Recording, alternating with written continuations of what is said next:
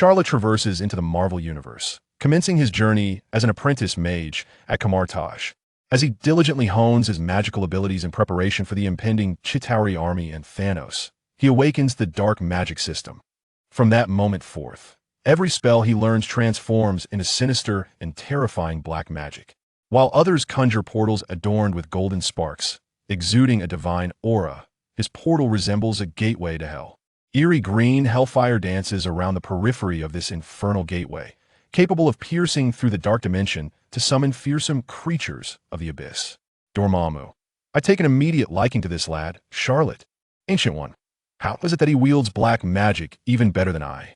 Caecilius. Why not abandon Dormammu and ally with Charlot instead? Mordo. He is a heretic of black magic. Capture him. We must seize him. At this moment, having gathered the Dark Dimension Lords Dormammu, Mephisto, and Shumagorath as his subordinates, Charlot, now the new Dark Lord, declares, "What? Have you never encountered a supreme mage enveloped in darkness?" Chapter 1. A Portal?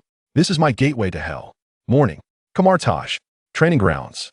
The first to master the portal spell will be rewarded with accommodation in a private dormitory.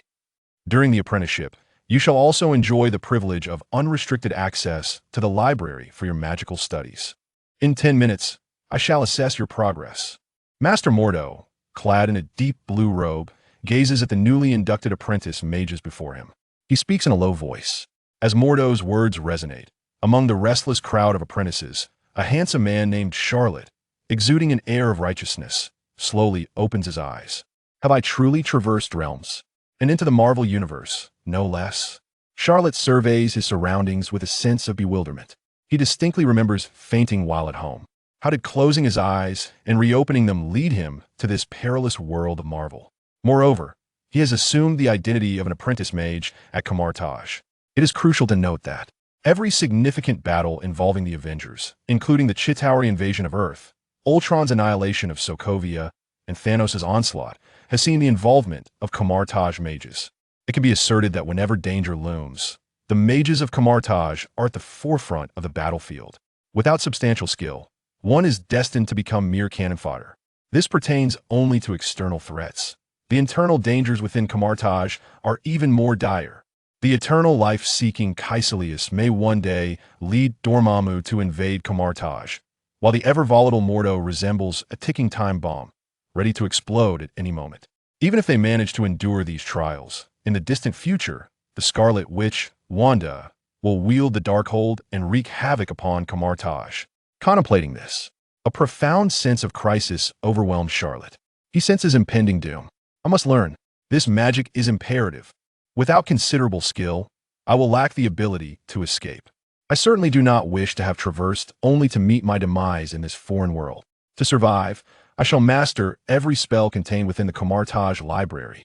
With this resolve, Charlot swiftly reaches for the suspended ring and the tome on portal magic before him. At that moment, a cold mechanical voice resonates within his mind. Ding! Congratulations, host, on successfully binding the dark magic system. Congratulations, host, on acquiring the innate black magic physique. From this moment forth, regardless of what magic the host learns or what weapons are wielded, they shall all be transformed into the realm of black magic.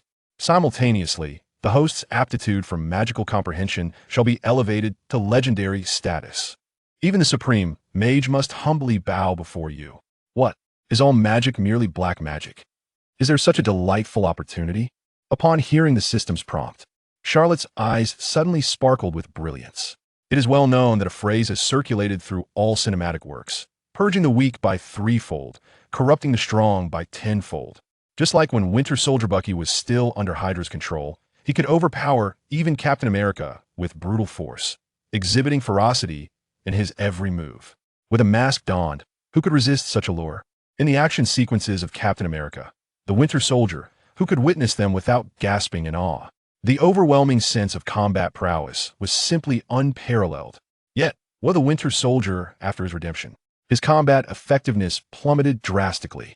From a formidable opponent who could contend with Captain America, he suddenly devolved into a second-rate superhero, easily disarmed by any individual who could remove his vibranium arm. It is fair to say that his combat capabilities were diminished significantly. Conversely, what of Wanda? Even while still aligned with the forces of good, her chaotic magic required the meager guidance of the Mind Stone. Struggling to defeat mere Ultron drones took an immense toll on her energy. However, upon the disappearance of her two children and her subsequent study of the Darkhold, she transformed into the formidable Scarlet Witch. Effortlessly traversing countless parallel universes, she obliterated the Illuminati in another realm. The Black Bolt was silenced. Captain Carter morphed into Captain Carter from top to bottom. Mr. Fantastic became nothing more than a noodle. Who could witness this without exclaiming in admiration? Thus, black magic is indeed splendid. This black magic must be learned. With this thought, Charlotte was immediately compelled to experiment with the system's effects. She proceeded to adorn her finger with the hovering ring and opened the tome of teleportation magic, perusing its contents eagerly. Soon, the system's prompt resonated within Charlotte's mind. Ding!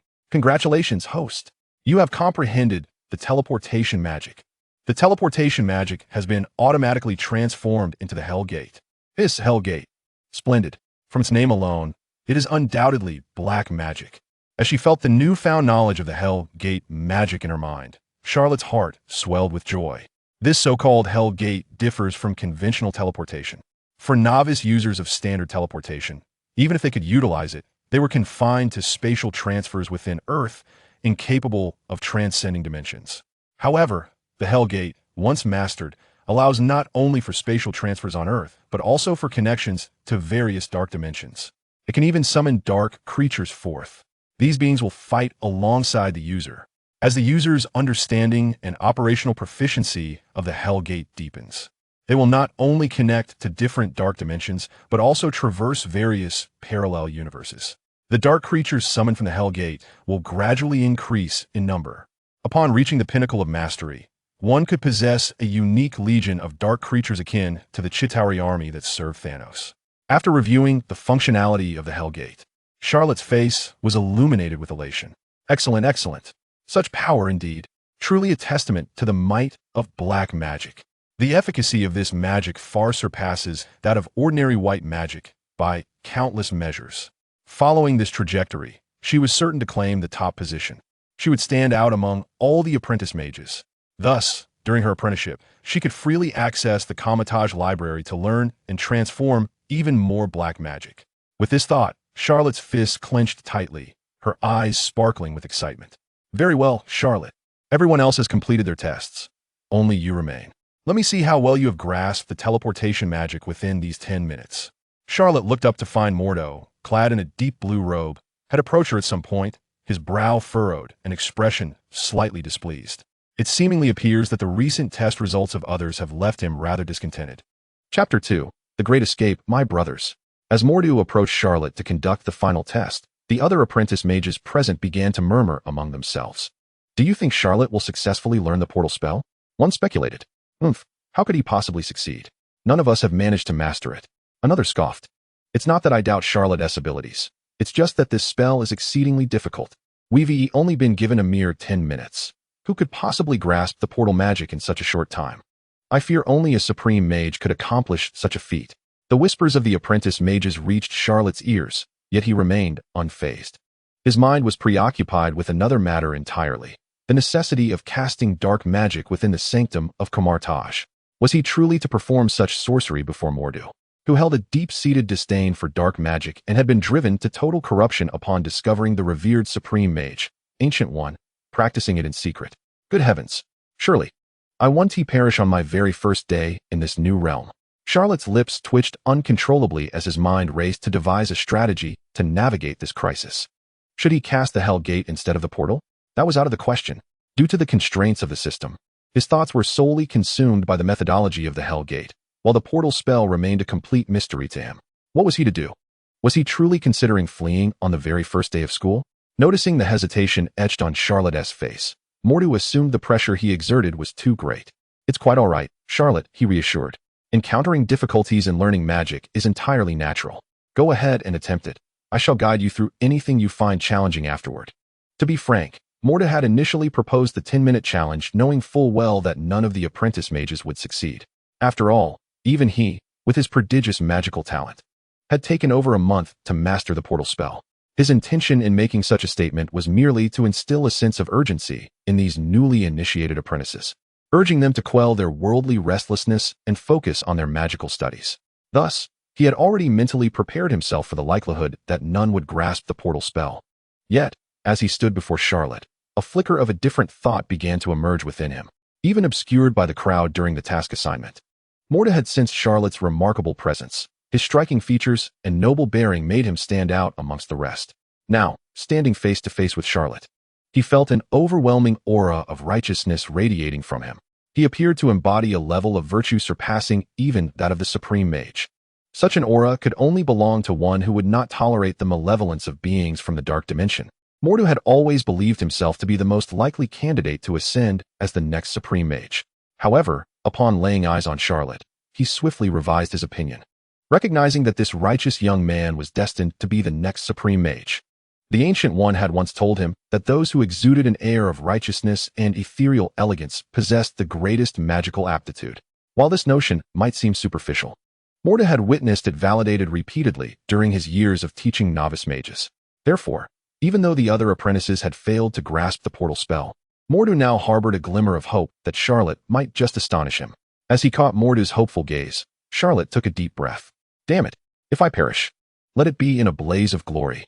If I'm to open the Hell Gate, I might as well make a swift exit afterward. He resolved to push aside his fears. With determination, Charlotte focused his mind, raised his left hand to chest level, while his right hand, adorned with the suspended ring, began to draw circles in the air. Soon, vibrant green sparks materialized around him as he moved his hand in graceful arcs. Wait, what? Is Charlotte truly managing to comprehend the portal spell within 10 minutes?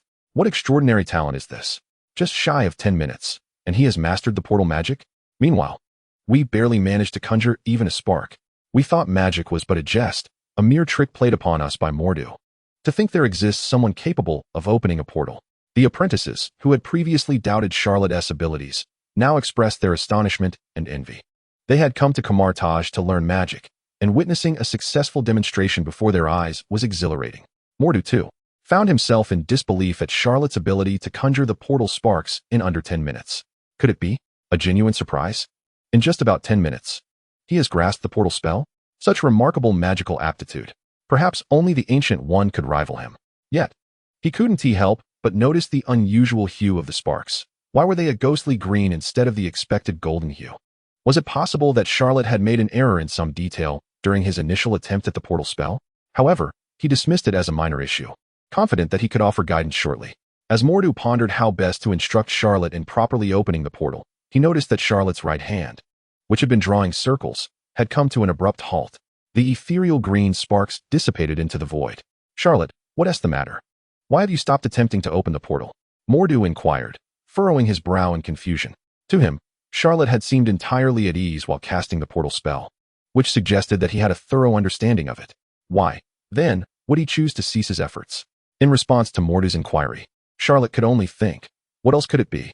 Wasn't it simply the fear that if I were to truly open the Hell Gate before you, with your vehement disdain for the dark dimension, you would undoubtedly reduce me to mere ashes? Though that was his internal monologue, he refrained from voicing it aloud. Instead, after a moment's contemplation, he replied, Master Mordu, given that none of the other apprentices have managed to learn the portal spell, while I have succeeded, wouldn't it be discouraging for them if I were to demonstrate it so abruptly? Upon hearing Charlotte's words, Mordu couldn't help but chuckle. Ha ha ha, fear not, Charlotte. Here at Kamar-Taj, we do not harbor reservations toward those who are powerful and gifted, as they do in the mundane world. Our true adversaries lie beyond this earth, in the dark dimensions. Here, we respect those who possess skill. Moreover, let me be candid with you even for myself. Mastering the art of portal magic took over a month. Yet, you managed to grasp it in a mere 10 minutes. Such a terrifying innate talent for magic. You truly are destined to be the next Supreme Mage. Thus, you need not worry. I believe that the apprentice mages present, like myself, are not petty individuals. We would not harbor jealousy simply because of your remarkable magical aptitude, allowing you to learn and wield the portal spell with such speed. Therefore, feel free to demonstrate your abilities. If, by some chance, I were to become envious and attempt to harm you due to your exceptional talent, then I would gladly swallow 1,000 needles. Ha ha. Chapter 3. The Dark Mage's Invasion of Kamar-Taj. Listening to Modu's self-satisfied jest, Charlotte's mouth twitched uncontrollably. No, my friend. Do you truly wish for my demise? The reasoning I provided was ample, was it not? And now you want me to continue casting the portal magic?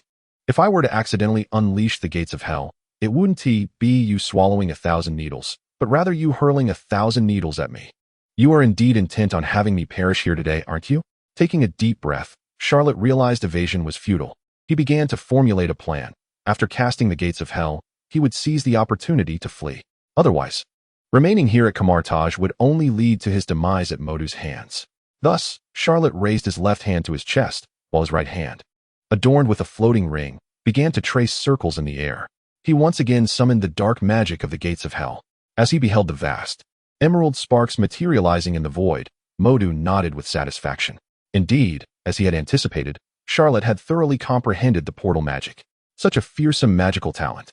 It seemed that within a few years, Charlotte would ascend to the rank of a great mage, joining him on the battlefield to expel the creatures of the dark dimension. The mere thought of having someone with Charlotte's extraordinary magical prowess by his side against the dark dimension's creatures brought Modu considerable relief. Truly, bringing Charlotte into Kamar-Taj was a wise decision. It appeared that they would become steadfast allies in their fight against the dark dimension's denizens. Just as Modu was lost in these thoughts, Charlotte continued to weave his spell, and a towering, 4-meter-high, 3-meter-wide, green-framed gate of hell manifested before all. The eerie green flames swirled around the portal incessantly, and through its other end, a crimson sky could be seen, filled with countless terrifying and grotesque dark creatures flapping their wings. The moment this gate of hell appeared at Kamar-Taj, it instilled a deep sense of dread in all the mages present, particularly for the 1 or 2 apprentice mages with weaker constitutions. Upon locking eyes with the blood-red gaze of the creatures from the dark dimension, they were instantly paralyzed with fear. Some even fainted on the spot. Modu, who had just harbored high hopes for Charlotte, was left utterly dumbfounded. He stared at the gate of hell before him, feeling the overwhelming power of the dark dimension and the bone-chilling aura emanating from it. His mouth gaped in shock, large enough to fit a pebble, as his trembling finger pointed at Charlotte. Why you? This is dark magic. You are a dark mage?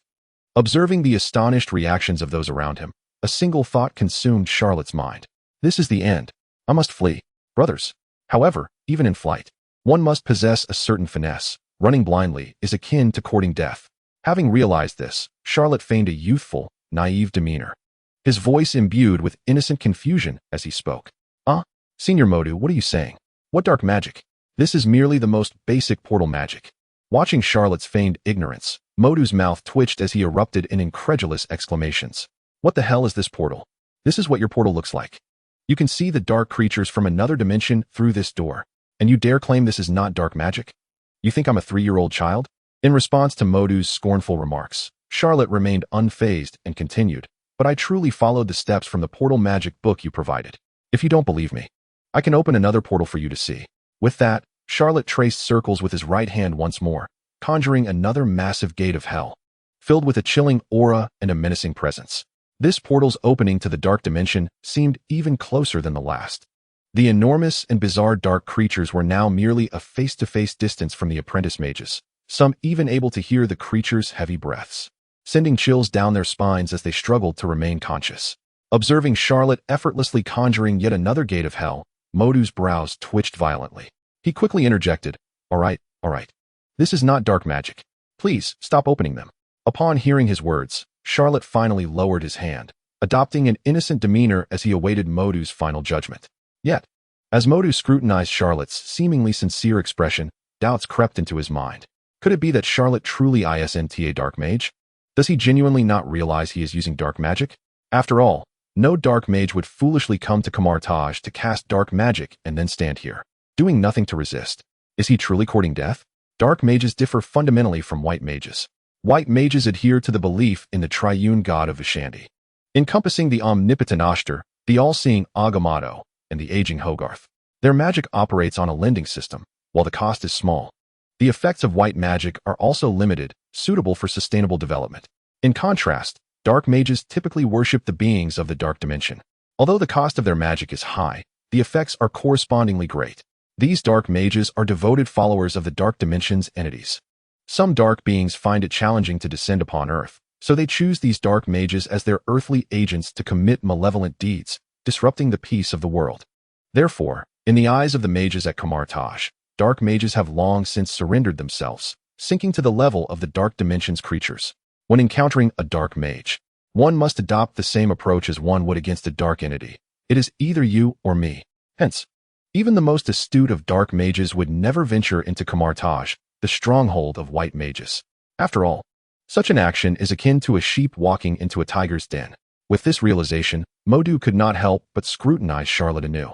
Confirming that the other genuinely seemed oblivious, he felt a wave of relief wash over him. Perhaps Charlot had merely encountered a mishap while practicing the portal. With careful guidance, he might still be able to return to the right path. Nevertheless, to master the portal in under 10 minutes is an extraordinary magical talent. Furthermore, the phenomenon of Charlot transforming a white magic portal into dark magic is unprecedented. It appears that this matter necessitates a consultation with Master Gui.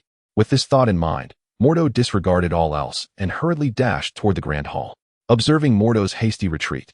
And after a brief pause to ensure that Mordo was not merely feigning a tactical maneuver, the corners of Charlot's mouth curled into a subtle smile.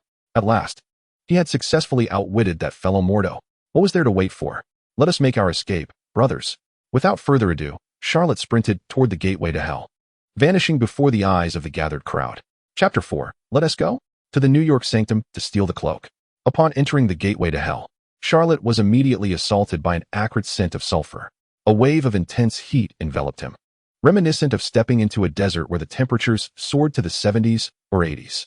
The ground was ablaze with rivers of molten rock, while the dark dimensional creatures surrounding him seemed particularly enamored with the presence of humans.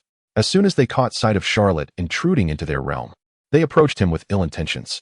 However, it appeared that due to the system designating him as an innate dark magic saint body, these terrifying beings merely sniffed at his scent before nonchalantly departing.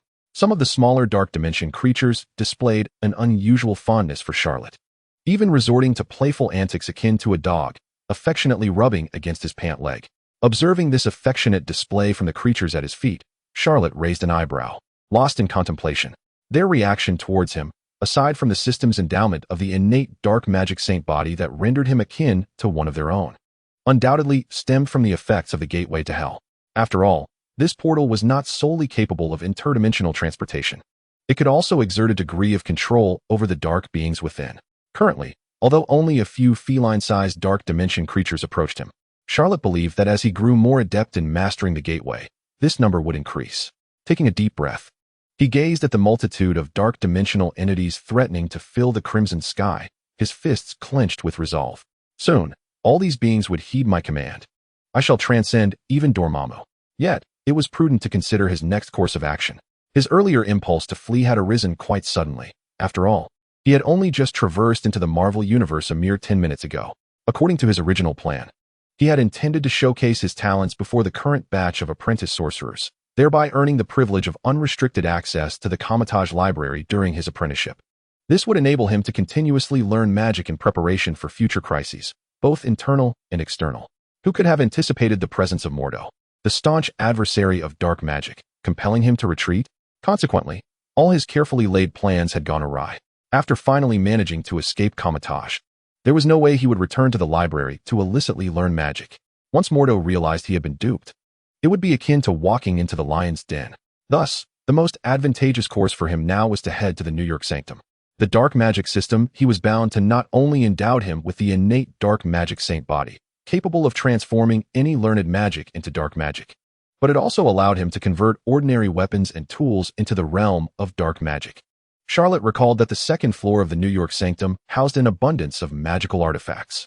Notably, he was particularly covetous of a certain red magical cloak. He remembered that in Doctor Strange 2, the cloak was ultimately composed of a swarm of darkened spirits, exuding an aura of dark allure. If he could also transform it into a dark magic artifact through the system, wouldn't that elevate his power to unprecedented heights? With these thoughts swirling in his mind, Charlot hesitated no longer. He activated the gateway to hell and arrived at the second floor of the New York Sanctum. Meanwhile, in the Kamar-Taj Grand Hall, Master Gui, clad in simple robes, was leisurely brewing tea. Her movements were fluid and harmonious, embodying a sense of returning to simplicity akin to the essence of nature itself.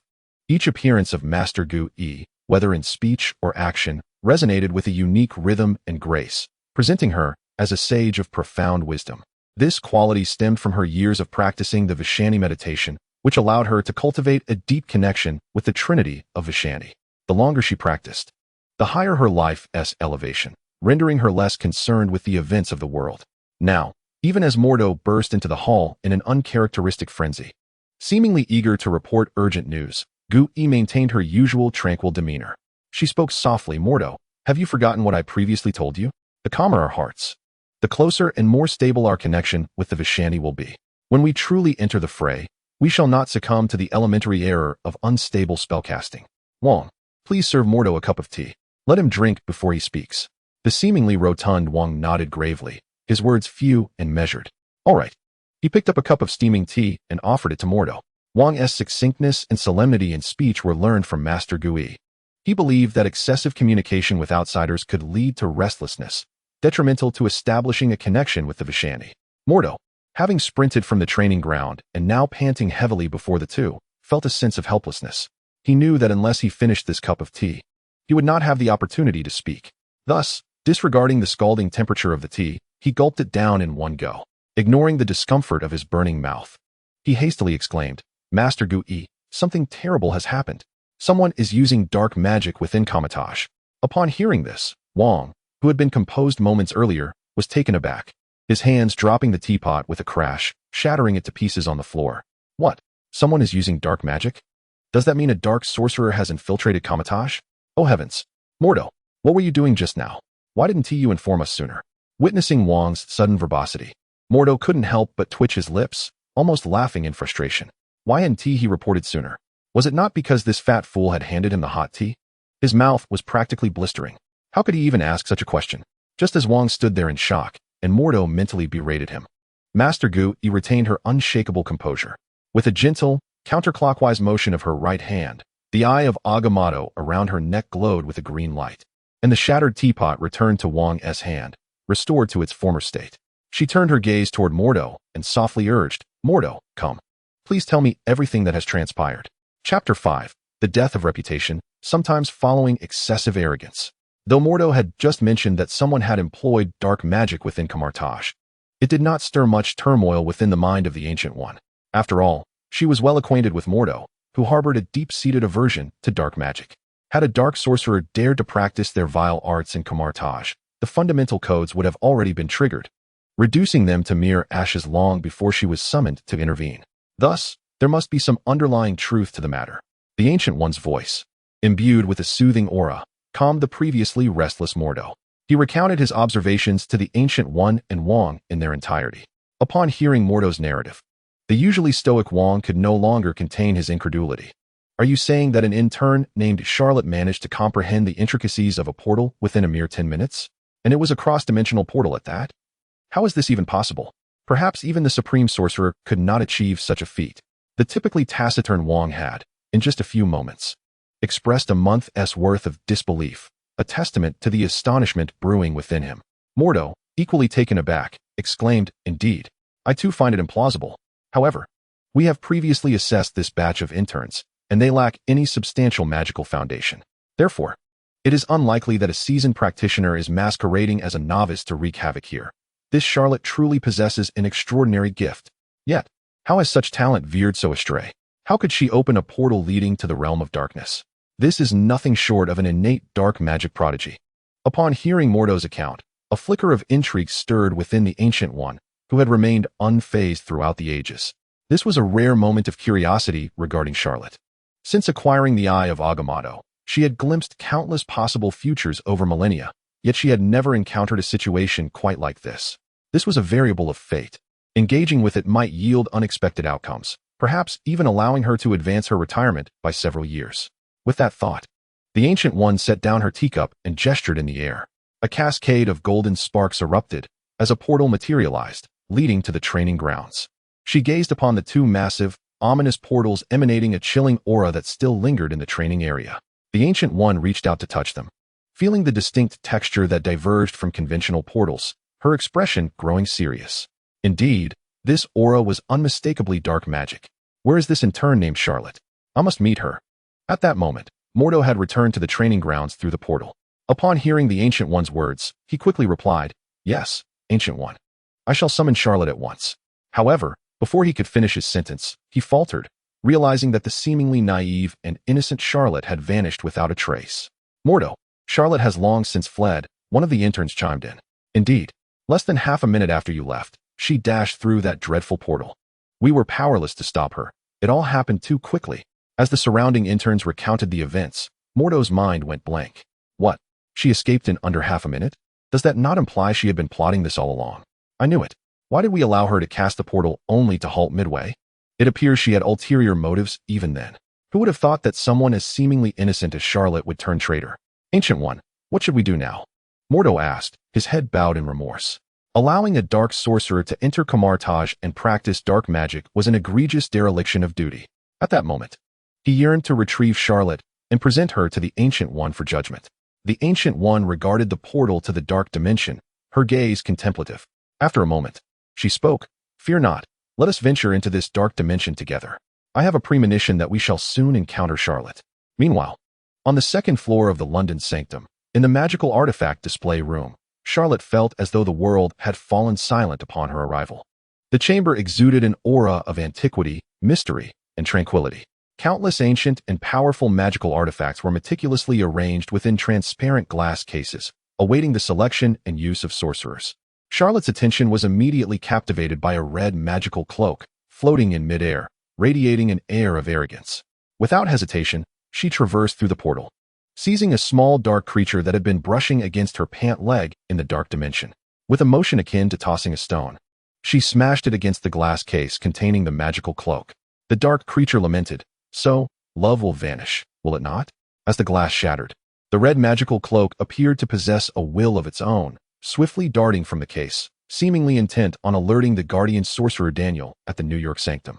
Having finally arrived, Charlotte was not about to allow such an opportunity to slip away. She swiftly grasped it, consuming it entirely. In the next instant, the cold voice of the system echoed in her mind. Ding! Detected that the host is holding a magical cloak. It has been automatically transformed into a necromancer's cloak. In the blink of an eye, the once tumultuous cloak that had been striving to escape grew eerily silent. The originally smooth and comfortable red fabric appeared to be tainted, transforming into a decaying, darkened material. Gradually, it morphed into a cloak composed entirely of black skulls, exuding an aura of darkness. The skulls bore expressions of agony, as if they were howling in torment. The sight was both dilapidated and foreboding, sinister yet formidable. As Charlotte caressed the cloak, which now emanated a dark, punk aesthetic, the system's functional introduction materialized before her. Weapon: Necromancer's Cloak. Function 1. The undead birth from the realm of death can absorb damage on behalf of the wielder until their magical energy is depleted. Function 2. The undead constituting the cloak can actively attack, forming a necromancer's wind that surrounds the enemy, instilling feelings of fear and panic while inflicting corrosive damage. Function 3. The necromancer's cloak always grants the wielder the ability to fly, but its form can be determined by the wielder, whether as a standard cloak, a short shirt adorned with skull patterns, or even shoes emblazoned with the skull logo. As she perused the system's description, a smile once again graced Charlotte's face.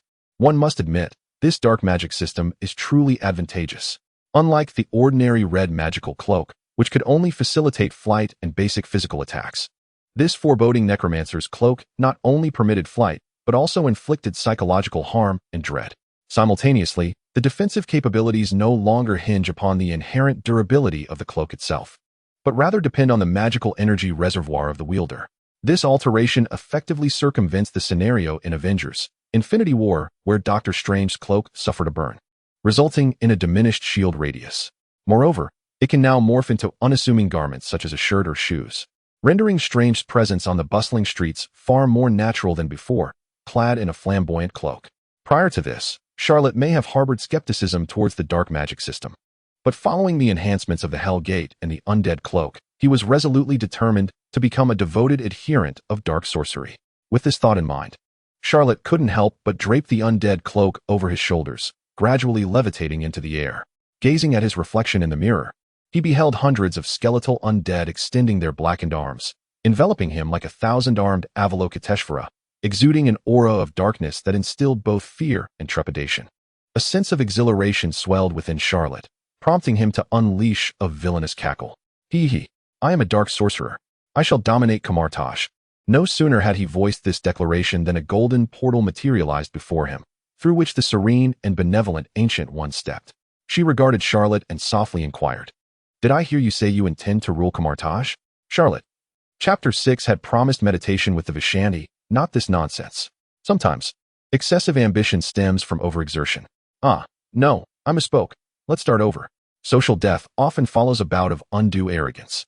This sentiment encapsulated Charlotte's current predicament. If only he could rewind time by half a minute and deliver a resounding slap to his previous self who dared to wield the undead cloak. Really, mate? You're in the sanctum of New York, still within the jurisdiction of Kamar-Taj. What on earth are you trying to prove? If you wish to experiment with the undead cloak, at least return to the dark dimension first. Now look where you've landed, caught red-handed. Returning to the present, Charlotte surveyed the increasingly benevolent expression of the Ancient One, alongside the imposing figures of Mordo and Wong behind her. In a flurry, he transformed the undead cloak into a short-sleeved shirt adorned with a skull motif and meekly replied, I was just having a moment of teenage angst. I was speaking nonsense. Do you believe me?" The Ancient One approached Charlotte with a sardonic smile, effortlessly lifting him as though he were a mere chick, and inquired playfully, "What do you think?" Minutes slipped by as Charlotte, under the Ancient One's gentle interrogation, recounted the entire sequence of events with the candor of spilling beans, albeit omitting details regarding the system. After a brief moment of trepidation, he found that sharing his misadventures was not particularly burdensome. After all, the gravity of his actions was somewhat ambiguous. Upon reflection, it became clear that he had not truly engaged in any egregious acts. Did he wreak havoc like a malevolent dark sorcerer within Kamar-Taj? Certainly not. Even during his demonstration of the Hell Gate at the training grounds, he had hesitated, halting midway at Mordo's insistence to continue. If anyone bore responsibility, it was undoubtedly Mordo.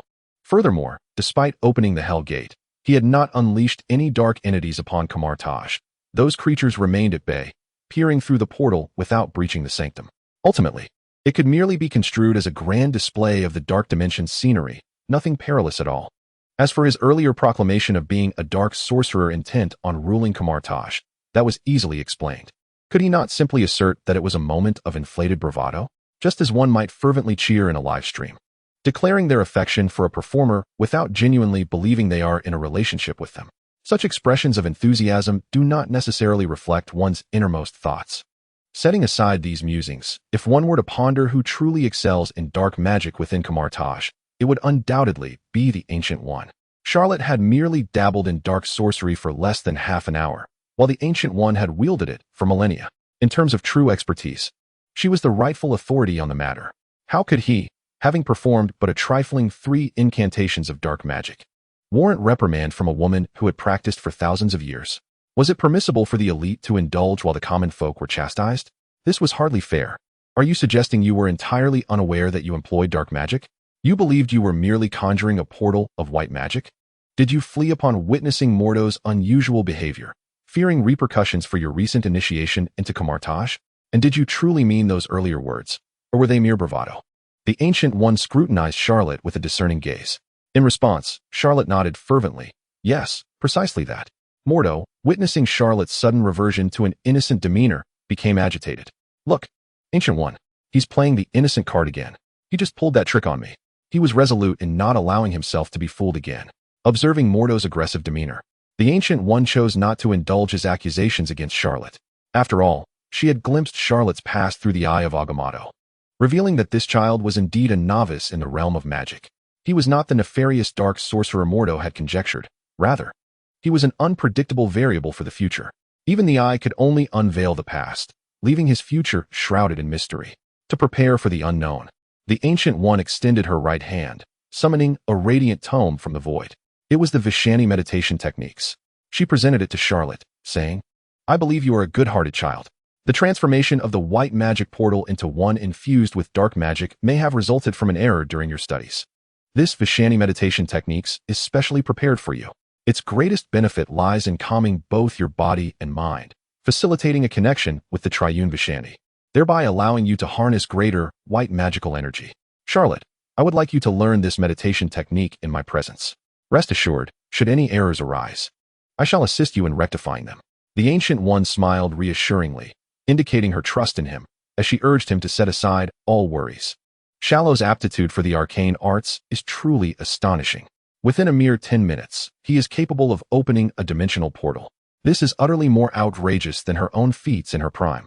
Therefore, even though the eye of Agamotto cannot discern Charlot's future, Ancient One believes that with proper guidance, he might become a formidable warrior against the dark dimensions for Kamar-Taj. Observing the warm smile and benevolent aura radiating from Ancient One, Charlot felt a quiet sense of relief within. He realized he had passed her scrutiny. Thus, after expressing a brief word of gratitude, he accepted the Vishani meditation technique and prepared to embark on his training. Just then, the voice of the system echoed in his mind once more. Ding! Detected that the host is practicing the Vishani meditation technique. Automatically adjusted to Dimension Demon meditation technique. Ding! Your existence has attracted the attention of the Dark Lord Dormammu. Ding! You will receive Dormammu's blessing. Please prepare yourself. Charlot. Chapter 7. Are contemporary dark wizards this audacious? Listening to the system's prompts, Charlot was momentarily taken aback. No, my friend, I recognize your prowess, yet this is exceedingly overwhelming. The perfectly respectable Vishani meditation technique has been directly transformed into the Dimension Demon meditation technique. It is essential to understand that the Vishanti consists of the three divine entities, the omnipotent Agamotto, the all-seeing Other, and the ancient Hoggoth. While powerful, they are merely three in number. In contrast, the Dimension Demons in the Marvel Universe are an entirely different matter. This so-called Dimension Demon includes Dormammu, Shumagorath, Mephisto, and many others, numbering in the countless. Thus, if I were to cultivate the Dimension Demon meditation technique, it would be exponentially superior to the ordinary Vishani meditation technique. Furthermore, compared to the meager magical energies provided by the proponents of white magic, the lords of dark magic seem to lavishly dispense their resources as if emptying their coffers. In comparison, practicing the Dimension Demon meditation technique would undeniably be far more enticing. Indeed, as the old adage goes, blackening enhances tenfold, while whitening weakens threefold. Henceforth, I, Charlot, am resolved to delve into dark magic. Consequently, Charlot no longer hesitated. He settled into a lotus position, palms directed skyward, and commenced his practice of the Dimension Demon meditation technique. Meanwhile, Old Wong and Mordu whispered to each other nearby. Hey, Old Wong. Do you think Charlot will encounter any hiccups while practicing the Vishani meditation technique this time? Surely not, especially with the Supreme Sorcerer watching over him. What do you mean shouldn't? Of course, there won't be any issues. With the Supreme Sorcerer present, how could anything possibly go wrong? I believe this kid Charlot will soon find his way back on track, joining us in the fight against the external threats posed by the Dark Dimension Lords and their minions. In Mordu's heart, he still harbored hope for Charlot. After all, just moments ago, Charlot had managed to open a dimensional portal in a mere 10 minutes. Such magical talent was truly admirable. If Kamar-Taj could boast a powerful sorcerer like Charlot, wouldn't their burden against the ever-looming threat of Dark Dimension Lords be significantly alleviated? Thus, Mordu was genuinely hopeful that, with the Supreme Sorcerer's assistance, this wayward apprentice of dark magic, Charlot, could return to the righteous path. At that moment, far beyond the confines of Earth, in the vastness of the void, a pair of colossal eyes, resembling the size of two comets, slowly opened. The owner of these eyes was none other than Dormammu, the Lord of the Dark Dimension. At this instant, he curiously surveyed the earth, or more precisely, he scrutinized Charlot, who was engrossed in the practice of the Dimension Demon meditation technique. He was astounded that this seemingly novice sorcerer dared to brazenly engage in meditation to absorb dark energy before Ancient One. What could this mean? Did this dark wizard from Earth intend to infiltrate Kamar-Taj and sow discord? TSK, such audacity. It reminds me of my own youthful bravado. However, alas, this child is destined to suffer the consequences of his naivety. He believes he can absorb dark energy inconspicuously through meditation. Yet in the eyes of an experienced sorcerer like Ancient One, such attempts are as transparent as being stark naked. Reflecting on this, Dormammu could not help but let out a heavy sigh. Ever since Ancient One rallied the white wizards to oppose him, the number of dark sorcerers on Earth has visibly dwindled, and their lineage has become sporadic, resulting in a current crop of dark wizards of vastly differing quality. He sometimes wished to utilize dark sorcerers as his earthly agents to facilitate his invasion of Earth, yet he struggled to find suitable candidates. The novice dark sorcerer before him was undoubtedly the lowest quality imaginable, possessing barely a superficial understanding of the magical realm. To attempt to absorb dark energy before Ancient One without even the sense to conceal his actions was tantamount to signing his own death warrant. Well, it seems your time is limited. Since you are so eager to acquire dark energy, Perhaps you should take as much as you desire before your impending demise. Consider it a glimmer of hope for the other dark sorcerers. Dormammu had already devised a plan. Since Charlot's death was a foregone conclusion, why not maximize the impact of this novice dark wizard's demise? For instance, he could conjure an extraordinary phenomenon above the city, unleashing a potent aura of dark magic, flooding this fledgling dark wizard with dark energy, thereby signaling the sorcerers witnessing this spectacle that by submitting to him and joining the ranks of dark sorcerers, they too could gain such immense power. In doing so, the number of dark sorcerers on Earth would increase, providing him with a broader selection of earthly agents, facilitating an even more effective invasion of Earth. With this thought in mind, Dormammu no longer hesitated. He extended his colossal hand forward, and in an instant, the skies above New York City transformed dramatically. Very well, just like that. Breathe steadily and deeply, allowing body and mind to enter a state of tranquility. Feel the connection between oneself and the Vishanti. On the second floor of the New York Sanctum, Ancient One guided Charlot with the tenderness one would show to a cherished disciple, her voice gentle as she helped him forge a bond with the Vishanti. Her eyes were filled with admiration for Charlot. It was inevitable. Charlot's magical talent was simply unparalleled. Previously, upon hearing Mordu recount Charlot's journey in learning magic, she had not fully grasped his potential. Yet, witnessing it firsthand, she finally comprehended the sheer terror of Charlot's gift in the arcane arts. In less than 2 minutes, he had entered a meditative state and even began establishing a magical connection with the divine. It is worth noting that even she, with her prodigious talent, had taken several hours to forge a connection with the Vishanti. She had believed herself sufficiently formidable, yet in comparison to Charlot, it is truly unfathomable how far she has been outpaced. Initially, she had aspired to bestow the title of Sorcerer Supreme upon Strange, much like what she witnessed in the Eye of Agamotto. However, after observing Charlot's demeanor, all she could think was, what's the matter? Isn't Charlot appealing? He is undoubtedly the next Sorcerer Supreme. What? You mentioned the future foretold by the Eye of Agamotto. Who is Agamotto? Not familiar. Not familiar at all. A subtle smile graced the corners of Ancient One's lips. Just as she was poised to continue guiding Charlot in absorbing the divine magical energy, suddenly, an unprecedented surge of colossal dark energy materialized abruptly in the skies over New York. The previously clear sky was instantly shrouded with ominous clouds, accompanied by rumbling thunder. A massive, pitch-black hand, emblematic of the dark dimension, descended from the void, its target clearly the sanctum of New York. Sensing this eerily familiar aura, Ancient One furrowed her brow and exclaimed, "It is Dormammu. Prepare for battle." Chapter 8. Could Charlot be Dormammu's progeny? Upon hearing Ancient One's words, Mordo and Old Wong immediately ceased their idle chatter, activating their magical shields and adopting a combat stance in response to the impending threat of Dormammu. Having fought alongside each other for many years, their synergy was still intact. One focused on offense, the other on defense. While they could not guarantee a complete repulsion of Dormammu, their ability to protect themselves was assured. Yet, despite their swift actions, a flicker of doubt arose within them. It was well known that under Ancient One's leadership, Dormammu had faced repeated failures in his attempts to invade Earth in recent years, and he had not harbored any intentions of invasion for quite some time. What madness had overtaken him today to target one of the 3 great sanctums, the London Sanctum? Was he seeking his own demise? However, a more astonishing scene unfolded before Mordo and Old Wong's eyes. A great, obsidian hand appeared above Charlot's head, caressing him gently, reminiscent of a mother's affection for her child. Simultaneously, a miniature visage of Dormammu manifested behind Charlot, wearing an unexpectedly benevolent smile. Instantly, a tremendous dark energy cascaded from above, flooding into Charlot's being. The formidable aura it generated deterred Mordo and Old Wong from approaching. Staring at the scene before them, Mordo was rendered speechless. What in the world? When did Dormammu acquire such a rich array of expressions? And such kindness? Moreover, why is he bestowing such pure, potent, and abundant dark energy upon Charlot? Goodness! Could it be that Charlot is Dormammu's own son? I knew it. Charlot is undoubtedly a dark sorcerer lying in wait within Kamar-Taj, ready to wreak havoc. Just look at this. No pretense whatsoever.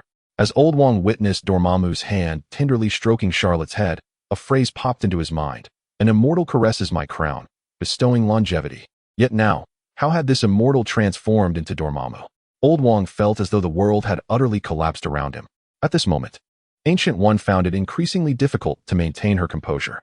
For thousands of years, she had scurried like a mouse, stealthily pilfering dark energy from Dormammu's realm in preparation for their inevitable confrontation. In the early days, her own powers were relatively feeble, making her efforts exceedingly precarious. She often had to glance around to avoid Dormammu's ambush, which could thwart her escape from the dark dimension. Only in recent centuries, having accumulated sufficient power and allied herself with the formidable Eternal, could she confront Dormammu with some degree of ease.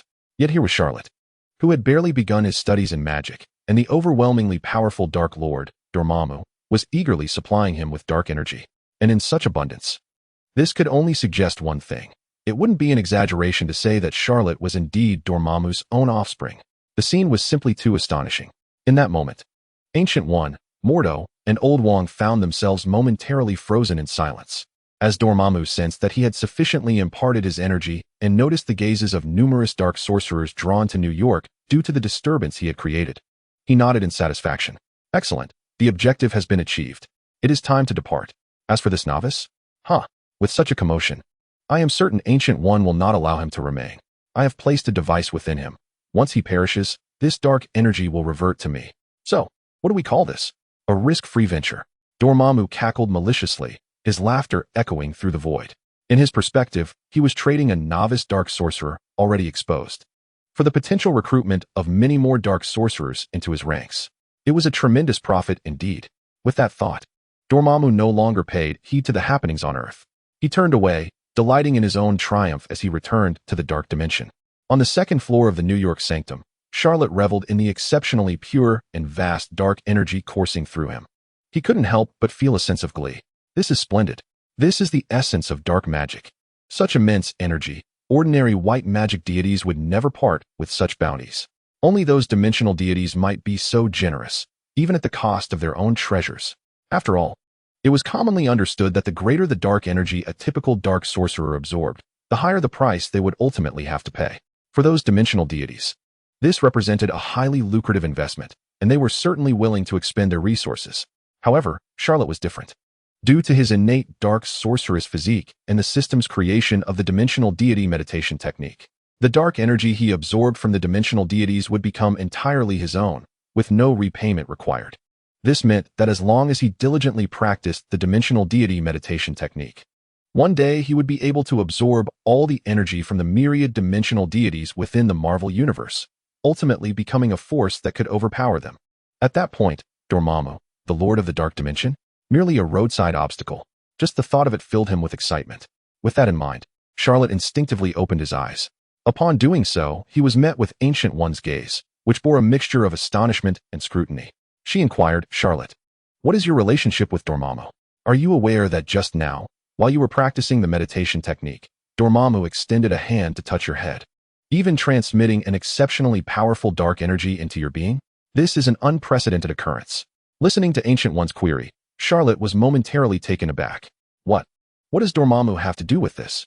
It was only then that he recalled the system seemingly indicating that he had attracted Dormammu's attention and was about to receive his boon. However, he had not paid much heed to it at the time, assuming it was merely a congratulatory phrase akin to "May the Lord bless you," a common saying in America. Little did he expect that Dormammu would take it seriously, actually coming forth to bestow blessings. How extraordinarily benevolent. Is our innate black magic physique truly so endearing? Though delight danced within him at the prospect of an unexpected boon, Charlot understood the necessity of maintaining a facade. He donned an expression reminiscent of a youthful detective, his brow furrowed in confusion as he inquired, Master Ancient One, what do you mean? Who is Dormammu? Was I not engaged in the meditation technique of the Vishanti just moments ago? I do not recall any deity among the Trinity bearing that name, at least not on the surface. At this moment, he remained blissfully ignorant of Dormammu's existence. Thus, Charlot resolved to commit to his act, ensuring he could navigate this predicament unscathed. In response to Charlot's probing question, Master Ancient One did not reply, but instead furrowed her brow, stepping closer to assess him. Astonishment gripped her as she exclaimed, 500 years worth of dark energy? And it has barely been 10 minutes. In that moment, Ancient One's frustration simmered. In less than 10 minutes, Dormammu had infused Charlot with an immense quantity of dark energy. Goodness, could it be that Charlot is truly the favored offspring of Dormammu? Observing the shock on Master Ancient One's face, Charlot continued to feign ignorance, asking, Master Ancient One, is something amiss? Did I err in my meditation? Have I inadvertently tapped into black magic once more? With a strained smile, Ancient One reassured him, no, you are quite well. It is merely the wind on the balcony that is rather strong. I wish to contemplate in solitude. As she spoke, she made her way towards the balcony of the New York sanctum, an action that appeared rather akin to a desperate attempt to escape. This display caused Charlotte's heart to race. Hey, is it really necessary to shatter one's spirit over a bit of talent in black magic? Just because I can open a dimensional portal in 10 minutes, enter a meditative state in 2, and easily receive blessings from Dormammu, does that warrant thoughts of retirement? It's only the second floor. One wouldn't perish from a fall, dear master. Please, spare us the theatrics. Chapter 9. Ancient One's Plans. Charlotte is the chosen one. Fortunately, Charlotte's concerns were unfounded. Master Ancient One, a sage who had trained for millennia, took a few deep breaths on the balcony, regaining her composure. She turned and opened a portal, addressing Charlotte. You performed exceptionally today, standing out as the foremost among this cohort of apprentice sorcerers. Thus, you are granted the privilege of independent accommodation and unrestricted access to the library. You may return now. I have matters to discuss with Master Mordo and Master Wong. Hearing the gentle tone of Master Ancient One, Charlotte exhaled in relief, realizing he had successfully navigated this encounter. After expressing his gratitude, he stepped through the portal, departing the second floor of the New York sanctum. Once he had left, Mordo eagerly seized the opportunity to voice his concerns. Master Ancient One, what are you contemplating? Surely you witnessed the scene just now. How could Dormammu so casually bestow such a vast amount of dark energy upon Charlotte? They must share some clandestine connection. Ancient One gestured for him to continue, inquiring, oh, and how do you propose we handle Charlotte? Mordo pounded his fist into his palm, exclaiming fervently, what more is there to say? We must eliminate this boy before he fully develops. If we allow him to grow, all of us sorcerers of Kamar-Taj will be doomed. With a sidelong glance, Ancient One assessed his extreme viewpoint. That is quite typical of you, Mordo. What of you, Wong? How do you believe we should approach Charlotte? The rotund Wong scratched his head and replied, Supreme Sorcerer, I defer to your wisdom. Nodding, Ancient One observed their attitudes before articulating her thoughts. I believe we should focus on cultivating Charlotte with great care. Mordo? Why is that? Supreme Sorcerer. You just witnessed. His anxious protest was cut short by Ancient One's raised hand. Mordo, I understand your apprehensions. However, I have reviewed this child's past. Prior to this moment, he had no connections with Dormammu, so you may rest easy. The reason I wish to prioritize Charlotte's cultivation is that I cannot foresee his future. Mordo raised an eyebrow, his mind racing with disbelief. You cannot foresee his future? The Eye of Agamotto is known as the all-seeing eye. It reveals the past, present, and future. How can you fail to perceive Charlotte's destiny? Understanding Mordo's bewilderment, Ancient One continued. My inability to see his future indicates that this child is a variable in the fabric of fate. It implies that what becomes of him is entirely contingent upon the choices we make in the present. Mordo, do you comprehend the implications of this? Throughout millennia, I have glimpsed countless futures. While they possess numerous possibilities, they have invariably solidified into certainty. Yet, Charlotte's future remains uncertain. This means that at this moment, Charlotte is a blank canvas. What he becomes depends entirely on how we choose to paint his path. As she spoke, Ancient One's eyes sparkled with enthusiasm. Indeed, he has accepted Dormammu's dark energy. However, this fact conversely suggests that Dormammu holds a significant favor for this child. Otherwise, such a dramatic anomaly would not have manifested above New York City, disregarding our existence. Hence, if we can steer Charlotte's character, ensuring he remains aligned with the light, then let Dormammu make his attempts. Whatever actions he undertakes will merely serve to empower our cause. Upon hearing this, Mordo began to grasp Ancient One's perspective. Given the known favor Dormammu holds for Charlotte, their task is to cultivate him further, ensuring he remains steadfast on the path of light. Neglecting him or harboring mistrust might inadvertently allow Dormammu to exploit any vulnerabilities, tempting Charlotte towards the dark dimension. As for why they did not simply eliminate Charlotte now to avoid future complications, Mordo surmised from Ancient One's mention of empowering their adversary that perhaps she intended to harness Dormammu's strength to bolster Charlotte's own. Moreover, with Charlotte being favored by Dormammu, there exists the possibility that he could one day infiltrate Dormammu's ranks, striking a decisive blow at a critical moment. If executed skillfully, it would be a masterstroke. Of course, Mordo understood the reasoning, but emotionally, he found it challenging to accept. After all, his creed had always been to combat dark sorcerers and the denizens of the dark dimension. Suddenly, having Charlotte, a child favored by Dormammu, one who embodied the essence of black magic, at his side stirred unease within him. Nonetheless, as this strategy originated from the Supreme Sorcerer, he felt compelled to suppress his dissenting thoughts and reluctantly acquiesced. Meanwhile, back at Kamar-Taj, Charlot arrived at his personal quarters and began to reflect on the day's events. System, open the panel. In the next moment, a transparent panel materialized before Charlot, displaying the following: Dark Magic System. Mastery of Magic. Hell's Gate. Dimensional Demon Meditation. Weapon, Cloak of the Undead. After reviewing the panel, Charlot nodded thoughtfully. In light of today's experiences, he resolved to establish two objectives for his future endeavors, two avenues through which he would enhance his strength: the study of magic and the collection of weapons. Firstly, the pursuit of magical knowledge was a foregone conclusion. After all, the very name of his system, the Dark Magic System, indicated that he must acquire a greater repertoire of spells to further transmute them into dark magic. Today, he had already distinguished himself among the throng of apprentice mages with just 2 spells. One could only imagine the heights he could reach with further study. Moreover, the gathering of weapons was equally imperative. Just as he had transformed the magical cloak into the cloak of the undead today, might he not also alter the weapons of others in the future? Consider, for instance, the Hammer of Thor, the Storm Axe, Odin's Spear of Destiny, Tony's Mark Armor, S.H.I.E.L.D.'s Helicarrier, or Hela, the goddess of Death's Night Sky Sword, and Zeus's Lightning Spear. These weapons stood before him like mountains of gold, awaiting his discovery. The abilities granted through the system's transformation of these weapons would undoubtedly multiply. Thus, Charlot resolved that when he encountered these superheroes in the future, he would devise a means to acquire their weapons. Only then could he stride confidently through the Marvel Universe.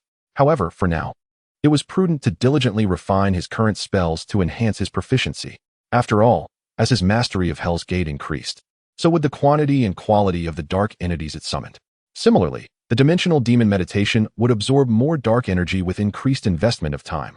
Both Hell's Gate and the dimensional demon meditation would yield greater benefits to the user as proficiency and time commitment grew. With these thoughts in mind, Charlot began his practice of Hell's Gate and the dimensional demon meditation within the confines of his room. Meanwhile, across town, on the 2nd floor of the New York Sanctum, after Mordo and Wong had taken their leave, Ancient One received a call from a prominent figure, Caecilius, the man whose power was second only to hers within the entirety of Kamar-Taj. Chapter 10. Caecilius. Surely, I cannot be the villain? During this time, Caecilius had led a group of disciples across various regions of Earth for exorcism training. Although the planet was protected by a shield formed by the London, New York, and Hong Kong sanctums, safeguarding it against incursions from the dark dimension, Earth was vast. Even with the protective barrier in place, certain weak points inevitably existed, allowing some dark entities to slip through. It was at such times that Kamar-Taj was called upon to undertake exorcism missions. As he calculated the time, Caecilius reported to Ancient One, "Master, we are nearing the conclusion of our training. Apart from a few minor injuries to some disciples, we have nearly accomplished our mission flawlessly. I believe that at this rate, in 10 years, this group will grow to be as formidable as I am. When that time comes, with your leadership, we will surely be able to vanquish Dormammu." Caecilius's voice was steady and resolute, projecting the image of a responsible and authoritative elder brother. It was a stark contrast to the vision Ancient One had seen in the Eye of Agamotto, wherein he ultimately succumbed to darkness and became a dark sorcerer responsible for her demise. Listening to Caecilius's report, Ancient One nodded slightly, offering her commendation. "Well done. Do you have anything else to add?" Caecilius replied, "Indeed, I do. I recall you mentioning that we recently recruited a new batch of apprentice mages at Kamar-Taj. Therefore, I have deliberately reserved a lower difficulty exorcism task for this mission. It is the Annabelle incident, which occurred at the home of Police Chief George Stacy in New York City. Upon my return tomorrow, we can assign it as the first exorcism task for this new group of apprentices." "The Annabelle incident? At the home of Chief George? Isn't that quite close to our location?" Ancient One raised an eyebrow, glancing towards a nearby upscale apartment. A thought crossed her mind as she murmured, perhaps this Annabelle incident could serve as a fitting first trial for Charlot. At that moment, Caecilius's voice echoed from the other end of the line. "Charlot? That name sounds like a good person." "Ancient One." Before she could respond, Caecilius continued enthusiastically, "Master, you see, the name Charlot is almost identical to Sherlock, and Sherlock Holmes is renowned for his prowess in combating crime. So, Charlot's name, at first glance, suggests he must be a good person." Ancient One felt a wave of exasperation wash over her. Judging someone's character solely based on their name seemed rather hasty. One could not simply equate someone to another based on a mere similarity in names. Sensing her incredulity, Caecilius chuckled and added, haha, true. In the world of Holmes, the arch-nemesis is Moriarty. My name contains I as well. I can't possibly be a villain, right? Ancient One. Having foreseen the potential future in which Caecilius turned against her through the eye of Agamotto, could only think, yes, as long as you are happy. Noticing the silence on the other end of the line, Caecilius cleared his throat, attempting to change the subject. By the way, Master, who exactly is Charlot? Is he one of the new apprentice mages? Reflecting on Charlot's recent actions, Ancient One responded, indeed, you are correct. Charlot is indeed a new recruit, and he possesses quite remarkable magical talent. Oh, remarkable, you say? Ha ha ha. Could it be that he surpasses me? It seems I have much to learn from him. Caecilius's laughter rang out once more, revealing that he was merely jesting. After all, when he first joined Kamar-Taj, Ancient One had personally declared him her most gifted student. In their daily interactions, Caecilius had gleaned from Ancient One's demeanor that he was likely the next Sorcerer Supreme. Thus, his earlier comment was merely a light-hearted quip following a period of intense activity. However, Ancient One responded with utmost seriousness. Indeed, you should earnestly learn from Charlot, for his magical talent surpasses even my own. Caecilius? He was utterly bewildered. This newcomer named Charlot possessed magical talent that exceeded even that of Ancient One?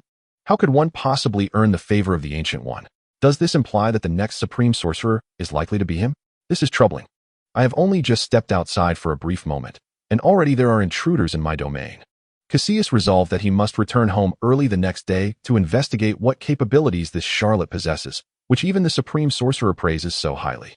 Upon the break of dawn, Charlot was awakened by the sound of knocking at his door. When he opened it, he was greeted by the sight of the Supreme Sorcerer, the Ancient One, adorned in simple robes, with the green eye of Agamotto upon her chest. Charlot quickly bowed, acknowledging her presence. I greet you, Supreme Sorcerer. The Ancient One nodded slightly, remarking on the boy's commendable politeness. She continued, Charlot, after yesterday's events, you may have noticed your distinction from other apprentice sorcerers. To avoid any unnecessary complications, I shall henceforth oversee your magical education entirely. Please prepare yourself. We shall proceed to the back mountains for today's lessons. At the sound of the Ancient One's words, Charlot's eyes sparkled with excitement. The prospect of receiving personal instruction from such a formidable figure was exhilarating. The Ancient One had survived for millennia, drawing power from the dark energies stolen from Dormammu, and had immersed herself in the arcane arts throughout her long existence. On this planet, if she claimed to be second, who could possibly claim to be first? It was indeed an honor to be guided by such an esteemed master. And it seemed he was one step closer to achieving his aspirations of becoming a prominent figure within the Marvel Universe. What magic would the Ancient One impart? And how would the system transform it into dark sorcery? Chapter 11. The ingenious use of time portals and the pursuit of new magic soon. After a brief refreshing ritual, Charlot accompanied the Ancient One to the back courtyard of Kamar-Taj for their lesson. Charlot, do you understand why you, as an apprentice sorcerer, were tasked with learning the portal spell on your very first day? Upon arriving, the Ancient One cut straight to the chase with her inquiry. This question momentarily took Charlot by surprise. He recalled watching the Doctor Strange film, where Strange's first magical lesson at Kamar-Taj was also the portal spell. Was there a deeper significance to this? My apologies, Ancient One. I am unaware, Charlot replied honestly. The Ancient One placed her left hand behind her back, and with her right hand traced a flowing green river in the air. The portal spell is fundamental yet immensely significant. Internally, it aids in our meditation practices, allowing us to establish a cross-dimensional connection with the divine, thereby amplifying our magical energies. Externally, we at Kamar-Taj must constantly confront threats from dark beings in dimensions beyond our own. The ability to open interdimensional portals enhances our tactical flexibility in combat. You demonstrated commendable understanding of both aspects during your studies yesterday.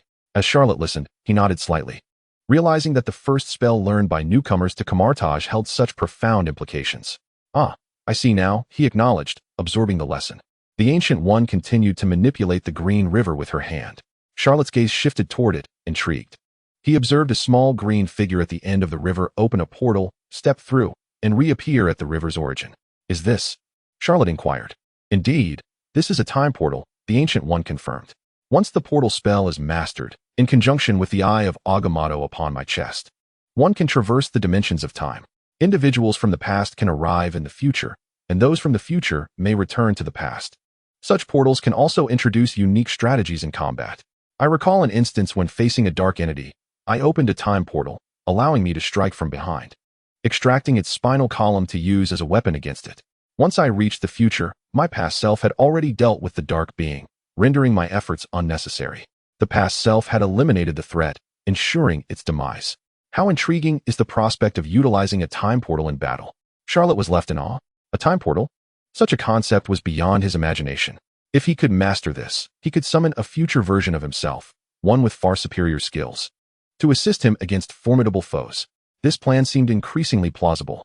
He initially believed that enhancing the ordinary portal spell into a hell gate, a form of dark magic, was impressive, only to realize through the Ancient One's explanation how naive his understanding of magic truly was. If he were to face a seasoned sorcerer with extensive combat experience, he would be like a mere mouse before a cat, utterly unaware of his impending demise. Reflecting on this, Charlot's previous sense of superiority from learning the Hellgate spell and the Dimension Demon meditation faded, replaced by a humble attitude akin to that of a novice, instilling a healthy respect for the arcane arts. The Ancient One nodded in approval, pleased with the shift in Charlot's demeanor. Her efforts to instill humility had not been in vain. Having lived for millennia and taught countless students, she understood the tendency of prodigies to become arrogant, leading them to lose their reverence for magic. Often, those who excelled early in their magical journeys struggled with the more challenging aspects later on, making them susceptible to the dark temptations that could lead to ruin, much like Mordo and Cassius, who had veered toward darkness. Now, Charlot's talent in magic was even more pronounced than her own, necessitating early intervention to temper his character. Such guidance, however, could not appear overtly didactic. It required a subtle approach, as she had just demonstrated. Observing the positive effect of her previous words, a faint smile graced the Ancient One's lips. Now, let us conclude our preliminary discourse and delve into the main topic. The study of magic is a gradual process. Since you mastered the portal spell today, I shall teach you some fundamental offensive and defensive spells. With that, the Ancient One summoned a golden shield radiating a sacred light, adorned with intricate runes in her left hand, while her right hand wielded a robust energy whip formed from intertwining beams of magical light. Today, you shall learn the magic of the shield and the energy whip. As you can observe, the magical shield upon my left hand boasts an increasing number of runes, which become more densely arranged, thereby signifying a superior defensive efficacy. The greater the number of runes, the more formidable the shield's capacity to withstand assaults.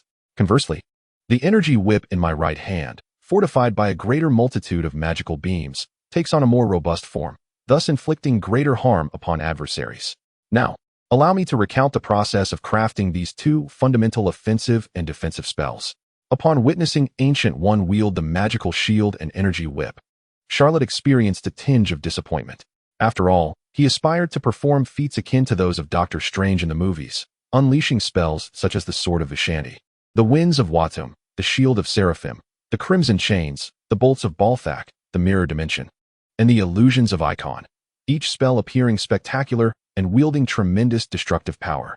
However, upon reflection, given that he had only been in this world for a mere 2 days, it was evident, as the Ancient One had articulated, that the study of magic necessitates a gradual progression.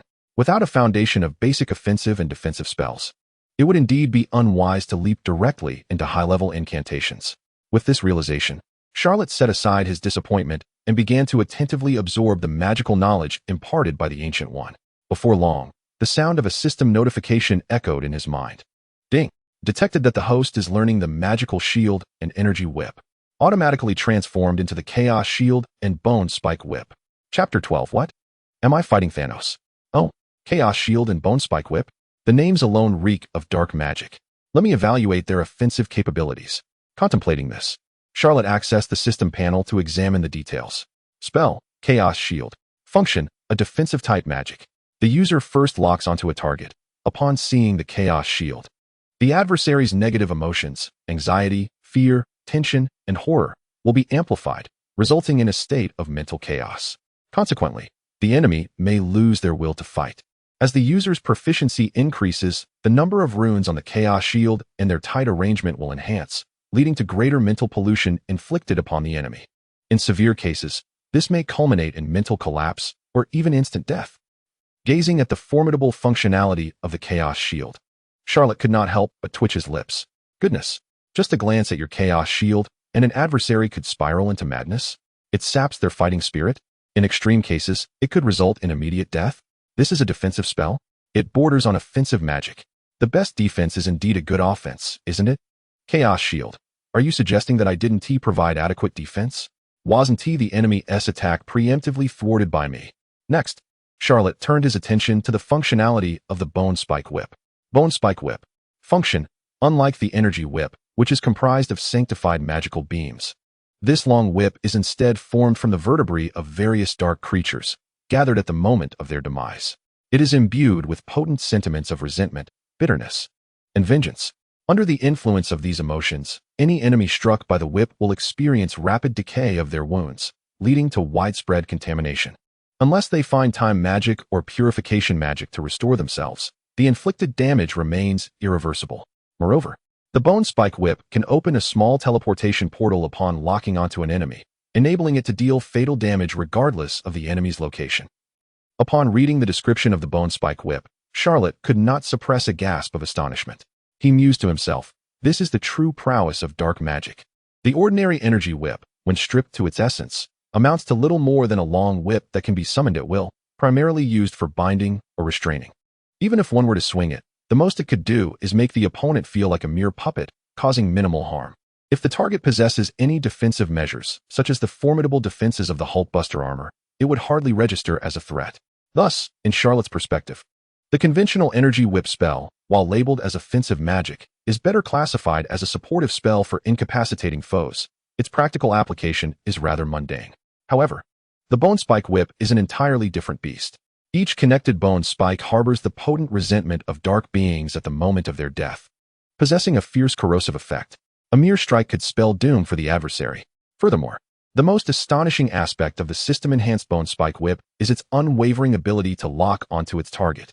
Once ensnared by the Bone Spike Whip, no matter how far the enemy flees, whether to the mirror dimension, another planet, or a different parallel universe, a portal can be opened to launch an attack. This is utterly overpowered. Thus, unless the adversary possesses a means to destroy the Bone Spike Whip or to cleanse the inflicted damage, there would be no enemy that Charlot could not harm. Indeed, black magic is remarkable. This black magic must be learned. Even the most rudimentary and foundational offensive and defensive spells can be transformed by the system into such potent dark magic. One can only imagine what the grand spells, such as the bolts of Balthak, the illusions of Icon, the winds of Watum, and the sword of Vishanti, would be transformed into. The anticipation is exhilarating. Observing the enlightenment and excitement emanating from Charlot's eyes, the Ancient One recognized that he had grasped the magical shield and energy whip she had demonstrated. Thus, she spoke, Charlot. Seeing your enthusiasm, I presume you have successfully learned these two spells. Although mastering them in such a short time showcases remarkable talent, there remains a considerable distance between learning and application. Now, prepare yourself, for we shall engage in a duel shortly. Upon hearing the Ancient One's words, Charlot found himself momentarily bewildered. What is this? I just learned some spells, and now I am to challenge the Ancient One to a duel? This is one. This is two. And the mathematical problem I need to solve is to prove the Riemann hypothesis? This is a straight punch, this is a swing. And the opponent I face is Thanos. Ancient One, I have only just learned the Chaos Shield and Bone Spike Whip today, and you want me to fight you? Is this how you play with people? Charlot. Noticing the slight panic and evasion in Charlot's expression, the Ancient One found it somewhat amusing. In truth, she was well aware that, given the disparity in their strengths, Charlot would merely be subjected to a complete rout. It was no wonder he felt so flustered. However, this served the Ancient One's purpose quite well. As the saying goes, pressure breeds motivation. To face such an opponent, Charlot would undoubtedly exert every effort, deploying all the spells he had learned. Thus, she would have the opportunity to observe whether his psyche would succumb to the dark influence while wielding these spells. After all, she desired to cultivate a stalwart individual capable of infiltrating the dark dimensions while standing resolutely on the side of light.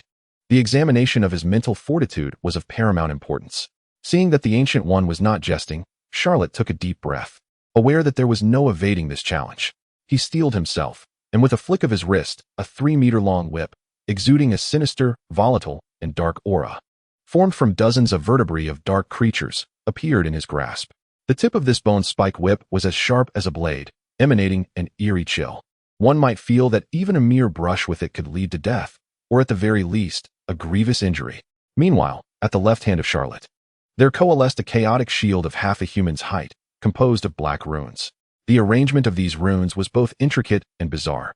Typically, the runes of a magical shield exhibit a natural aesthetic beauty, yet the runes on this chaotic shield exuded an air of disorder amidst chaos. Their sequence altered ceaselessly, rendering any attempt to fathom their next arrangement utterly futile. Had a conventional magical shield been structured in such a manner, it would have collapsed long ago.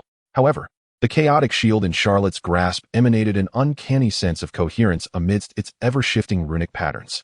Yet, it was akin to consuming a poisonous mushroom, as merely gazing upon it inflicted a profound mental taint, her sanity plummeting. Behind Charlotte, an eerie cloak materialized, woven from countless black skulls. Each skull bore a distinct expression, some weeping, others writhing in agony, or seething with rage, or uttering cries of terror. They collectively radiated a sense of despairing negativity. In addition to this, 3 massive gates of hell, formed from white bones and glowing with a crimson light, slowly unfurled behind Charlotte, poised for the impending agile combat. With everything in place, Charlotte earnestly addressed Master Ancient One. "I am prepared. It is your turn now, Master Ancient One." Observing Charlotte's demeanor, a twitch of disbelief flickered at the corner of her mouth. "Ready? What on earth are you talking about? This posture, this aura. Goodness gracious, did I recruit the wrong person? This individual seems more dark than a dark sorcerer." Chapter 13. Is he a dark sorcerer born from the womb? Ancient One pondered. She had anticipated that Charlotte's practice of dark magic would manifest some peculiarities in his everyday spellcasting, yet she never imagined the extent of these aberrations. This chilling bone whip, this skeletal cloak brimming with negative emotions, this chaotic, disordered shield, this portal of bone anomalies. Is this even normal? Having lived for thousands of years, Ancient One had encountered countless dark sorcerers, most of whom disguised themselves as innocuous beings to wreak havoc. Yet here stood Charlotte, exuding a dark aura surpassing that of any dark sorcerer.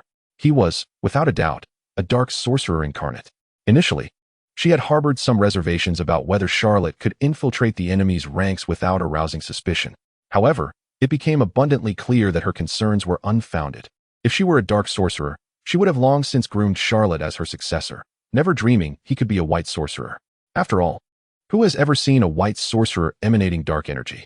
Master Ancient One, it is your turn to prepare, Charlotte gently reminded, noting her momentary distraction. Upon regaining her composure, Ancient One smiled. Since Charlotte was showcasing all the magic he had learned thus far, she too needed to adopt a more serious demeanor. Consequently, she donned a yellow cloak, assumed a battle-ready stance, and raised her right hand to shoulder height, conjuring a golden fan in her palm. Just as she prepared to assess Charlotte's capabilities, a sudden shout echoed from the foot of Kamar-Taj. "Master Ancient One, I am here to assist you." At that moment, Charlotte was astonished to discover a portal had appeared before him, and a large boot clad in leather suddenly aimed a kick at his chest. The abruptness of the attack left Charlotte no time to brace himself, and he was sent staggering backward. Subsequently, an unusual glass-like portal emerged behind him.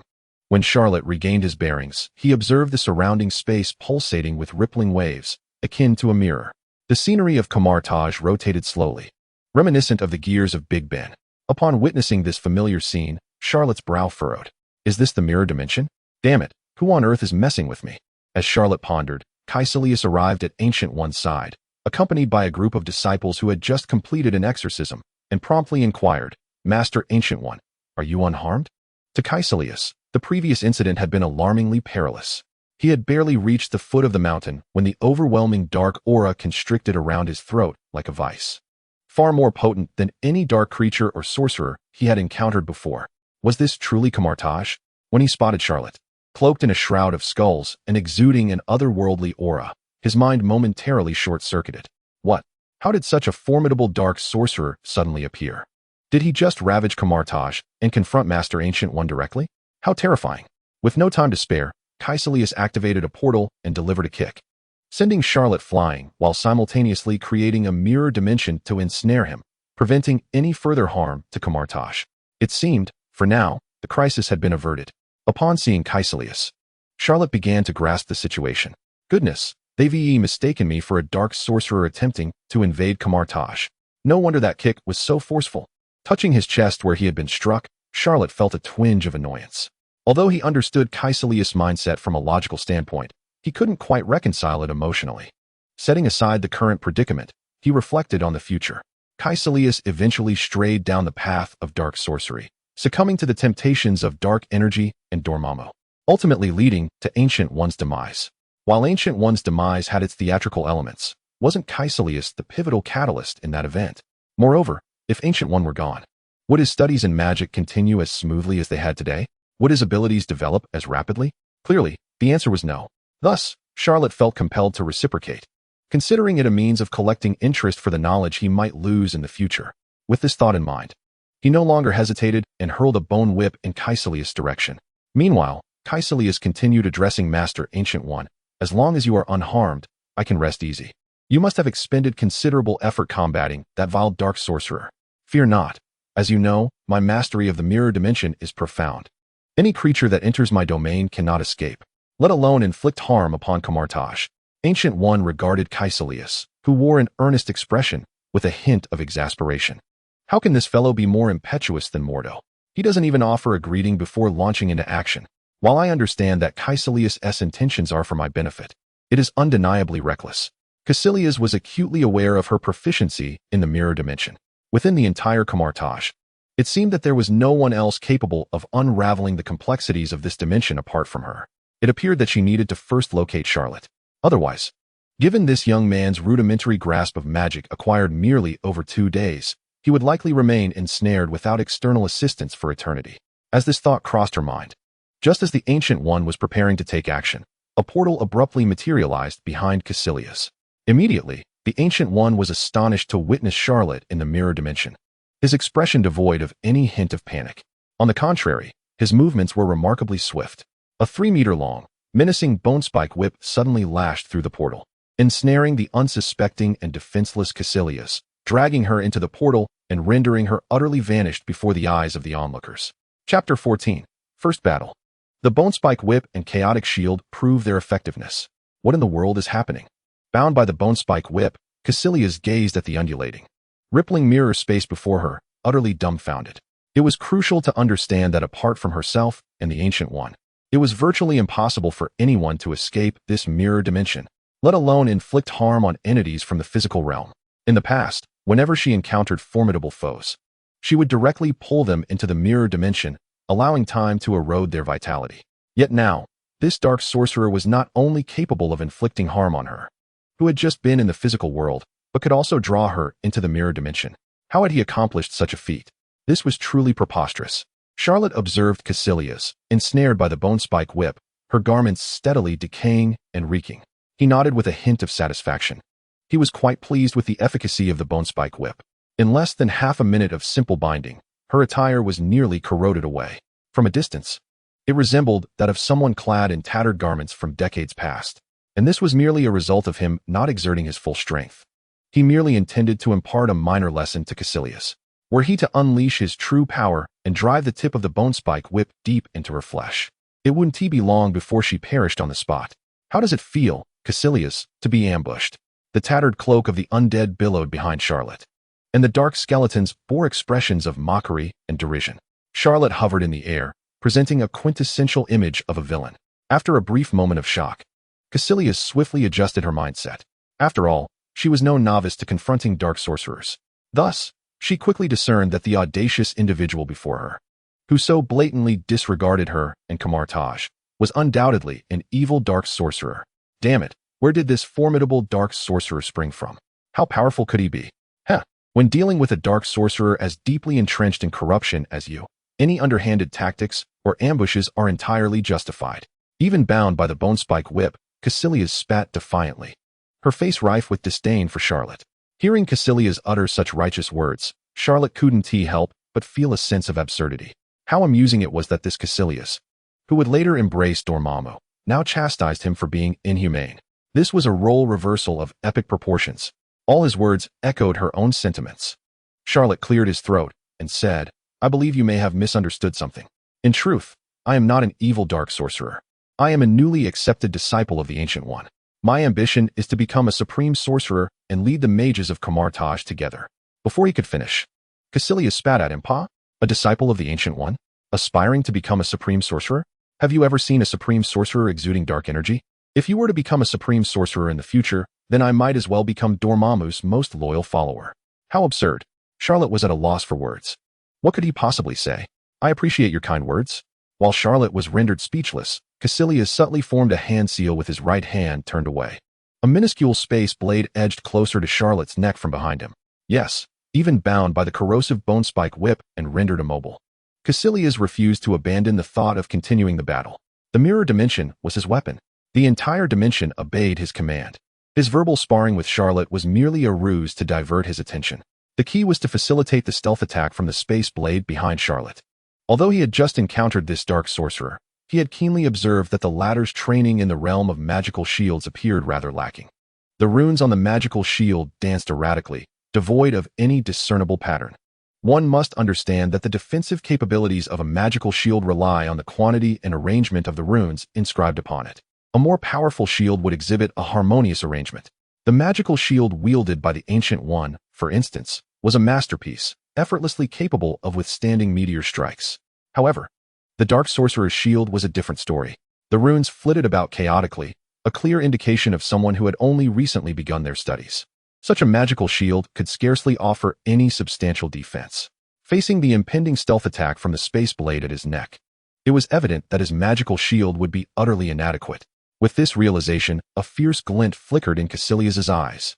Charlotte had intended to speak further, but upon catching the look in Caecilius's gaze, an unsettling sensation surged within him. An ominous premonition washed over him, prompting him to swiftly raise the chaotic shield to his chest, channeling dark energy to maximize its effect. The chaotic shield instantly expanded several times its original size, enveloping half of Charlotte's body. Seeing Charlotte's actions, Caecilius's expression of mockery and derision deepened. Huh? What use is it to shield yourself with a magical shield of negligible defensive capabilities? Fool, my ambush originates from behind you. Prepare to meet your demise. However, just as Caecilius was poised to launch a decisive strike, a wave of intense unease, agitation, and fear surged within him, akin to a toxic substance rapidly spreading through his being. The one who was meant to be the master of the mirror dimension now felt as though the very fabric of reality was disintegrating around him. Large fragments of space began merging into the body of the dark sorcerer before him. He could distinctly sense his grasp over this mirror dimension slipping away with alarming speed. Not only was he unable to summon a portal back to the real dimension, but he couldn't even exert control over a single fragment of space. What terrified him even more was the unexpected appearance of his long-deceased wife and son, who had suddenly manifested at the spot where the dark sorcerer had previously stood. Meanwhile, the stealth attack he had intended to execute continued unabated. The enormous blade of space pierced directly through the bodies of his wife and son, erupting in a multitude of blood geysers. No, Caecilius cried out, desperately seeking to alter the grim reality. Yet, all his efforts were in vain. Even after his anguished shout of denial, more and more shards of space mercilessly impaled his beloved family. The sight was utterly horrific. Caecilius, upon witnessing this, felt his eyes redden and his heart shatter. At that moment, the bone whip that had bound him was inexplicably released, granting him his freedom. He rushed forward to embrace his wife and son, who were barely clinging to life, punctured by the shards of space. In a state of frantic concern, he inquired, "Erica, Reagan, are you both all right?" As he drew near, he noticed that his wife and son, their bodies riddled with gaping wounds, had vacant, blood-filled sockets where their eyes once were. They stared blankly at Caecilius, mechanically chanting, "It's all your fault. It's all your fault. It's all your fault. It's all your fault. It's all your fault. It's all your fault. It's all your fault. It's all your fault. It's all your fault. You killed us.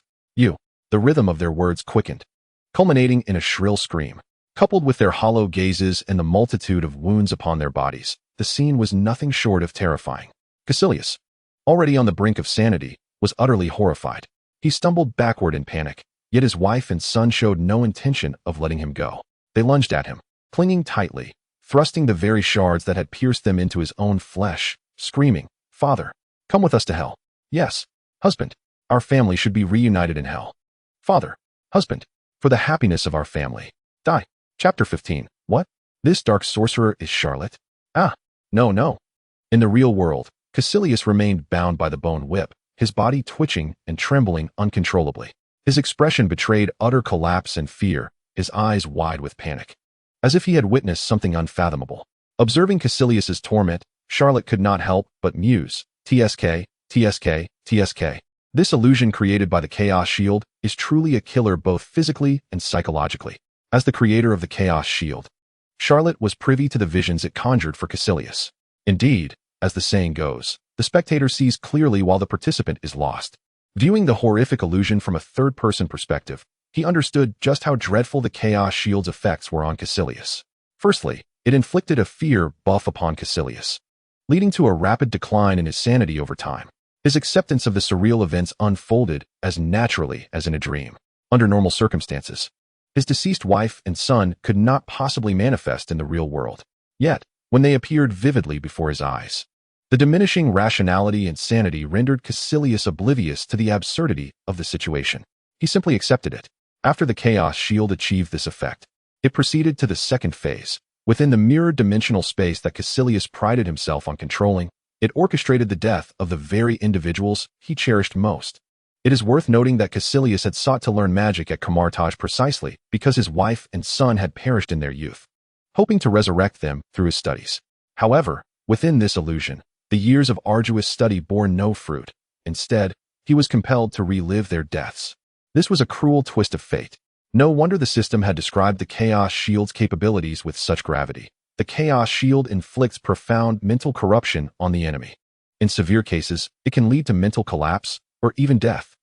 Even a seasoned mage like Caecilius, who had long battled dark sorcerers and malevolent beings, found himself in such a predicament before the Chaos Shield. What chance did others stand?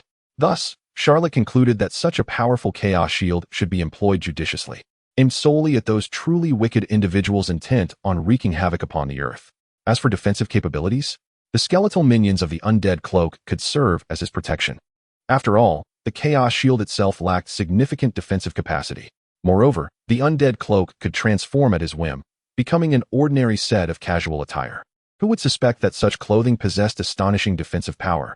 In the midst of Charlot's reflections, a sudden, sharp sound pierced the air from behind him. He quickly turned to see a razor-sharp blade of space had inexplicably appeared just inches from his neck. Damn, was that the attack Caecilius launched against me? It was then he realized the advantage of the Chaos Shield over the magical shield. In practical combat, one often senses something amiss without knowing its source. Even activating a magical shield offers limited protection, primarily covering a broad area. Yet, against a sudden attack from behind, it provides no safeguard whatsoever. Thus, traditional white magic shields exhibit inherent flaws in defensive capability. In contrast, the Chaos Shield operates differently. It adopts an offensive stance. By first shattering the enemy's mind and spirit with an illusion, they become utterly incapable of fighting back. Consequently, any charged attacks dissipate into thin air, addressing the threat at its source. Truly, the best defense is a good offense. As Charlot pondered this, a golden portal materialized before him. The serene figure of the Ancient One stepped through. Charlot, being trapped here must be quite unpleasant for you. I'm here to rescue you, Caecilius? How could he have ended up like this? The Ancient One gazed in disbelief at Caecilius, whose clothing had been nearly obliterated, his skin darkened and mottled. Bound tightly by the bone whip, his face a mask of despair. What on earth is happening? The only person in Kamar-Taj stronger than myself. And he was so easily dispatched by Charlot? This is only the second day since he began learning magic. Is he really that powerful? Should I be preparing to relinquish my position as the Supreme Sorcerer in a matter of days? Upon the Ancient One's arrival, Charlot ceased his assault on Caecilius and explained. Oh, it's like this. When I was learning, I found that the energy whip was too weak. So I opened a portal and extracted several vertebrae from the backs of a multitude of dark creatures to form a bone whip. As soon as it grazes or touches someone, it inflicts severe corrosive damage, significantly enhancing the whip's lethality. As for that magical shield, I found its defensive capabilities somewhat lacking during my studies.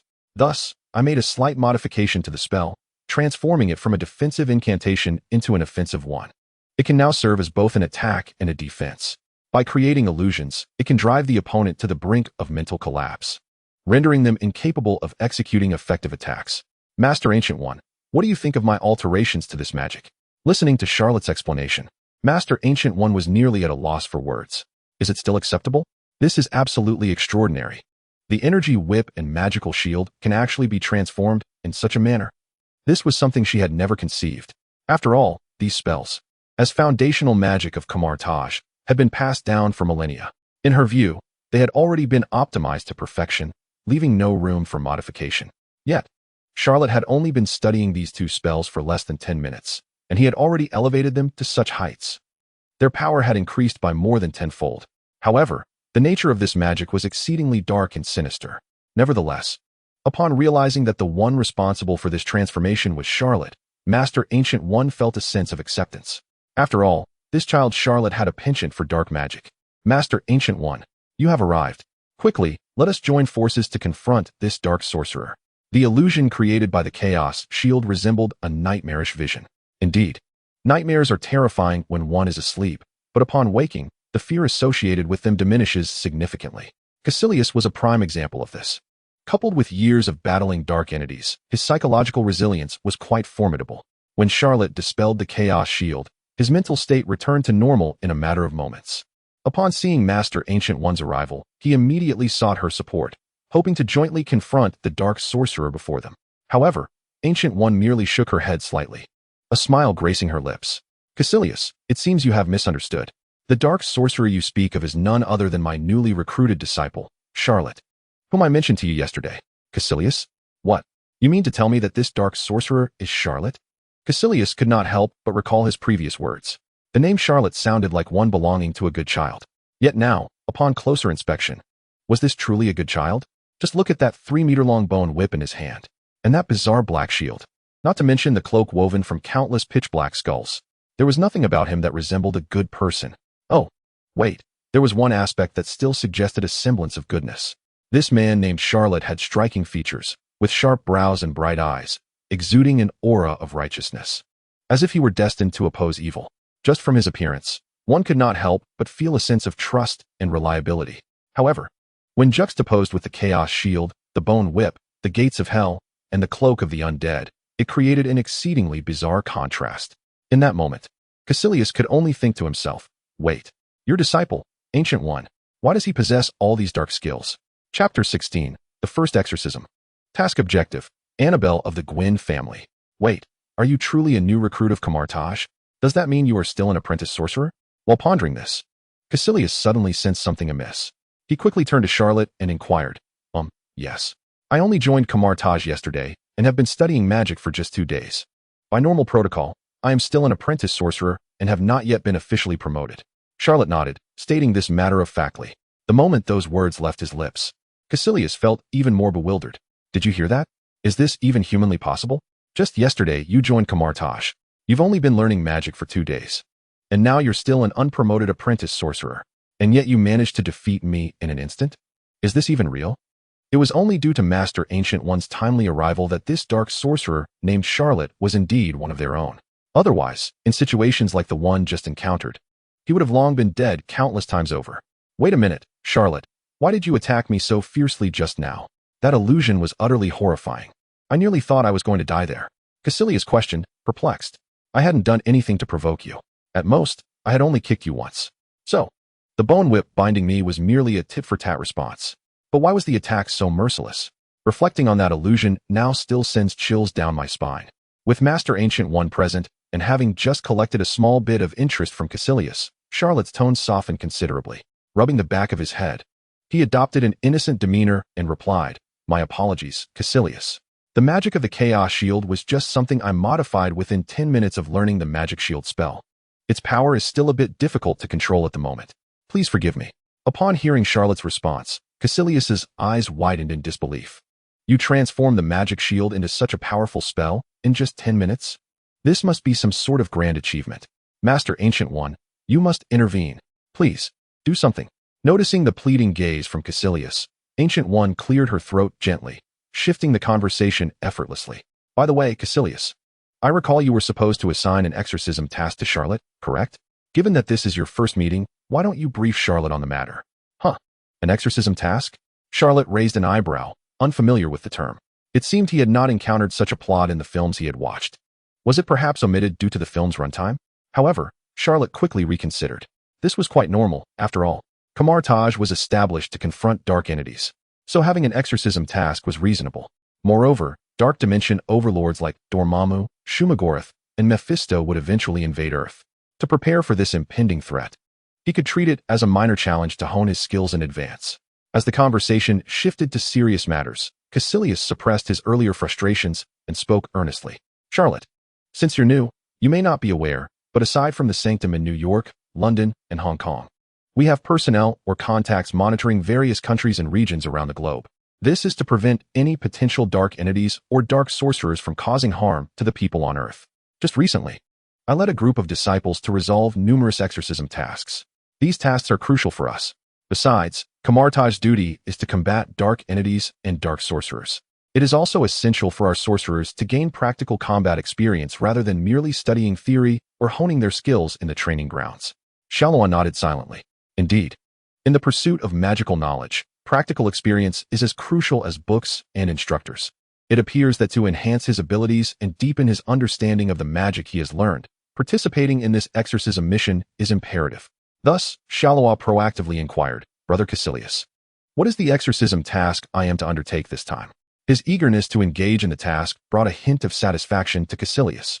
Although this newcomer was enveloped in dark energy, exuding an aura reminiscent of a malevolent dark sorcerer, his actions indicated that he stood firmly on the side of light, making him a trustworthy ally. After all, if there were truly no issues with him, why would Master Gu have chosen to retain him? His presence here was a testament to the fact that this individual named Charlot must indeed be one of their own. With this thought in mind, Caecilius ceased to hesitate and explained to Charlot, our exorcism missions are categorized into 4 levels: S, A, B, and C.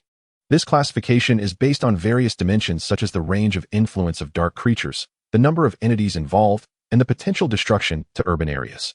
For instance, a dark lord like Dormammu, capable of wreaking havoc across the entire Earth, is understandably classified as S-level, while incidents affecting merely a few households fall into the C-level category.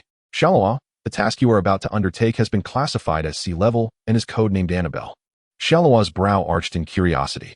Annabelle, isn't that a subject from the Conjuring universe? How did it come to be here? He pondered whether the magic he had learned over the past few days would suffice to confront such an entity. Caecilius continued. The incident occurred at the residence of George Stacy, the chief of police in New York City. His family has been tormented by this doll named Annabelle, preventing them from enjoying a sound night's sleep for quite some time. Fortunately, the extent of the disturbance is confined solely to the chief's household and has yet to escalate further. Nonetheless, to err on the side of caution, Charlot, you must visit the chief's home tonight to assess the situation and resolve it completely if possible. Should you encounter any insurmountable challenges, communicate with us promptly. Do not attempt to act recklessly. Although your recent display of skills was indeed impressive, and your strength rivals mine, the nature of dark creatures can be exceedingly unpredictable. There are instances where a more powerful white sorcerer may fall first while a less formidable one manages to survive until the end. The key lies in discerning the opponent's behavior to deduce their capabilities. This requires keen perception and mental acuity. In essence, it is a matter of skill. Charlot paid little heed to the latter part of Caecilius's words. His focus remained on the earlier mention of George Stacy. That name sounded remarkably familiar, as if he had heard it somewhere before. Furrowing his brow, Charlot inquired, does Chief George Stacy have any children? Caecilius nodded in affirmation. Yes. Chief Stacy has a daughter who attends Midtown High School. Her name is Gwen Stacy. Chapter 17. The Inescapable Annabelle. As night fell over the streets of New York City, the affluent neighborhood housing Chief Stacy's upscale apartment boasted a level of security far superior to what Charlot had anticipated. There were no rowdy individuals, no reckless gunfire, and no blaring sirens disturbing the tranquility. Everything appeared harmonious and serene. Yet, amidst this calm, who could have foreseen that a haunting incident involving a doll named Annabelle would unfold within the home of a police chief? Charlot and the Grand Sorcerer Wong idly leaned against the entrance of the upscale apartment building. Chief Stacy had just sent a text message, informing them that he and his daughter had been plagued by nightmares for several nights due to Annabelle's torment. Both father and daughter were in a poor state of mind. Tonight, Chief Stacy planned to take Gwen out for a nice meal at a fine restaurant to lighten their spirits, but their return would take some time. In the meantime, Charlot occupied himself by scrolling through news on his phone. Recently, the topic generating significant discussion online was none other than the long-missing Tony Stark. Some claimed that once Tony chose to sell weapons to the U.S. military overseas, he should have braced himself for the consequences that followed. Others remarked on his reputation as a playboy, frequently seen in nightclubs and with numerous magazine cover models, suggesting that this fate was rather deserved. There were also those who speculated that following Tony's disappearance, the primary beneficiary of Stark Industries was none other than Obadiah, the company's second-in-command. Consequently, One audacious netizen posited that Obadiah might be the mastermind behind Tony's vanishing act in the Middle East. In a swift response, Obadiah quickly emerged to clarify, "I am not. I did not. Do not spread such slander. I will sue you for defamation." He immediately launched a series of denials, punctuated by feigned tears over the loss of a dear friend. Observing the online discussions surrounding Tony, Charlot furrowed his brow in contemplation. Admittedly, under the guidance of Master Gu Yi, he had gleaned valuable insights into dark magic over the past few days. However, when it came to weaponry, he possessed little more than a spectral cloak, rendering his arsenal rather scant. If memory served him correctly, in the comics, Tony had crafted a magical suit of armor. In a parallel universe, he even became the Sorcerer Supreme Iron Man. Perhaps after resolving the Annabelle incident at Gwen's home tonight, he could open a portal and rescue Tony, who was still trapped in a cave by the 10 rings, thus garnering some goodwill in advance. Then, during their subsequent acquaintance, he could subtly encourage Tony to expedite the creation of the magical armor. However, that was all speculation for later. For the time being, he needed to focus his energy on the Annabelle incident at Gwen's residence. Just then, a black Hummer pulled up in front of the apartment building. The Grand Sorcerer Wong nudged Charlot's arm, reminding him, "Hey, stop playing on your phone. Gwen's family has returned." Charlot turned to look. As the black Hummer came to a halt, Chief Stacy opened the car door. Upon seeing Charlot and Wong, who had been waiting, the anxious expression on his face softened somewhat. He approached them and greeted, "You must be the exorcist sent by the priest, right? I apologize for the delay. I just took my daughter out for a meal. Let's head upstairs right away." As Chief Stacy engaged in conversation, a slender figure emerged from the car, a girl with short golden hair, clad in the Midtown High School uniform and carrying a pink backpack. "Dad, are they the ones who will help deal with Annabelle?" Gwen's voice was melodious, drawing Charlot's attention. Yet, upon closer inspection, his pupils constricted in shock as he beheld Gwen, who should have appeared remarkably charismatic and captivating amidst the crowd, now wore an expression of profound weariness. Deep, dark circles reminiscent of charcoal marred the beauty of her eyes, which betrayed an unmistakable glimmer of terror, as if she had just encountered a ghost. Charlotte furrowed her brow and, inquiringly, turned to Director George beside her. "Director George, I heard from Wong that you have been quite overwhelmed by the recent troubles concerning Annabelle. Wasn't it your intention to visit a fine dining establishment to unwind a bit?" she asked, glancing at Gwen's disconcerting demeanor. Director George cast a complex look towards the pink backpack behind Gwen, letting out a soft sigh, without responding immediately. "Let us discuss this matter further once we ascend," he replied. Shortly thereafter, Charlotte and Wong accompanied the Gwen duo to their apartment. Upon entering, they were greeted by an expansive flat of nearly 300 square meters, featuring 4 bedrooms and 2 living areas. The decor was minimalist yet bright, exuding an atmosphere of comfort and warmth. However, it was within this seemingly tranquil environment that Gwen and her father had been tormented by Annabelle to such an extent. Charlotte casually selected a seat and addressed Director George. "Please, enlighten us about the true nature of this situation." Pouring himself a glass of whiskey, Director George took a deep breath, downing the drink in one go as if summoning courage, before beginning his tale. "The haunting incident that has befallen our family is entirely my fault. Gwen's mother had departed from this world when Gwen was but a child. In her lifetime, she would indulge Gwen with numerous dolls, perhaps to compensate for the emotional void she left behind. Gwen had developed a penchant for collecting dolls, arranging them throughout her room, often cuddling one to sleep." Gwen nodded silently, acknowledging this truth. Director George continued, "After my wife's passing, I redirected all my familial affection towards Gwen. Each year on her birthday, I would meticulously select a special doll as her gift. However, therein lies the crux of the issue." He took another swig of whiskey and elaborated. "Due to the sheer multitude of dolls in Gwen's room, commonplace items could no longer satisfy her desires. Thus, in search of unique dolls, I frequented obscure, vintage shops to uncover cherished treasures. On Gwen's birthday, I stumbled upon a quaint little store filled with a variety of distinctive dolls. Instantly captivated, I entered to peruse. The female shopkeeper, rather unfazed by my presence as a male doll enthusiast, warmly introduced me to her collection. Ultimately, under her recommendation, I purchased a peculiar doll named Annabelle as Gwen's birthday gift. Little did I know that our family's nightmare commenced that very day. On the first night after bringing Annabelle home, Gwen was jolted awake by a nightmare. She recounted that all the dolls in her room had come to life, wielding knives and attempting to murder her. I merely comforted her momentarily before returning to sleep, dismissing it as inconsequential. Yet, in the dead of night, I too was ensnared by a nightmare. I dreamt of my wife, resurrected from the ashes of a fiery demise. But this time she was charred and unrecognizable. Annabelle was perched upon her head, manipulating her like a marionette, demanding to know why I had failed to save her in her hour of need. She even approached me with a canister of gasoline and a lighter, intent on taking us both to oblivion.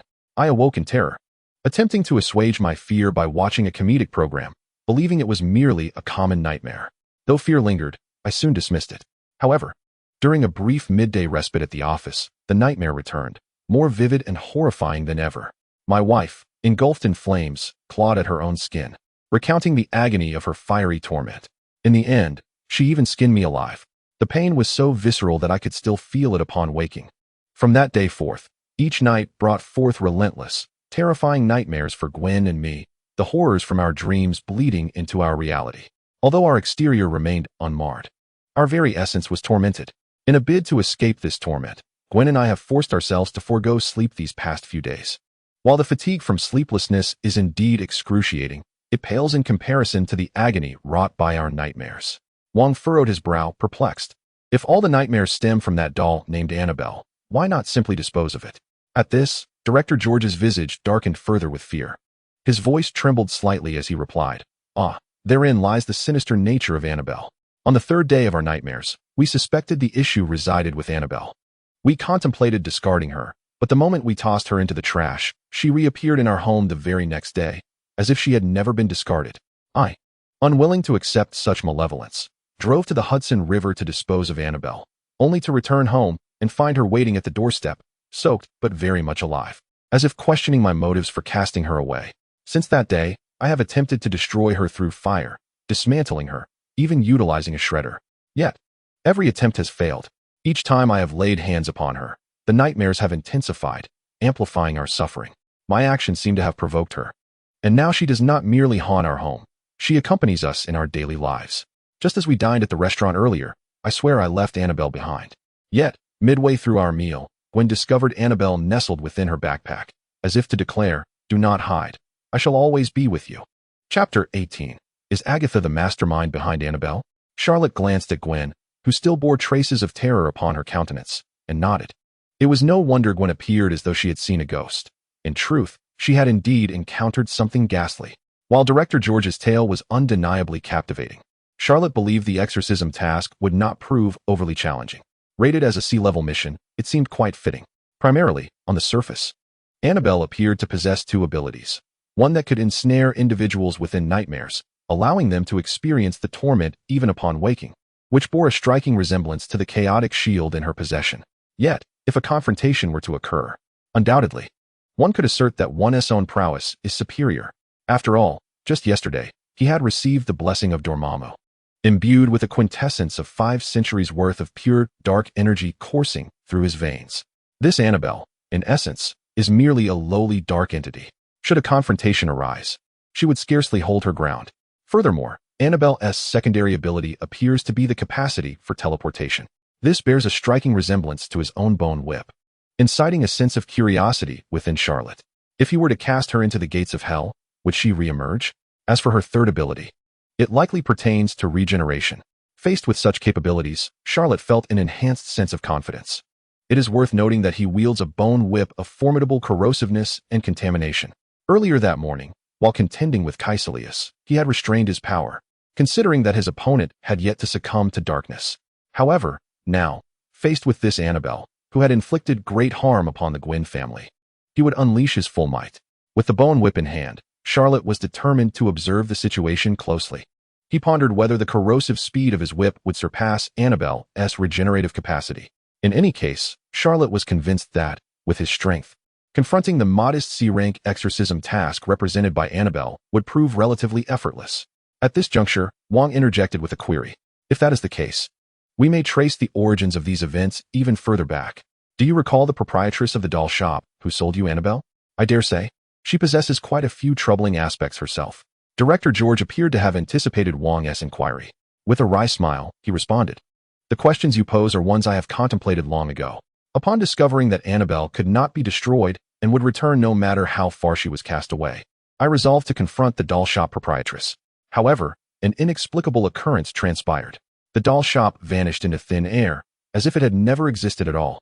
When I checked the surveillance, the footage merely showed me pacing back and forth at the location of the shop. After half an hour, the recording froze on a single frame. Subsequently, Annabelle inexplicably appeared in my grasp. It felt akin to encountering a specter. Charlot furrowed his brow. What an eerie phenomenon. Is this a case of a phantom wall? Or could it be that the mastermind behind Annabelle is a sorcerer, employing a diversion akin to that of the Sanctum Sanctorum in New York? Hence, to the external surveillance, it merely appeared as though Director George was pacing outside. After a moment of contemplation, Charlotte inquired, Director George, do you harbor any recollection of the proprietress? Perhaps details regarding her appearance? Director George nodded. Indeed. Although the surveillance did not capture her visage, I retain a vivid impression of that proprietress. Her aura was exceedingly peculiar. Though she appeared to be a woman in her 30s or 40s, when I gazed into her eyes, I felt as though I were looking at someone who had lived for centuries. It was profoundly unsettling, given the distinctiveness of her dolls. I planned to return to her shop around this time next year to select another. Hence, I inquired about her name. She smiled and revealed that she was called Agatha. Charlotte involuntarily gasped upon hearing the name Agatha, filled with incredulity. Agatha, the mastermind behind Annabelle, is Agatha? It is worth noting that in the Marvel Universe, Agatha is a witch who has existed for centuries, specializing in dark magic. Wielding the Darkhold, she possesses immense power and an astute mind, meticulously plotting every step. Just as depicted in the series WandaVision, where she spent considerable time masquerading as Wanda's amiable neighbor to cultivate a relationship with her, ultimately luring Wanda into a trap to siphon her pure chaos magic. Thus, the seemingly innocuous Annabelle incident, which had only affected the Gwen family, could very well represent the initial step in Agatha's grand scheme. Perhaps her ambitions reach far beyond what is apparent. Contemplating this, Charlotte's vigilance regarding the impending confrontation with Annabelle intensified significantly. Without Agatha's meddling, the Annabelle incident would merely be categorized as a C-rank task. However, should Agatha's shadow loom over it, it could potentially impact an entire region or even an entire city. It must be classified as an A-rank exorcism task. No, it should perhaps be deemed S-rank. For the Darkhold in Agatha's possession was inscribed by the Lord of the Underworld, Chthon. Chthon placed it on Earth to cultivate dark sorcerers, facilitating his invasion of our realm. If Charlotte were to confront Agatha, wouldn't that undermine Chthon's plans? Would Chthon not seek retribution against him? It is crucial to note that Chthon is an entity not easily rivaled, even by the Dark Dimension's Lord, Dormammu.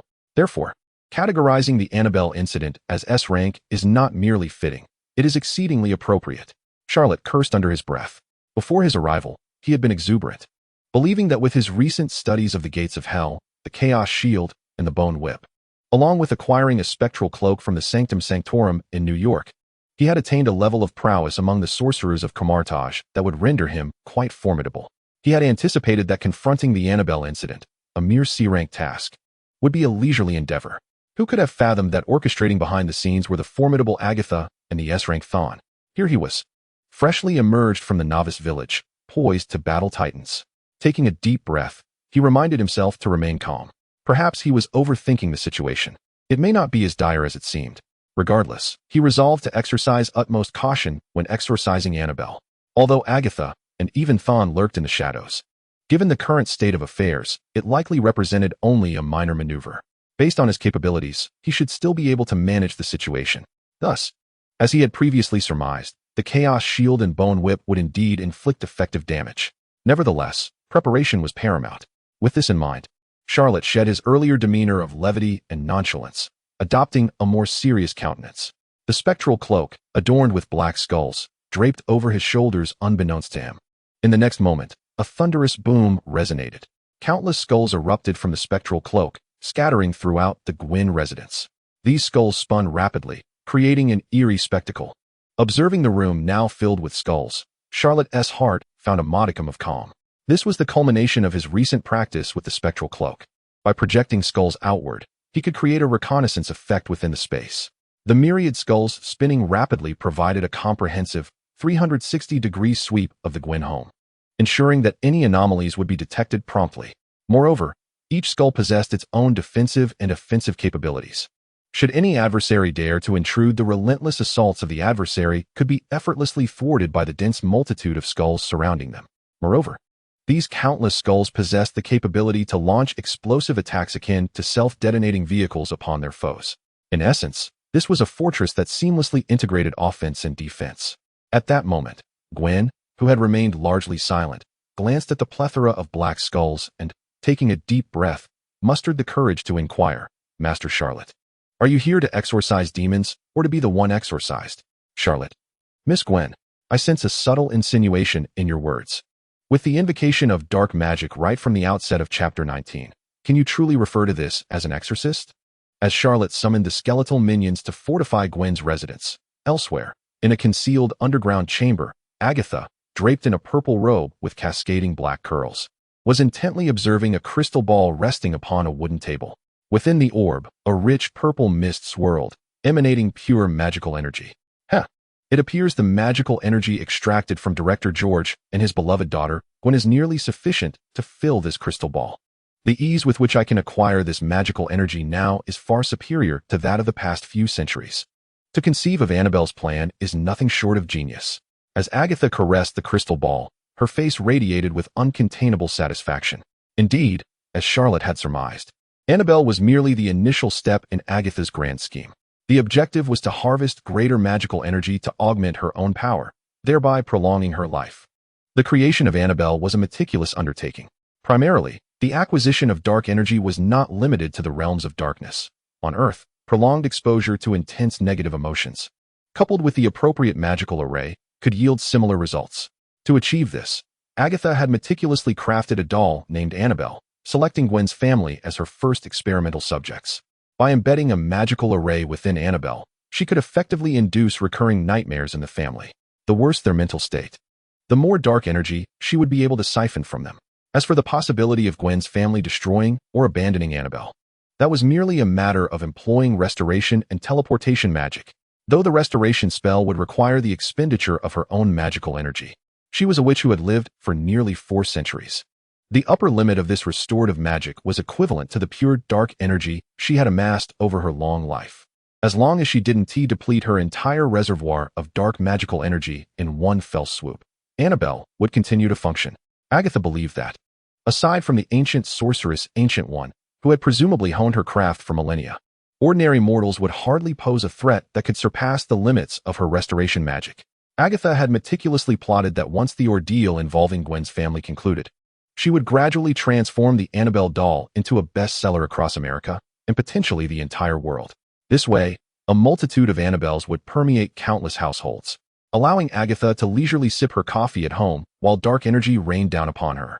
Surely, this was far simpler than the time in 1693 when she was tried for witchcraft for secretly learning forbidden arts and absorbing magical energy from her adversaries. Once the funding was secured, she would enlist renowned actors from Hollywood and a skilled director to create a horror film centered around Annabelle. Thus, the merchandise associated with Annabelle would skyrocket, allowing her to absorb even more dark energy. This plan was nothing short of perfection. It seems the day I ascend to the pinnacle of dark magic is not far off. Agatha chuckled with delight, savoring her coffee as she gazed into the crystal ball, watching the purple mist increase in volume. Suddenly, she sensed an overwhelming aura of dark magic emanating from the crystal ball. What was happening? Why was this dark magical energy so pure? This was unusual. Agatha furrowed her brow, hastily scrutinizing the crystal ball. Apart from detecting the dark energy she had absorbed, the crystal ball was also connected to Annabelle's eyes, enabling her to monitor the situation of Gwen and her father. Upon witnessing the room filled with black skulls, Agatha could no longer remain composed. What? Are these not the skeletal minions of the underworld? How could there be so many? It is known that skeletal minions are formed from individuals who harbor intense resentment after death, with an exceedingly low probability of their manifestation in the afterlife.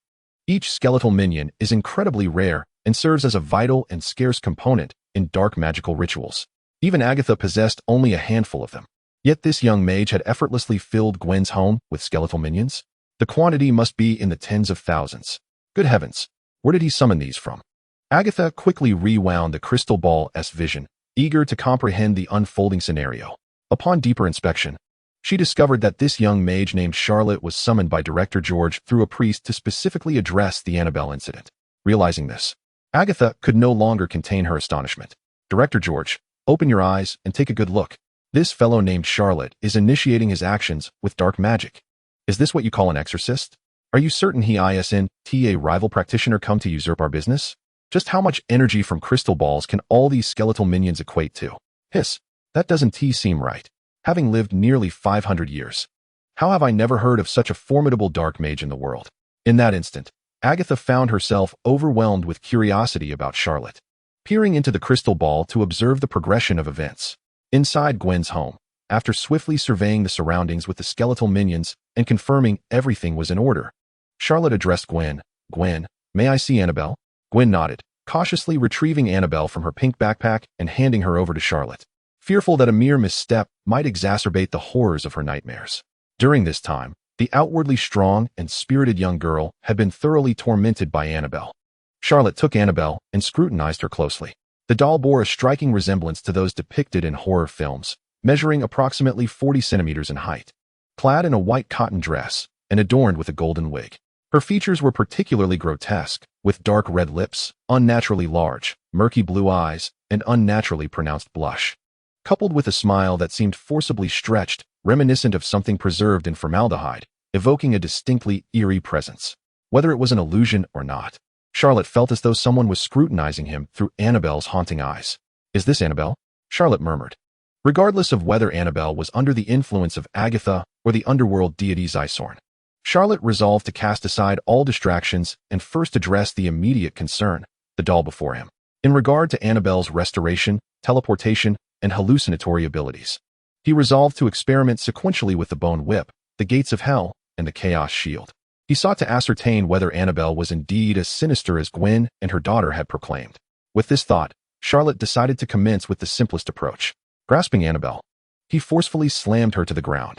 With a resounding crash, the exquisite porcelain doll shattered into fragments. The broken pieces scattered haphazardly across the living room of the Gwen household, appearing utterly mundane, as if she were merely an ordinary doll, devoid of any extraordinary qualities. Charlot furrowed his brow, casting a perplexed glance at Director George. Wasn't it agreed that she would be restored? This hardly seemed significant at all.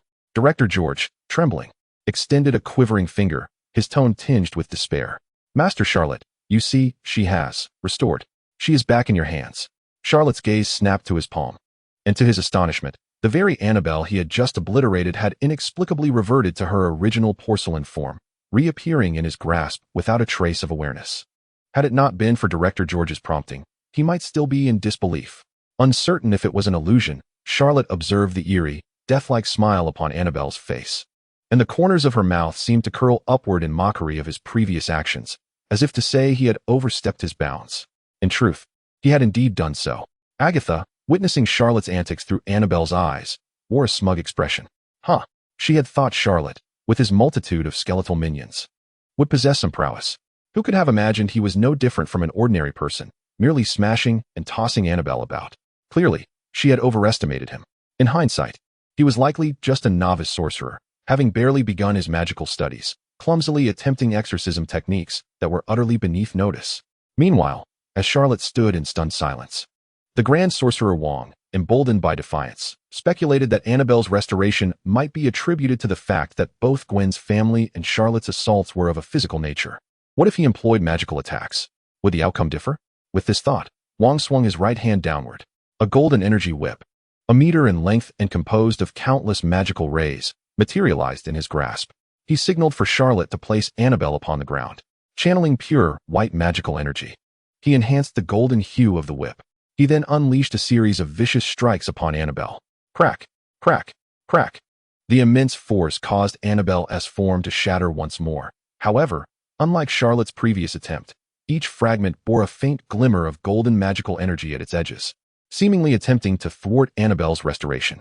Wong eagerly gazed at the pieces strewn across the floor. Yet, in the blink of an eye, the scattered remnants of Annabelle reverted to their original state, the golden magical energy dissipating into nothingness. How could this be possible? Wong stared in disbelief at the scene before him. Agatha, witnessing this, wore an even broader smile. Surprised, are we? The defenses I placed upon Annabelle are nearly 4 centuries worth of dark energy, and this portly middle-aged sorcerer has likely only practiced magic for a few decades, right? How could he possibly breach Annabelle's defenses? Unless it were that ancient hag, the Ancient One, who has practiced for thousands of years, I doubt anyone could breach Annabelle's defenses. Agatha laughed triumphantly, entirely oblivious to the serious expression that had settled upon Charlot's face. Magic attacks were ineffective against Annabelle as well. No, just moments ago. He had indeed seen the fragments infused with golden energy. Moreover, the restoration process appeared slightly slower than after his physical assault. Thus, could it be a matter of Wong's insufficient magical energy? Charlotte recalled the 500 years' worth of dark energy he had received from Dormammu's blessing the previous day. 500 years' worth of dark energy should suffice against Annabelle, he mused. With that thought, Charlotte hesitated no longer. He flipped his right hand, and a 3-meter-long bone whip, formed from the spines of various undead creatures, materialized in his grasp. In an instant, the temperature of the room plummeted. Gwen, gazing at the elongated bone whip on the floor, found herself momentarily breathless, as if a colossal hand were gripping her throat, rendering her unable to breathe. She touched her arms, discovering that she had inexplicably broken out in goosebumps. The oddly shaped bone whip seemed far more terrifying than Annabelle, who had tormented her for a month. Old Wong, witnessing the bone whip in Charlotte's hand, was utterly bewildered. "Charlotte, what is that? I can sense a dark aura emanating from the whip, as if I were facing dozens of dark creatures." Charlotte smiled and explained, "Oh, this? It's an energy whip taught to me by the Ancient One this morning. After my modifications, it became a bone whip formed from the spines of several different dark creatures." Old Wong's eyes widened in shock. "What? This whip evolved from an energy whip, and the bones are from dozens of dark creatures? Charlotte, how is it that everything you learn is dark magic?" Meanwhile, Agatha, observing all of this through Annabelle, was equally stunned. From Charlotte's dialogue, she discerned that the two were white mages from Kamar-Taj. But would a proper white mage wield a bone whip? A name that so clearly connotes dark magic? "Ancient One, are you not going to intervene? Is this a farce?" Furthermore, each bone upon this whip exuded a dark aura that rivaled that of Annabelle. Even through a crystal ball, she could distinctly feel the pure dark energy radiating from the bone whip, as if it were on the verge of shattering the crystal sphere. Agatha's expression darkened. However, her 400 years of pride within the witching community led her to dismiss the notion. Perhaps this was merely an illusion, appearing fearsome but lacking true power? Yes, that must be it. With this thought, a relaxed smile returned to Agatha's face. After all, the defense she had placed within Annabelle could withstand 400 years' worth of magical energy. That portly middle-aged sorcerer, who had practiced for half a lifetime, could not breach Annabelle's restoration limits. How could Charlotte, a novice sorcerer who had barely trained for a few days, possibly surpass Annabelle's restoration threshold? Surely, he could not possess more magical energy than that accumulated over 4 centuries, could he? That was impossible. With this thought, Agatha couldn't help but let out a self-deprecating chuckle. It seems I have not faced a white mage in quite some time. How trivial it is to make such a fuss over a novice sorcerer. Now, in retrospect, it is absolutely impossible for this inexperienced sorcerer, who has barely begun his journey, to surpass Annabelle's 4 centuries worth of magical energy restoration limits. Chapter 21. Does this novice sorcerer possess such a vast amount of magical energy? Let us first test with 100 years worth of dark energy. Thus thought Charlotte. Infusing the dark energy within him into the bone whip, the moment after, the once pallid bone whip transformed into a vivid crimson hue. Its edges sharpened with an additional several centimeters, seemingly materializing out of thin air. There was no doubt that a mere brush from this blood-red whip would rend flesh and sinew. Old Wong, feeling the energy whip in his grasp, glanced at the blood-red bone whip held by Charlotte and murmured, "Is this thing also a form of energy whip? While they have achieved such mastery in mere hours, I have toiled for decades only to produce a semblance of a twisted rope. Is this even fair?" The usually terse Wong had morphed into a champion of complaint, lamenting the absurdity of life, feeling as though the years he had dedicated to the arcane arts had been squandered, due to the considerable length of the bone whip. Charlotte instructed Gwen and her father to retreat to the bedroom for safety. He then aimed the whip directly at Annabelle and delivered a fierce lash. With a resounding crack, countless fragments imbued with sanguine magical energy scattered across the floor. Charlotte quietly noted the passage of time. After 2 minutes, in a fleeting moment, Annabelle reverted to her original form once more. Although the outcome mirrored the previous encounter, Charlotte felt a sense of relief wash over him. For the duration of Annabelle's restoration had lengthened. This indicated that there indeed existed a limit to the power of this entity. It is known that regardless of how fearsome a monster may be, the revelation of its health bar considerably diminishes its terror. With this thought in mind, Charlotte hesitated no longer and infused the bone whip with 200 years' worth of dark energy. Unbeknownst to him, Agatha, observing through the crystal ball, could no longer remain at ease. She had not anticipated that this seemingly novice Charlotte possessed such an abundance of dark energy within him. Moments ago, She felt distinctly through the crystal ball the impact of a strike infused with a full century's worth of dark energy. It had nearly caused the crystal ball to leap from the ground. Now, she was informed that this boy could infuse the bone whip with magical energy as well. This was utterly outrageous. As Agatha stood in shock, Charlot completed his second infusion of magical energy. This time, after infusing 200 years' worth of dark energy. The once blood-red bone whip transformed into a ghostly green, the air thick with a toxic gas that suggested immediate death upon inhalation. Without hesitation, Charlot swung the whip again toward Annabelle. Bang! This time, Annabelle shattered into even more pieces. The scattered remnants not only bore ghostly green magical energy, but also began to decay, emitting a nauseating stench. To Agatha's astonishment, the crystal ball in her hand began to crack. Her right hand trembled slightly as she touched the widening fissure, exclaiming in disbelief, "This is 200 years' worth of dark energy. Good heavens! Where did this boy acquire such a reservoir of magical energy? Is he truly on the verge of shattering Annabelle's restoration limit?" This time, Annabelle's restoration took 10 minutes. Even after returning to her original form, Charlot could sense a lingering fatigue emanating from her. The once cheerful visage, reminiscent of one submerged in formaldehyde, now appeared as worn as a laborer who had been working overtime for a month. It was effective. Charlot's eyes sparkled with excitement. He proceeded to infuse the bone whip with 300 years' worth of dark energy.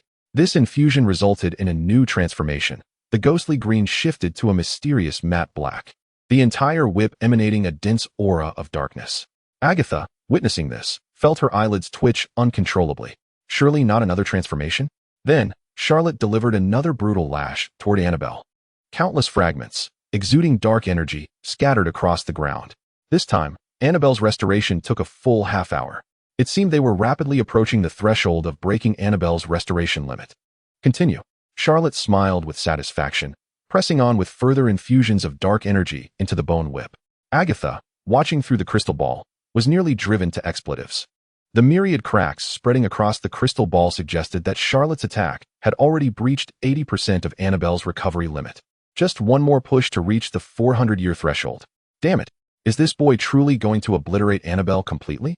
Where on earth is he sourcing all this dark energy? Agatha mopped her brow, cursing under her breath, her eyes reflecting a mixture of fear and awe at the youth's prowess. However, in the end, Agatha's worst fears did not materialize. When the infusion of dark energy reached 350 years' worth, Charlot ceased his efforts. Though he had indeed received the blessing of Dormammu the previous day, gaining 500 years' worth of dark energy, the distinction between possession and mastery was stark. After 2 days of practice, Charlot could only proficiently wield 70% of that energy, 350 years' worth. Any more might cause the bone whip to shatter entirely. Seeing Charlot pause his actions, Agatha's previously taut nerves finally relaxed. Phew. That was close. I almost thought this boy was going to obliterate my 400-year defense. It appears my defenses are still superior. However, given his use of magic and exorcism techniques, it is clear he is undeniably a novice who has only recently embarked on the path of magic. Yet, how does he possess such an abundance of dark energy? Agatha pondered, her curiosity piqued. Suddenly, a spark of realization struck her. She recalled the mysterious black hand that had appeared over New York City the day before. While others may not have known its significance, she, a witch with 4 centuries of experience well-versed in dark magic, understood it all too well.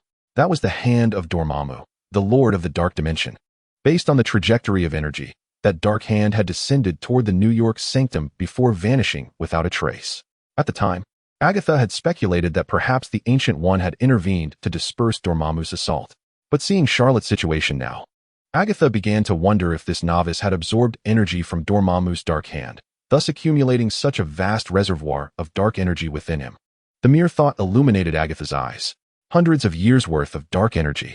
Since she had been bound to a tree by her mother in the witch-hunting tribunal in 1693, she had not absorbed such an abundance of energy. If she could find a way to siphon the dark energy from Charlot, her power would surely ascend to new heights. Perhaps her lifespan could be extended by several centuries. Just as she fantasized about the dark energy she could extract from Charlot, her peripheral vision caught movement in the crystal ball. What was this novice up to now? Given his inability to breach Annabelle's restoration limit, what could he possibly do next? Agatha's curiosity was piqued as she leaned closer to observe. Chapter 22. I've noticed you're quite serious. Within the Gwen household, Charlot watched as the bone whip, infused with 350 years' worth of dark energy, continued to strike Annabelle, who still reverted to her original form. Deep in thought, Charlotte contemplated that since such a vast reservoir of energy could not shatter Annabelle, it was time to shift his approach. How could one not evade when they cannot overpower? Although director George has mentioned this before, he drove to the Hudson River and cast Annabelle into its depths. Upon returning home, he was dismayed to find the drenched Annabelle waiting for him at the entrance. From that moment on, he succumbed to despair and never again was able to part with her. However, Charlotte pondered whether Annabelle's return might be attributed to the fact that director George had not cast her far enough. After all, the Hudson River is merely a few dozen kilometers away. With a brisk drive, one could arrive in just an hour. What sort of distance is that? If one is to dispose of Annabelle, it must be done from a much greater distance. Once her thoughts were clarified, Charlotte turned to the great mage Wong beside her and said, "Wong, would you kindly open a portal and cast Annabelle into the Pacific Ocean's Point Nemo?" Point Nemo? What is that? Wong inquired. It is a location in the South Pacific, the farthest point from any land on Earth known to humanity. If one were to find themselves stranded there, they would hope for the presence of a small firearm capable of transporting them away. Otherwise, the nearest land would be the moon. I refuse to believe that after throwing Annabelle to such a remote location, she could still return, Charlotte explained confidently. Upon hearing Charlotte's response, Wong was momentarily taken aback. Goodness, to throw her that far? It must be said that the mind of the youth is truly sharp. To prevent Annabelle from returning to the Gwen household, tossing her directly to the farthest point from land, the Pacific's Point Nemo? Is this truly the strategy of a serious mage? How does it sound so macabre? Understanding Charlotte's reasoning, Wong no longer hesitated. He quickly looked up the coordinates of Point Nemo online, glanced at a photograph, then closed his eyes, visualizing the scene of Point Nemo in his mind. Upon opening the portal, a pungent scent of brine washed over him. Peering through the portal at the surging, dark waves below, he felt deeply that if Annabelle could return from such depths, it would indeed be a haunting phenomenon.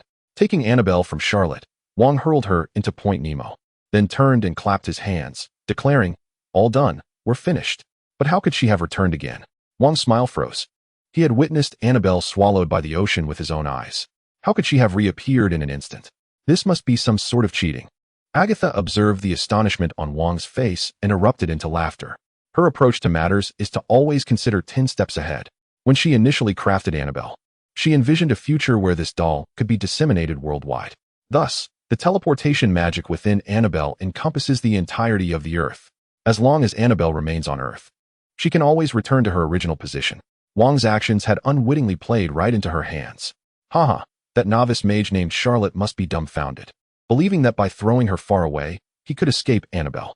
But how could he have anticipated that the range of this teleportation magic spans the entire globe? As Agatha reveled in her triumph, Charlotte remained unfazed by Wong's failure. Instead, he opened a portal to the underworld, connecting Earth with the dark dimension, and threw Annabelle inside. Murmuring, "I refuse to believe that by casting you into the dark dimension, far from Earth, you could still return." Agatha exclaimed, "Wait, what? You threw Annabelle into the dark dimension to evade her? I find you particularly fond of being obstinate." And that portal looks ominous, surrounded by green, ghostly flames. Clearly dark magic. Is this truly a legitimate portal? Where is Ancient One? I report that there's a new mage secretly practicing dark magic behind your back. Agatha's composure shattered. She felt that this mage named Charlotte was truly her adversary tonight.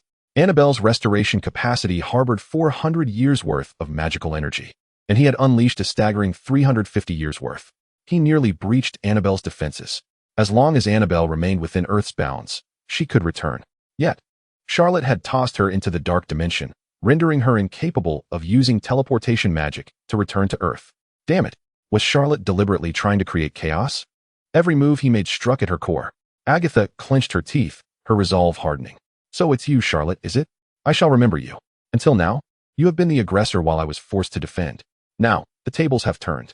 With this thought, Agatha seized a vial of purple magical potion from the table and, with a swift motion, splashed it onto the ground. Instantly, a gelatinous purple portal blossomed on the floor. On the other side of the portal lay Annabelle, recently cast into the dark dimension, now being gnawed upon by several hellhounds that had inexplicably emerged, sporting 3 eyes and blue flames. How dare they lay their hands on my possession? Agatha's gaze darkened. With a vigorous wave of her right hand, a surge of purple magical energy transformed into powerful hands that seized the hellhounds feasting on Annabelle. With a fierce grip, She caused several bursts of crimson mist to erupt in the air. After effortlessly dispatching the hellhounds, Agatha retrieved Annabelle from the dark dimension. A fierce glint flickered in her eyes. Do not mistake my restraint for weakness, for I am no mere plaything. Prepare to taste the torment of nightmares, Charlotte. As her words faded, Annabelle vanished from her sight, only to reappear back in the Gwen household. At that moment, Gwen and her daughter had just emerged to ascertain the situation, having heard the commotion caused by Charlotte's earlier actions, which involved crashing and whipping. After a prolonged silence, they were naturally curious to see if Annabelle had finally been exorcised. However, upon stepping out, Gwen found Charlotte staring gravely at Annabelle, perplexedly remarking, "It shouldn't be possible. I threw her such a great distance. How could she have returned?" Gwen's gaze shifted to Annabelle, whose eyes appeared even more crimson than usual. Was it merely her illusion? Just then, for reasons unknown, Gwen suddenly felt her eyelids grow heavy. Rubbing her eyes, she yawned. "Have I not slept in the past 2 days? And my body can no longer endure?" Upon reopening her eyes, she found Charlotte inexplicably close before her. Their faces were mere inches apart, and Charlotte's handsome features caused a faint blush to rise on the young girl's face. "Master Charlotte, you seem to be standing rather close," she stammered. Expecting him to draw back slightly, she was taken aback when, upon hearing her words, he leaned even closer. Gwen could almost feel the warmth of his breath and the rhythm of his heartbeat. Charlotte flashed a charming smile, softly whispering, "Miss Gwen, do not fear. I will surely help you banish Annabelle. Even if I cannot, I will remain by your side forever." Gwen's breath caught in her throat. Goodness, what is Charlotte saying? Hadn't they just met?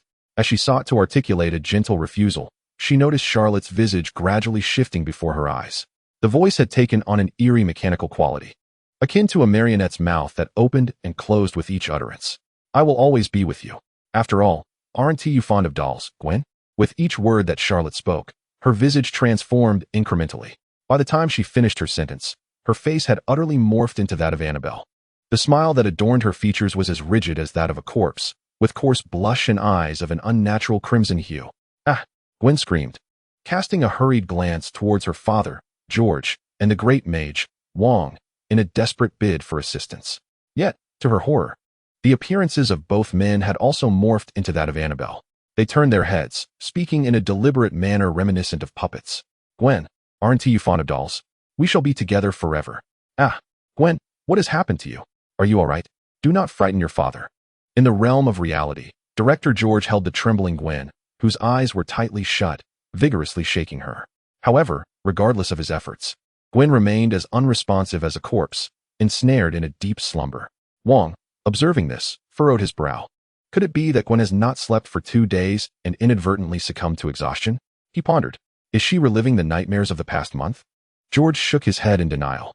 No, even if she were dreaming, it could not happen so swiftly. He recalled that Gwen had glanced in Annabelle's direction moments earlier. Could it be that Annabelle's pupils were originally red? George turned his gaze toward Annabelle and, for reasons unknown, felt his eyelids grow heavy. Rubbing his eyes, when he opened them again, he was met with the sight of his wife, her face marred by resentment, as she approached him with a torch in hand. "George, is this how you protect our child? Now that Gwen is asleep, you shall join her in slumber." In terror, George stared at his wife, transformed into a hellish specter, desperately attempting to flee. Yet, he found himself utterly immobilized, forced to watch as she raised the torch, slowly engulfing him in flames until he was consumed entirely. "Mr. George? Mr. George, wake up. Please awaken." Charlotte shook the director with fervor, but her efforts proved futile. Director George, like Gwen beside him, lay with his eyes shut, beads of cold sweat forming on his brow, body convulsing, clearly trapped in a nightmare as well. Just then, Wong shouted from behind, "Charlotte, beware of Annabelle. Do not look into her eyes." No sooner had he spoken than Wong collapsed to the ground, falling into a nightmare of his own. Meanwhile, Agatha cradled a crystal ball riddled with cracks, narrowing her eyes at the scene of Charlotte within it, a smug smile gracing her lips. She intended to make him feel relentlessly pursued, ensnared in despair, the very source of her frustrations. Thus, she orchestrated Annabelle's actions, leading Gwen, Director George, and Wong into their nightmares in succession, isolating Charlotte completely. With only Charlotte remaining in the arena, she thought, in that case, let us plunge into a nightmare, shall we? Charlotte? In Gwen's household, Charlotte surveyed the 3 individuals sprawled on the ground, ensnared in their nightmares, his expression darkening considerably. While it was one thing for the ordinary Gwen and Director George to succumb, Never had he anticipated that even the great mage Wang would fall victim. This was truly beyond his expectations. However, fortuitously, Wang had imparted valuable information before his descent into slumber, cautioning him to beware of Annabelle's eyes. According to Wang's assessment, those very eyes were the key to ensnaring souls in nightmares. If that were the case, the black magic he had just mastered that morning, the chaotic shield capable of driving foes to madness, trapping them in illusions, or even leading them to death, might serve as an effective countermeasure.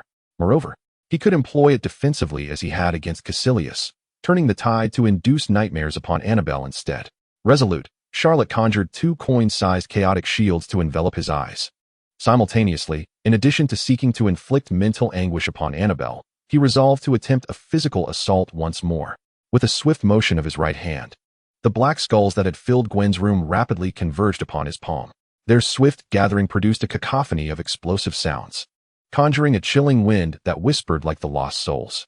These spectral skulls, under Charlot's command, formed a tempest of skeletal winds, emitting a spine-chilling cacophony of laughter. Simultaneously, ethereal green flames ignited around this whirlwind of bones, curiously lowering the ambient temperature even as the flames blazed. Observers would note the air distorting under the heat, presenting a paradox that would leave even the most brilliant scientists bewildered.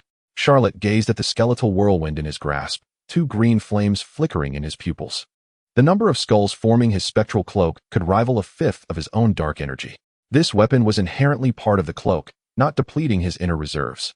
Hence, Charlot contemplated, what if I combine this century's worth of skeletal energy with an additional 350 years worth of dark energy?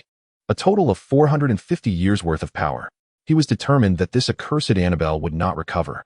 With that thought, Charlot pressed his right hand firmly against Annabelle's head, allowing the multitude of spectral skulls to surge inside. With his eyes shielded by the chaotic shield, he boldly met Annabelle's crimson gaze head-on. On the other side, witnessing Charlot's audacious actions, Agatha couldn't help but find amusement in the spectacle. Ha! This Charlot is merely a greenhorn, lacking experience in exorcism. Does he truly believe that casting a magical shield will suffice against Annabelle's ability to ensnare souls in nightmares? How absurd. Not to mention, Charlot's rune arrangement for that magic shield was appallingly inadequate. Common attacks would surely breach it. And those pitch-black skulls, how could they possibly?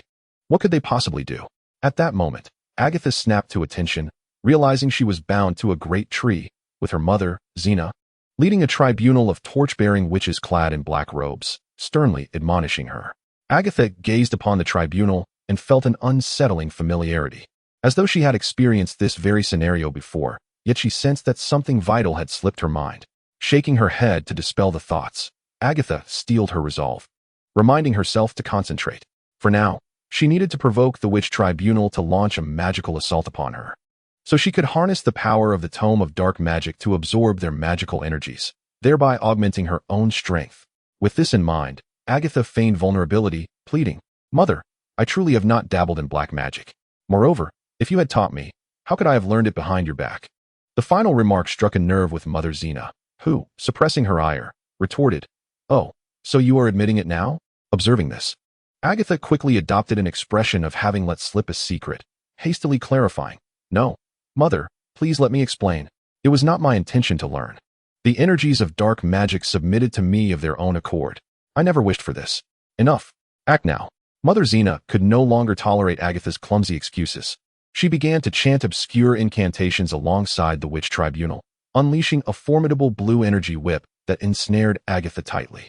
In response, a barely perceptible smile of triumph flickered at the corner of Agatha's mouth. She understood the intentions of her mother and the tribunal. They sought to extract the dark energies from her being.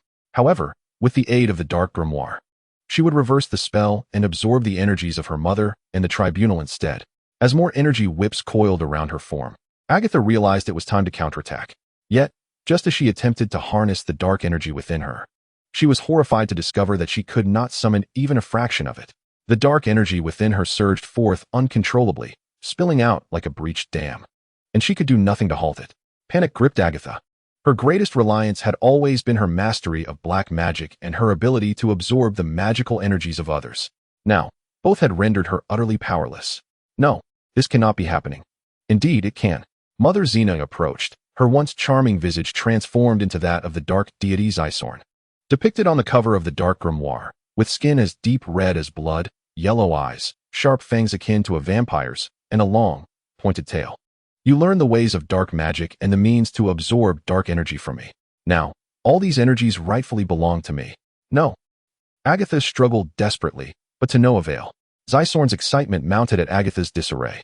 With a sweeping motion of his hand, countless black skeletal apparitions surged forth, engulfed in corrosive hellfire, racing towards Agatha.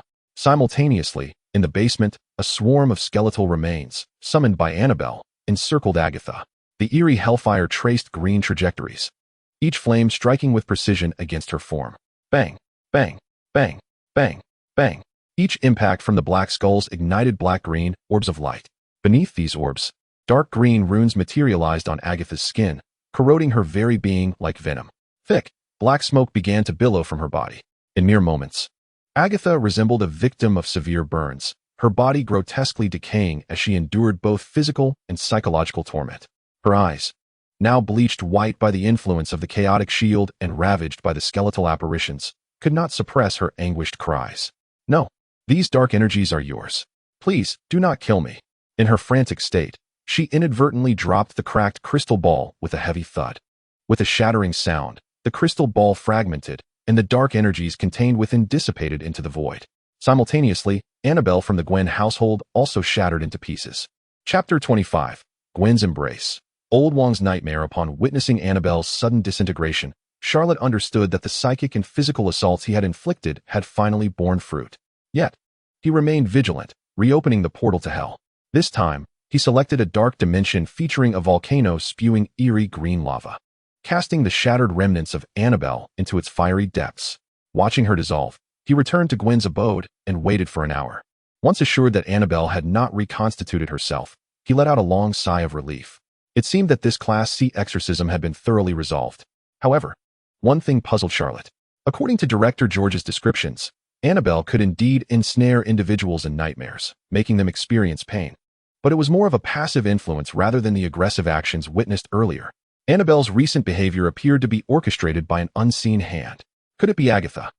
With this thought, Charlotte's heart tightened once more.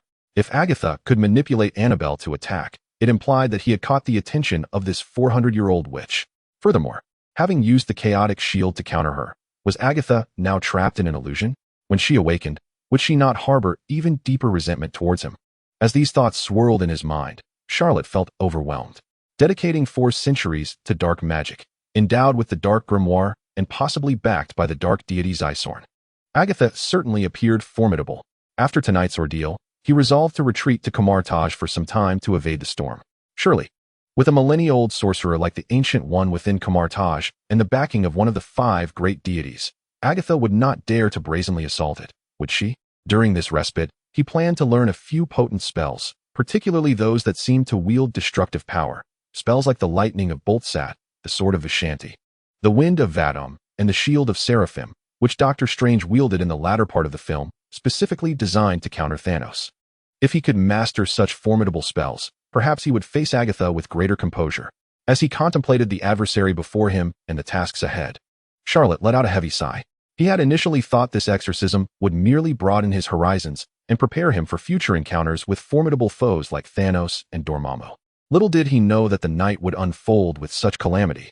Just as Charlotte was lost in his musings, Gwen, the first to be affected by Annabelle's influence, gradually awakened.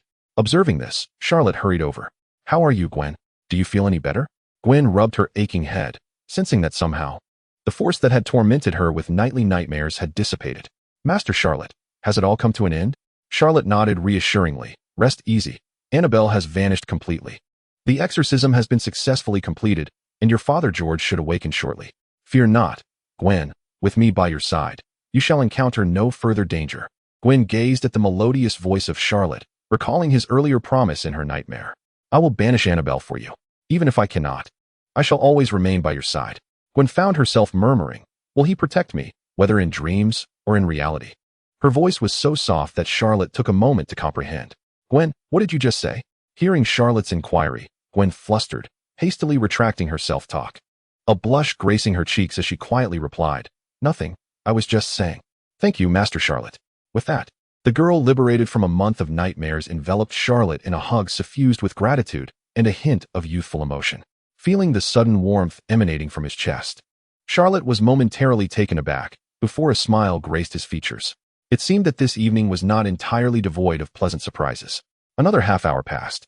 Upon awakening and learning that Charlotte had successfully exorcised a malevolent spirit without his assistance, old Wong couldn't help but feel a twinge of shame.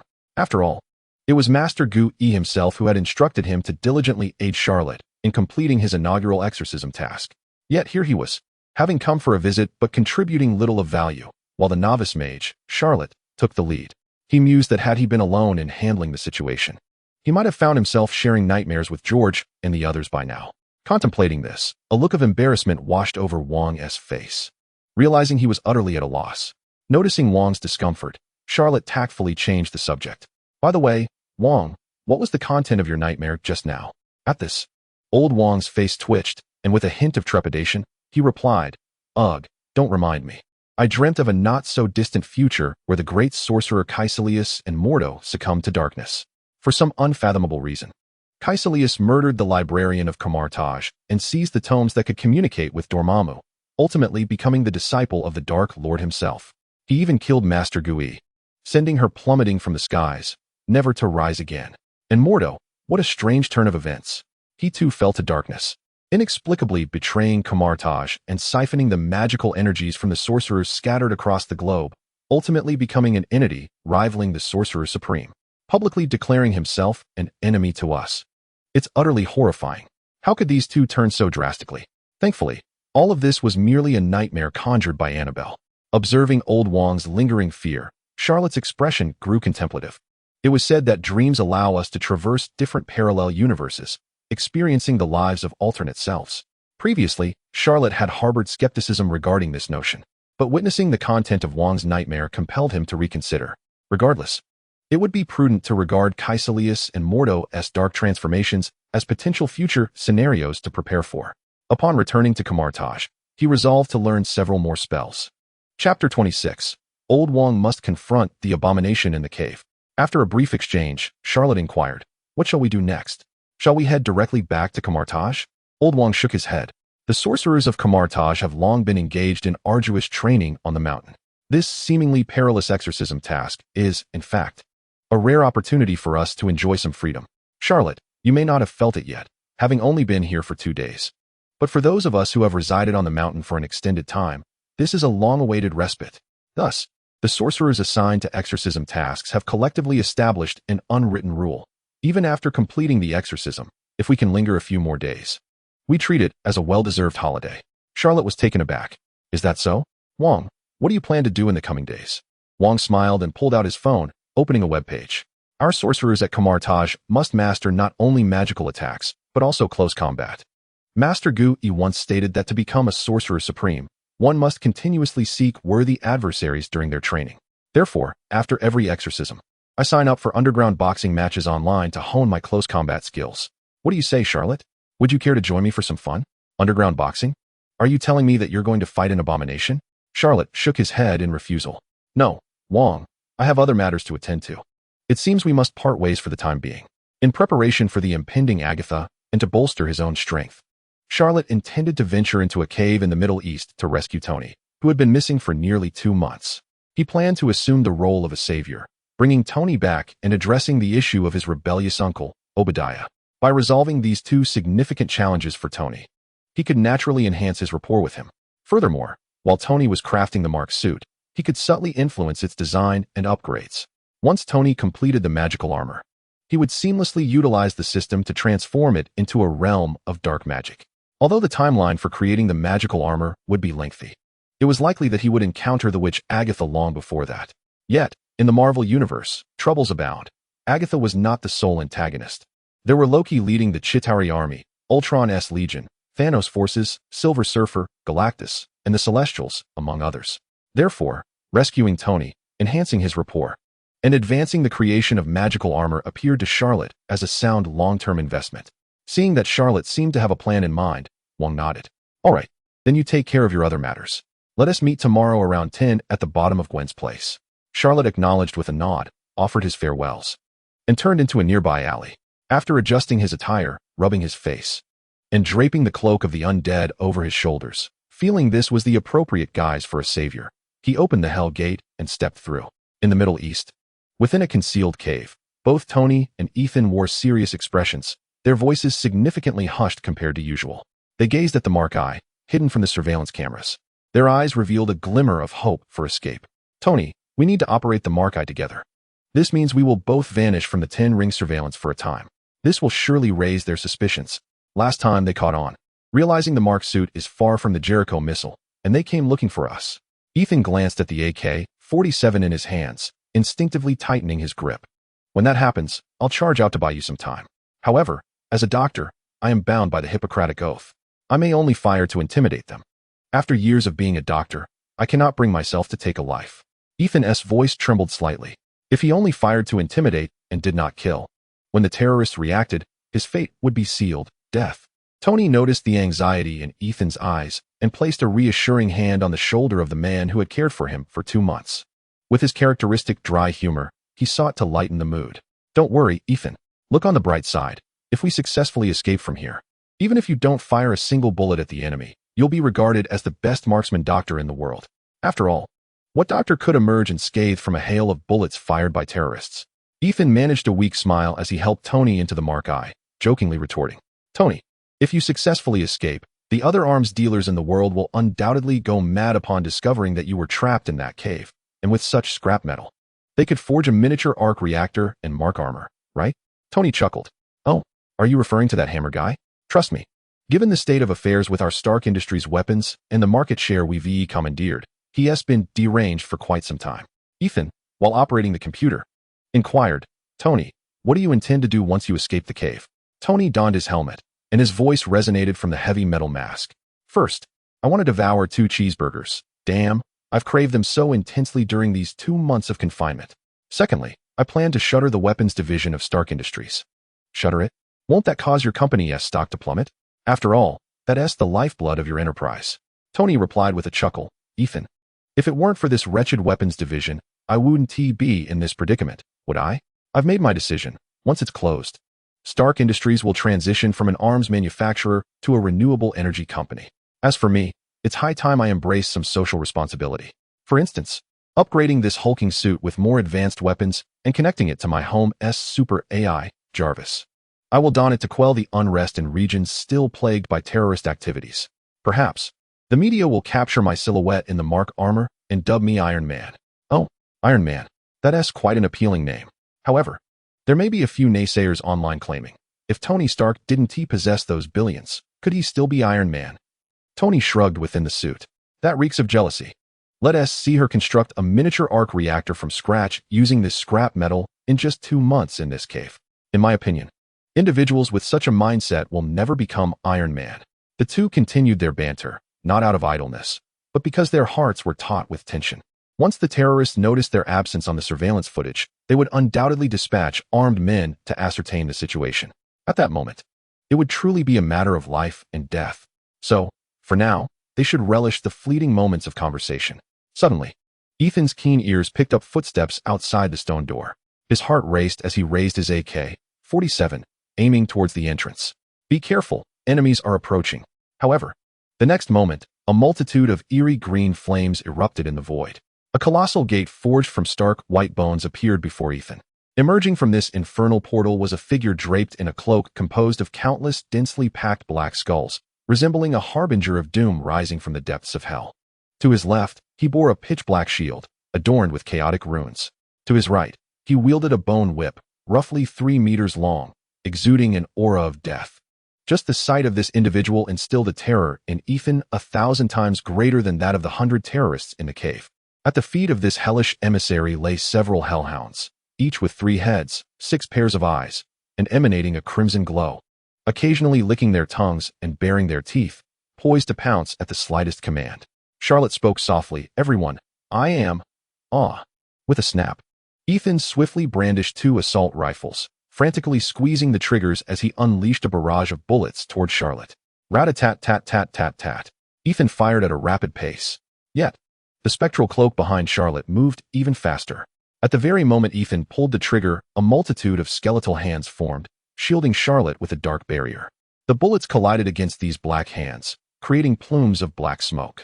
This bizarre spectacle not only failed to alleviate Charlot's peril, but instead rendered him even more ominous and terrifying.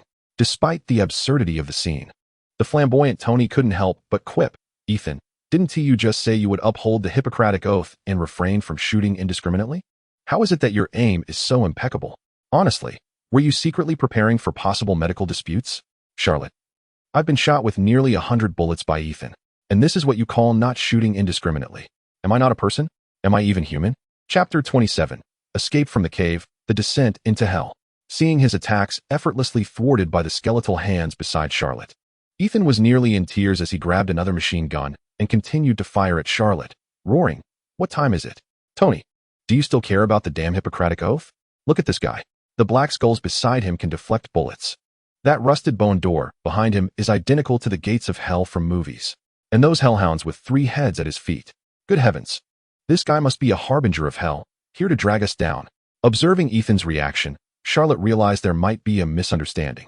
Thus, he smiled and said, "Ethan, your shooting skills are commendable. It appears no patient will dare to cause a ruckus at your practice in the future. Allow me to introduce myself. I am Charlot, a white mage from Kamar-Taj. I came here after seeing that Tony had gone missing in the Middle East to rescue you. After all, as you know, I am a good person." With the metal mask obscuring his vision, Tony could still clearly discern the figure surrounded by skeletons, emanating dark energy. With several 3-headed hellhounds at his feet, the corners of his mouth twitched. "You're a good person? A white mage? What white mage exudes black energy? What white mage wields a bone whip? And what of this bone-crafted gate to hell? These hellhounds with 3 heads and bloodlust exuding from them. It's evident you're one of those from the Serpent Academy. Did you think I haven't seen Harry Potter?" Just as the 3 found themselves in a standoff, Charlotte was about to say something further when suddenly, an explosion erupted from behind the stone door, accompanied by the sound of gunfire from the terrorists. "Damn it. There are intruders trying to take Tony Stark. Open fire. Take down this unknown entity. Fire away. P.S. Just one person. Let us finish him." A barrage of fire erupted behind Charlotte. Judging by the intensity of the attack, it seemed the terrorists were determined to eliminate Charlotte on the spot. Listening to the gunfire, Charlotte felt his irritation boiling. Facing someone like Agatha, who had lived for over 4 centuries, he could understand being a bit hesitant. But what were these 10 Commandments thugs? How dare they lay a hand on him? It was akin to tugging on a tiger's whiskers. With a flash of severity in his eyes, Charlotte waved his hand. Countless black skulls surged toward the horde of terrorists. Like hand grenades, they detonated violently upon the terrorists. Yet, unlike ordinary explosives, these black skulls were intermingled with the potent resentment of the undead. Even as their bodies were shredded and corroded by venom, they experienced the profound terror felt by those they had previously slain. Trembling in fear, their bodies and minds were subjected to excruciating torment. Simultaneously, several hellhounds with 3 heads, engulfed in flames, charged forth at Charlotte's feet. While they feasted upon the enemy's heads, they unleashed blood-red flames upon the surrounding walls. These flames were hellfire. Unless consumed by the burning materials, they could not be extinguished by water or sand. In mere moments, the entire cavern was engulfed in flames. Countless skulls rained down upon the terrorists, releasing thick plumes of black smoke. 4 or 5 3-headed hellhounds patrolled the area, seeking any lone terrorists to devour. This cavern, neither too large nor too small, had transformed into a veritable hell on earth. A hell exclusively for the 10 Commandments gang terrorists. Tony, clad in his mark armor, was nearly beside himself. He had mentally prepared himself to rush out and confront the terrorists in a final battle, readying for Dr. Ethan's funeral. Yet, this mage named Charlotte appeared and, in an instant, ended the conflict? Was it truly possible to so effortlessly vanquish a terrorist force of over 100? Was this even human? "Charlotte, do you truly embody the goodness you just claimed? Are you truly here to rescue me?" After a moment's hesitation, Tony approached Charlotte and inquired. Charlotte chuckled lightly. "What? Do you find my methods too brutal?" "Huh. But, Tony, corrupt officials are more cunning than honest ones. Villains are cruel. But good people must be even more so. Is that not the case?" Tony reflected on the torment he had endured at the hands of those individuals. He recalled how his weapons had been stolen by the 10 Commandments gang, causing devastation to innocent civilians in the Middle East. He nodded gravely.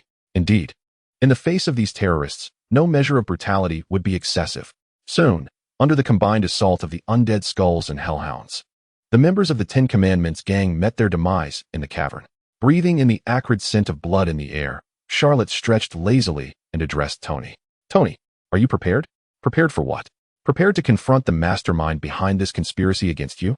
Mastermind? Who is he? Tony, this person is none other than your uncle Obadiah, the second in command of Stark Industries. Tony. Late at night, within Stark Industries, in Obadiah's office, he lounged in a loose suit, carelessly propping his feet on the desk, igniting an expensive cigar and exhaling clouds of smoke. Lately, his mood was somewhat buoyant yet tinged with frustration.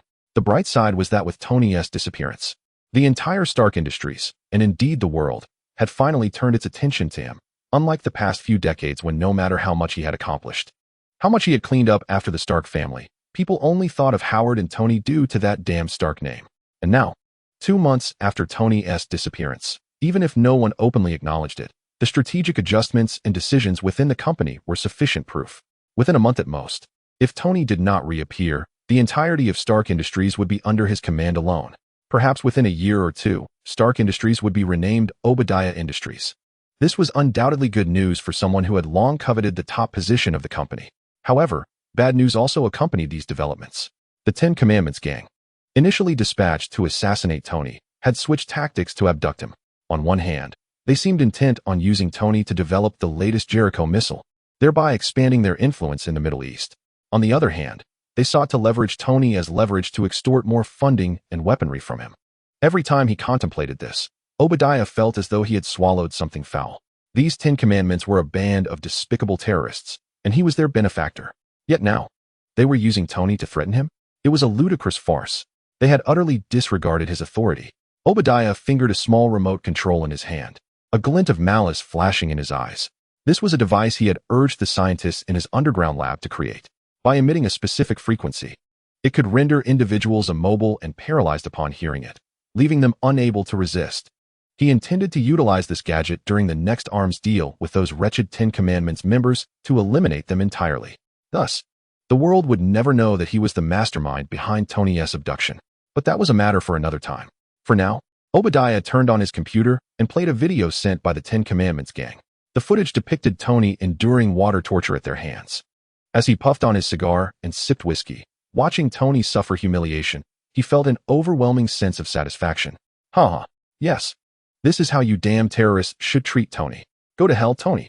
Just as Obadiah erupted in laughter, suddenly, a hellish gate, crafted of eerie white bones and surrounded by green ghostly flames, materialized before him. Clad in mark armor, Tony's eyes blazed with fury as he proclaimed, "No, it is you who should descend into hell, Obadiah. Obadiah." Chapter 28, Ghostly Spider-Man Gwen, Venom Peter Parker? Bang, bang, bang. A fist the size of a sandbag crashed down upon the unsuspecting Obadiah. Each blow carried immense force, seemingly signaling that Tony would not relent until he had pummeled Obadiah into submission. Obadiah was utterly bewildered. Although the figure before him was encased in iron, he could distinctly hear the voice of his estranged nephew, Tony Stark. No, how could this be? He should be in that cave in the Middle East, tormented by those terrorists. How did he suddenly appear in my office? And where did this suit of armor come from? Who was the man draped in a skeletal cloak behind that hellish gate? So many questions swirled in Obadiah's mind, but all his thoughts coalesced into a single plea. Help! Stop hitting me. As he witnessed Obadiah being battered and bloodied, Charlot shook his head, stepping forward to pat Tony's mark armor. Tony, stop. In that moment, Tony, fueled by rage, had not considered relinquishing his pursuit of Obadiah, since hearing Charlot discuss the mastermind behind the scenes and listening to his uncle's own curses against him. Charlot, although you are my savior, do not tell me this matter will end here. He has kept me bound for 2 months. This cannot simply be forgiven. Charlot shook his head and remarked, "No, what I mean is that your approach is too gentle. What does such an attack amount to? It would be far more effective to cast him into the dark dimension and then, together with my dark creatures, confront Obadiah. That is the only way to cleanse his sins." The terms dark dimension and dark creatures caused Tony, who was poised to strike Obadiah, to pause in his tracks. Momentarily taken aback, he was aware of these two concepts. After all, he had traversed through the gates of hell and crossed the dark dimension alongside Charlot when escaping from the cave in the Middle East, arriving at Obadiah's office. Yet, it was precisely this prior experience that filled him with trepidation. One must understand that the dark dimension is teeming with countless demons. Within it, the dark creatures take on a myriad of forms and sizes. There are minotaurs, robust as small mountains, with long horns and eyes as red as blood. exhaling a scorching breath that seems capable of melting everything. There are skeletal figures draped in black robes, wielding long scythes, resembling the Grim Reaper, yet with a pair of pitch-black wings sprouting from their backs. There are also octopus demons, covered in tentacles, slick to the touch, capable of devouring an entire mountain in a single bite. Just recalling these various dark entities is enough to inflict a significant psychological toll. Had it not been for Charlotte guiding him through this realm, it would have been utterly impossible for him to navigate it on his own. Hey, Charlotte, don't you think your plan is a bit excessive? I know you're quite ruthless, but this seems a touch extreme, don't you think? My intention was merely to reciprocate. Since Obadiah kidnapped me for 2 months, I thought I could at most beat him half to death, rendering him bedridden for the rest of his life, and then force him to transfer all his shares to me. That would suffice. The dark dimension and dark creatures seem a bit over the top, don't you think? Charlotte raised an eyebrow. Hey, your proposal isn't exactly exemplary either. You dare criticize me? He cleared his throat and explained. Did I forget to mention? When your parents perished, it was Obadiah who actively leaked information to Hydra. If it weren't for him, perhaps you could still be with your family today. Upon hearing this, Tony slammed his thigh and shouted, What are we waiting for? Charlotte, quickly, cast that damned Obadiah into the dark dimension. If I don't eliminate him today, I'll be unworthy of the Stark name. Obadiah? Observing Tony's swift change in demeanor, he could only utter a single line to Charlotte. No, buddy. Silence does not equate to being mute. Tonight. It was a sleepless night for Obadiah, as well as for Gwen Stacy. After Charlotte concluded his exorcism, she ordered a pizza, hastily consumed it in her bedroom, and then fell into a deep slumber. When she awoke, she was astonished to find that barely an hour had passed, yet she felt surprisingly invigorated. She certainly did not resemble someone who had been tormented by Annabelle's nightmares for an entire month. Moreover, when she glanced into the mirror on her desk, an even more astonishing scene unfolded. Her once prominent dark circles had vanished, her eyes sparkled with vitality, and even the freckles that had long resided on her skin had dissipated, revealing an extraordinary complexion. At the same time, Gwen discovered that she could effortlessly see a kilometer away, witnessing a couple passionately kissing in the dim alley below. She could also distinctly hear a family of 3 in the adjacent apartment enjoying a comedic variety show together. What amazed her further was the realization that she could walk freely on walls, as though gravity held no sway over her. Additionally, she found that she could shoot webs from her wrists, much like a spider. Wait, spider? A sudden epiphany struck her mind. She recalled that just before ordering pizza, a vividly colored spider had bitten her. Could it be that these remarkable changes were all due to that spider? With this thought, Gwen hurriedly retrieved the spider she had discarded in the trash, cradling it delicately in her hands. Gazing at this colorful little creature, she couldn't help but think of the DC comics she had read, where Batman, Bruce Wayne, was bestowed the title of Batman due to his nocturnal escapades and his secret lair in the Batcave beneath Wayne Manor. If she had been bitten by a spider, could she not also adopt a moniker? Perhaps something like Spider-Woman? Gwen furrowed her brow, feeling that name was rather mundane. Just then, the ethereal scene of Charlotte utilizing a spectral skeleton to float about, resembling a ghost, flashed through her mind. Her eyes brightened. What about calling herself Ghost Spider? At 10 in the morning, downstairs at Gwen's home, Charlotte wiped the blood from his hands with a spectral cloak and began to whistle cheerfully. As the saying goes, a man's friendship is forged through shared trials, joint escapades, mutual spoils, and even shared indulgences. In any case, last night he had ventured into the Middle Eastern cave to rescue Tony, who was teetering on the brink of life and death. And together they had dealt with the puppet master, Obadiah. Now, Tony's regard for him had undoubtedly soared. He had even transferred 20% of his company shares to Charlotte on the spot and invited him to visit his seaside villa anytime. While the former 2 gestures did not particularly faze Charlotte, the latter piqued his interest immensely. All his efforts last night had not been in vain. He had finally secured the rights to the Mark's suit. Now, he merely had to await Tony's continuous updates and iterations, subtly nudging the invention of the magical armor. Charlotte felt a thrill of anticipation. After all, Tony had spent half the night with him in the dark dimension, during which he had employed a considerable amount of dark magic. Surely, inspired by this experience, Tony would significantly shorten the timeline to ultimately create the magical armor. At that moment, Old Wong approached, whistling and clapping his hands. Charlotte greeted him. Hey, Old Wong, you seem to be in good spirits. Did you encounter a worthy opponent last night? Let me guess, his name was Venom, right? Old Wong looked puzzled. I did face a formidable opponent in the underground fight. That much is true, but who is Venom? Charlotte was taken aback. Your opponent wasn't Venom? Then who was it? Old Wong replied, some guy nicknamed Venom, with skin resembling a thick, black liquid. When I fought him, it felt as if he wanted to devour my brain. However, my years of training at Kamar-Taj were not in vain. I ultimately launched a surprise attack through a portal and decisively ended the skirmish. Venom? An underground fight? Could it be that Venom's host was Peter Parker? Charlotte raised an eyebrow and called Gwen. Hey, Maid Charlotte. What is up? Gwen's voice on the other end was unusually bright, hardly resembling someone who had endured a month of torment from Annabelle. Charlotte, not overly concerned, assumed that Gwen had finally enjoyed a good night's sleep. He got straight to the point. Gwen, I wanted to inquire whether there is someone in your class named Peter Parker. Has he undergone any changes recently? On the other end of the phone, Gwen remarked, Oh, you're talking about Peter? I know him well. I remember when he was scrawny and had a crush on a redhead named MJ. He has changed quite a bit lately, letting his hair down and suddenly breaking into dance while walking down the street. He even confronted Thompson, the bully who used to torment him, declaring that he wanted to throw some dust into his eyes. I also saw him at a discount store buying a black suit. It seems he has recently secured a position at the Daily Bugle as well. Quite the transformation. Upon hearing this, Charlotte couldn't help but smirk. Well. Peter Parker, while others, upon being possessed by Venom, might renounce beef the very next day, you, on the other hand, think only of buying discounted clothes, securing a promotion, and dancing awkwardly in the streets. I'm truly impressed. Chapter 29, Hydra's Legacy at Kamar-Taj. After a bit more idle chatter, Charlotte hung up the phone. At that moment, Old Wong inquired, Charlotte, why did you suddenly bring up Peter Parker? Could it be that he is Venom?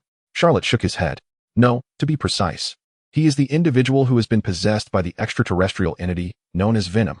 Typically, humans who fall under Venom's influence undergo drastic personality changes, developing a penchant for violence and consumption, becoming as if tainted by dark energy. For someone like Peter, who, despite being possessed, has not succumbed to extremes, is indeed a rarity. As he considered this, Charlotte was reminded of the mention in the movie Venom 3, where it was stated that upon merging with its host, Venom generates something called the Codex. This entity could potentially free the symbiote god, Null, trapped deep within the cosmos, allowing the world to descend into darkness once more. Due to Null's confinement, he would dispatch an army of symbiotes to Earth, wreaking havoc, leading to a catastrophic loss of life. Realizing this, Charlotte felt overwhelmed. Goodness. It truly is a case of trouble begetting more trouble. The witch Agatha has yet to be dealt with, and now there's this symbiote god, Null, lurking in the depths of the universe, watching Earth with greedy eyes. At that moment, Charlotte truly felt that his meager skills were utterly inadequate in the face of such formidable adversaries. It seemed he needed to return to Kamar-Taj to enhance his abilities. Thus, Charlotte hastily bid farewell to Old Wong and opened a portal to return to Kamar-Taj. Kamar-Taj, atop the mountain, the sanctum of the Supreme Sorcerer. As Charlotte gazed upon the serene figure of the Ancient One, leisurely sipping tea as if she were in control of all worldly matters, he slightly nodded and spoke. Master, I wish to practice my basketball skills. Ah, no. Ancient One, I seek to learn new magic. Not so fast, she replied. Ah, why not? Although he had only joined Kamar-Taj 2 days prior, Charlotte could clearly sense the Ancient One held him in considerable regard. After all, with the aid of the system, he had learned magic at an astounding pace. Even though his modified and optimized spells fell within the domain of dark magic, their offensive capabilities were impressive. Moreover, hadn't the Ancient One herself been immersed in the field of dark magic for centuries? In every aspect, he seemed to be a kindred spirit to her. Perhaps in the not-so-distant future, he would succeed her as the Supreme Sorcerer of Kamar-Taj. Logically, one would expect the Ancient One, who had long desired to retire, to eagerly provide him with magical guidance. So why the reluctance to teach? The Ancient One took a sip of her tea, her right hand gently tracing the eye of Agamotto at her chest. With a flash of green light, the eye slowly opened, revealing a scene from the previous night when Charlotte was exorcising at Gwen's house. The Ancient One pointed at Annabelle in the vision and addressed Charlotte. Last night during your exorcism, you must have learned from Director George that the mastermind behind it all is the witch Agatha, who has lived for over 4 centuries. Although you successfully exorcised Annabelle and utterly destroyed her, didn't that process seem rather convoluted? Charlotte pondered this and realized it was indeed true. He had initially employed his bone whip to gradually augment the dark energy to a force equivalent to 350 years for a physical attack. When that failed, he opened a portal to the dark dimension, casting Annabelle away, yet that too proved ineffective. Ultimately, he resorted to the Chaos Shield for a mental attack, combining it with the Cloak of the Undead and his own 350 years worth of dark energy to barely succeed in the exorcism. He had indeed exhausted nearly all his tricks to confront Annabelle. Ancient One, I recognize my limitations in power, which is why the exorcism was so fraught with challenges. That's why I wish to learn more powerful magic to strengthen myself, Charlotte expressed earnestly. The Ancient One gently shook her head. No, Charlotte, you are mistaken. The enhancement of your power does not lie in the quantity of spells you learn, but in the depth of your understanding. Take Annabelle's restoration limit, for instance. From the results, it appears to be equivalent to 400 years' worth of magical energy. And you? Although Dormammu inexplicably bestowed upon you 500 years' worth of magical energy a couple of days ago, you cannot actually wield such an immense force, can you? Otherwise, you would have shattered Annabelle's restoration limit with your first strike. Mastery and mere learning are two entirely different matters. Therefore, Charlotte, I grant you 1 month to thoroughly comprehend all the magic you have currently learned. After that, return to me for new lessons. Listening to the Ancient One's words, Charlotte nodded in agreement, acknowledging the truth in her statement. Had he indeed absorbed Dormammu's blessing completely yesterday, channeling all that dark energy into his bone whip, he would have unleashed 500 years' worth of magical energy in one blow. There would have been no subsequent nightmares for Gwen, Director George, and Old Wong. With that thought, Charlotte nodded, turned, and returned to his quarters to begin his training. Time flowed gently, and soon a month had passed. In Charlotte's room, he sat cross-legged on a cushion. Countless small portals to hell filled the space, each one harboring serpents with crimson eyes that occasionally flicked their tongues. Despite their ominous appearance, these serpents, summoned by Charlotte through the portals, remained surprisingly docile. Charlotte slowly opened his eyes, a thick cloud of black smoke emanating from him. Large quantities of pure dark energy divided into hundreds of segments, each one flowing into the bodies of the black serpents behind him. Converge, he commanded softly. In the next instant, over 100 black serpents surged forth from the portals. Under Charlotte's mental control, they intertwined, ultimately forming a colossal serpent-like entity, standing 5 meters tall and 6 meters wide, boasting 9 heads. Each head bore different colors in its eyes and distinct expressions, hinting that each possessed unique abilities. Gazing at the 9-headed serpent before him, Charlotte nodded in satisfaction. The Ancient One was indeed correct. To learn is one thing, but to master is another.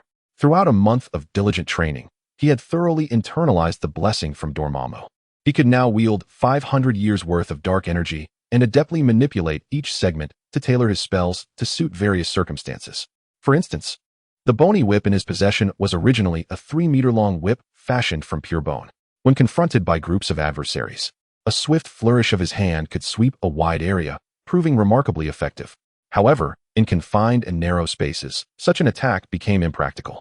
To address this limitation, Charlotte meticulously refined the dark energy he wielded, enabling him to summon a single segment of the bony whip, dispersing it like a swarm of skeletal heads.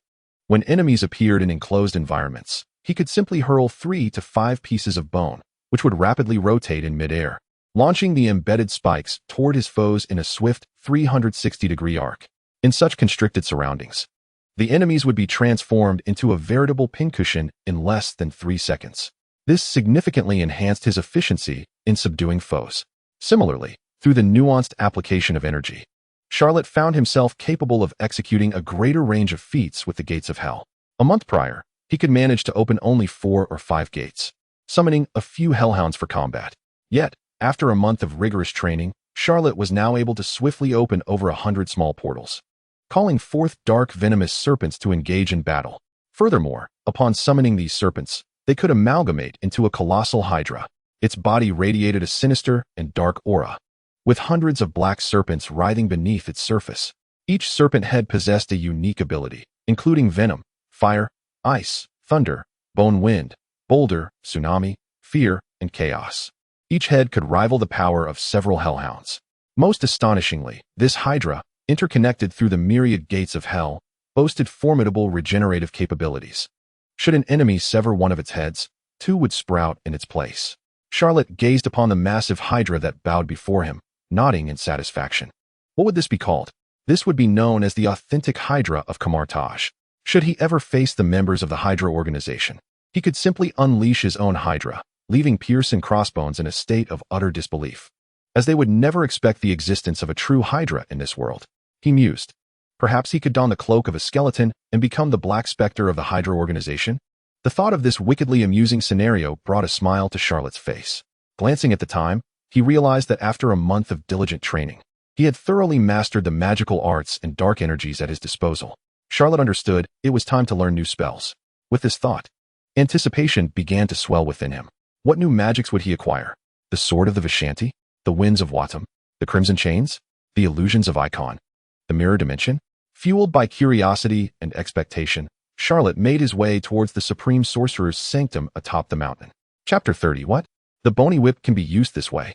At the peak of Kamar-Taj, within the Supreme Sorcerer's sanctum, upon entering, Charlot beheld the figure of Caecilius.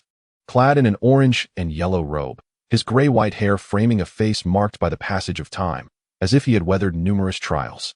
He appeared to have been waiting for Charlot for quite some time. Surveying the sanctum, Charlot realized that it was just the two of them present. Inquisitively, he asked, Caecilius, where is Master Ancient One? I had arranged to meet her today to learn new magic. Caecilius gestured towards the depths of the sanctum and replied, aside from confronting the dark dimension Lord Dormammu, there are numerous dimensional demigods lurking in the vast cosmos, eyeing Earth with malevolent intent.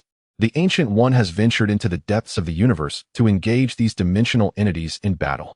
She often disappears for a few days every few months. And in recent years, this has become increasingly frequent.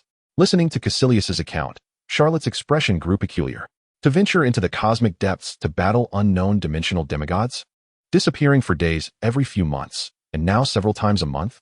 Goodness, were it not for his familiarity with the comics and films, he might have been swayed by Ancient One's grandiose rhetoric. In his heart, he silently revered the woman who exerted considerable effort for the peace of Earth. Yet, knowing the true narrative, he understood that this was not a heroic battle against unknown foes, but rather a chance for Ancient One to sneak away, frolicking in the universe, indulging in leisure and revelry. Once, she would vanish every few months, but now it was every month. It was clear that the Ancient One, sensing her impending work hours, could no longer restrain her restless spirit and had begun to slack off. The corners of Charlot's mouth twitched. He could finally empathize with Caecilius's despair upon discovering that the Ancient One had been utilizing dark magical energy to prolong her life, leading to his eventual corruption. Were he to reveal to Caecilius that the Ancient One was merely slacking off in the cosmic depths, he would likely struggle to maintain his composure. Clearing his throat, Charlot redirected his thoughts. This presented a predicament. A month ago, he sought to learn magic from the Ancient One, but she had advised him to master the fundamentals rather than spreading himself too thin.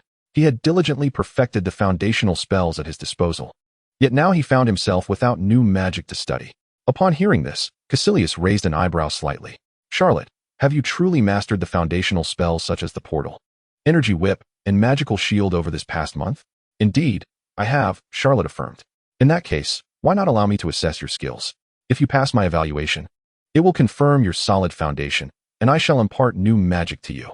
Rest assured, my expertise in the realm of magic is second only to that of the Ancient One within Kamar-Taj. He believed himself qualified to guide Charlot's magical studies. With that, a faint smile crept across the corner of Caecilius's mouth. In truth, his assessment was a pretense. He genuinely wished to engage Charlot in combat. The last time, he had carelessly been bested by Charlot in a single encounter, and that incident had lingered in his mind for an entire month. Although the other disciples of Kamar-Taj had refrained from mentioning it out of respect for him, the glances filled with skepticism and mockery from them were not lost on Caecilius. After all, he was the long-revered senior disciple, renowned for his prowess second only to the Ancient One. Yet he had fallen before a novice mage who had only begun his magical journey. If he were an ordinary disciple, he would certainly relish the opportunity to tease the senior brother. Today, with Charlot present, he was determined to reclaim his honor. Charlot, upon hearing Caecilius's request, nodded slightly. To be honest, after a month of solitary practice, he too was eager to see how his newfound mastery of magic would perform in actual combat. Very well. Let us commence at once. Upon Charlot's agreement, Caecilius waved his hands, and a golden portal materialized between them. In an instant, both Charlot and Caecilius stepped into the mirror dimension. Upon entering, Charlot sensed something peculiar. Caecilius, this mirror dimension seems different from before? Caecilius smiled, offering praise. Excellent, Charlot. Your perceptiveness exceeds my expectations. Indeed, this mirrored dimension is a meticulously crafted 526 specification, akin to the size of a bedroom. You may have noticed this during our last exorcism. Occasionally, our encounters with dark entities do not unfold on grand stages. Sometimes, we find ourselves confronting them in more confined quarters. In such scenarios, our combat skills are put to the ultimate test. Charlotte thoughtfully touched the walls of this compact mirrored dimension, nodding in contemplation. Observing Charlotte's inquisitive demeanor, Caecilius couldn't suppress a chuckle. Although he professed to have Charlotte's best interests at heart, Caecilius harbored his own ulterior motives. Previously, he had been caught off guard by the 3-meter-long bone whip wielded by Charlotte, which left him at a significant disadvantage in their subsequent confrontation. Thus, this time, he had deliberately designed a constricted mirrored space to counter such a situation. After all, with only 2 meters in width, Charlotte would struggle to wield the bone whip effectively. The mere act of swinging it might breach the confines of the mirrored space, resulting in it rebounding back upon himself. Worse still, should misfortune strike, he might shatter the boundary of the mirrored space, and the ensuing shards could very well impale Charlotte. Therefore, as long as Charlotte exercised a modicum of prudence, he would realize that the capability of the bone whip had been effectively nullified. As for the enigmatic chaotic shield in Charlotte's possession, he intended to close his eyes and rely on auditory cues for positioning. After all, this mirrored space was indeed diminutive, and it was of his own making. Thus, even with his eyes shut, he could perceive Charlotte's every move with remarkable clarity. In summary, victory in this battle was all but assured for him. Soon, the clash between the two was imminent. A thick, ominous smoke billowed from Charlotte's right hand, and a 3-meter-long bone whip, exuding a chilling aura from each segment of bone, materialized in his grasp. Elder brother, watch closely. Bone whip. With that declaration, Charlotte unleashed the bone whip in a sweeping motion. Witnessing this spectacle, Caecilius found himself in fits of laughter. Ha ha ha. It seems I have overestimated Charlotte's combat prowess. To dare launch such a lengthy bone whip in such a confined space. It appears this battle may not even require my intervention. This lad might well be his own undoing. However, an unexpected turn of events transpired. The once continuous whip of bone segments abruptly fragmented during the swing. Each piece of bone began to whirl like a torrential downpour of needles, rapidly launching forth a barrage of highly corrosive spikes. With each spike released, a thick plume of black smoke trailed behind, carving dark arcs through the air. In an instant, the entire mirrored dimension was enveloped in darkness. Caecilius stood bewildered, gazing at the countless bone fragments erupting before him. Wait, can the bone whip be manipulated in such a manner? How could it suddenly disassemble like that? Squinting through the dense barrage of spikes, he peered towards Charlotte, only to find that he had donned a spectral cloak.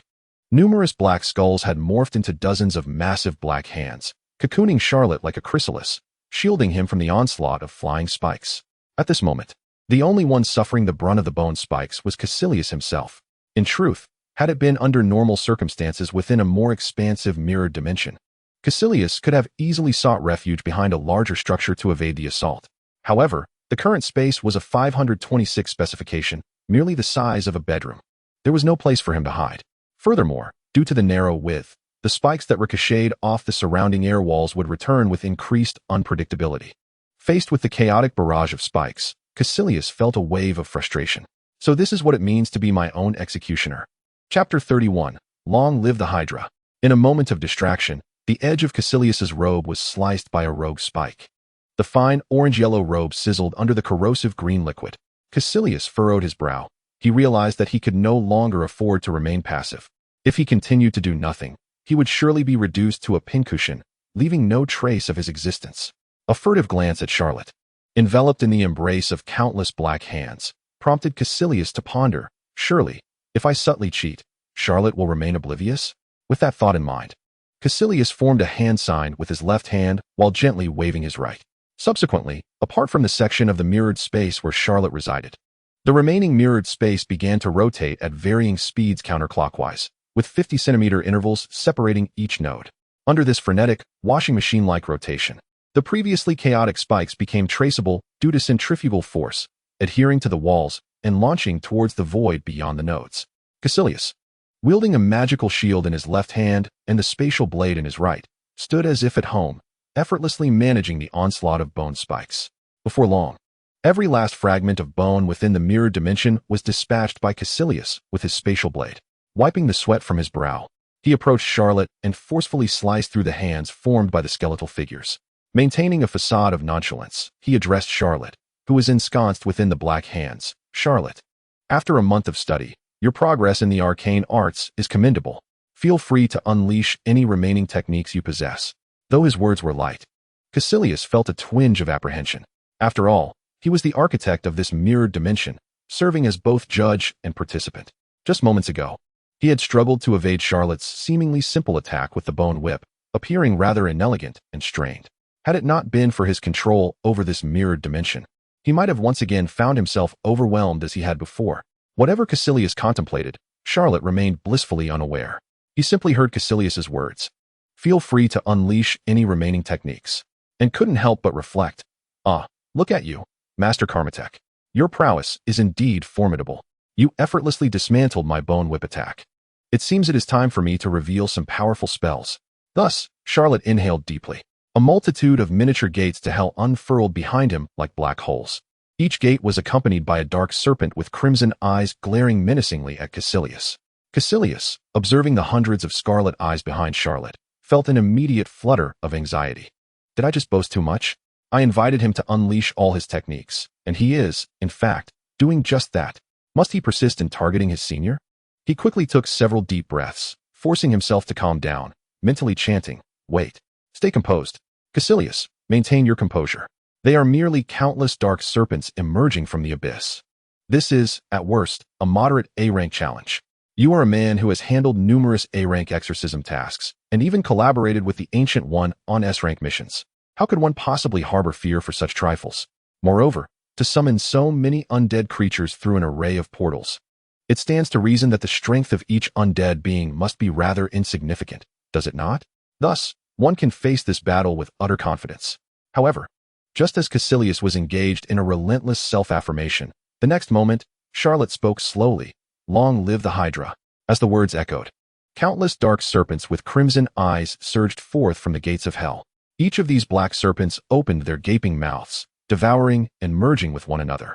Ultimately, a colossal Hydra, exuding an aura of death, cloaked in deep, hard scales and boasting 9 heads, each with eyes radiating different hues, materialized before Caecilius, imposing enough to threaten to rupture the very fabric of the mirrored dimensional space. Caecilius found himself momentarily dumbfounded. Was it not absurd to think that these initially minuscule serpents could coalesce into such a towering monstrosity, standing 5 or 6 meters tall? And this was a Hydra, a creature once led by the infamous Hydra during World War II, which nearly dominated the entire globe, thwarted only by Captain Steve Rogers. And here you are, Charlot, exclaiming, "Long live the Hydra." What is your intent? Surely, you do not aspire to don a black skull mask and assume the mantle of the Hydra's new leader? Is this truly the sort of stratagem one would expect from a bona fide white mage? Such musings are rather macabre. If you were to chant for the Hydra's glory, I might as well proclaim "Long live Dormammu." As the overwhelming form of the Hydra loomed large, Caecilius instinctively recoiled, only to discover a critical flaw in this behemoth. It was simply too massive. It threatened to rupture the entire mirrored dimensional space. This realization suggested that the creature was at a disadvantage in terms of mobility, attack, and defense. With this thought, Caecilius's eyes gleamed with renewed hope. Finally, he perceived an opportunity to regain his footing. Just as he prepared to wield his blade of space to behead the Hydra, an astonishing spectacle unfolded before him. The immense Hydra began to rub against the surrounding air walls, emitting a chilling hissing sound. Caecilius observed one of the Hydra's heads spraying a purplish acidic liquid onto the walls. With a resounding splat, it struck the air barrier, hissing ominously. To his astonishment, the mirrored space, which should have remained fixed in size, began to warp and extend under the influence of this acidic substance. Caecilius's eyes widened in disbelief. This mirrored space had been conjured by him. Under normal circumstances, the only way to enlarge the mirrored space would be for the conjurer to will it so.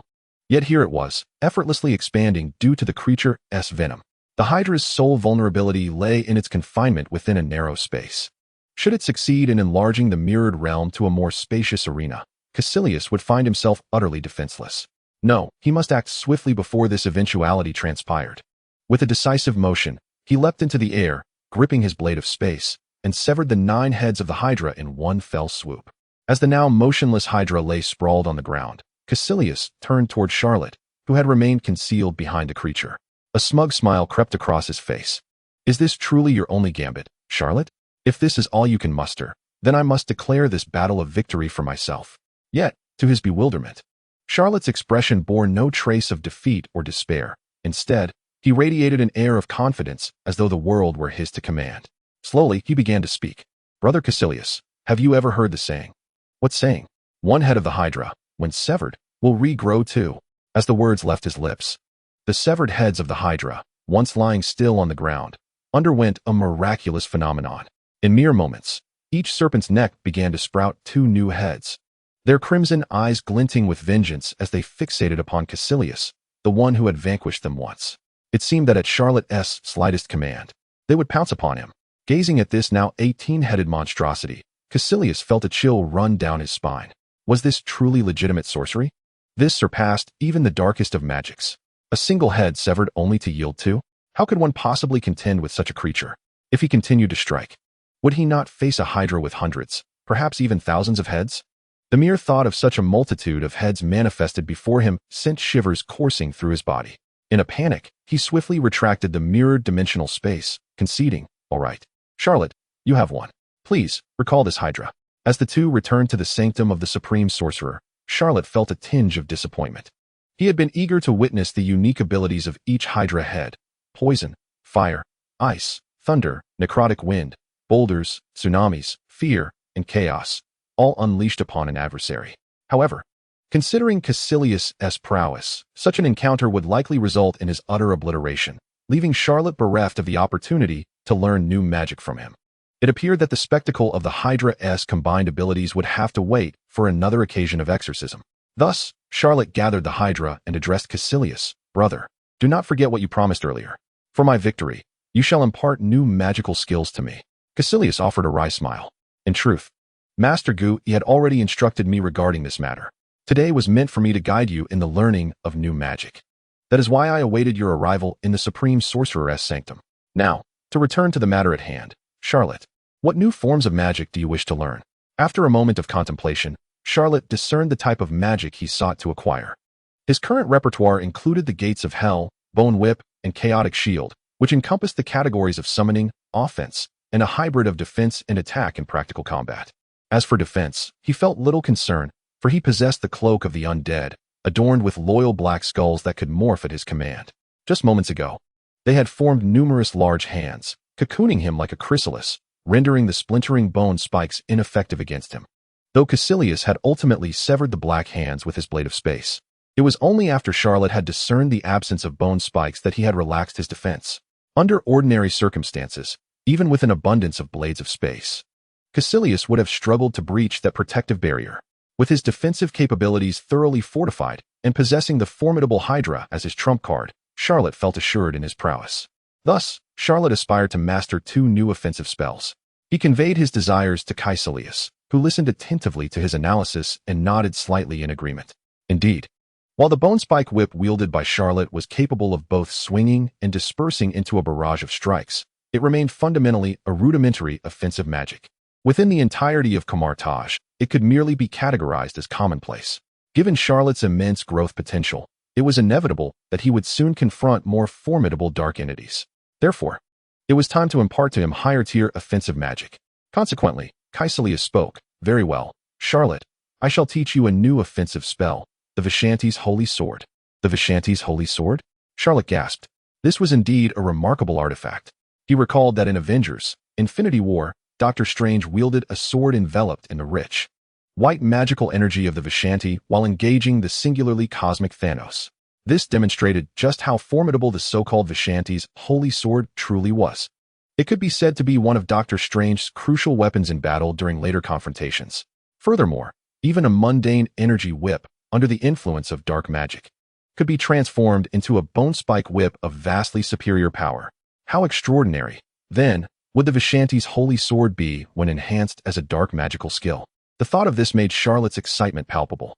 "All right, master, I wish to learn this." Caecilius nodded approvingly. "Your enthusiasm for learning magic is commendable. However, this location is far too confined for practical application. Follow me. We shall proceed to Mount Everest." With that, he gestured to open a golden portal. As the portal swung wide, a fierce gale, laden with biting snow, struck Charlot like a barrage of bullets. For a moment, he struggled to keep his eyes open against the relentless wind. Feeling the numbing cold, Charlot couldn't help but admire how Dr. Strange, who had once been a novice, managed to master the portal under such frigid conditions. No wonder he became the next Sorcerer Supreme in the original narrative. Truly, he was remarkable. However, this biting snow, akin to bullets, held no threat for him. Charlot gently brushed his cloak, and soon the black, skull-patterned necromancer's cloak enveloped him, transforming into a highly insulated parka adorned with black skull motifs. Once donned, he felt not a trace of cold. Rather, he was enveloped in a warmth reminiscent of a sauna. Thus clad in his skeletal parka, Charlot nonchalantly stepped through the portal and arrived atop Mount Everest. Caecilius observed the unfazed expression on Charlot's face with mild astonishment. He had anticipated that, given Charlot's prowess, the mere snowstorm would be trivial for him. Yet he was surprised by how effortlessly Charlot managed it. This was indeed unexpected. At that moment, another icy gust swept through, clearing his scattered thoughts. After a brief cough, he spoke. Charlot, let us delve into the matter at hand. The Vishanti's holy sword is birthed from the energy of the triune Vishanti, embodying the essence of purity and light. It can effortlessly vanquish any malevolent force or dark creature. Mere snowstorms are but a trifling matter in comparison. Now, allow me to demonstrate the capabilities of the Vishanti's holy sword. With that, Caecilius summoned a magnificent sword, enveloped in sacred flames, that stood half his height. Grasping the Vishanti's holy sword tightly, he swung it fiercely in the air. With a whoosh, the flames that danced upon the sword erupted outward, manifesting as fireballs that struck the ground hundreds of meters away, creating vast, visible craters. Each depression measured 5 meters across, showcasing the formidable power of the Vishanti's holy sword. Witnessing the spectacular display of fiery devastation, Charlot's eyes sparkled with awe. This was the kind of spell a true mage should wield. To achieve such effects with a mere swing? Yes, I must learn this magic. Observing the glimmer of eagerness in Charlot's eyes, Caecilius smiled. His earlier frustration from being easily defeated by Charlot in the mirror dimension dissipating, he addressed Charlot. Very well. Let me now explain the learning process and practical application of the Vishanti's holy sword magic. Charlot sat cross-legged, his expression serious. Soon, the mechanical voice of the system resonated in his mind. Ding. Detecting the host is learning the white magic Vishanti's holy sword, automatically converting to the black magic fallen angel's death sword. Upon hearing the system's notification, Charlot's eyes widened with excitement. Excellent. Truly, you are impressive system. The fallen angel's death sword has materialized. He had some familiarity with the term fallen angel. In the real world, it referred to an angel named Lucifer, who, in jealousy of God's creation of a new world, instigated a rebellion, ultimately failing and being cast down from heaven.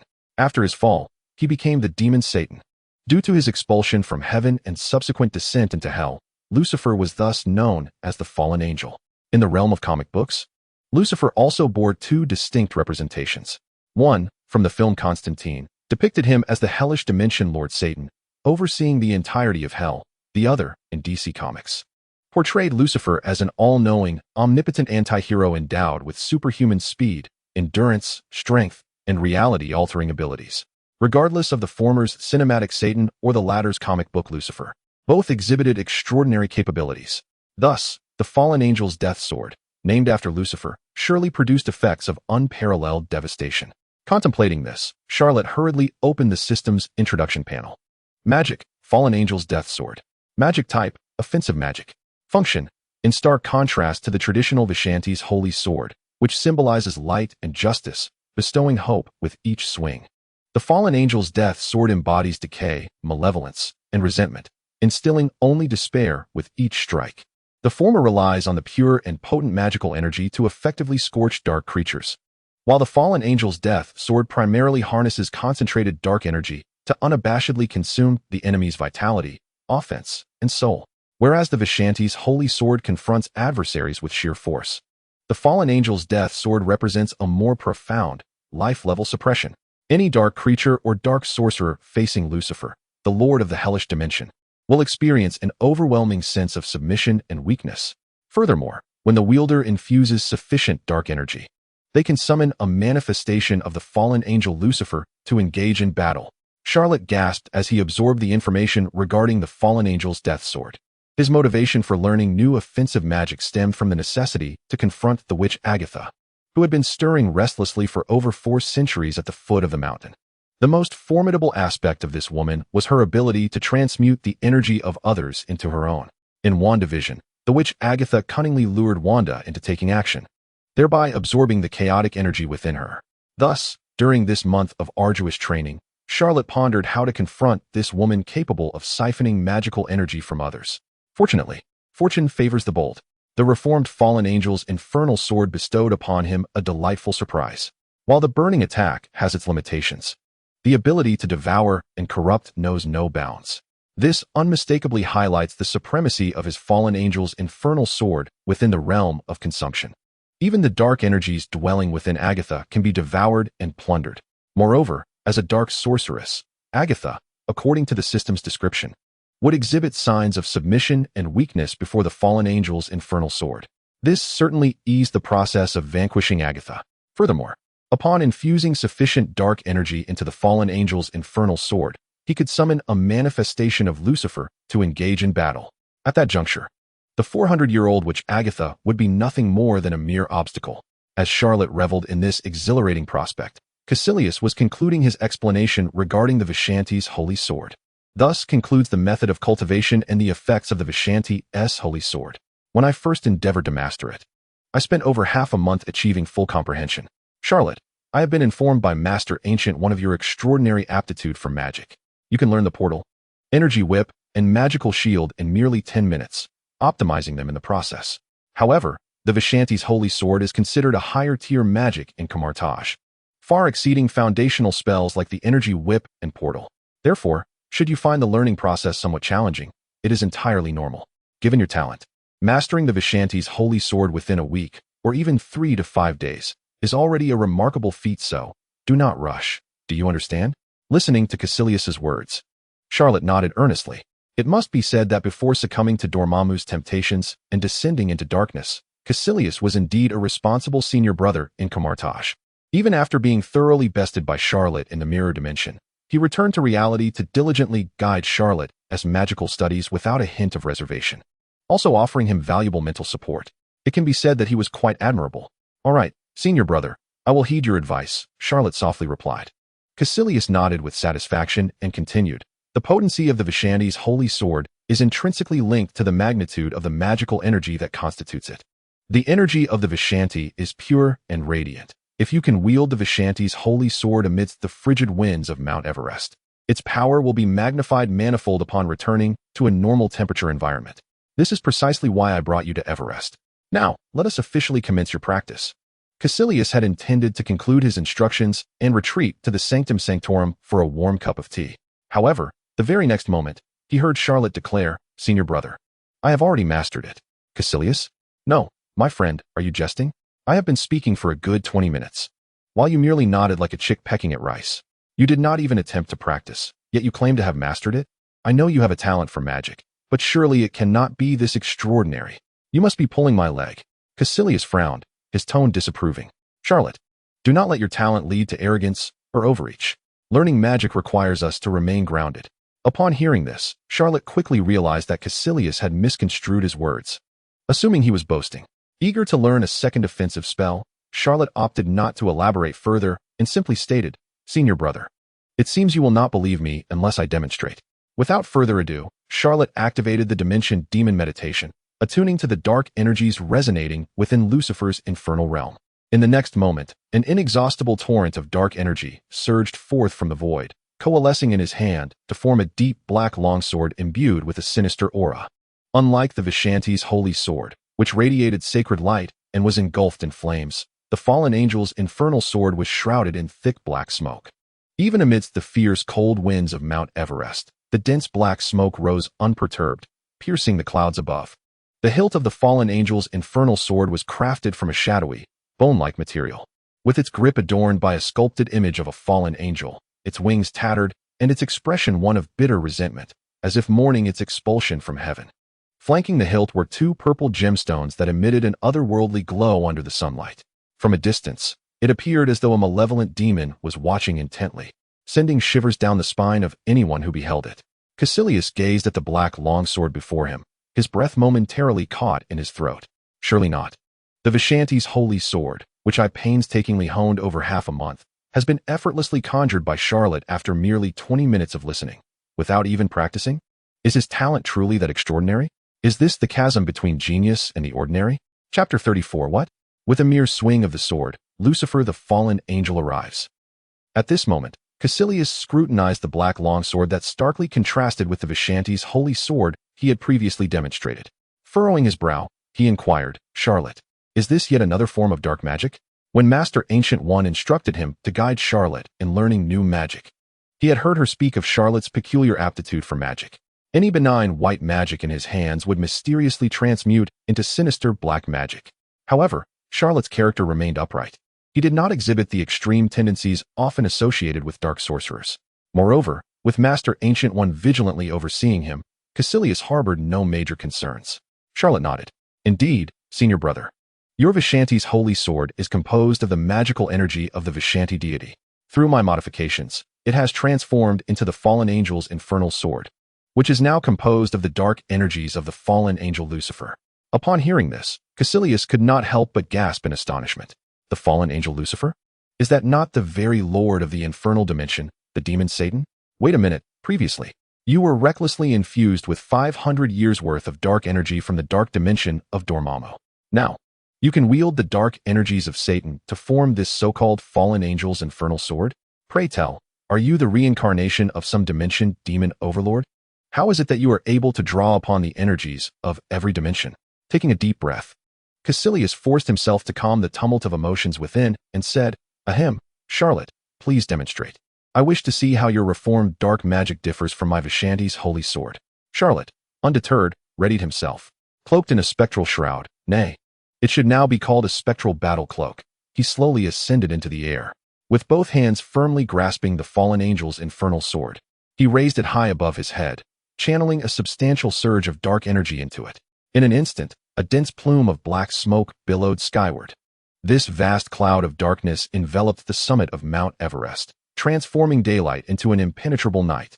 Flash! Charlot bellowed with great force, delivering a powerful downward strike toward the mountainside. With a whoosh, the air resonated with the thunderous sound of a rending void, as if the very fabric of space itself had warped. A colossal gust of blackened wind morphed into a 10-meter-tall, ravenous beast, its gaping maw lined with sharp fangs, which devoured an entire mountain peak in a single bite. Yet this was merely the beginning. The dark liquid oozing from the beast's mouth relentlessly corroded the snowy slopes below. Like a flood breaching its dam, the mountain began to vanish at an alarming rate.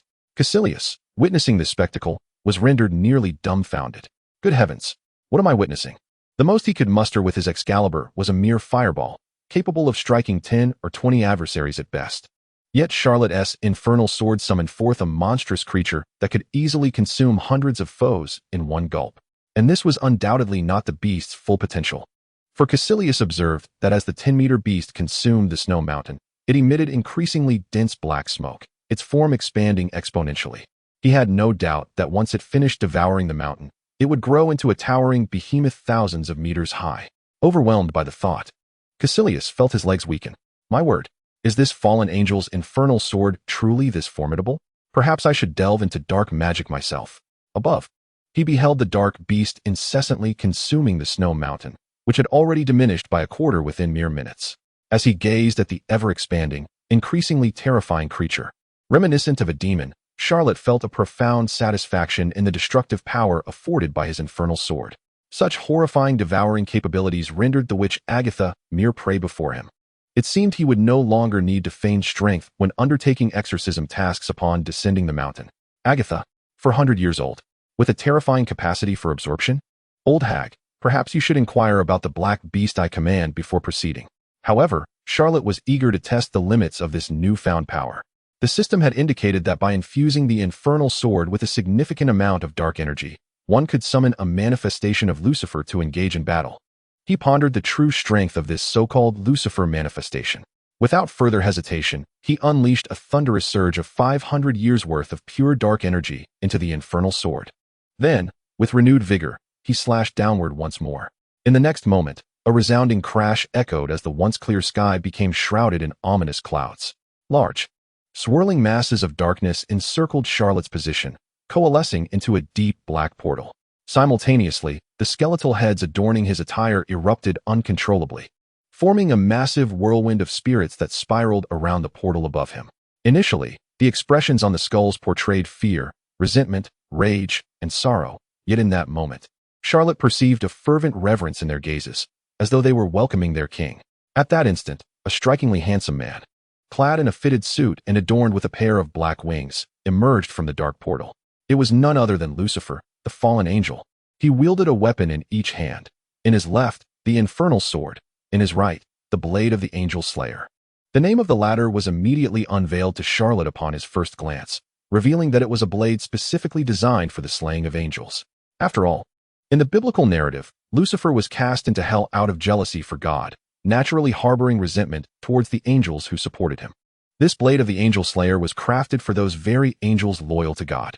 Unlike the infernal sword, which dominated dark creatures and practitioners of dark magic with overwhelming force, this blade of the angel slayer possessed the extraordinary capability to unleash over 200% destruction against celestial beings such as Thor, Loki, Odin, and Zeus.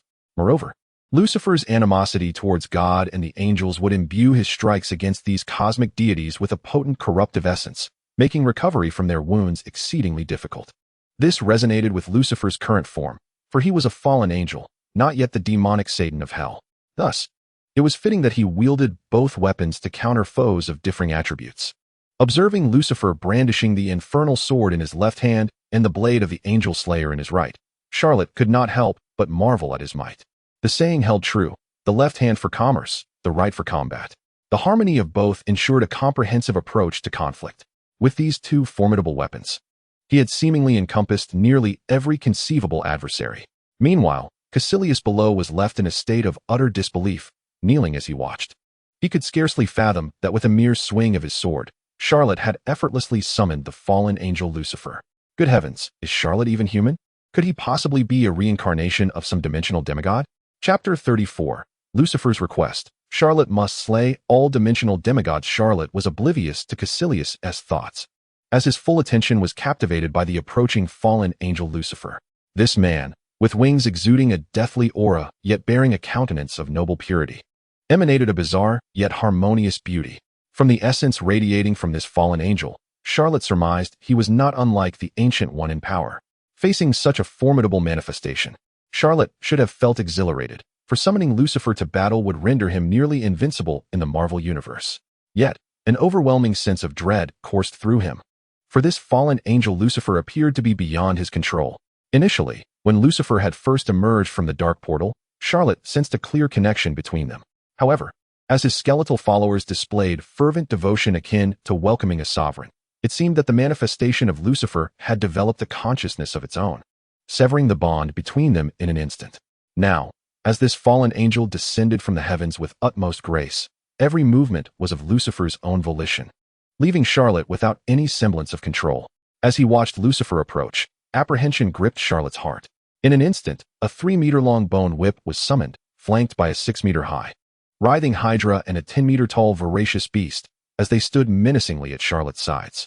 Clutching the fallen angel's infernal sword in his left hand, he was poised to strike at the slightest hint of disturbance from the figure before him, Lucifer. Sweat beaded on Charlotte's forehead, a testament to his anxiety. Just as he anticipated the imminent clash, suddenly, the fallen angel Lucifer materialized before him, surveying him with a discerning gaze. Quite an intriguing little fellow, he remarked.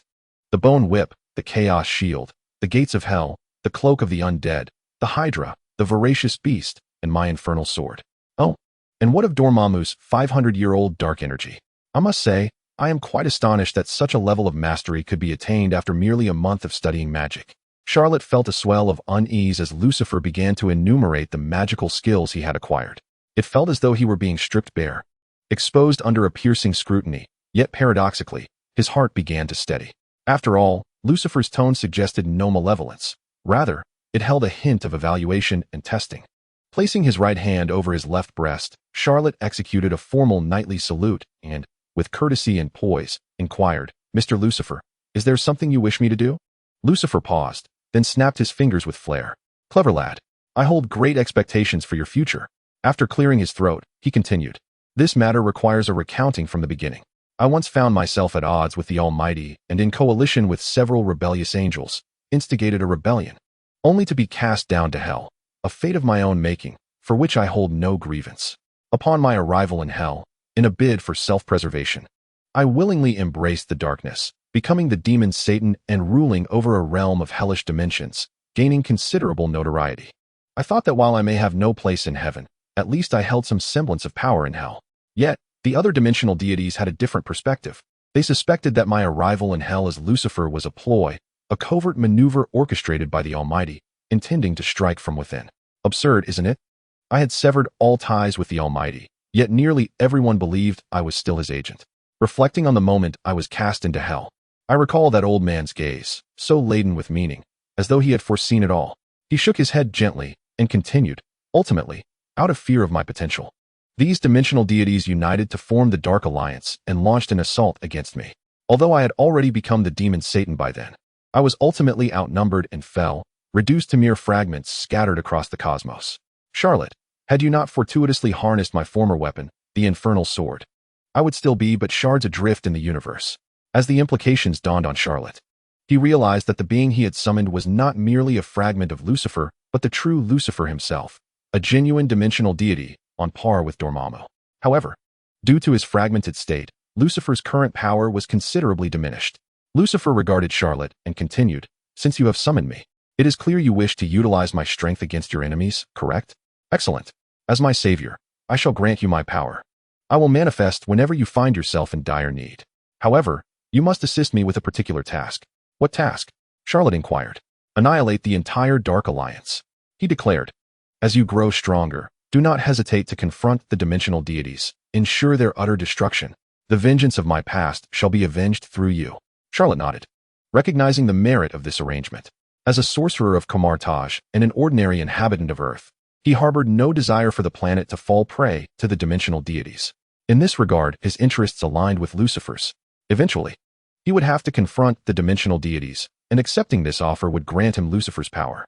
It would be foolish not to accept. Charlotte responded with resolute conviction. "Rest assured, Mr. Lucifer, your enemies shall be my enemies. I will slay each dimensional deity I encounter." Lucifer's eyes seemed to pierce into Charlotte's very soul, and upon hearing his declaration, he nodded in approval.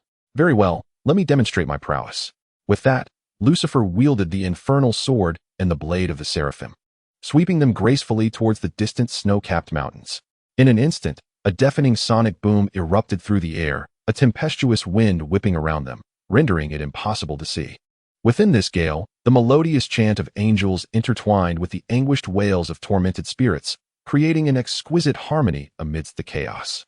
When Charlotte finally opened his eyes again, he was astonished to find that the towering snow-capped mountain had vanished without a trace, as if it had never existed in this world at all. Charlotte's jaw dropped in disbelief. Such devastating power could likely rival that of the fire giant Surtur, who had participated in the destruction of Asgard, heralding the twilight of the gods. Was this the true might of a dimensional deity?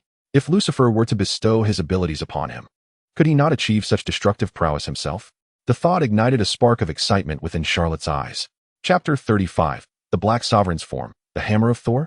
Lucifer observed Charlotte's astonished expression and continued, "The Dark Alliance, composed of various dimensional deities, still exists within this universe. Moreover, given that I have just reconstituted myself from scattered fragments across the cosmos, I cannot linger here for long. Call upon me only when faced with insurmountable foes." With those words, Lucifer entered Charlotte's body, leaving behind an eerie stillness. Charlotte's expression turned quizzical. What did this mean? Had a man just entered him? Was he now tainted? He promptly began to assess his own condition. To his shock, he discovered that he had inexplicably gained 5,000 years' worth of dark energy, tenfold the blessing bestowed by Dormammu. However, this dark energy resembled a secondary energy reserve, not entirely usable. He surmised that he could only harness around 500 or 600 years' worth of dark energy. To truly wield its power, he would need Lucifer to manifest once more.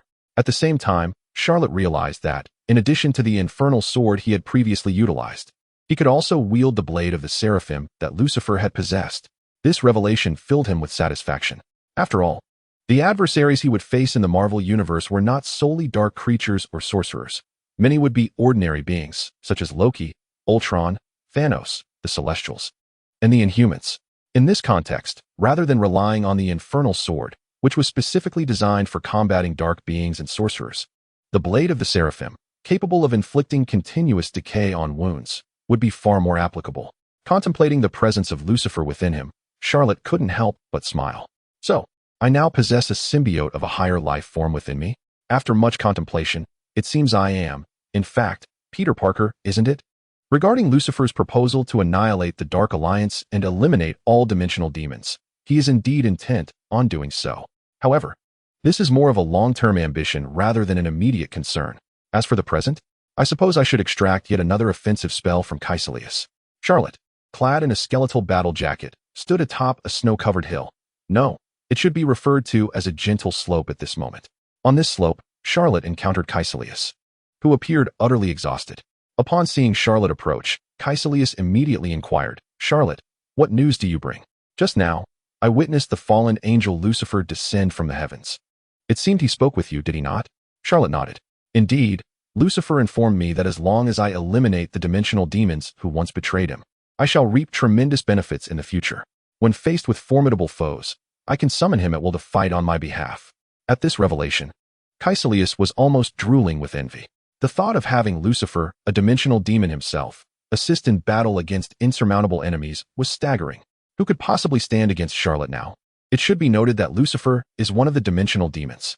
Surely, only beings of equal stature, such as Dormammu, Mephisto, or Shumagorath, might challenge Charlot. And all this, after merely a month of studying magic? Caecilius begrudgingly admitted to feeling a pang of jealousy, although he had been defeated by Charlot twice in this brief period. As the elder brother of Kamar-Taj, he still held onto some pride, believing that with further mastery of advanced spells, he might yet prevail over Charlot. However, now you tell me that Charlot harbors within him a being of power not inferior to Dormammu himself? How could I possibly contend with that? Caecilius felt his composure shatter. He contemplated abandoning the lessons to seek out a dimensional demon to serve as his own ally, perhaps someone like Dormammu. The disparity was simply too great.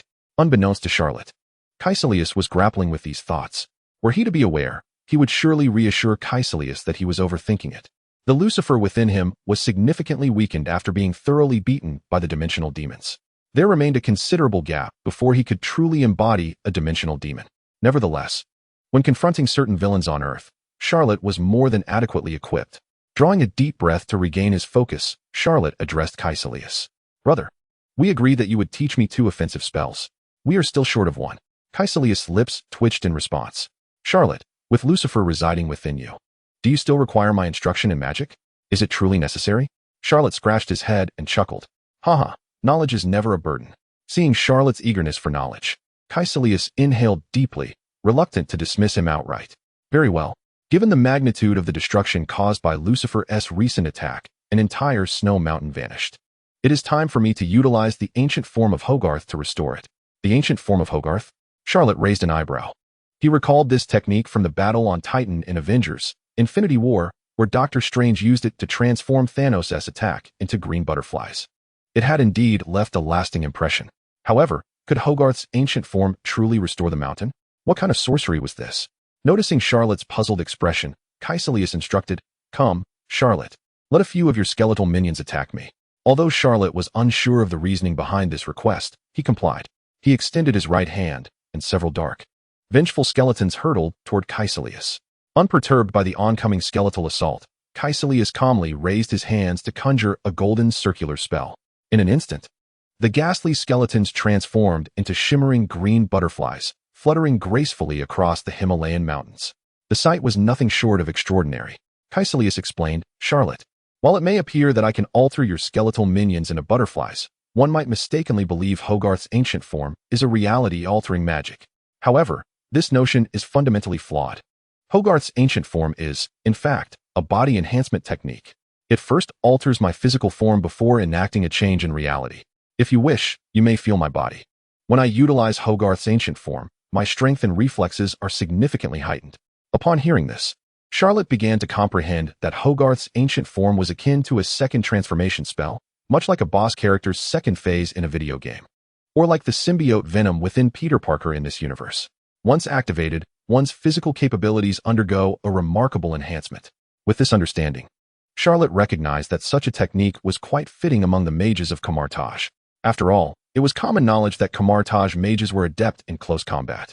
The ability to wield both martial and magical prowess through Hogarth's ancient form was entirely reasonable. Observing Charlot grasp the essence of Hogarth's ancient form, Caecilius proceeded to explain further while employing the technique to gradually restore the snow-covered mountain that Lucifer had previously obliterated. At that moment, Charlot's mind was once again graced with the system's notification sound. Ding! Detected that the host is comprehending the white magic Hogarth's ancient form. automatically converted to black magic, black supreme form. Black supreme form. Charlot found this black magic to possess an intriguing allure. He quickly opened the system panel to investigate. Black magic, black supreme form. Background. In a parallel universe, Stephen Strange, now a Supreme Sorcerer, sought to defy the laws of time. Utilizing the Time Stone, he returned to the moment of his girlfriend's fatal accident, attempting to reverse the course of that tragedy. However, after hundreds of years of failure, he realized that the death of his girlfriend, Christine, was a pivotal moment. Without it, the Doctor Strange of this universe would not exist. Undeterred, Doctor Strange resorted to absorbing dark entities to amplify his body and magical energy, ultimately reviving Christine temporarily. The form he assumed after absorbing these dark beings is the Black Supreme Form. Ability. When the host manifests the Black Supreme Form, they will experience a significant increase in size, agility, and speed. Additionally, horns will sprout, 6 black wings will emerge, and a third, corrupted eye will open upon the forehead. The arms can transform into 3 fire-breathing red dragons and the Kraken of the North Sea. Upon reading the system's description, Charlot finally grasped the nature of the Black Supreme Form. This was the physical embodiment of Doctor Strange from the first season of Marvel's What If, who had succumbed to darkness. If memory serves, during the climactic battle of the first season, Dark Strange wielded the Black Supreme Form to engage in a fierce struggle against the 6 Infinity Stones Ultron. Its power was undeniably formidable. Therefore, if Charlot were to invoke the Black Supreme Form, would he not also possess such astonishing strength? Just as he contemplated unleashing the power of the Dark Supreme Body to test his dark magical skills, a golden portal materialized before Charlot. Stepping through it was the Sorceress Supreme, wearing a simple white robe, with the Eye of Agamotto gracefully hanging around her neck. Charlot, enough with your games. You've already obliterated Mount Everest. Do you intend to erase the entire Himalayan range as well? Upon witnessing the arrival of the Ancient One, both Charlot and Caecilius promptly bowed in respect. The Ancient One nodded slightly and activated the Eye of Agamotto, restoring the once-destroyed Mount Everest to its former glory. This display left Charlot in awe. Indeed, the Time Stone, one of the 6 Infinity Stones, possesses abilities that defy the very fabric of existence. It transcends traditional magic, operating instead within a realm of fundamental rules. If I could become the Supreme Sorcerer and wield the Eye of Agamotto, my power would surely ascend to new heights. After effortlessly restoring the towering snow-capped peak, the Ancient One addressed Charlot. It appears your studies in magic have advanced considerably. Coincidentally, an extraterrestrial object has garnered significant attention in a small town in New Mexico. Charlot, accompany me there. Charlot was taken aback. New Mexico? An extraterrestrial object? Thor's hammer. Chapter 36. The incompetent husband Thor, the capable President Charlot. On a rain-soaked night, under an overpass, a Maybach, Chu Zihong, and Neil Longjin, the king of Tons. Oh, it seems something peculiar has mingled in. My apologies, let us start over. On this rainy night at a temporary S.H.I.E.L.D. research facility, Thor, the god of thunder, found himself unable to lift his hammer, bellowing in frustration.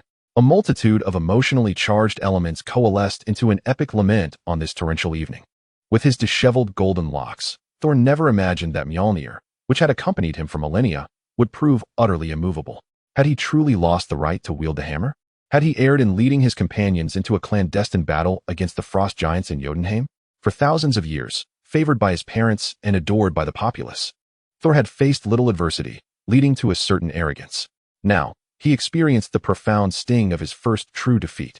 When Odin, his father, stripped him of his powers and cast him to Midgard, Thor remained composed, believing that with his strength, he could retrieve Mjolnir and regain his godly might, allowing him to reopen the Bifrost and return to Asgard. Yet, he could not fathom that he had lost the very qualification to lift his hammer. Without it, he was merely a larger-than-average man, incapable of accessing the Bifrost, forever exiled to Midgard. At this moment, Thor felt an overwhelming sense of uncertainty regarding his future.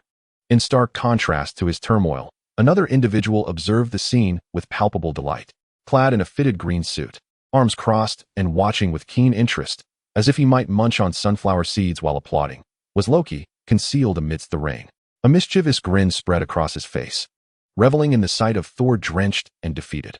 For Loki, the god of mischief, Thor's predicament was all part of his grand scheme. It was he who had orchestrated the frost giants' attack on the day Thor ascended to the throne of Asgard, reigniting the conflict between Asgard and the frost giants.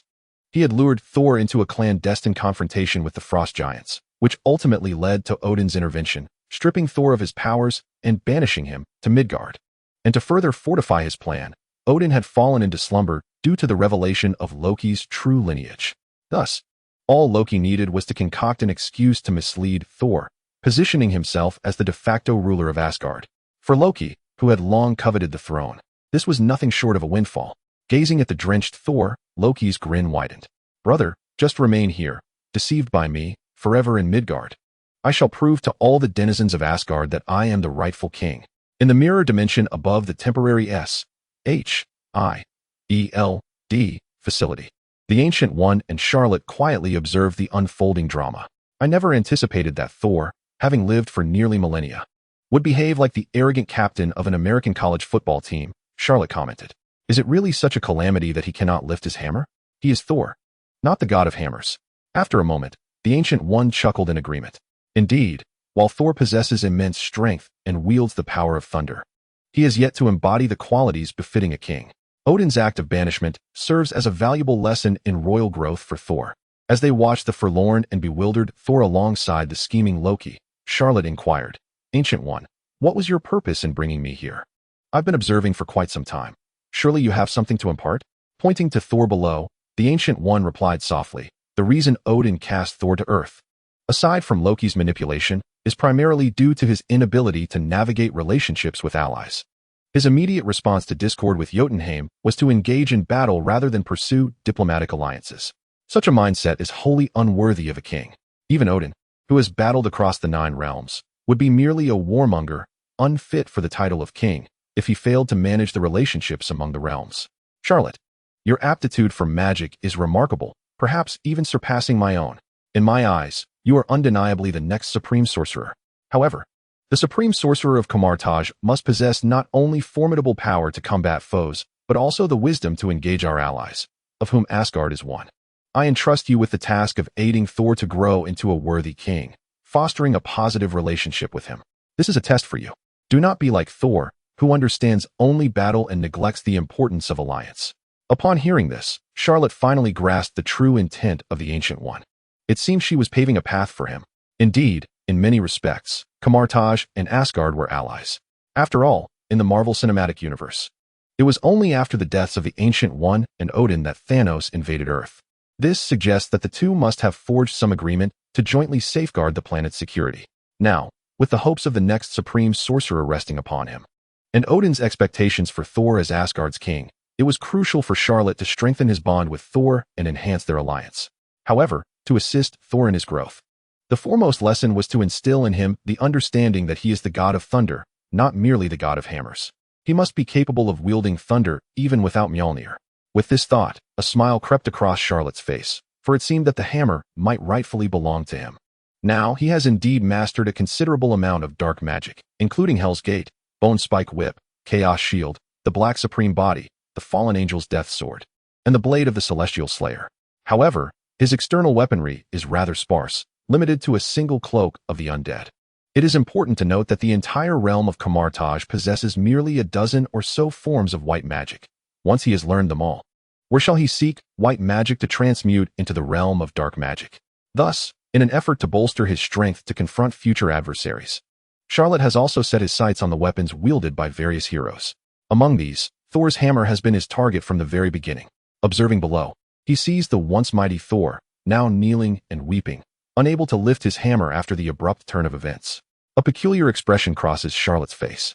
"Thor, since your beloved Mjolnir has suddenly forsaken you, rendering you an impotent husband, it is time for me to reclaim it and become a capable leader."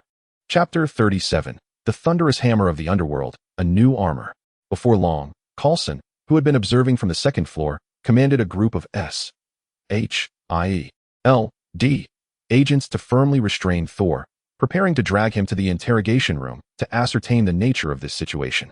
Moments ago, Thor had fought barehanded, dispatching over 20 of their agents with ease, akin to dealing with a mere schoolboy. He had breached the core area of the research facility without encountering any obstacles. Such prowess is indeed rare. Is he perhaps a secret agent from another nation? Coulson squinted, his gaze towards Thor filled with scrutiny. Meanwhile, Hawkeye Barton, concealed in a high corner, noted how the S.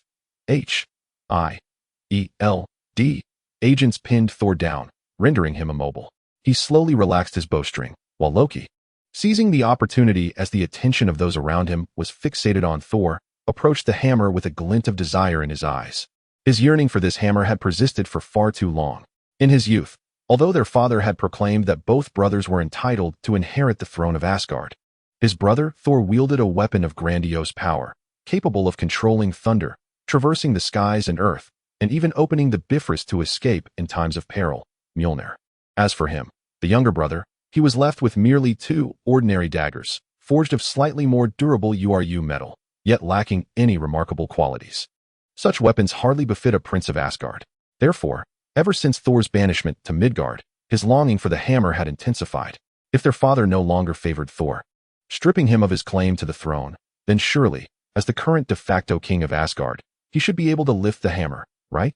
With this thought, Loki bent down, grasping the handle of the hammer firmly, and with a mighty pull, he attempted to lift it. However, with a sudden jolt, he was thrust backward. The hammer remained steadfast, unmoved. Instead, he found himself rolling in the mud, landing face first in the dirt. Damn it, how could this be? Loki never anticipated that even after Thor's disqualification as heir to the Asgardian throne, this wretched hammer would still refuse to acknowledge his worthiness. Cursing inwardly, he found himself in a predicament not much better than the bound Thor beneath the weight of several agents. However, the only consolation was that he remained cloaked in stealth, his disheveled state unseen by others. Just as Loki pondered this, a man clad in a black raincoat adorned with skull motifs suddenly appeared before him. After casting a glance in his direction, he scoffed, "Oh, it seems there is an inept younger brother here as well? Loki, who do you dare to call inept? It is one thing to refer to my dim-witted brother Thor as an incapable sibling, but to label me, the god of trickery, as the inept younger brother of the current de facto king of Asgard, is utterly absurd." Yet, in the face of Loki's fiery glare, Charlotte remained largely unfazed. After all, a capable leader only has eyes for his diligent spouse. As for the inept husband and the inept brother, they may amuse themselves as they please. He turned his gaze towards the hammer, which lay embedded in the ground, having not budged an inch throughout the day. Closing his eyes, Charlotte recalled the narrative from the Marvel Cinematic Saga, which recounted how Odin had cast a spell on Mjolnir, declaring that only those of pure heart could wield it, and thus harness the power of thunder. To this, Charlotte could only express, "I am imbued with dark energy and proficient in dark magic. Does that not constitute a form of purity of heart?" Of course, setting that aside, Charlotte understood that there was another hidden condition for lifting Mjolnir. One's strength must be equal to or greater than the hammer's limits. For instance, Hela, the goddess of death, was a warmonger, devoid of a pure heart, yet due to her overwhelming power, she could not only lift Mjolnir with one hand, but also crush it with ease. This serves as the quintessential example. Presently, he bore the essence of Lucifer within him, possessing an immense reservoir of dark energy accumulated over 5,500 years. Surely, this humble hammer would yield to him effortlessly. Thus, Charlotte's eyes gleamed with fervor. "Diligent spouse, I shall make my move." At the moment Charlotte emerged, the others present took notice of him. After all, the temporary SHIELD research facility was rather compact, and the sudden appearance of a man clad in a black raincoat adorned with skull motifs was indeed striking. Hawkeye was the first to detect Charlotte. Without delay, he drew his bow and communicated through his earpiece to Coulson. "Coulson, another intruder has appeared. Should I take him down with an arrow now?" Coulson, observing the sudden appearance of Charlotte, furrowed his brow and replied through his earpiece, "No need for alarm. This hammer has resisted every method we have employed to lift it. We have also made it known that this area is under government jurisdiction. Thus, the sudden intruder must either possess confidence in his ability to lift the hammer or harbor ulterior motives. Regardless of his intentions, we maintain control of the situation. Should he prove incapable of lifting the hammer like that golden-haired lion, Hawkeye, restrain him with your arrow, and I shall coordinate with Crossbones to assist your efforts." Hawkeye acknowledged with a nod, continuing to aim his bow at Charlotte, prepared for any eventuality. Besides Hawkeye and Coulson, Charlotte's sudden appearance naturally elicited a response from Thor. Though currently immobilized by several robust men, he could not help but smirk at the sight of Charlotte, who seemed poised to attempt lifting his hammer. "Huh, a mere mortal from Midgard. Do you wish to lift my hammer? Think again. Return to your slumber after a good wash." Even Loki nodded in silent agreement. While he typically found himself at odds with his brother Thor, in the face of Charlot, who had just mocked him and dubbed him the inept brother, he and Thor stood united. Loki brushed the mud from his garments, directing a disdainful look at Charlot. "Humph, mortal of Midgard, I see you are all talk. If you cannot lift the hammer, you need not worry about those beside you attacking. I shall personally execute you." Among those present, some scoffed, while others laughed. None believed Charlot would succeed in lifting Mjolnir. After all, the hammer had been on Earth for 2 days, and whether townsfolk, S.H.I.E.L.D. agents, or the brothers Thor and Loki, they had all exhausted numerous attempts to raise it. Currently, the onlookers predominantly observe Charlot's actions with a sense of detached amusement, adopting a mindset of, having failed so many times, what difference does it make if you fail too? However, undeterred by the gazes of the crowd, Charlot remains oblivious, placing his hands upon the handle of Mjolnir. Simultaneously, the mechanical voice of the system reverberates once more. Ding! Detected that the host is grasping Mjolnir. Automatically transformed into the dark magic domain's Reaper hammer. In the next instant, the previously smooth and even surface of Mjolnir suddenly manifests jagged edges, resembling the fearsome fangs of a monstrous beast. The handle of the hammer begins to entwine with black chains, exuding a terrifying aura. As Charlot grips the Reaper hammer, a surge of formidable black energy flows from the hammer into his body. Concurrently, a massive bolt of dark lightning descends from the heavens, crashing down upon Charlot. At the heart of the dark lightning, black iron scales begin to spread from the Reaper hammer's position, enveloping Charlot's body. Coupled with his well-defined muscles, the black iron armor bestows upon Charlot an extraordinary allure. The black raincoat adorned with a skull pattern that Charlot originally wore gradually transforms into a black skull cape, draping over his shoulders. At first glance, Charlot's attire resembles that of a dark superhero from the Justice League, mysterious, shadowy, and radiating an ominous presence. Thor gazes at Charlot, effortlessly wielding the hammer, with an expression of sheer incredulity. "No, this cannot be. This is my hammer. How could a mere Midgardian possibly lift it?" Loki, who had previously displayed disdain, now wears a face of disbelief, murmuring to himself. Odin bestowed the hammer upon Thor, indicating that he is to be the next king of Asgard. If this Midgardian can lift the hammer, does that not imply that he too is a candidate for the throne of Asgard? Feeling the surging dark power within him, Charlot slowly opens his eyes, meeting the astonished, fearful, speculative, and suspicious gazes of those around him. Sensing that a few words are warranted in this situation, he recalls the advice from the Ancient One about cultivating a good relationship with Thor. Thus, Charlot turns to Thor and smiles. "Your hammer feels rather smooth. I imagine it has never experienced such a sensation before, has it?" Thor. Loki. Ancient One. Chapter 38. A thunder god not afraid of lightning is not a true thunder god. The Ancient One, listening to Charlot's confident remarks, cannot help but twitch her lips in exasperation. "Ah, Charlot, I instructed you to assist Thor in his growth and to foster a good rapport with him. Yet here you are, staging a spectacle of a capable leader battling an inept husband." The tone, the provocation following the grasp of Mjolnir. "Is it only a matter of time before you tie Thor up and demand he shout for Asgard?" The Ancient One, feeling the awkwardness of the scene, swiftly opens a portal to depart, adopting the philosophy of out of sight, out of mind, concerned that Charlot might utter something astonishing again. Also departing the scene is Loki, who had been spectating below. At this moment, Loki is entirely taken aback.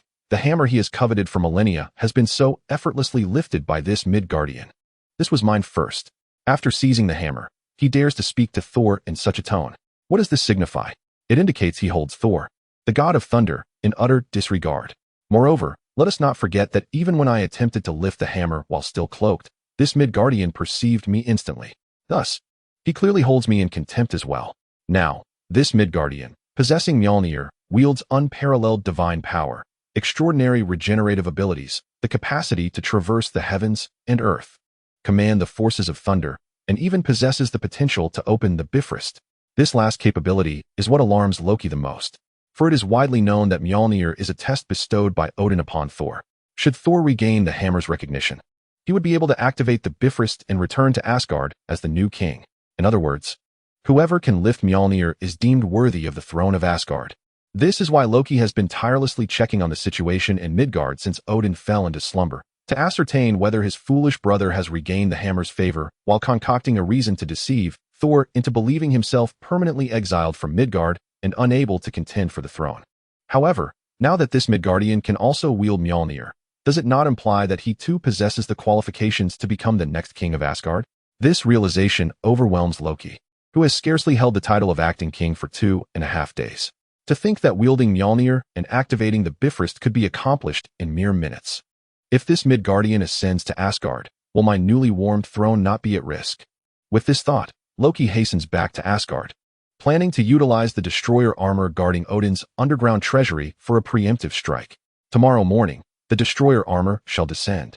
That damned Midgardian, along with the simpleton Thor, shall perish in Midgard.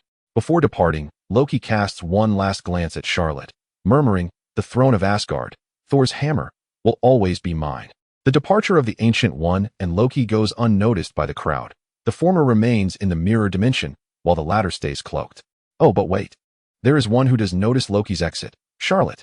Yet, his focus is not on Loki, but rather on the incredulous, almost deranged expression of Thor before him. At this moment, Thor is genuinely astounded. He never anticipated that after nearly thousands of years, apart from himself, there exists another who can lift his hammer. A mere Midgardian? What is this? Is the greenhorn outmatched by a sudden turn of fate? Presently, Thor can no longer feel the connection he once had with Mjolnir, as if the hammer has been entirely usurped by Charlot. Coupled with Charlot's earlier words, "Your hammer feels rather smooth. I imagine it has never experienced such a sensation before." Thor's heart shatters. What is this? A provocation from that blonde fool. Asgard. With a thunderous roar, Thor, previously immobilized by a dozen S-H-I-E-L-D agents, suddenly rises, shaking off the men surrounding him as he lunges toward Charlot. He aims to prove to Charlot, the blonde, that Mjolnir shall forever belong to him. He cannot allow anyone else to take his hammer. "This is my hammer. Return my hammer at once." As Thor bellows, he charges toward Charlot. However, although Thor moves with great speed, another moves even faster, Hawkeye, perched above. He cannot allow Thor to harm Charlot. For the energy emanating from the hammer is not to be underestimated. If they could manage it properly and conduct research, they might extract scientific value from it, akin to studying the cosmic cube. After all, now that a rare individual had finally emerged who could wield the hammer, it was imperative to protect him with utmost diligence. Thus, without a moment's hesitation, Hawkeye swiftly released a specially designed long arrow, charged with high voltage, capable of incapacitating its target. It struck Thor with precision.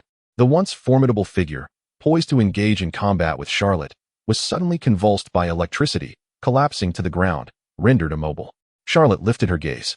Well, this is quite satisfactory. Is the god of thunder truly still called such if he is not impervious to electricity? A fitting title indeed. As Thor, the golden-maned lion, finally settled into silence, Coulson was preparing to approach Charlot for negotiation. At that moment, Jane, who had been observing the scene through binoculars beside the temporary S-H-I-E-L-D research facility, rushed over upon witnessing Thor's incapacitated state. Producing her credentials, she addressed Coulson, saying, "Hey, let us remain calm. We met this morning. This big guy is my friend. Though he may act a bit rashly, he does not deserve this treatment, does he?" Coulson recognized Jane. She had alerted them about the hammer's unexpected arrival last night. Earlier that morning, when S-H-I-E-L-D established the temporary research facility, they had crossed paths while procuring data materials on behalf of the government. As Jane cautiously deactivated the electrical device attached to Thor's arrow, Dr. Eric, who had just arrived, slightly out of breath and somewhat portly, pointed at the fallen Thor and said, "This chap is one of ours. His name is Donald, a doctorate in physics. I apologize for his earlier outburst, but you must understand. He was incensed because the experimental data you requisitioned this morning represents years of his research. His reaction, though somewhat coarse, is quite justifiable, wouldn't you agree?" Coulson squinted, scrutinizing the interplay between Jane and Dr. Eric. Frankly, he found their explanations utterly unbelievable. After all, what kind of physicist could single-handedly overturn over 20 S-H-I-E-L-D agents? It was simply implausible. Clearly, he was a covertly trained operative from some nation. However, Coulson opted not to pursue this line of inquiry for the moment. His primary focus should be the remarkably handsome man before him, who had effortlessly lifted the hammer and donned an inexplicably dark battle attire. Examining him might yield the means to master the hammer's power. Thus, dismissing their rather flimsy excuse, Coulson waved them off, instructing them to take Thor away, intending to settle the score later. At that moment, eager to cultivate a rapport with Thor and assist in his growth, Charlot interjected, "Oh, By the way, I just remembered. I, too, am a physicist. I'm part of their group. May I leave now? Jane? You're a physicist? You're one of us? Wait, is this script all wrong? Why wasn't I informed? Chapter 39. Grasping the Hammer of Dark Thunder. Who dares to impede me? Who can stop me? Coulson observed Charlotte's eagerness to escape and couldn't help but chuckle in exasperation. Oh, so you're a physicist, are you? How come I wasn't aware that so many physicists had suddenly appeared in this little New Mexico town overnight? Langley, apprehend this individual. Take him to the interrogation room for a thorough questioning. As he spoke, a throng of S.H.I.E.L.D. agents encircled Charlotte. Among them stood Langley, who appeared the most formidable, his hawk-like gaze and athletic build at the forefront of the group. He was determined to seize the opportunity to subdue Charlotte. Surely, this seemingly ordinary young man could not possibly rival the golden-haired lion in strength, could he? Charlotte frowned at the encroaching agents, realizing that unless he showcased his true capabilities, they would persist in their pursuit. Thus, he raised the hammer of dark thunder above his head. In the next instant, the sky darkened ominously. The moonlight vanished, leaving only the thunderous roars concealed within the clouds. Charlotte ascended slowly, brandishing the hammer, and shouted, "Let the thunder come." Boom, boom, boom. Thunderous bolts, each measuring several meters in diameter, rained down from the heavens, creating massive craters upon impact. Coulson was left in awe. It was the first time he realized that darkness could indeed take form. These bolts of thunder, nay, they could not merely be referred to as thunder. They were torrents of black lightning cascading from above, exuding an aura of ferocity and chaos. Even from a distance, one could feel an overwhelming pressure emanating from the spectacle. Then, an even more astonishing event unfolded. Countless dark skeletal figures erupted from Charlotte's cloak. After being bathed in the deluge of black lightning, these skeletal warriors donned armor, wielding sharp blades, their bodies crackling with dark arcs of electricity. Originally, the 20-odd S.H.I.E.L.D. agents had formed an impenetrable circle around Charlotte, yet now, the legion of thunder-infused specters loomed in overwhelming numbers, numbering in the thousands, perhaps even tens of thousands, enveloping the entire temporary S.H.I.E.L.D. research facility. It seemed that with a mere word from Charlotte, they could consume everyone present. At that moment, suspended in midair, his black cloak billowing in the wind, Charlotte lowered his gaze and spoke, each word resonating with divine authority. Who dares to obstruct me? Who can impede me? Each syllable struck the hearts of all present like a bolt of lightning, instilling a deep-seated fear that any utterance deemed unsatisfactory to this tempestuous figure would result in immediate demise. Coulson tilted his head back, gazing at Charlotte in disbelief, his heart heavy with dread.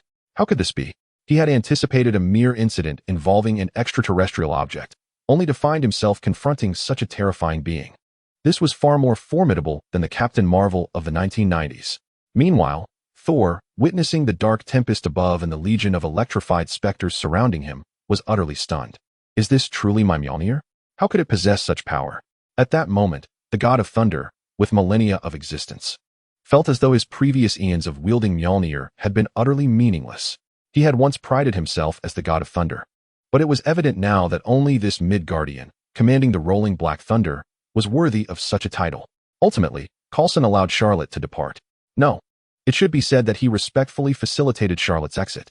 After all, in the face of such a terrifying entity, it would be folly to believe one could detain him.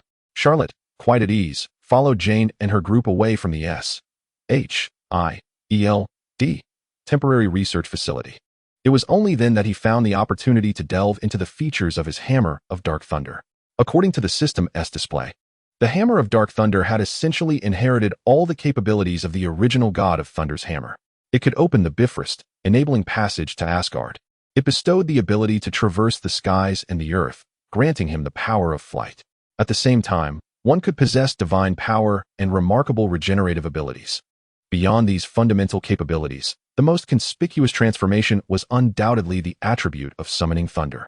The lightning that the ordinary Thor conjured was primarily bright and radiant. Even when it struck a person, it merely left them singed. However, with the system's modifications, the hammer of infernal thunder now summoned black lightning. This force, beyond merely affecting the physical body, specifically targeted the torment of the soul. To be struck down by black lightning meant a true and utter disintegration of one's essence. Furthermore, Charlotte could enchant it for dark creatures, much like the skeletal army of the undead just witnessed, bestowing upon them the power of thunder, along with commendable strength and regenerative abilities. This aspect was what pleased Charlotte the most. After all, in the near future, Loki would lead the Chitauri army to invade Earth. Possessing a group combat skill would conserve much of his energy. Enchanting the skeletal heads to form a thunderous skeletal army was indeed a prudent choice. To Charlotte's surprise, the hammer of infernal thunder, after its transformation, also bore a lengthy, thick iron chain, reminiscent of the hellish chains that the Ghost Rider perpetually carried. The system prompted him to find time to learn a spell called the Crimson Chain in Kamar-Taj, which would unlock the true potential of the hammer's chains. This revelation filled Charlotte with anticipation. In summary, acquiring the hammer of infernal thunder had propelled his strength forward, granting him more means to confront future adversaries. This realization made Charlotte feel that his journey tonight was indeed worthwhile. "Sir, might you enlighten us regarding your origins?" At that moment, seeing Charlotte follow them in silence until they reached the trailer, Jane could no longer contain her curiosity. Upon hearing her words, Charlotte's thoughts returned to reality. Awakening from his reverie, he noticed the vigilant gazes directed at him and realized he had become overly absorbed in the system's introduction. Thus, he offered a friendly smile and replied, "Do not fret, there is no need for such tension. I am Charlotte, a mage hailing from Kamar-Taj. Thor, the realm of Asgard you inhabit is allied with my Kamar-Taj. My purpose for coming here is to fulfill a task assigned by my mentor, the Ancient One. I wish to assist you in your growth and earn the hammer's recognition once again." Upon hearing this, Jane was momentarily taken aback. Asgard, the god of thunder, Thor? My goodness, is there truly divinity in this world? Meanwhile, the initially wary Thor, who had regarded Charlotte with suspicion akin to that reserved for a stranger, felt reassured after Charlotte's explanation. He quickly inquired, "Charlotte, can you tell me how I might regain the hammer's recognition and lift it once more?" Thor vigorously shook Charlotte's arm. This readiness to trust so easily reminded Charlotte of a certain golden retriever. In the retriever's world, all of humanity was inherently good. Charlotte chuckled softly and reassured him. "No worries, it's quite simple." With that, he tossed the hammer of infernal thunder towards Jane. Instinctively, she caught it. The next moment, a tremendous bolt of black lightning struck from above. A dark armor enveloped Jane, transforming her into a battle-hardened warrior, accentuating her sensual form while radiating an aura of strength. Thor inhaled deeply, catching a whiff of her scent, and exclaimed, This is the essence of thunder. She can lift the hammer too?" Charlotte nodded affirmatively. "Indeed, with my presence, even an ordinary person can wield it. Therefore, it would be no great challenge for you, the hammer's companion for millennia. However, allow me to take a brief leave. I must return a call. Thank you." With that, Charlotte raised his phone and turned to depart. Thor watched Charlotte's retreating figure. Lost in thought, could an ordinary person truly wield the hammer? Who on earth was this individual? Ignoring the astonished, speculative gazes behind him, Charlotte's demeanor shifted to one of seriousness, for he had just received a text from Tony. The message read, "I'm dying, Charlotte." Chapter 40, Palladium Poisoning and the Doom of Tony. Soon, Charlotte connected the call. On the other end, Tony's voice sounded weary. And though it was already 2:30 in the morning, he answered promptly. It was evident that he was not well, likely unable to even contemplate sleep. "Hey, Charlotte, you called? If only you had rung a bit earlier, you might have made it to tonight's party. However, that gathering was ruined by me and Rhodey. My seaside villa is now in shambles thanks to us. Had you arrived sooner, you might have suffered a cut from the flying shards of glass. But for a mage like you, that shouldn't pose much of a problem, right?" Charlotte furrowed his brow. Tonight's party? Tony and Rhodey wreaked havoc at the seaside villa? This familiar scenario echoed the plot of Iron Man 2, where Iron Man, feeling the threat of death due to palladium poisoning, hosted a party at his beach house, which led to Rhodey causing chaos and ultimately donning the Mark II suit, eventually becoming War Machine. Was the plot advancing this swiftly? Charlotte found himself astonished and perplexed. However, he quickly understood. After all, a month ago, he had helped Tony obliterate Obadiah.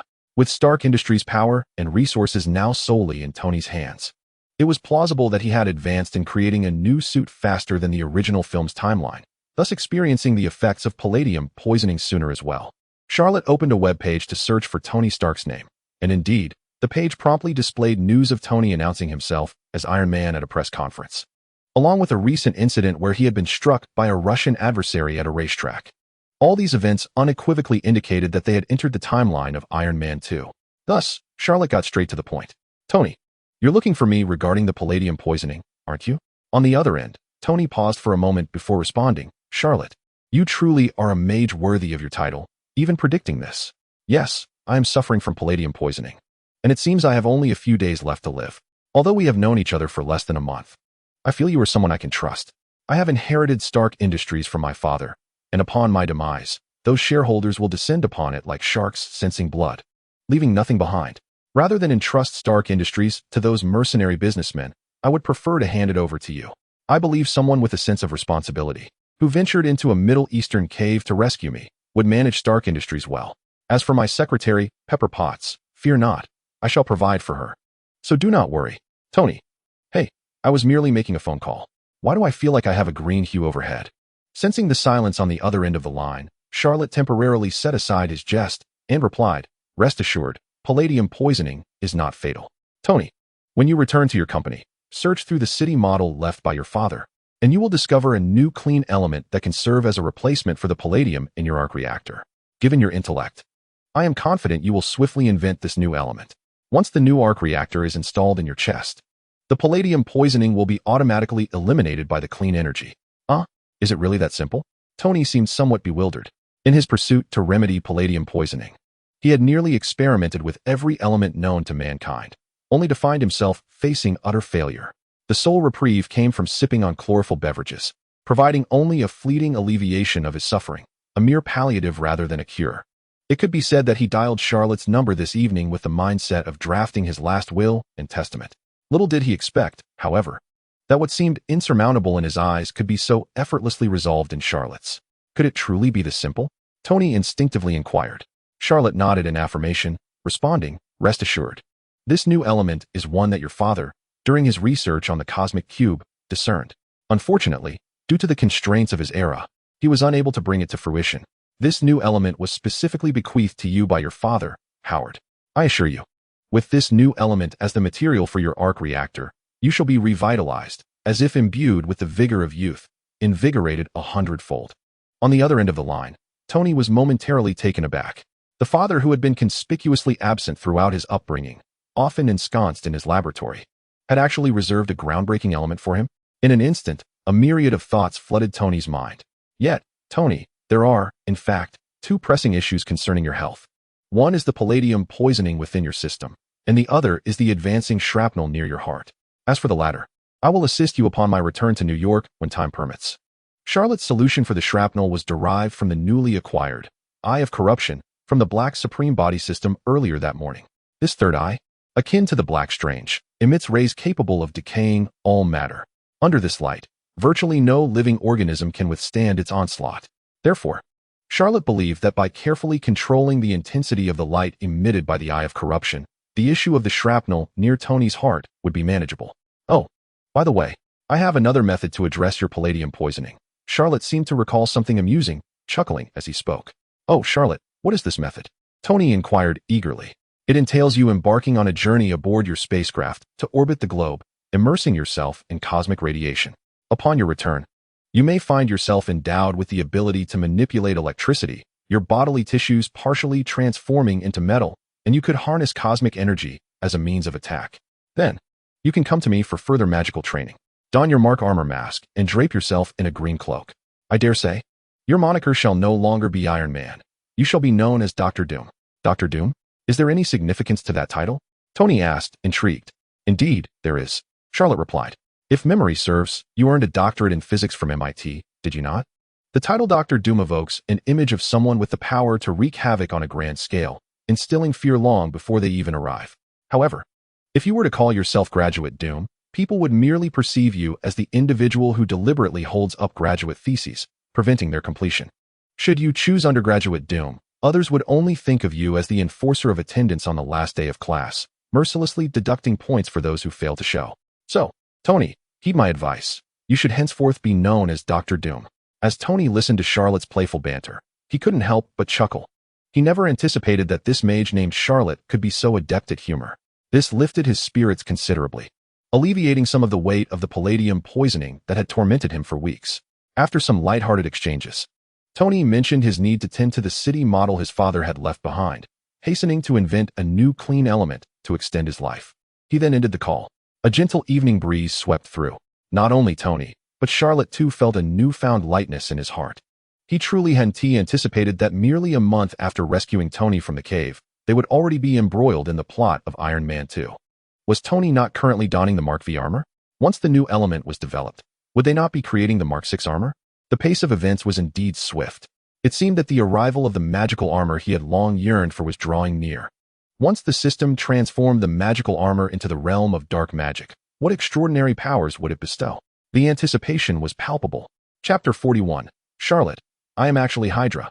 Just as Charlot was lost in reverie about his magical armor, a robust and agile figure approached him. Raimlo, exuding an air of trepidation and flattery, cautiously approached. Mr. Charlot, I am Raimlo, and I represent S.H.I.E.L.D. I have come to request your presence, to witness once more the moment you wielded that hammer. Our organization wishes to conduct some research, hoping to develop something beneficial for humanity. In light of the man before him, who had just summoned thick black lightning from the sky, encircling the S.H.I.E.L.D. temporary research facility with an army of spectral warriors, Raimlo spoke with utmost caution, fearful that any misstep could lead to his obliteration. Observing the obsequious expression on Raimlo's face, Charlot furrowed his brow. I anticipated that S.H.I.E.L.D. would seek to negotiate, but it shouldn't have been you. Where is that seemingly affable Coulson? Hearing this, Raimlo offered a wry smile. Indeed, by all rights, it should have been Coulson, the figure of authority at the S.H.I.E.L.D. temporary research facility, who approached you. After all these years, I've collaborated with Coulson on several missions, and he possesses an uncanny ability to diffuse tense situations with his warm smile. He has always embodied the role of the amiable mediator. Yet, with age catching up to him, nearly 50 now, he has stepped back from frontline action to a more administrative role. Moreover, given the formidable display of power you exhibited earlier, Director Nick Fury would not permit Coulson to take unnecessary risks. Thus, the daunting task of negotiating with you, a man of such fearsome reputation, fell to me, a mere foot soldier. As Charlot listened to Raimlo recount the circumstances, he fell into contemplation. It is well known that Raimlo is affiliated with Hydra. Despite his verbal allegiance to S.H.I.E.L.D., he remains firmly in the service of Hydra. Following the conclusion of the first Avengers, he assisted in transporting Loki's scepter, with the Mind Stone, to Hydra's Sokovia branch. During Captain America, the Winter Soldier, he represented Hydra in the pursuit of Captain America and Black Widow, thereby attempting to facilitate the success of Hydra's Insight program. It is clear that Hydra is perpetually scheming. Their conscience? Non-existent. They are undoubtedly a significant menace to Earth. Allowing Hydra to operate unchecked raises concerns about whether they would strike when enemies come from beyond the stars. Thus, this Hydra must be dealt with. Yet the question remains, how? After all, since the conclusion of World War II and the inception of the Project Paperclip, Hydra has deeply entrenched itself within S.H.I.E.L.D., becoming an inseparable entity. The relationship between Hydra and S.H.I.E.L.D. is intricately woven, with each entity entwined within the other. Addressing Hydra is akin to uprooting a plant with its roots still embedded in the soil, inevitably impacting S.H.I.E.L.D. in the process. Although one might liken S.H.I.E.L.D. to a student feigning productivity during a school cleanup, sweating profusely while ultimately accomplishing little, it is undeniable that it was established by Howard Stark. As his son, Tony possesses a degree of ownership over S.H.I.E.L.D., meaning a portion of it belongs to him. Thus, any attempt to wrest the magical armor from Tony must be executed with caution to avoid excessive repercussions on S.H.I.E.L.D. Therefore, the most prudent course of action would be to have him take command of Hydra. To be frank, this was a notion he had contemplated for some time. After all, he possesses the ability to open the gates of hell and summon hundreds of dark serpents to form a Hydra in the entirety of the earth. Who else could achieve such a feat? If I can summon Hydra, why should I not be able to command it? Furthermore, he could transform the cloak of the undead into a black skull mask. Once adorned with this mask, he could proclaim himself the legitimate son of Red Skull, the most rightful man to lead Hydra. Wouldn't he that naturally pave the way for him to assume command? In that scenario, Tony could, with his assistance, vanquish Nick Fury, that nefarious character, and ascend to the position of director of S.H.I.E.L.D. Wouldn't that be splendid? White, I am the greatest. Black, I reign supreme. The formidable alliance of the director of S.H.I.E.L.D. and the head of Hydra is an exhilarating prospect. Thus, Charlot gradually retracted his smile, his expression turning solemn. Raimlo, I trust you haven't brought any listening devices? Observing Charlot's scrutinizing demeanor, Raimlo mistakenly believed his sudden visit had displeased him. He quickly shook his head in denial. Mr. Charlot, I have come alone to express goodwill. I carry no listening devices. My colleagues at S.H.I.E.L.D. are at the temporary research facility awaiting my report. Charlot nodded slowly, exuding an air of authority, and spoke. Raimlo, since you are the only one present, I shall speak candidly. I am, in fact, Hydra. Romlo. What? What is he saying? How can he suddenly declare himself to be Hydra? Romlo was bewildered. He had been dispatched by S.H.I.E.L.D. to negotiate with Charlotte, aiming to avoid provoking him and complete the task swiftly to return for a restful sleep. But now, Charlotte had audaciously proclaimed himself as Hydra? No. I have been involved with Hydra for so long, yet I have never heard of a figure named Charlotte. Before Romlo could process this, Charlotte donned the Black Skull mask, transformed from the cloak of the undead, and continued. In truth, my father is the Red Skull, who vanished during World War II. He once told me that if he were to disappear or perish, it would be my duty, as the Black Skull, to lead Hydra. I was present when my father battled Captain America, Steve, aboard the plane. The aircraft crashed into the Arctic ice, and I was frozen there for 70 years. Only recently awakening. That is why I appear so youthful. Romlo was flabbergasted. No, my friend, this story is utterly ludicrous. Frozen for 70 years in the Arctic ice? Recently awakened, so you look young? It is well known that the Winter Soldier, Bucky, captured by Hydra, underwent meticulous scientific processes and precise freezing temperatures, coupled with specialized cryogenic fluids, to survive from World War II to the present, yet appear as if only 2 or 3 years had passed. The technology of cryogenics alone cost Hydra a fortune. Yet now you claim that you casually fell into the Arctic ice and emerged unscathed after 70 years? By your logic, Captain America, Steve, must also have been frozen and remains youthful? How can this be possible? Romlo scoffed. Mr. Charlotte, please do not jest. Hydra was an evil organization during World War II, attempting to dominate the world and instigating global conflict. If it weren't for Captain America, Steve, we would not enjoy peace today. Moreover, the Red Skull is branded a disgrace across the globe. Your earlier impersonation of a physics doctorate at the temporary research facility was already outrageous. Now you claim to be the son of the Red Skull, the Black Skull, and wish to lead Hydra? This is truly. Even if you possess great power, such jesting is intolerable. And why would you tell me you are Hydra? Know that S.H.I.E.L.D. was established by Mr. Howard, who aided Captain America in defeating the Red Skull. The very purpose of S.H.I.E.L.D.'s creation was to combat Hydra. How can you, in my presence, declare yourself Hydra? Do you think I am also Hydra? This is impossible. You insult me. As he concluded, Romlo's indignation flared, and he dropped all formalities. Observing Romlo's outraged expression, Charlotte could not help but applaud. Ah, well done, well done. Truly, as expected of a Hydra operative, your performance is unparalleled. No wonder that black-hearted scoundrel has survived for so long without realizing that S.H.I.E.L.D. has already been renamed the Serpent Shield. If he had not seen the original film, he might have believed it. However, Charlotte's lips curled into a sardonic smile, akin to death reciting a list of the deceased, as he softly uttered, Romlo, hit well, Minister Pierce. The three of you are Hydra, are you not? Hydra clandestinely established the Winter Soldier program, involved in the assassination of the S.H.I.E.L.D. director and his wife back in the 1990s. Hydra's Dr. Zola was integrated into S.H.I.E.L.D. after Project Paperclip, and after his demise. His super artificial intelligence was concealed beneath the training grounds where Captain America once trained. Must I elaborate further? Romlo broke into a cold sweat. He had not anticipated that this man, who suddenly introduced himself as the Black Skull, would possess such extensive knowledge of Hydra's secrets. Could it be that Charlotte truly is one of them? Oh, do not regard me with such eyes. Before my father, the Red Skull, vanished, he entrusted me with a highly classified code, which grants me supreme access to the Hydra system. Your clandestine secrets are transparent to one such as me, the Black Skull. However, seeing that you remain skeptical, I suppose I must demonstrate something tangible. Long live Hydra. In the next moment, countless dark green gates of hell, forged from eerie white bones, materialized behind Charlotte. Numerous black serpents writhed, emerging from the dark dimension to the surface, rapidly devouring one another and merging. The scene appeared extraordinarily gruesome, bizarre, and eerie. Before long, in less than half a minute, a colossal entity, adorned with 9 heads, its eyes radiating otherworldly hues, and its form twisting like a creature from the depths of Cthulhu, stood before them, an embodiment of Hydra, dark and malevolent, far beyond human capability to confront. Charlotte gestured toward the Hydra before them and softly stated, "This is Hydra." Romlo, upon witnessing the spectacle, was left speechless. His eyes widened in astonishment. What? Is this truly Hydra? Does such a creature as Hydra exist in this world? Does it mean that Charlotte is indeed the son of the Red Skull? Is he truly the Black Skull? Is he really the next leader destined to command Hydra? At this moment, Romlo suddenly recalled the scene where Charlotte, wielding the hammer of the underworld, summoned an endless storm of thunder from the heavens, encircled by a legion of the undead surrounding the temporary research base of SHIELD. His heart surged with excitement. With such a formidable Black Skull leading Hydra, could they not replicate the miraculous feats of the Red Skull and elevate Hydra once more to the pinnacle of the world?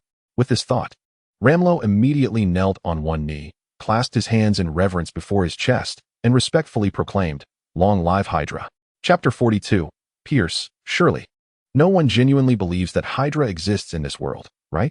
Observing Ramlo bowing before him in submission, Charlot felt a sense of relief wash over him. He understood that he had completely deceived Ramlo. Although the situation appeared to be progressing remarkably smoothly, upon reflection, it seemed only natural. After all, if he were a member of Hydra, having devoted a significant portion of his life to the organization and revered the Red Skull as a symbol of faith, he too would likely kneel at the feet of a man donning the Black Skull mask, who claimed to be the Red Skull's son and effortlessly summoned Hydra before him, revealing numerous secrets of the organization. Thus, it was only fitting that he would kneel. Since the initial step of becoming the head of Hydra had unfolded so seamlessly, it was time to advance to the second step. Therefore, Charlot began to speak slowly. "Ramlo, if my memory serves me correctly, the highest-ranking individual within Hydra, occupying a position of leadership, is none other than the former director of SHIELD, currently the Minister of the World Security Council, Pierce, correct? You must have his contact information, do you not?" As Ramlo nodded, he astutely retrieved his phone and opened the contact page for Minister Pierce, respectfully inquiring, "My Lord Black Skull, do you wish for me to convey a message?" Charlot nodded, adopting an air of authority as he replied, "Since I, the Black Skull, have returned to the world after 70 years, it is time for Pierce, who has long occupied the head of Hydra, to relinquish his position. Relay my message to him. Should he refuse, then there is but one word, death." At SHIELD headquarters in Pierce's office, he found himself unable to sleep that night. In fact, this had been the case for many nights prior. It was not due to his advancing age or declining health. Rather, the cause of his insomnia stemmed from overwhelming excitement. Power is a man's aphrodisiac. Power is a man's stimulant. Initially, when he was merely a foot soldier in Hydra, an operative on the front lines of SHIELD, he had scoffed at such notions. How could power possibly invigorate a person? However, as he aged and his status ascended, his understanding of this truth deepened year by year. Indeed, power is an exhilarating drug. It captivates the soul. The sensation of occupying a position of authority, surveying the masses from above, swirling a glass of fine wine, and uttering a single command that compels thousands to strive and sacrifice for him is intoxicating beyond measure. It renders one utterly sleepless. Now, after years of toil, he had ascended to the position of Minister of the World Security Council, the head of the Hydra organization, and the former director of SHIELD, standing in a place he had once dared not even imagine. He, Pierce, could brazenly declare himself the new Red Skull of this era. And as he gazed down from his lofty perch, he came to realize that the so-called Hydra organization was merely another form of interest group. While it is true that the Red Skull historically utilized Hydra to incite the Second World War, many of its members were fools. When dealing with such simpletons, one must never speak the truth. Rather, they must be hypnotized through religious fervor, leading them to believe that their actions are righteous. The Red Skull had understood this well, repeatedly chanting "Long live Hydra," and proclaiming that even if one head were severed, two more would emerge, indoctrinating Hydra members as if it were a religion. This allowed him to command loyalty from his subordinates at minimal cost. Yet, in the end, even if Hydra were to conquer the world, it would not belong to all its members. The higher echelons would always reap the greatest rewards. Thus, if the lower ranks of Hydra never engaged their intellect, they would forever remain at the bottom, exploited for their value, laboring for others. The truly astute individuals are those who understand how to leverage their Hydra affiliation to ascend to higher positions, standing at the very core of this interest group, wielding leadership authority, much like himself. In Pierce's eyes, the most quintessential example of a fool was undoubtedly Ramlo, the Crossbones. Despite his outward appearance as the leader of a special operations team within SHIELD, garnering a modicum of respect and deference from others as he returned to headquarters, he was, at his core, merely a frontline soldier.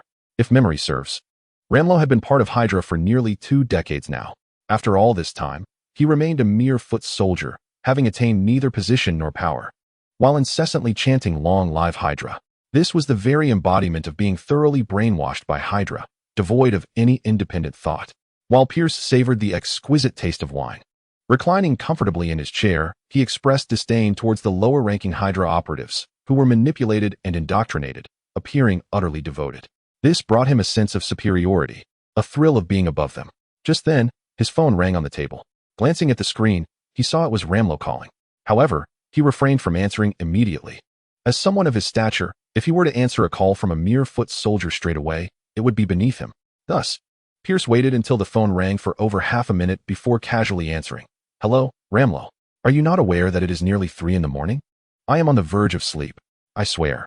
If you do not have something of utmost importance to report, I shall demand a 30,000-word reflection from you tomorrow. Pierce's tone was authoritative, and it was evident that he had held a high position for many years. Typically, when he adopted such a demeanor, Ramlo would respond with utmost caution, akin to a mouse encountering a cat, exhibiting a primal fear. Pierce relished in the fear that emanated from him. Yet, on the other end of the line, Ramlo spoke with calmness, his voice steady, neither subservient nor arrogant, as he stated, Mr. Pierce, the son of the Red Skull. The Black Skull has returned to the world. According to Hydra's regulations, he shall replace you as the new leader of Hydra. This is unequivocally justified.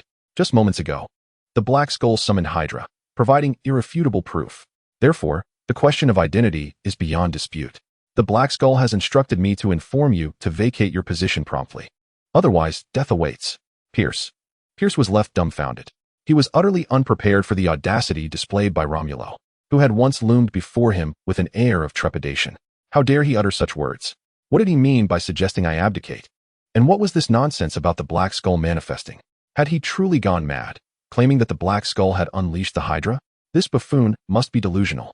Surely, it is impossible for Hydra to exist in this world. Chapter 43. Good heavens. There truly is a Hydra. In a flash, fury surged ahead of reason into his mind. Pierce shouted furiously into the phone at Romulo on the other end. You wretched fool. Have you lost your mind? How dare you speak to me in such a manner? You think you can fabricate some prison of the Black Skull and expect me to yield my position with mere words? You are hopelessly delusional. This is an act of insubordination. Romulo, now, immediately, return to the SHIELD headquarters and provide me with a satisfactory explanation, or death shall be your only reward. Pierce anticipated that his words would send Romulo scrambling for an apology. However, to his astonishment, Romulo replied, Pierce, Lord Black Skull has commanded that I do not return. He is coming to find you himself. Pierce, what does that mean? Coming to find me? Before he could fully comprehend Romulo's implication, a vast expanse of ghostly green sparks erupted into the void. Before him materialized a skeletal gateway exuding an aura of death, a sight one might only witness in the depths of hell. At the center of that chilling bony structure, a vivid crimson hue dominated. As Pierce cautiously leaned closer, his pupils dilated in shock, for he realized that this red was blood red in the truest sense. Torrents of blood, reeking with a pungent aroma, gushed forth from the skeletal portal like a raging flood. The overwhelming stench was enough to unsettle even the most savage serial killer in existence. Simultaneously, a strikingly handsome figure clad in form-fitting black armor, draped in a cloak adorned with skull motifs, wielding a jagged black hammer, crackled with electric energy, appeared before him. The man, exuding a demonic presence, spoke softly, I am the son of Red Skull, Black Skull. Pierce, it is you, the old relic, who refuses to abdicate. As he spoke, the Black Skull mask seemed to possess a will of its own, affixing itself to his face, making it appear as though his visage had always belonged to the Black Skull. Pierce, gazing upon this infernal envoy, involuntarily shuddered. What in the world was happening? Could this individual truly be the Black Skull Romulo had mentioned? Was he indeed the son of Red Skull? Was he destined to become the new leader of Hydra? Damn it, where had this creature emerged from? The blood-spewing skeletal door, the jagged thunderous hammer, the skull-cloaked figure, and the black armor. He could almost hear the sharp wails of the damned. Each element bespoke of an extraordinary being. Was he truly poised to become the new leader of Hydra? Was I truly about to be dethroned? In that moment, the long-held convictions about power and status, cultivated through years of high office, momentarily triumphed over fear. After a lifetime of struggle to reach the pinnacle, deftly maneuvering SHIELD and controlling the indoctrinated, foolish Hydra members, he could not accept such a facile surrender. He could not accept that all his efforts had merely served to adorn another. Thus, His mind raced to conjure justifications for the unfolding spectacle. Yes, it cannot be. This is all an illusion. The terrifying, blood-red skeletal door is likely a mere holographic projection. It cannot possibly be real. After all, Hydra's technology is decades ahead of its time. Crafting a realistic holographic effect is hardly an insurmountable task. Perhaps behind this projection lie barrels of fresh pigs and sheep's blood, explaining the nauseating stench. And that imposing figure of the Black Skull? Surely, he is just a muscle-bound model put on display. As for the grand spectacle, the only plausible explanation is that a faction below seeks to usurp power. Though Hydra operates under the ideology of world domination, it is, like all organizations, rife with factions. Perhaps one such faction, weary of his long-standing position atop Hydra while looking down upon the masses, orchestrated this charade to compel his resignation. With this thought, Pierce felt a wave of relief wash over him, a smirk of derision creeping onto his face. I never imagined that Romulo, that buffoon, would engage in such a cunning scheme. You, Black Skull, return and inform your master that I, Pierce, am firmly seated in my position. Not even Jesus could dislodge me. As he observed Pierce's sudden shift from terror to ease, Charlot furrowed his brow. Although unsure of the misunderstandings at play, it was evident that he must reveal a modicum of truth to compel Pierce's submission. Therefore, Charlot ceased his idle chatter. With a gentle wave of his left hand, the blood-red skeletal door advanced. In an instant, Pierce found himself thrust into the dark dimension. Upon entering, he was immediately assailed by a pungent sulphurous odor that struck him like a blow, leaving him gasping for breath. Hastily, he covered his mouth and nose with his shirt, and the thin fabric offered some respite. However, the oppressive heat in the air was equally unbearable. Within mere seconds, beads of sweat cascaded down his brow. His shoes felt as though they were on the verge of melting in the sweltering heat. Standing there was akin to being cast into the Sahara Desert, enduring the merciless midday sun. It was a torturous ordeal named heat. Beyond the sensory assault of smell and touch, Pierce was also subjected to a staggering visual onslaught. He beheld the sky cloaked in endless blood-red clouds, thick and tumultuous, resembling molten lava that would never solidify. Merely gazing upward instilled a fear that he might be crushed beneath the next downpour of magma. Not far off, grotesque creatures with bat-like wings, horned heads, and tails akin to hellish demons brandished iron forks, frolicking with malicious glee. Their laughter was as grating as nails on a chalkboard, evoking an overwhelming urge to escape. Moreover, grotesque towers of decaying flesh meandered through the landscape, ready to absorb any solitary creature they encountered, transforming them into sustenance. As Pierce surveyed these horrors, he was utterly bewildered. The intensity of the visual, olfactory, and tactile stimuli could not possibly originate from the so-called holographic projections of Hydra's technology. The phenomena before him, no matter how absurd, were undeniably real. Yet, it was precisely this reality that rendered it terrifying. He found himself murmuring, Where have I come to? Could this possibly be hell?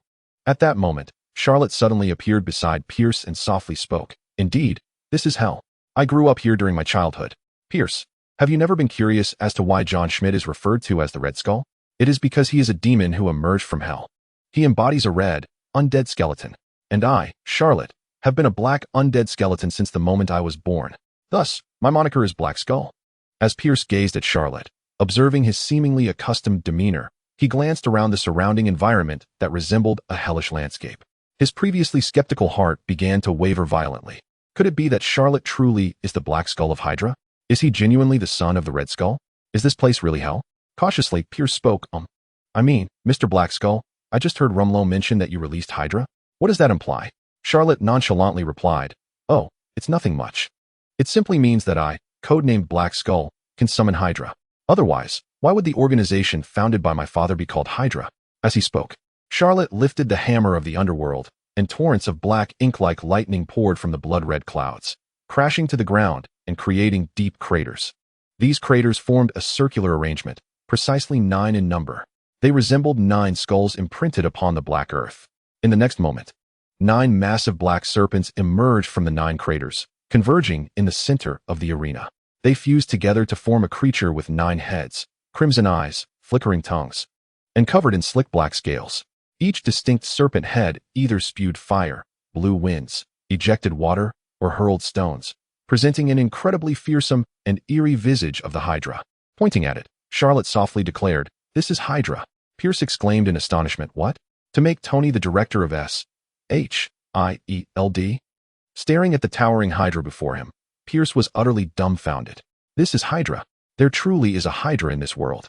It is no exaggeration to say that at the moment Pierce laid eyes on Hydra, his mind exploded with revelation. Having held a high position for many years, he believed he had gradually awakened from a state of blind fanaticism, thinking that the so-called Hail Hydra was merely a deceptive slogan. The tales of Hydra were nothing but Red Skull's fabrications meant to mislead. After all, humans inherently harbor a subconscious fear of snakes. Hydra, with its 9 heads, could easily evoke feelings of mystery, eeriness, and dread. Furthermore, the notion that severing one head would result in 2 growing back only amplified the fear, causing enemies to recoil in terror. Thus, after rising to power, Pierce merely regarded the Hydra emblem as a tool for manipulation, dismissing it as inconsequential. Yet, upon witnessing Hydra in its tangible form, all his latent aversion and disdain evaporated, replaced by profound enlightenment. Indeed, Hydra exists in this world. The Red Skull and Black Skull can summon it. Hence, their organization, intent on world domination, is aptly named Hydra. In the next instant, the fervor and reverence for Hydra, etched deep within his mind and soul, reignited. With a sudden thud, the once arrogant Pierce, who had been posturing before Charlot, fell to his knees. Bowing humbly as if worshipping a deity, and reverently proclaimed, "Hail Hydra." Observing the kneeling Pierce, Charlot nodded, satisfied with his attitude.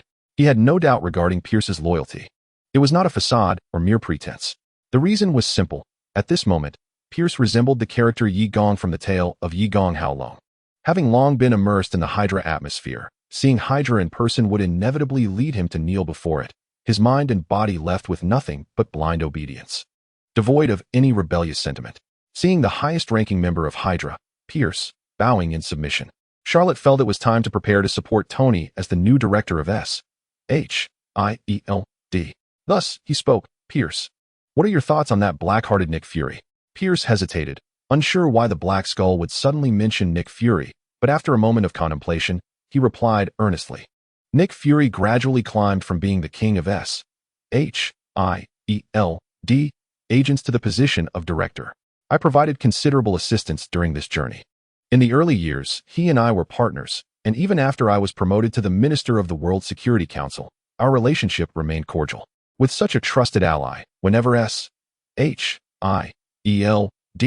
needed to deploy a mission or action plan, Nick would consult me, allowing me to conduct corresponding infiltration work. For instance, Nick has recently been secretly misappropriating S.H.I.E.L.D. funds to modify 3 of S.H.I.E.L.D.'s aerial carriers. Once launched into the sky, they could utilize satellites to read the DNA of terrorists worldwide and pinpoint their locations for preemptive strikes. However, since I am involved in this plan, I intend to employ Zola's algorithm to execute a grand deception. It will become a Hydra version of the Insight program. At that time, those not of our kind shall be eradicated. Hydra will truly rise once more. Charlot nodded slightly, but soon shook his head. This plan is commendable and indeed demonstrates the effectiveness of Hydra's infiltration into S.H.I.E.L.D. However, Pierce, perhaps you are unaware that besides Hydra, the Skrulls are also infiltrating S.H.I.E.L.D. Skrulls? I recall that after being taken in by Nick Fury last century, they were placed in a nuclear radiation zone in Russia for protection due to their unique physiology. How could there be Skrulls within S.H.I.E.L.D.? Charlot chuckled coldly. Not just that, the Skrulls are not only infiltrating S.H.I.E.L.D., but are also present within the military and political echelons of various countries, as well as among news anchors, television stars, and sports celebrities. That black-hearted Nick Fury still foolishly believes there are only a few thousand Skrulls on Earth, doesn't he? In reality, they number in the hundreds of thousands, if not millions. Many of these Skrulls, having lived on Earth for an extended period, have shifted from awaiting Nick Fury's return to their homeland to seeking to colonize Earth. You were unaware of this, were you, Pierce? Pierce was drenched in cold sweat, having comprehended Charlot's implication. Due to a disparity in information, he believed Hydra had already gained control over S.H.I.E.L.D.'s direction, thinking the Insight program could be utilized by Hydra. But in truth, it was a case of the mantis stalking the cicada, unaware of the oriole behind. Perhaps those Skrulls lurking in the shadows would seize the opportunity to benefit from the conflict, waiting to reap the rewards once Hydra took control. At that point, It would not be Hydra's rise, but the Skrull's ascendance. Noticing that Pierce grasped the meaning behind his words, Charlotte continued to apply pressure. Moreover, Pierce, you should be unaware that the old-style communicator often clipped to Nick Fury's waist actually has a signal range that encompasses the entire galaxy. With but a gentle press, the pilot who once repelled the Kree, Carol, known as Captain Marvel, will descend upon Earth in less than 5 minutes. Your misguided confidence in the Hydra version of the Insight program, which you believed you could fully control, shall be rendered utterly void in an instant. SHIELD will once again navigate this crisis unscathed, as it has done so many times before.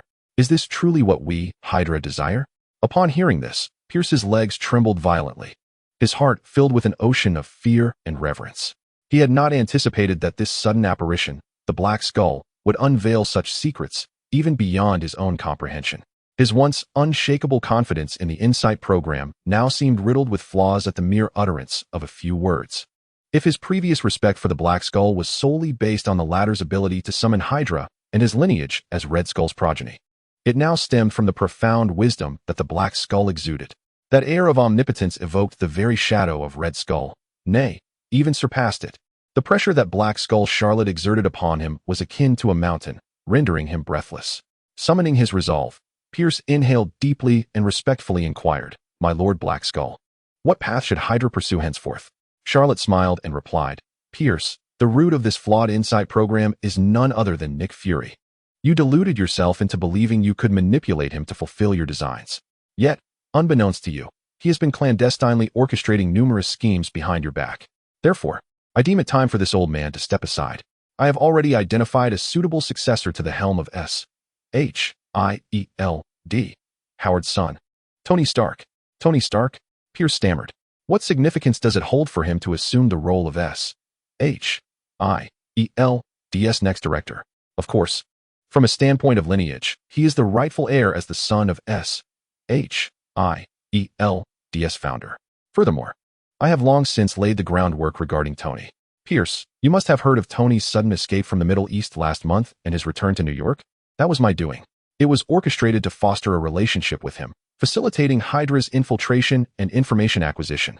Unlike Nick Fury, who has been steeped in espionage for years, the current Tony is akin to a blank canvas. As his savior, I can easily guide him towards my desired outcomes, thereby averting any repeat of Fury's covert maneuvers. Do you comprehend my intent?" Upon absorbing this discourse, Pierce found himself once again awestruck. The Black Skull had meticulously planned everything a month prior? Such intellect, such cunning, such foresight. It left him utterly astounded. He promptly inquired, "Then, my Lord Black Skull, when shall we commence our support for Tony's ascension as the new director of SHIELD?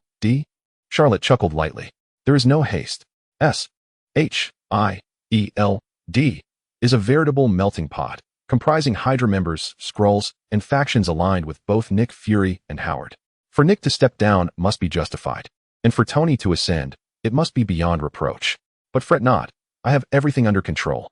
When the opportune moment arises, I shall instruct you on the necessary coordination. For now, Pierce, there is but one task before you. Inform the Hydra members. I, Charlotte, the Black Skull of Hydra, have returned." Chapter 45. Go, Pikachu. Use Thunderbolt. Soon, Pierce departed, his eyes ablaze with fervor and excitement. Watching his retreating figure, Charlotte smiled. After tonight's upheaval, Hydra had firmly returned to his grasp. He no longer had to worry about being betrayed by this treacherous serpent when facing adversaries like Loki, the Dark Elves, Thanos, the Celestials, and Dormammu. One of the anxieties that had long plagued him was now resolved. As for Tony's ascension, placing him at the helm of SHIELD to orchestrate a grand scheme of power dynamics was no jest. He genuinely harbored such intentions. However, as he had stated earlier, Nick Fury's resignation and Tony's elevation required a rationale that was both legitimate and indisputable. He did not wish for a scenario where, even after Tony's rise, the facade of flattery masked underlying contempt. What he desired was absolute obedience, unwavering loyalty. As for how to achieve this, Charlotte had long since devised a plan. The stage for the new king's coronation would be set in the not-so-distant future during the New York battle. Contemplating the scheme in his mind, Charlotte smiled, envisioning the spectacle that awaited.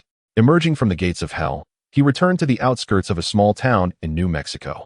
He had not forgotten that one of his primary objectives was to solidify relations with the Asgardian allies, assisting Thor, the bumbling giant, in reclaiming the hammer of the god of thunder. Though this task had been assigned by the Ancient One, he would have pursued it regardless.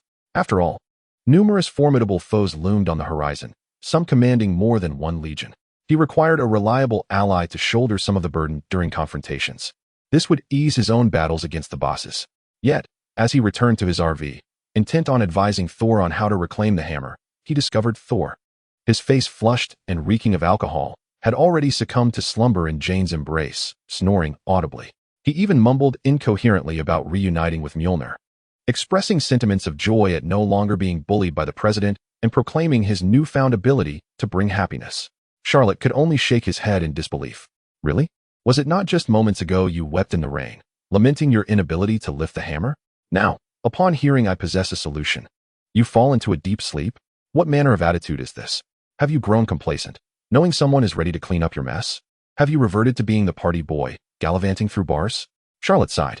Alas, the current Thor is hardly a worthy king of Asgard. It is little wonder Odin, the All-Father, devised such trials for him. The following day, in the morning, as Charlotte had anticipated, upon learning that someone would assist him in reclaiming his hammer, Thor became increasingly carefree and relaxed. He gathered Jane Foster, the buxom Darcy Lewis, Dr. Eric Selvig, and Charlotte, leading them to a restaurant frequented by blue-collar workers. There, they indulged in steak, guzzled beer, and boasted extravagantly. Let me tell you, although I have been stripped of my divine powers and reduced to the status of an ordinary man, yesterday, I was subjected to an extraordinary incident with those S.H.I.E.L.D. fellows. How I was once brimming with divine power, wielding Mjolnir during the coronation of a new king. It was then that the frost giant King Laufey suddenly launched an attack on Asgard, delivering a blow to my head. I seized my hammer and sent him flying from Asgard to Jotunheim. Who does not know of me, Thor, the god of thunder? In the end, had it not been for my father, who graciously intervened to spare him, Laufey would have perished beneath my hammer. As I boasted, I raised the wine bottle and smashed it to the ground with a resounding crash. Another round, barkeep, I exclaimed. The scene elicited a wild twitch from Charlotte's lips. Although he had previously perceived Thor as a reckless fool in the early Marvel films, witnessing him firsthand revealed an astonishing level of foolishness. What audacious claims was he making? That he had hammered Laufey from Asgard to Jotunheim during the coronation? Pray, Thor, do you believe yourself to be a dual-blade wielding turkey like Karen Mach? Furthermore, it was Odin, your father, who had to intervene to save face for Laufey, compelling you to reluctantly sheath your hammer. Do you not realize that Heimdall stood quietly observing from the Rainbow Bridge? Are you unaware that Heimdall is Odin's eyes and ears? Can you fathom how your dear father would react if you were to reclaim your hammer and return to Asgard? For the love of all that is sacred, Loki, please share some wit with your elder brother. Charlotte could not help but regret his decision at that moment. Honestly, entrusting such a colossal fool as Thor to be his ally, was that not akin to having a liability on his team? Just as these thoughts crossed his mind, a thunderous roar erupted. A rainbow bridge descended from the heavens, and a colossal, searingly hot suit of destroyer armor, forged from URU metal, materialized before everyone's eyes. The shockwave shattered the glass doors of the shops in the quaint town. After a brief pause, the destroyer armor surveyed its surroundings, and upon locking its gaze on Thor, it established its target, striding purposefully towards him, exuding a formidable aura. Thor, witnessing this spectacle, was rendered utterly dumbfounded. Was it merely my boasting that summoned the destroyer armor here, my beloved father? He pondered, and judging by its demeanor, it seems intent on annihilating me without hesitation. Is this truly necessary? Am I still your biological son? Or is Loki the one you truly bore, while I am merely the adopted child? Observing Thor's bewilderment, Charlotte interjected. Do not be so alarmed. It was not your father Odin who dispatched that armor. It was your dear brother Loki, who sent it specifically to bring about your demise. Thor stared in shock. What? Loki? Though he was a bit mischievous in his youth, attempting to ambush me as a venomous serpent when I was 6, how could he possibly send the destroyer armor to slay me? Surely, this jest is too extreme. Moreover, is the destroyer armor not meant to be summoned solely by the king of Asgard? Where is my father? If I am unworthy of inheriting the throne of Asgard, then it should fall to him, the former king, not to Loki. Charlotte continued with patience. Your father Odin has unexpectedly fallen into a deep slumber. Loki has assumed the role of regent king of Asgard. As for his motives against you, well, whether on Earth or in Asgard, the struggle for succession has always been brutal. With Odin in prolonged slumber, who knows when he might awaken? The only threat to Loki's position is you, is it not? Given the vast distance between Midgard and Asgard, dispatching the destroyer armor to eliminate you, now devoid of your powers, would effectively secure Loki's claim to the throne. Pray, do not tell me you have never perceived Loki's ravenous ambition for the crown. Thor stood in stunned silence. Charlot's words struck him like a hammer upon an anvil. Indeed, in his naive bravado, he had never considered that his dear brother harbored such treachery. Suddenly, Loki felt like a stranger to him. Observing Thor's dazed expression, Charlot pressed on, by the way. Have you not longed to regain the hammer's favor? Engage the destroyer armor in combat. If you triumph, you shall reclaim your hammer. Thor could no longer contain himself. What? Fight the destroyer armor? Do you not realize that the destroyer armor was created by my father to guard the subterranean treasury? In his youth, he donned the armor and repelled numerous foes from the celestial realm. And as a child, emboldened by my newfound ability to wield Mjolnir, I foolishly disregarded my father's warnings and ventured into the treasury. What was the outcome? Within 5 minutes, I found myself battered and bruised by the destroyer armor. The memory of that childhood trauma remains etched in my mind. If I could not contend with the destroyer armor back then, how could I possibly hope to defeat it now, bereft of my hammer and divine powers? Shall I simply charge at it head-on? For a moment, Thor stood motionless. Observing his indecision after having explained so much, Charlot's patience finally wore thin. Recalling Thor's earlier bravado while drinking and boasting, and considering how he had abandoned Charlot to indulge in revelry, Charlot seized the collar of Thor's garment and hurled him forth. Go forth, Pikachu. Use Thunderbolt. As Thor soared through the air, confusion enveloped him. What? How did I end up flying? Upon regaining his senses and discovering he was mere inches from the destroyer armor, face to face with it, all that remained in his mind was a singular thought. Charlot, you absolute fool. Chapter 46, Brotherhood's Bonds? A comedy. Naive. Asgard. The Celestial Palace.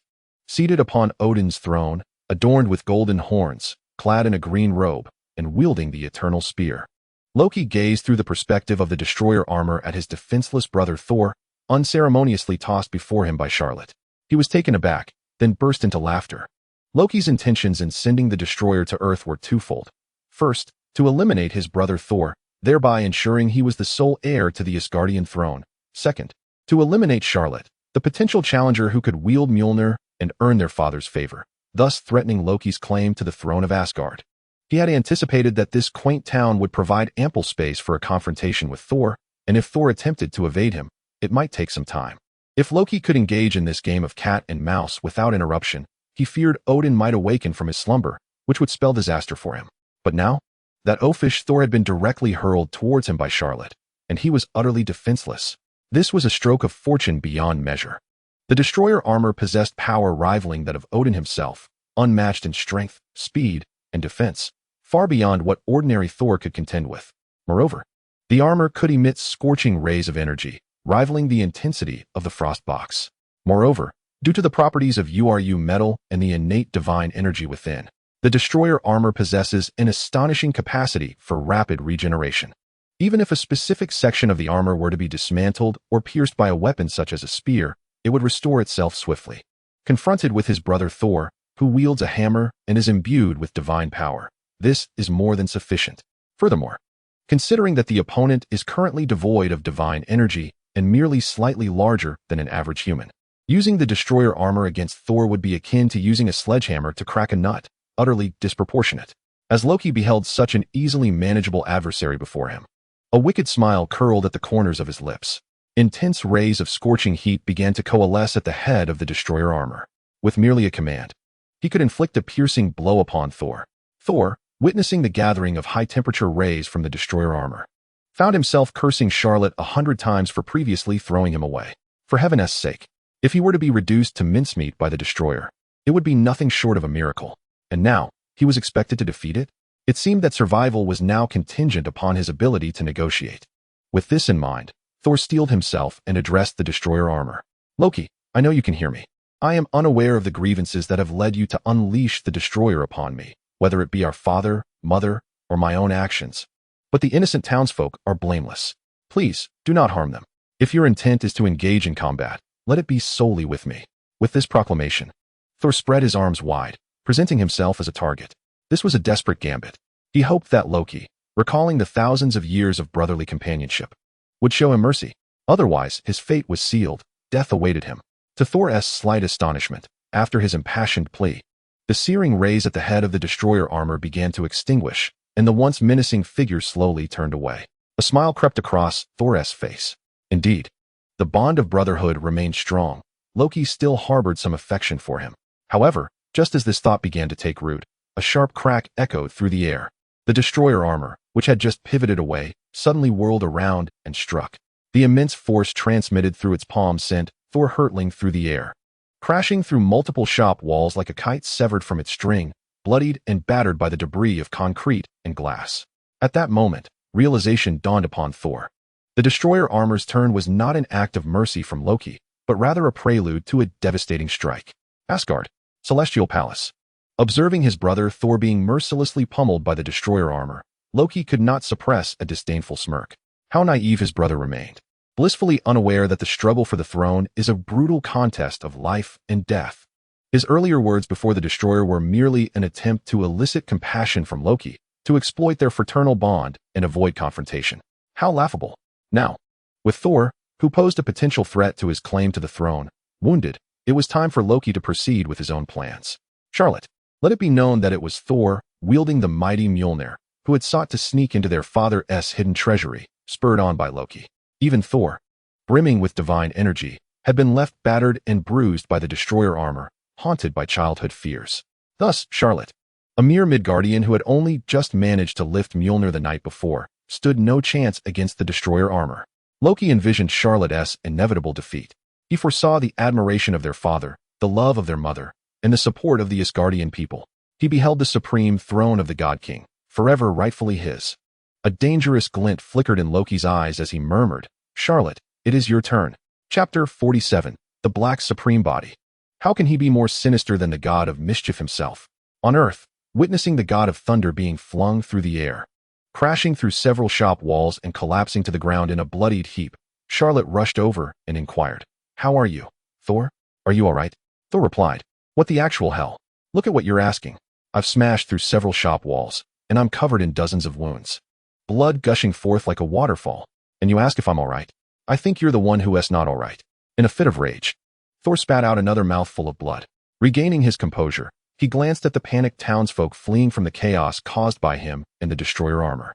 With a trembling voice, he addressed Charlot. "Charlot, the sorcerer of Kamar-Taj, it is your moment. You must eliminate the destroyer armor. Otherwise, everyone present will perish." Due to the amplifying effect of the destroyer armor on the user's senses, Thor's words naturally reached Loki's ears. The sorcerer of Kamar-Taj? Loki furrowed his brow slightly. Unlike his valiant brother Thor, who charged into battle, Loki preferred the unpredictable nature of magic, which confounded his enemies. Indeed, he had studied the various magical factions in the world, including the mysterious organization known as Kamar-Taj, which revered the trinity of the Vishanti and wielded the pure and gentle white magic, distinct from the brutal and malevolent black magic. Through his studies in the Asgardian library, Loki learned that Kamar-Taj housed some of the most formidable sorcerers, with the Ancient One being a notable ally of their father. Other white sorcerers at Kamar-Taj were often relegated to minor skirmishes in Midgard, unable to make a mark on the vast stage of the Nine Realms. Charlot, perhaps you have made some progress in your study of white magic, but regardless of your abilities, facing the destroyer armor, which rivals our father's power, will lead you to certain doom. Destroyer advance. Eliminate Charlot. On Earth, the massive destroyer armor marched inexorably toward Charlot, its heavy footfalls stirring up clouds of dust, emanating an aura of death. As the destroyer approached, clearly targeting him, Charlot felt a surge of unexpected excitement. For him, this was yet another weapon ripe for transformation by the black magic system. At present, his arsenal consisted of only a handful of items, namely the cloak of the undead and the hammer of the underworld. Compared to the vast array of magic he now practiced and the countless spells he could potentially learn, it was but a paltry collection. If he could seize the destroyer armor and repurpose it with the black magic system, it would undoubtedly become a formidable weapon in his possession. After all, the destroyer armor could manifest in two distinct forms. The formidable armor not only enhances the wearer's defensive and offensive capabilities beyond what Tony Stark's Mark 85 suit could achieve in the future, but it also allows for versatile remote attacks akin to those of Tony's armors, rendering the user's combat style both agile and unpredictable. Thus, in Charlot's eyes, This seemingly terrifying destroyer armor has already become his possession. As for how to combat the destroyer armor, Charlot harbors little concern. After all, he possesses the Black Supreme body, which he has yet to unleash in actual combat. He had initially intended to test the capabilities of the Black Supreme body against the Himalayas, but was thwarted by the sudden appearance of the Ancient One, which left him with a tinge of regret.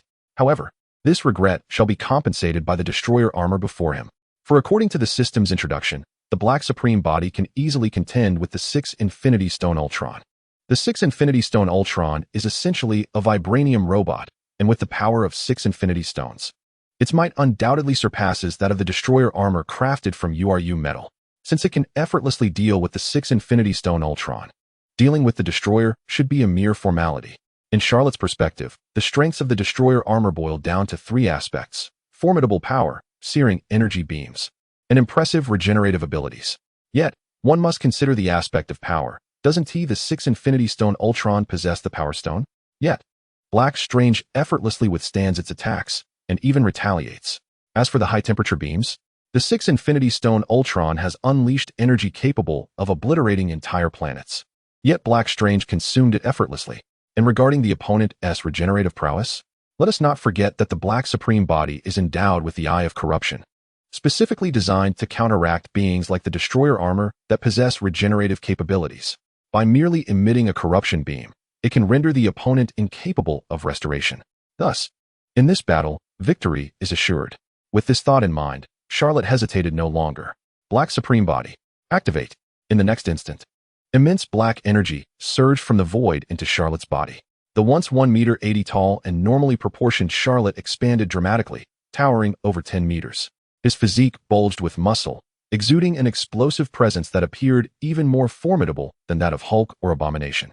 Furthermore, as Charlot wielded the hammer of the underworld, the black armor clung closely to his form, radiating power while simultaneously embodying elegance.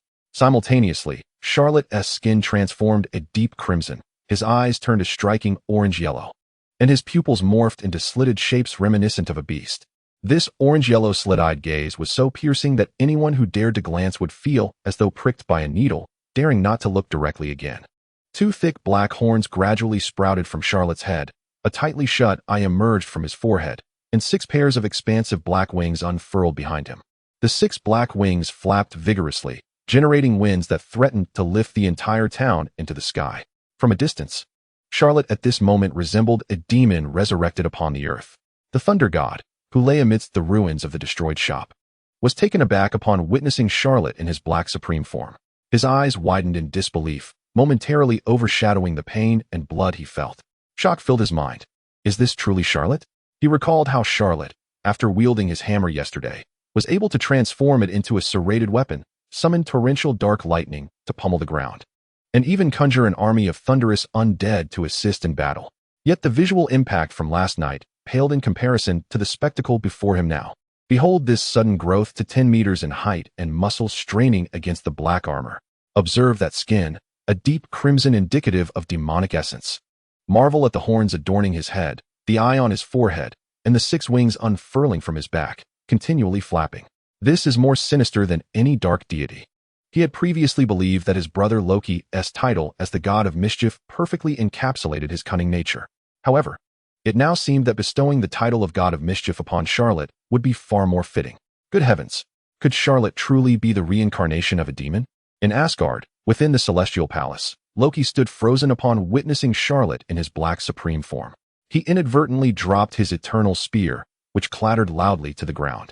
But his mind was utterly absorbed by the sight of Charlot. His face was a canvas of shock. Wait. Wasn't it said that the sorcerers in Kamar-Taj practice white magic? Yet here you are sprouting horns, growing black wings, and your skin has turned a deep crimson. Are you certain this is legitimate white magic? This is clearly the reincarnation of a demon. This is undeniably dark magic. And that dense aura of darkness, I can sense it clearly even through the destroyer armor. Confess, you, Charlot, cannot possibly be a dark sorcerer. Whereas the Ancient One. Ancient One, come out and intervene. Chapter 48. Black Supreme Charlot faces the destroyer armor. No. Upon calm reflection, the situation should still be under control. Loki took a deep breath, forcibly steadying his mind and beginning to analyze the situation. Charlot is a white sorcerer from Kamar-Taj. Such a dense aura of dark energy must be immensely detrimental to him. Moreover, having grown accustomed to wielding white magic, his sudden use of dark magic would undoubtedly diminish its effectiveness compared to that of a typical dark sorcerer. Therefore, to maintain an equivalent power to ordinary dark magic, he must draw upon even more dark energy, which explains the overwhelming aura emanating from him. However, despite this, Charlot should still be at a disadvantage compared to an ordinary dark sorcerer. In other words, despite his formidable appearance, he is merely a facade. My destroyer armor possesses unparalleled strength, searing energy beams, and extraordinary regenerative abilities. Thus, the advantage still resides with me. With clarity of thought, Loki's eyes gleamed with determination. He immediately issued a command, quickly, Destroyer, attack Charlot and eliminate him. However, no sooner had he spoken than the perspective transmitted from the destroyer on Earth began to spin violently. The sky, the town's shops, the residents. The very Earth. These four elements merged to form a clock, with the head of the destroyer armor serving as its hand, spinning at an accelerated pace of thousands of rotations per second. Following this was an unbearable cacophony of metal scraping against the earth. Mounds of dirt clogged the destroyer armor's head, plunging its vision into darkness, rendering it incapable of relaying any information to Loki about the unfolding events. Loki stared at the pitch-black image and the frenzied sounds transmitted from the destroyer, his face a mask of astonishment. Damn it, what on earth is happening? On Earth, lying amid the ruins of the shop, the Thunder God was equally bewildered. He beheld Charlot, now transformed into the black supreme form. As the 6 wings behind him flapped rapidly, whipping up a tempest of dust and sand, forcing him to squint just to discern the unfolding events. Moments later, less than half a second after Charlot swung the black wings, a tremendous explosion echoed through the air. Under the influence of 6 ebony wings, Charlot's form left a lengthy crimson-black silhouette in the air. A colossal red hand adorned with black claws struck violently at the head of the destroyer armor. With a resounding crack, the God of Thunder beheld the so-called unyielding helmet forged from URU alloy, which instantly caved in to a mere half. Following this, Charlot, as if grasping a mere chicken for slaughter, clamped his hand down on the helmet of the destroyer armor. With a dull thud, it was forcefully slammed into the ground. He then continued to flap his 6 black wings, swiftly circling the entire town repeatedly. From a distance, one could discern that the outskirts of the town had already been encircled by a 10-meter-deep pit. The entire serene village seemed to have transformed into an isolated island in an instant. Meanwhile, as Charlot moved with astonishing speed, dense black smoke began to emanate from his body. Swathes of black skulls swirled around him, their faces alight with excitement and bloodlust, emitting a chillingly sharp laughter that grated on the ears. It appeared as though they were celebrating, reveling in the fact that their master had finally found a worthy adversary in battle. The God of Thunder felt a shiver run down his spine. A valiant warrior, he had fought on numerous battlefields and encountered many renowned fighters who had earned great accolades. Among them, he held a profound reverence for the Valkyrie who once fought alongside his father in the 9 realms. Yet, never had he witnessed a warrior whose aggression rivaled that of Charlot. Such ferocity evoked a stark contrast to the tales of valiant heroes from his mother's bedtime stories, who wielded swords against malevolent dragons in noble acts of justice. Instead, it felt as though he were witnessing a demon that had just clawed its way out of hell. Toying with humanity, malevolent and brutal, it was a sight too horrifying to behold. The God of Thunder's heart trembled. He couldn't help but wonder, was Charlot truly a legitimate mage? My dear father, have you allied with the wrong individual? It appears that he embodies darkness even more profound than that of the Dark Elves. In Asgard, within the Celestial Palace, the darkness emanating from the destroyer armor persisted for several minutes.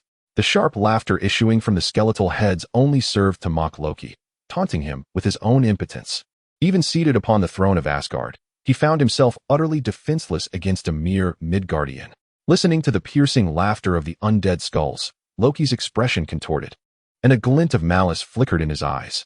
Charlot, initially, my intentions were solely to deal with you and Thor, without causing harm to the innocent. But now, this is all your fault. In the next moment, Loki shouted, activate the self-destruct mode of the destroyer armor. Simultaneously, Charlot witnessed the once damaged destroyer armor, which he had been pressing into the ground, suddenly emit a blinding light, enveloped in a searing energy akin to that of an atomic bomb, seemingly poised to detonate at any moment. Although Charlot had already dragged the destroyer armor to the opposite side of the town, that blinding radiance effortlessly reached the eyes of Thor, who lay amidst the wreckage of a shop. Gazing at the glaring light, sensing the apocalyptic aura radiating from the destroyer. Thor inwardly cursed, realizing the peril he faced. This was the self-destruct attack of the destroyer armor. His father, Odin, had once utilized this very attack to vanquish the celestial host. Even Odin had to approach it with utmost caution, activating it from a considerable distance to avoid collateral damage. One could say that even Odin would have to retreat from the destroyer's self-destruct attack. How much more perilous was the situation now? If the destroyer armor truly initiated its self-destruct, the outcome would be inevitable.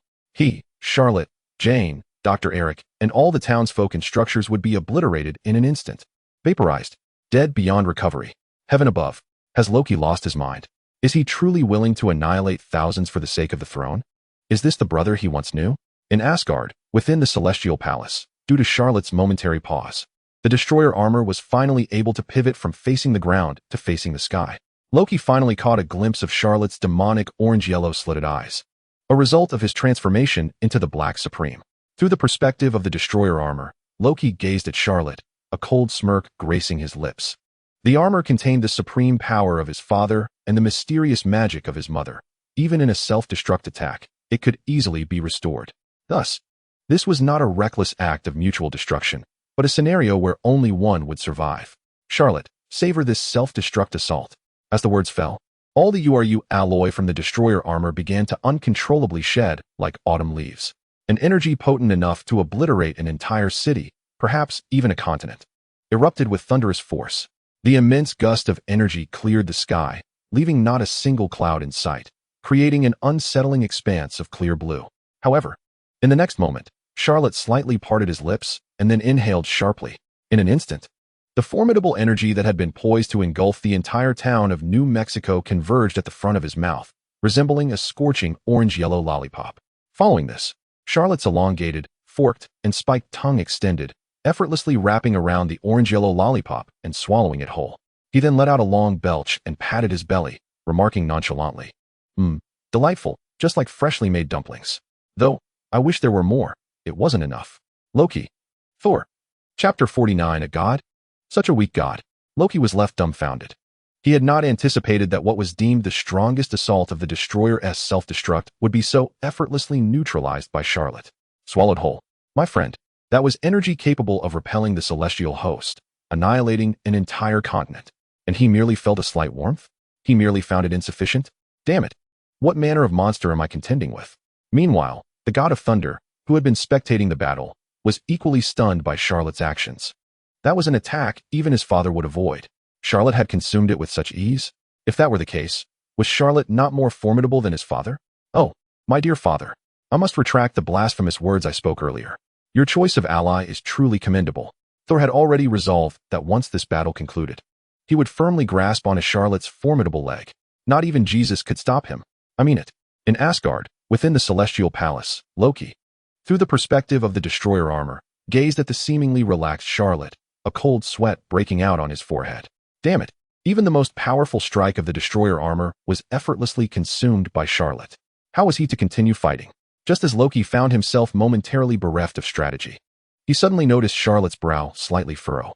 Furrowed brows? Hadn't he just easily resolved that last attack? Why the frown? Following Charlotte's gaze, Loki realized he understood the reason for his furrowed brow. The opponent frowned at the rapidly regenerating destroyer armor. Indeed, although the armor had just self-destructed, causing its URU alloy to cascade down like autumn leaves, the divine power of the father and the magic of the mother allowed it to restore itself unscathed at an astonishing pace. And what of Charlotte? He was the white mage of Kamar-Taj, and forcibly employing the ferocious energy of dark magic to elevate his prowess undoubtedly exacted a tremendous toll. While he had just managed to absorb the energy capable of annihilating an entire continent, such capacity was certainly limited. Conversely, the restoration of the destroyer armor seemed nearly infinite. To confront boundless onslaughts with finite defenses, it was no wonder Charlotte furrowed his brow. With this thought in mind, Loki felt a surge of excitement. If his conjecture proved correct, as long as the battle turned into a war of attrition, the ultimate victor would undoubtedly be himself. On Earth, Charlotte grimaced. Indeed, the destroyer armor, which was swiftly regenerating as if nothing had transpired, was a source of concern. However, his frown stemmed not from an inability to prevail, but rather from the realization that prolonging the encounter would be time-consuming, leading to a monotonous cycle of self-destruction, consumption, and regeneration. It appeared that a decisive resolution was in order. Charlot slowly opened the third eye in his forehead, the eye of corruption. The dim, colorless eye, akin to that of a corpse, gradually opened. A beam of gray light abruptly shot from the eye of corruption, striking the destroyer armor. Instantly, the armor, which had been in a constant state of regeneration, halted its movements. The once resplendent URU alloy now bore the marks of yellow-green rust. The destroyer armor, which had stood tall like a youthful figure in their late teens, suddenly resembled an elderly man, teetering on the brink of death, trembling as it sank to the ground with creaking, rusting sounds. Loki, witnessing this, was left in utter bewilderment. What was happening? The armor, renowned for its indestructibility and infinite regenerative capabilities, had inexplicably aged. No matter how he manipulated it, he could not restore the destroyer armor. It seemed that all efforts were in vain, leaving him to quietly await its demise. Simultaneously, Charlot gazed at the destroyer armor before him, as the cold, mechanical voice of the system echoed in his mind. Ding! Detecting that the destroyer armor before the host can be converted into the domain of dark magic. Does the host wish to commence the conversion now? Hearing the system's prompt, Charlot shook his head slightly. While acquiring another dark magic weapon was indeed delightful, there was a distant Loki, harboring ill intentions, observing him from Asgard through the destroyer armor. Who knew what tricks that cunning god of mischief would employ?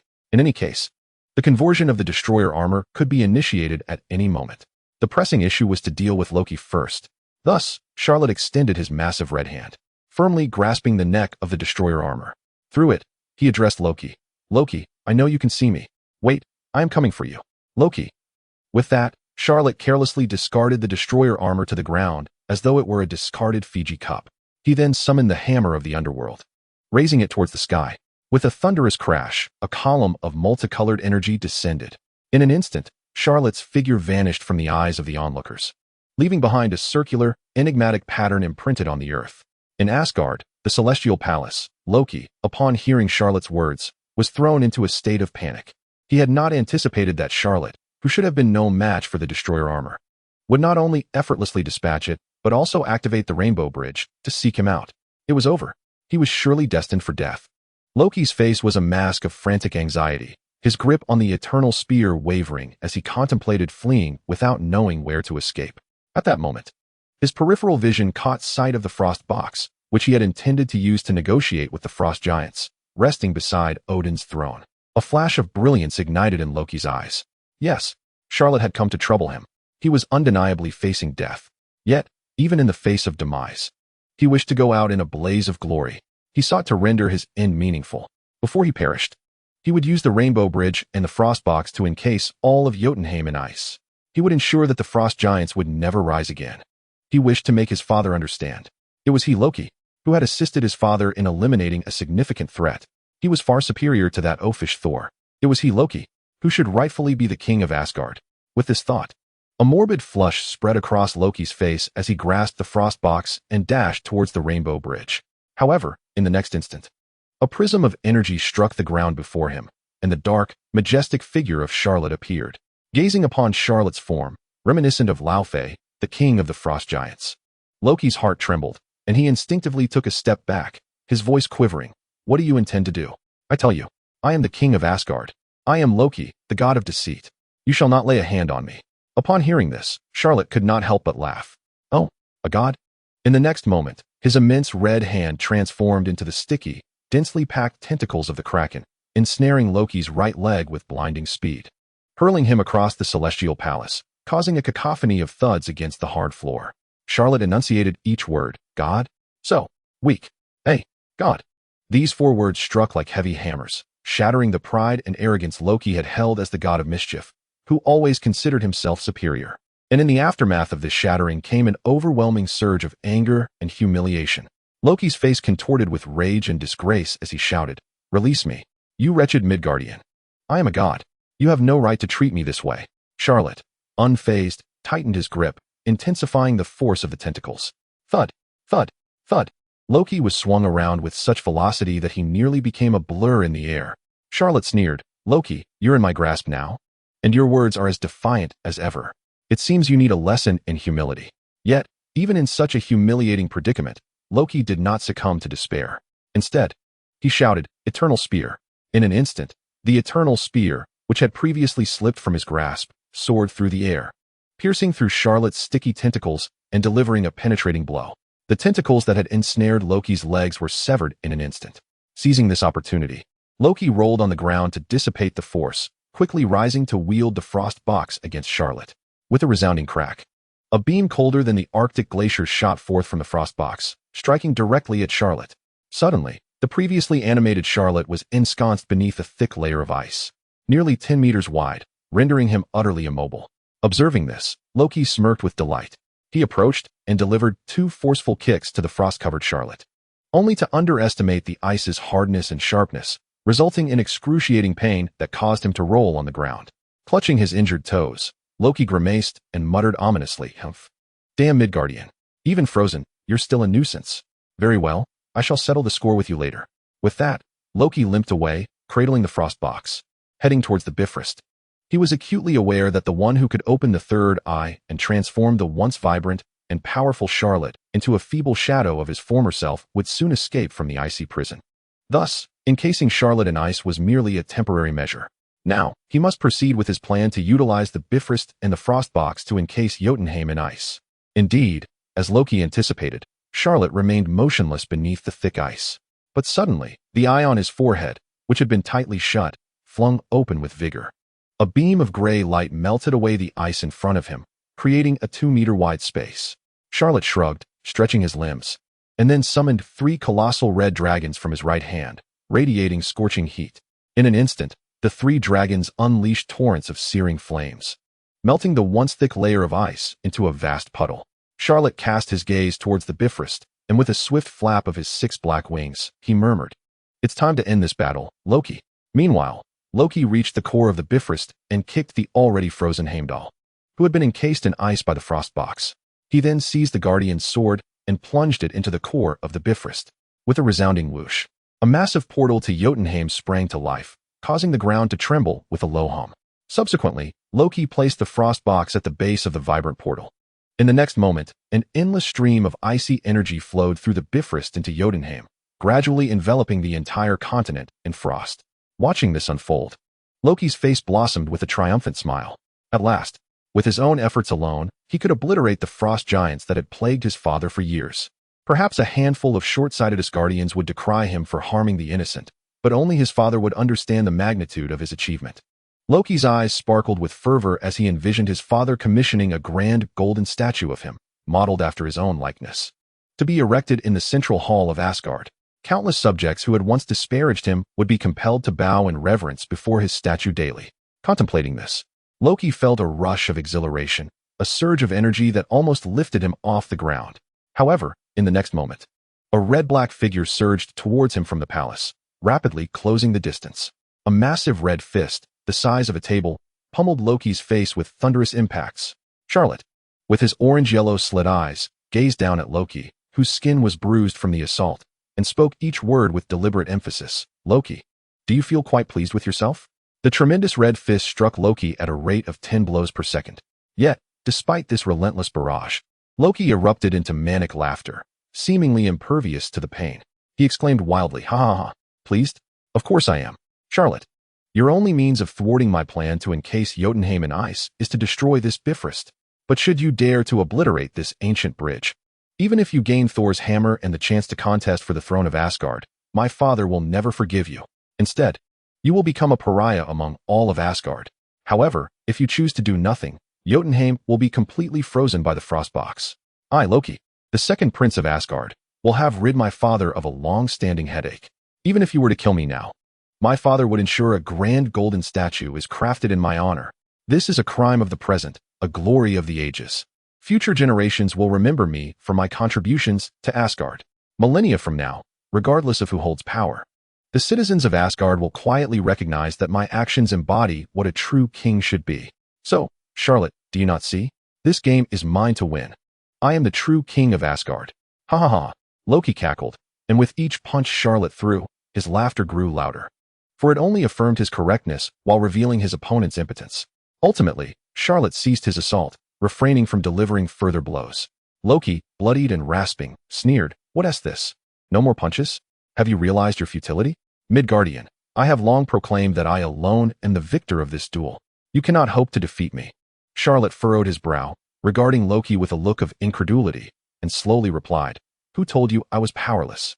Who said my options were limited to either beating you to death or destroying the Bifrost?" Loki paused, bewildered. How could this be? In his view, his opponent had only these two choices. Regardless of how Charlot chose, victory should ultimately belong to him. What nonsensical words was he uttering? Yet, before Loki could fully grasp the implications of Charlot's statement, he witnessed Charlot's right hand subtly expand, revealing a black sword adorned with two purple gemstones, forged from dark, bone-like material and emanating a dense, swirling black smoke. It was the fallen angel's dark sword. Next, Charlot infused the sword with a substantial amount of dark energy and gestured towards the frost box. A 10-meter-long, grotesque beast resembling a colossal bull, complete with two horns and an entire mouth covered in jaws, materialized before Loki. To Loki's horror, the hideous creature opened its myriad mouths wide, voraciously consuming the energy from the frost box that had been contained within the Bifrost. What had initially been a 10-meter-high creature expanded 100-fold, shattering the ceiling of the Bifrost mechanism and transforming into a colossal monstrosity that dwarfed even the palace itself. Simultaneously, as the beast absorbed the frost box's energy, it sprouted long, flowing blue fur, and its once repugnant visage took on an aura of sanctity and divinity. Loki stood transfixed, utterly dumbfounded by the sight before him. Such a massive creature could only be rivaled by the flame giant Surt, who was depicted in tomes as the harbinger of doom for Asgard, ushering in Ragnarok. Now, Charlot had effortlessly summoned this terrifying beast. Was he to bring forth calamity and misfortune as well? For a moment, Loki gaped, mesmerized by the visually stunning spectacle, rendered motionless. Finally, Charlot noted that the beast had nearly finished its feast. With a command issued, the gluttonous beast consumed the icebox, only to retract shortly thereafter. Upon the return of the voracious creature to the fallen angel's dark sword, Lucifer, who had remained dormant within Charlot's body, remarkably spoke up, a hint of surprise lacing his voice. "Charlot, is this the icebox?" Listening to Lucifer's voice, Charlot responded within her consciousness, "Indeed. This is the energy entity I specifically sought for you. Did you not mention that the Dark Alliance composed of those dimensional demons had scattered their fragments throughout the universe? Had it not been for my fortuitous acquisition of the fallen angel's dark sword, you would not have been able to manifest once more in the mortal realm, correct? When I sensed your weakened energy and diminished power, I contemplated finding an energy entity to replenish your strength. So, what sensations accompany the consumption of the icebox?" Lucifer on the other end of the consciousness fell silent. His summoning by Charlot was purely coincidental, and his entry into her form was merely a refuge to evade detection by the dimensional demons scattered across the cosmos. He understood that Charlot's intention in summoning him was to seek assistance against formidable foes. Initially, he assumed their relationship was one of mutual exploitation. He never anticipated that this earthling would ponder restoring his power. Truly, a thoughtful gesture. However, as a fallen angel of heaven and a Satan of hell, his long-standing pride forbade him from expressing gratitude towards this mere mortal. He merely replied, "Not bad. It merely adds a touch of coolness to my soul. Strive harder next time." With that, he fell silent once more. Charlot found herself chuckling at Lucifer's voice within her mind. Who would have thought? A former dimensional demon, yet still such a sunder at heart. I would be a fool to take your words at face value. Upon the return of the gluttonous beast that had devoured the icebox to the fallen angel's dark sword, Charlot distinctly sensed a transformation in the black long sword she wielded. As for the specifics of this change, she would examine them in due course once she returned to Earth. For now, it was time to tidy up the aftermath. Thus, Charlot slowly approached Loki, delivering a forceful slap to his cheek with her crimson hand, baring her fangs as she exhaled heavily. "Loki, you are mistaken. In this round, I emerge victorious." Loki, at that moment, was engulfed in a state of numbness. A torrent of questions flooded his mind. He could not fathom why a mere Midgardian possessed such formidable strength and intellect, effortlessly dismantling his plans. He was baffled as to why both the citizens of Asgard and Midgardians alike stood against his ascension to the throne of Asgard. Could it be that he was in error? Was he truly unworthy of kingship? This thought barely lingered in Loki's mind for a second before the obsession that had consumed him for millennia regarding his claim to the Asgardian throne swiftly negated it. No. How could I possibly be unworthy of being king? Yes, I can indeed be king. No, I am already the king of Asgard. It is these short-sighted Asgardians and that wretched Midgardian who have thwarted my path.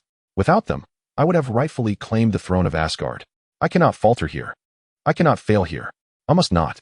At that moment, a fierce instinct for survival erupted within Loki. His skin, once indistinguishable from that of an ordinary person, transformed into a hue reminiscent of the frost giants.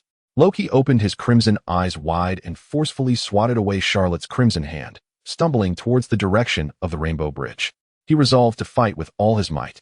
Though others spoke of the abyss beneath the Rainbow Bridge as an endless darkness, Loki was determined to prove to the world that only he, the born king of Asgard, could carve a path through this infinite void. He would rally an army and reclaim the throne of Asgard once more. However, just as Loki prepared to leap into the depths beneath the Rainbow Bridge, a figure clad in golden armor, wielding the eternal spear and emanating the aura of a majestic elder lion appeared before him, obstructing his path. "Father, you are awake?" Loki exclaimed, relief flooding through him. "Now that you are awake, quickly slay this Midgardian. He is an invader of Asgard." Just now, he summoned a frost-gluttonous beast no less formidable than the fire giant Surtur. He is the one who brings misfortune and calamity to Asgard, the orchestrator of Ragnarok. "Father, you must kill Charlot." As Loki gazed at the sudden appearance of the god King Odin, he felt the scales of victory tipping back in his favor, and he hastily clung to Odin's arm, feigning a pitiful demeanor as he roared.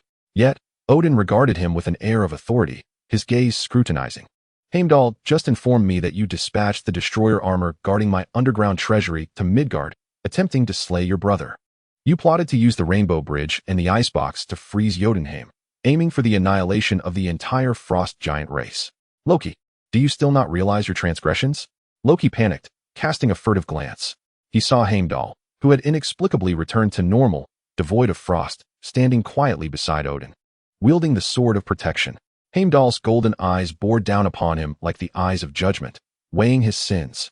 Silently, Heimdall stood beside Odin, his presence proclaiming, "You Loki, you are the true sinner of Asgard. You are the one who brings destruction and calamity." A tremor of fear coursed through Loki, and he hastily defended himself. "Father, I was on the verge of success. I did this for you. For everyone." Odin looked at Loki with disappointment, letting out a heavy sigh. "No, Loki, you acted solely for yourself." Loki, taken aback by these words, felt a surge of grievances and unfulfilled aspirations rise within him, and tears of resentment flowed from his crimson eyes. Ignoring Odin's attempts to restrain him, he spread his arms as he leaped toward the Rainbow Bridge, shouting at Odin, "Father, you have forced my hand. I hate you." His voice echoed as he fell into the cosmic darkness, slowly fading away. Charlotte observed Loki's descent into darkness, murmuring, "We shall meet again, Loki." The impending battle in New York will serve as the perfect stage for Nick Fury's downfall and Tony Stark's ascension to kingship. I eagerly await your arrival. At the Rainbow Bridge, Odin remained silent, gazing into the void where Loki had vanished. Charlotte was uncertain of Odin's thoughts during this silence. Perhaps he was reflecting on whether he had favored Thor and Loki during their upbringing, or perhaps he was pondering why he had not allowed Loki to understand his origins sooner, leading to this irreversible situation. Or perhaps, in that moment, Charlotte saw much within Odin. Minutes passed, and as Charlotte observed a change in Odin's demeanor, suggesting he had emerged from his reverie, she approached him and offered a greeting. "God King Odin, I am Charlotte," and, before she could finish her sentence, Odin interrupted. "Charlotte, the sorceress of Kamar-Taj, the one chosen by the Ancient One as the next Sorcerer Supreme, correct? Your teacher has spoken of you, with the aura of dark magic enveloping you. It is evident that you are indeed her successor. No wonder the Ancient One would choose you as the next Sorcerer Supreme." Charlotte couldn't help but chuckle awkwardly at Odin's words. Goodness, it seems that the Ancient One's mastery of dark magic is an open secret among these esteemed beings. Clearing his throat lightly, Charlotte began, "I apologize, All-Father, for allowing your son Loki to plunge into the abyss of darkness." Odin shook his head slowly. "No, his descent into darkness is a consequence of his own actions. Regardless, he shall return in due time. However, it is you whom I must sincerely thank. Without your intervention, the homeland of the frost giants would have been encased in ice, and the once tranquil Nine Realms would have been thrown into chaos once more. You, indeed, have salvaged the Nine Realms. You have rescued Asgard. Charlotte, had you not been previously reserved by the Ancient One, I would have earnestly considered you as the next ruler of Asgard." Charlotte was taken aback by Odin's praise and replied politely, "Your compliments are excessive, All-Father. Both of your sons, whether it be Thor the god of thunder or Loki the god of mischief, are equally deserving of the throne of Asgard. It is merely that they still require further growth at this stage." Charlotte was not merely flattering. In one iteration of Marvel Comics, Thor matured into the Rune King, ultimately breaking the cycle of Ragnarok, bringing lasting peace to Asgard. Meanwhile, in a Marvel television series, a variant of Loki ascended to become the god of time, quietly seated upon the cosmic throne, enduring a profound solitude. Thus, Charlotte's assertion held true. Both were indeed worthy of kingship. However, the price and the lessons to be learned were substantial. Odin's gaze drifted through the vast cosmos towards Earth, where Thor, devoid of any thunderous aura, was being aided to his feet by Jane and Darcy. Shaking his head, he mused, Thor could become a king, but as of now, he is far from deserving of such an honor. My intention to strip him of his divine powers and cast his hammer into Midgard was to subject him to trials. I wished for him to experience the hardships of humanity without the means of battle, to understand that war brings only endless torment to ordinary people, and thereby comprehend the true essence of guardianship. Alas, it seems my meticulously planned rite of passage has failed. He remains unchanged, unable even to lift his hammer. What a disappointment. With that, Odin turned his earnest gaze towards Charlotte, stating earnestly, Charlotte, upon your return to Midgard, I kindly ask that you assist Thor in his growth, enabling him to bear the weight of the title of King of Asgard. Is that agreeable? Listening intently, Charlotte nodded slightly. This request naturally aligned with his interests in seeking allies, and coupled with the task previously assigned to him by the Ancient One, it was a simple matter to acquiesce. However, having arrived in Asgard, and with Odin himself making a request, it was only reasonable to seek some form of benefit.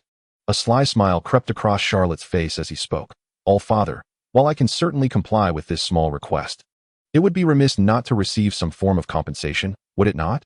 Odin paused, then burst into hearty laughter. Very well. What reward do you desire? Why, the destroyer armor, of course. I have long coveted it since our earlier encounter. Charlotte replied eagerly. Indeed. That cumbersome metal behemoth has languished in my underground vault for far too long. Gifting it to you would be no trouble at all. Then I shall graciously accept. Charlotte thought to himself, eagerly anticipating the modifications he would make to the destroyer armor upon returning to Earth, transforming it into an artifact of dark magic. Just as he raised the Mjolnir to activate the Bifrost Bridge for his return, Odin halted him. Wait, I shall accompany you to Midgard. Charlotte raised an eyebrow in confusion. All-Father, what business do you have there? Surely, it does not concern you? It does indeed. My wayward son, Thor, has squandered the royal right I meticulously prepared for him. It is imperative that I administer a proper lesson. With that, Odin brandished the eternal spear and struck the ground with force, a cold disdain evident in his tone. Charlotte, witnessing this, could almost envision the scene of Thor being reprimanded by Odin, remembering how Thor had abandoned him the previous night to drink and sleep soundly. While today he merely indulged in revelry, he quickly interjected, My dear All-Father, are you truly planning to chastise Thor? Then what are we waiting for? Heimdall swiftly opened the Bifrost. Heimdall, standing nearby, looked astonished. It seemed both individuals before him were eager to deliver punishment to Thor. Soon, a radiant Bifrost descended, arriving before Thor. Upon seeing his father, Thor was overcome with emotion, nearly brought to tears as he rushed forward, exclaiming, Father, I feared I would be eternally exiled to Midgard. I long for you. Odin disdainfully pushed aside his tearful son, asking sternly, Thor, you have been in Midgard for several days now. What have you accomplished in this time? Thor ruminated on his actions since arriving in Midgard. Well, on the first night, I was incapacitated by Darcy's electric stun gun. The following morning, I was mistaken for a manic patient and taken to a hospital. That evening, I failed to retrieve my hammer from S.H.I.E.L.D.'s temporary facility, only to be shocked again by a charged arrow, and then saw Charlotte effortlessly wielding Mjolnir right before me. The subsequent nights were spent drinking and boasting. Finally, when the destroyer armor arrived, I was tossed before it by Charlotte and sent flying with a single blow. I merely observed Charlotte showcasing his abilities in his second form, while I cheered mindlessly. In retrospect, it seems I've accomplished little of substance during my time in Midgard. This cannot bode well, for I shall certainly incur my father's disapproval. Consequently, Thor cleared his throat, attempting to sound earnest. Father, I have been diligently striving to gain the hammer's approval, tirelessly working without rest. When the destroyer armor arrived, I assisted Charlotte in the battle. However, without my divine powers, I was no match for the armor. At this point, Thor sighed deeply, seemingly expressing regret. Odin raised an eyebrow, skepticism etched across his face. Really? Thor, that does not sound like you. Thor nodded vehemently. Father, how could I ever deceive you? You are my greatest inspiration. Moreover, I, Thor Odinson, am not one to boast. Just as Thor was about to continue his fabrications, a voice from behind interrupted. Let me tell you, despite my current loss of divine powers, rendering me indistinguishable from a mere mortal, yesterday I endured the indignity of those S.H.I.E.L.D. agents treating me as a common man. However, in my days of divine strength, wielding Mjolnir during my ascension ritual, the frost giant King Laufey suddenly attacked Asgard. After he struck me down, I seized my hammer and pummeled him from Asgard all the way to Jotunheim. Who does not know of my exploits? Thorodinson. Had it not been for my father's intervention, granting Laufey mercy, that wretched giant would have perished beneath my hammer. Odin's expression turned peculiar, laced with sarcasm. Oh, my dear son, so it was out of deference to my honor that you refrained from delivering a fatal blow? My reputation must be quite grand indeed. Is this what you refer to as never boasting? Thor's eyes widened in shock as he turned stiffly to face Charlotte, who was recording the exchange with a phone. A triumphant smile gracing his features. Earth technology caught you off guard, didn't it, big fool? This is the price you pay for abandoning me and neglecting your duties.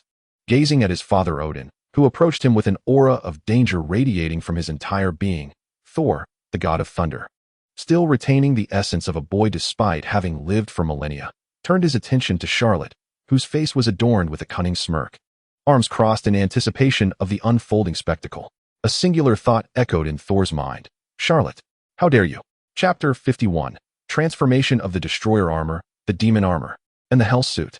Soon enough, the towering figure of Thor was promoted by his beloved father Odin. Yes, let us escalate this situation.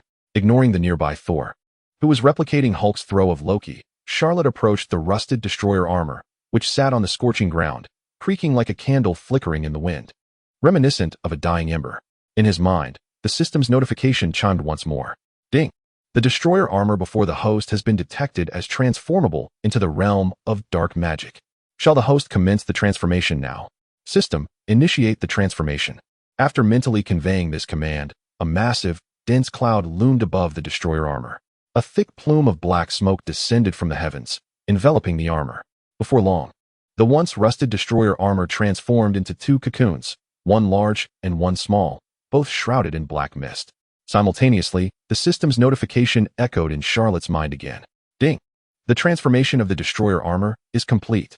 Transformation results: Demon Armor and Hell Suit. Interesting, Charlotte mused. A single weapon can be transformed into two? This is unprecedented. With that thought, he eagerly opened the introduction regarding the Demon Armor.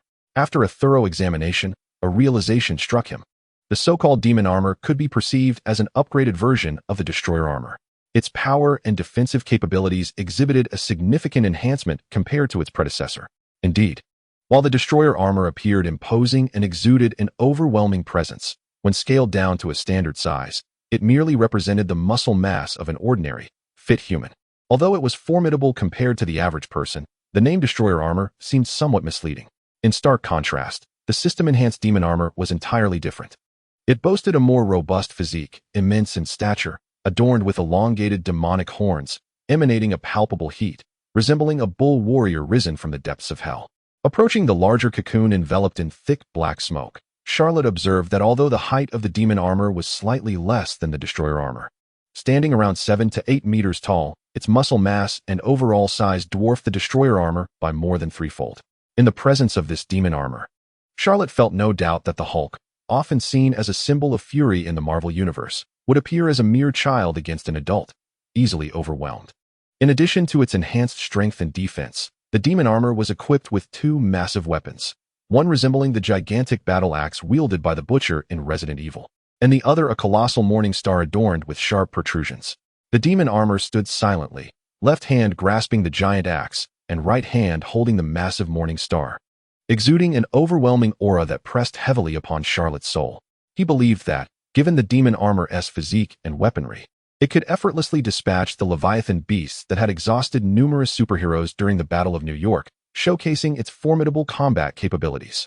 However, Charlotte felt a tinge of regret, as the Demon Armor could primarily act under external command, rendering the user incapable of donning it for battle. Yet, perhaps in consideration of this limitation, the system provided an alternative. Inside the smaller cocoon floated a sleek, black hell suit, designed for the user to wear in combat. Unlike the Demon Armor's grandiose form that necessitated sweeping movements, This hell suit exuded an air of sophistication and elegance, reminiscent of a gentleman emerging from the underworld, enveloped in an aura of mystery that both fascinated and instilled unease. The suit's tailored design boasted a deep black hue under natural light, revealing intricate dark red lava-like patterns under bright illumination, akin to cracks formed by cooling hellfire. Beyond its aesthetic appeal, the hell suit endowed the wearer with various magical capabilities. For instance, while clad in the hell suit, the user could transform into a shadow, dispersing with the wind, conjure illusions to confuse enemies regarding their position, create multiple shadow clones to obfuscate reality, and even infiltrate an enemy's shadow for a surprise attack. In essence, wearing the hell suit would significantly enhance stealth and assassin-like attributes. Of course, the hell suit was also equipped with corresponding weaponry. For example, it could fire bone spikes composed of the remains of spectral beings from its sleeves, catching foes off guard. Additionally, a seemingly innocuous white pin tucked into the left breast pocket could unfold into a skeletal staff, enabling the user to unleash green, ghostly fireballs upon adversaries. Charlotte found such weapon designs particularly appealing. For instance, while engaged in covert operations where carrying traditional weapons was impractical, the ability to swiftly fire bone spikes from his wrist and then draw forth the white pin to launch fireballs would undoubtedly catch enemies by surprise. This suit, reminiscent of a suave secret agent, truly captivated Charlotte. Standing before the imposing, physically dominant demon armor and the discreet, magically inclined hell suit, he momentarily envisioned Thor and Loki materializing before him. He couldn't help but murmur to himself. The destroyer armor was Odin's exclusive weapon. After the system transformed it into the realm of dark magic, the demon armor aligns with Thor's essence, while the hell suit resonates with Loki's character. Oh, so this division bore such profound significance. Speaking of division, he could not overlook the two weapons he possessed, which were entirely opposite in attributes: the Angel Slayer blade, designed to vanquish light beings, and the fallen angel's infernal sword, crafted to combat dark entities. The latter, having absorbed energy from the icebox, now emanated a distinct chill upon touch. After consulting the proud dimensional demon, Lucifer, Charlotte learned that the fallen angel's infernal sword would gain an icy buff when struck against dark beings, progressively infusing them with frost, slowing their movements, and solidifying their blood. The terror-stricken dark entities would find their power diminished further.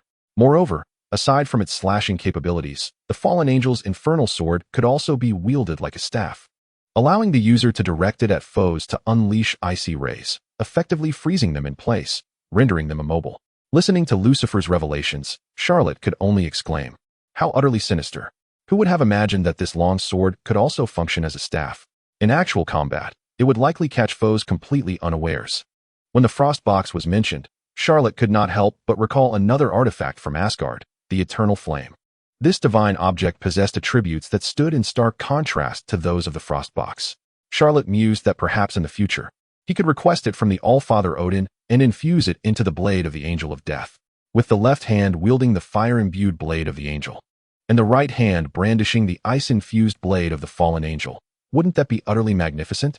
Thus far, Charlotte had mastered several spells: the Gates of Hell, the Chaos Shield, the Bone Whip, the Blade of the Fallen Angel, and the Black Supreme Body. His arsenal included the Cloak of the Undead, the Hammer of the Underworld, the Demon Armor, and the Hell Suit. Following the events concerning the God of Thunder, it could be said that Charlotte had effectively addressed his previous shortcomings in weaponry, significantly compensating for his earlier deficiencies. With this thought, a spark ignited in Charlotte's eyes as he expressed his satisfaction. It seemed that this venture had not been in vain. Chapter 52, The Exhibition and the Avengers Initiative, Agatha and the Green Goblin Armor. As Charlotte busily catalogued his gains from the Thor incident in New York at the S.H.I.E.L.D. headquarters, director Nick Fury, donning an eye patch, gazed contemplatively at the screen before him. The footage displayed Charlotte, in the form of the Black Supreme Body, swiftly maneuvering around the town while dragging the destroyer armor. The Bifrost descended, revealing Odin, the All-Father, wielding the Eternal Spear, as he addressed the invincible giant with fervor. The entirety of the video reflected Fury's long-standing anxiety and fear regarding uncontrollable extraterrestrial entities. This fear had begun with the arrival of the Skrulls and Kree on Earth in the previous century. Initially, they had managed to quell the potential Kree crisis solely thanks to Captain Marvel, Carol Danvers. Now, with extraterrestrial beings once again encroaching upon Earth, Captain Marvel bore the weighty responsibility of safeguarding the entire galaxy. although he possessed a device at his waist that could summon Captain Marvel at any moment. If she were on the other side of the galaxy, her arrival would still require a measure of time, even if he pressed the call button. Having worked on the front lines for many years, Nick Fury understood that timing in both infiltration and combat was ever-changing with the passage of time. The longer they delayed, the more detrimental it could become for their side. Thus, he knew he must prepare accordingly. With this in mind, Nick Fury retrieved 2 brown paper folders from his drawer. The left one was labeled Cosmic Cube.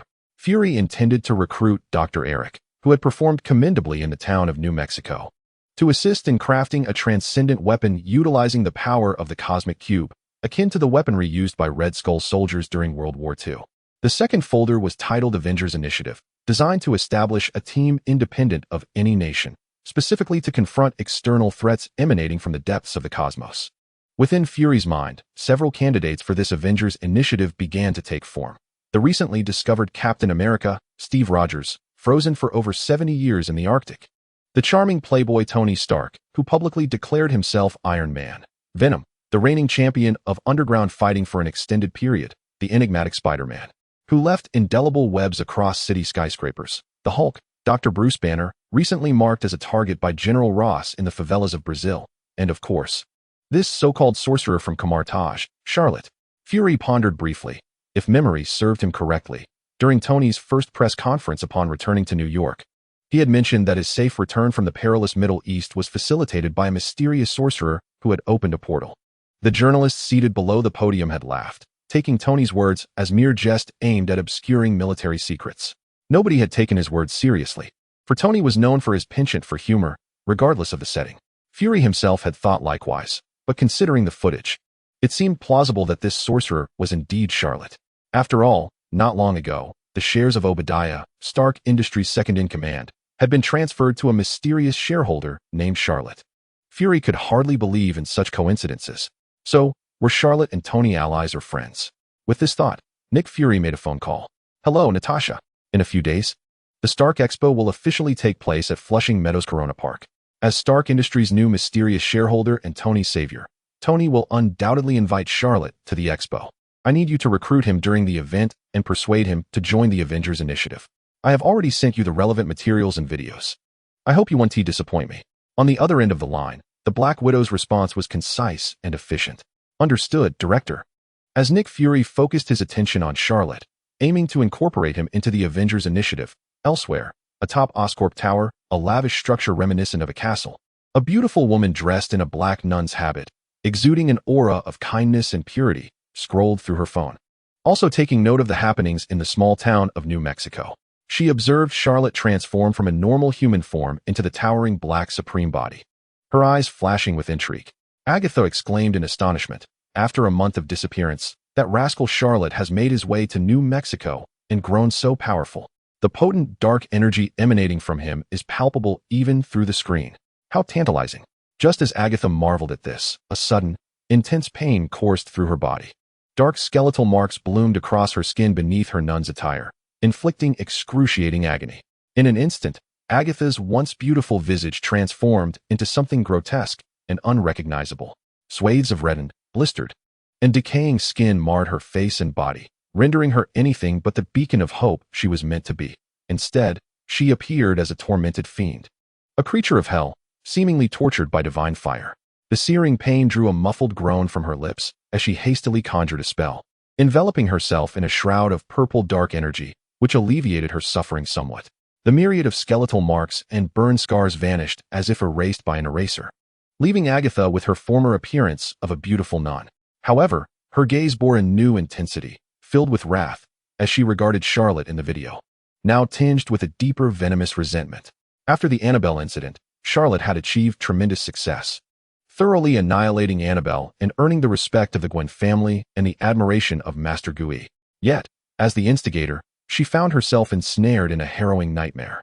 Reliving the witch trials of 1693, judged by her mother alongside a witch tribunal, stripped of her dark energy.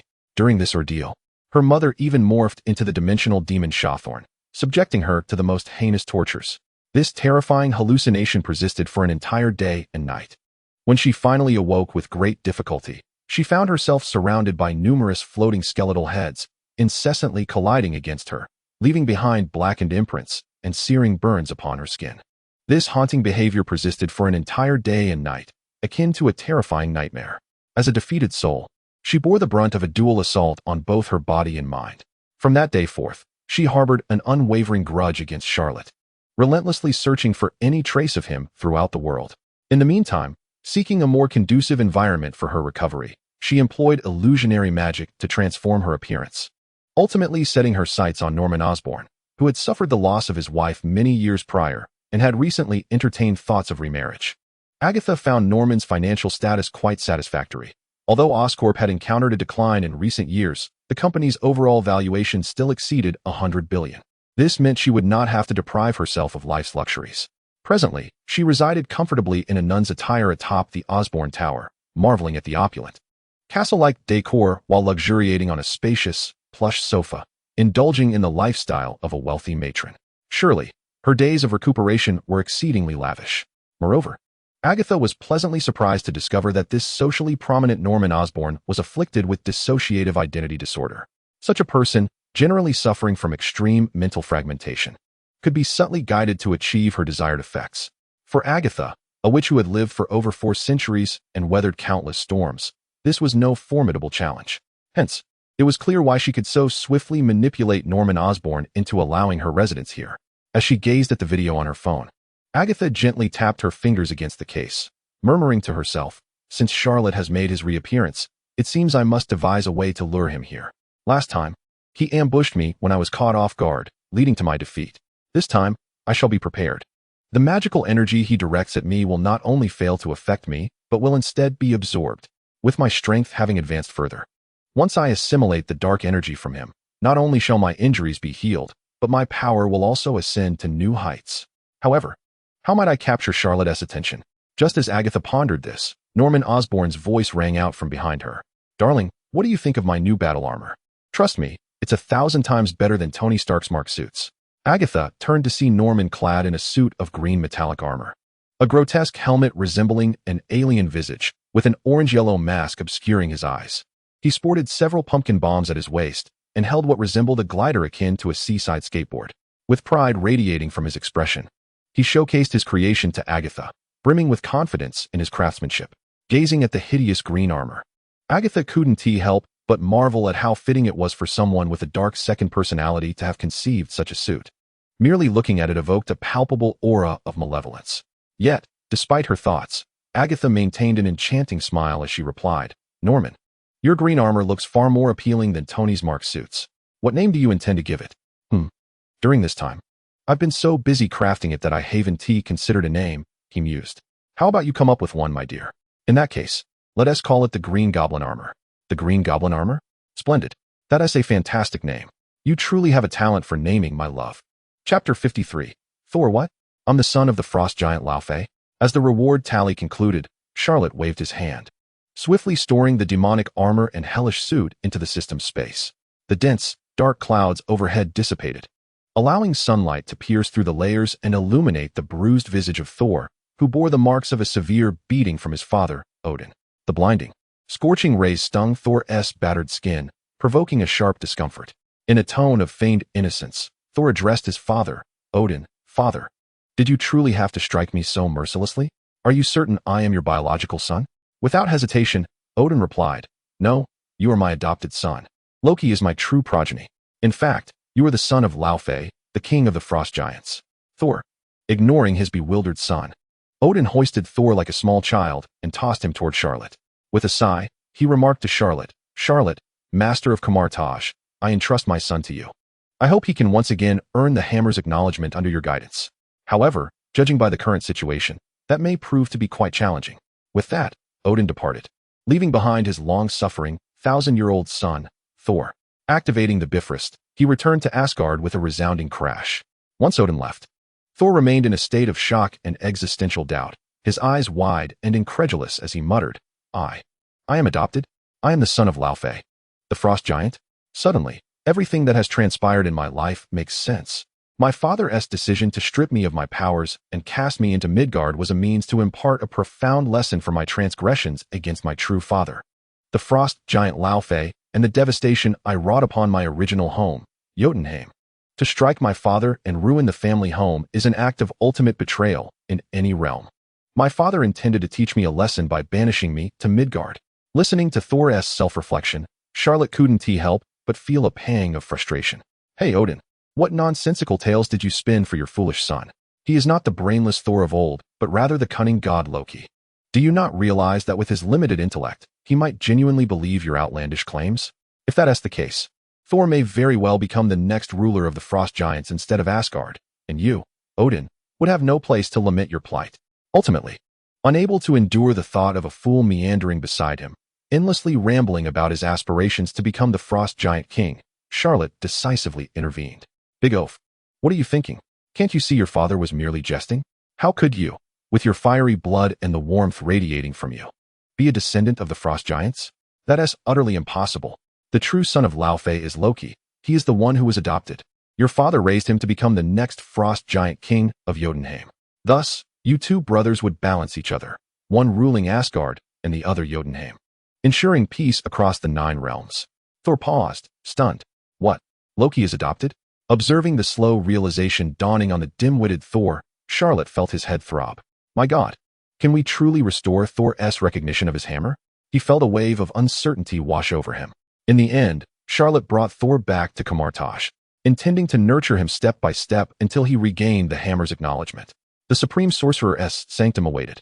Master Gu leisurely brewed tea, observing the towering figure of Thor alongside the diminutive Charlotte before him, and inquired with a hint of confusion. Charlotte, I mentioned previously that I wanted you to assist Thor in his growth, to become a worthy king of Asgard. But what brings you to bring him back to Kamar-Taj, and to present him before me? Charlotte scratched his head, offering a sheepish grin. Oh, Master Gu, this isn't my first time teaching someone. While I am familiar with the experience and methods, I fear that should anything go awry, how could I explain myself to you and the All-Father? Thus, I request that you observe and correct me if I err in my instruction. Gu nodded slightly, acknowledging the validity of his request. Very well, Charlotte. You may begin your guidance. Upon hearing this, Charlotte turned to the god of thunder, adopting a serious tone as he commenced the day's lesson. Thor, do you know what your father wishes for me to assist you with? Thor paused, responding with an air of entitlement. Charlotte, did you not already inform me? Father wants you to help me regain Mjolnir's favor, to reclaim my powers. Is that not so? Have you forgotten? With your demeanor, you seem even more foolish than my brother Loki. Charlotte retorted, what the? Being called more foolish than the god of deceit by a big oaf. Is that meant to flatter or insult? Why does conversing with this simpleton feel so arduous? Taking a deep breath to quell his rising irritation, Charlotte spoke with gravity. Incorrect. Your father did not send me to help you regain Mjolnir's favor. Rather, he tasked me with guiding you to understand yourself and to uncover the strength that lies within you. My strength within me? Thor queried. Precisely. Thor, reflect upon why you are so fixated on regaining Mjolnir's approval to wield it once more. Because once I grasp the hammer, I can once again wield the power of thunder. Charlotte shook his head, exuding an exasperated tone. Wrong. Thor, you are the god of thunder, not merely the god of the hammer. The hammer serves primarily as a conduit, allowing you to focus your attention and release the thunderous energy that resides within you. That power is inherently yours. If you seek it externally, waiting for the hammer's approval before claiming your thunder, you are fundamentally misplacing your priorities. Listening to Charlotte's guidance, Gu sipped her tea, quietly nodding in agreement. Indeed, the direction of the instructions seemed sound. It appeared that Charlotte had a rather perceptive understanding of the matter.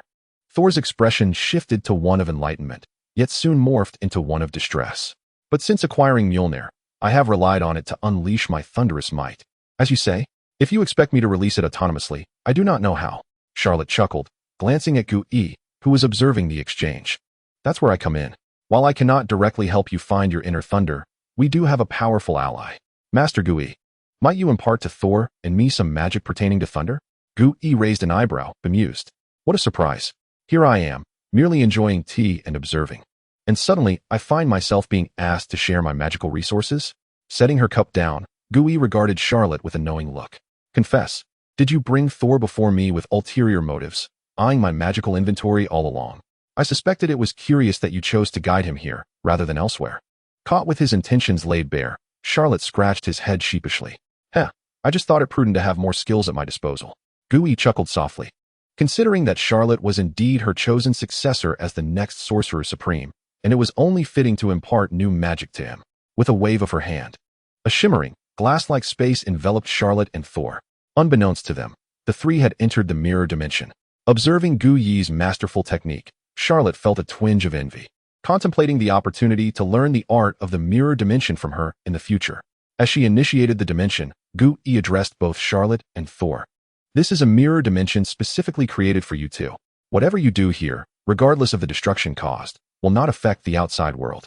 The reason for this barrier is that I am about to teach you a high-level thunder-based magic from the white magic system of Kamar-Taj, known as the Bolts of Balthak. Upon hearing the name of the spell, Charlotte recalled the battle on Titan in Avengers, Infinity War. Doctor Strange had employed this very magic, delivering a surprise strike to Thanos. In that moment, Charlotte had likened the bolts of Balthak to bouncing eggs. Oh, do not misinterpret. I mean bouncing thunder eggs. For at that moment, Doctor Strange had formed a golden, shield-like energy dome with runic characteristics, and then struck the ground. The red bolts of Balthak bounced across the rubble, ultimately striking Thanos. Those bouncing thunder eggs, what else could they be but that? Is this reasonable? It is entirely reasonable, Charlotte mused, pondering what transformations his dark magic system might bring to the bolts of Balthak. The anticipation was palpable. Gu Yi gathered golden magical energy in her hands, forming two golden circular shields. In the void, she illustrated while explaining, the bolts of Balthak is an ancient term passed down from the Supreme Sorcerers of yore. I prefer to refer to it as the thunder jump. Unlike other thunder spells, which diminish in effect with distance, the bolts of Balthak leap across the ground multiple times to cover greater distances. The more leaps, the greater the destructive power of the thunderball. Additionally, if your enemy is at a close range, you may allow the bolts of Balthak to jump in your hand, gathering potential energy before releasing it. Like this. With that, Gu Yi demonstrated. As she clapped her hands together, a red thunderball appeared in her palm, glowing brightly. She then transformed the golden shields into two golden paddles, playfully batting the bolts of Balthak back and forth. As the thunderball bounced more frequently, its size grew until it was nearly as large as half of her body. Once it had reached a sufficient size, Gu Yi gripped the golden paddle tightly and struck the bolts of Balthak with force. With a resounding crack, it was sent soaring to the mountainside of Kamar-Taj. Moments later, a deafening boom echoed as the massive red thunderball crashed into the ground, exploding with ferocity. The once tranquil Kamar-Taj now quaked violently, leaving a significant void at the mountainside. Initially, both Charlotte and Thor, who had been observing the master of the mystic arts, Doctor Strange, showcasing his skills, hurriedly grasped the nearby pillar to stabilize their balance. Witnessing the success of his demonstration, Doctor Strange, while manipulating the dimensional space of the mirror dimension to restore the center of Kamar-Taj's mountainside, remarked, just a moment ago, this bolt of Bastat leapt about 7 or 8 times in my hands to achieve such an effect. On Earth, I once attempted to make it leap over 50 times, nearly sinking the entire continent of America. While it is possible to achieve even more leaps, possessing the potential for over 50 leaps of the bolt of Bastat within the confines of Earth is already sufficient. My expectations for you are not particularly high. Besides your inexperience, the bolt of Bastat becomes increasingly volatile with each additional leap. A typical mage who can manage 7 or 8 leaps like I just did would be considered exceptional. As for you, Thor, mastering 2 or 3 leaps without losing control would suffice as adequate. Thor, upon hearing Doctor Strange's casual description, was left utterly astonished. To be frank, when he learned that Charlotte intended to introduce him to the master of the mystic arts to learn lightning magic, he felt a twinge of disdain. After all, even though he was currently unable to wield Mjolnir and had been stripped of his divine powers by his father, he had played with lightning for several millennia. Did he really need this Midgardian mage to teach him about lightning magic? However, after witnessing the devastation caused by the bolt of Bastat in the mirror dimension and listening to Doctor Strange recount his remarkable achievements of nearly sinking an entire continent, Thor was simply dumbfounded. This little ball of lightning could plunge an entire continent into the depths with just a few dozen leaps? Was it truly that simple? This was a magnitude more potent than the thunder he had summoned with Mjolnir. I must learn this magic, Thor thought fervently. Noticing Thor's astonished and eager expression, Doctor Strange nodded slightly, recognizing that his earlier display had established his authority. He then began to elucidate the intricacies of mastering the bolt of Bastat. As time passed, Thor, drawing from his thousands of years of experience with lightning, became utterly engrossed in the learning process. Meanwhile, Charlotte's mind resonated with the cold chime of the system's notification. Ding. Host detected learning the white magic, bolt of Bastat. Automatically converted to black magic, bone-jumping thunder. Upon hearing the system's prompt, Charlotte immediately began to examine the introduction to this new black magic. Black magic, bone-jumping thunder. Magic type, offensive magic. Magic effect, similar to the original bolt of Bastet. The destructive power of bone-jumping thunder increases with the number of jumps. However, unlike the bolt of Bastet, which releases outward and requires numerous leaps before impacting the enemy, bone-jumping thunder is released inward. It only requires a small arc of lightning to be directed into the enemy's body. The arc can bounce between the bones inside the enemy, making its process both covert and rapid. The user can determine how many times the arc jumps upon the enemy's bones and where the final explosion will occur. Additionally, bones that have been jumped upon by bone-jumping thunder can serve as materials for bone spike whips, imparting an element of lightning to the spikes, causing effects such as paralysis, cessation of blood flow, and rigidity upon striking the enemy. Charlotte's eyelids twitched as he absorbed the system's description of bone-jumping thunder. He couldn't help but marvel at the ingenuity. Indeed, the black magic modified by the system achieved extraordinarily sinister effects in practical combat, as the system indicated. Although the bolt of Bastet is commendable, its lengthy charging time and exaggerated effects can easily grant the enemy time to react, making it less effective in real combat. Conversely, bone-jumping thunder entirely circumvents these drawbacks by directly infiltrating the enemy's body and bouncing within their bones. It should be noted that the initial small arc of lightning is nearly imperceptible and inflicts minimal harm upon the body, with effects lighter than static electricity. Who would suspect that such a minuscule arc would be a weapon leading to their demise? Moreover, Dr. Strange mentioned that a typical mage mastering 7 or 8 jumps of the bolt of Bastet is already impressive. However, since bone-jumping thunder penetrates the enemy's body, Charlotte need not worry about the increasing volatility of the lightning due to the number of jumps. He could leap as many times as he desired. After all, he had already embedded the arc within the enemy's body. Even if the number of jumps increased and the lightning became volatile, that would be the enemy's burden to bear, not his. As long as the enemy could withstand it, he could leap 1,000 times.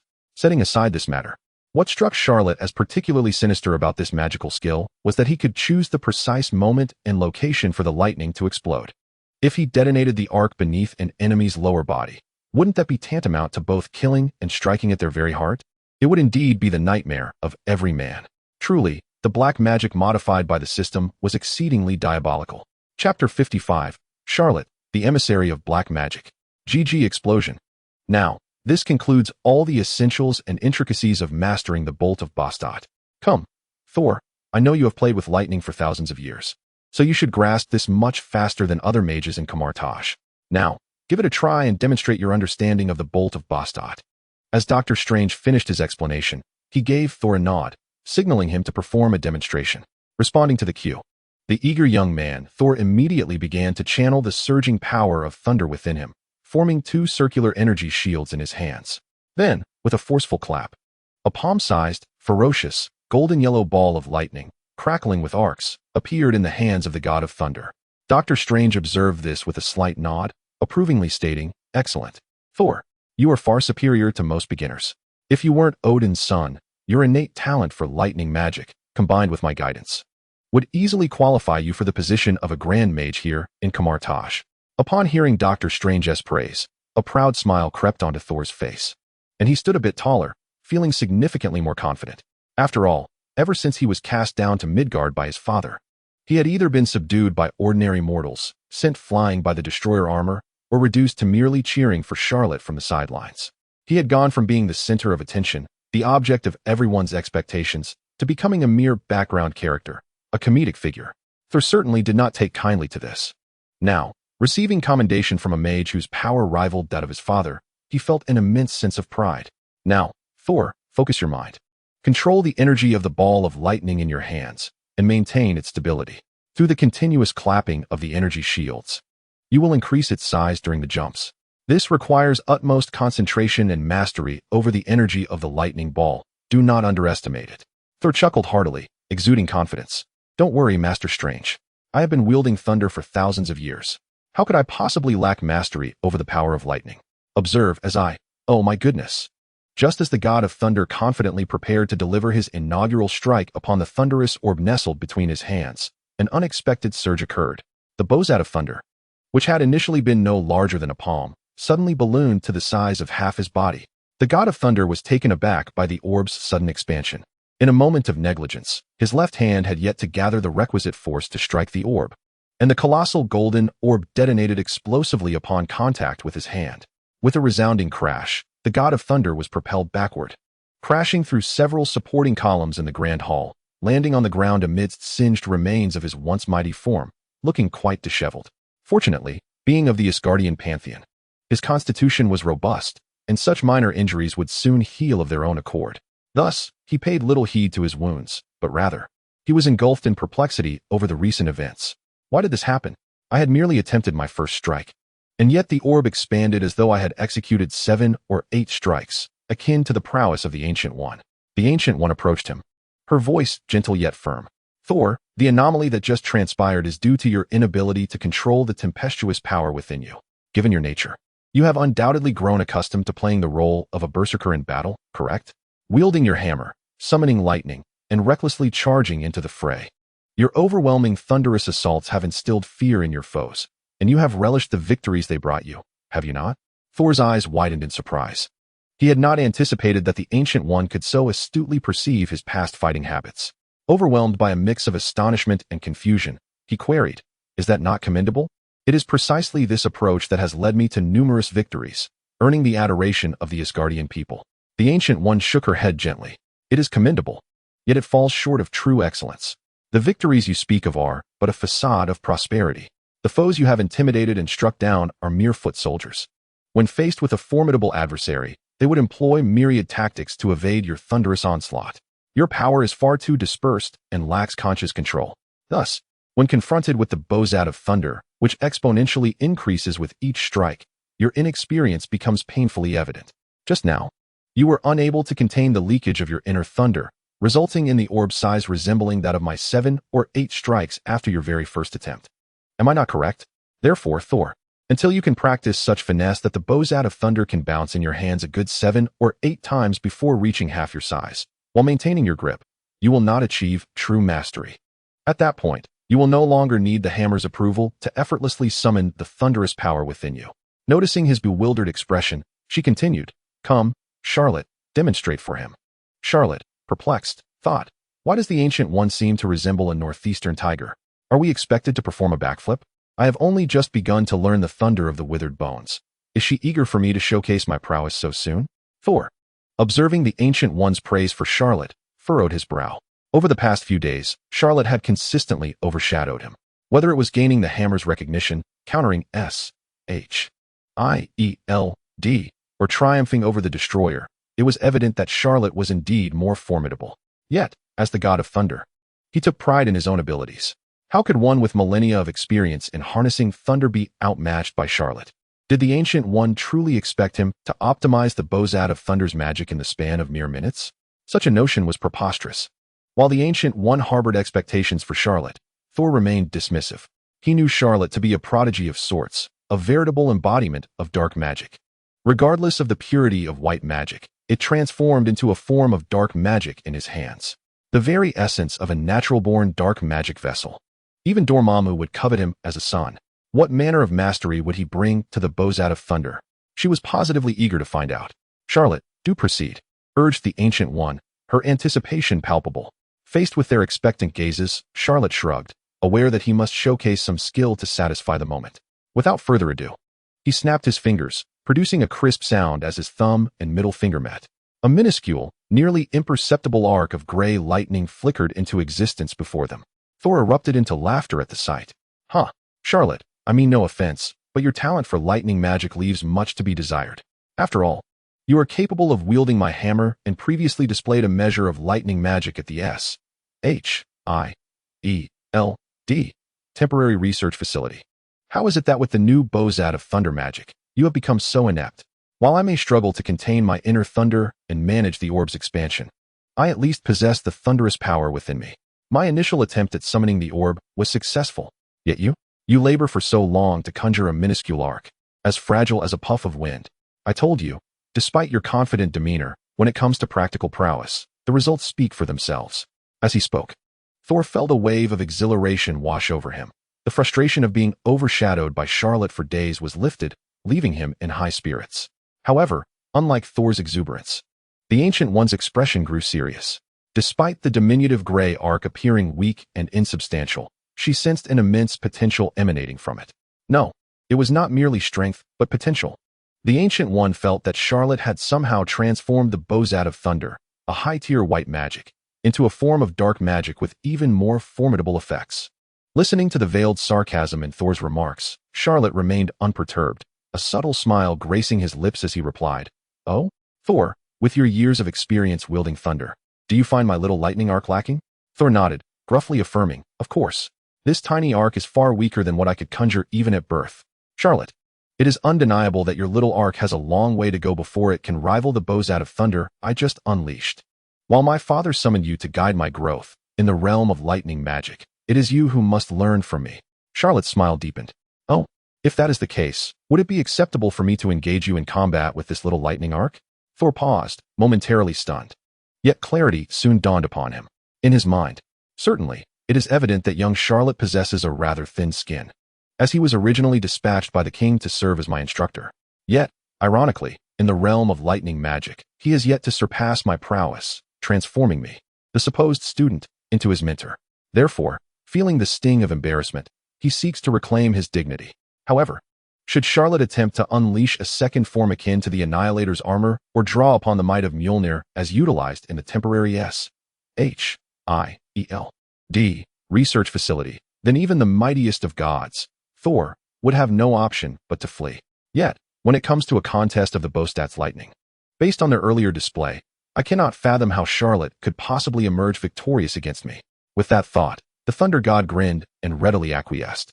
The two then distanced themselves, and with unwavering confidence in his lightning magic, Thor initiated the assault. In an instant, two golden-hued energy spheres materialized in his hands. With a sudden clap, a brilliant golden lightning orb appeared within his palm. Ancient One observed the orb with a silent nod of approval. It must be said that Thor, having wielded thunder for millennia, though somewhat disoriented without his hammer, quickly adapted under her guidance. The once ferocious aura of the Bostat's lightning, which seemed poised to erupt, had now become much more docile, akin to pliable dough. Indeed, he was worthy of the mantle of Asgard's king, as seen through the eye of Agamotto.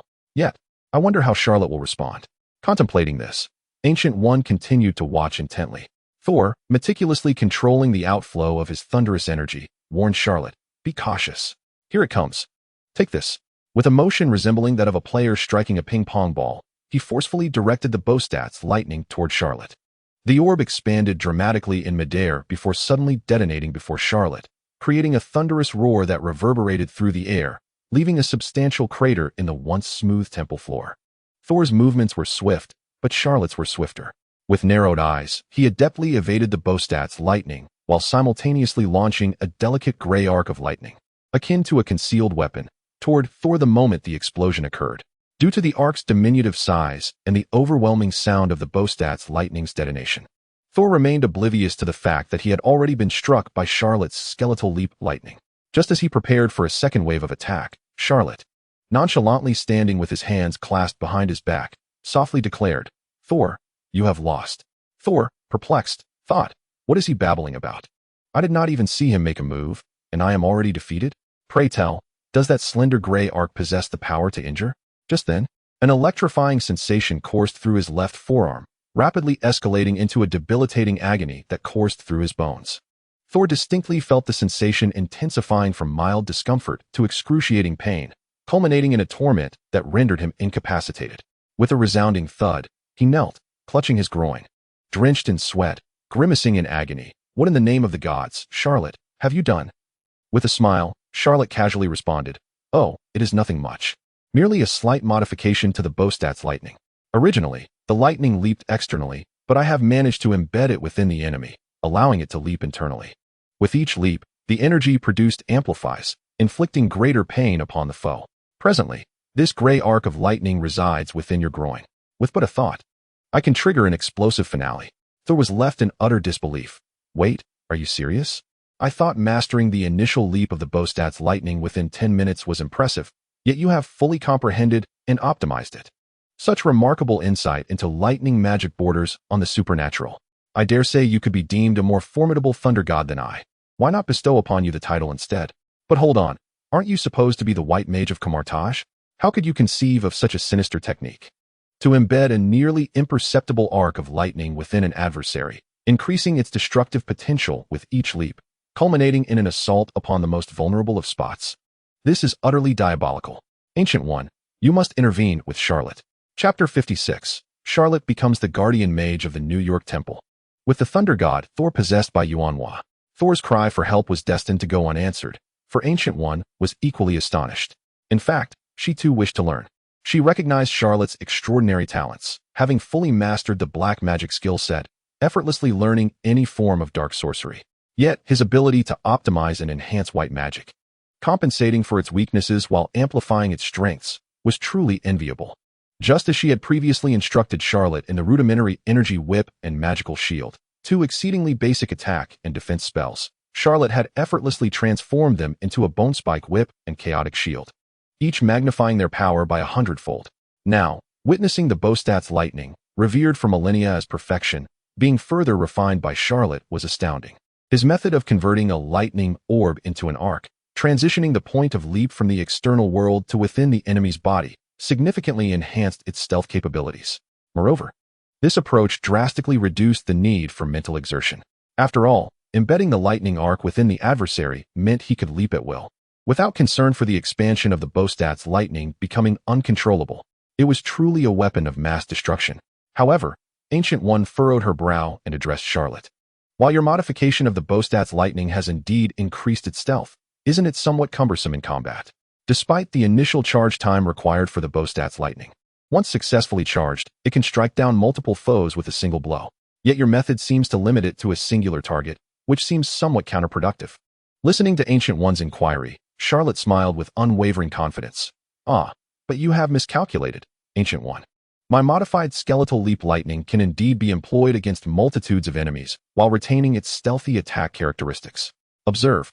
With that, Charlot soared into the sky, utilizing the powers of his spectral cloak, and with a sweeping gesture, countless tiny gray arcs of lightning cascaded from above, scattering across Kathmandu. He then returned to the temple and explained to the bewildered duo, should I be in the physical realm, the entire populace of Kathmandu would be ensnared by my skeletal leap lightning. With but a single thought, countless individuals would perish without ever comprehending the cause of their demise. As you can see, the initial size of this skeletal leap lightning is so minuscule that its impact on the human body is scarcely larger than a raindrop. As those minuscule arcs of lightning danced upon the breeze and drifted towards the unsuspecting individuals, they remained utterly oblivious to their presence. Master Ancient One, while your bolts of Bostaz can indeed inflict widespread harm upon foes, I dare say my necrotic leap lightning may prove to be superior in its efficacy. As Ancient One listened to Charlot's description, vivid images of the catastrophic scene unfolded in her mind, wherein millions of Kathmandu's residents perished in an instant at the mere snap of Charlot's fingers. A tremor coursed through her heart. Truly, the youth is formidable. Charlot has only been studying magic for a little over a month, yet has grown so immensely powerful. It appears I may need to reconsider my retirement plans. Contemplating this, Ancient One addressed Charlot. I believe your progress in the realm of magic has been commendable. What lies ahead now is the necessity to confront a myriad of real-world challenges to bolster your combat experience. Therefore, I hereby appoint you as the new guardian mage of the New York Sanctum.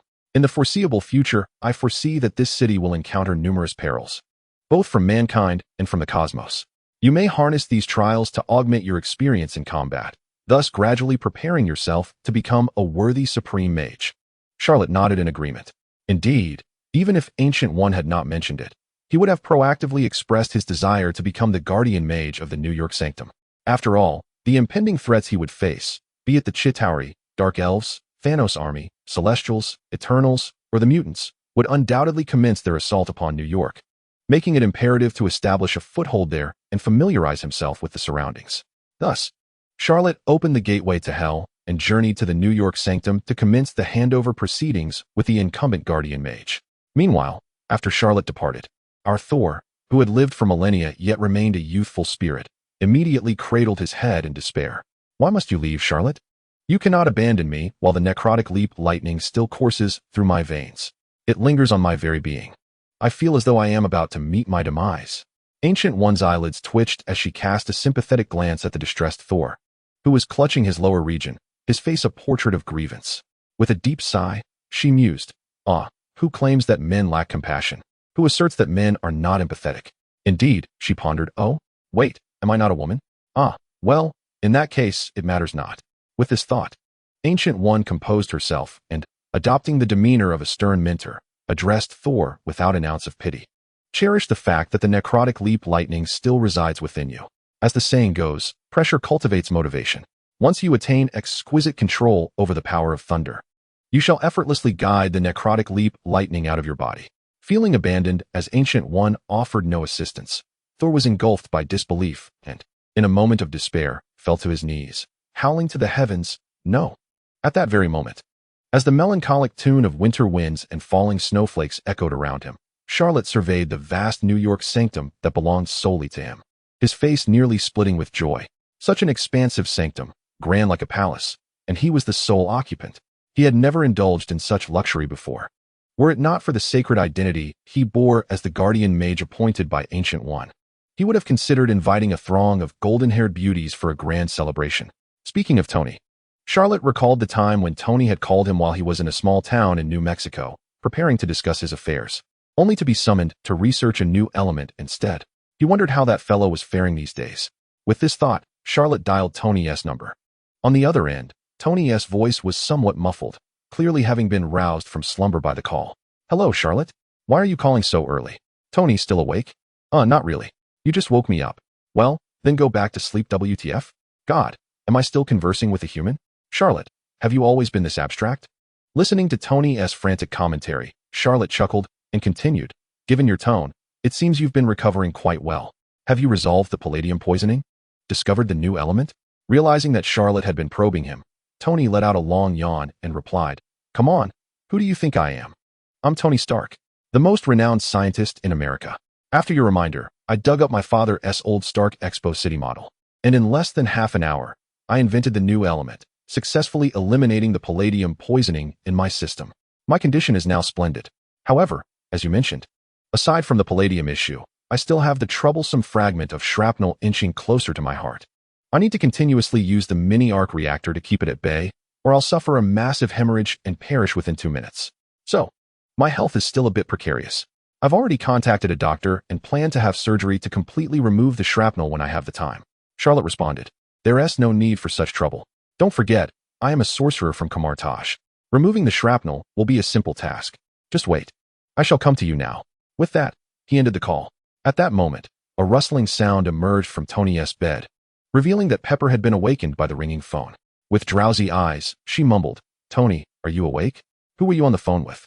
Pepper, once Tony's assistant, had seen their relationship blossom dramatically following the kidnapping in the Middle East and the palladium poisoning ordeal. After Tony successfully invented the new element and resolved his palladium symptoms, he had boldly confessed his feelings to Pepper, resulting in an embrace and a mutual acknowledgement of their romantic relationship. Pepper had been staying in his seaside villa for several days, barely leaving the bed. Upon seeing Pepper awake, Tony felt a rush of affection and gently took her hand, saying, oh, do you remember the sorcerer, Charlot, who rescued me from that cave in the Middle East and is now a major stakeholder in Stark Industries? He just called to offer assistance with the shrapnel near my heart. Upon hearing this, Pepper's eyes widened with delight. As Tony's confidant and partner, she was acutely aware of his health struggles. Previously, Tony had developed the second-generation mini-arc reactor with her help, as she had bravely navigated through his chest to assist him. Therefore, she was deeply concerned about the shrapnel perilously close to his heart. Knowing that someone could potentially resolve Tony's health issues filled her with immense joy. As Tony observed the blush spreading across Pepper's cheeks, he felt a surge of excitement and, with a playful tone, suggested, I think we should take advantage of Charlotte's absence and have a little fun. Pepper, flustered, playfully swatted at Tony's shoulder. At a time like this, with the sorcerer about to arrive, you're still thinking about that? Tony's smile broadened mischievously. Oh, it's fine. After all, our seaside villa is quite remote. It would take him a while to get here. We have time. However, as Tony prepared to stir up a tempest, vast swathes of emerald green sparks erupted in the air, and a skeletal white gate suddenly unfolded. Tony, I'm coming over, Charlotte remarked as he stepped outside. Oh, my apologies. It seems I've arrived at an inopportune moment, Tony exclaimed in shock. Too damn. I forgot this guy has a portal. Chapter 57, The Stark Expo Invitation, accompanied by Gwen Stacy. As Tony awkwardly rose to greet his visitor, Charlotte hastily interjected, Hey, Don't rush. Maintain that pose. Do not move. With that, Charlot activated his black sovereign form. With a resounding boom, an enormous creature, its skin of vibrant crimson, muscular frame adorned with black horns, 6 black wings sprouting from its back, and orange-yellow slitted eyes filled with fangs, materialized before Tony and Pepper. This time, to prevent his form from shattering the rooftop of Tony's seaside villa, Charlot opted for a more modest size of approximately 3 meters, rather than the 10 meters from before. Nevertheless, for Tony, witnessing Charlot in such a guise was utterly overwhelming. My heavens! Charlot, how have you transformed into a creature from the dark dimension? Confess, you aren't some reincarnated hellish demon secretly infiltrating Kamar-Taj to learn magic, are you? This is utterly terrifying. Ignoring Tony's barrage of astonished remarks, Charlot slowly opened the third eye on his forehead, the eye of corruption. Instantly, a gray beam of light shot directly into Tony's chest. The white blanket that had covered him instantly bore a gaping hole, while a warm current surged through Tony's chest, dissipating the fragments of shrapnel that had lodged near his heart, alleviating the relentless pressure he had felt. Before long, the healing process concluded. All done, Tony. Besides the shrapnel in your chest, I also utilized the corruption light to cleanse your body of residual palladium poisoning. You are now completely safe. Heeding Charlot's words, Tony hurried over to the nearby diagnostic equipment for a re-examination. Upon seeing the screen confirm the absence of shrapnel within his body, he exhaled a long sigh of relief. He never wished to endure that life-and-death anxiety again. At that moment, an idea struck him. He retrieved an exquisitely packaged invitation and handed it to Charlot. By the way, Charlot, the Stark Expo is officially being held tonight. Would you care to join me and unwind a bit? The Stark Expo? Charlot recalled that, according to the original storyline, tonight, War Machine, piloted by Rhodey, would be showcased alongside the Iron Legion of Hammer Industries. Meanwhile, the Puppet Master, Whiplash, would manipulate these Iron Legions and the modified Mark II armor worn by Rhodey to launch an assault on Tony. Ultimately, Whiplash would don an armored suit larger than even the Hulk to battle Tony. With this in mind, it became imperative for Charlot to attend the tumultuous expo to ensure Tony could develop the magical armor he so desperately desired without suffering any harm. Fortuitously, he possessed the Hell suit, recently enhanced by the system, as his attire for the evening, along with the enormous demon armor standing by. He intended to show Whiplash and Tony what true iron armor truly entailed. As Charlot accepted the invitation, Tony continued, by the way, according to the invitation, each guest may bring one companion. If you find it dull to attend the expo alone, I can recommend a charming female companion. She is Natasha, a recent addition to our company, currently serving as Pepper's assistant and helping me manage daily affairs. However, do exercise caution. Do not take advantage of this opportunity to get too familiar with her. I must warn you, Natasha possesses a bit of skill. When she faced off against Happy in a sparring match, Happy attempted to make an inappropriate move, only for Natasha to respond with a lethal scissor kick that obliterated his head. Quite brutal. Natasha? Isn't she our Black Widow? Observing Tony, it seemed he had yet to realize that she was actually an agent of S.H.I.E.L.D. However, that was understandable. After all, during that fateful night in New Mexico, Tony was supposed to reflect on his life while seated beneath the giant donut sign at the donut shop after settling his affairs. It was only later that director Nick Fury and Natasha would reveal their identities. But due to Charlot's interference, Tony invented a new element that night, curing his palladium poisoning early, thus avoiding the revelation of Natasha's true identity. Nonetheless, the thought of having Natasha as his companion for the evening was out of the question. He did not wish for an assassin from the Red Room and a current S.H.I.E.L.D. agent to linger by his side. He sensed that having her nearby would invite complications. So, shaking his head, he replied, "No, I have already chosen someone." Tony was somewhat taken aback. "Oh, who?" "The daughter of the New York City Police Chief, Gwen Stacy." That evening, Gwen donned her white ghost spider suit and wrapped herself in a gray hoodie for concealment as she prepared to head out to combat crime.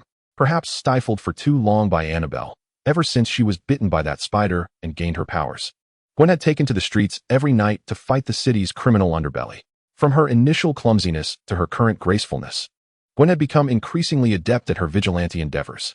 This not only served as a means of releasing her pent-up emotions, but also discreetly assisted her father in dealing with the criminals whom he had been forced to let go due to insufficient evidence. Each time Gwen saw her father discover that these wrongdoers had faced consequences, only to return home bruised and battered, she couldn't help but feel a thrill of satisfaction. She relished the sense of aiding her father and contributing to society. As she prepared to venture out as usual to combat crime, she beheld Charlot, clad in an exquisite and high-end black suit, exuding an alluring yet dangerous aura, standing at her doorstep about to knock. Ever since the Annabelle incident, Gwen had frequently dreamt of her savior, Charlot. Her nightly escapades to fight crime were motivated by the desire to hone her combat experience, so that if Charlot ever needed her assistance, she could provide it without hesitation, unlike a month prior when she had trembled in fear, clutching her knees, and had been plunged into a nightmare at the mere sight of Annabelle. Upon seeing the man she had longed for suddenly appear at her door, Gwen instinctively recoiled like a startled rabbit, her voice tinged with panic. "See, Charlot the mage, what brings you here? Is there another exorcism incident at my home?" Noticing Gwen's startled demeanor, Charlot waved the invitation in his hand and explained, "My friend is Tony Stark, and he invited me to the Stark Expo tonight. But wandering alone would be rather dull. Since I have no acquaintances in New York, I thought it would be delightful to bring you along. What do you think?"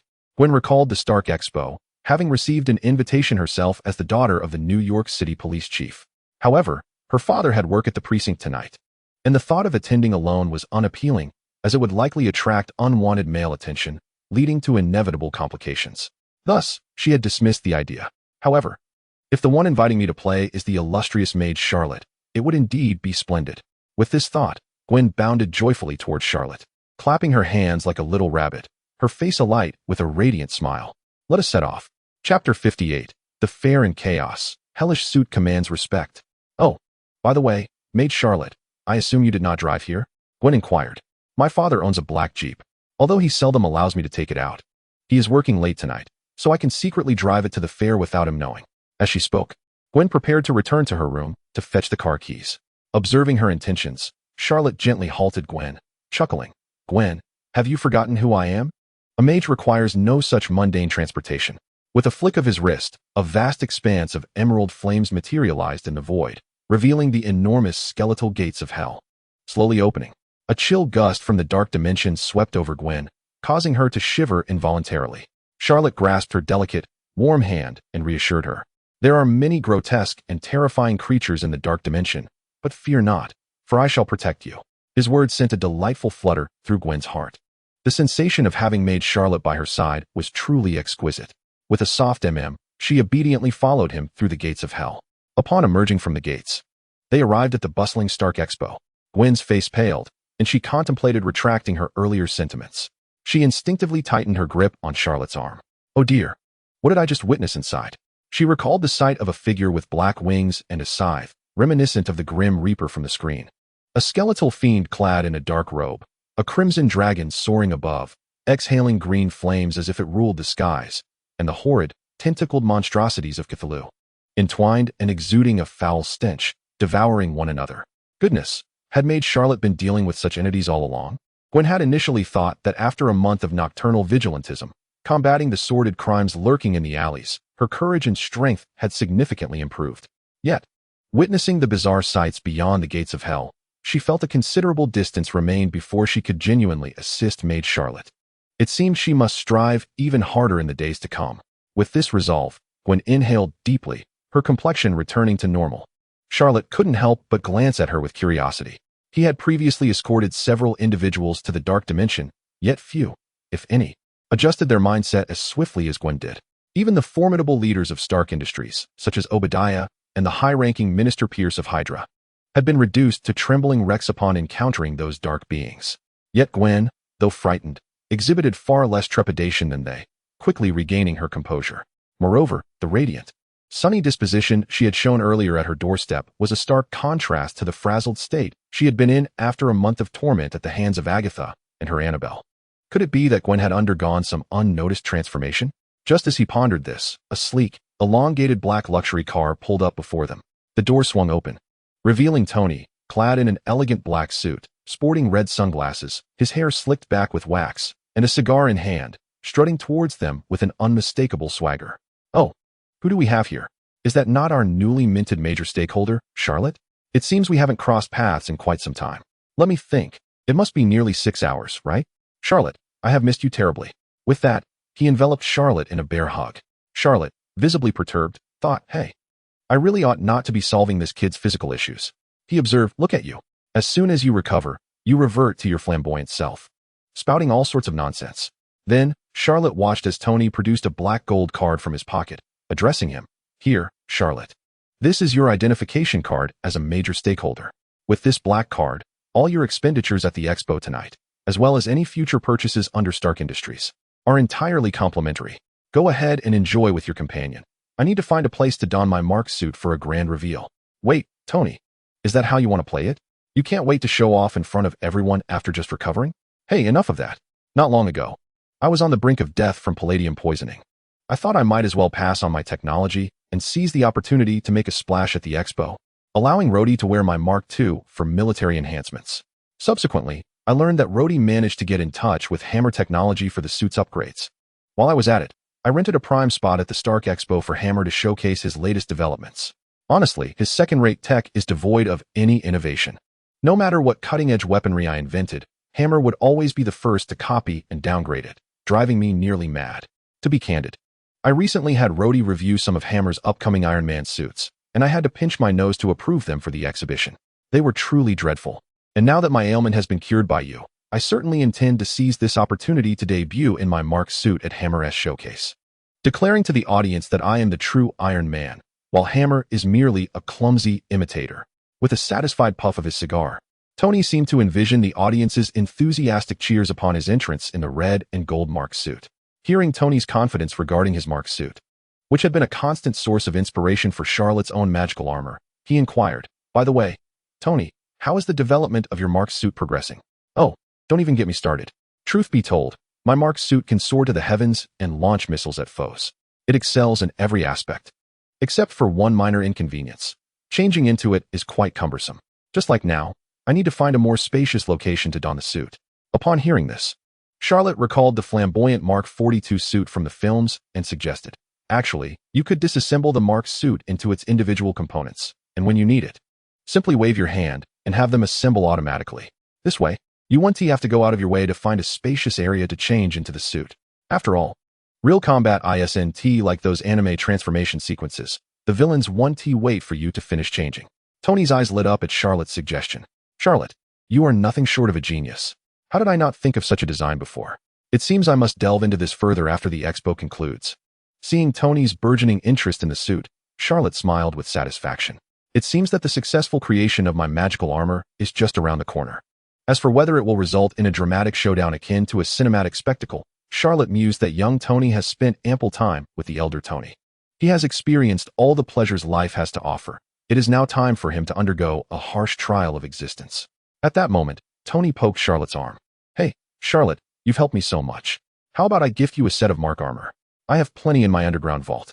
These armors come equipped with various functionalities, but my favorite feature is the ability to relieve oneself directly within the suit, with the waste being automatically filtered out through a water recycling system. It's simply splendid."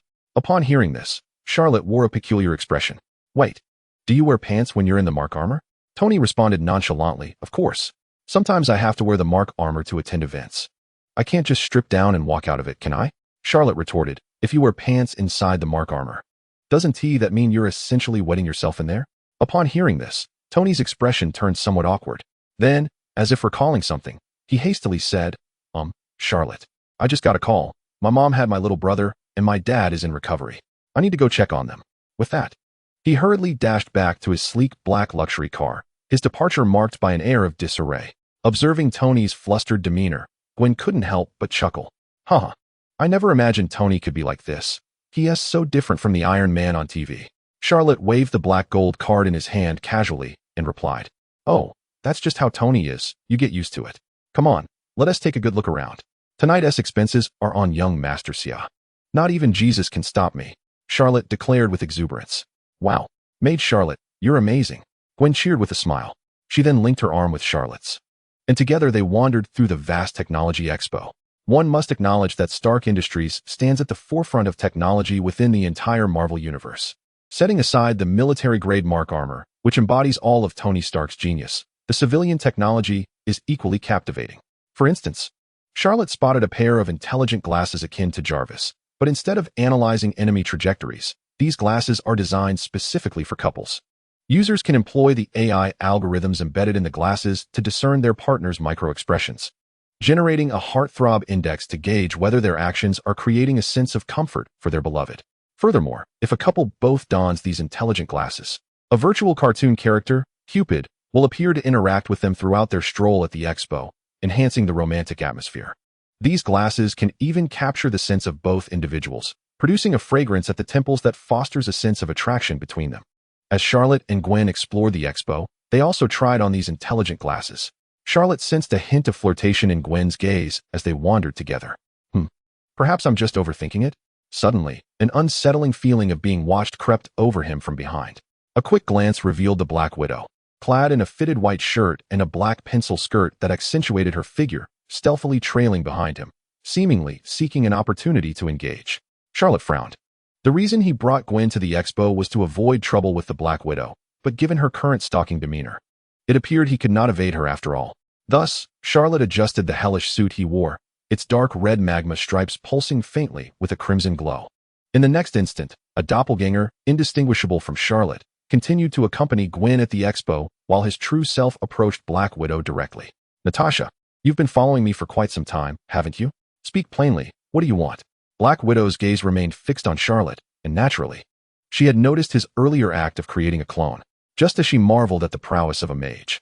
Seeing Charlotte suddenly appear before her prompted her to quickly tidy her hair and feign the demeanor of a flustered newcomer, whispering, "Oh, Mr. Charlotte, you are the new major shareholder of Stark Industries.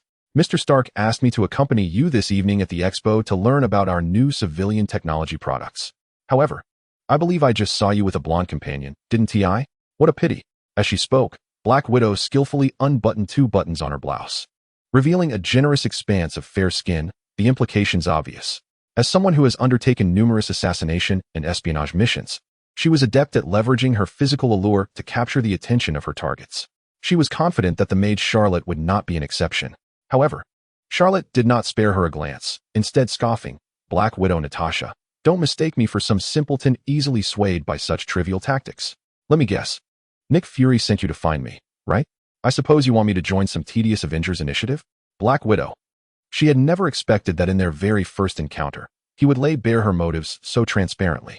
Is this the formidable mage capable of handling the Thor incident in New Mexico? Taking a deep breath, she suppressed her complex emotions and replied earnestly, "Yes, Mage Charlotte. With your immense capabilities, joining our Avengers would undoubtedly contribute significantly to society." Upon hearing this, Charlotte couldn't help but chuckle lightly. "Please. I'm currently the Supreme Leader of Hydra, the Black Skull. I'm preparing to support Tony in ascending to the position of the new director of S.H.I.E.L.D. We're set for a grand narrative of the white is the greatest, the black is the largest. Now you want me to participate in Nick Fury's ridiculous Avengers plan? That's akin to asking the chairman of a company to become the head of security. It's pure folly." Just as he was about to decline, a sudden and violent explosion erupted from the main exhibition hall.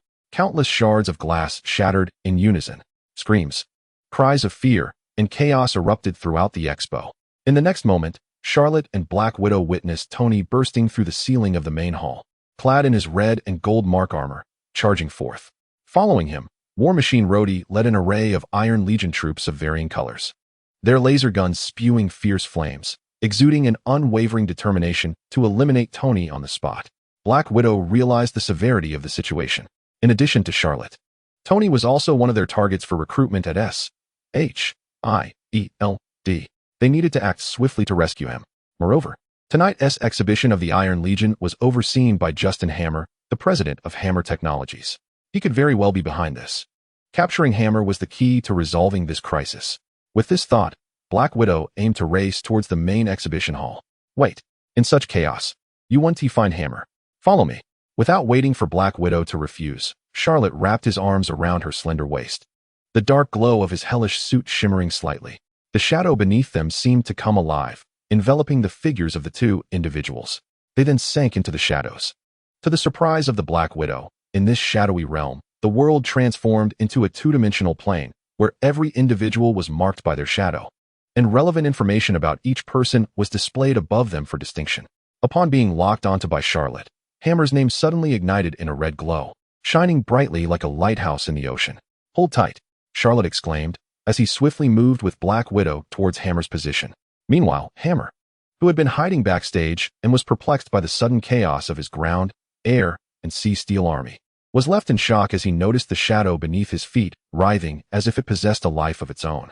Then, he saw Charlot emerge from the ground, as if from the depths of hell, one hand forcefully pressed down on his head, while the other held a bone pin against Hammer's neck. "Speak. How do we disable the remote control of these armors?" Hammer, startled by the man who had suddenly emerged from the shadows, stammered incoherently.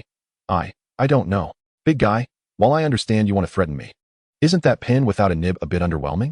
Don't think I haven't seen 007. Charlot scoffed derisively. Oh, not threatening. You dare to call this not threatening? As he spoke, he aimed the bone pin at the airborne, three-colored steel army pursuing Tony. Whoosh, whoosh, whoosh. A barrage of ghostly green fireballs erupted from the bone pin, tracking the swiftly flying steel army in the sky with deadly precision. One steel robot was struck down, exploding in a shower of green fireworks. The ensuing chain reaction caused the entire steel army to detonate, filling the sky above the expo with eerie green pyrotechnics, leaving the fleeing spectators below dumbfounded and momentarily frozen in place. Hammer was equally astonished. He had never anticipated that this diminutive bone pin could wield such immense power. If those green fireballs struck him, he would surely be obliterated. Realizing this, he shuddered and quickly confessed, Yes, it's Whiplash. I designed all these steel armies. If you need a reason for the robots going haywire, it must be his doing. He should be in my tech tower. If you have questions, go to him. Just don't kill me." Charlot frowned slightly. In truth, he had already managed most of the issues at hand. The reason for his continued interrogation about the control methods was his concern for War Machine, Rhodey, who was Tony's steadfast ally.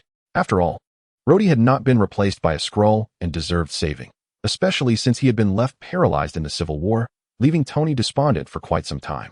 Charlot did not wish for this incident to further delay the progress of his magical armor's creation. Thus, the uncontrollable armor issue concerning Rhodey had to be resolved. However, according to the narrative timeline, Whiplash, eager to prove himself superior to Tony, had donned a new armor early on, preparing to confront Tony. Therefore, in terms of priority, Whiplash needed to be dealt with first. With this thought, Charlot waved his hand, summoning a massive plume of ghostly green flames that opened a gateway resembling a skeletal hell. He commanded Black Widow, Natasha, behind that door lies Hammer's tech tower. You go in and resolve the control issue with Rhodey. As for Whiplash, he has likely already left to confront Tony in his new armor. I'll handle this one. Although Black Widow had witnessed Charlot's prowess both in the records and in the present, she couldn't help but voice her concern. Charlot, the opponent's intellect and technology is second only to Tony. Whiplash's new armor must possess considerable power. What plan do you have to counter him? Charlot smirked dismissively. That scrap metal he calls armor? I'll show him what true armor looks like. With that, a formidable demon armor appeared before Black Widow, towering at 6 or 7 meters. Exuding an oppressive heat, resembling a bull warrior, it wielded a massive battle axe in one hand and a colossal mace in the other, radiating an irresistible pressure. As the demon armor heavily stomped the ground, it left deep impressions, with ghostly green flames flickering within the craters, deterring any inclination to approach. Black Widow gazed at the imposing demon armor that had materialized before her, glancing at the giant battle axe and mace it wielded. She felt as if the steel army of Hammer, once glorified in promotional posters, was now utterly insignificant before this colossal demon, like mere paper in a storm. Good heavens, is Charlot this powerful? The things he conjures can effortlessly resolve the problems before us? And I was so eager to recruit him for the Avengers? At this moment, she yearned to summon director Nick Fury, seizing him by the collar and angrily exclaiming, "Damn that black egg. How dare you make me seek Charlot for the Avengers? With such strength, he should lead S-H-I-E-L-D and command the Avengers instead." Chapter 59, Demon Armor versus Whiplash Armor. The scheme against Charlot's armor. Elsewhere, as the explosion reverberated throughout the Stark Expo, Gwen noticed that the hand she had been holding with Charlot had vanished without a trace. As she pushed through the throngs of people towards the edge, she witnessed ghostly green flames shooting into the sky, igniting the entire pursuing steel army in a magnificent display of sinister fireworks. Recognizing the familiar dark aura of the attack, Gwen realized that it must be the work of the sorcerer Charlot. This thought transported her back to the night a month ago when Annabelle had wreaked havoc in her home. At that time, she was defenseless, hiding behind Charlot like a trembling quail whenever confronted by villains. Now, having been bitten by a colorful spider and gained extraordinary abilities, She had begun to establish her identity as the ghost spider in the city's nighttime alleys. Determined to prove to Sorcerer Charlot that she was no longer the little girl she once was, Gwen quickly shed her gray hoodie and donned the specially designed white suit she had prepared. Swinging her web, she followed in Tony's fleeing direction until she reached a small park covered in greenery within the expo. There, a 4-meter-tall, imposing whiplash armor, brandishing a blue lightning whip, was striking at Tony and Rhodey, each blow sparking fiercely and cleaving trees in half. Seeing this, Gwen shouted, "Hey, over here, big guy?"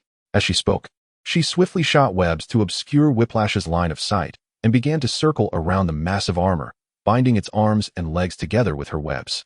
Caught off guard by Gwen's sudden assault, which had previously been focused on Tony and Rhodey, Whiplash was ensnared like a chrysalis, unable to respond in time. Meanwhile, due to Black Widow's timely intervention at Hammer Technologies, War Machine Rhodey had also regained control. He shouted towards Gwen, "Well done, girl. Step aside, let my ex-wife handle it." Gwen responded with confusion, "Ex-wife? What ex-wife?" Before she had the chance to contemplate, a formidable and perilous aura emanated from Rhodes and rapidly surged toward the Whiplash position, triggering her spider sense. This extraordinary ability, which she had acquired after being bitten, had repeatedly enabled her to foresee dangers in the darkness and avert crises. If it could evoke such a response, it seemed that this ex-wife must possess great prowess. With this thought in mind, Gwen swiftly dodged. Then, she witnessed the missile, referred to as the ex-wife, plummet onto the Whiplash armor, which was ensnared in webs, with a soft thud, akin to a pebble. It then fell into a small gutter on the ground, sizzling momentarily before extinguishing completely. Gwen, Tony, Hammer Industries? Rhodes, Tony, you're right. Hammer is nothing but a damned second-rate arms dealer. At this juncture, the Whiplash, bound in webs like a cicada pupa, finally reacted. The reactor in its chest glowed with a brilliant blue light, as energy coursed down its arms to the electric whips on either side. Under the intense heat, the webs that had ensnared Gwen were incinerated entirely. Whiplash bellowed with arrogance, "Tony, just surrender. My armor is twice as powerful as yours. Bring 10 more. And you still want to defeat me." Tony, grimacing at the sight of Whiplash's arrogant grin, felt a wave of discontent. Yet, he could not deny the veracity of Whiplash's claim. The construction of his armor resembled that of medieval heavy cavalry. The larger the frame, the greater the strength and defensive capacity. He had initially intended to synchronize with Rhodes for a coordinated assault, aiming to position Whiplash at the epicenter of an explosion to inflict damage. However, upon reflection, he realized that the sheer bulk of the opponent's armor, coupled with its thick plating, would render such a strategy futile. If they executed their plan, the resulting blast might not harm Whiplash, but rather send both him and Rhodes flying. Realizing this, Tony's expression darkened. "Damn, how on earth am I to tackle this behemoth? Oh, is this diminutive armor of yours truly deemed great? Allow me to demonstrate what a true battle suit looks like." Suddenly, Charlot's voice resonated. Simultaneously, a demonic suit of armor, emanating intense heat, gleaming metal, adorned with horns, and wielding a colossal battle axe and a massive morning star, descended from the heavens. It crashed to the ground, causing the earth to tremble as though a small mountain had collapsed, a sight most terrifying. Whiplash stared in bewilderment at the sudden appearance of this demonic armor. He had believed his own 4-meter-tall suit was formidable, only to be confronted by an imposing 8-meter-tall armor. Judging by the devastation caused upon landing, its strength and defensive capabilities far exceeded his own. Damn, where on earth did Tony summon this ally from? Tony himself was taken aback. During his interactions with Charlot, he had maintained a modicum of pride as a scientist, believing that while Charlot excelled in magic, he was equally proficient in technology. Yet, when faced with the 8-meter-tall demonic armor that resembled an enlarged version of a bull warrior, his pride crumbled. He felt that his own 2-meter mark armor would be devoured whole like a mere fry if it confronted this colossal bull warrior. Heaven help us. Not only is Charlot formidable in magic, but in technology as well. Must he truly be subjected to such humiliation? Meanwhile, Whiplash cautiously distanced himself, scrutinizing the demonic armor with great care. While he analyzed it using his scientific knowledge, he acknowledged that although this imposing figure exuded immense pressure and was twice his size, its speed of movement, due to the limitations of electrical transmission, must surely be inferior to his own. Armed with a lengthy electric whip, he could strike with such velocity that it could produce a sonic boom. As long as he maintained distance, he could gradually wear it down. This was what one might call an advantage. With this thought, a glimmer of satisfaction crossed Whiplash's face as he swiftly increased the distance between them. However, Charlot, lurking in the shadows, was fully aware of his intentions. He softly uttered, "Demonic armor, unleash fury." In an instant, the already colossal demonic armor swelled in size, its form expanding once more. It became enveloped in a torrent of flames, its eyes glowing a fierce crimson. The demonic armor let out a thunderous roar, akin to a bull's bellow, and with a powerful leap, it lunged toward Whiplash with astonishing speed. The gigantic morning star struck Whiplash's armor with a resounding thud, sending it hurtling backward, shattering countless trees and structures in its wake. After landing a successful blow, the demonic armor rapidly pursued, its flames roaring like an active volcano, threatening to engulf the entire Stark Expo in flames. The speed of the demonic armor was remarkable, even creating trails of white smoke in its wake. Strangely, though the armor was ablaze with crimson flames, the white smoke morphed into ethereal green fire upon contact with the air. This eerie green fire enveloped the entire Stark Expo, transforming the once futuristic event into a scene reminiscent of hell, exuding an indescribable sinister aura. Those attendees who had fled in panic due to the explosion of the main pavilion now seemed to glimpse countless ghostly white bones swiftly moving amidst the haunting green flames, emitting chilling, sinister laughter. The scene was undeniably bizarre, as the demonic armor pursued Whiplash's suit, originating from Tony and the other's direction. Tony had a comprehensive view of the unfolding chaos below, witnessing the demonic armor, ablaze and relentless in its assault, striking Whiplash as though playing golf. Sending him sprawling with each blow, Tony couldn't help but feel a surge of emotion. Brutal. This is utterly savage. It has left no room for Whiplash to catch his breath. Such intense heat. Such a merciless onslaught. Tony perceived the relentless, crimson-eyed, bull-headed armor as a demon that had clawed its way out of a hellish gladiatorial arena, having traversed mountains of corpses and rivers of blood. At that moment, Charlot emerged, clad in a dark red-patterned hellish suit, elegantly holding a glass of red wine, materializing from the shadow beneath Tony's feet. He exuded an aura of ineffable elegance and mystery, a stark contrast to the chaotic bull warrior armor nearby. One might perceive him not as a berserker on the front lines of battle, but rather as an elegant dark sovereign who had descended to unleash demons upon the world. His presence was graceful, yet undeniably powerful. Tony, startled by Charlot's sudden appearance, took a deep breath to steady his fraying nerves and pointed toward the rampaging bull warrior below, asking, "Charlot, did you create that armor?" Leaning against a nearby tree, Charlot took a leisurely sip of his wine and replied nonchalantly, "The Mage Guild possesses an abundance of resources. Is that not entirely reasonable?" Upon hearing this, Tony's expression became increasingly intricate.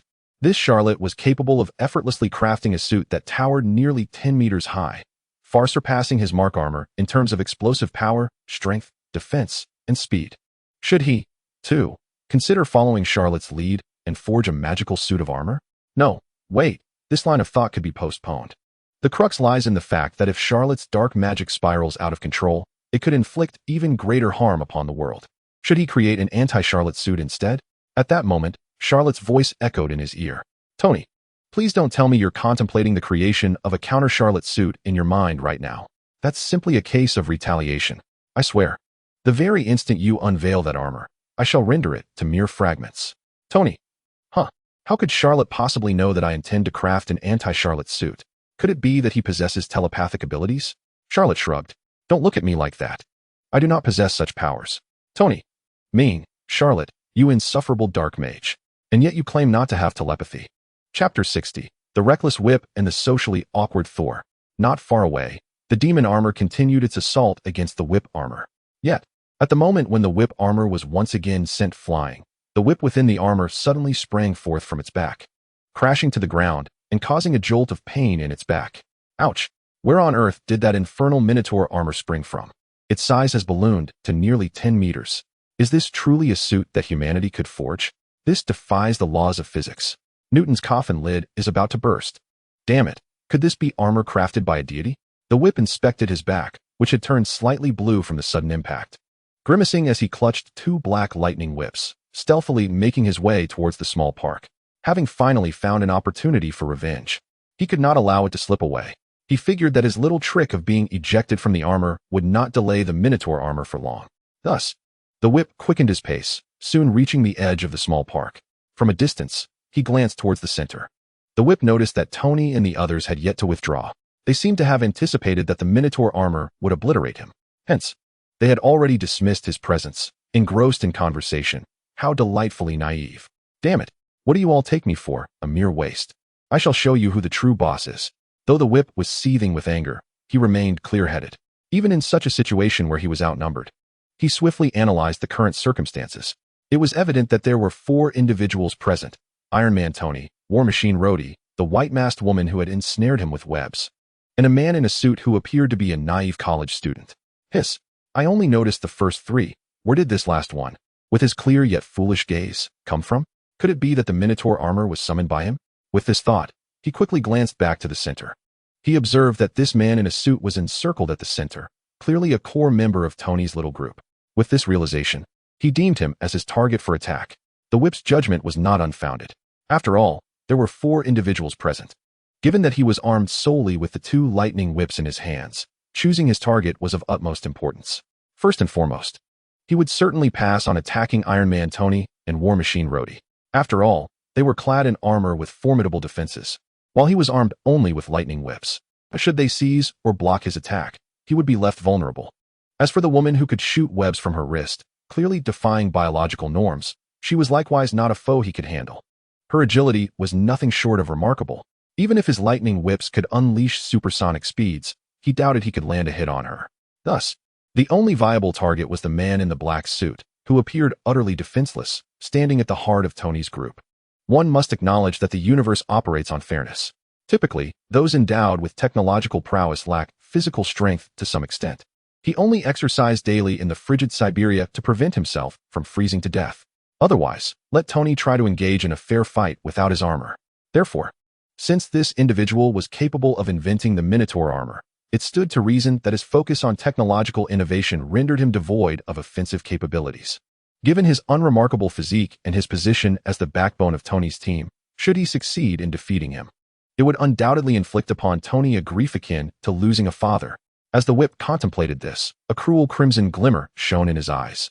He had journeyed all the way from Siberia to New York, solely to avenge his father. He had long cast aside thoughts of his own life. As long as he could severely wound Tony's psyche, what did his own demise matter? Although I know not from whence you, the man in the black suit, have materialized, since you stand with Tony, you shall bear the brunt of this unwarranted disaster. The whip's blood boiled within him, and he envisioned the scene of the man in the black suit being cleaved in 2 by his lightning whip. With a swift motion, the whip ceased his hesitation. He lashed the lightning whips toward Charlotte. At that moment, Gwen's spider sense blared within her mind, sensing imminent danger approaching Charlotte. She rushed toward him, attempting to avert the deadly strike. However, having utilized the dark supreme body multiple times, even in his ordinary state, Charlotte's reflexes to surrounding threats had significantly heightened. This was why he had easily detected the Black Widow trailing him at the expo. And how could he possibly fail to notice the lethal strike from the whip? Moreover, he had previously subdued both Loki, the frost giant, and the destroyer armor with ease. A mere whip from the whip? I shall evade its edge. With a resounding clap, Charlotte cradled Gwen in his arms, swiftly channeling the dark supreme body. A rough, red hand adorned with black claws effortlessly intercepted the oncoming lightning whip. Then, Charlotte cast a challenging glance towards the whip, as if to say, is that all? You are truly pathetic. The whip froze, taken aback by Charlotte's gaze. Damn it, this is just a clean-cut, seemingly reclusive science nerd. How could his reaction time be so swift? One must understand that when the lightning whip strikes, its terminal velocity exceeds the speed of sound. How could he possibly block it so effortlessly? This is utterly cheating. Nevertheless, the simplicity of the thwarted assault did not extinguish his murderous intent. It only intensified it. A cruel smile crept across the whip's face.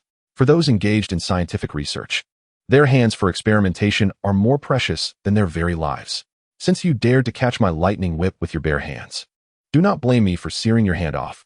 With this thought, the whip master hastily channeled the energy from the reactor into the whip. The rapidity of the energy transfer left the other 3 utterly unprepared. However, the scene that the whip master anticipated, where Charlotte's left hand would be severed by the scorching whip, did not materialize. Instead, he beheld the formerly pristine gentleman in a suit, now with crimson skin, horns protruding from his head, and eyes transformed into beastly orange-yellow slits, resembling a demon straight out of a cinematic horror. Witnessing this transformation, the whip master trembled with fear. My heavens, what was I just contemplating? To strike against a demon from hell? Have I lost my mind? Behind Charlotte, A red tail tipped with an arrow flicked back and forth, and a mischievous expression graced his face as he regarded the dazzling blue lightning whip in his hands. He opened his jaws, filled with razor-sharp teeth, his voice a gravelly rasp as if two stones were grinding together, declaring, "You wish to play with whips? How pitifully weak." As he spoke, a plume of black smoke erupted from his right hand. Countless tendrils of dense black mist coalesced into a long, deathly bone whip.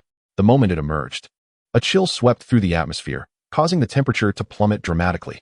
The greenery beneath the whip withered instantly, as if this long, spiked weapon symbolized some ominous portent. Subsequently, Charlotte hurled the bone whip towards the whipmaster, who attempted to evade, only to witness a small, white bone portal materialize before the whip. Upon passing through the portal, the whip vanished, only to reappear and pierce through the whipmaster's body with lethal precision. In an instant, the bone whip within the whipmaster erupted outward, launching a barrage of dense white bone spikes in all directions. The once struggling whipmaster was instantly transformed into a cloud of crimson mist, dead beyond any hope of revival. Tony, observing the fate that befell the whipmaster, felt his lips twitch in disbelief. Good heavens, this whipmaster was indeed a master of whips. He had initially thought that infusing the reactor's energy into the whip would amplify its destructive power, but who could have anticipated that Charlotte's bone whip could completely obscure its attack trajectory, teleporting directly into the enemy's body and detonating with bone spikes. Such brutality. Charlotte was truly a demon judge arisen from the depths of hell. This method of attack was utterly macabre. Just moments ago, I contemplated crafting an armor to oppose Charlotte. How audacious of me. As these thoughts coursed through Tony's mind, he shuddered involuntarily. TSK, TSK, TSK, perhaps it would be wiser to simply maintain a good rapport with Charlotte. I must not find myself in a situation where, as Charlotte warned, I become the one who is struck down. With this in mind, Tony turned to Charlotte and said, "Charlotte, counting this occasion, you have saved me 3 times, haven't you? Honestly, I am at a loss as to how to express my gratitude. Just tell me what you wish, and I shall oblige." Charlotte regarded Tony's earnest gaze, pondering briefly. Although he currently lacked for nothing in terms of strength or resources, there was indeed one matter for which he required Tony's assistance. That matter concerned the great fool, Thor, the god of thunder. While he had previously informed Thor that Odin summoned him merely to help Thor understand the divine power within him, enabling him to summon the thunder without Mjolnir, that was merely a temporary measure. For a simpleton like Thor, it was essential to engage him in combat first, to initiate with the most superficial intentions. However, Odin's ultimate directive was to help Thor grasp the responsibility of guardianship. He must not allow his warmongering tendencies to plunge their nations into chaos, disrupting the peaceful lives of their citizens. This required Tony's aid. If memory serves, there were still remnants of the Ten Commandments gang in the Middle East, right? Tony's initial motivation for crafting the Iron Man suit was to assist in quelling the terrorist turmoil in that region. Thus, perhaps if Tony could mentor Thor and involve him in the efforts to stabilize the chaos in the Middle East, Thor might come to understand the essence of guardianship and the hard-won nature of peace. Accordingly, Charlotte addressed Tony. "Indeed, I have a task for you. You should be dealing with the remnants of the Ten Commandments gang in the Middle East, correct? I have a friend, the god of thunder Thor from Norse mythology. He could be of immense assistance to you. Please take the time to mentor him." "What? The god of thunder Thor from Norse mythology? Wait, does this world truly have Ultraman? Oh no, I mean, does this world actually have celestial deities?" At this revelation, a glimmer of excitement sparkled in Tony's eyes. Ever since the incident with his uncle Obadiah, his wariness of those around him had significantly heightened. Lately, he had only been close with Pepper, Happy, and Rhodey. As for Pepper's new assistant, Natasha, her sultry swimsuit photo shoots were certainly captivating. Ahem, in any case, after experiencing a crisis of trust, Tony profoundly understood how rare and fortunate it is to have a true comrade in arms.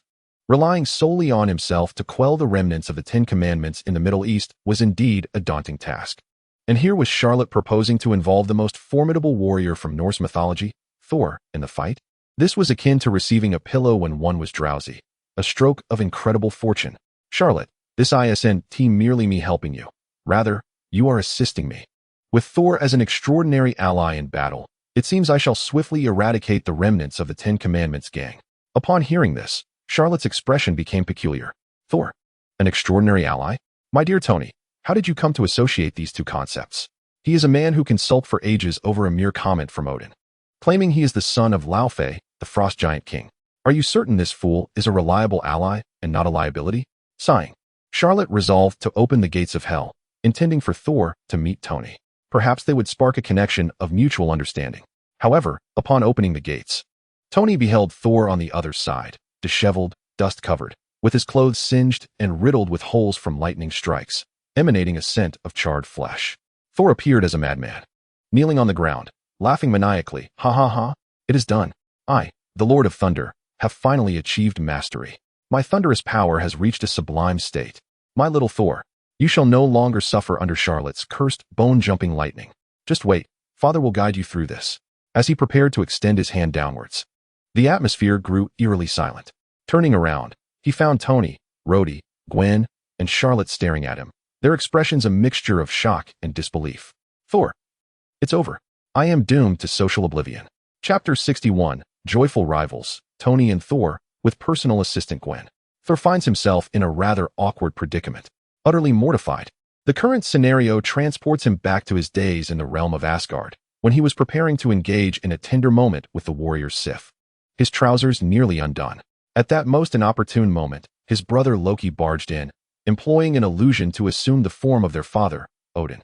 This almost led to an untimely demise and a social death, right then and there. You all must listen to me. It's not as you imagine. The guide I mentioned refers to guidance, not the kind associated with a dojo. Thor stammered in defense, hastily pulling up his trousers. He dashed from the gates of hell to the Stark Expo's small park area. Meanwhile, Charlotte, Rhodey, Tony, and Gwen instinctively took a few steps back, casting disdainful glances at Thor's stained hands. Tony furrowed his brow, looking at Thor with incredulity, and inquired of Charlotte, "Is this truly the Nordic deity you spoke of? The renowned warrior Thor?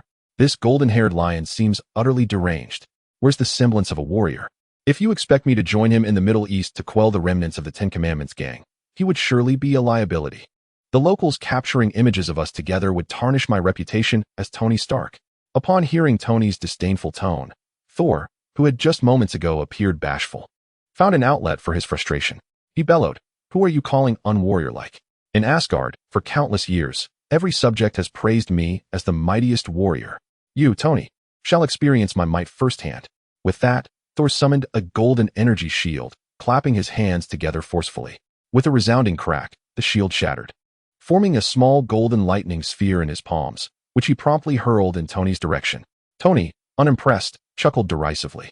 "Is this Thor? That lightning sphere is barely the size of a ping-pong ball. My Mark Suit's palm cannon can deliver at least 3 times the firepower." Charlotte couldn't possibly have been deceived by this faux warrior, could she? Just then, as Tony pondered this, the originally ping-pong-sized lightning sphere, after bouncing twice off the ground's greenery, suddenly swelled to half the size of a human body, and its speed was astonishing. In an instant, the sphere leaped onto Tony's face. With no time to react or defend himself, he hastily donned his visor. Then came the explosive sound of a thunderous boom. The lightning sphere detonated, sending Tony flying over 100 meters away, landing on the ground, his armor now cloaked in dust and dirt. The scene was even more chaotic than his earlier battle with the whipsuit. "Ha! Did you witness the ferocity of my Bifrost lightning? Now tell me, how can you claim that I, Thor, am not a formidable warrior?" Thor exclaimed, hands on his hips, roaring with laughter, evidently pleased with the effect of his magic. Charlotte approached him, puzzled. "Thor, this isn't like you. Just this morning, I recall you struggling in the mirror dimension, injuring yourself with your own Bifrost lightning. How have you become so adept at wielding it in less than a day? Have you found some sort of cheat?" "Pretty much," Thor replied with a grin. "Master Strange said it was for my benefit, activating the Eye of Agamotto to accelerate time within the mirror dimension. Though for you, it has been less than a day since we parted. For me, it has been a month since I last saw you." He continued, "By the way, Master Strange is quite the character. While contemplating how to confront the dimensional demon deep within the cosmos, he still took the time to guide my study of Bifrost lightning. Once the time acceleration field was established, he hastily departed, claiming he needed to tackle that cosmic menace." "He certainly seems busy," Charlotte remarked. Another honest soul deceived by that old hag, Ancient One. Claiming it's for Thor's benefit, she created a time acceleration field.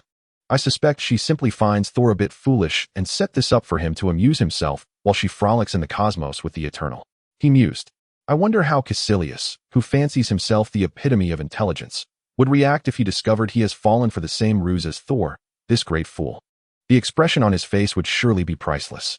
Having grasped the situation with Thor, Charlotte approached the disoriented Tony, asking, "So, Tony, still alive?" Lying on the ground. Tony gritted his teeth, examining the damage to his marked suit, and grimaced, "I'm alive, but Charlotte, I regret my decisions." "So, this is the god of thunder, is it? I must forge an anti-Thor suit. Even if it means being struck by my own creation, I will not rest until I develop armor specifically designed to take him down." "An anti-Thor suit, you say? Just wait until I reclaim my Mjolnir. I'll smash you to bits." Thor interjected, clearly irked. It seemed yet another chaotic clash between him and Tony was imminent. Observing their bickering, Charlotte sighed in exasperation. Truly, the age-old conflicts between scholars and warriors were not without reason. This situation felt like a classic case of a scholar meeting a soldier, where logic fails to prevail, likely causing Tony great distress. Well, one step at a time. At least Tony has promised to take Thor to the Middle East to deal with the remnants of the Ten Commandments gang. Here's hoping for the best. Just then, Charlotte sensed a pleasant fragrance wafting through the air. Looking up, he spotted Gwen, still clad in her white garb and mask, approaching him with gratitude. "Thank you, Master Charlotte. Tonight, your assistance was invaluable. Otherwise, the Stark Expo would have suffered far greater devastation." Charlotte smiled in response. "Gwen, you performed admirably as well. This is all due to my efforts over the past month." "Wait, do you know I'm Gwen?" Mid-sentence, Gwen suddenly leaped back, taken aback. She had not anticipated that her month-long covert crime-fighting mission in the shadows would be unveiled so easily by Master Charlotte. How did he discern her identity? Charlotte shrugged nonchalantly. "Of course, Gwen. After all, this is the real world, not the DC comics you often read, where Gotham's wealthy Batman seamlessly shifts to a deep voice at night. You merely donned a breathable white hood, and your voice barely changed. How could I not recognize you?" Gwen, realizing her cover had been blown, decided to abandon her pretense. Removing her mask to reveal her exquisite face, she earnestly asked, "Master Charlotte, could I possibly become your personal assistant?" Charlotte was momentarily taken aback. "Gwen, why leave your role as a nighttime vigilante in New York to become my assistant? Wouldn't it be more fulfilling for you to continue as your ghost spider?" Gwen reflected on the events of the evening, then shook her head and said, "No, Master Charlotte. When I donned the white mask and transformed into the ghost Spider-Man, patrolling the night of New York City, it was with the hope of having the opportunity to assist you once more. As a gesture of gratitude for your aid in resolving the Annabelle incident at my home a month ago. Thus, I aspire to be your personal assistant, solely to repay your kindness. Moreover, the way to conquer fear is to confront it. To be honest, the terrifying visage of Annabelle has haunted my dreams several times over this past month. I believe that the best way to dispel my fear of Annabelle is to face it head-on. I think that by staying close to you, Master Charlotte, I will inevitably encounter more exorcism events in the future, won't I?" Charlotte nodded in agreement. Gwen's reasoning was indeed compelling. Furthermore, given the vastness of the New York sanctum, an assistant would certainly be beneficial for daily management. "Very well, I shall speak to your father, Director George. Given my status, I believe he will consent to your moving in with me." Upon hearing this, Gwen joyfully leaped and embraced Charlotte once more. Meanwhile, Tony, Thor, and Rhodey, who had been silent for some time, exchanged glances filled with playful mockery, their faces adorned with amused smiles. Chapter 62. Hulk emerges. A safe New York sanctum? On the other side, at Hammer Technology Tower, Black Widow, having analyzed the surveillance from the Stark Expo through her whip, realized that the Whiplash incident had been thoroughly resolved by Charlotte. Consequently, she called Nick Fury to relay the news. "Director, the information you provided severely underestimated Charlotte's strength. I believe a person of such formidable power could never be recruited by SHIELD. If recruitment were indeed possible, I think you should consider stepping down." Nick Fury remained silent on the other end of the line for a considerable time before letting out a long sigh. "Well, the world is vast. Recruiting other members for the Avengers initiative is not out of the question. In future encounters with Charlotte, we should strive for peaceful coexistence. If he requires our assistance, we should provide it promptly. While we may not secure his membership in the Avengers, we should ensure he appreciates our goodwill." Upon hearing this, Black Widow breathed a sigh of relief. Thankfully, the director had abandoned his recruitment intentions. Otherwise, facing a man capable of easily dismantling Hammer's Iron Legion would indeed place her under significant pressure. "All right, Natasha, now I must discuss another matter. According to satellite surveillance, Dr. Banner, who we had originally integrated into the Avengers, has once again lost control and transformed into the Hulk, now rampaging from Culver University in New York City towards the Manhattan district. You must head there immediately. If he regains his senses and reverts to Dr. Banner, attempt to recruit him into our Avengers initiative. We must not allow General Ross to get to him first." Black Widow frowned, having just resolved the Whiplash incident. Now another Hulk incident was arising? It seemed the night was far from peaceful. After exchanging brief greetings with Tony, Thor, and Rhodey, Charlotte took the lead and departed with Gwen. On the way back, he called Gwen's father, Director George, to discuss her future plans. Director George said little, only exhaling deeply and muttering, "What a waste, like a pig trampling through cabbage." Oh, do not misunderstand. Director George's reference to a little pig was directed at Gwen. After all, for the past month, Gwen had been sneaking out at night to combat crime, becoming the ghost Spider-Man haunting the criminals of New York. However, Director George was unaware of this. Sometimes, Gwen would not return until the early hours, leading him to believe that after the Annabelle incident, she had experienced significant turmoil and had begun to rebel, associating with dubious crowds. As a concerned father, he found himself troubled by this situation for quite some time, even consulting the department psychologist on several occasions. Yet, at this critical juncture, his daughter Gwen proactively expressed her desire to become Master Charlotte's personal assistant. One can only imagine his immense relief and joy. Given Charlotte's previous performance during the exorcism, his expertise in both psychological resilience and magic was nothing short of professional. He was a remarkably reliable individual. Having such a person by Gwen's side would surely help her navigate the turbulent waters of adolescence. However, Gwen's focus on this matter was entirely misplaced. Listening to Charlotte's recounting, she placed her hands on her hips, her cheeks puffed up in indignation, and exclaimed, "What? My dad called me a little pig? Just wait until he gets back. I'll give him a piece of my mind." Gwen's irritated demeanor resembled that of an adorable, feisty kitten, making her quite endearing. Charlotte chuckled softly, continuing their stroll as he addressed Gwen. "All right, let us return to the main topic. Allow me to explain the layout of the New York Sanctum where you will be residing shortly." The New York Sanctum is located at 177A, Bleecker Street in Greenwich Village, Manhattan. It comprises 3 floors above ground and 1 subterranean level. The grand foyer features a magnificent spiral staircase at its center, adjacent to a lounge furnished with sofas, coffee tables, bookshelves, artwork, and a fireplace, serving as a reception area. Some portals are cleverly concealed within the bookshelves and artwork. Arranging the ancient tomes on the shelves in a specific order or adjusting the artwork to a precise angle can activate portals to designated locations. The second floor contains numerous rooms, including a magical library filled with ancient texts on white magic, an artifact exhibition room showcasing hundreds of relics from the establishment of Kamar-Taj to the present day, and a testing chamber for conducting magical experiments. As Charlotte made his way towards the New York Sanctum in Manhattan, he gradually described its features. He refrained from opening a portal directly back, wishing to take this opportunity to allow Gwen to mentally acclimate to the concept of the New York Sanctum, providing her with a buffer to prevent overwhelming shock upon arrival. Gwen absorbed the knowledge about the New York Sanctum quietly, but after a while, her brow furrowed in confusion as she inquired, "Master Charlotte, given the size of the New York Sanctum, I should have some recollection of it, shouldn't I? I've patrolled the Manhattan area several times during my nighttime crime fighting, yet I've never encountered the Sanctum." Charlotte smiled and explained, that is because the New York Sanctum has been cloaked by an illusion cast by the previous guardian sorcerer. Ordinary individuals cannot perceive this place. In simpler terms, the New York Sanctum is remarkably concealed from the eyes of the uninitiated. Even if one were to pass by, they would subconsciously disregard it, assuming it to be an uninhabited wilderness. Thus, from a certain perspective, the New York Sanctum is quite safe. Just as Charlotte concluded his explanation, they suddenly beheld the green-skinned, muscle-bound Hulk, who crashed into the first floor of the New York Sanctum with a tremendous thud, creating a massive hole in the outer wall.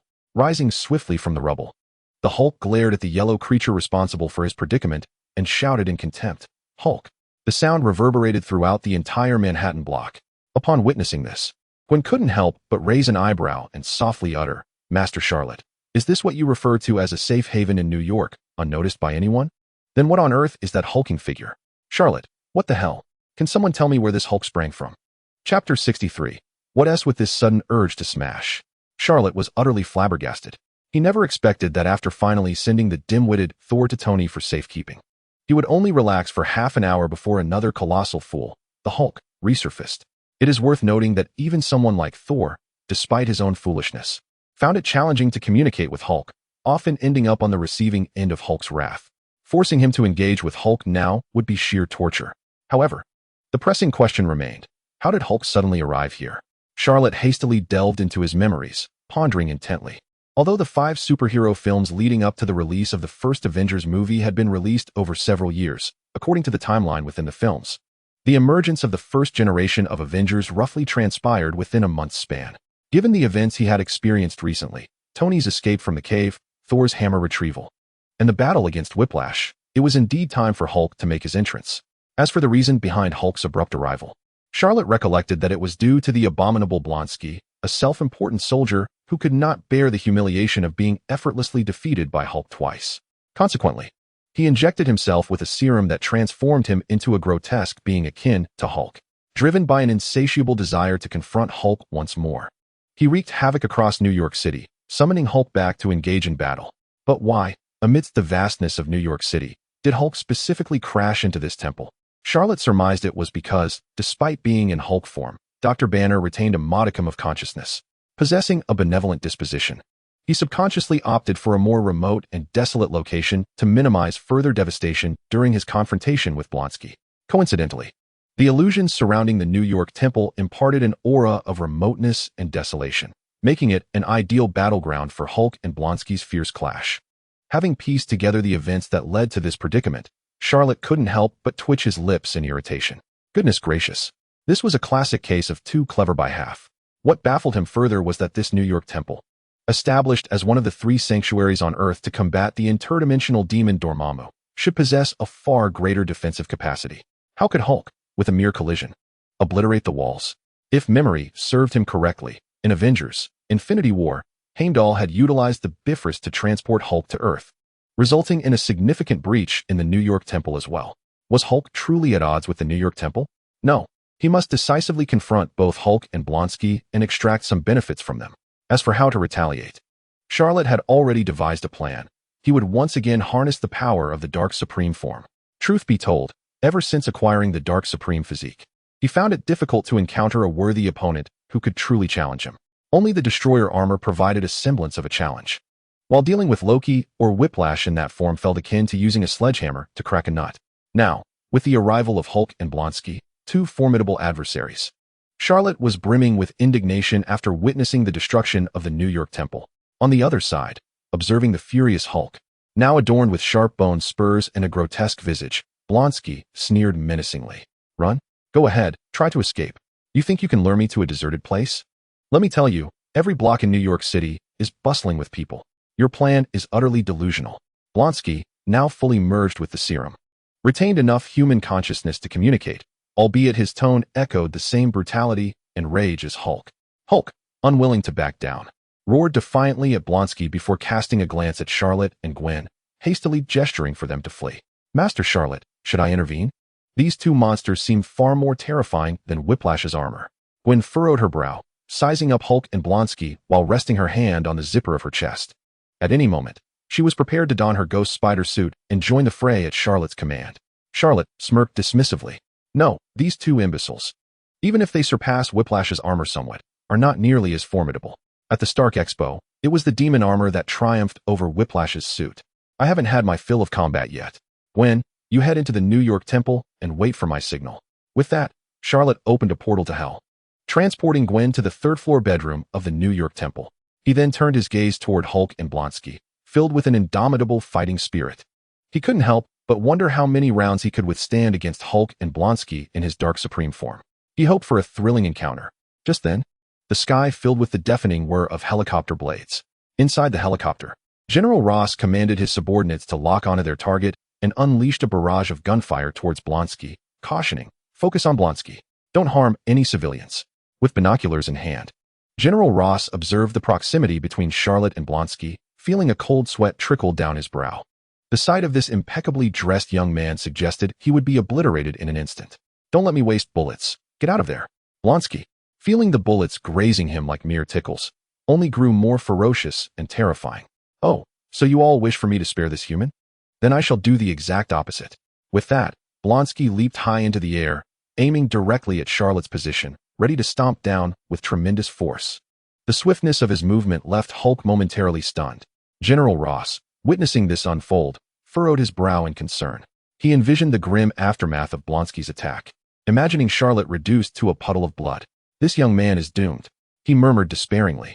However, in the next instant, his pupils widened in shock. An unexpected transformation occurred before his eyes. The young man, previously clad in black suit, began to swell dramatically. Horns sprouted from his head. His skin flushed to a vibrant crimson, and 6 black wings unfurled from his back, accompanied by a long, arrow-tipped tail. His eyes glowed with an ominous orange hue, emanating thick black smoke. At first glance, he resembled a demon risen from the depths of hell. General Ross was left utterly bewildered. What in the world is happening? Another Hulk? Wait a minute. The crucial question is, how is your suit expanding along with your body? It hasn't torn at all. Did you buy that suit from the same store as Hulk? The Abomination was taken aback, as he had never anticipated that the seemingly ordinary Charlot, who appeared to be just another passerby on the street, could transform in the same manner as himself and Hulk. The issue, however, was that he was suspended in midair and could not halt his momentum. All he could do was watch helplessly as Charlot suddenly morphed into the Black Supreme, unleashing a colossal red fist. With a thunderous impact, a force greater than that of Hulk struck him, sending him hurtling dozens of meters away, crashing through several buildings and stirring up a cloud of dust and debris. Hulk, observing Abomination being flung far away by Charlot, experienced a moment of cognitive dissonance. As his mind, previously consumed by rage, faltered, he had not expected that the creature, who had seemed evenly matched with him, if not slightly superior, could be so effortlessly dispatched. Was it possible that this individual was stronger than he himself? The scene fell into a profound silence. Amidst the rubble of the collapsed buildings, Abomination struggled to rise, shaking his head to dispel the stars swirling before his eyes. A surge of uncontrollable fury welled up within him. It was one thing to be defeated by Hulk twice, but to be easily bested by this sudden newcomer? Did it mean that he, Blonsky, was incapable of defeating anyone? No, I, the Abomination, am the mightiest. With a fierce roar, Abomination extracted the bone spikes from his body and hurled them towards Charlot with remarkable speed, leaving a trail of straight white lines in the air. This was a unique transformation resulting from his fusion with the serum as he extracted the spikes. His body underwent continuous regeneration. This was a new tactic he had devised. If he could launch them swiftly enough, his opponent would surely be impaled like a porcupine. However, while Abomination's bone spikes were launched with great velocity, Charlot's wings moved even faster. The 6 elongated black wings behind him flapped rapidly, generating a powerful gust of wind that swept towards Abomination. In an instant, the once menacing spikes were sent hurtling back in reverse. Instead of transforming Charlot into a pincushion, Abomination only succeeded in inflicting harm upon himself. With a sickening sound, Abomination spat a mouthful of thick blood, staggering from the self-inflicted injury. Just as he attempted to steady himself against a nearby building, a swift motion caught his attention. Charlot's right hand morphed into a crimson tentacle reminiscent of the Kraken, ensnaring his ankle and violently swinging him around the street. With each swing, deep craters formed in the ground beneath him. While tossing him about, Charlot taunted, "You claim to be the strongest Abomination? What a feeble abomination you are." Hulk, witnessing this exchange, felt an involuntary twitch in his right hand. What was this sudden itchiness? Chapter 64. Venom enters the fray, chaos among monsters. General Ross, observing the scene from the aircraft, was once again taken aback. He had initially believed that Charlot's sudden transformation into a figure resembling both the Abomination and Hulk would place him somewhere in between them in terms of strength. Even if he were strong, it could not be excessively so. However, what he witnessed now was a young man effortlessly tossing Blonsky around like a mere chick. His power was astronomically superior. Moreover, the sudden transformation of his right hand into a sticky red tentacle epitomized the essence of a monster. Yet, amidst his astonishment, Ross could not help but calculate in his mind. This creature, resembling a demon from the depths of hell, surpassed both Abomination and Hulk in speed and strength. Furthermore, given the 6 long black wings on his back, he likely possessed the ability to fly, and with that adaptable right hand, the research value of this specimen exceeded that of Hulk by leaps and bounds. Ross had long sought Hulk's whereabouts, intending to bring him back for research purposes, with the aim of creating an army of Hulk-like soldiers within the military. Now, however, in contrast to Hulk's uncontrollable rage, this red monstrosity appeared capable of rational communication and was in a state of lucidity.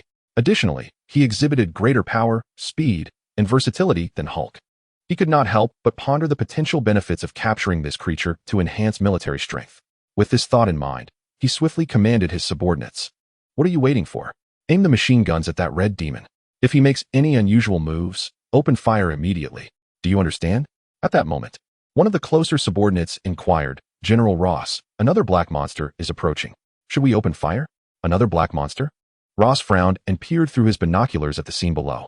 He beheld a creature of size comparable to Hulk and Abomination, coated in a viscous black substance, with a white spider emblem on its chest, advancing towards the battlefield. Damn it, including this one. That makes 4 monsters tonight. What is this? A monster feast? Below, Peter, now bonded with Venom, marched towards Charlotte while grappling with the symbiote. What? You want to eat Mrs. Chen's brain? No way. Venom, what are you thinking? I'm hungry. It's been ages since I had a human meal. Come on. That human brain was mine to eat. Consider my feelings too. And didn't I give you chocolate before? Why are you still hungry? Don't even start. Ever since that guy named Old Wong showed up at the underground fighting ring, we've been losing constantly. Where's the money for chocolate coming from? But you can't eat Mrs. Chun. And didn't we set some ground rules? Only bad guys can be eaten. All right. Peter, tell me, which of these 3 is the villain?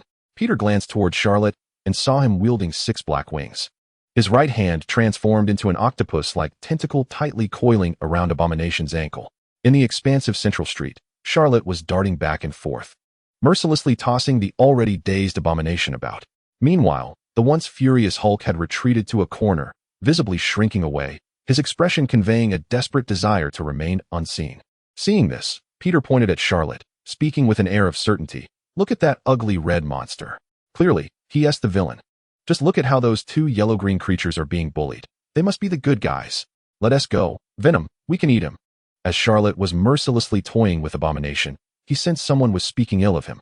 Turning around, he spotted Peter Parker, now imbued with venom, eyeing him with malicious intent. Oh no, to be precise, he was eyeing his brain with an insatiable hunger. Having learned about Venom from Old Wong just a month ago while waiting outside Gwen's house, Charlotte was not particularly surprised to see Peter, now possessed by the symbiote, appear at the scene of such widespread destruction. Instead, he found himself contemplating another matter. To prepare for the impending invasion of the Chitauri, Thanos' forces, the Celestials, and the Eternals, should he recruit Peter into their ranks? After all, within the entirety of Kamar-Taj, aside from Old Wong, everyone else was a rebellious spirit. You observe a Modu and a Cassius, both of whom are destined to succumb to darkness. Although it can be said that Charlotte currently coexists with them quite amicably, one cannot guarantee that these 2 will not eventually turn rogue. Should they indeed fall into darkness, would it not be necessary for Charlotte to intervene? If he were to do so, the upper echelons of Kamar-Taj would find their combat strength significantly diminished. In such a scenario, with the likes of Dormammu, Shumagorath, and Mephisto poised to invade, would he not find himself overwhelmed? Thus, since his arrival in New York City, Charlotte has been subtly preparing for the future of the Kamar-Taj Sorcerer Order. Take Tony, for instance. Beyond his intention to have him forge magical armor, he genuinely wishes to use this opportunity as a catalyst for Tony to join Kamar-Taj and learn the mystic arts. By merging technology and magic, they could both progress together, ultimately evolving into the Iron Supreme Sorcerer. Of course, should Tony achieve mastery to the point of passing the torch, he too could retire early, akin to the Ancient One.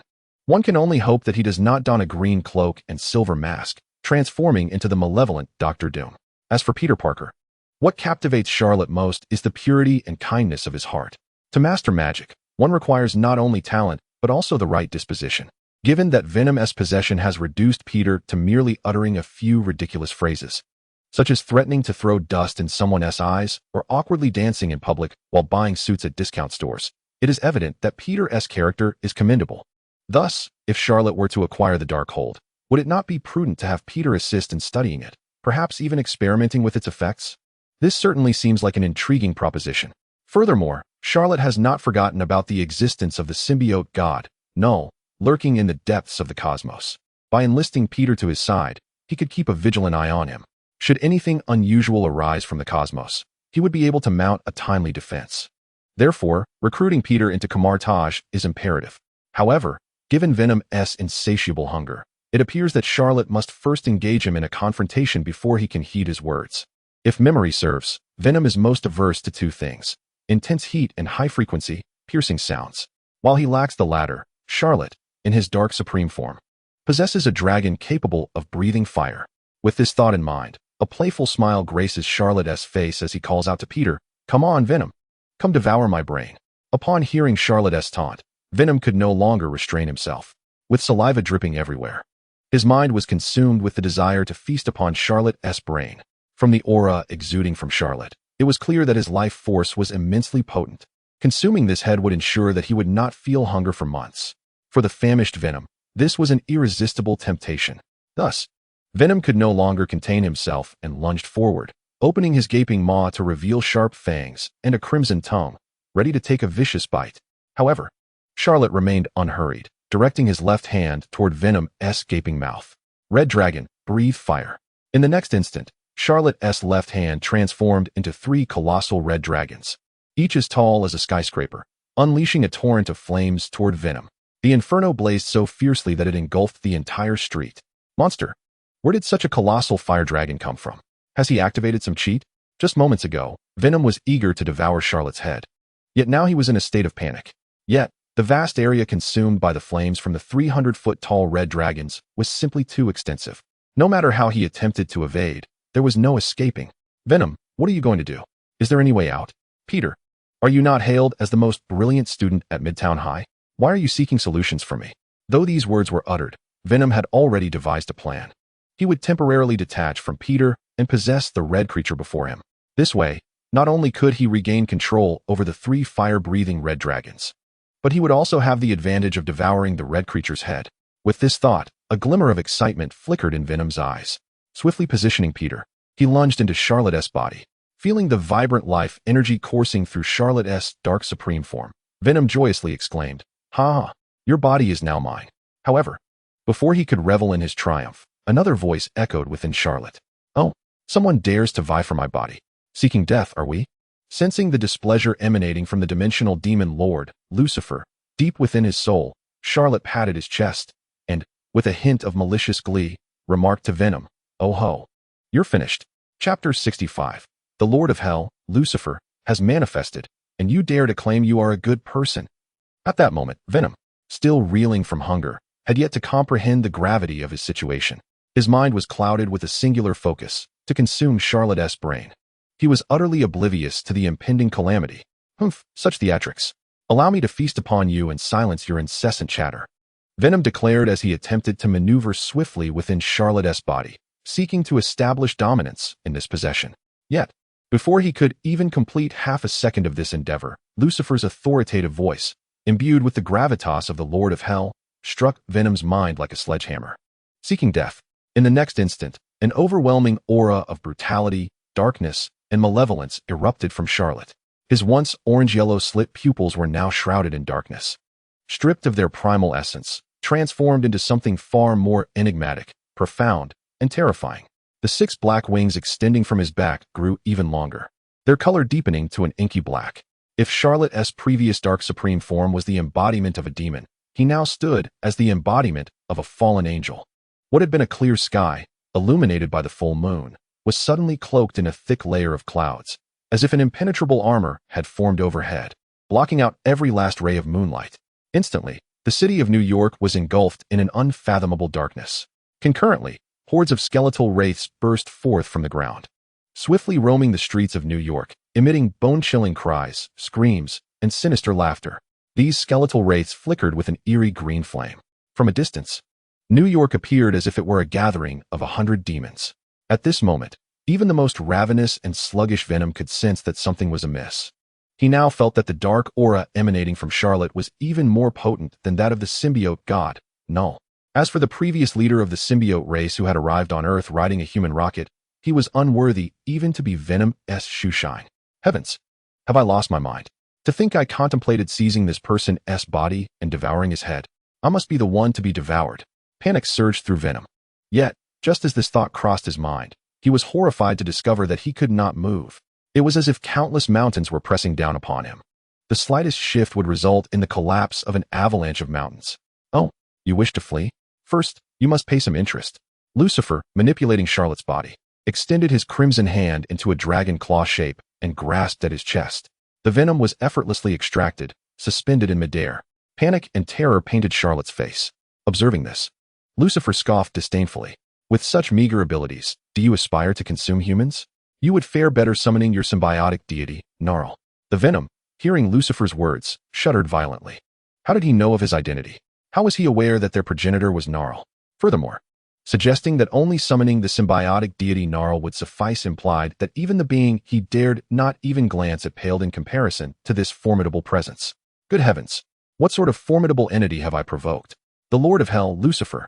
Before the Venom could utter a plea for mercy, Lucifer raised his crimson hand, summoning countless skulls that emerged from the depths of New York City, coalescing above Charlotte to form an immense hand composed of black skulls. It exuded an unimaginable aura of darkness, poised to crush the Venom. At that moment, Natasha, the Black Widow, who had hurriedly arrived from the Hammer Technology building, was taken aback by the sight of the black skeletal hand.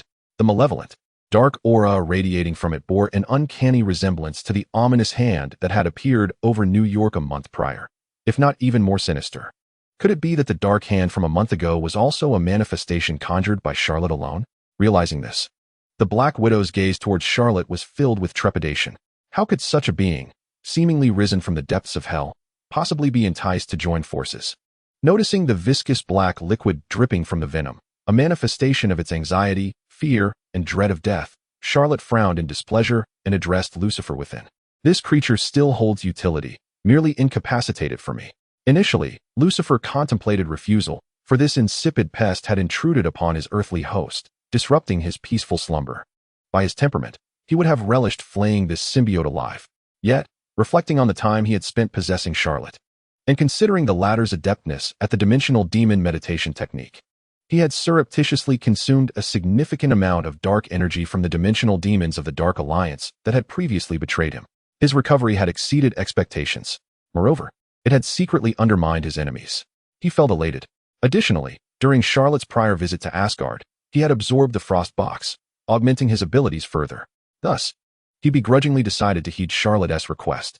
With a haughty snort, the proud dimensional demon Lucifer expressed his minor dissatisfaction, stating, "Next time, do not summon me for such trifles.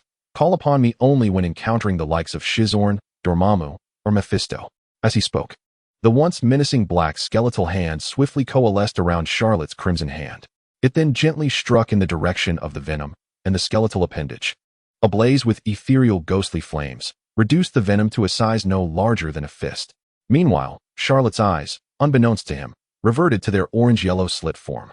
Clearly, our dimensional demon Lucifer had returned to slumber. The ominous clouds dissipated, and the moonlight once again bathed the earth. Everything appeared as though nothing had transpired. Yet, only the Venom knew the true nature of the formidable adversary it had encountered. Once the ghostly flames had dissipated, the Venom, now reduced to a mere fist-sized entity, hurriedly retreated into Peter Parker's body, feigning death and remaining utterly still. Charlotte, too, gradually transitioned from his terrifying, hellish dark supreme form back to his normal human guise. However, due to Lucifer's lingering aura, even in his seemingly human state, Peter Parker trembled at the sight of Charlotte, wary of making any sudden movements. Contemplating his recruitment strategy, Charlotte slowly approached Peter, smiling as he introduced himself. "All right, no need to be tense. Allow me to introduce myself. My name is Charlot, a sorcerer from Kamar-Taj, and I am a good person. Would you be interested in joining our organization?" As he spoke, Charlotte extended a business card toward Peter. In that moment, Peter's mind was consumed with an urge to curse. Good grief. A sorcerer from Kamar-Taj? Surely, he must be a dark sorcerer. Look at the ominous clouds that just loomed above. Observe that colossal hand composed of black skulls. Witness the legion of green skeletal apparitions emerging from the depths. Dude, are you really claiming to be a good person after all this? Chapter 66. The revamped New York Sanctuary. The emergence of the Skull Castle. Ultimately, Peter Parker, trembling, accepted the card from Charlotte, stammering a response. "Let me think it over." Then, without a backward glance, he dashed away. His soul thought to distance himself from this harbinger of doom. Charlotte, however, was not particularly surprised by Peter's reaction. After all, Lucifer's intervention had left the Venom in a state of shock. Peter's already fragile confidence had crumbled under the weight of the encounter, so his hurried retreat was entirely understandable. Yet, he felt no concern. The business card he had given Peter was specially designed to track his location at any time. They had merely exchanged pleasantries. There would be ample opportunity for future engagement. After all, recent news had not mentioned the Life Foundation, indicating that the storyline involving Venom had yet to unfold. Thus, there was no rush regarding the symbiotic deity Gnarl from the depths of the cosmos. A patient approach would suffice. Hulk, Hulk, Hulk. At that moment, Hulk, inexplicably, began to pound his own body, producing a rhythmic sound akin to war drums. As he struck, he appeared to be rallying himself with loud roars. His gaze fixed on Charlot, brimming with an overwhelming desire to fight. Charlot furrowed his brow. Good heavens, does he wish to challenge me? Damn it. I have always maintained that Hulk is indeed a simpleton. If only Thor, that other fool, were here, despite his foolishness. He possesses a modicum of intelligence after living for millennia. Had he witnessed the entire ordeal, he would have fled to Asgard by now. Yet what of Hulk? Whether to label him as foolish or brave, he seemed utterly oblivious to fear, believing that the moment he shed his dark supreme form heralded a return to normalcy. Hulk assumed he was back in action. It goes without saying that Hulk surely thought he had lost face due to his previous trembling and fear. So now that Charlot appeared in his ordinary human form, he sought to confront him. Charlot, uninterested in engaging with this oversized infant, decided to forego further dialogue. With a slight flick of his wrist, a long sword, radiating a chilling aura, materialized in his hand. It was the fallen angel's death sword. Having absorbed the frost box and gained freezing capabilities, observing from a corner, the Black Widow felt a wave of uncertainty. After witnessing Charlot's earlier confrontation with the Venom, she was acutely aware of his formidable prowess. However, at this moment, Charlot had reverted to his ordinary appearance, while the Hulk across from him was relentlessly pounding his own body to reignite the fury simmering within. It is worth noting that, according to the research conducted by SHIELD's scientific personnel, the energy contained within the Hulk is peculiarly extraordinary. The greater his rage, the more potent his life force, and the more formidable his strength. If left unchecked, an enraged Hulk could potentially annihilate the entire planet. This is not mere hyperbole. Yet, what is Charlot thinking now? What does it mean to draw forth a dark, elongated sword? This blade measures barely half a meter for the Hulk in his current state. It would merely be a tickle. Does he truly believe he can pacify the Hulk with this shadowy sword? Such a notion is utterly preposterous. Nevertheless, in the next instant, Black Widow was astounded to witness Charlot aiming the dark sword at the Hulk, followed by the emission of a chilling blue-white beam from its tip, striking the Hulk squarely. In an instant, the Hulk, who had been enthusiastically cheering himself on while striking his own form, found himself encased in ice. The thick layer of frost resembled the Arctic ice sheet, emanating a bone-chilling aura, seemingly destined never to thaw. This left the Hulk as a colossal frozen figurine, utterly immobilized. It is essential to remember that the Hulk was still in a state of rage. How could he be so effortlessly frozen? If Charlot were to turn his ire upon her, would she not face the same fate? The mere thought sent a shiver down Black Widow's spine, prompting her to repeatedly remind herself to maintain amicable relations with Charlot and to avoid any semblance of deceit. At that moment, Black Widow recalled her purpose for being there. Summoned by her superior, Nick Fury, who had tasked her with recruiting the Hulk. However, the Hulk had now been transformed into a massive ice sculpture. How on earth was she supposed to recruit him like this? Damn that black-suited man, always clad in his leather coat and single-eyed mask. One could hardly ascertain whether the eye behind that mask was good or evil. He simply lounges in his office, enjoying the air conditioning, issuing commands at will while delegating a myriad of trivial matters to his subordinates, all while posing nonchalantly by the floor-to-ceiling windows of SHIELD headquarters, doing absolutely nothing. The life of a director is far too indulgent. If it were up to me, I would simply appoint Charlot as the director of SHIELD. He possesses remarkable abilities, is strikingly handsome, and is not only a delight to behold during work hours, but also a formidable force when needed. Who wouldn't adore such a director? Of course, these minor grievances were merely musings within her own mind. As a seasoned worker, toiling away with no overtime pay, Black Widow steeled herself to approach Charlot and greet him. Mr. Charlot, we meet again. Oh, it's you, Miss Natasha. What brings you here? Seeking to recruit me again? No. I am here on behalf of SHIELD to recruit the Hulk, or rather, Dr. Banner. However, it appears he has been turned into an oversized ice statue by you. It seems I will have to summon a few colleagues to assist in transporting the Hulk back. Upon hearing this, Charlot shook his head. Pointing at the gaping hole in the New York sanctum caused by the Hulk's rampage, he remarked, Natasha, how you choose to handle the Hulk is of no concern to me. However, if you intend to recruit him, that implies this green giant is affiliated with the Avengers. Correct? In that case, the damages inflicted upon my sanctum must be compensated. Observing the exquisite exterior of the sanctum now marred by a significant breach, with the wind howling through, Black Widow let out a sigh, feeling that the Hulk was certainly a source of endless trouble. Yet, She mustered the courage to inquire, Mr. Charlotte, please be direct. What is the compensation you seek? Charlotte raised a finger and boldly proclaimed, $1 billion. $1 billion. This is for the repairs to the exterior of my building, as well as mental anguish compensation for my assistant, Gwen. Just transfer the funds directly to her bank account. Gwen, what do you think of this outcome? As he spoke, Charlotte opened a portal to greet Gwen, who was on the third floor of the sanctum. Our blonde beauty, Gwen, was left utterly astonished by the staggering sum of $1 billion. Oh my goodness. I've only just become Mr. Charlotte's assistant an hour ago. And I'm already a millionaire? Truly, my decision to join him was impeccable. Hearing Charlotte's exorbitant demand for compensation, Black Widow couldn't help but twitch her lips. $1 billion. That could buy an entire street. Charlotte was indeed asking for a king's ransom. It should be noted that director Nick Fury had recently applied for several government funds, seemingly for some inside initiative. They were currently at a critical juncture. For him to part with $10 billion as compensation would surely be a headache. But what does it matter to me? I'm merely a lowly worker. The demands have been laid out by the client. The funding is up to our boss. Given that this black-suited man does nothing all day, it's high time he experienced the struggles of us frontline workers. With that thought, a smirk crept across Black Widow's face. Noticing her expression, Charlotte was momentarily taken aback. Ah, so it seems that the funds are coming from public coffers, and you are unfazed by this, are you? Perhaps I should have asked for more? Oh, by the way, Mr. Charlotte, do you require S-H-I-E-L-D to send someone to repair the exterior? It would save you the trouble. In that moment, Black Widow, filled with reverence for Charlotte and weariness towards her superior, unconsciously found herself aligning with Charlotte's side, a realization she was oblivious to. Yet, Charlotte merely shook his head. No, I have a better solution. As he spoke, he removed the black skull-patterned tie from around his neck and tossed it towards the direction of the New York sanctum. Countless black skulls swiftly covered the entire structure as if animated by life.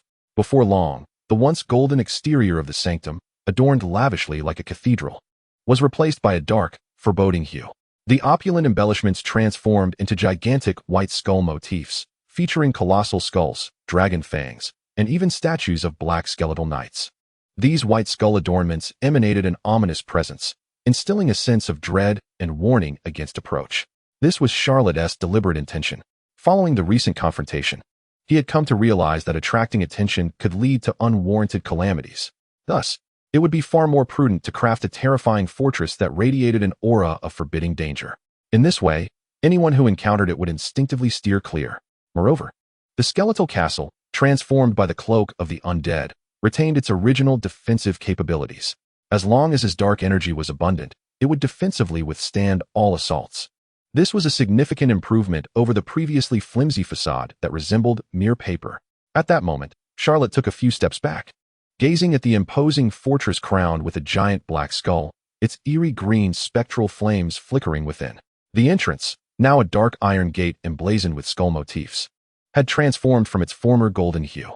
In the grand foyer, the wooden spiral staircase transformed into a white vertebra, resembling the spine of a dragon sprawled upon the ground. The once bright orange streetlights morphed into skeletal lanterns, suspended as if they were ignited by eerie, otherworldly flames. The entire New York sanctuary, once pure and immaculate, had now taken on the sinister visage of a skeletal fortress. Observing this, Charlotte nodded in satisfaction. This was indeed a fitting abode for a dark sorcerer. Chapter 67. The Plans of the Life Foundation. Do you dare call this the New York Sanctuary?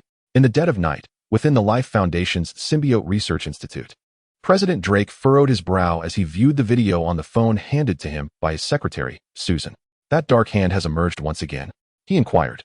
Susan shook her head slightly, expanding the video for clarity. No, sir, this dark hand is different from the last. Previously, it was composed of pure dark matter, but this time, it is formed from black skulls. Regardless, this phenomenon is undoubtedly beyond the capabilities of mere humans. Boss, you have always been right. Extraterrestrial life truly exists. President Drake scoffed, a self-satisfied smirk gracing his features. Of course, I know I am correct. Extraterrestrial life is ever present, and they pose a constant threat to humanity. Only those foolish, stubborn, and narrow-minded politicians would dismiss this as mere nonsense. The Earth is perpetually on the brink of collapse, either due to humanity itself or an invasion by extraterrestrial beings. Therefore, Susan, do you comprehend the true purpose behind our recent research? It is to meld the symbiotes, These extraterrestrial entities possessing extraordinary regenerative abilities, strength, defense, adaptability, and environmental resilience, with humanity creating a new form of Noah's Ark. Thus, with humans capable of coexisting with symbiotes, even if Earth succumbs to collapse due to humanity or extraterrestrial incursion, we shall board this Ark and journey to a new planet, establishing a new home for Earthlings. At present, the plan appeared to be progressing well, although it had cost several lives. It had ultimately succeeded in merging the A04 symbiote with humanity. Drake observed the glass enclosure, where a recently merged homeless individual, bewildered and terrified, groped at his own body. Oblivious to the changes occurring within, he nodded in satisfaction. Upon hearing this, Secretary Susan shivered. Just a few lives lost? She thought. It was far more than that. To conduct experiments on the merger of symbiotes and humans, the Life Foundation secretly dispatched agents nationwide to capture nearly 300 homeless individuals. According to President Drake, these socially marginalized individuals, despised by the general populace, were the ideal subjects for experimentation. Even if they died, no one would advocate for them. Thus, over the past few months, President Drake has subjected these 300 homeless souls to inhumane human experimentation. Not merely a few lives lost, 236 lives have perished. Although some had voiced concerns regarding the morality of such sacrifices, Drake deftly dismissed their objections, claiming that the sacrifice of a few was justified for the survival of the many. Now, after such significant loss, they had finally succeeded in merging someone with the A04 blue symbiote. Susan found herself uncertain whether to celebrate the success of the experiment or to feel relieved that no more lives would be lost. At that moment, an anomaly occurred. The previously normal-looking homeless man suddenly collapsed to the ground, retching violently. The A04 blue symbiote, which had entered him, erupted uncontrollably. Bang, bang, bang. The red warning lights of the glass enclosure blared ominously. President Drake's furious roar nearly drowned out the alarm's sound as he bellowed, "No, this cannot be. Useless. You worthless fool. Why can't you simply merge with the symbiote? Tell me why?" Yet, no one could provide him with an answer. Inside the glass enclosure, after a fit of violent retching, the homeless man's organs rapidly failed, blood oozing from every orifice, lifeless as could be. The A04 blue symbiote, perhaps exhausted from excessive possession experiments over the past month, had transformed from a viscous blue jelly into a puddle of gray water. Clearly, it was as dead as could be. Fuck. This was the last symbiote. Those damned homeless individuals wasted such a valuable symbiote. They deserve to die. They deserve it. Drake raged, violently slamming metal furniture against the glass enclosure. Crash, crash, crash. Countless shards of glass scattered about. Secretary Susan, trembling in fear, huddled in a corner with a stack of documents, her face a mask of terror. She recalled that while President Drake had always been somewhat paranoid and prone to anger over intractable problems, he had never exhibited such a state of rage. The change had occurred shortly after the spaceship crash, as both his demeanor and behavior had undergone a significant transformation. Even in silence, quietly working, one could sense a tyrannical emotion lurking beneath the placid surface, as if influenced by some unseen force. Feeling anxious, Susan instinctively sought solace, hastily opening the video on her phone and enlarging the footage. "Boss, take a look at this video." The creature depicted here, with its viscous, massive form and a white spider emblem on its chest, bears a striking resemblance to the human form possessed by a symbiote in the lab. "We may have found one of the missing symbiotes." Upon hearing this, Drake furrowed his brow and took the phone to examine the footage. "Is this Venom? Ha ha ha. Indeed. God is still watching over me. Susan, notify everyone. Capture Venom and its host at once." Days later, in Greenwich Village, Manhattan, on Bleecker Street, the impeccably dressed Harry Osborn queried the plump priest beside him. "Father, did you not say you would bring me here to meet a sorcerer? To discuss my father's recent troubles and that wicked woman? Why have we yet to see the golden-hued edifice you described as resembling a sanctuary?" The rotund priest removed the cross from his chest, smiling as he explained, "Ah, Mr. Harry, you see. The New York sanctuary was built with an enchantment to conceal its presence from prying eyes. Even standing directly across the street, one would subconsciously overlook its existence. To truly behold it, one requires this." With that, the priest produced a glass vial tightly sealed with a cork from his pocket. Removing the cork, he dipped the cross into the clear holy water within, then applied 2 drops of the sacred liquid to both his and Harry's eyes. Then, pointing ahead, the priest declared with a smile, "Behold, our destination, the New York sanctuary.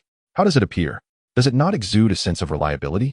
After the holy water was applied, Harry's eyes widened in astonishment as he gazed upon the New York sanctuary, now intrigued by the mysterious aura surrounding it. However, upon further inspection, his eyes bulged in terror. A thick, inescapable black smoke enveloped the sanctuary, while ominous crows, symbols of ill omen, perched upon the skeletal streetlights, cawing mournfully as they flickered with ghostly flames. The golden exterior of the New York temple, incessantly spoken of by the rotund priest, now lay shrouded in profound darkness. At the entrance, a colossal white skull adorned the facade, its eye sockets ablaze with two flickering azure flames, its maw agape as if poised to devour any passerby whole. This temple, reputed to be the guardian of the world and protector of New York, exuded anything but a sense of sanctity. Instead, each glance at it sowed seeds of deep-seated dread within one's heart, instilling a reluctance to approach. Harry, trembling, pointed toward the vast skull edifice, his voice quaking. "Father, are you certain this skeletal castle is indeed the New York temple?" The stout priest, momentarily taken aback, followed Harry's finger to where the Mediterranean ambience had suddenly turned ominously chaotic. No. How could the once resplendent golden New York temple transform into such a macabre visage? Is this truly the sanctuary that symbolizes protection? It appears to be the lair of a nefarious villain. Oh no. Could the New York temple have been infiltrated by dark sorcery? Chapter 68, A Day Tour of the Skull Castle. The stout priest, striving to stabilize his thoughts, took several deep breaths. Having previously collaborated with the guardians of the New York temple, he felt a sense of duty, bound by camaraderie and friendship, to uncover the truth behind this disconcerting transformation. Thus, he grasped Harry's arm with determination, stating resolutely, "Fear not, follow me." With that, he approached the skeletal castle, suppressing the terror that gnawed at his core, steadfastly ignoring the flickering green streetlights nearby, and slowly pushed open the door. As the door creaked ajar, a multitude of black skulls flitted about the castle's grand hall, coalescing into a dense fog of darkness. Their chilling shrieks reverberated through the air, and the frigid winds sent shivers down the spines of both the stout priest and Harry. The priest soon noticed that the once artistically designed spiral staircase in the lobby had been replaced by a chilling tableau of white bones. At first glance, it resembled a colossal skeletal dragon languidly sprawled across the floor, evoking a sense of trepidation that deterred any attempt to disturb it. Raising his gaze, he saw that the chandelier, once suspended by golden chains, had grotesquely morphed into a sinister creation composed of skeletal arms, leg bones, and a massive white skull. The flickering flames of the candles danced within the eye sockets, casting eerie glimmers around. On the floor lay a mysterious shield inscribed with chaotic runes, varying in size, which, upon even the briefest glance, induced vertigo. At the center of the lobby stood a massive throne crafted from skeletal remains, draped with a dark crimson leather blanket that suggested the very essence of blood. Gazing upon the interior of this skeletal castle, so starkly contrary to his memories, the stout priest's heart sank. It's over. This place has truly been besieged by dark sorcery. What of the previous inhabitants? Surely they haven't all fallen victim to this malevolent sorcerer. In that moment, an ethereal green flame erupted from the void, and a grand skeletal door creaked open. Charlot, who had been on the second floor discussing magical lore with Gwen, emerged alongside her. Upon seeing the stout priest, she inquired, "What is the matter, father? Another exorcism incident?" She recognized him from a photograph shown to her by old Wong during the Annabelle incident. "Gwen, be cautious. Quickly, step away from that terrifying man." Harry shouted anxiously upon seeing his classmate, Gwen, near the cloaked figure of Charlot. Gwen, observing the panicked expressions of both the stout priest and Harry, smiled wryly. "Oh, relax. Harry, this is Charlot, the wizard who assisted with the Annabelle incident at my home." Charlot chimed in, "Father, do take it easy. The last time we dealt with the Annabelle case, it was my older brother Wong and I who resolved it. Back then, I was merely an intern at Kamar-Taj. Now, I've become a guardian wizard of the New York temple." As she produced her credentials, the stout priest, suppressing his fear, examined the document closely. Crafted by the esteemed Sorcerer Supreme, the document was a testament to Charlot's authority as a guardian wizard. The credential bore a hidden mechanism that would decay if possessed by anyone other than a guardian.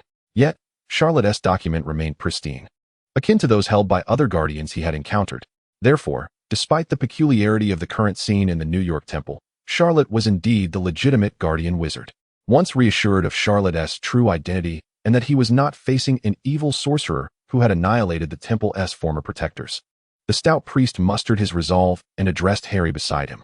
"Very well, I shall introduce you to Wizard Charlot. You should share the recent haunting incidents at your home with her. He continued. I just received a call. My father informed me that my grandmother has given birth to my mother. I must return to see them.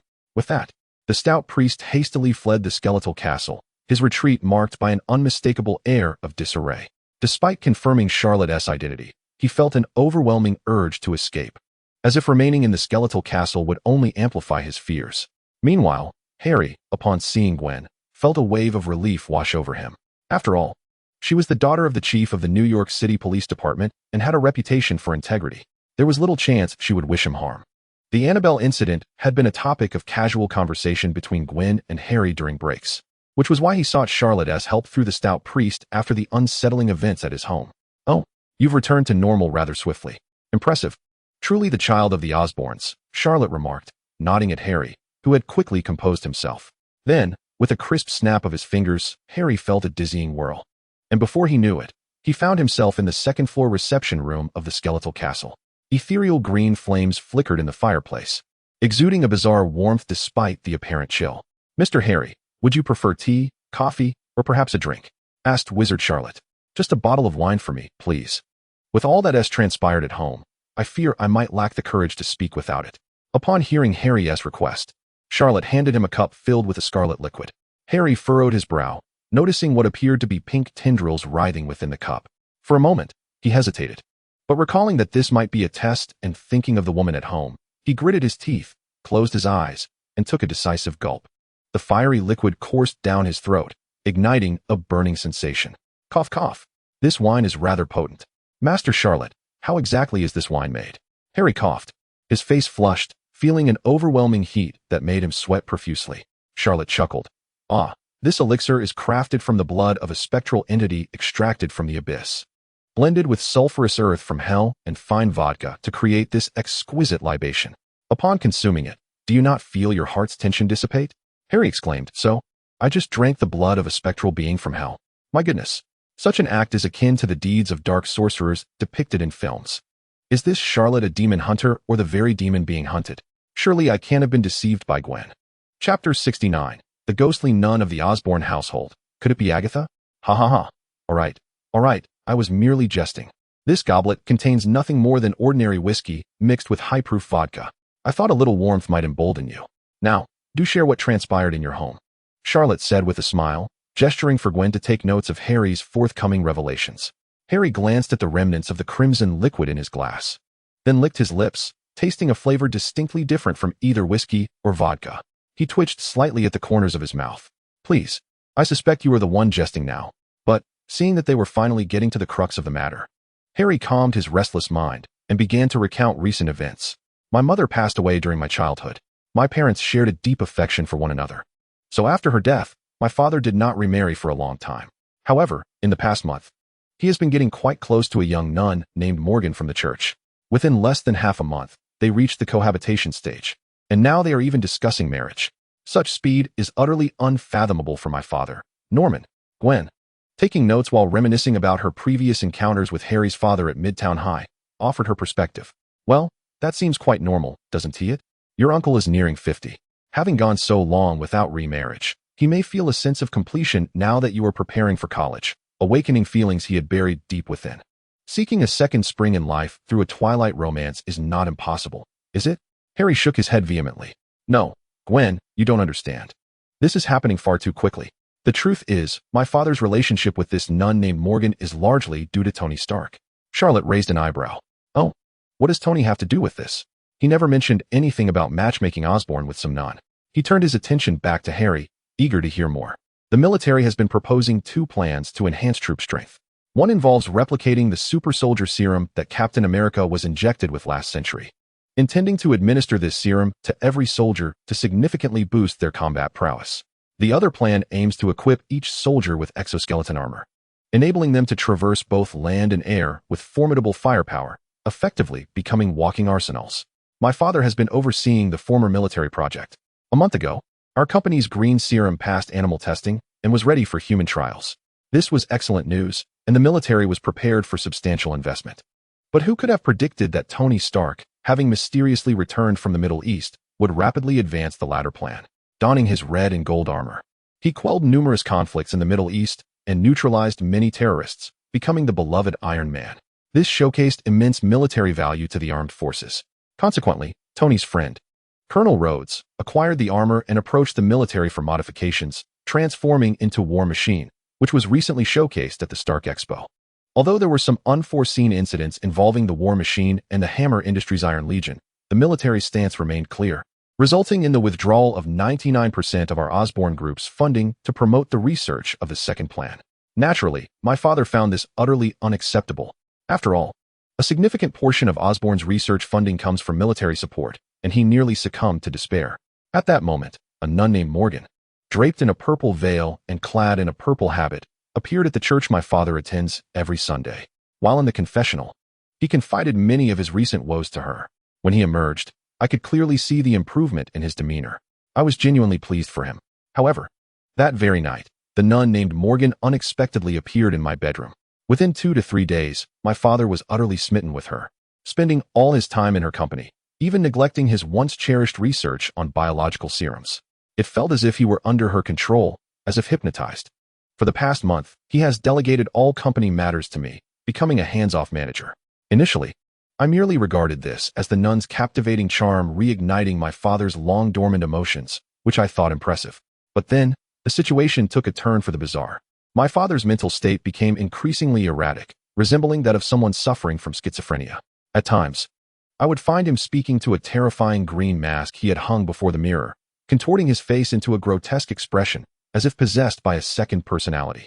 Often, I would stand behind him for an extended period before he would suddenly turn around, as if awakening from a deep slumber, completely unaware of what he had just done. Meanwhile, having stepped back from running the company, he secretly began crafting an armor similar to Tony Stark's Mark suit. It included floating hoverboards, pumpkin bombs, a gas that induces unconsciousness, and a horrifying green suit of armor. When my father discovered I had stumbled upon his clandestine endeavors, he was not angry at all. Instead, he cheerfully informed me that the armor, dubbed the Green Goblin suit, was Morgan's suggestion. Master Charlot, just listen. The Green Goblin suit? That sounds like the name of a villain. And it was proposed by Sister Morgan. There must be something sinister at play. Moreover, in the past week, I noticed that Sister Morgan stands before our floor-to-ceiling windows every night at midnight, gazing out at the New York skyline. Then, a chilling sight unfolded. Her once delicate features transformed into a grotesque visage, her entire body marked with black skull motifs, as if scorched by them. Her skin marred by extensive scars. Yet, when I inadvertently made a sound, I was astonished to see her face revert to its previous beauty. This has happened for several consecutive nights. I even feel as though Sister Morgan is deliberately revealing her true nature to me, given the series of recent events. She is undoubtedly a ghostly nun. Master Charlot, you must assist me. Upon hearing the term ghostly nun, Gwen, who had been diligently recording, involuntarily shuddered. There was no other choice. Even though a month has passed since the Annabelle incident, and despite being mentally prepared to tackle the exorcism alongside Charlotte, Gwen still felt a twinge of trepidation after having endured a harrowing experience. Charlotte listened patiently to Harry's account, yet could not help but furrow his brow. A ghostly nun? A black skull insignia? Burn marks? Could it be that all of this was the handiwork of the witch Agatha? Charlotte held a rather unfavorable impression of Agatha. During the previous Annabelle incident, she had subjected her assistant Gwen to a rather miserable state.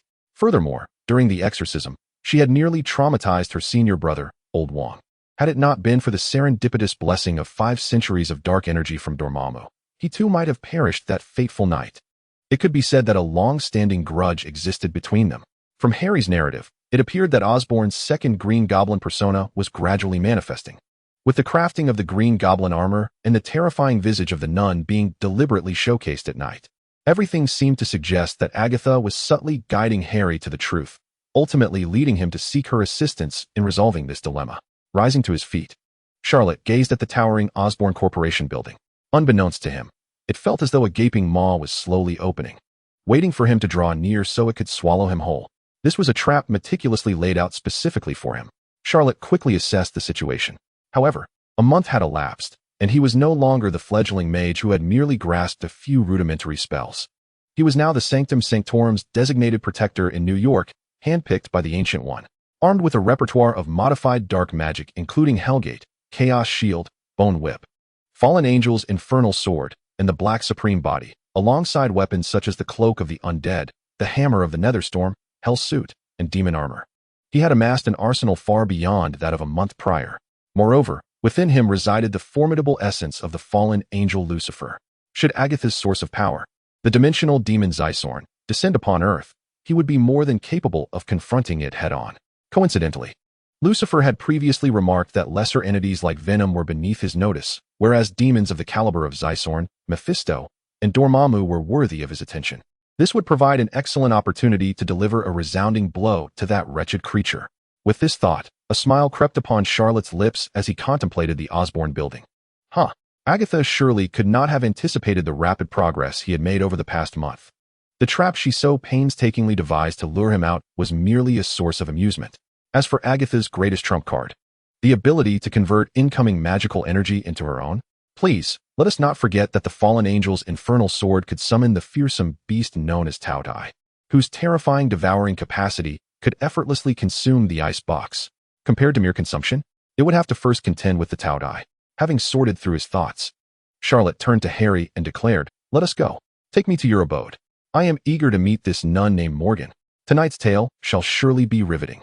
At the Osborn Corporation, Agatha, relishing her leisurely moments as a wealthy matron, reclined on a plush sofa, a glass of red wine in hand. Gazing down upon the bustling world below, after savoring a sip of her wine, she set the glass down, rising to stretch luxuriously. Oh, this is the essence of life. There's nothing quite like being attended upon. Just as she was about to pluck a grape from a nearby bowl to relish the morning's delights, a sudden and excruciating pain surged through her body. Numerous skull insignias materialized upon her skin, each one searing her flesh and transporting Agatha back to that night a month prior. Damn it. Damn you, Charlotte. This is all you're doing. The pain rendered Agatha unable to maintain her enchanting facade, her visage twisted into that of a deranged woman. Bam, bam, bam. Agatha struck the glass of the floor-to-ceiling window violently, attempting to alleviate the agony that coursed through her. After what felt like an eternity, the skull markings began to fade, and the pain receded like a receding tide. Agatha collapsed onto the sofa, gasping for breath. Cursed be this bizarre skull insignia. It has persisted for a month without dissipating. It has only intensified. Clearly, the only way to heal from this affliction was to absorb all of the energy from the instigator of this calamity, Charlotte. Damn it. After all the effort she had expended these past few days, she wondered if Harry had managed to find Charlotte for assistance. At that moment, Harry's call came through. Agatha answered, and Harry wasted no time in stating, "Miss Morgan, my 2 friends and I plan to visit your home tonight. Would you kindly prepare dinner?" 2 friends? Agatha's eyes sparkled with intrigue at this revelation. Her tone softened as she replied, "Rest assured, Mr. Harry, your father will also be returning tonight. It seems I shall have much to attend to." After hanging up, a jubilant expression spread across Agatha's face. At last, she had successfully lured that rascal Charlotte into her web. "Ah, Charlotte, little do you know that I have inscribed dozens of absorption runes throughout this house. The moment you initiate conflict, all magical energy will be siphoned into my possession. Prepare to be rendered a desiccated husk tonight." That night, Charlotte, Gwen, Harry, and Old Wong arrived at the base of the Osborn building. Charlotte glanced at Old Wong, who had come to provide support, and casually inquired, "Hey, Old Wong, I haven't seen you in a month since I was at Kamar-Taj. Don't tell me you've been slacking off in New York since the Annabelle incident." Old Wong, nibbling on a rice roll, explained, "Oh, not at all. I was in Hong Kong dealing with a few matters. It's quite a complicated tale involving 2 female ghosts. One is the lady in red, Chthon, and the other is the spider puppet, Miss Chin-Liani. I've been busy with this for the past month. I finally managed to take a breather before you summoned me to deal with the Osborn nun incident. I'll tell you about those 2 when I get the chance." As he spoke, Old Wong popped another piece of rice roll into his mouth. The lady in red, Chthon, the spider puppet, Miss Chin-Liani, were these not characters straight out of the Hong Kong horror stories? Charlotte couldn't help but twitch at the corner of his mouth. Goodness, was Old Wong destined to encounter classic horror figures like Yin Yang Road, Chu Renmei, Happy Ghost, and the Haunted Mansion? Although these spirits were of little concern to seasoned Kamar-Taj mages, the sheer volume of them was overwhelming. Running around dealing with such matters was no small feat. Thinking about it, as the newly appointed Sanctum Protector of New York, encountering merely a nun from Harry's family didn't seem so significant in comparison. Moreover, based on the Marvel Cinematic Universe, it seemed that there were 3 major exorcism-related incidents likely to occur in New York City, one involving the Ghost Rider and Mephisto, along with various elemental demons. Another concerning Constantine and the Devil's son Mammon, along with the Archangel Gabriel, and finally, the tale of Blade, and the vampires. Although the characters in these tales possess formidable powers, they are significantly outnumbered by the myriad of spirits and exorcists inhabiting the island. Nevertheless, for now, let us first deal with the ghostly nun from the Harry household. With this thought in mind, Charlotte casually discarded the cigarette he had been smoking, crushing it underfoot, and beckoned to the others. Let us depart. Chapter 70. The Harry Family Banquet and the Enigmatic Sister Morgan. Before long, the group ascended to the top floor of the Osborne Tower via a direct elevator. As the door slid open, they were greeted by a strikingly beautiful nun clad in a purple habit, who welcomed them with a warm smile. "Oh, you must be the friends Harry mentioned over the phone. Come in, come in. I've been bustling about today in preparation for this lavish dinner. Harry, your father Norman and I can hardly wait. Let us have some appetizers first." With that, Sister Morgan gestured for Charlotte and his companions to take their seats. It must be said, the dinner she had prepared was quite sumptuous. Smoked salmon paired with caviar, French foie gras accompanied by fig jam, medium-rare Italian steak, lobster bisque, slow-roasted turkey, Boston lobster, and king crab legs, among other delicacies. One could say it was a quintessential feast worthy of an affluent household. If all of this was indeed crafted by Sister Morgan, her efforts were commendable. "Oh, my dear son, you have yet to introduce me to your friends." "I don't recall ever hearing about them before," Norman inquired, as he sliced into his tomahawk steak at the head of the table. His gaze frequently wandered towards his lovely wife, Sister Morgan, filled with uncontainable affection. Clearly, he was quite smitten with his new partner. Harry frowned slightly, noting the unmistakable enchantment Norman seemed to be under regarding Sister Morgan, reminiscent of a hypnotic spell.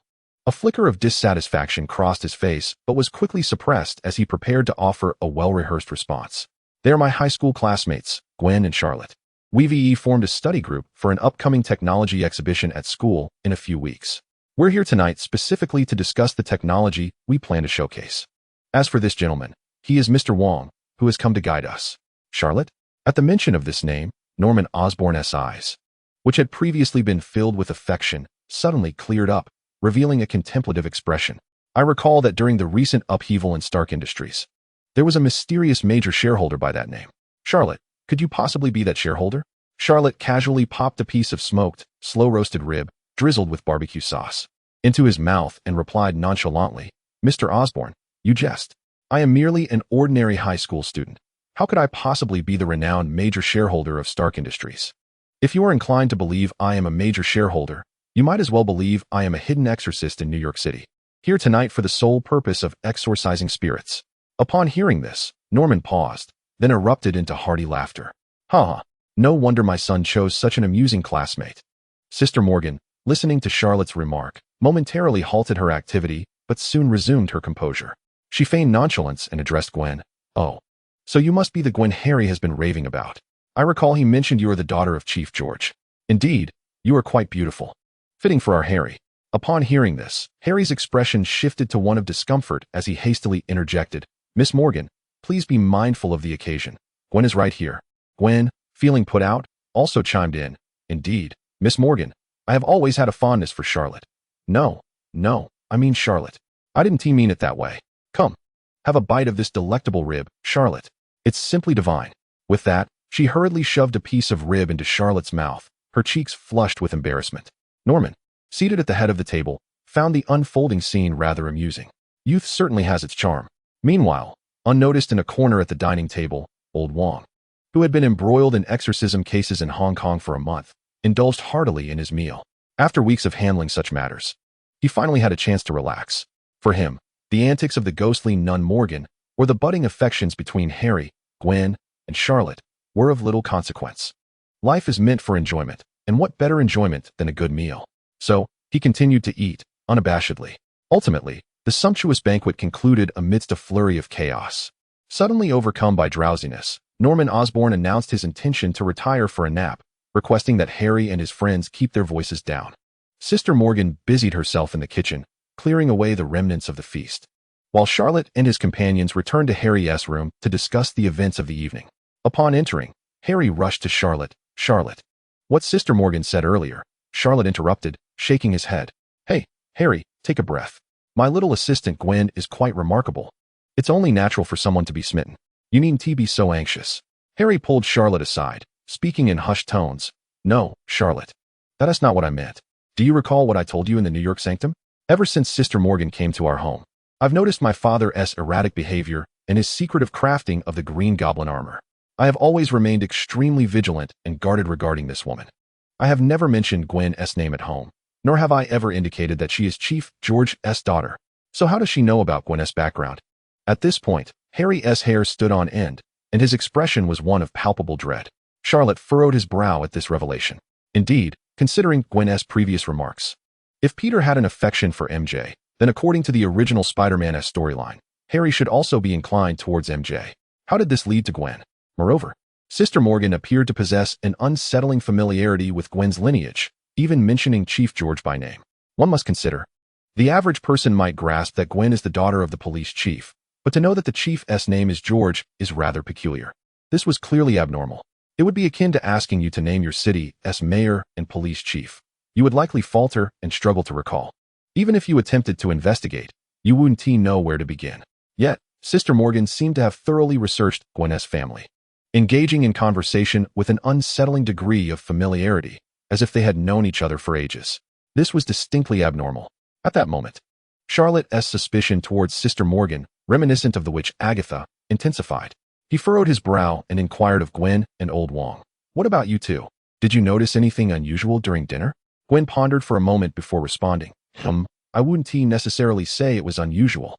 However, Harry, it seems that your father, Norman, has an excessive fondness for Sister Morgan. The affection that nearly spills from his eyes can be attributed to Sister Morgan's undeniable allure. Or perhaps it is your father who has been beguiled, hypnotized even. In any case, I believe that if this Sister Morgan truly poses a threat, and if we are indeed to take action against her tonight, your father's mental state may deteriorate even further. Harry was taken aback. Would his father's mental condition worsen after dealing with this woman? This was an angle he had not considered. However, reflecting on how his father had appeared to be suffering from a sort of split personality since the woman's arrival, talking to the terrifying green mask he hung before the mirror, and secretly crafting a green goblin suit that looked like something a villain from a television drama would wear, was already quite troubling. How much worse could it possibly get? Gritting his teeth, Harry addressed Charlot. Maid Charlot, you may proceed with confidence. We are already at the bottom. Any direction we take must lead upwards, so let us charge in boldly. To hell with it. If we die, so be it. Observing Harry's fervent demeanor, reminiscent of a little green goblin, Charlot couldn't help but twitch the corners of his mouth.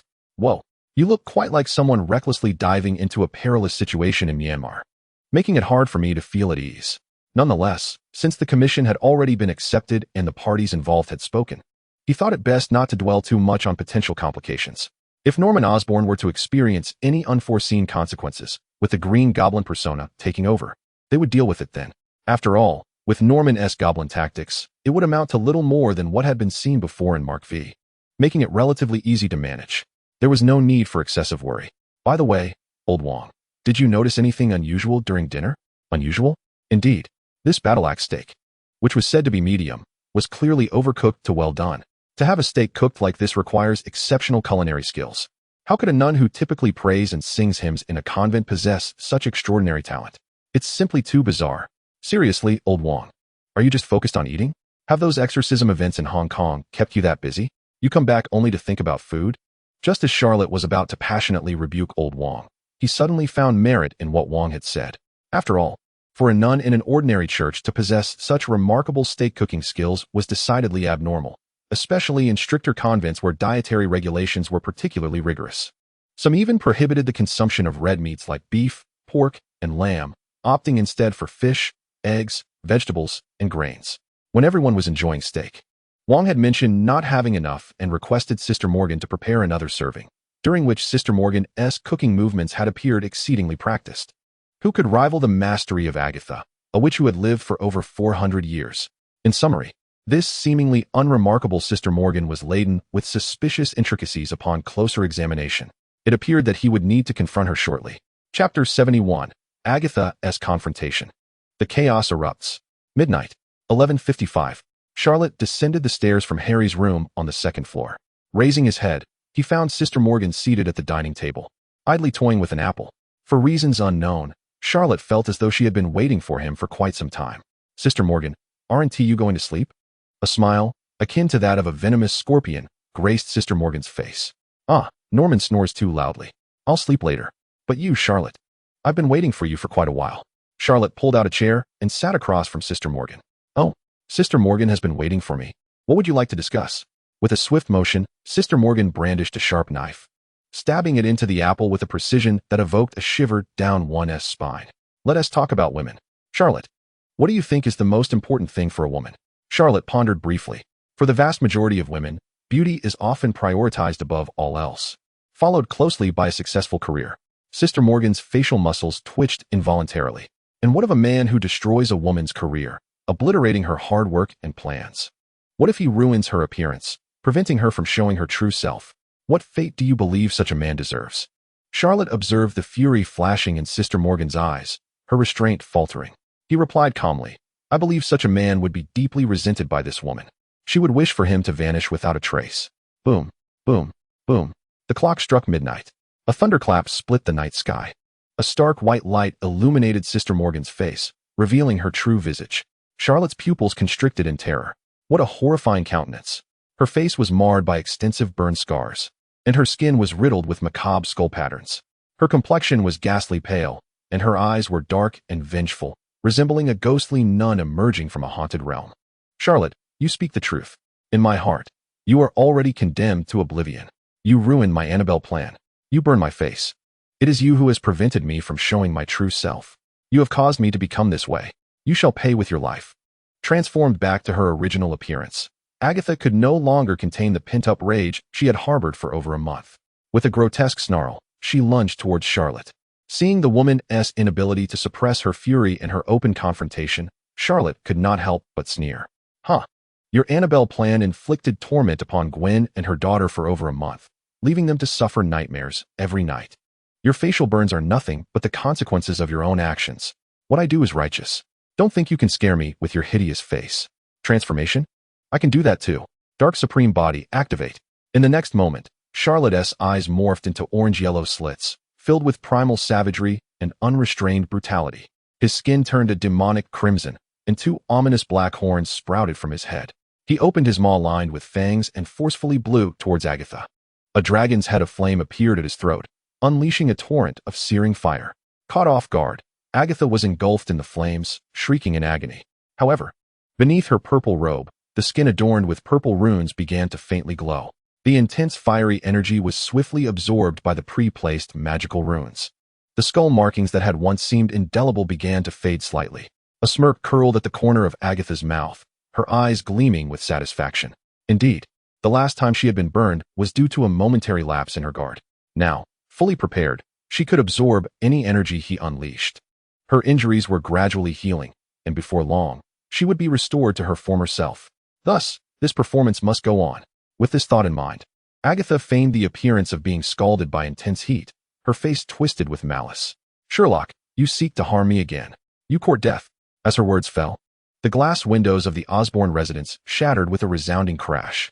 Countless crows cawed loudly, surging through the windows and coalescing into a massive bat-like figure within the expansive living room, exuding an aura of darkness.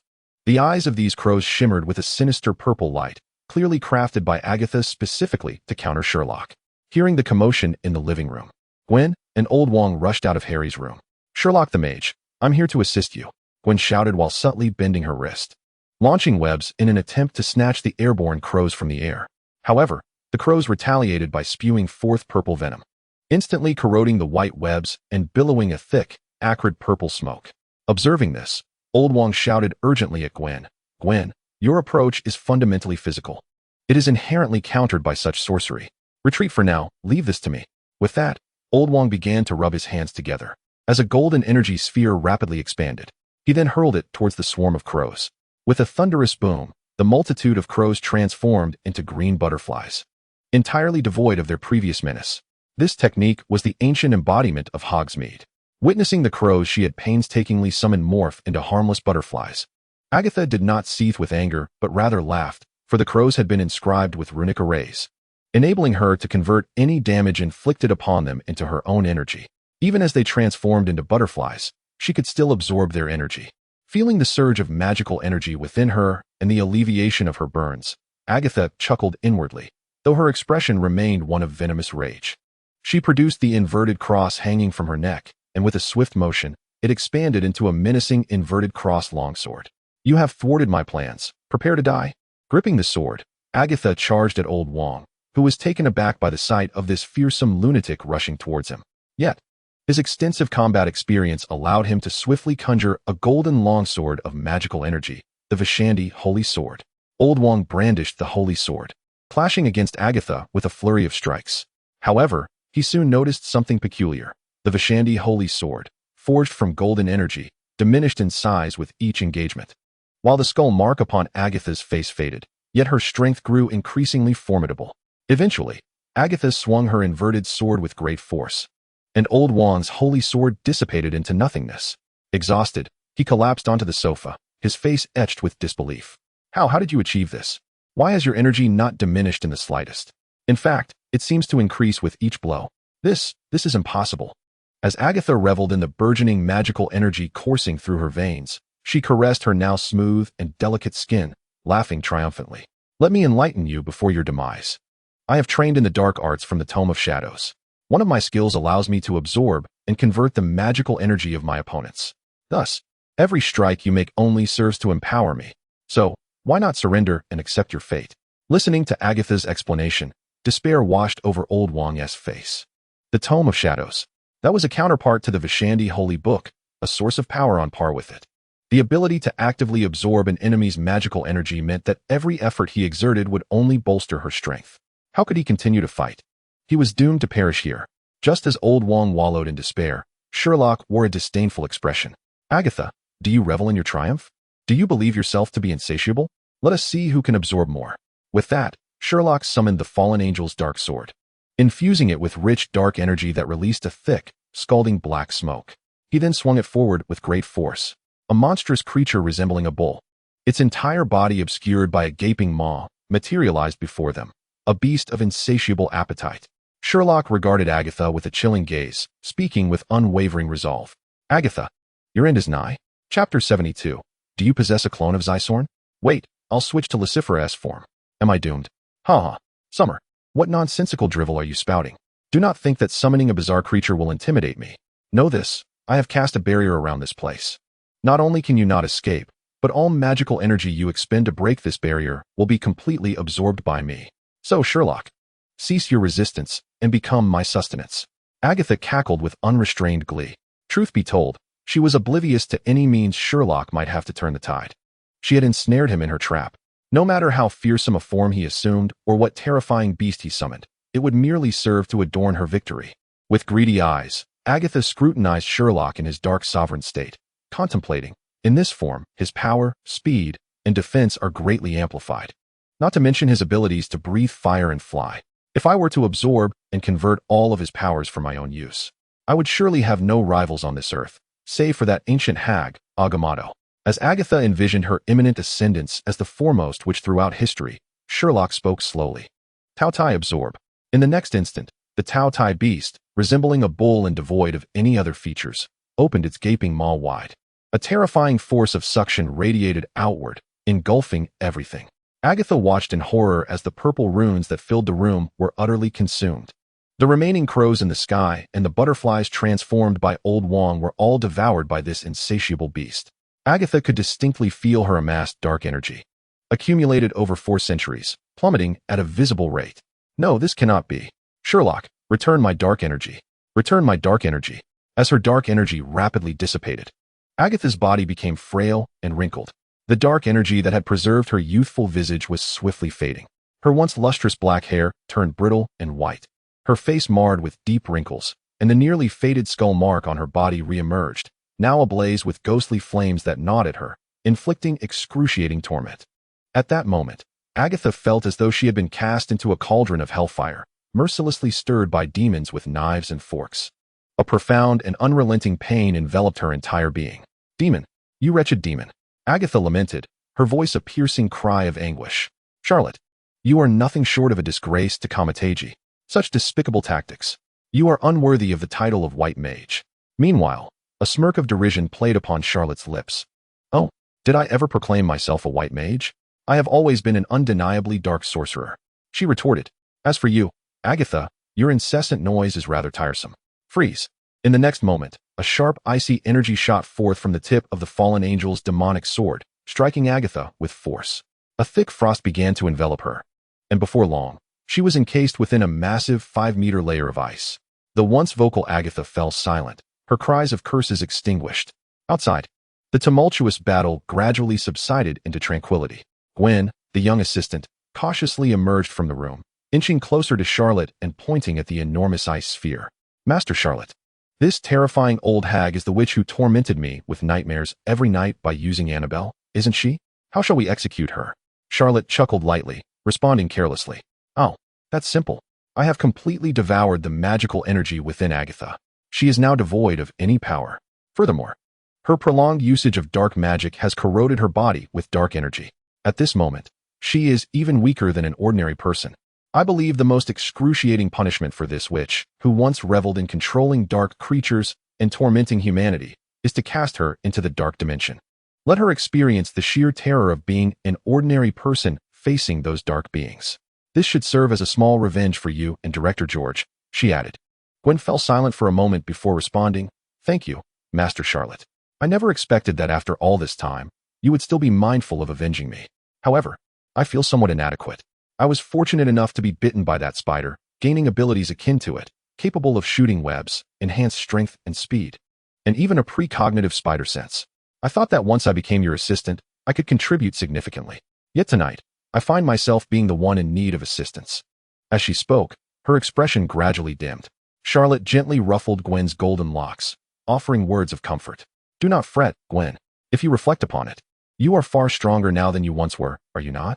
Moreover, Agatha is a magic user, which naturally presents a disadvantage to your physical-oriented abilities.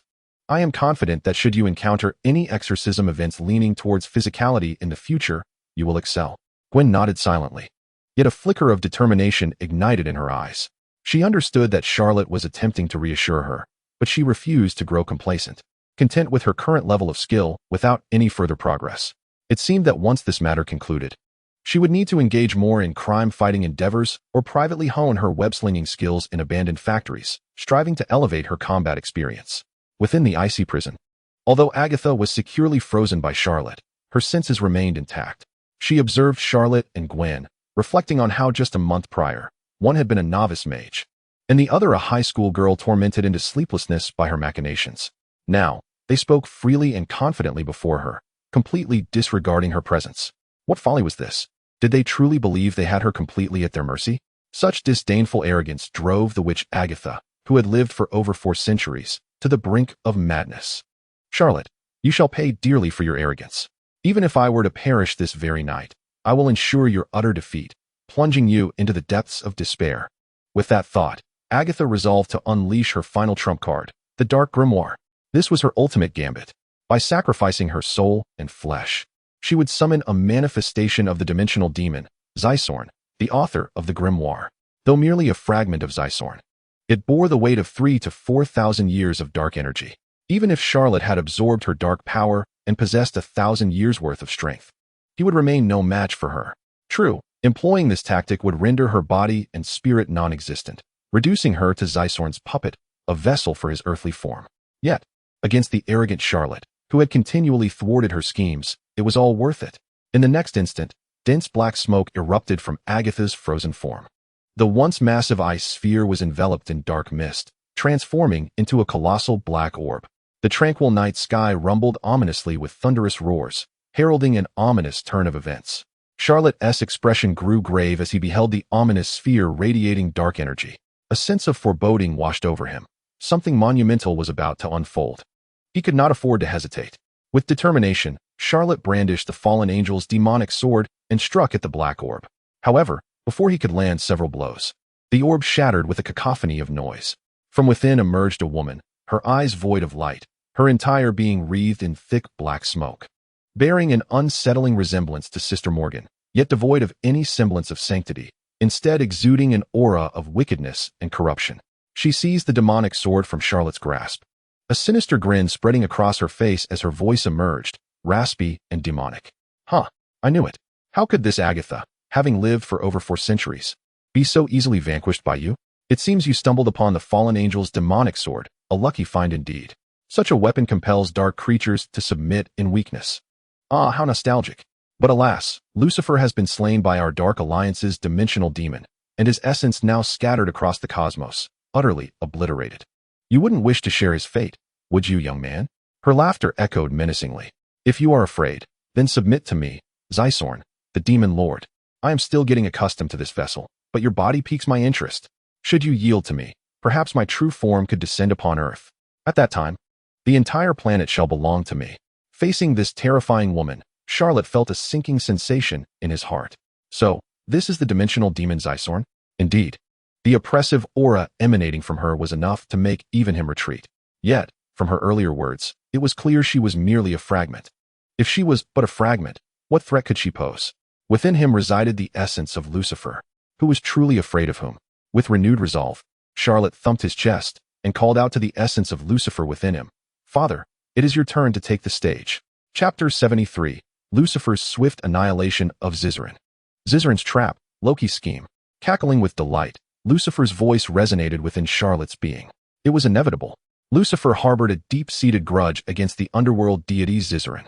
Previously, the dimensional demigods of the Dark Alliance had torn him to shreds, scattering his essence to drift aimlessly in the cosmic abyss for what felt like an eternity. Had it not been for Charlot's fortuitous acquisition of the fallen angel's underworld sword, infusing it with dark energy to reassemble his fragmented self across the universe, he might still be wandering in obscurity. Thus, the reappearance of his old nemesis before him filled Lucifer with uncontainable joy. Moreover, this time, he was merely confronting a fragment of Zyzoran's essence. It seemed to possess no more than 4,000 years' worth of dark energy. In contrast, through his recent meditative practices on dimensional demigod techniques, Lucifer had restored his own dark energy to a staggering 6,000 years. Coupled with the original 500 years of dark energy within Charlot, and the more than 400 years' worth he had just devoured from Agatha, he could command a formidable total of 7,000 years of dark energy. This would enable him to toy with one of the principal architects of his earlier demise, Zyzoran. Furthermore, absorbing the energy of Zyzoran's fragment would only enhance his own power. As these thoughts raced through his mind, Lucifer could no longer contain his exhilaration. Suddenly, the ceiling of the Osborne Tower erupted with a thunderous crash. A tempest of icy winds surged forth, and countless skulls materialized, converging above the onlookers to form a massive black vortex. Clad in a luxurious black suit, with slicked back hair and black wings unfurling behind him, the fallen angel Lucifer grasped the blade of the Angel Slayer in his left hand and the underworld's sword in his right, exuding an aura that compelled all to submit. He had returned to the realm of mortals. The once arrogant fragment of Zyzoran was rendered speechless upon seeing Lucifer. No, this cannot be. How could you possibly be here? I thought you were dead. Zyzoran's eyes widened in disbelief, as if confronted by a specter. In his estimation, even if Lucifer were to return, he would be in a state of utter fragility, on the brink of collapse, ready to perish once more. Yet now, the adversary stood before him, impeccably dressed and more vigorous than ever. By the gods, who truly was the defeated one in that battle?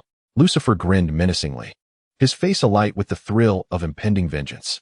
Ah, Zyzoran, you seem rather displeased to see me, do you? Allow me to amplify your discontent. With those words, Lucifer swung the blade of the Angel Slayer in one hand and the underworld's sword in the other. Instantly, a colossal black and white tornado materialized above the Osborne Tower, with hints of icy blue energy swirling around it. Suspended in midair, Zyzoran felt the overwhelming forces of light, darkness, and an intense chill assaulting him. The corporeal vessel he had painstakingly acquired began to disintegrate. Meanwhile, Lucifer's once pitch-black wings had transformed, now half white and half black, embodying a bizarre harmony of purity and darkness. Lucifer, you scoundrel! Do not presume that your return signifies victory. Do not forget that I still have the Dark Alliance behind me. Even if you slay me now, it is merely a fragment of my being. My true self, along with the other dimensional demigods of the Dark Alliance, will not let you escape. As Zyzoran felt his body nearing collapse, he could not help but curse, devoid of any semblance of a demigod's dignity. Lucifer, listening intently, furrowed his brow momentarily before relaxing it again. Oh, is that so? Times have changed, and I eagerly await your arrival.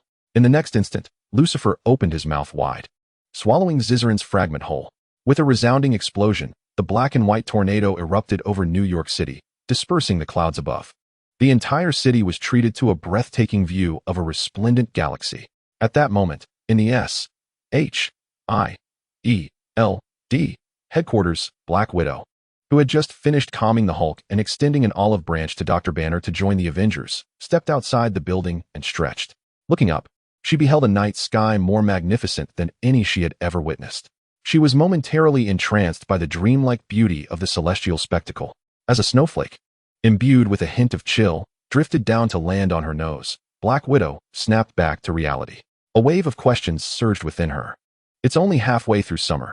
How on earth is it snowing? Moreover, given the magnitude of this event, could it possibly be another one of Charlotte's orchestrations? Recalling the massive black hand that had previously loomed over New York, she gazed again at the dazzling night sky and the endless snowflakes cascading down. With a deep breath, she could not help but exclaim, "Charlotte, what manner of terrifying man are you? What grand spectacle will you conjure next?" I can hardly contain my anticipation. In that moment, Charlotte was once again shrouded in an aura of mystery in Black Widow's eyes. Meanwhile, in a certain dimension of hell, Zizaran reclined on his throne, surveying the throngs of dark creatures vying for his favor. His demeanor was as languid and relaxed as ever. This infernal realm had originally belonged to the fallen angel Lucifer. However, after the Dark Alliance had vanquished Lucifer long ago, the realm was divided among various dimensional demigods as spoils of war. Due to Zizaran's significant contributions in that battle, he received the largest share of the demonic domain, as he savored the exquisite wine crafted from the blood of infernal beings presented by his trembling subordinates. Zizaran could not help but muse, "Ah, Lucifer, how fortunate you are to be dead. Had you survived, I surely could not enjoy all that I have now." Just as these thoughts crossed his mind, a sudden jolt of excruciating pain coursed through Zizaran's body. The wine glass slipped from his grip, shattering on the ground with a sharp clang. The final image witnessed by Zizaran's fragment flashed into his mind. Lucifer? No, it cannot be. How could he possibly have returned to life? Charlotte? The vessel of Lucifer in the mortal realm? He easily dispatched Agatha? A man of immense potential. A flood of images flickered through Zizaran's thoughts like a cinematic reel. After a brief moment of shock, the dimensional demigod quickly regained his composure and devised a plan to counteract Charlotte. This fellow Charlotte had transformed from a mere novice a month prior to his current formidable self, which spoke volumes about his insatiable ambition. Although a sorcerer of Kamar-Taj, he had diligently pursued the more potent dark arts. If that were the case, what dark magic could possibly rival the dark grimoire? In his quest for power, Charlotte would undoubtedly seek to learn the dark magic inscribed within the tome. When that time came, I shall slowly manipulate him into becoming my earthly vessel, causing Lucifer to stumble. Perhaps I could even swallow Lucifer whole before the other dimensional demigods realize what has transpired. At that moment, my power shall surely ascend to new heights. And I, the underworld deity Zizaran, he shall firmly secure the throne of the Lord of Hell. Contemplating this, Zisorn's fingers twitched slightly. The dark grimoire within the Osborne estate on Earth flickered with a shadowy luminescence, akin to a snare lying in wait for Charlotte to fall into his trap. On Titan, Thanos, seated regally upon his throne, sensed the potent energy emanating from Earth, his brow furrowing in contemplation. Such formidable energy. Could it be that the sorcerer Charlotte, as Loki had mentioned, was responsible for this commotion? Clad in his green robes, Loki cast a glance towards Earth. Recognizing that familiar dark aura, he nodded vigorously. Indeed, such an intense presence of darkness could only be attributed to that scoundrel Charlotte. My lord, rest assured, if you grant me an army, I shall undoubtedly deal with Charlotte and bring the entirety of Earth under your dominion, Loki proclaimed, his tone earnest and his demeanor grave, frequently addressing Thanos with the honorific you. To any observer, it would seem that Loki was a loyal subordinate to Thanos. Yet, the conqueror of half the universe knew better. Loki, the god of mischief from Asgard, was surely brimming with treachery. His claims of fealty and intentions to subjugate Earth were merely a guise to leverage Thanos' forces to prove to his father Odin that he, Loki, was a figure of potential, a born ruler. Naive, ridiculous, like a child vying for affection. Odin's offspring are not all that exceptional, it seems. But what of it? Loki may seek to deceive him, yet Thanos harbored his own designs against Loki. He sought to gather the 6 Infinity Stones, utilizing their power to annihilate half of the universe's population, thereby rejuvenating the cosmos on the brink of collapse. Earth, fortuitously, housed 2 of these stones, the Space Stone and the Time Stone. He had set his sights firmly upon them. However, the Time Stone was firmly in the grasp of the Supreme Sorceress, the Ancient One. Given her formidable prowess, Thanos would do well to tread cautiously, even as he dominated half the universe. Now, With the emergence of the formidable Charlotte on Earth, and considering that this planet was her stronghold, a reckless advance could spell disaster. He could very well end up empty-handed, losing not only the stones, but also his reputation as a cosmic overlord. Thus, dispatching an ambitious Loki, one easily manipulated, to scout the situation was a prudent decision. With this in mind, Thanos produced the Mind Stone scepter he had prepared in advance and handed it to Loki, commanding, "Take this scepter. It will grant you the power to manipulate hearts. Ebony Maw and Black Dwarf will assist you in your invasion of Earth. Furthermore, my Chitauri army will heed your command." As Loki received the Mind Stone scepter and listened to Thanos' instructions, he feigned astonishment while inwardly reveling in delight. Forsooth, with a scepter in hand, 2 formidable generals at his disposal, and the Chitauri army to command, if he failed to conquer Earth, he might as well perish. Oh, by the way, I nearly forgot to introduce you to someone. If he joins you, your invasion of Earth will undoubtedly become far easier, Thanos remarked, signaling Ebony Maw to summon a long-awaited individual. Loki's face brightened at this prospect. What a delightful benefit. Thanos truly knew how to manage affairs. However, when the individual approached Loki, his countenance turned ashen. "You are Malekith, the Dark Elf King?" With elongated ears and a chilling gaze, Malekith grinned ominously. "Oh, I did not expect an Asgardian such as yourself to recognize me. Huh, but surely, after Odin the Old Fool defeated me, he would have made a grand spectacle of it in Asgard?" Loki's expression darkened. This dark elf bore a bitter enmity with Asgard. Now, Thanos was compelling him to ally with the Dark Elf King. Was this not akin to embracing his enemy? Yet, contemplating the throne of Asgard and recalling his father's disappointed gaze upon him on the Rainbow Bridge, Loki could not suppress a hint of mockery. "Huh, Malekith, you jest. I am, in fact, the son of Laufey, the Frost Giant King. My sentiments towards Asgard are far from favorable. Understand this, you are not collaborating with an Asgardian, but with me, Loki." Malekith paused, then chuckled. Very well, very well. No wonder you are known as the god of mischief. Here's to a fruitful partnership." "To a fruitful partnership," Loki echoed, as they clasped hands, both faces adorned with smiles. Yet, the true thoughts harbored within their hearts remained their own secret. Chapter 76. The Dark Grimoire in Hand. Charlotte aims for the moonlit sky. On Earth, within the Osborne Tower, Charlotte gazed upwards at Lucifer, who effortlessly dispersed the black and white whirlwind, revealing the vast expanse of the night sky dotted with galaxies. A twitch of irritation crossed his lips. "Ah, Lucifer, you never fail to make a grand entrance, do you? Since there's no Magneto around, why not simply crown you the master of ceremonies?" As Lucifer completed his task, Charlotte unfurled his 6 black wings and ascended into the night sky. "So how did everything fare?" he inquired of Lucifer. Lucifer wiped the dark liquid from his lips, a satisfied expression gracing his features. "Smoothly, exceedingly smoothly. We caught Zysorn completely off guard. I just devoured a portion of Zysorn's essence. Although there was some loss along the way, I absorbed a staggering 3,000 years worth of dark energy, including my own and yours. We now possess over 10,000 years worth of dark energy. This far surpasses that of many lesser-dimensional demon lords." As he spoke, a glint of greed sparkled in Lucifer's eyes.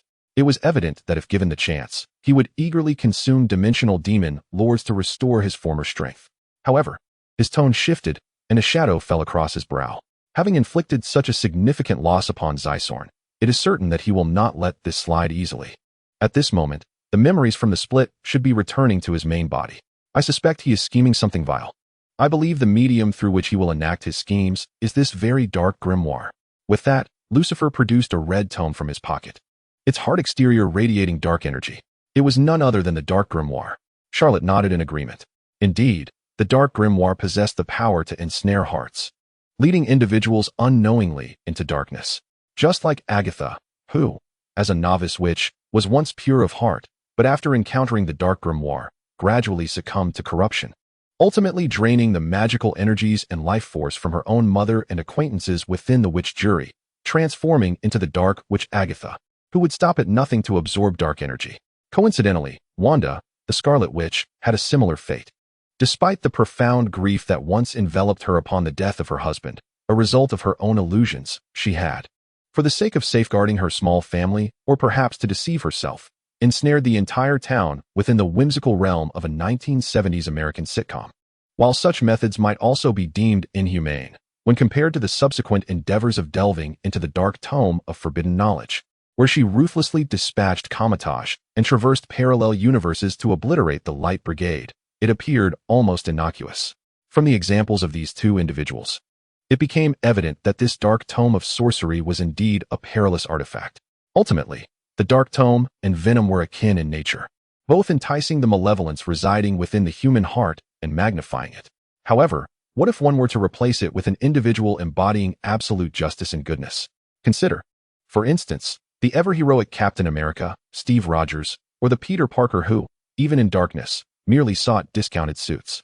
They could easily utilize such individuals to glean the secrets of the dark tome, orally transmitting its contents to themselves, thereby acquiring more profound arcane knowledge. With this thought, Charlotte accepted the dark tome with a smile, reassured, rest assured, this is merely a trivial matter for me. I possess the necessary discernment. Observing Charlotte's confident demeanor, Lucifer refrained from further admonitions, shrugging casually, very well, if you are so assured, I shall not impede you. Just don't let it spiral out of control. Oh, and by the way, I have consumed a fragment of Zysorn, and it has left me quite stuffed. I must return to slumber to properly digest. This implies that I shall be absent for quite some time. Charlotte, do not inadvertently find yourself embroiled in significant trouble while I am asleep. There will be no one to assist you then. With his hands tucked into his pockets and a confident expression adorning his face, Charlotte replied, Fear not. Unless it is the cosmic tyrant Thanos or the dark elf king Malekith leading an invasion upon Earth, I can manage all other terrestrial nuisances. Lucifer nodded and subsequently let out a prolonged yawn. Very well, then. You may proceed with your tasks. I shall retire. With that, Lucifer entered Charlotte's body, and silence enveloped him. Has he fallen asleep so swiftly? Sensing the profound stillness emanating from within, Charlotte was momentarily taken aback. It seemed that this time, the dark energy had indeed overwhelmed the dimensional demon, Lucifer. Interestingly, Charlotte found this development rather agreeable. After all, while Lucifer could manipulate the dark energy within himself, Charlotte, as Lucifer's earthly vessel, could also harness the dark energy from Lucifer, albeit with some difficulty. Fortunately, this manipulation would become easier with increased familiarity as Lucifer took control more frequently, allowing Charlotte to access greater reserves of dark energy. On particularly quiet nights, Charlotte pondered the implications.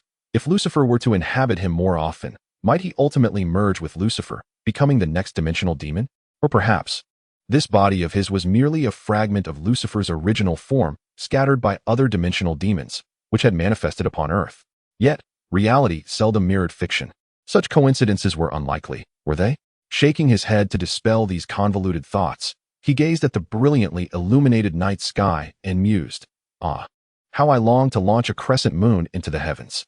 Suddenly, Charlotte felt his body stiffen, overwhelmed by an immense pressure. A voice filled with indignation echoed from within him. Charlotte, if you dare to utilize my earthly vessel to create a spectacle that brings me disgrace before the world, I swear I shall initiate self-destruction at the first opportunity.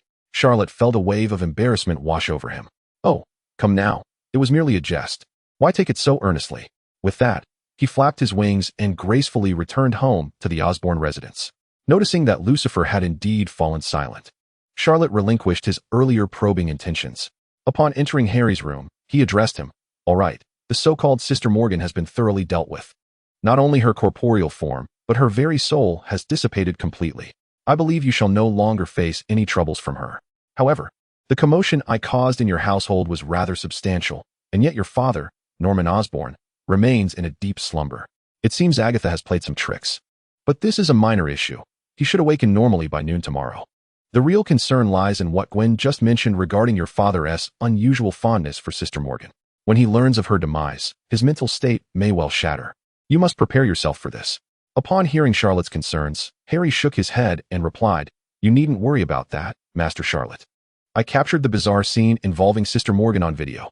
I believe that, when confronted with irrefutable evidence, even if my father struggles to accept it initially, he will eventually come to terms with it. Charlotte nodded in agreement. Very well, as long as you are aware. I shall take Gwen and Old Wong and leave now. He wishes to delve further into Zysorn's dark tome. After exchanging brief farewells, he departed with Gwen and Old Wong. Chapter 77. The city is about to descend into chaos. Is Gwen in danger? The following day, at noon, Norman Osborn, clad in a wine-hued striped pajama set, rubbed his sleepy eyes and opened his door, murmuring, Morgan, prepare my breakfast. What the hell? An alien invasion? Feeling the biting wind, Norman's eyes widened in shock. The formerly lavishly decorated penthouse of the Osborne Tower was now bereft of its windows, and the ceiling had been torn asunder. Norman could even see several birds circling above, seemingly waiting for a moment of inattention to swoop down and pilfer fruits from the dining table. Norman stood there, dumbfounded. Wait. I merely had dinner and went to sleep last night. How did everything change so drastically? Where's my wife? Preoccupied with thoughts of Sister Morgan, Norman frantically called her name, searching the house in a panic. At that moment, Harry, who had just ascended from the service elevator with an array of cleaning supplies, prepared to undertake a thorough cleaning of the house, witnessed his father's frantic demeanor as he desperately searched for Sister Morgan. A flicker of sorrow crossed Harry's eyes. Harry, you're back. Come help your father find Aunt Morgan. Why has our ceiling suddenly been torn apart? Is Aunt Morgan injured by the glass and gone somewhere to heal? Oh yes, she must have gone to the medical room in our company downstairs to tend to her wounds. How could I have not thought of that? Observing his father rambling to himself, Harry took a deep breath, unable to tolerate it any longer, and resolved to reveal the entire truth to his father. He spoke calmly. Dad, there is no such person as Sister Morgan. This entire charade was orchestrated by a witch named Agatha, who deceived you into coming to our home for food and drink under the pretense of healing. She has never regarded you or our family with any respect. Harry, what nonsense are you spouting? How could you speak so of Aunt Morgan? If you weren't my son, I would. Dad, look at the video I filmed last night. Harry conveyed to his father the recent discoveries he had made, including Agatha's alarming transformation at midnight, the intense confrontation with Charlot the previous night, and the numerous sinister undertones accompanying these events. Norman Osborn's expression shifted from initial rage to subsequent astonishment, ultimately culminating in a state of bewilderment. Eventually, he grasped his phone, gazing at the video of Agatha's multiple transformations, incredulously exclaiming, I never imagined she could be such a woman. Observing his father's confusion and helplessness, Harry patiently reassured him, Dad, the sorcerer Charlotte has informed me that Agatha, in her quest to seamlessly integrate into our household, employed various forms of manipulation and hypnosis upon you. It is entirely normal for you to struggle with this revelation. Take your time and allow the passage of time to heal. Norman closed his eyes, his body slumping into the sofa. He called out to his son, Harry, my dear son, I need a moment of solitude. Could you grant me a little space?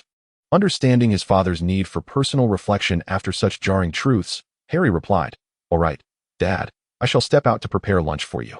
With that, Harry exited the room. Once his beloved son departed, Norman, with a tumultuous heart, reopened the video, muttering to himself, How is this possible? How could this happen? Sister Morgan is such a terrifying witch. No, it cannot be true. At that moment, Norman was startled by an unsettling rustling sound echoing through the house. He leapt up, demanding, Who is there? Who is it? Suddenly, a sinister cackling resonated from all directions. Following the sound, Norman's gaze landed upon the green goblin mask hanging amidst the shattered glass. The goblin cackled, Ha ha ha. Norman, you are even more pathetic than I imagined.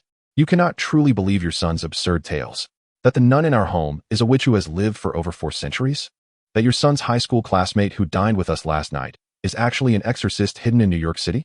Ha ha ha. This is the stuff of third-rate television dramas. Surely, you cannot genuinely believe it. Furrowing his brow as if to validate something, Norman held up the video before the goblin mask, asserting, But you saw it too. The video reveals that Morgan has been deceiving us all along with illusions. She is the horrifying witch Agatha, adorned with skeletal markings. Moreover, she harbors the essence of the mythological god of the underworld, Chthon. She is not at all the Sister Morgan we envisioned. Yet, the goblin's laughter only grew louder. So what? The world may be a facade, but love is real. Norman, do not tell me that after Sister Morgan's departure, your heart did not ache, that you did not shed tears for her loss. Norman touched his burning chest. Indeed, as the goblin had stated, his heart ached painfully upon realizing that Sister Morgan had irreversibly vanished from this realm. It hurts, does it not? It should. This is all the mischief wrought by that fool Charlotte. We must exact revenge. This cannot simply be overlooked. He must experience the agony of losing a loved one. Listening to the goblin's words, Norman's eyes began to narrow, determination taking root within him as he murmured, Yes, absolutely. How dare Charlotte, under the guise of goodwill, take my beloved from me and then walk away unscathed? Why should he be spared my anguish? But how shall we proceed? The goblin in the mirror continued to entice him. Norman, at last night's banquet, that girl named Gwen seemed quite taken with Charlotte. And Charlotte appeared to harbor some interest in her as well. Why not target Gwen? But before that, we must orchestrate a citywide chaos to divert Charlotte's attention. That way, when Gwen meets her demise, and he returns to find her gone, his heart will ache just as ours does now. Ha ha ha. Unbeknownst to him, Norman's face twisted into a sinister grin, exuding an unsettling aura. After a moment, he seemed to have an epiphany and inquired, "Then, how do we incite this citywide chaos?" The goblin fell silent for a moment before slowly responding, "Let us begin with that Dr. Connors, under our control, as the first step in our plan." A few days later, in the New York sanctum, on the second floor's library, Charlotte contemplated the dark grimoire in his hands, its crimson cover and sturdy leather binding capturing his attention. Indeed, just as he had suspected, the tome contained evidence of Chthon's covert manipulations, capable of leading individuals into darkness without their awareness. For instance, the green plant previously placed by the window had withered and yellowed mere days after the grimoire was introduced into the room. The wooden bookshelves appeared as though they had aged decades, corroding and rusting before his eyes. All these signs indicated that studying the dark magic within the grimoire would exert a profound corrosive effect on the user and their surroundings. However, despite the grimoire's corrosive nature, it seemed to pose no harm to Charlotte himself. In fact, having the dark tome nearby invigorated him, enhancing his focus and productivity. In light of this, Charlotte mused, "Please. I am the system-bestowed innate embodiment of dark magic. On this entire planet, none could rival my darkness. Tempt others into the abyss. I am darkness incarnate. I am the very embodiment of dark magic. Am I to fear your corrupting influence?" How absurd. Nevertheless, given that this was a method left behind by the dimensional demigod Chthon, Charlotte, who typically favored a cautious approach, decided it prudent to ensure safety by having someone serve as a test subject first. After all, if there were no adverse effects, it would be a win-win situation. If problems arose, they would not stem from him, leading to another favorable outcome. As for the choice of test subject, Charlotte thought it fitting to select Captain America, Steve Rogers. According to his latest intel from HYDRA, Steve had recently been recovered from the Arctic ice and had just staged a dramatic return to New York's Times Square. For someone who epitomized virtue, learning from the dark grimoire seemed most appropriate. Yet, truth be told, Charlotte was quite eager to witness Steve being corrupted by the dark tome. At that moment, he might not even be called Captain America anymore, but rather Captain HYDRA. Just as Charlotte was about to call Minister Pierce to arrange a meeting with Steve, Tony beat him to the punch with a phone call. As soon as he answered, Tony's voice rang with praise. "Charlotte, I didn't expect the person you found for me to be quite so reliable. That Thor fellow, while initially appearing foolish and brash, has shown remarkable growth after multiple encounters on the battlefield in the Middle East and undertaking several civilian protection missions. His sense of responsibility has significantly developed. It is no wonder that you previously mentioned this fellow would be hailed by the All-Father Odin as the next ruler of Asgard. Indeed, this golden-haired lion king possesses quite the prowess." Upon receiving a call from Tony, a sense of elation surged within Charlotte. It appears that sending Thor, the god of thunder, away for some much-needed experience was the right choice after all. Observing now, Thor has finally evolved beyond that reckless, combative brute. Even in battle, he now understands the purpose for which he fights, no longer merely reveling in the glory of warfare, oblivious to the chaos and despair it brings to the innocent. Consequently, Thor should be worthy of reclaiming Mjolnir, and I can consider myself to have fulfilled Odin's and the Ancient One's directives while simultaneously augmenting my circle of reliable allies. However, I have already transformed Mjolnir into the hammer of the underworld. This is a delectable morsel already in my grasp. How could I possibly relinquish it? It seems that when Thor seeks me out shortly, I shall need to devise a clever ruse. Thor is currently waiting downstairs at my company. He mentioned that after his lengthy stay on Earth, he has yet to acquire a mobile phone, let alone my contact information. Please remember to escort him back when you have the chance. I have some matters to attend to myself. Pepper informed me that our Stark Industries independent clean energy system is nearing completion, and I need to verify the progress of the construction. Nick Fury, that conniving rascal, has relayed to me that New York City has seen an increase in nocturnal assassins lurking in the shadows, claiming the lives of many innocent bystanders with impunity. Their movements are exceedingly elusive, and even SHIELD has been unable to apprehend the mastermind behind these heinous acts. He hopes to utilize my JARVIS for further investigation. Well then, I shan't hold you up any longer. Pepper is urging me to attend to my responsibilities. With that, Tony hastily concluded the call. Reflecting on the torrent of words exchanged, Charlotte shrugged with a wry smile. Is this the daily life of a corporate chairman? It certainly appears rather hectic. Unlike myself, who, although serving as the guardian mage of the New York sanctuary, has found the past week rather uneventful aside from that exorcism incident involving the nun, Harry. It seems I have little else to engage with. Oh, how delightful it is to be a carefree overseer. After a brief moment of nostalgia for the tranquil passage of time, Charlotte recalled Tony's earlier instructions to retrieve Thor from downstairs. Sipping her tea, she snapped her fingers, and a portal connecting to the underworld opened above her ceiling. Thor, who had just requested a cheeseburger from the front desk, looked utterly bewildered at the sight of Charlotte. What in the world is going on here? Am I still in my homeland? Charlotte handed him a wooden mug filled with beer and replied, "This is the New York Sanctuary, located in the Manhattan district." "Indeed, you are still in your homeland. Now, let us dispense with pleasantries and discuss your journey to the Middle East. What insights have you gleaned?" As the conversation shifted to serious matters, Thor set aside his beer and cheeseburger, his demeanor turning grave. "In the Middle East, I witnessed civilians ensnared in conflict due to the actions of the Ten Commandments and these terrorists. They once had their own happy homes and lives. But all of that has been shattered by war. Through this journey, I have come to understand why my father disapproved of my involvement in the battles with the frost giants. Peace is a fragile thing. To engage in war recklessly only leads to the death of ordinary civilians. If one must fight, it should be to protect, not for the fleeting accolades of applause and admiration, swinging one's hammer without thought." Observing Thor's earnest reflection, Charlotte nodded in agreement, then presented the meticulously prepared hammer of the underworld. "Excellent, Thor. It appears that you have learned much from this journey. Now, try to see if you can once again earn the hammer's favor." Thor's breath quickened as he gazed at the hammer of the underworld, his heart, which he thought had settled, now racing with anticipation. He extended his trembling hand and grasped the hammer tightly. Thunder rumbled ominously above the once tranquil skies of New York City, dark clouds gathering as if celebrating the return of the god of thunder. "Huh, Mjolnir, I have finally reclaimed you. I shall provide you with the life you deserve, free from that blonde-haired CEO's bullying."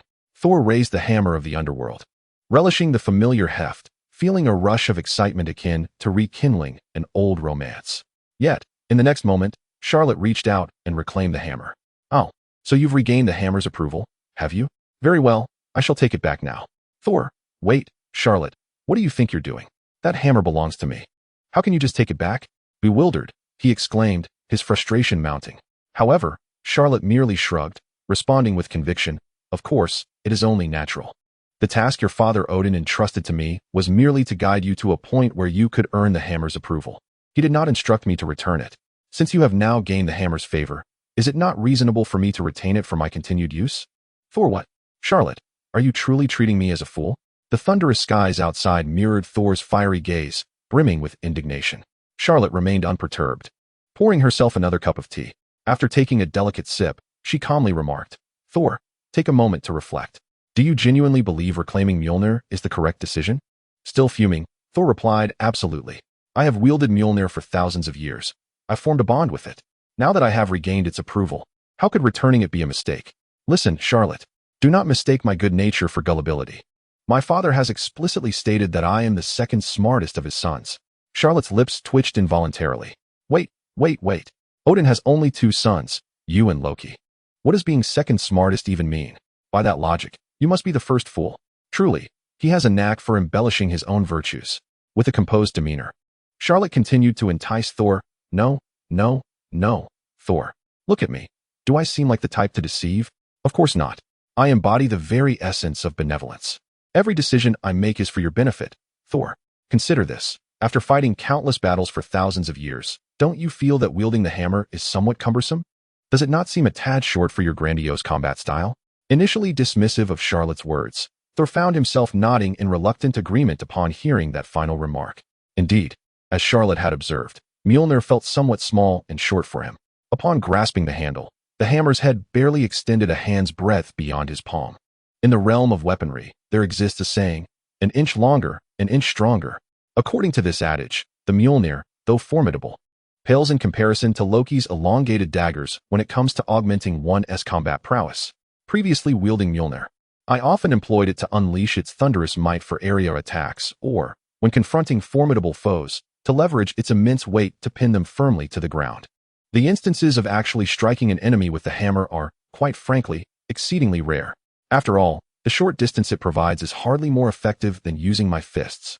Contemplating this, Thor instinctively inquired, "Chloe, what do you think I should do?" Noticing the dim-witted thunder god seemingly swayed by his words, Chloe suppressed a smirk, adopting an expression of faux concern as she contemplated her comrade's predicament. I believe that the hammer is nothing but a butcher's knife used to slaughter a cow. It utterly fails to unleash your full potential. You ought to wield a weapon befitting your strength. A butcher's knife for the cow. A butcher's knife for the cow? What should I do then? That is simple. The optimal solution would be to craft a new weapon tailored to your grandiose combat style. Perhaps an axe would suffice. I've already envisioned it, to prevent it from shattering under your divine might. The axe handle would be fashioned from the arms or other body parts of the flower god titans, while the axe head would be forged from your celestial alloy imbued with divine energy. This axe shall be named the Storm Battle Axe. What do you think? The name alone sounds quite imposing, does it not? I've even prepared a design for you, Chloe continued, presenting a meticulously drafted blueprint of the weapon to Thor. Upon examining her design, Thor's eyes lit up with excitement. My goodness, this weapon is splendid. With such a long handle and such a massive blade. It is perfectly suited to my combat style. Chloe, you truly are a gem. I was foolish to think you were deceiving me. Now that I see it, you genuinely have my best interests at heart. Just wait. I'll return shortly and enlist my father's assistance in forging this storm battle axe. I can hardly contain my anticipation. Observing Thor, who was utterly taken in by her ruse, a smile crept onto Chloe's lips. For Thor's benefit? No. That was certainly not the case. This was merely a pretext to procure yet another weapon for herself. Conveniently, she had grown somewhat weary of the thunder hammer and was contemplating transforming another artifact into the realm of dark magic. Look at this. It was like leading a sheep into the jaws of a tiger. As for whether Thor would be bewildered or infuriated when, after laboriously crafting the storm battle axe, it was taken away for modifications, Chloe was well prepared for that eventuality. When the time was ripe, she would simply persuade him to acquire the thunderous weapon wielded by Zeus. It is said that this thunderbolt, crafted by the Cyclopes, bore a striking resemblance to lightning itself. Legends recount that Zeus once cleaved a mountain with this very lightning bolt, showcasing its formidable power. Chloe, too, found herself quite envious of it. This weapon, reminiscent of thunder, perfectly matched Thor's essence. When the time came to present it, she was certain that with his limited intellect, he would eagerly redirect his ambitions toward Zeus. Thus, what could this be called? This was the moment when the thunder god was thoroughly led astray by her cunning. Just as Thor was reveling in the prospect of his new weapon design, he suddenly sensed a shift in the atmosphere, as if the surroundings had grown significantly quieter. Glancing around, he instinctively asked, "Hey, Chloe, I recall that during the Stark Expo, a girl named Gwen mentioned she would come here to assist you. Where has she vanished to? Did she succumb to the pressure and flee?" Chloe shrugged and replied, Don't mention it. A few days ago, Gwen accompanied me to her classmate Harry's place to deal with the ghost nun incident. It turned out that the ghost nun was actually the Black Witch Agatha, who has been honing her dark magic for over 4 centuries. Consequently, her attack methods leaned heavily towards sorcery. Gwen's webs and threads, despite their strength and self-healing capabilities, proved utterly ineffective. Although I reassured her that this was entirely normal. Being the daughter of the police chief, her nature is somewhat prideful. After leaving Harry's place, she insisted on undergoing special training and has since disappeared for several days. Not even I can ascertain her current whereabouts. Perhaps she is training somewhere to enhance her combat abilities? Meanwhile, in New York City, within the confines of an abandoned factory, Gwen was weaving through the dense structures, her body maneuvering like a lizard as she scaled the walls, executing breathtaking feats that would leave even the most elite parkour practitioners in awe. Indeed, just as Chloe had suggested, following the conclusion of the ghost nun incident, Gwen had been secretly training. Her goal was to become worthy of Chloe, to be able to assist during exorcism events rather than merely being a burden. However, it was not enough. Her current abilities were nowhere near sufficient to confront Agatha. Even the doll Annabelle, conjured by Agatha, would be beyond her capabilities. She was still far too weak. Panting heavily, Gwen paused her training. Despite having trained rigorously for several days, Agatha remained an insurmountable obstacle. Not to mention the crows that could spew venom. They were far beyond her capacity to manage. As these thoughts clouded her mind, Gwen's gaze dimmed slightly. Was it truly as Chloe, the mage, had said? Was physical prowess utterly eclipsed by magical abilities?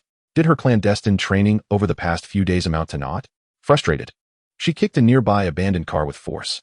With a resounding crash, the vehicle was sent flying, smashing through the outer wall of the factory. Gwen was taken aback by the aftermath of her own actions. When did I become this powerful? How was I unaware? However, as she approached the side of the car, she noticed something peculiar.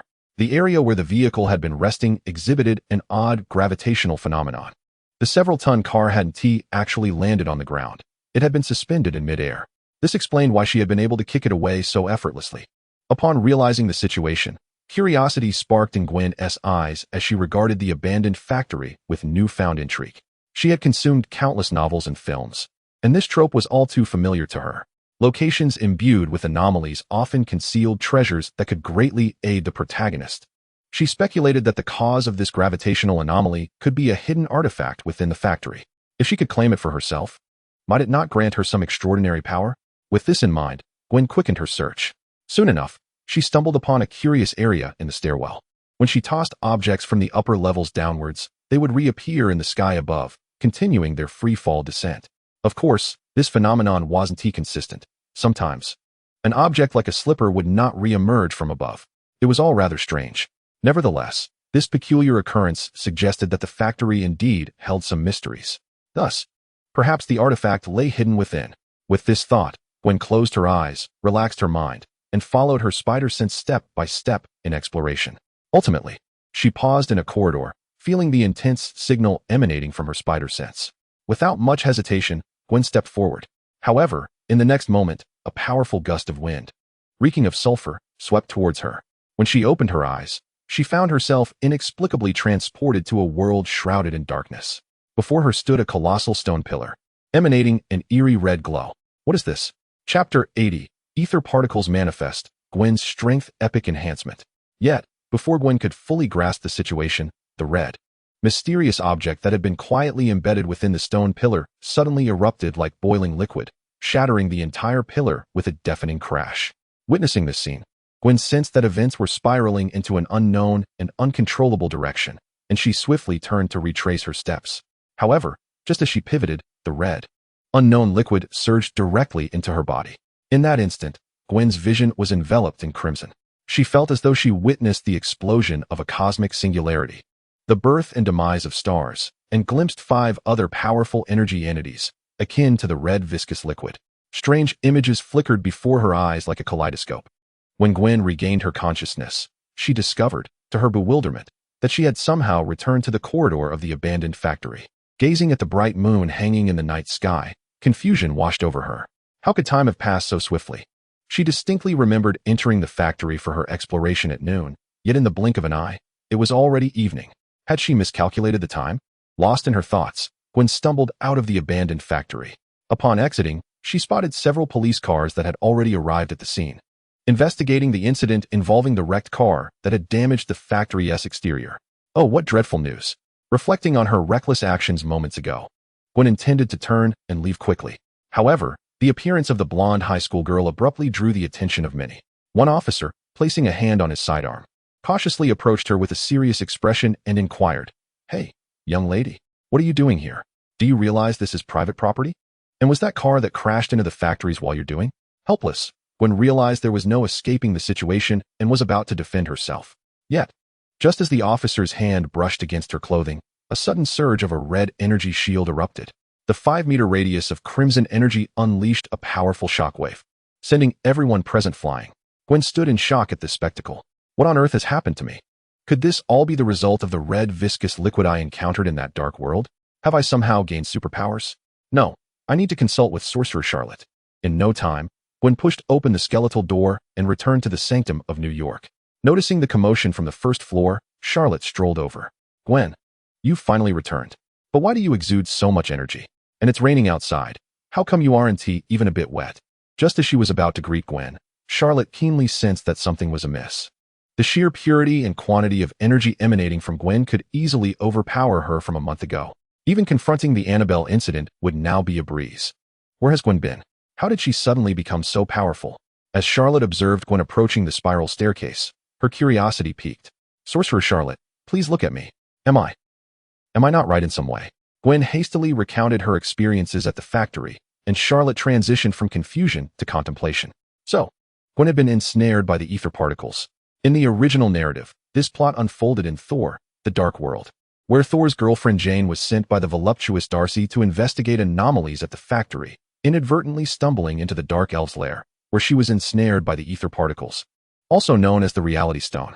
Now, due to the incident involving the Haley family's ghostly nun, Gwen had been uncharacteristically running around New York, and unexpectedly ventured into that abandoned factory, preemptively seizing Jane's opportunity. However, Charlotte recalled that the reality stone had corrosive side effects for ordinary individuals. Would Gwen's body also weaken progressively like Jane in the film? Thus, Charlotte spoke, "Gwen, do not fret. That red liquid is known as ether particles, which are essentially the reality stone.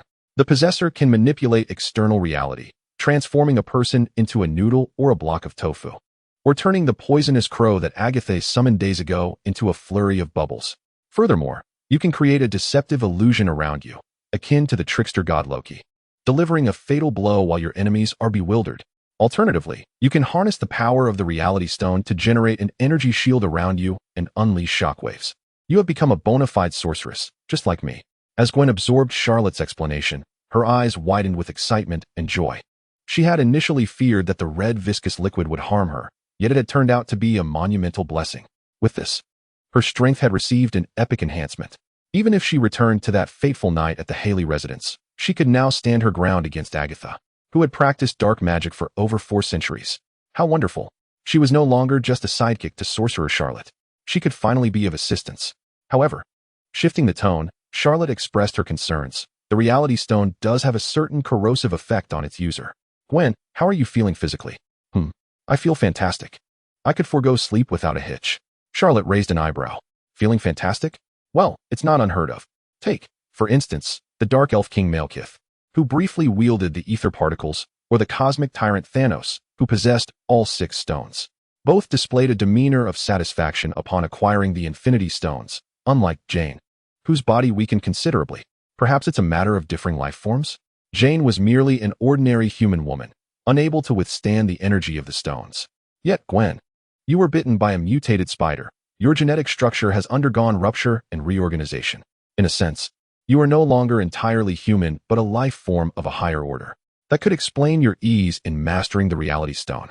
Indeed, that seems to be the case. However, further examinations are necessary."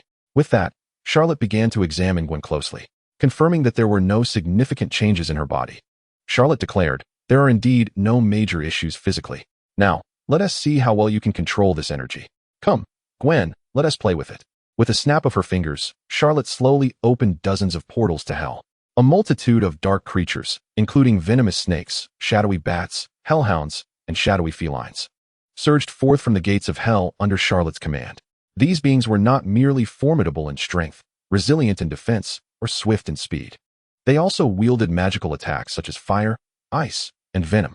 For Gwen, who previously relied solely on physical prowess, this presented a formidable challenge. One could only speculate how she would fare now, empowered by the reality stone. Upon seeing the myriad of grotesque forms confronting her, Gwen felt an overwhelming sense of dread. However, she quickly recalibrated her mindset, tapping into the energy of the reality stone within her. She extended her hands forward, conjuring a crimson force field around herself. No matter how ferociously the hellhounds bared their fangs, they could not penetrate this shield, and one even shattered its own teeth in the attempt. Similarly, the other dark creatures found their magical assaults, be it fire, ice, or venom, ineffectual against the protective barrier. Observing the remarkable efficacy of her crimson shield, Gwen's initial panic subsided significantly. With a delicate snap of her fingers, the fearsome dark beings transformed into exquisite cuts of battle-axe steak, plummeting to the ground with a resounding thud. Gwen, pleased with her display, struck a pose seeking praise and exclaimed, "Hee, Master Charlotte, do you see how impressive I am? Not only did I vanquish the dark creatures, but I've also prepared tonight's dinner." However, scarcely had her words left her lips when the stakes reverted back to their original monstrous forms. Charlotte chuckled softly and replied, "Gwen, do not revel in triumph too soon. The reality stone can only alter the present moment, not the entirety of existence. Perhaps it can modify the outward appearance of an object for a time, but for you, who has just acquired the reality stone, such mastery is still beyond reach. Therefore, Gwen, it is imperative that you cultivate your skills." Upon hearing Charlotte's words, Gwen, who had been bubbling with excitement akin to a golden retriever, instantly slumped dejectedly to the side. Charlotte, amused by her swift emotional shift, was about to speak when his phone rang from his pocket. Upon checking, he saw it was Harry calling. Charlotte's brow furrowed. He had thought he had resolved the issue with Agatha at Harry's house a few days prior. Why was Harry calling again? Could it be, as Gwen had suggested, that his father, Norman, was struggling to accept the truth, suffering a significant psychological blow that allowed the Green Goblin persona to gain dominance? With this thought, Charlotte answered the call, asking, "Hello, Harry. Why are you calling at this hour? Is something wrong with your father, Norman?" On the other end of the line, Harry, taken aback by the question, replied, "Master Charlotte. My father? Is he in trouble?" Charlotte was momentarily stunned. "Your father is all right. Of course." Although it took him several hours to recover after I revealed the truth to him the next day and showed him the video, his mental state has gradually improved since then. He is not only back to his usual self, but has become quite invigorated and determined. He has reverted to the industrious Norman Osborn we all knew. Despite the military withdrawing funding due to Tony Stark's Mark armor, my father has taken on a defiant attitude, recently pulling all-nighters with Dr. Connors from our company, seemingly working on some new serum. In short, I've been enjoying some peace and quiet lately. Charlotte nodded slightly, recognizing that as the chairman of a corporation, Norman would not be easily crushed by the truth. "Then why are you calling me so late?" "Oh, the reason I reached out is about my dear friend, Aunt May, who is worried sick. I've been preoccupied with matters concerning Osborn Industries until today, when I learned that Peter has mysteriously vanished. Aunt May quickly called the police, but after several days, there have been no significant leads. I was hoping you could assist in locating Peter Parker. I understand this request may not fall within your usual purview, but I felt it necessary to reach out. Peter has been my friend since childhood. He means a great deal to me." "Peter Parker has gone missing?"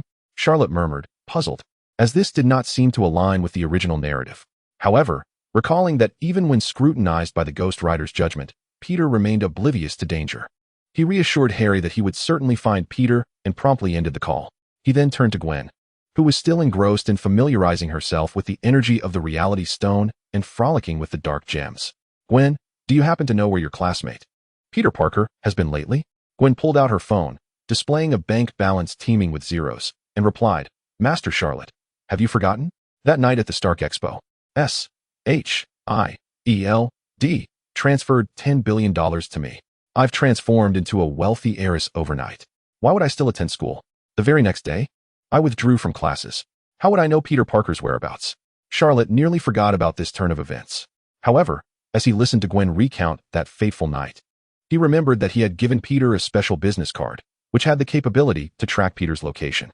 Even if Peter discarded the card, it would retain its tracking effect for several months.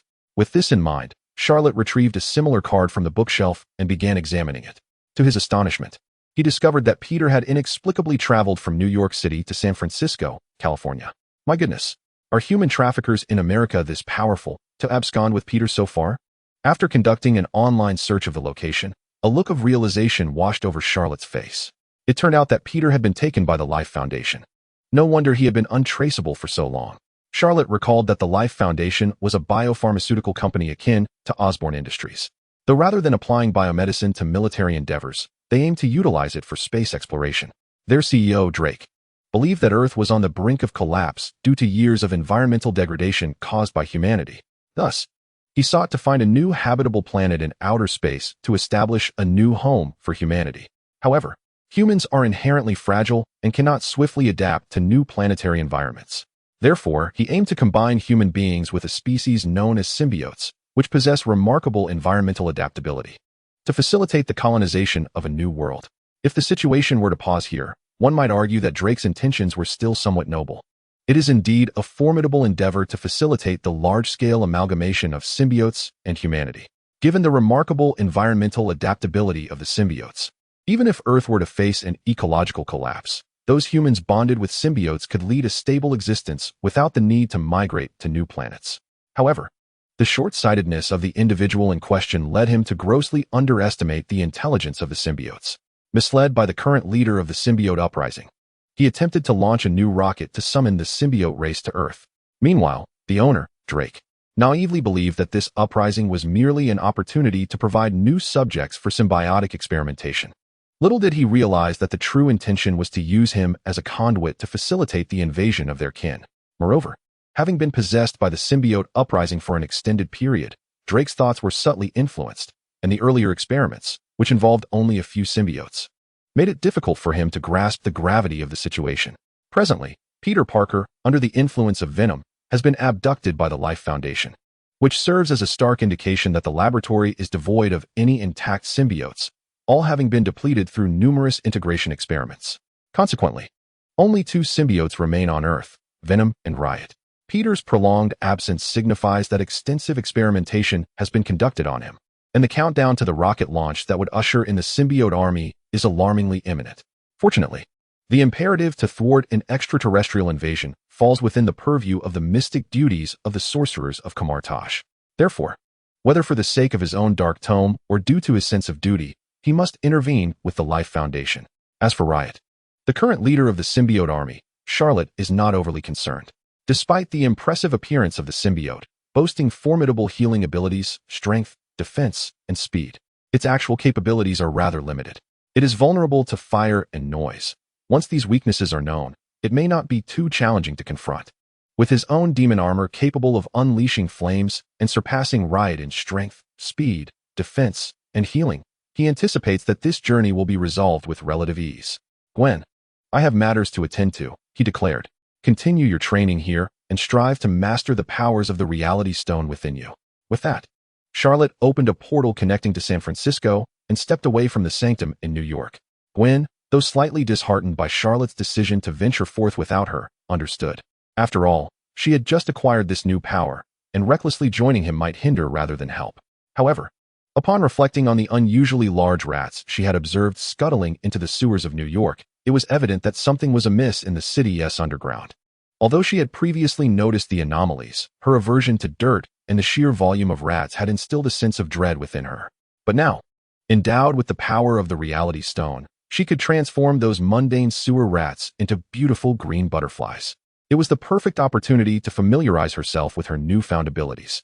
Thus, shortly after Charlotte departed the New York sanctum, Gwen made her way towards the city's sewers. Chapter 82. The demon armor is strong? Fear not. I can manifest it. The countdown to the rocket launch stood at 4 minutes and 30 seconds. In San Francisco, at the headquarters of the Life Foundation, upon emerging from the portal, Charlotte was immediately greeted by the shrill sound of alarms. A throng of staff clad in white lab coats fled the building in a panic, shouting, "It's over. Drake is a demon. He has transformed into a symbiote-infested form, wielding scythes and morning stars, and has slain numerous colleagues in the rocket launch chamber. He has lost his mind. Everyone run." The fleeing crowd swelled like a rolling snowball, culminating in numerous stampedes. Clad in a spectral cloak and infernal attire, Charlotte floated above the chaos, witnessing the massive rocket methodically preparing for launch as dictated by its automated systems. Clearly, it would be mere minutes before the rocket ascended into the cosmos. According to the narrative, once the rocket launched, Drake and Riot would pilot it, bringing legions of symbiotes back to Earth. The impending catastrophe was no longer confined to the realm of science fiction. It was an imminent reality. Charlotte furrowed his brow, taken aback by the rapid progression of events. Unlike the film's plot, in which Drake discovered that Eddie did not host Venom, compelling him to launch the rocket under Riot's influence to summon more symbiotes, the current situation was far more precarious. Peter Parker had been missing for a considerable time, and Drake's decision to launch the rocket now indicated that significant breakthroughs had been made in the fusion of symbiotes and humans. If the rocket were to succeed, millions of humans would soon find themselves under the dominion of the symbiote army at an alarming pace. However, with the stampede among Life Foundation employees still unfolding below, Charlotte refrained from using his elongated bony whip to obliterate the rocket, as it could trigger an explosion, resulting in countless casualties. Thus, he resolved to employ his demon armor, capable of effectively countering the symbiote uprising with its superior firepower, strength, speed, defense, and regenerative capabilities. With this thought in mind, he waved his hand, summoning a colossal entity adorned with horns, crimson eyes, wielding an enormous morning star in one hand and a massive battle axe in the other, radiating an aura of unrestrained ferocity, akin to a victorious beast from the infernal arena. Pleased with the formidable presence that rivaled that of the destroyer armor, Charlotte pointed towards the rocket and commanded, "Go." Within 5 minutes, obliterate Riot completely. Meanwhile, on a support beam adjacent to the rocket's core, Venom, having finally freed himself from the laboratory's restraints, gasped for breath and urged Peter, hurry. We must stop him. If Riot launches that rocket, Earth will be besieged by millions of symbiotes. Once they arrive, it will be the end for us all." Peter, visibly pale from the torment inflicted upon him by Drake through blood draws, electric shocks, and inhumane experiments, retched slightly and replied, "But how can we fight? We were thoroughly defeated by Charlot's sorcerer just recently, and after enduring so much torture, we were forcibly brought from New York to San Francisco. Look at us now. Even with you possessing me, I merely have a layer of black, viscous skin, indistinguishable from a normal human. In our current state, we cannot contend with even our normal forms, let alone that brutal symbiote commander, Riot. Venom insisted, even if we cannot win, we must fight. Peter, surely you would not wish for this beautiful planet to meet its untimely demise. Venom indeed arrived on Earth with the intention of invasion. However, after coexisting with Peter for an extended period, he began to experience the diverse customs and cultures of this world through Peter's senses. He witnessed captivating television shows, conversed with Mrs. Chun, who occasionally chatted with him at the convenience store, and glimpsed the red-haired girl, MJ, living next door, whom Peter often stole glances at. All of this was refreshingly beautiful to him. He yearned to protect this planet. With this thought, Venom disregarded his current feelings of weakness. Seizing control of Peter's body, he charged towards the rampaging Riot, intent on shattering the rocket's cockpit glass and piloting the rocket himself. Riot, prepare to face your doom. Yet, just as Venom propelled Peter's body into the air, Riot swiftly extended his claws and forcefully slammed him to the ground. Subsequently, Riot transformed his right hand into a meteor hammer and mercilessly struck Venom's face. Boom, boom, boom. In between blows, Riot seethed with rage, exclaiming, "Venom, without me, how could you ever have come to this planet? You should kneel before me, weeping in gratitude. Thank me for granting you a new purpose, for allowing you to stand at my side, instead of being a mere joke among the symbiote race, a pathetic lowlife. And now, you dare to strike at me? Have you lost your mind?" In a fit of fury, Riot opened his gaping maw and bit down ferociously on Venom's neck, forcibly tearing him from Peter. He carelessly spat Venom out onto the ground and ignored both him and Peter Parker as he climbed towards the rocket's cockpit. Lying on the support structure, the frail Peter gazed at the weakened, palm-sized Venom, now lying discarded by Riot, and then looked at the imminent threat of Riot, mere steps away from the cockpit. Despair filled his eyes. It was over. Everything was finished. No one could possibly defeat this creature. The Earth was about to be invaded by the symbiote army. However, in that very moment, Peter's eyes widened in shock.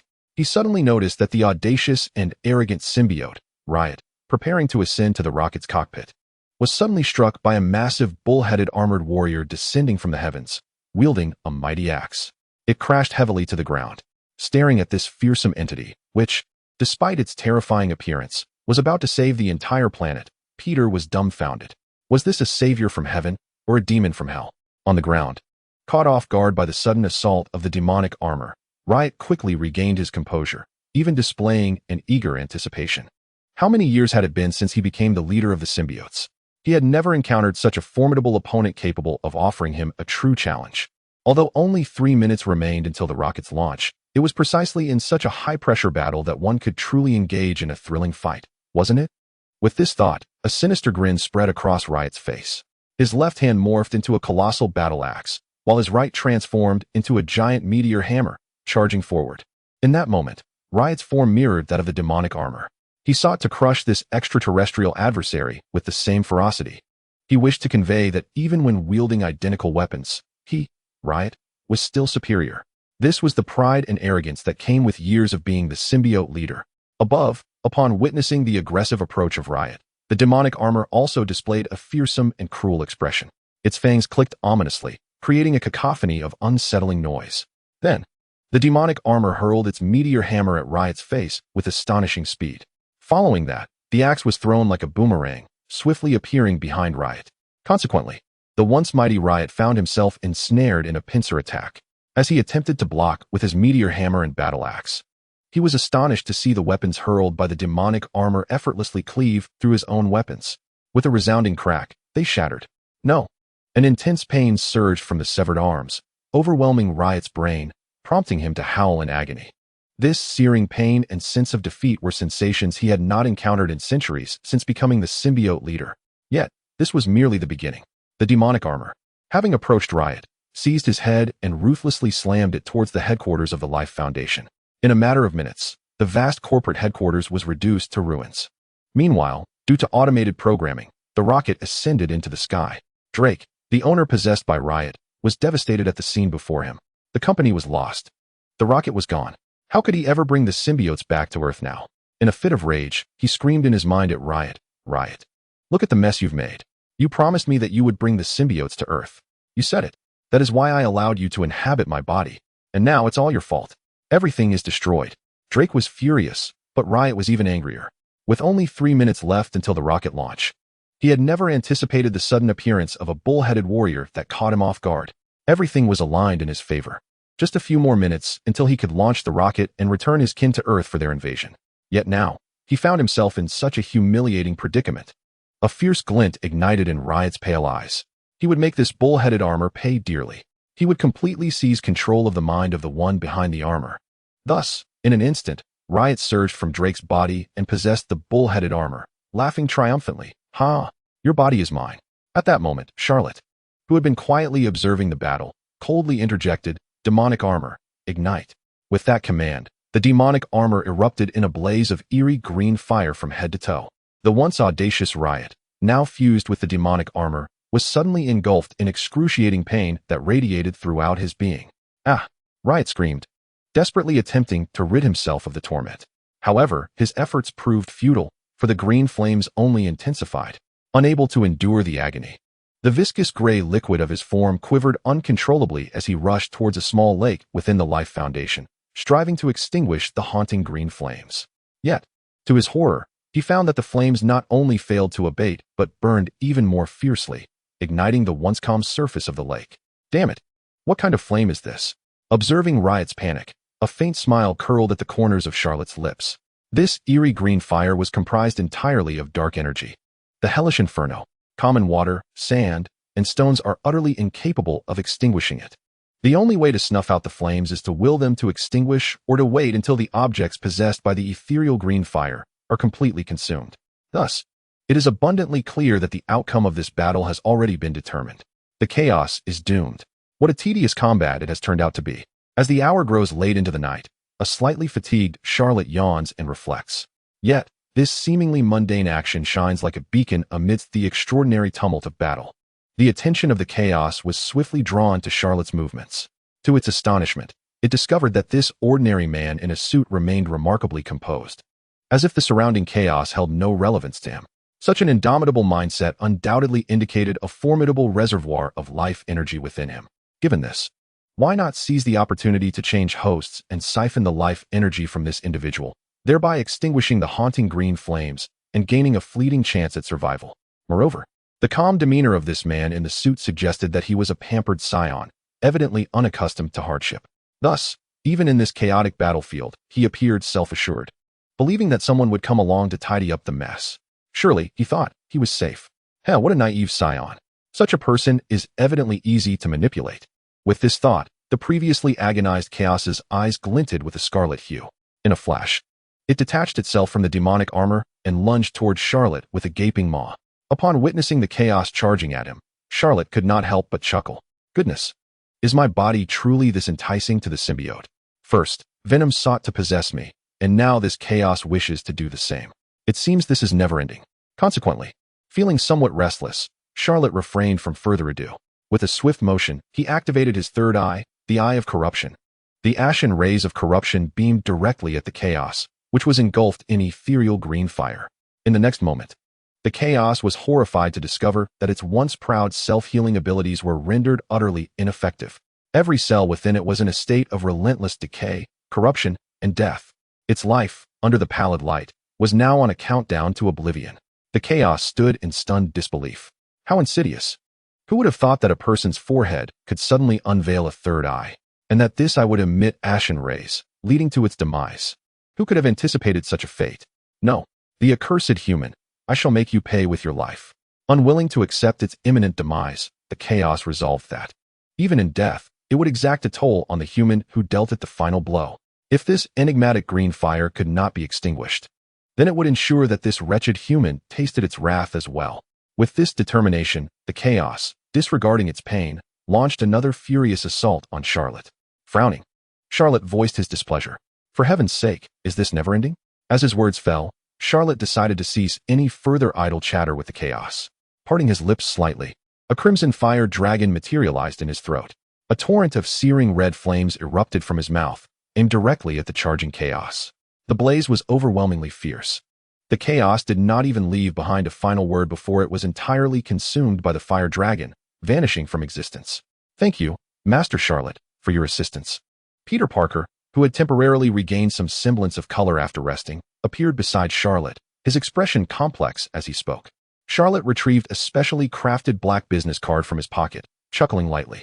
My assistance does not come without compensation. If I hadn't intervened last time, Lucifer would have reduced Venom to mere remnants. And if it weren't for my involvement this time, you and your symbiote would soon find yourselves ensnared in an unending pursuit by the chaos and its symbiote army for thwarting the arrival of its kin.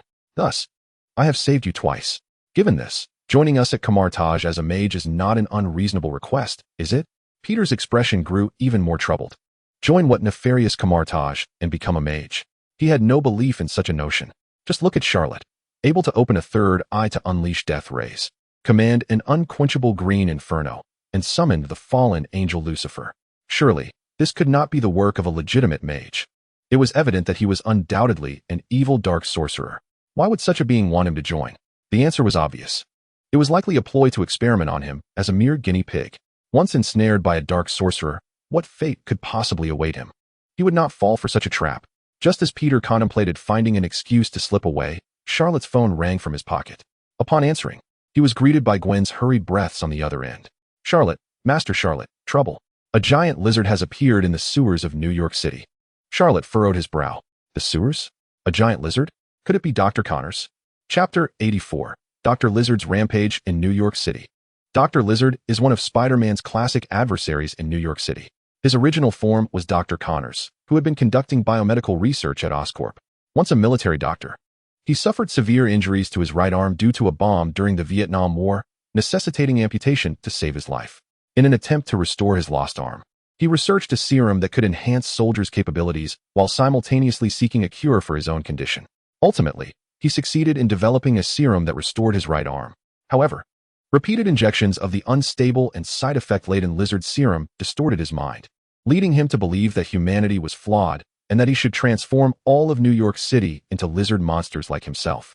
While Charlot had anticipated that, given Harry Osborn's appearance, he might soon face Dr. Lizard. He never expected events would unfold so swiftly.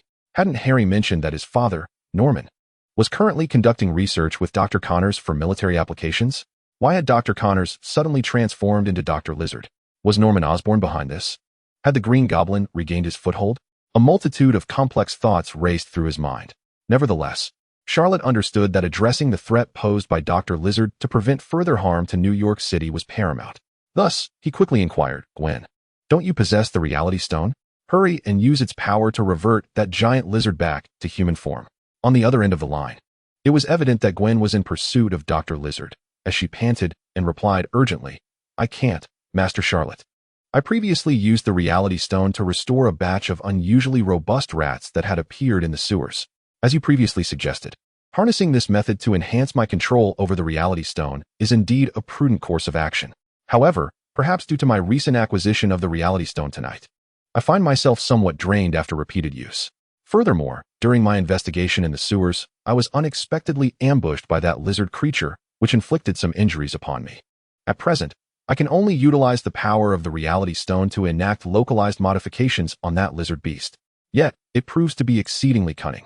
Relying on its remarkable regenerative abilities, it immediately severed its own limbs upon sensing any anomalies, fleeing while simultaneously regenerating its appendages. I simply cannot keep up. A tremendous tearing sound echoed through the phone, reaching Charlot's ears. Evidently, the lizard doctor, akin to a gecko, had once again resorted to self-mutilation in a desperate bid for survival. Upon hearing the account, Charlot furrowed her brow. It appears that it is now her turn to intervene. Although the lizard serum has endowed Dr. Connors with formidable self-healing capabilities, can it truly compare to that of an extraterrestrial symbiote? Even Riot, the leader of that symbiote, gradually deteriorated under her corruption rays, so one can only imagine the fate of Dr. Connors, who has merely injected an unstable serum still in its experimental phase.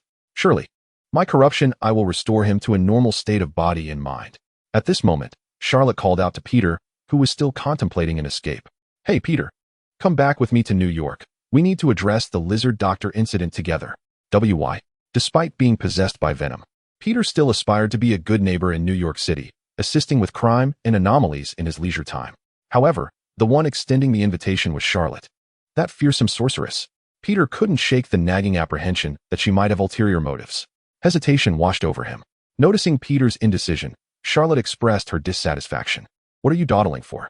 The lizard doctor wreaking havoc in New York City is Dr. Connors from Oscorp. I recall that you two shared a close relationship, didn't you? If you wish to see him restored, hurry and accompany me to New York."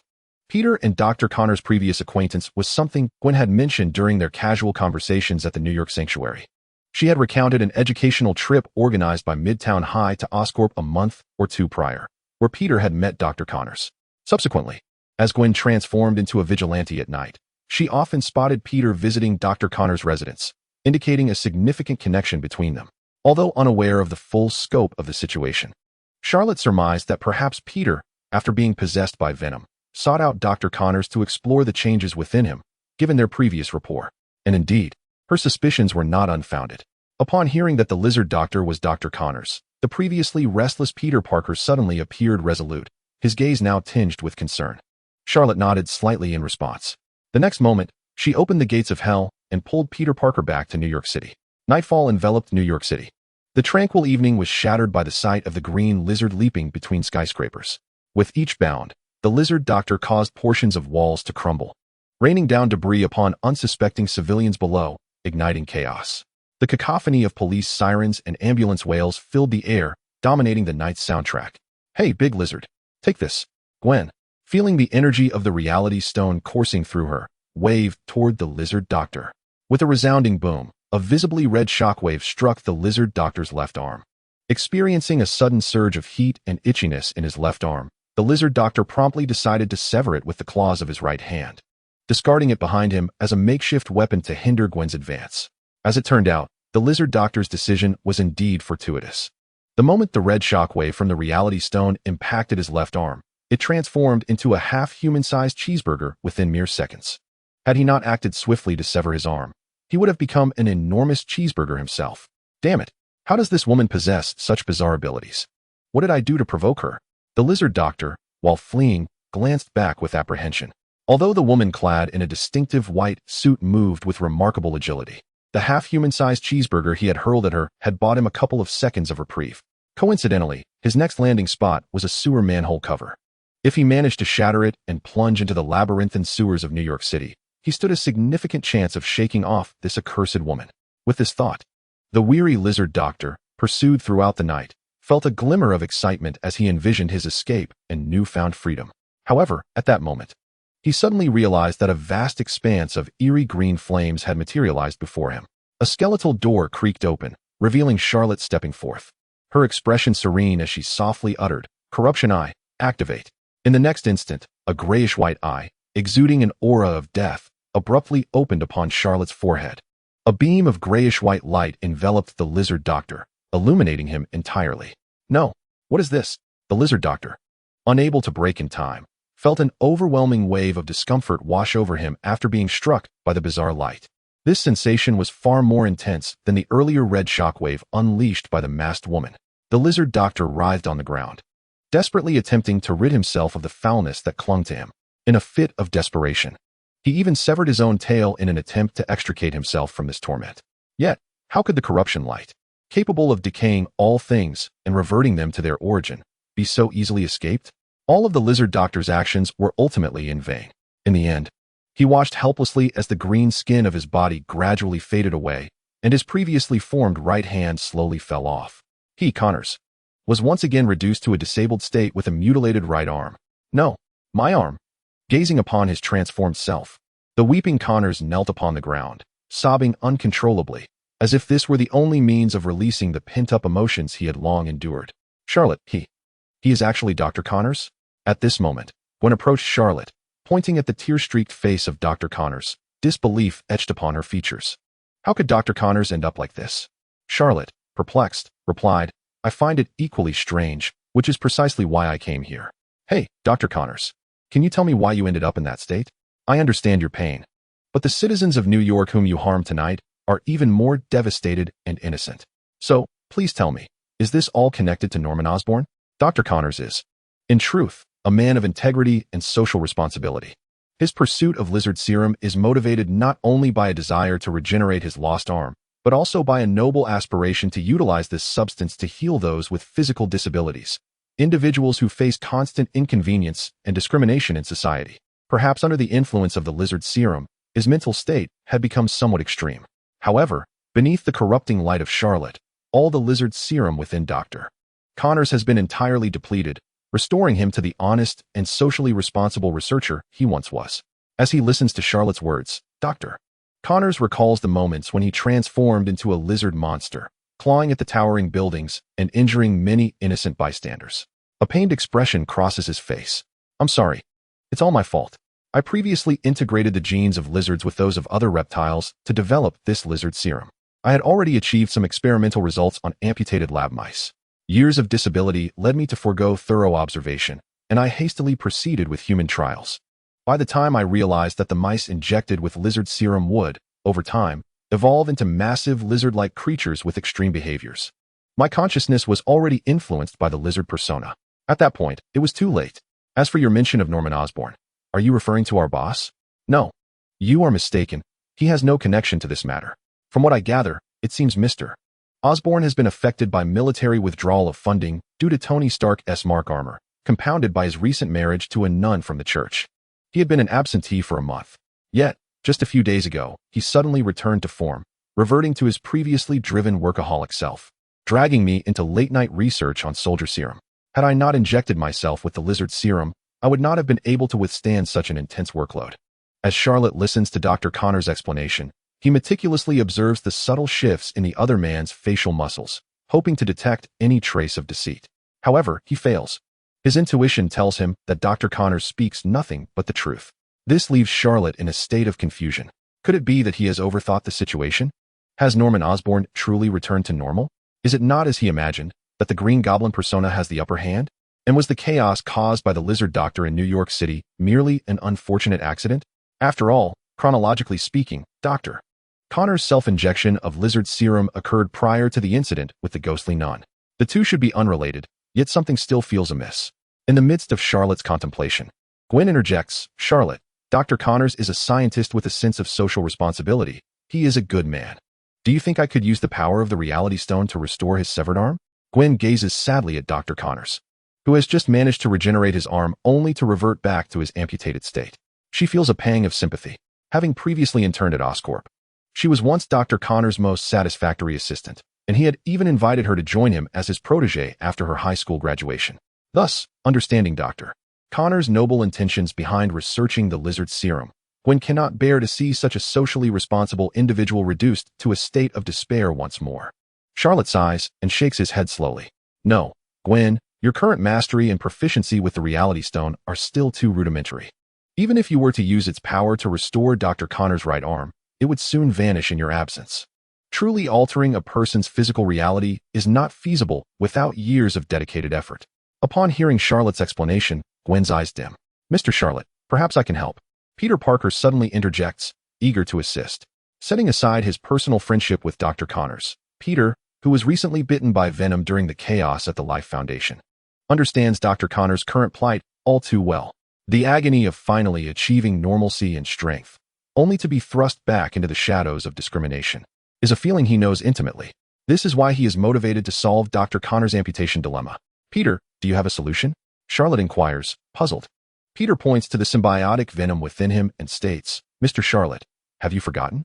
I possess a symbiote, venom, with remarkable regenerative abilities. If I can transfer some of its symbiotic substance to Dr. Connors, it should restore his arm. Hey, Venom, this isn't the time for negotiations. At worst, I'll take you out for a meal of bad guys after this." Watching Peter converse with Venom, Charlot realizes that using the symbiote to restore the severed limb might not be out of reach.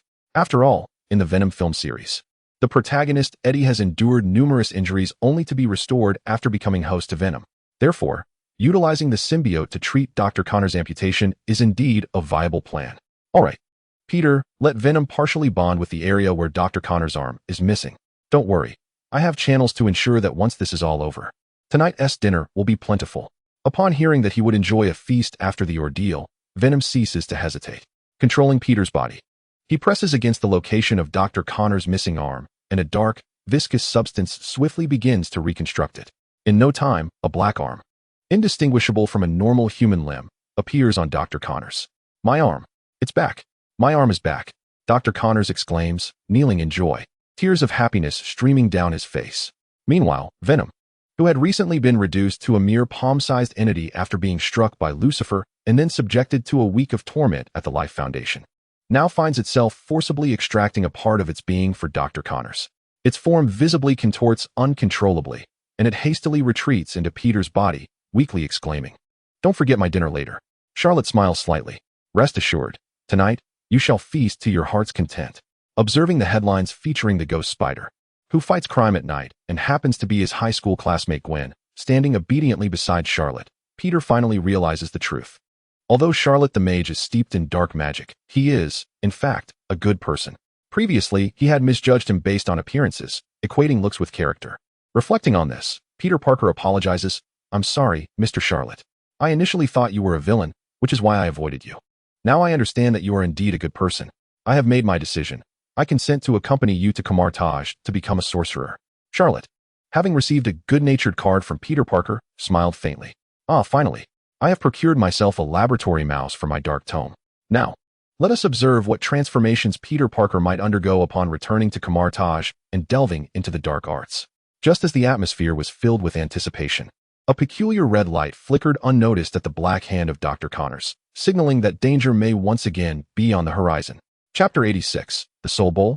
The Banner of Souls. This is unmistakably a weapon reserved for those who tread the path of dark sorcery.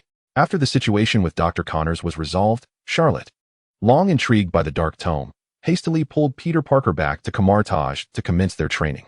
Charlotte had her reasons for selecting this location. After all, Kamar-Taj is the stronghold of the Sorcerer Supreme. Should something peculiar occur due to the machinations of Dormammu, Dr. Strange would be able to intervene promptly. Furthermore, given that Ancient One has practiced dark magic for many years, guiding Peter Parker through the initiation process with the Dark Tome would be a relatively straightforward endeavor. Peter Parker remarked that the Charlotte who had drawn him into the world of sorcery was a dark sorceress herself, while his mentor, the bald Ancient One, was also a practitioner of dark magic. Kamar-Taj seemed to be a veritable den of sorcery. Yet, paradoxically, the sorcerers emerging from this very sanctum protect the earth from the encroaching horrors of the dark dimensions. How fantastical is this? In this day and age, are dark sorcerers truly so conscientious? This contrasted starkly with the portrayals often depicted in films and television. Unperturbed by Peter's musings, Charlotte, having returned him to Kamar-Taj, began her studies of the Dark Tome under the watchful eye of the Ancient One. The process proved to be even smoother than Charlotte had anticipated. According to Lucifer's assertions, the Dark Tome was likely tampered with by Dormammu, potentially ensnaring the minds of its users and transforming them into puppets for Dormammu, replacing Agatha Harkness as his earthly agent. Yet, during his studies, Peter's body and mind exhibited no signs of corruption. On the contrary, he swiftly engaged in the practice of harnessing dark energy, his physical condition thriving. This revelation left Charlotte utterly astonished. Well. Truly, Peter Parker, you are remarkable. You are the man who, even when tainted by darkness, would merely seek discounted clothing, and upon being scrutinized by the Ghost Rider's judgment, would simply exchange bewildered glances, unperturbed. Such a virtuous and optimistic mindset could surely rival that of a locomotive. Or even better, position him as the next Captain America in place of Falcon. I dare say, should Dormammu realize that his manipulations not only fail to ensnare, but rather enhance others, he might very well weep in despair. Charlotte could only express her gratitude to Dormammu for the unexpected boon. May Dormammu enjoy a long and prosperous existence. After a while, observing Peter's gradual increase in power and the absence of issues in his dark magic training, Charlotte felt a stir of longing. It had been quite some time since she had learned any new magic. Previously, she had been appointed as the guardian sorcerer of the New York Sanctum by the Ancient One, who intended for her to utilize this position to engage with the anomalous events occurring within the city, thus refining her magical skills. After all, the pursuit of magic emphasizes quality over quantity. Charlotte reflected that since assuming her role as guardian sorcerer, she had encountered numerous adversaries and events, from the chaos at the Stark Expo, where she faced Venom, Hulk, and Abomination single-handedly, to confronting Agatha Harkness and Dormammu's avatar, and most recently, quelling the symbiote uprising and dealing with Dr. Connors. Surely, She had faced enough challenges to warrant the study of new magic to bolster her strength in preparation for the impending Chitauri invasion. Thus, Charlotte approached the Ancient One and laid out her intentions. However, upon hearing her request, the Ancient One shook her head slowly. No, Charlotte, in your eagerness for magical training, you may have overlooked the significance of magical weapons, which are equally vital to our endeavors. Magical weapons? Queried Charlotte. Are you suggesting that I should acquire something akin to the Watchwom wand or the levitating boots that Mordo and Wong possess? The Ancient One chuckled lightly. Charlotte, what I wish to bestow upon you is certainly not the commonplace artifacts like the Watchwom wand or the levitating boots. Have you forgotten the origin of your levitating cloak? Venture to the New York Sanctum. Since I have appointed you as its guardian sorcerer, the magical weapons housed within the sanctum shall naturally be at your disposal. Upon hearing this, Charlotte's eyes lit up. Indeed, she had nearly forgotten that the New York Sanctum contained an impressive array of formidable magical weapons. For instance, the Palm-Galion Firebowl from Doctor Strange 2, which Christine, Doctor Strange's former love, used to repel skeletal spirits, aiding him in his astral projection. This memory was vividly etched in Charlotte's mind. She was eager to see how the Palm-Galion Firebowl would transform after being altered by the system and entering the realm of dark magic. With this thought in mind, Charlotte wasted no time. She opened the portal to hell and arrived in the weapon repository on the second floor of the New York Sanctum. There, she discovered the Palm-Galion Firebowl displayed in a glass case. As she opened the glass cabinet and placed her left hand upon the bowl, the familiar mechanical voice of the system resonated in her mind. Ding! Detected that the host is touching the Palm-Galion Firebowl. Would you like to convert it into a category of dark magic? Yes, Charlotte replied without hesitation. Ding! The system is processing your conversion. Ding! Conversion successful. The Palm-Galion Firebowl has been transformed into the Soul Bowl. In the next moment, Charlotte beheld the once verdant bronze bowl, inscribed with enigmatic runes, enveloped in a thick, ominous black smoke. The surface of the bowl morphed from its bronze hue to an unfathomable pitch black, exuding an aura of death that would induce a profound sense of dread in any ordinary observer. It appeared as though souls were stirring at the bottom of the bowl. Should one dare to lean in to investigate, malevolent spirits would leap forth, dragging the Inquisitor into the depths, forever becoming part of the Soul Bowl. Gazing at the chilling and fearsome Soul Bowl, Charlotte nodded in satisfaction. So far, every item in her possession, the Cloak of Spirits, the Hammer of the Underworld, the Hell Suit, the Demon Armor, appeared increasingly terrifying, their powers equally formidable. Now, this Soul Bowl, with its eerie appearance, surely possessed extraordinary capabilities. With that thought, Charlotte eagerly accessed the system's description. Weapon, Soul Bowl, function description. The Soul Bowl is a transformation of the Palm-Galion Firebowl, one of the artifacts of the Vishandi. The Palm-Galion Firebowl radiated a sacred aura, with the bottom emitting a golden light at all times. The user need only direct a lit candle wick towards the location of the golden glow to unleash an orange flame, inflicting considerable damage upon dark creatures and undead beings. However, the function of the Soul Basin, modified by this system, stands in stark contrast. The effects it produces on any being are no longer harmful, but rather absorptive. After severely wounding or eliminating an enemy, the user need only orient the basin towards the foe's position to ensnare their form, obliterating their consciousness and restoring their body. Moreover, when the user requires it, they can summon the enemy through the basin to engage in battle, rendering them a puppet at the user's command. Upon reviewing the system's introduction to the Soul Basin, Charlotte's brow involuntarily twitched. Indeed, the black magic system lives up to its reputation. The weapon's capabilities, after system modification, resemble those of an exclusive instrument for dark sorcerers. The range of potential targets has expanded from merely the undead and dark creatures to encompass any life form. The effect on enemies has shifted from attack to absorption, erasing their consciousness and transforming them into one's own marionettes. What a marvel! This is, without doubt, the essence of the Soul Banner, an indispensable tool for any dark practitioner. Just imagine, if one were to vanquish an enemy, they could utilize the Soul Basin to convert them into a puppet for future confrontations. This means that the longer the battles persist, the greater the number of soldiers at one's disposal, and to use the enemy's own forces against them is nothing short of a treacherous delight. Previously, Charlotte harbored concerns about facing the Chitauri army, the Dark Elf legions, or the undead forces under Hellish command. What would he do if overwhelmed? But now, there is nothing to worry about. As long as he can inflict substantial harm on an adversary, he can employ the Soul Basin to turn them into his own puppet for use. Thus, the illustrious Chitauri, the Dark Elves, and Hela's undead minions could all potentially serve him. Is it possible for such fortunate events to transpire in this world? He truly struck gold with this revelation. While Charlot pondered rummaging through the weapon collection room on the second floor for items suitable for system modification, his phone vibrated in his pocket. Upon checking, he found it was a call from Tony. Bringing the phone to his ear, he heard Tony's unusually exuberant voice. "Hey, Charlotte. The upgrade concept for the Mark armor you shared with me was simply brilliant. I've just completed a new suit, where each component is modular. When the user requires it, they need only wave their hand for it to automatically assemble and cover the entire state. What do you say, Charlotte?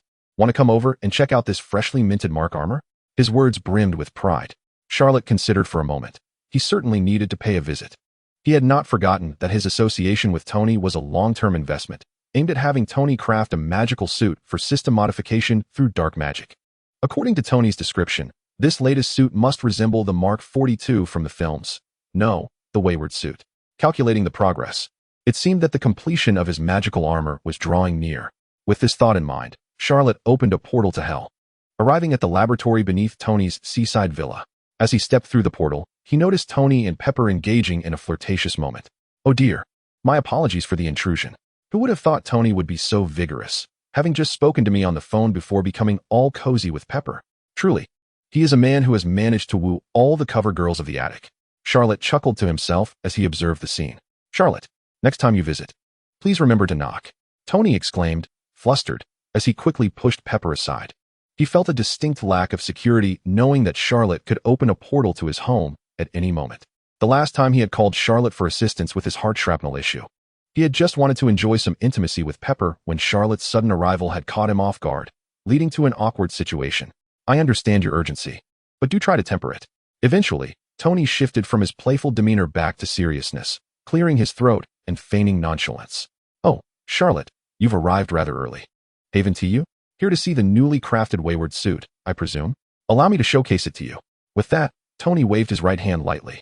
A mechanical arm from the wayward suit, previously resting in the upper hall, ignited at its rear and, in less than a second, zoomed to Tony's hand to complete the assembly. Following this, Tony elegantly twisted his body, directing the prepared wooden dummy before him. With a flick of his hand, a repulsor blast erupted, creating a gaping hole in the wooden figure. "Behold, impressive, isn't it? Charlotte, your idea was simply brilliant. Had you mentioned it sooner, it would have been even better. Just like that time I encountered Whiplash at the racetrack. If I had crafted this wayward suit back then, I wouldn't have had to rely on the cumbersome Mark 5 suitcase transformation. I could have summoned the mechanical arm in an instant and blasted Whiplash right away, avoiding all that subsequent Stark Expo drama."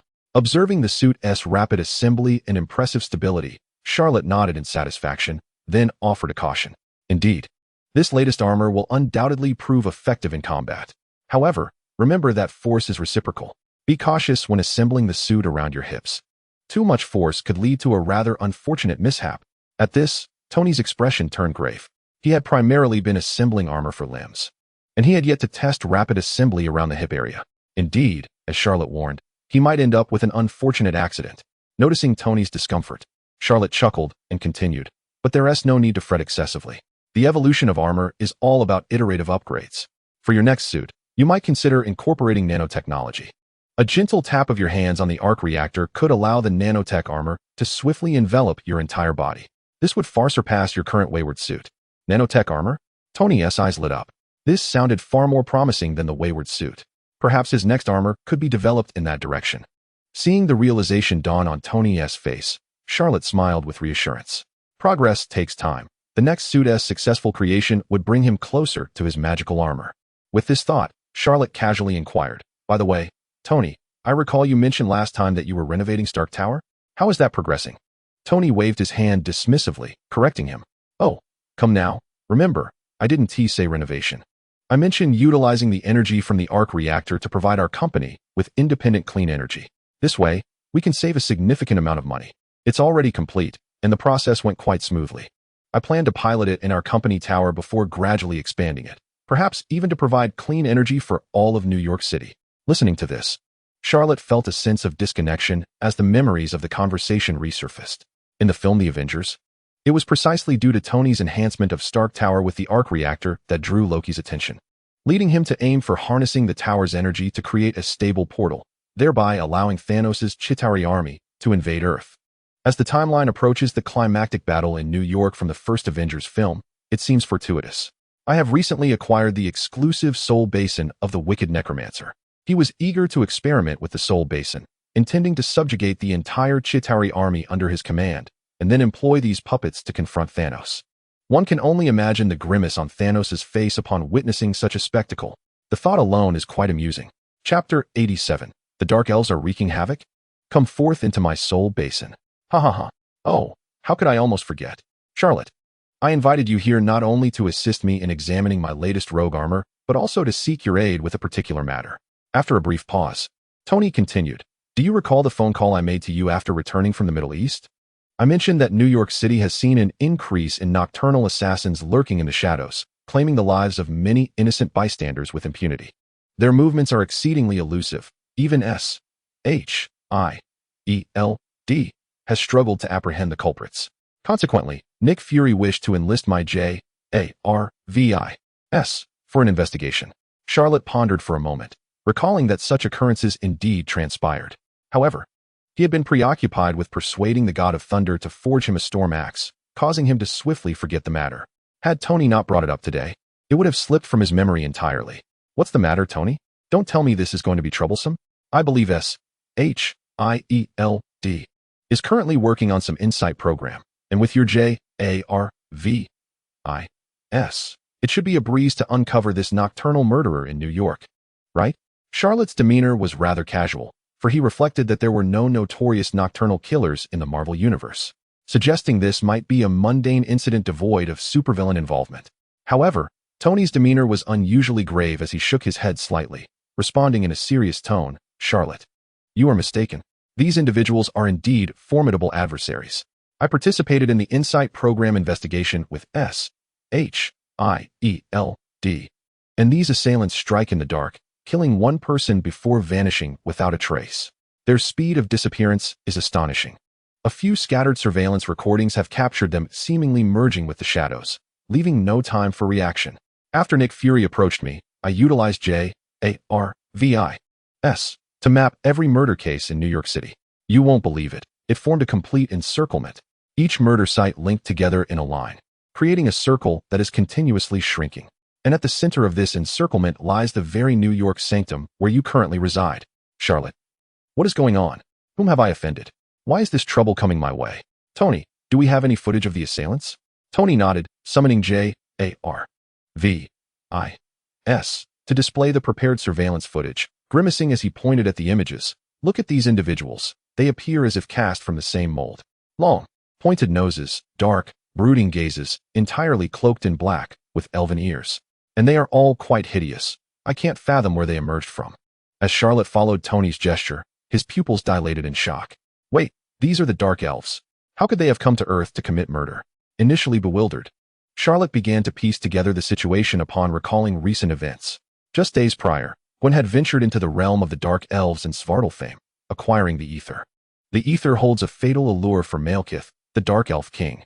For the Dark Elves, their power is maximized only in the depths of night. Naturally, as the leader of their kind, Malekith sought to utilize the energy of the Ether, known as the Reality Stone, to amplify their strength ninefold during the planetary alignment, plunging the entire universe into darkness. This way, their race could fully unleash their potential and dominate the cosmos. It was evident that the Dark Elves' encirclement pointed directly toward Gwen, the possessor of the Reality Stone. However, Charlotte felt perplexed. If their goal was to extract the Ether from Gwen, why not simply raid the New York Sanctum? Why go through the elaborate scheme of an encirclement and the slaughter of innocent civilians? To Charlotte, this seemed entirely unnecessary. Noticing Charlotte's dazed expression, Tony furrowed his brow and inquired, "What's the matter, Charlotte? Can you handle these nocturnal assassins?"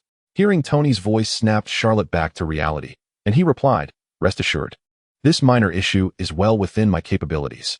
The so-called nocturnal assassins you speak of are actually Dark Elves who have awoken after centuries of slumber in the cosmos. Their intent is to seize the Ether from my assistant Gwen, plunging the universe into eternal darkness. They've set their sights on those close to me. I shall ensure they meet their reckoning." In truth, aside from thwarting the universe's descent into darkness, Charlotte was motivated by the opportunity to test the capabilities of the Soul Basin he possessed. After all, according to the surveillance footage Tony provided. These dark elves were exceptionally skilled in the art of assassination. They could vanish into the darkness after committing murder, leaving no trace behind. If he could amass an army of dark elves under his command, it would grant him a legion of assassins at his disposal. With a mere wave of his hand, the dark elf army could spring forth from the shadows of their enemies, catching them entirely off guard. Given such a strategy for the final battle, one could only imagine the dismay on Thanos' face. With this thought in mind, Charlot's gaze filled with eager anticipation. As for how to contend with these elusive dark elves, he had already devised a plan. He had not forgotten that he donned the Hell suit, which also allowed him to merge with the darkness and excel in assassination, illusions, and shadow manipulation. Based on the joint analysis of JARVIS and the Insight program, it appeared these dark elves had gone mad, tightening their encirclement around the New York sanctum. This meant their movements would be quite predictable. In fact, through the Insight program and JARVIS analysis, SHIELD, agents and Tony had already deduced the likely landing points of these dark elves during the night. However, their speed was astonishingly swift, with the ability to melt into the darkness, making capture impossible. Nevertheless, these challenges posed no problem for him, armed with the Hell suit capable of creating illusions. Tonight, he would ensnare this group of dark elves responsible for so much death in a trap. Chapter 88. How does a mere sorcerer from Kamar-Taj possess such sinister methods? In the vastness of outer space, aboard a colossal, cloaked T-shaped alien spacecraft, Malekith gazed at the control panel, nodding with satisfaction as he observed the physical conditions of each dark elf displayed on the screen. After a prolonged period, he had sent his subordinates to New York City for assassination missions, and those who had long lain dormant were gradually regaining their physical prowess. In terms of speed, strength, and defense, their states were steadily warming up. He believed that soon, this army of dark elves under his command would return to their peak form. At that time, they would reclaim their position as the overlords of the universe. With this thought, a mocking smile crept upon Malekith's lips. That Thanos fellow thinks he can use my troops as a diversion, allowing Loki to exploit the Tesseract to open a portal for the Chitauri to invade Earth. Little does he realize that the pawn he perceives me to be will soon transform into the player. Indeed, in Malekith's eyes, the leap from pawn to player was imminent. For him, this collaboration was a surefire investment. By having himself as the vanguard invading Earth, he not only ensured his army's swift rejuvenation, but also stumbled upon an unexpected boon: the ether. Once he secured the ether, plunging the world back into darkness, Thanos would be compelled to regard him with utmost caution and dread, rather than treating him casually as he currently did, collaborating with Loki, who was clearly being used as a test piece. For Malekith, who once cast the universe into eternal night, such an arrangement was utterly undignified. Yet, was Loki being overly cautious? Was it truly necessary to tighten the encirclement around the New York sanctum merely to draw out Charlot, the current sorcerer of the sanctum? Was a mere Kamar-Taj mage worthy of such serious attention? At this thought, Malekith let out a cold snort, his eyes betraying disdain for Loki. After all, to Malekith, the white mages of Kamar-Taj employed straightforward methods. Their tactics were grand and obvious, and the larger the action, the more pronounced the flaw. Meanwhile, his dark elfkin excelled in assassination, merging seamlessly with the shadows, effectively coming and going without a trace. Dealing with a mage like Charlot would surely be child's play. At that moment, once Charlot was lured out, his adept assassins could have their fun toying with her. Furthermore, even if Charlot managed to injure or even kill one or two of his subordinates, so what? As long as they remained cloaked in the shadows, they could recover swiftly. A brief respite in the darkness, nourished by its power, would work wonders to restore them. Within half a day, they would be ready to rejoin the fray. This was precisely why so many of his kind had once dominated the cosmos. For it was the darkness that served as their source of strength. It was the darkness that was their home. At this juncture, Malekith's covetousness for the ether, capable of returning the universe to darkness, intensified. Thus, he commanded his subordinates, "Tonight, dispatch another 200 men and make a greater commotion. Let us draw Charlot out this very night. When the chaos ensues, we shall seize the ether. Soon, the entire universe will be enveloped in darkness once again." As night descended, a dark elf named Matthew initiated the night's operation. He glided through the shadows of New York City with effortless grace, progressing toward the encirclement's objective. A subtle sense of ease graced Matthew's countenance. During the initial period of awakening from slumber, he had harbored concerns regarding his orders to assassinate humans. fearing that his prolonged dormancy might have dulled his physical capabilities and combat instincts, questioning whether he could fulfill his mission effectively. However, after executing several tasks over the past few days, he realized that his worries were entirely unfounded. The humans were pathetically weak. In terms of speed, defense, and strength, they paled in comparison to the Dark Elves. On numerous occasions, he observed a group of sharply dressed individuals in black, lying in wait and attempting to ensnare him with traps. Yet, due to the vast disparity in speed, he effortlessly fell for their bait and melted into the darkness, vanishing without a trace. This night, he was confident he would replicate those previous scenarios, leading those ignorant, feeble humans in circles once more.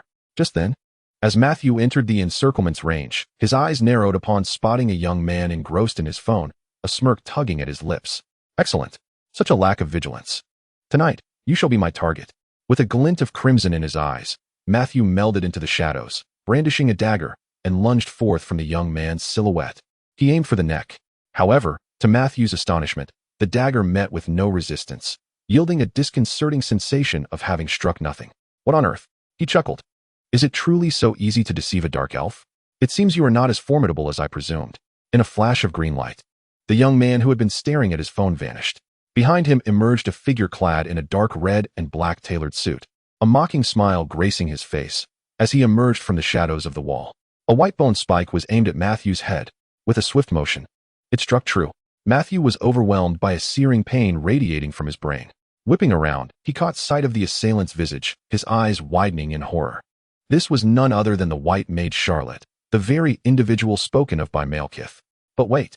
Did Malekith not say that the white mages of Kamar-Taj employed grand, straightforward attacks, easily leaving themselves vulnerable?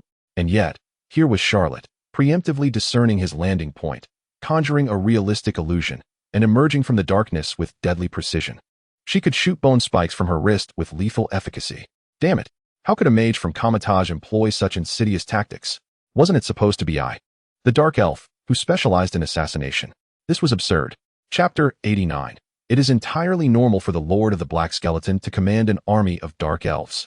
The white bone spike remained lodged in Matthew's head. As time passed, it morphed into a flail-like form, its smooth surface developing an array of jagged bone spikes. At that moment, Matthew could not dare to remove the spike. To do so would undoubtedly inflict further grievous harm. The threat of death spread from his brain, gradually engulfing his entire being. It is precisely due to the unique constitution of the Dark Elves that they can endure even fatal injuries while maintaining a level of consciousness far exceeding that of ordinary earthlings. However, Matthew is not far from the brink of death. Yet, his visage reveals no signs of tension, fear, or dread. Instead, it exudes an air of unbothered composure, starkly contrasting with his dire circumstances. For their kind, death is a mere illusion, no matter how grievous the wounds. No matter if their brain has ceased to function and their heart has stopped beating.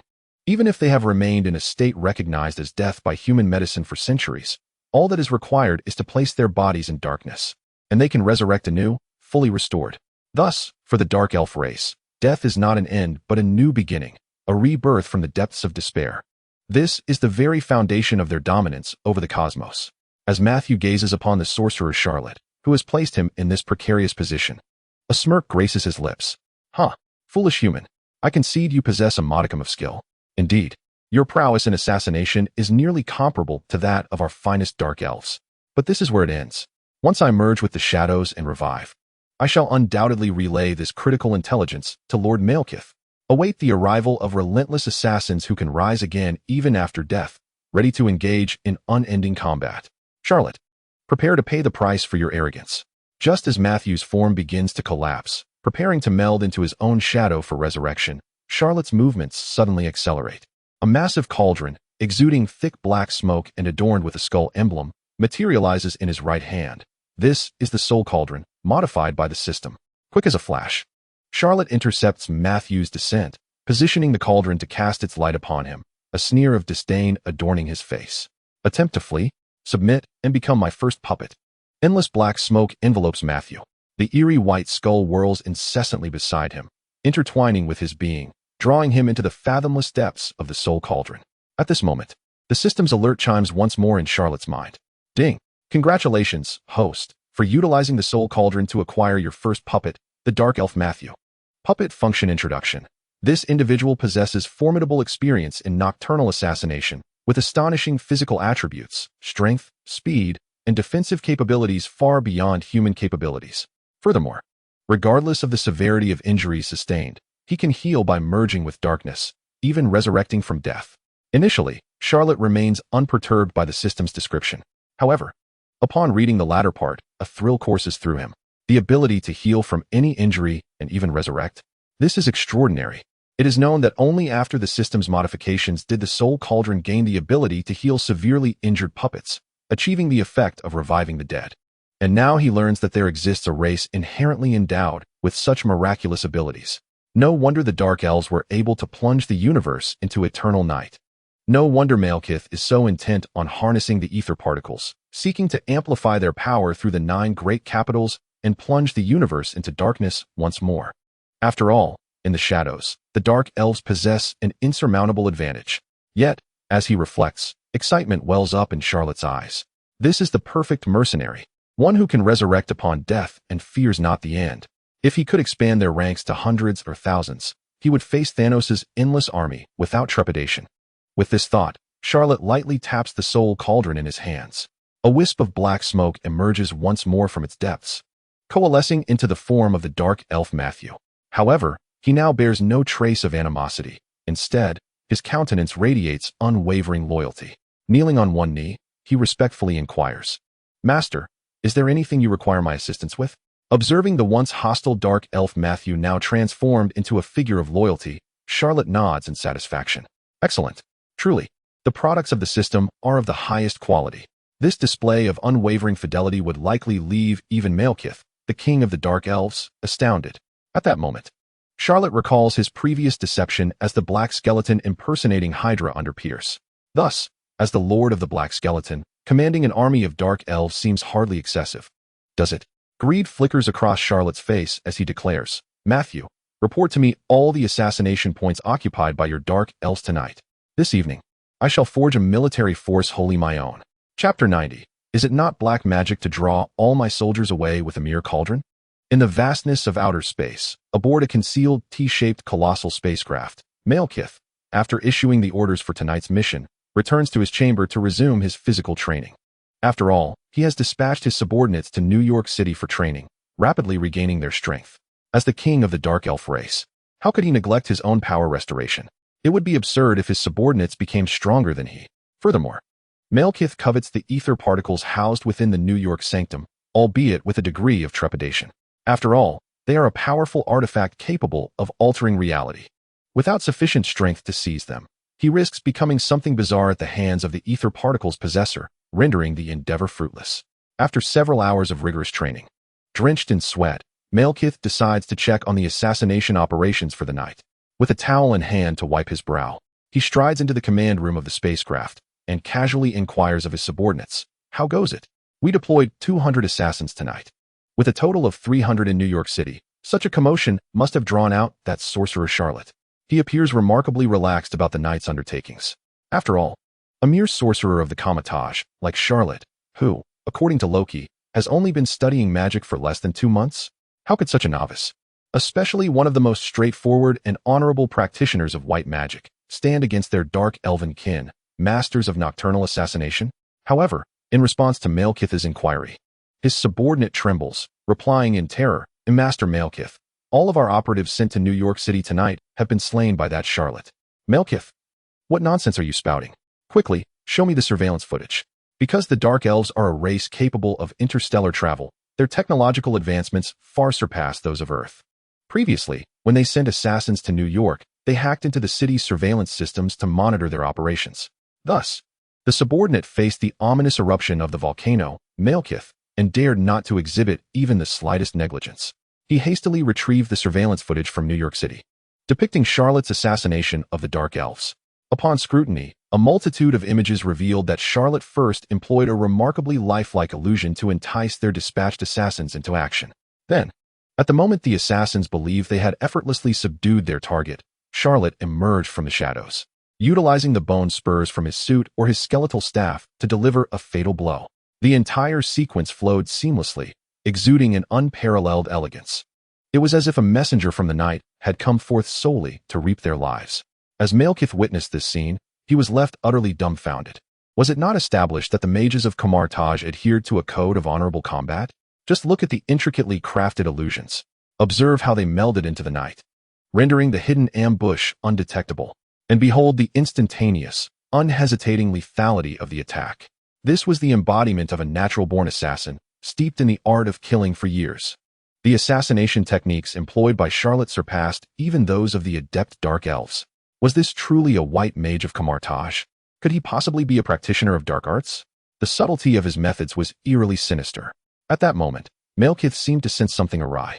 He pointed to the timestamps on the screen, asking in confusion, "Is there an issue with this footage? Why do all the different scenes display the same time?" His subordinate, appearing utterly bewildered, quickly responded, "My lord, no, it is not as you suspect." Charlot was present at multiple locations in New York City simultaneously. In just 5 minutes, he annihilated all our dispatched assassins. Malekith, 5 minutes. In the brief span of 5 minutes, he wiped out all the assassins sent tonight. How is that possible? Could it be that Charlot possesses the ability to create clones? Damn it, such a speed of killing surpasses even my own. I have underestimated him. After a moment of shock, Malekith took a deep breath, regaining his composure. After all, he had encountered formidable foes before during his quest for dominance over the universe prior to his slumber. Yet, they had ultimately succumbed to the relentless resurgence of his race, which could continuously revive by merging into darkness. In Malekith's eyes, this so-called mage of Kamar-Taj, Charlot, though possessing somewhat sinister techniques and surpassing them in assassination skills, was not insurmountable. Even if Charlot were powerful, so what? The dark elf race could always resurrect in the shadows. Charlot, prepare to be worn down by us. Thus, Malekith quickly issued commands to his subordinates. Hurry, what are you waiting for? Bring back those assassins who were killed and merged into darkness. Continue the assassination in New York. I want Charlot to be engulfed in an unending cycle of assassination tonight. However, the next words from his subordinate caused Malekith to lose his composure entirely. My lord, I cannot do it. Those killed by Charlot are all displayed as deceased on our panels. They have not revived at all. Upon hearing this, Malekith was stunned. Not revived? How can this be possible? What nonsense is he spouting? Damn it. Is he attempting to conspire with his subordinates to deceive me and establish a new alliance? With this thought, Malekith angrily shoved his subordinate aside and barked, "Get out of my way. Let me see for myself." He hastily accessed the data panels of each warrior. To his horror, he discovered that the assassins who, even when killed, would typically display the status of awaiting resurrection now appeared in gray. This unequivocally indicated that all the subordinates he had dispatched that night were dead. They were truly dead. The dark elf race could indeed die. Realizing this, Malekith felt his legs weaken, collapsing to the ground in despair. The saying goes, the poor fear the reckless, and the reckless fear those who care not for their lives. The dark elf race had gained its formidable reputation throughout the universe precisely because of their ability to revive endlessly. During his battle against Odin's father, King Bor, even when he was struck down and forced to merge into darkness for millennia, Malekith had never felt such terror. He understood that it was merely a prolonged slumber. Once he awakened from the night, they would surely plunge the universe back into darkness. But now you tell me that those slain by Charlot have succumbed to genuine death? How is that possible? If that is the case, could I also perish in my confrontation with Charlot? Will I no longer have the chance to resurrect as before? In that instant, Malekith felt as though Charlot were a harbinger of doom, someone to be avoided at all costs. He quickly rewound the surveillance footage to scrutinize the events once more. To his astonishment, he realized that after killing his subordinates, Charlot summoned a colossal skull-shaped basin, emanating thick, dark smoke, and inhaled sharply towards his fallen subordinates. Upon entering the basin, the warriors' status panels displayed that they were in a state of true death. Moreover, Malekith distinctly observed that each time that eerie basin absorbed a dark elf, an additional skull symbol appeared on its surface, as if the souls of his subordinates were being drawn into it. What followed was even more horrifying. The assassins, marked as thoroughly dead on the panels, were subsequently summoned by Charlot, each one kneeling with utmost reverence and devotion. This was a demeanor they would never display, even in his presence. Was it possible that Charlot had transformed his subordinates into puppets that obeyed only his command? Damn it! To kill them, and then utilize that smoke-laden basin to forge them into loyal puppets who heed only one person's orders. Charlot, is this truly the means of a white mage from Kamar-Taj? This is unequivocally dark magic. It is far too sinister. Furthermore, if Charlot has turned his subordinates into puppets, Does that mean I will first have to deal with my own transformed subordinates when confronting him? Thus, Charlotte intends to use my own soldiers against me? This is nothing short of a treacherous act. This is indeed dark. Such a skill is far too nefarious. Is this what a white mage of Kamar-Taj should be doing? This is undoubtedly dark magic. Chapter 91. Is this skull castle truly a place meant for the guardian mages? No. This individual must not be allowed to remain. He has already discovered the path to death. After thoroughly comprehending the terror that is Charlotte, this was the first thought that sprang to Malekith's mind. Such a formidable mage, capable of effortlessly creating hundreds of clones within a mere 5 minutes and simultaneously annihilating 300 skilled subordinates, transforming them into mindless puppets loyal solely to him. If he is not swiftly dealt with, it will spell disaster for the entire Dark Elf clan. He must strike first. With this thought in mind, Malekith hastily commanded, "What are we waiting for? Let the fleet launch an all-out assault. Target, the New York Sanctuary." Nightfall enveloped the New York Sanctuary. After having converted the 300 Dark Elf assassins dispatched by Malekith into his puppets, Charlotte quickly made his way back to the sanctuary. Unlike the usual 100 assassination cases each night that he had previously mentioned to Tony, the sheer number of adversaries tonight was truly overwhelming. He sensed that this might be a cunning ploy by Malekith to draw him away from the true objective, the ether particles within the New York Sanctuary, by keeping him occupied at various points around the city. To thwart Malekith's scheme, Charlotte hurried back to the sanctuary to check on Gwen's situation. "Gwen, have you sensed anything amiss? Any sixth sense indicating that someone is plotting against you?" he inquired, observing Gwen practicing with the reality stone in the first-floor hall, shaping nearby furniture into various forms. Gwen, puzzled, replied, "Charlotte, what are you talking about? I feel fine." However, as she spoke, an unsettling sensation washed over her. Suddenly, a deafening roar erupted in her mind. Gwen's spider sense detected an aggressively intrusive gaze descending from the skies above New York City, aimed directly at the reality stone within her. With her hair standing on end, Gwen urgently warned Charlotte, "Charlotte, both the reality stone and my spider sense are alerting me. Danger is imminent in the skies above New York City." In the skies above New York City? Charlotte frowned, joining Gwen at the window to gaze at the heavens. There, a massive, ominous T-shaped black spaceship, exuding an aura of futuristic technology, slowly approached the New York Sanctuary. Charlotte's pupils dilated. Is this a ship of the Dark Elf clan? Have my suspicions proven correct?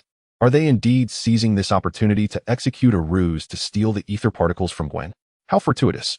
He had just transformed 300 Dark Elves into his subordinates using the Soul Basin. He had been dissatisfied with their numbers. Since Malekith brazenly aimed to invade Earth, targeting the New York Sanctuary, he must be prepared to face the consequences. Just wait. Tonight, I shall turn your Dark Elf army into my puppets.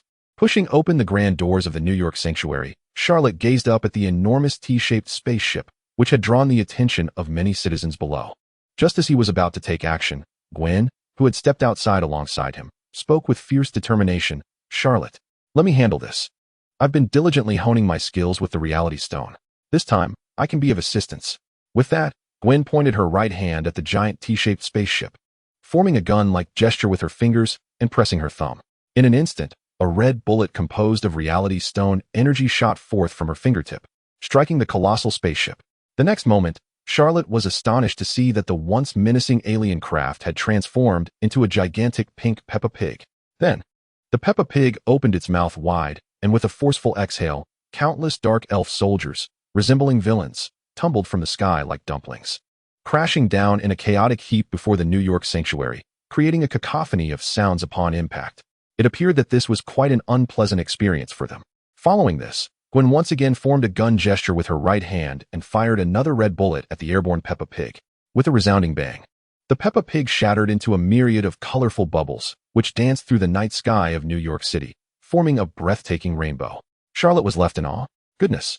Truly, the reality stone, one of the 6 infinity stones in the universe, possesses such extraordinary power to effortlessly alter physical forms and reshape reality. It is nearly divine. He chuckled. I'm tempted to seek out a few infinity stones myself for some fun. Hee, Charlotte, look at how amazing I am, Gwen exclaimed, pointing at the vibrant rainbow in the sky, her demeanor resembling that of a playful kitten, eagerly seeking praise. Although she had previously assisted Charlotte mainly with menial tasks and had often been protected during missions, the acquisition of the reality stone had significantly amplified her strength, allowing her to contribute meaningfully to the current predicament. Naturally, she felt a sense of pride. Charlotte affectionately ruffled Gwen's hair. Well done, Gwen. However, do not let this success inflate your ego. The battle is far from over. This is merely the beginning. With those words, Charlotte's expression turned serious as he observed the disheveled dark elves sprawled across the ground before the New York sanctuary. He recalled the system's warning when he absorbed the first dark elf as a puppet. No matter the extent of their injuries, they could swiftly recover by merging with the darkness. Thus, despite their current disarray, these dark elves would undoubtedly regain their strength in no time, as Charlotte had anticipated. Although the dark elf army, led by Malekith, had plummeted from a height of 10,000 meters and suffered considerable injuries, they were already beginning to recover at a visibly accelerated rate under the cloak of night. It would not be long before they returned to their normal state. However, the intense pain from their fall remained acutely felt. Malekith, nursing his wounds, seethed with fury. Cursed Charlotte, I fell from 10,000 meters because of the Reality Stone's power. Not only did he decimate my 300 subordinates tonight, but he also transformed my ship into a heap of colorful bubbles, utterly vanishing from existence. Charlotte, you will pay for this. As Malekith prepared to launch a fierce assault on Charlotte, he was taken aback by the sight before him. Rows of streetlights made of bones lined the streets, glowing not with bright incandescent bulbs, but with flickering green flames, casting a haunting ambience. Occasionally, one or two pitch-black crows and bats perched upon the skeletal lampposts with crimson eyes, exuding a menacing aura. Meanwhile, the New York sanctuary, which he had envisioned as radiating golden light, was now shrouded in darkness, surrounded by swirling clouds of dense black smoke. The grand entrance of the temple was astonishingly formed from an enormous white skull. Its mouth was agape, seemingly waiting to swallow anyone who dared to enter without hesitation. Within the eye sockets of the white skull flickered two ethereal blue flames, instilling a sense of dread that raised goosebumps upon even the briefest glance. Malekith stood transfixed, bewildered. Surely, my friend, we have ventured into the wrong domain. This is a veritable abode of bone, infernal fire, crows, bats, and dark smoke. It resembles nothing less than the lair of a nefarious mastermind, a dark sorcerer lurking in the depths of New York City. Do not tell me this is the temple crafted by Kamar-Taj in New York? A skeletal fortress, truly a sanctum for a sacred guardian of the arcane. Could Charlotte be a practitioner of dark magic? Chapter 92. He had transformed Thor's hammer into this? Odin, will you not utter a word of protest? An array of thoughts swirled in Malekith's mind. Yet, at this moment, he could not afford to ponder further. Regardless of whether Charlotte was a black cat or a white cat, this night had cost his dark elf clan 300 elite warriors. This fact was indisputable. Thus, he resolved to make Charlotte pay dearly. Without further ado, Malekith withdrew a palm-sized stone glowing with a crimson light from his pocket and crushed it with force. Our kin, unite. In the next instant, the dark elves, who had previously been recuperating in the shadows, were all absorbed into the radiant stone. Malekith followed suit, swallowing the stone whole. His body began to swell rapidly, expanding. Soon, a monstrous figure, towering several dozen meters tall, with grotesque muscles and exuding a powerful aura, emerged before Charlotte. Charlotte, perish. As he felt the long-forgotten strength coursing through him, Malekith believed he could annihilate all of Asgard with a single blow. With a mere thought, he swung his fist toward Charlotte. However, Charlotte, upon witnessing the sudden appearance of the colossal dark elf monstrosity, displayed no signs of anxiety or tension, but rather an expression of enlightenment. He promptly retrieved a massive soul basin, shouting, Our kin, unite. Malekith. Why is he uttering my words? In the next moment, Malekith watched in horror as a thick plume of black smoke continuously billowed from the enormous dark basin. With each increment of smoke, a shadowy figure of a dark elf materialized on the ground. Those were the assassins he had dispatched that very night. Malekith felt as though he might vomit blood. As he had suspected, to eliminate that rascal Charlotte, he would first have to contend with his own subordinates. This was nothing short of a murderous betrayal. Yet, before Malekith could react further, Gwen, under Charlotte's directive, formed her right hand into a gun shape and aimed at the dense black smoke emanating from the soul basin. Firing a shot, the crimson bullet coursed through the smoke, enveloping the 300 dark elves present. In an instant, they melded together like clay, forming a colossal creature rivaling Malekith himself. Under Charlotte's command, this behemoth delivered a devastating punch directly to Malekith's face. The impact sent him reeling backward several dozen meters. Stunned by the force transmitted from the blow, Malekith was bewildered. This fusion skill was supposed to be exclusive to the royal lineage of the Dark Elves. Ordinary Dark Elves were not even permitted to learn it. The crux of this fusion skill lay in the very stone he had just shattered, containing an etheric particle. And now, this treasured technique of the Dark Elves had been so effortlessly appropriated by Charlot, turning against him. Damn it, these were all my techniques. With the reality stone, he believes he can do as he pleases. A surge of rage welled within Malekith, compelling him to instinctively retaliate as he clashed with the giant controlled by Charlot. The two titanic figures exchanged blows in a furious contest, unleashing shockwaves with each collision.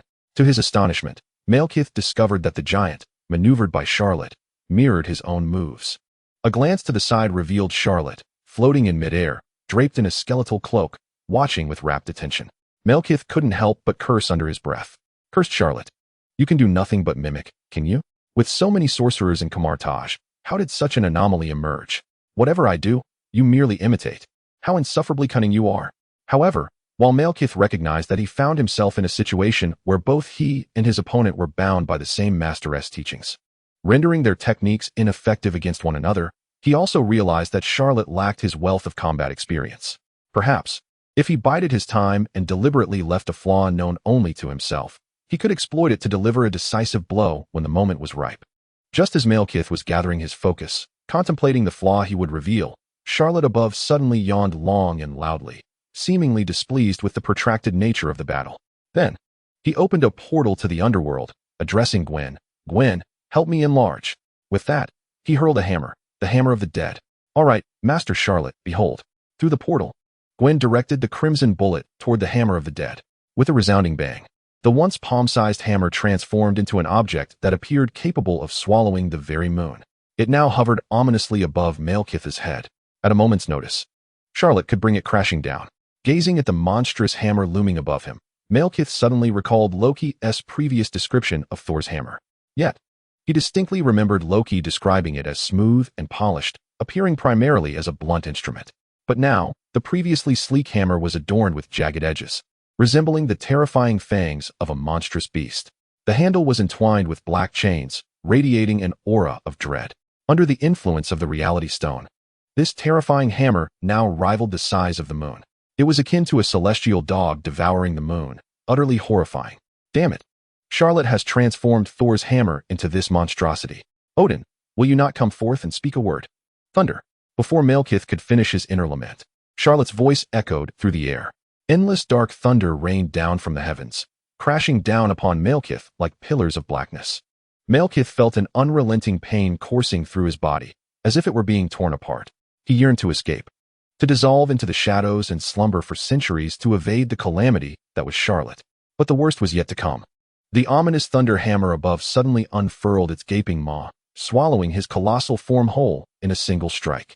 Malekith, sensing the imminent peril, reacted with remarkable swiftness, extricating himself from his gargantuan, merged body and plummeting to the ground like a cannonball.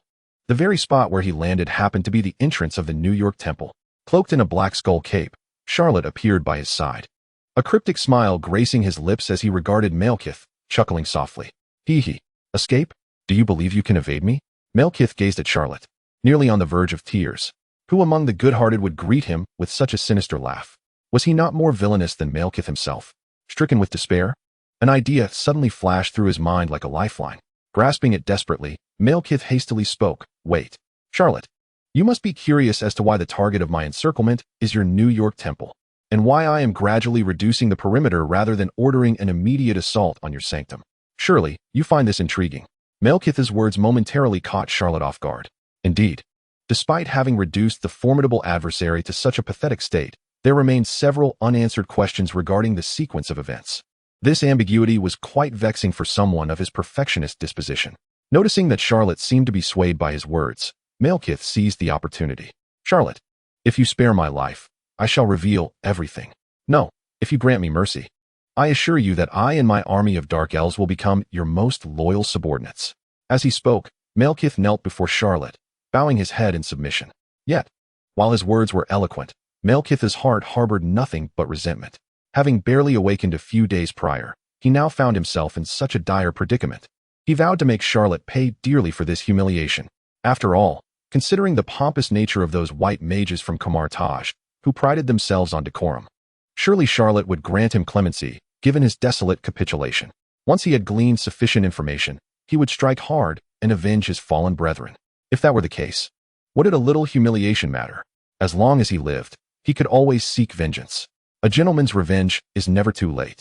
Charlot, I shall kill you one day. However, as Charlot observed Malekith prostrating himself in submission, a smirk appeared on his face, as if he had heard the most ludicrous of jokes. A joke? Kill you? Your information, including yourself, belongs to me. Soul Bowl. Absorb him. Malekith exclaimed, No, Charlot. Why are you not playing by the rules? This is exceedingly treacherous. Chapter 93, Loki's Deception? The Battle of New York is about to commence. As Charlot's words faded, a thick, ominous black smoke, laden with countless eerie white skulls, surged forth from the Soul Bowl, racing toward Malekith's head. It enveloped him, lifting him into the air before ultimately drawing him into the Soul Bowl. Simultaneously, a chilling notification echoed within Charlot's mind. Ding! Congratulations, host. You have captured the puppet Dark Elf King Malekith using the Soul Bowl. Upon hearing the system's notification, Charlot couldn't help but feel a sense of nostalgia. Once a cosmic overlord, Malekith had now been effortlessly subdued by him through the Soul Bowl. Indeed, the quality of the system's offerings was unparalleled. It seemed that, in addition to extracting resources from the Ancient One, he should seek out more weapons to see what extraordinary dark magic domains could be forged. With that thought, a lengthy list of names sprang to mind. Thor's Stormbreaker, Zeus's Thunderbolt, Captain America's Vibranium Shield, Hawkeye's Bow and Arrows, Black Widow's Handgun, Odin's Eternal Spear, Hellish Knight's Sword, and many others. The weapons wielded by these superheroes danced through Charlot's imagination, igniting a thrill in his heart. Nevertheless, those individuals were still alive. There would be time to engage with them later and explore the possibilities of enhancement. For now, it was imperative to extract the secrets from Malekith's mind regarding the current events. Otherwise, remaining in this stagnant state would prove unbearable.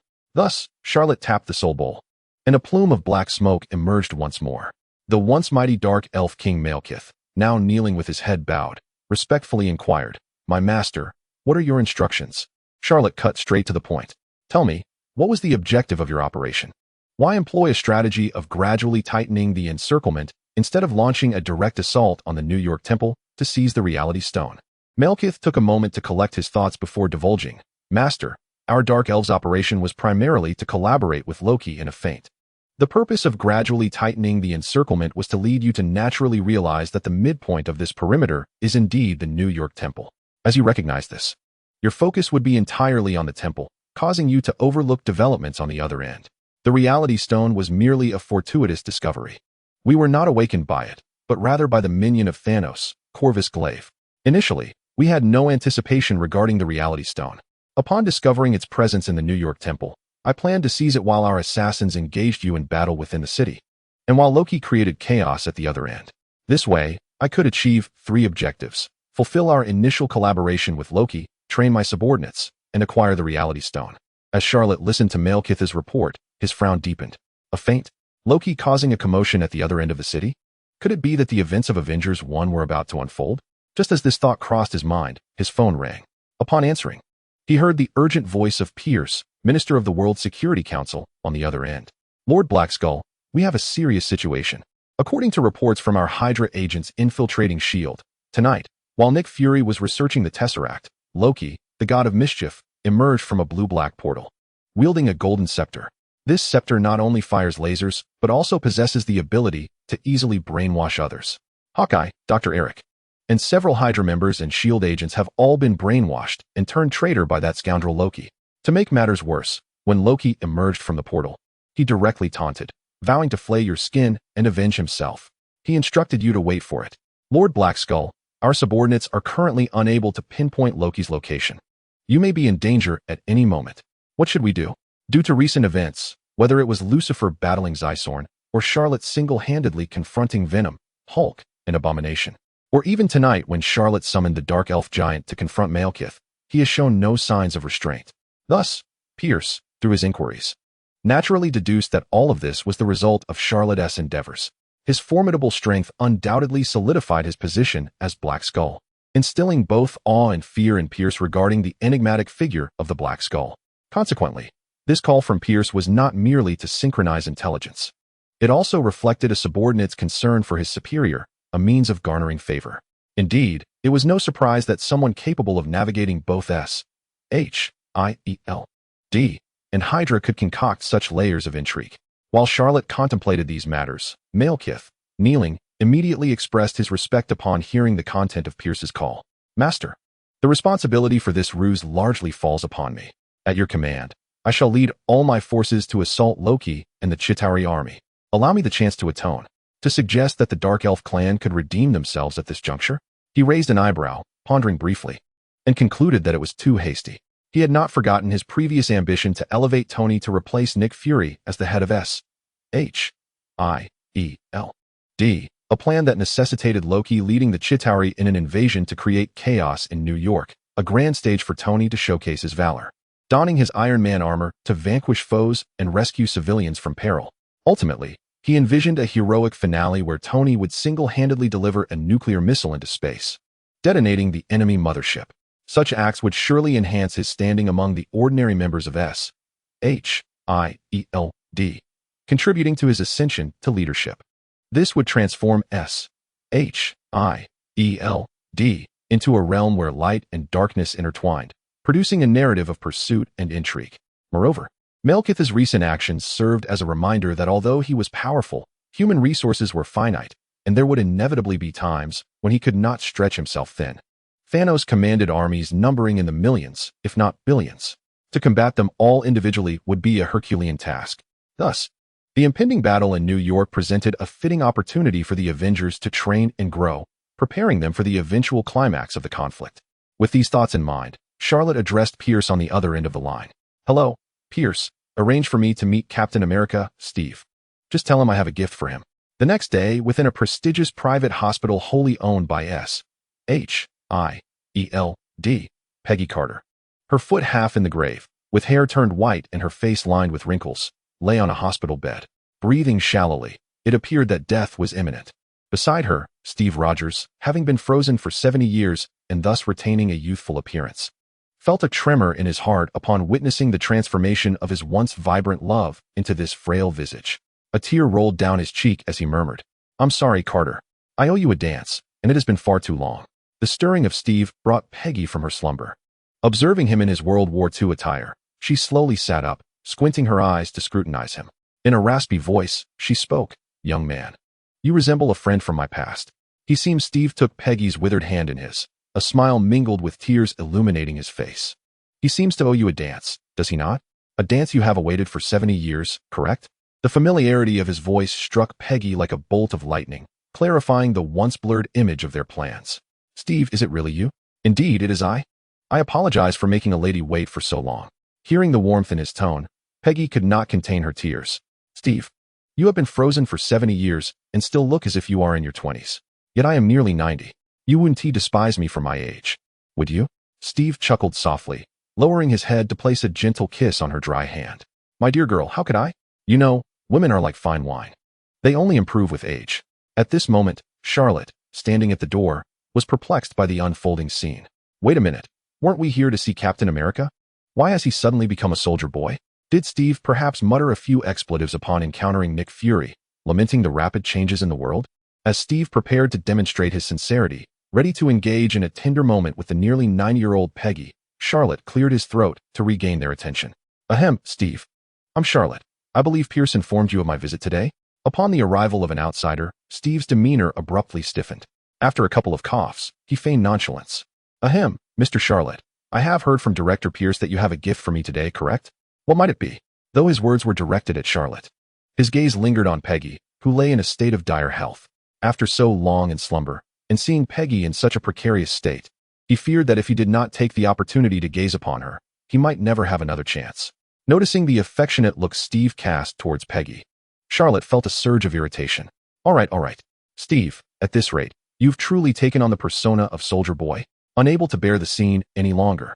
Charlot swiftly turned to Gwen, who had been waiting patiently. "Come on, Gwen, give Steve a boost." With enthusiasm, Gwen leaped into action, performing an impressive backflip before mimicking a gun with her right hand and firing a red bullet directly at Peggy's hospital bed. "Wait, what do you intend to do to Carter?" Having undergone the super soldier serum, Steve moved with remarkable speed, attempting to intercept the swiftly approaching red bullet aimed at Peggy. However, Gwen's shot was even quicker. By the time Steve reacted, the bullet had struck Peggy, causing her to convulse violently, sweat pouring from her forehead. Her expression one of sheer agony. Peggy, are you all right? Charlotte, you madman. What have you done to Carter? Seeing Peggy in such distress ignited Steve's fury, and he seized the vibranium shield resting beside the bed, ready to strike Charlotte with its sharp edge. But to his astonishment, he noticed that Charlotte's left hand had transformed, now a vivid red with pitch-black nails, exuding an unsettling aura, as if it were the left hand of a demon. Then, Captain America was astounded to discover that the so-called shock shield, which was reputed to absorb and rebound all attacks, was effortlessly pried apart by Charlotte's left hand. Captain America. Good heavens. This is truly unbelievable. How could Charlotte possess such terrifying strength? Is he even human? Could he possibly be a malevolent spirit risen from the depths of hell? In response to Captain America's astonished and furious gaze, Charlotte slowly opened the third eye on his forehead, revealing a benign smile. Relax, Steve. What does it matter to feel a bit of pain in your body for a brief period to combat the ravages of time? As he spoke, a grayish-white beam of light emanated from his corrupted eye, enveloping Peggy Carter on the hospital bed. Soon, Captain America was amazed to see that Peggy, covered in streams of grayish-white and red energy, was gradually regressing in age, transforming from a nearly 90-year-old woman back into the youthful and beautiful Agent Carter of her 20s. Mr. Charlotte, this is... Captain America stammered, pointing at the astonishing transformation of Carter, overwhelmed with joy and excitement to the point of speechlessness. Charlotte, observing his reaction, smiled gently. Steve, this is the gift I wish to bestow upon you. For 1 year, you shall live with Peggy in her youthful appearance, along with a completely healthy body. Rest assured, there are no side effects. I have eradicated all viruses, tumors, cancerous cells, and pathological cells within her using my corrupted eye. As for her appearance, due to Gwen's lack of proficiency, it is only sufficient to maintain her youthful visage for a year. However, do not worry. I will soon be able to restore Peggy to the appearance of her 20s, allowing you both to live a second life together. In fact, there are 2 methods to restore Carter's youth. One is the time stone within the eye of Agamotto. Charlotte believed that after his significant contributions in resolving the crisis of the New York battle and the Chitauri invasion, the Ancient One might entrust him with the time stone, allowing him to serve as a temporary sorcerer supreme. After all, during their multiple conversations, it was apparent that this eager-to-retire elderly woman wished to pass her mantle on swiftly. Thus, when the time came, he would surely have no trouble requesting to borrow the time stone for a while. As for the second solution, it would be to wait for Gwen to reach a higher level of mastery and comprehension of the reality stone. After all, the complete failure of Peggy's appearance would not occur until a year later. With Gwen's talent, she should be able to fully grasp the reality stone in no time. Therefore, from every angle, Charlotte felt confident in resolving the issue of restoring Carter's appearance. After hearing Charlotte's words, Captain America was momentarily taken aback, as if his old-fashioned mind from 70 years ago was desperately trying to absorb the meaning of Charlotte's recent statements.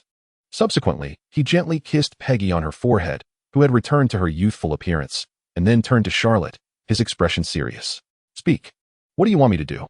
Although he had just awakened and knew nothing of the 21st century, nor did he understand what Charlotte meant by the corrupted eye or the reality stone, he did know one thing. There are no free lunches. Every benefit comes at a cost, and Charlotte would certainly not offer assistance or gifts without expecting something in return. Thus, Captain America was already mentally prepared to pay the price for the sake of ensuring Peggy's permanent restoration to her youthful appearance. No matter how bitter or arduous the cost, he was determined to undertake it.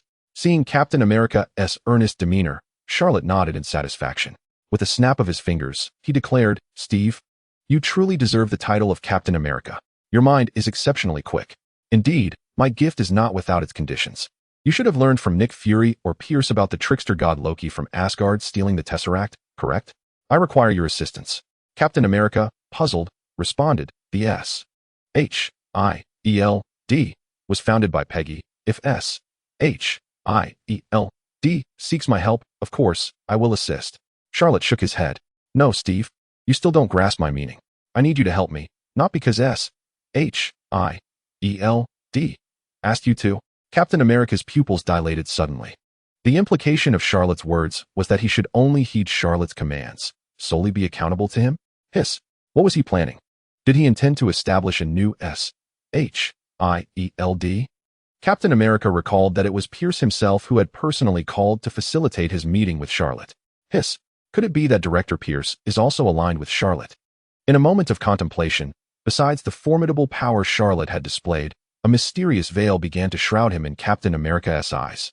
However, given that Peggy had finally regained her youthful appearance, he truly wished to relive a second life with the young Peggy 70 years after their first. Therefore, regardless of Charlotte's intentions, even if it meant revitalizing Hydra, Captain America Steve gritted his teeth and would comply. Charlotte, I understand your meaning. From now on, I shall do whatever you ask of me. As long as you can restore Peggy, I am willing to do anything. Seeing the expression of great grievance and overwhelming pressure on Captain America's face, Charlotte couldn't help but chuckle. Relax, Steve. Don't be so tense. Your words make it sound as if I'm about to ask you to do something nefarious. The reason I want you to follow my lead is that I can hardly tolerate that current S.H.I.E.L.D. director Nick Fury, who is always giving orders, wearing an eye patch, dressed in a suit, standing by the window with his hands in his pockets, exuding an air of cunning while being utterly incompetent. You must know that Loki's invasion of Earth, the theft of the Tesseract, and the brainwashing of a significant number of S.H.I.E.L.D. agents, ultimately leading to the collapse of one of their research facilities, falls squarely on Nick Fury's shoulders. Would you want him, the one who has already caused significant losses, to direct us during our confrontation with Loki in the future? That would be pure folly. Listening to Charlotte's words, Captain America nodded. Indeed, upon reflection, Nick Fury did seem rather unreliable. Moreover, Charlotte was his savior. He did not wish to juggle between following Nick Fury's untrustworthy commands and Charlotte's during the battle. Such a request was indeed reasonable. Furthermore, this young man named Charlotte, and the girl beside him named Gwen seemed to be of good character and appearance. Clearly not the type to harbor any nefarious plots or ambitious schemes. It seemed he had overthought the matter. With this realization, a smile of relief crept onto Captain America's face as he inquired, "So, Mr. Charlotte, how do you wish for me to assist you?" Charlotte pointed at the vibranium shield that he had just pried a piece from in Captain America's hand and said, "Come, let me enhance this shield for you. Otherwise, with your merely super soldier serum-enhanced physique, you won't be able to handle large-scale battles."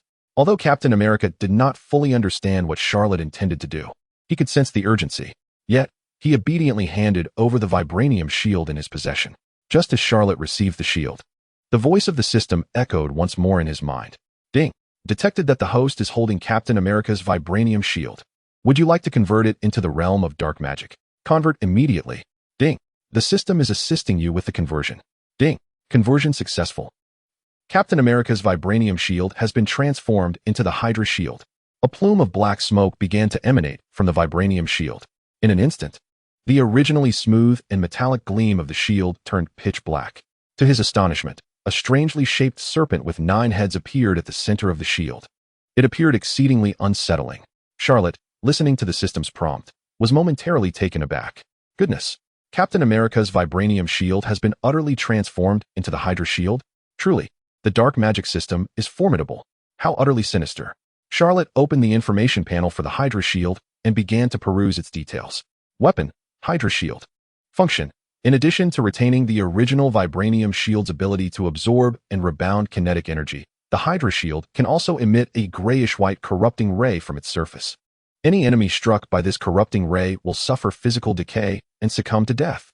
Furthermore, the totem of the Hydra can manifest in reality to assist the user in battle. As Charlotte read, his brow furrowed in intrigue. My goodness. This Hydra shield is akin to wielding the corrupting ray and Hydra itself. However, it seems that the precision, control, and duration of these two abilities are slightly inferior compared to his own. After all, his powers stem from dark energy, which has been accumulated within him for nearly 10 millennia. The Hydra shield can only utilize these two dark magic abilities through the shield itself, thereby diminishing their efficacy significantly. Nevertheless, this is still 1,000 times better than Steve, who had merely received a super soldier serum injection. It greatly enhanced his offensive capabilities. Surely, in the forthcoming battle in New York, it would prove invaluable. With this thought in mind, Charlotte handed the Hydra shield to Steve.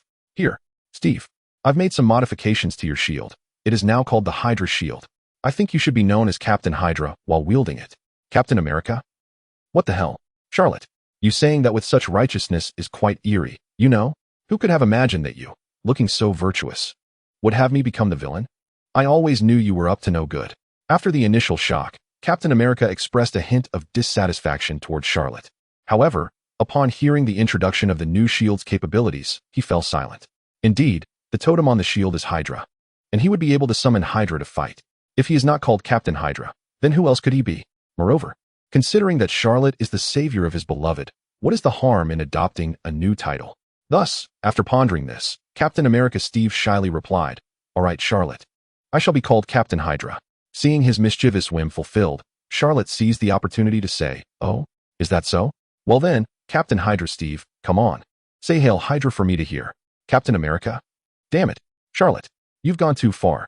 Chapter 94, Loki's Devious Plot, Truly the God of Mischief. After successfully persuading Captain America to become Captain Hydra and thereby aligning him with his cause, Charlotte dialed Minister Pierce's number once more.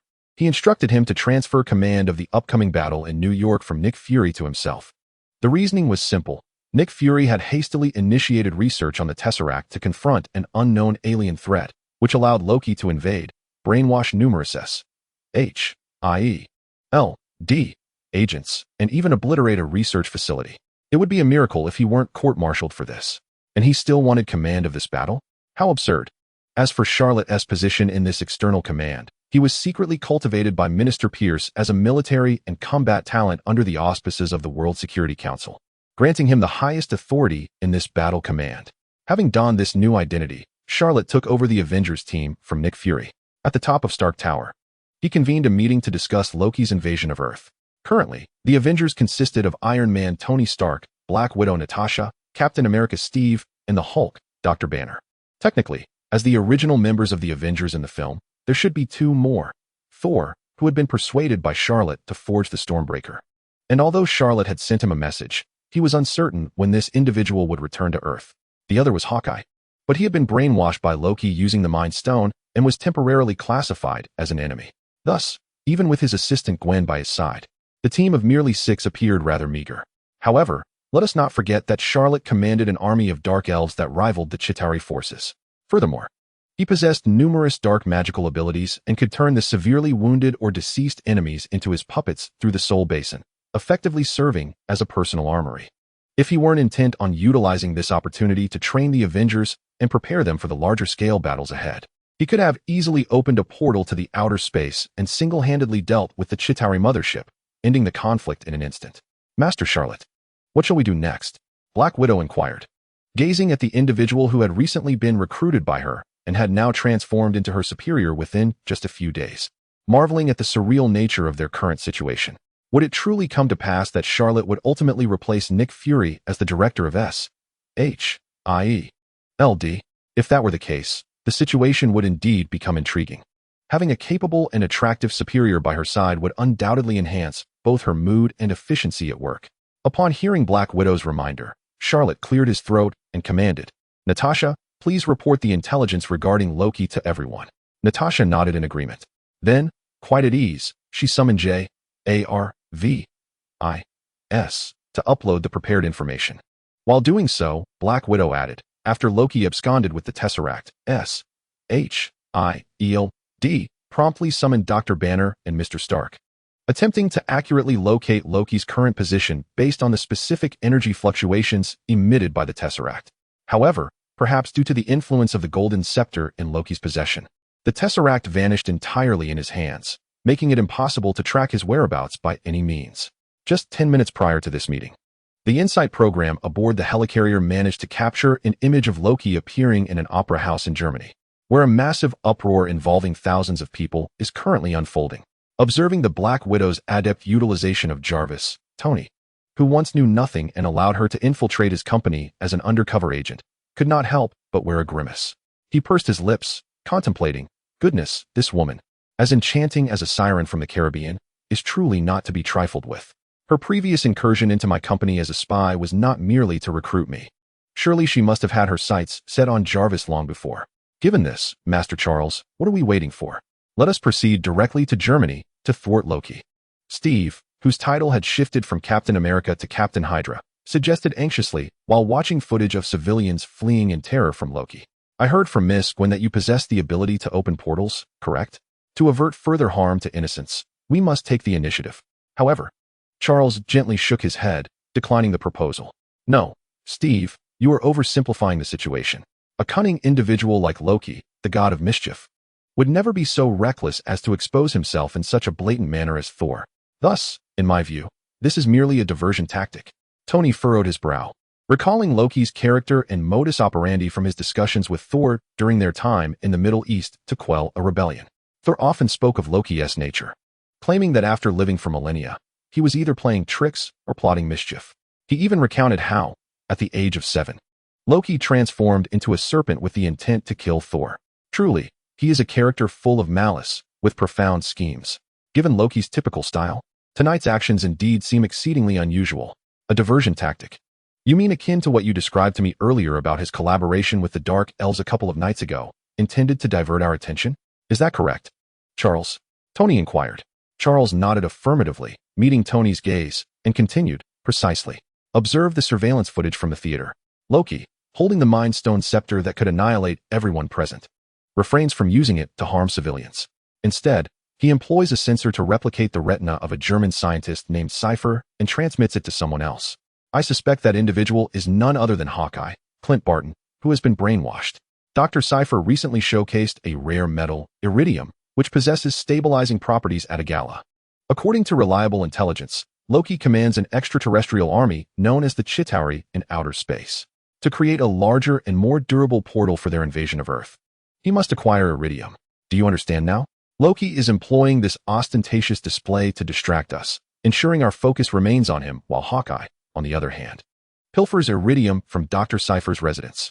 As Charles elucidated his analysis, the others exchanged looks of dawning comprehension. Indeed, such a scheme aligns perfectly with Loki's persona as the god of mischief. Upon hearing Hawkeye's name, Black Widow furrowed her brows, expressing concern and remorse. I apologize. Master Charles, my friend, Barton, has fallen prey to Loki's brainwashing. Having worked for S.H.I.E.L.D. for years, he undoubtedly possesses substantial intelligence. Dealing with him will be quite a challenge. Charles chuckled lightly, waving his hand dismissively. Fear not, the effects of the Mind Stone scepter are not permanent. Should the brainwashed individual experience intense physical or psychological pain, they can revert to their normal state. Therefore, when you encounter Hawkeye again, Natasha, do not hesitate to give him a couple of slaps. A look of delight crossed Black Widow's face. Was this not an opportunity to legally slap her old comrade? What could be more exhilarating than delivering a well-deserved reprimand to him? She could hardly contain her excitement. Observing Black Widow's eager demeanor, the congenial Bruce Banner discreetly distanced himself, then posed a question. Master Charles, I can't shake the feeling that Loki's plan is more intricate than it appears. Even if this is a diversion tactic, even if he employs flashy methods to ensure Hawkeye acquires the iridium, Loki remains a target for pursuit from all corners of the globe. What about S.H.I.E.L.D.? What about us, the Avengers? Is he not afraid? Charles scoffed disdainfully. Afraid? Why should he be? He might even relish the thought of being captured by those S.H.I.E.L.D. agents. Do not forget, he has Hawkeye under his control. Once Loki claims Hawkeye as his ally, he will undoubtedly extract all of S.H.I.E.L.D.'s secrets. Naturally, he will be aware that S.H.I.E.L.D. possesses the helicarrier, while the Avengers have the Hulk, who, if enraged, could run amok at any moment. Imagine the chaos if he were to be apprehended by S.H.I.E.L.D. and unleashed upon the helicarrier. As he spoke, Charles cast a glance at Bruce Banner. That single look sent a shiver down Bruce's spine. During the earlier incident at the New York Sanctum, his inner Hulk had been terrified by Charles' monstrous form and subsequently encased in ice, handed over to S.H.I.E.L.D. for containment. Now, with Charles reappearing, Hulk's compliance was palpable.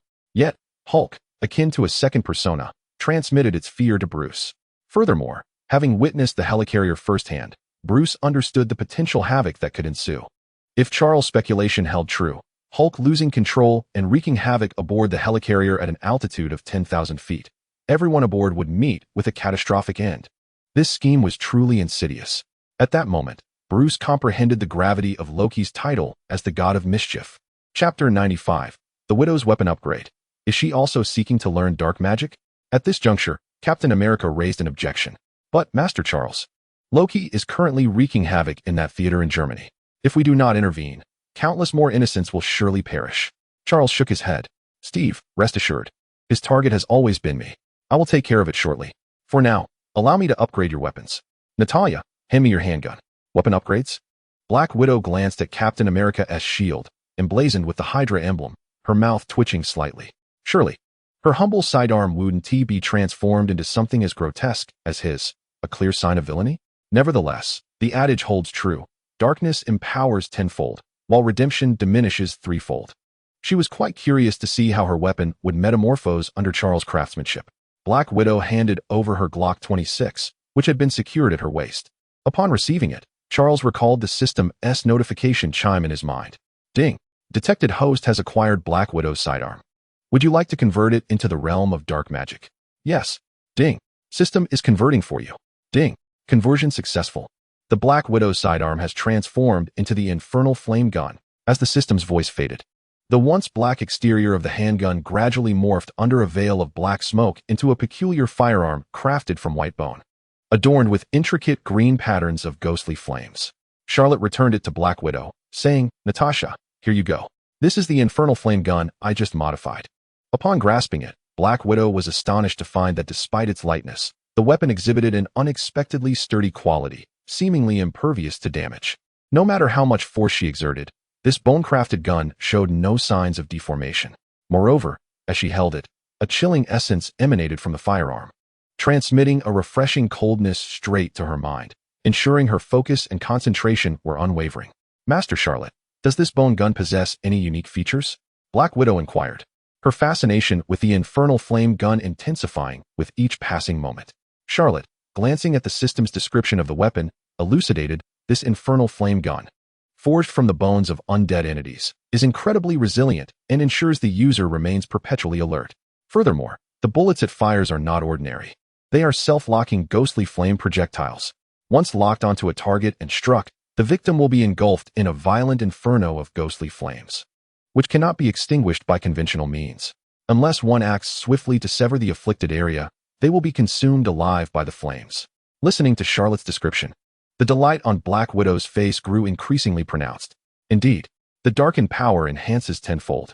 A mere modification by Charlotte, the Dark Sorcerer, has yielded such extraordinary results. If this is the outcome of a simple upgrade, might not my own strength surge tenfold upon mastering dark magic myself? After all, my title bears the mark of darkness. It would be remiss not to delve into the arcane arts. Having completed the modification of Black Widow's weapon, Charlotte surveyed the group. Gwen was equipped with the Reality Stone. Captain America wielded the Hydra shield, and Black Widow possessed the newly gifted infernal flame gun. As for Dr. Banner, well, perhaps it was best to leave him be. After all, the Hulk is notoriously difficult to control. Should he become a dark version of the Hulk under the influence of the dark magic system, it would only create more trouble for me.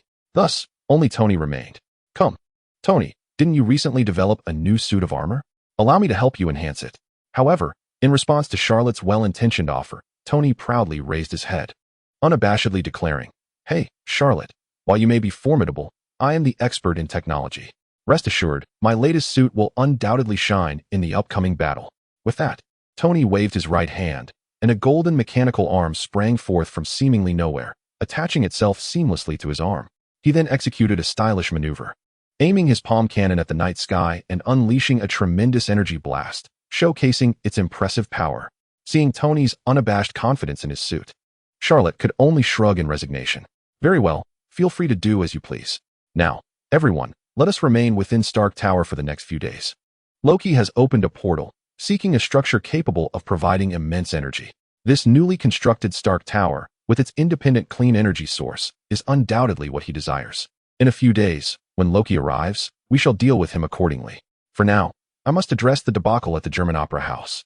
Chapter 96. The Deadly Striking Tony. This isn't the wayward armor. It's the rebellious armor. Nightfall. Outside the German Opera House, Loki, wielding the scepter of the Mind Stone, donned in a black and gold-fitted combat suit with a green cape and golden horns, utilized his Asgardian magic to create 6 clones of himself, encircling the crowd in the square. With an air of arrogance, he commanded, "Kneel. All of you, kneel before me." The crowd, having fled from the opera house, understood the extent of his power and what he had just done.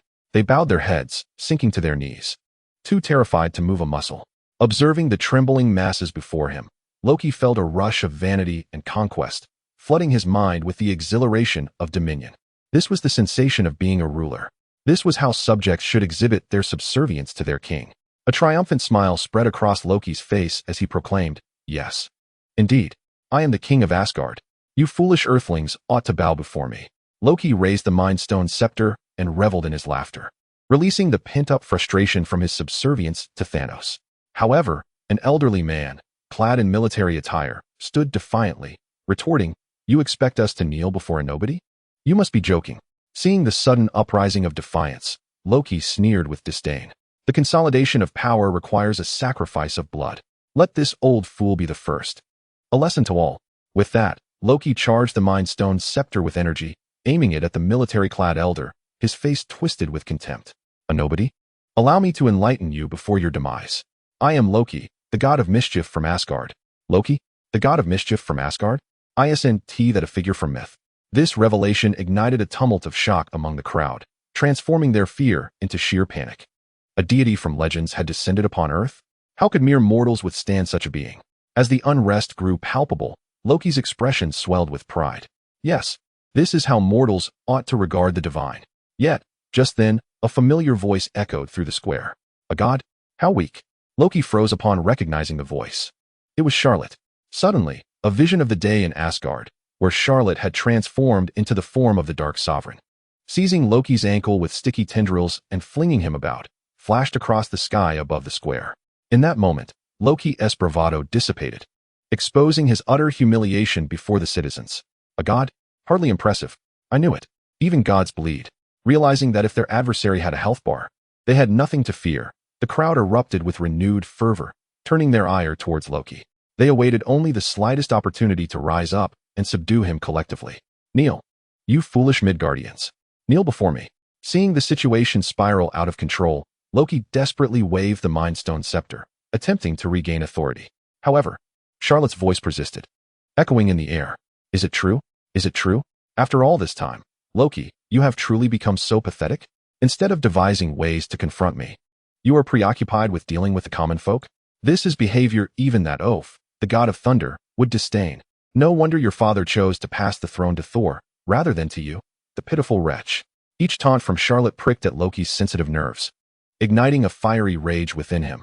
Remembering how Charlot had previously shattered his dreams of ascension and now dared to meddle once more, Loki erupted into the sky, shouting, "Damn you, Charlot! Speak! Where are you hiding? What do you truly intend to do?" Charlot's voice hung in the air like a specter. "What do I want to do? No, Loki, the question is what do you wish to do? Have you not always yearned for revenge against me? Very well. In 3 days, in New York City, we shall settle both old scores and new. Huh, you, pitiful creature, think you are worthy of my efforts?" With that, Charlot seemed to dismiss any further conversation with Loki, as if his mere presence sullied her. Loki, sensing the disdain in her words, felt his face flush with rage. He hastily retrieved his communicator and spoke urgently to Hawkeye on the other end. "Have you acquired the iridium? Hurry and come to fetch me. Come quickly. The original plan? Damn it, the enemy has provoked me to this extent. What do you mean by the original plan? If you do not come to my aid, I swear I shall flay you alive." Soon, a spacecraft descended upon the square, whisking Loki away. Miraculously, the crowd remained unscathed. In Stark Tower, Tony Stark, witnessing Charlot's absence, marveled at how she had managed to drive Loki away merely by speaking, utilizing local broadcasts and Jarvis to generate relevant video imagery. "Charlot, how on earth did you manage that? Are you not afraid that Loki might, in a fit of rage, slaughter everyone present?" Charlot smiled, explaining, "No, Tony. Do not forget that Loki's ultimate aim has always been revenge against me. Subconsciously, he desires my respect, my awe, my fear. My words merely highlight how contemptuous I am of him, how I wish to disregard him. Thus, this will only spur him further, making him believe that harming innocence is beneath him, causing him to lose interest." Tony nodded, realizing the layers of psychological manipulation at play. Of course, what Charlot did not reveal was that she had secretly dispatched a legion of dark elves, hidden among the crowd. Should Loki have attempted anything untoward, she would not hesitate to intervene. Thankfully, events unfolded according to her design. Now, all that remained was to await the climactic battle in New York City 3 days hence. Before long, the 3 days passed in the blink of an eye. Dr. Eric suddenly appeared on the rooftop of Stark Tower, having set up the device, unleashing a vibrant blue beam that tore through the sky, opening a portal above New York City. Waves upon waves of Chitauri soldiers poured through the vast blue gateway. Meanwhile, the orchestrator of this chaos, Loki, found himself on the top floor of Stark Tower, preparing a cocktail for himself, lounging on a spacious sofa, legs crossed. A devilish grin plastered on his face as he awaited his guests. Moments later, the door swung open, revealing none other than the long-awaited Tony Stark. Tony, you surely did not anticipate my presence. No, I had already anticipated it. Charlotte informed me of everything. Frankly, what do you call yourself, the god of deception? Is this yet another ploy to draw me away? You've used this trick nearly 3 times now. Is your strategy so dull and lacking? Loki's gaze fell upon Tony, who appeared in a burgundy nightgown, yawning as if he had been expecting him all along, igniting Loki's fury. Charlotte. Once again, Charlotte. How does he know my every thought? Struggling to contain his emotions, Loki forced a smile, gritting his teeth as he declared, Tony Stark, you will surrender without a fight. I command an entire army of Chitauri behind me. Apologies, but we have Charlotte. In addition to the Chitauri, I also have Ebony Maw and Black Dwarf from Thanos' ranks. Tony, prepare for your downfall. Apologies, but we have Charlotte. You see, I possess intellect sufficient to manipulate the entire world. Apologies, but we have Charlotte. Damn it, this is never-ending. Day after day, it's Charlotte, Charlotte. Very well, let Charlotte deal with you then. With uncontrollable rage, Loki aimed the scepter, imbued with the Mind Stone, at Tony's chest. A sharp sound pierced the air. However, the anticipated outcome did not materialize. Tony's eyes remained clear, untouched by the blue glow. Loki, undeterred, struck again with the scepter, only to find the same result. Tony remained unscathed. How is this possible? Loki gasped, disbelief etched across his face. Is there truly a person impervious to the Mind Stone's influence? Tony shrugged nonchalantly, his tone teasing. Oh, don't be so tense. You know how it is. Every man has those days in a month. Just like that time I was with the cover girl in the attic. Infuriated by Tony's mockery, Loki seized Tony by the collar of his nightgown, tossing him out, initiating a high-altitude drop. The sensation of weightlessness enveloped Tony, yet he remained unperturbed. A smile playing at his lips. Perfect timing, it's time for my suit to shine. He shouted, suit up, come to me. At his command, the hidden suit surged forth from Stark Tower. Left arm, left leg, right leg, head. Each component of the suit rapidly attached itself to Tony.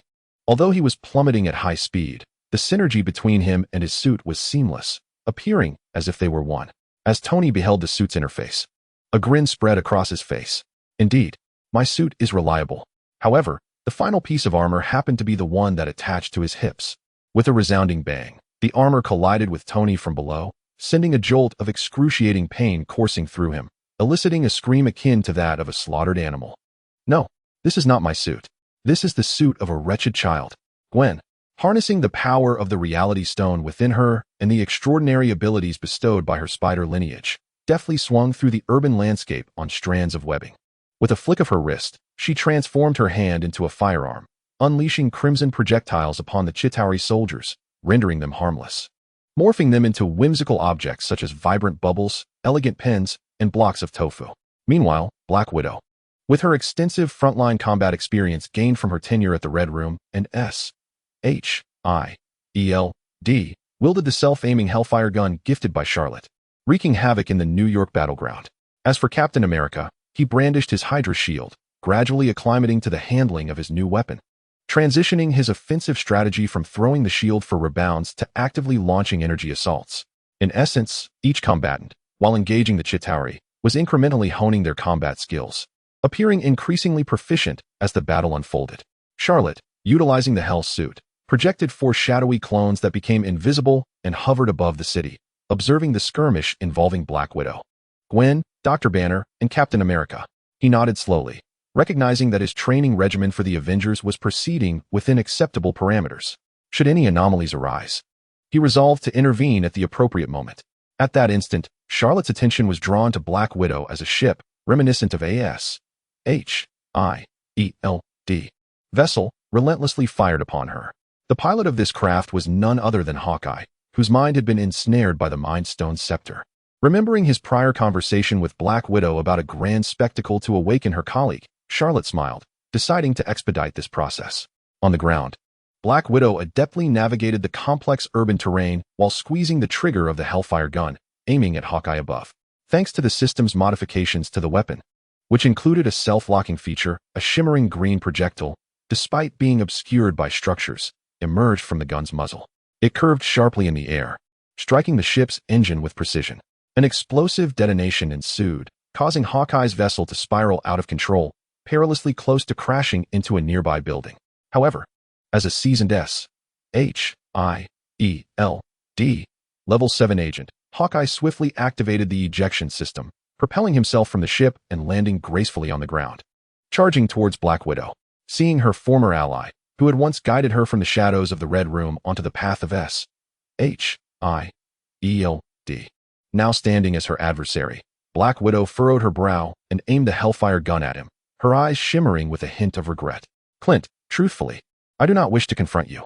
Yet, the brainwashed Hawkeye, ensnared by the Mind Stone, was oblivious to the bonds forged over more than a decade of camaraderie. With a malevolent grin, he retorted, Nat, this decision is not yours to make.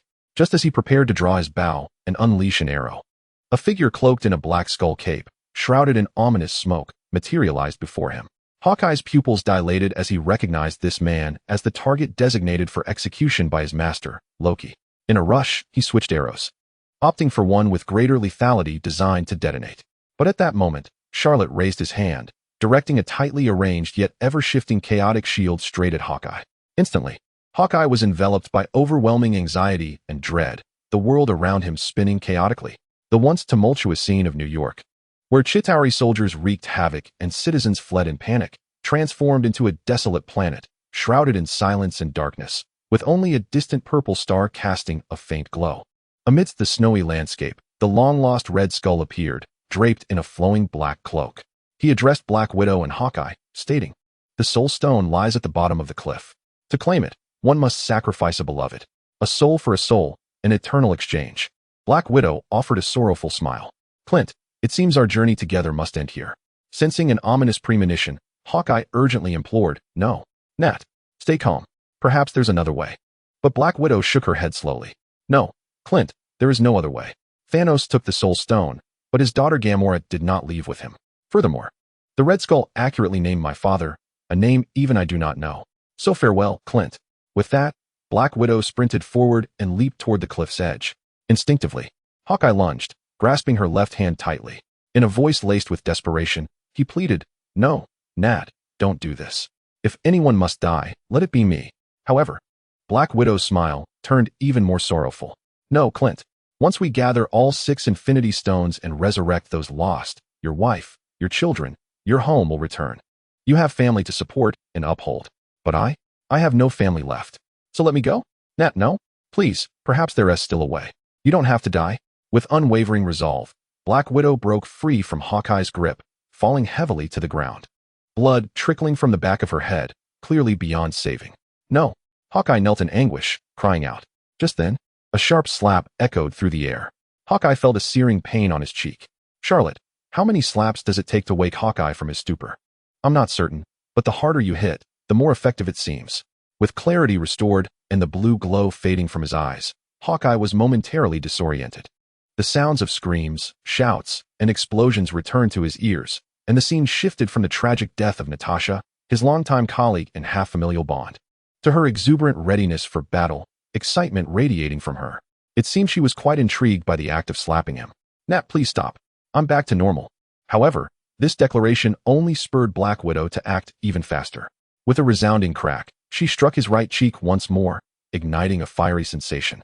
The instigator of all this chaos, Black Widow, feigned a look of bewilderment and delight, exclaiming, Oh, Barton, you're awake. You should have said so earlier. Barton, perplexed, retorted, What do you mean I should have said so? I did just that, but your resounding slap took my voice away. He eyed Natasha suspiciously, suspecting her of harboring a personal vendetta. Sensing that her scheme was on the verge of exposure by Hawkeye, Natasha swiftly diverted the conversation. Oh, by the way, you've been brainwashed by Loki's Mind Stone scepter for so long. Apart from the pain inflicted by my rather formidable presence, the Chaos Shield crafted by Sorcerer Supreme Strange has also caused you considerable mental anguish. According to him, this Chaos Shield can conjure terrifying illusions, correct? Did you witness anything particularly dreadful just now? Upon hearing this, Hawkeye shuddered.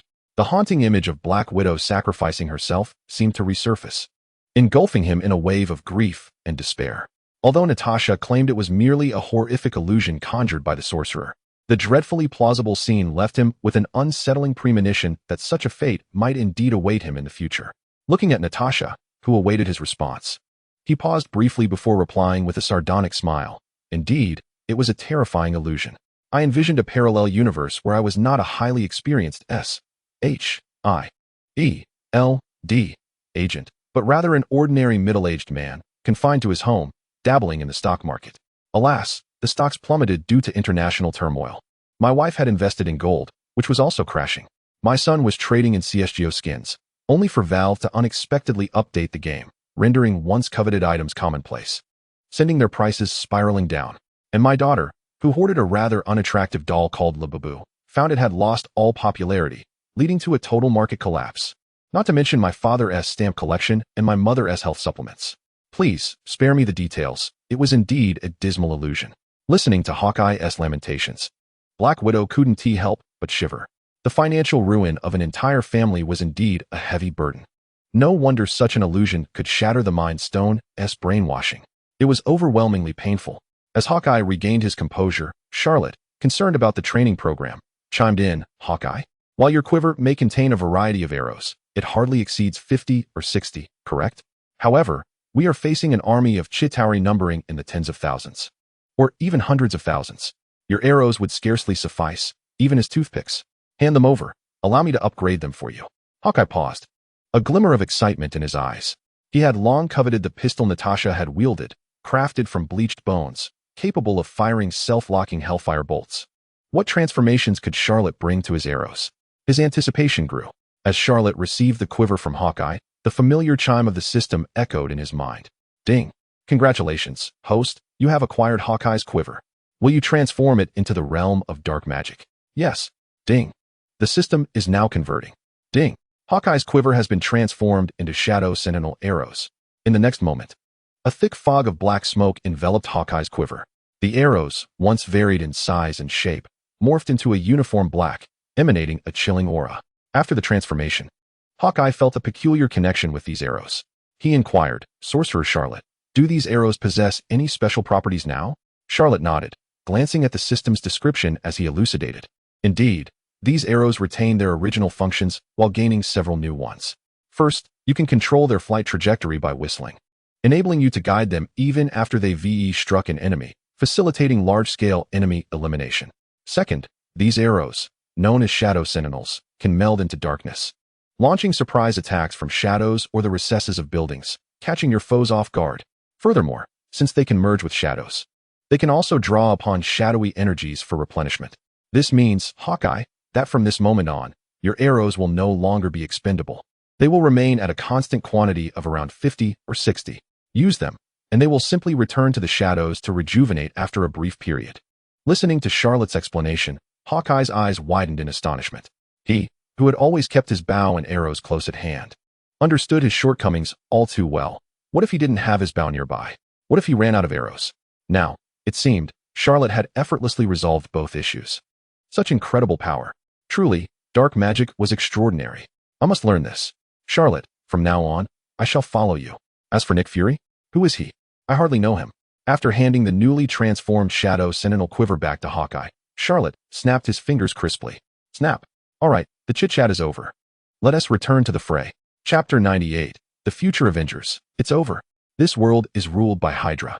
Meanwhile, on another street, Captain America, Steve, wielding the newly modified Hydra shield, took aim at the Chitauri soldiers gliding on their flying skateboards, unleashing waves of corrosive energy.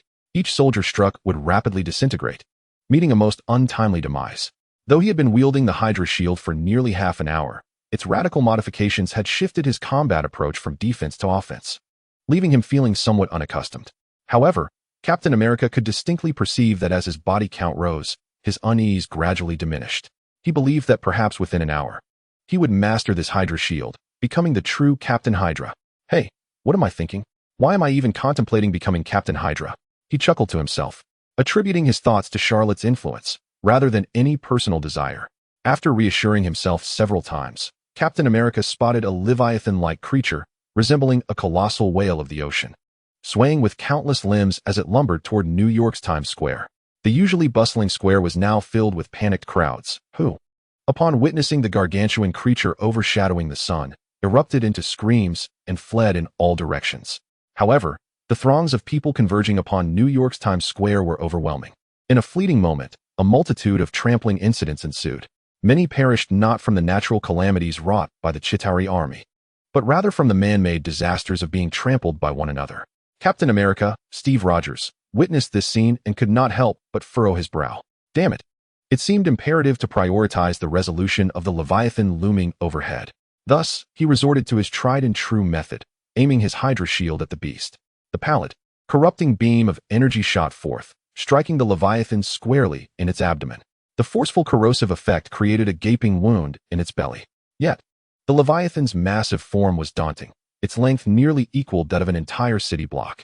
Despite the penetrating damage inflicted by the Hydra shield, the impact was merely the size of a manhole cover, trivial against such a colossal creature. Damn it! What to do now? Just as Steve was beset by frustration, he suddenly recalled that Charlot had previously mentioned that his Hydra shield could not only emit the grayish-white corrupting rays, but could also summon the Hydra itself. This was something he had yet to attempt, and he was uncertain of the outcome. Therefore, following Charlot's earlier instructions, he bit down hard on his right index finger, allowing the blood to smear across the 9 heads of the Hydra depicted on the shield. In the next instant, a brilliant black light erupted. The previously inert Hydra totem surged forth from the shield, transforming into a colossal Hydra, towering hundreds of meters high, rivaling the Leviathan itself. Each head displaying a different hue in its eyes, now appearing in Times Square. To Steve's astonishment, the gigantic Hydra unleashed 9 distinct energies: flames, ice, blades, sand, venom, and more, each from its heads, effortlessly obliterating the once mighty Leviathan that had been soaring above. The crowd, witnessing this spectacle, erupted into jubilant cheers. The Hydra has saved us. Without the Hydra, we would be doomed. Long live the Hydra. Long live the Hydra. As a World War II veteran, Steve found himself engulfed by a profound sense of absurdity. While it was indeed the Hydra that had rescued them, the more he heard these phrases, the stranger they sounded. At that moment, Steve noticed that despite the Leviathan's defeat, the crowd in Times Square was still far too dense. He quickly leaped atop a car's roof, raising his Hydra shield, and called out to the masses. Hey everyone, it was I who summoned this Hydra. There are far too many people here, and the risk of trampling is high. Please, listen to me. We must. However, before he could finish, the crowd erupted in a frenzy. It's that young man who summoned the Hydra. He saved us. Wait, doesn't he look like Captain America from World War II? What Captain America? He summoned the Hydra. We should call him Hydra Captain. Long live the Hydra. Long live Hydra Captain. The cacophony of voices echoed throughout Times Square, leaving Steve utterly exasperated. All right, I am Hydra Captain. Long live the Hydra. Is that sufficient? Now, listen to my instructions and evacuate in an orderly fashion. The voices of the people were indeed powerful and resonant. Given the urgency of the evacuation, a few shouts of long live the Hydra and proclaiming himself Hydra Captain would ensure that the crowd would heed his guidance more readily. This was hardly a significant compromise. However, what Steve had not anticipated was that this scene, him calling for long live the Hydra and leading the crowd in an orderly evacuation, was being observed in its entirety by the future Avengers who had just traversed into this reality. Each member wore an expression of sheer disbelief. Wait, what is happening? Steve Rogers has become Hydra Captain in this world? And he is leading the masses to chant long live the Hydra? This can't be. Is this world going to be ruled by Hydra? The future Steve cast a grim look towards future Tony. Tony, let us be honest. Is this time travel really reliable? Observing the spectacle of Hydra Captain Steve directing the crowd while chanting long live the Hydra on the city streets, future Tony could not help but twitch at the corners of his mouth. According to the physical model calculations, our time travel point seems sound. However, Captain, you understand the butterfly effect, don't you? Perhaps in this parallel universe, Hydra actually triumphed during World War II. Or you might have been brainwashed like Bucky and turned into Hydra Captain. Nonetheless, let us not forget our mission. Regardless of how bizarre this parallel world may be, we are here to retrieve 3 gems: the Time Stone from the Ancient One, the Mind Stone from Loki's scepter, and the Space Stone from the Tesseract. Thus, Banner, you shall head towards the New York Sanctum to seek out the Ancient One or Doctor Strange for the Time Stone. Steve, Scott, and I will proceed to Stark Tower to acquire the Mind Stone and Time Stone. Given our current observations, it is highly likely that this world is under Hydra's dominion. Therefore, everyone, exercise caution. If you encounter any challenging individuals or situations, do not hesitate to shout long live the Hydra to blend into the current social environment. Remember, the mission takes precedence above all. Everything else can take a back seat. This speech left Ant-Man, Captain America, and Dr. Banner feeling somewhat absurd and perplexed. To resolve issues by shouting "Long live the Hydra"? This seemed rather farcical. However, prioritizing the mission and given that this was indeed a parallel universe, they each undertook a degree of psychological adjustment before dispersing to carry out their tasks. After a prolonged exposure to gamma rays, Dr. Banner, now in his Hulk form, recalled the location where Heimdall had transported him to Earth and made his way towards the New York Sanctum. Yet, upon arriving at the Sanctum, he was struck with utter bewilderment. Wait, dude, this enormous skull fortress. Are you telling me this is the New York Sanctum? At first glance, it looks precisely like the lair of a major villain, a dark sorcerer. Is the Hydra in this parallel universe truly so powerful? Have they turned the New York Sanctum into a bastion of dark forces? How are we supposed to obtain the Time Stone now? Feeling a sense of foreboding, Banner gritted his teeth, knowing that half the population had already been eliminated, and he steeled himself to leap onto the balcony of the New York Sanctum. Upon landing, he found the Ancient One standing with hands clasped behind his back, seemingly having awaited his arrival for quite some time. The Ancient One gazed at him with perceptive eyes and calmly stated, "Dr. Banner, you have returned from the future, haven't you?" Upon hearing this, Banner was immediately engulfed in goosebumps. Wait, I just landed, and the Ancient One has already deduced my origin. Moreover, judging by his tone, he does not seem to be welcoming. Facing the intimidating presence of the bald sorcerer, Banner felt the weight of the moment. Dr. Banner contemplated the words Tony had just imparted to him. He promptly saluted and respectfully addressed Master Gu-Yi, exclaiming, "Hail Hydra! Loyalty, Master Gu-Yi." Chapter 99. Gu-Yi's Plan. Shall Charlot venture into the future to confront Thanos? You hail from a world ruled by Hydra? Master Gu-Yi furrowed her brow, questioning in confusion. Dr. Banner, taken aback, retorted, "No, isn't your world the one under Hydra's dominion? Just a moment ago, I witnessed Steve wielding a black shield emblazoned with the Hydra emblem, summoning Hydra to vanquish the Leviathan. He even proclaimed, 'Hail Hydra,' declaring himself Hydra's captain. With Captain America Steve having succumbed to such a fate, it was evident that it was your world that was under Hydra's control." A slight twitch appeared at the corner of Gu-Yi's mouth. Upon hearing this, she could no longer feign ignorance. It must have been that rascal Charlot's doing. TSK. How truly remarkable to have transformed the ever-heroic Captain America into Hydra's captain, compelling him to chant "Hail Hydra." Truly, this practitioner of dark magic revels in his wicked humor. Clearing her throat lightly, Master Gu-Yi smiled and explained, "Fear not, Dr. Banner, for this world is not one under Hydra's rule. What you witnessed was merely a harmless jest orchestrated by my apprentice, Master Charlot." She then inquired, "Now, what brings you to seek my counsel, Master Charlot? Shouldn't it be Dr. Strange, Stephen Strange?" Dr. Banner furrowed his brow. However, considering that even Captain America Steve had shouted "Hail Hydra," it seemed reasonable that there might be some discrepancies regarding Master Gu-Yi's apprentice. Shaking his head, Dr. Banner recounted the timeline in which Thanos would snap his fingers, erasing half of all life in the universe. They, as future Avengers, aimed to traverse various parallel universes to gather the 6 Infinity Stones, thereby executing a counter-snap to restore those lost lives. He elaborated on this intricate plan to Master Gu-Yi. Upon hearing this, Master Gu-Yi paused momentarily before responding, "Dr. Banner, your intention in coming here is to acquire the Time Stone from my possession, is it not? I could grant you that request. However, I have one condition. I wish for my apprentice, Master Charlot, to accompany you into the future to experience the grim realities of that world. Upon his return, he would surely strive harder in his magical studies, thus allowing us to mitigate potential calamities when Thanos invades our Earth." While expressing this rationale, Master Gu-Yi concealed certain truths. She had previously glimpsed a fragment of the future through the eye of Agamotto, revealing that even if Dr. Banner and the future Avengers succeeded in collecting the 6 Infinity Stones and reversing the snap, the conflict was far from over. The Thanos from 2015 would still find a way to advance into the future. The battle between the Avengers and Thanos had not concluded. Thus, Master Gu-Yi's desire for Charlot to venture into the future was also a strategic move to prepare him for the looming threat. With the experience of having once defeated Thanos, Charlot would be better equipped to confront him upon their return to their world. It would allow this Sorcerer Supreme to retire with peace of mind, having discovered an able successor in Charlot to safeguard the Earth. Dr. Banner pondered this and sensed the merit in her reasoning.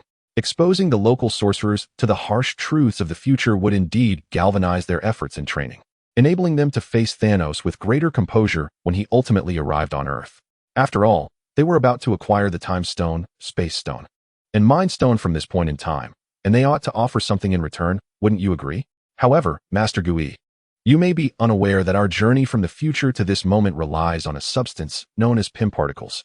Due to their extreme rarity, each of us can only carry enough for our own return and cannot bring an additional person to the future. Dr. Banner expressed his dilemma. In response to Dr. Banner's concerns, Master Gui smiled calmly and said, "Do not fret, Dr. Banner. I have faith in my apprentice Charlot's potential in the realm of magic. Once this battle in New York concludes, I shall temporarily entrust the Eye of Agamotto to him.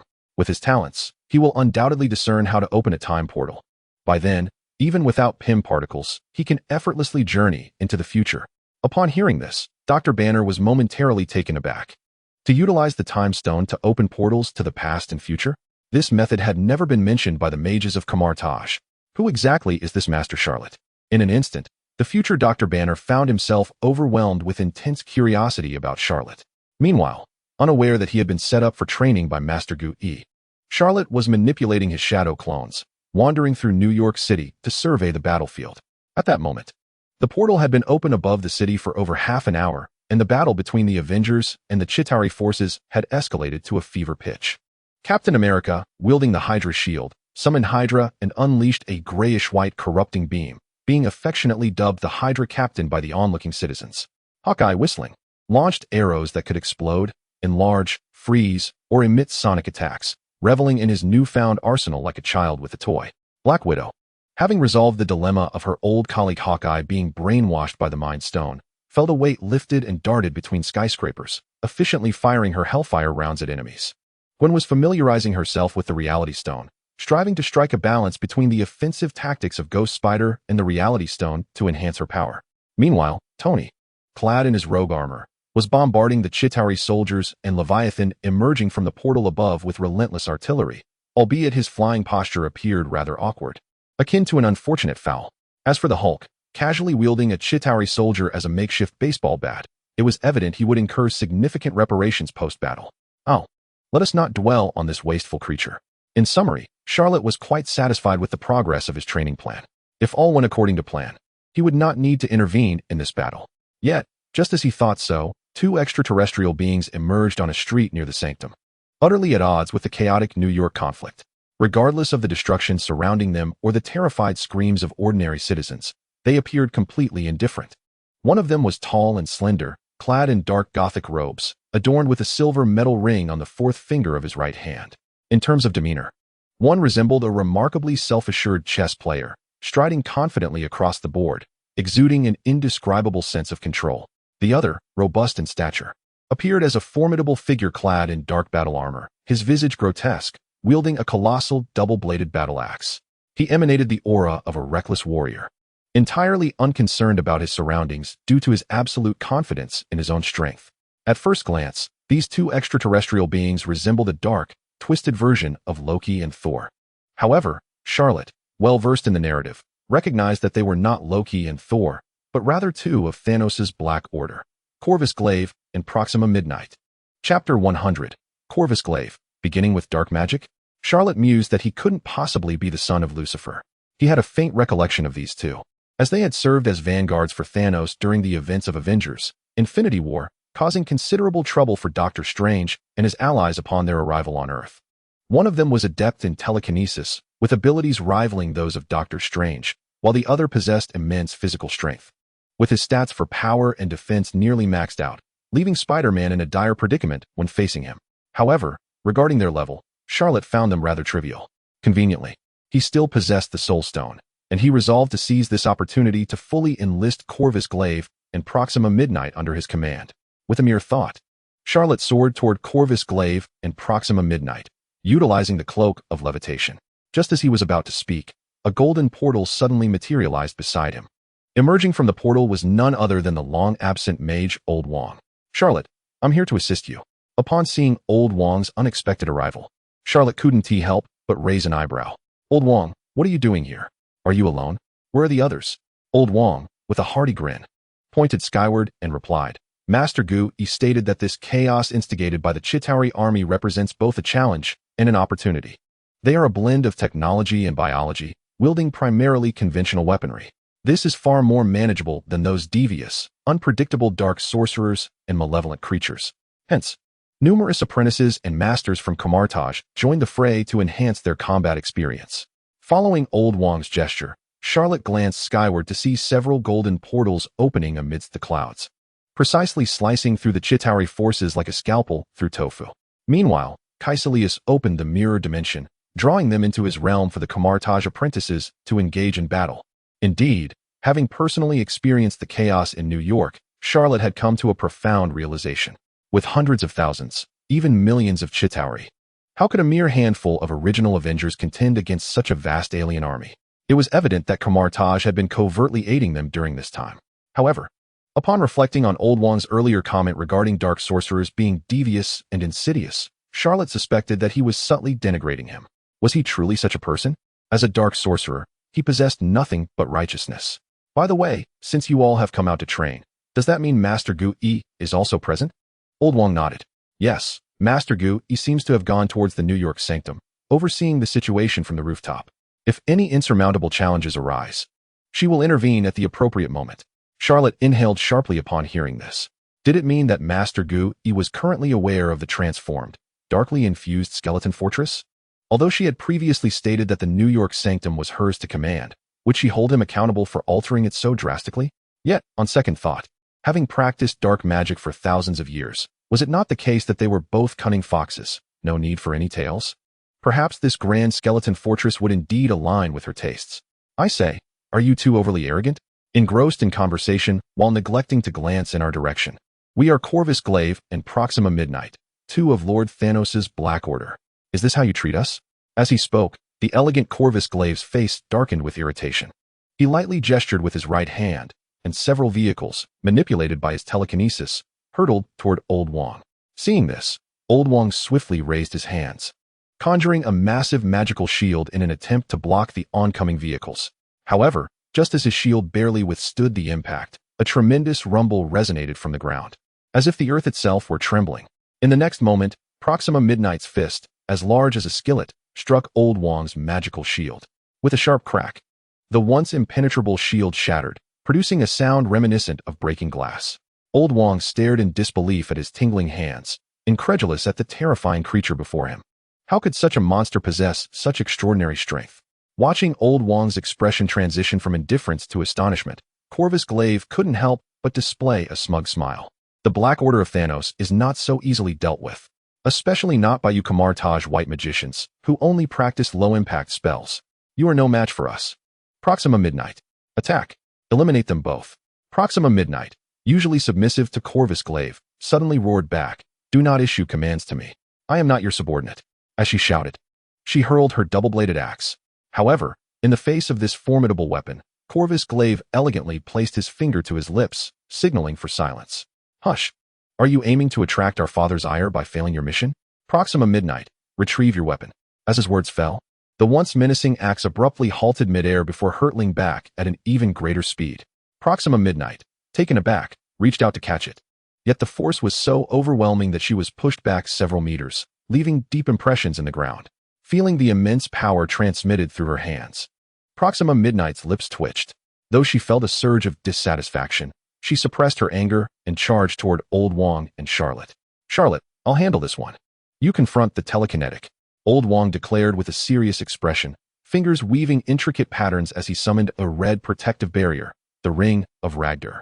This shield boasted greater defensive capabilities than an ordinary magical barrier, and he hoped it would sufficiently withstand Proxima Midnight's axe assault. Yet, beside him, Charlotte chuckled lightly. This lumbering brute, what is he even worth? I shall toy with him using the demon armor. And with that, the confrontation commenced. A thick plume of black smoke suddenly ascended from the street. In the next moment, a massive figure cloaked in green hellfire appeared before the crowd. With imposing horns adorning its head, blood-red eyes, a colossal battle axe in its left hand, and a gigantic meteor hammer in its right. It was none other than the demon armor. Immediately, the demon armor swung its massive meteor hammer, producing a series of whooshing sounds as it sliced through the air, before striking the face of the approaching black dwarf with tremendous force. Boom. In just a single blow, the once formidable black dwarf was sent flying several kilometers away. Yu Wu's eyes widened in disbelief as he witnessed the spectacle before him. How could this be possible? Although the Black Dwarf's power was indeed superior to his own, he was still a being revered as one of the Black Order under the mighty Thanos.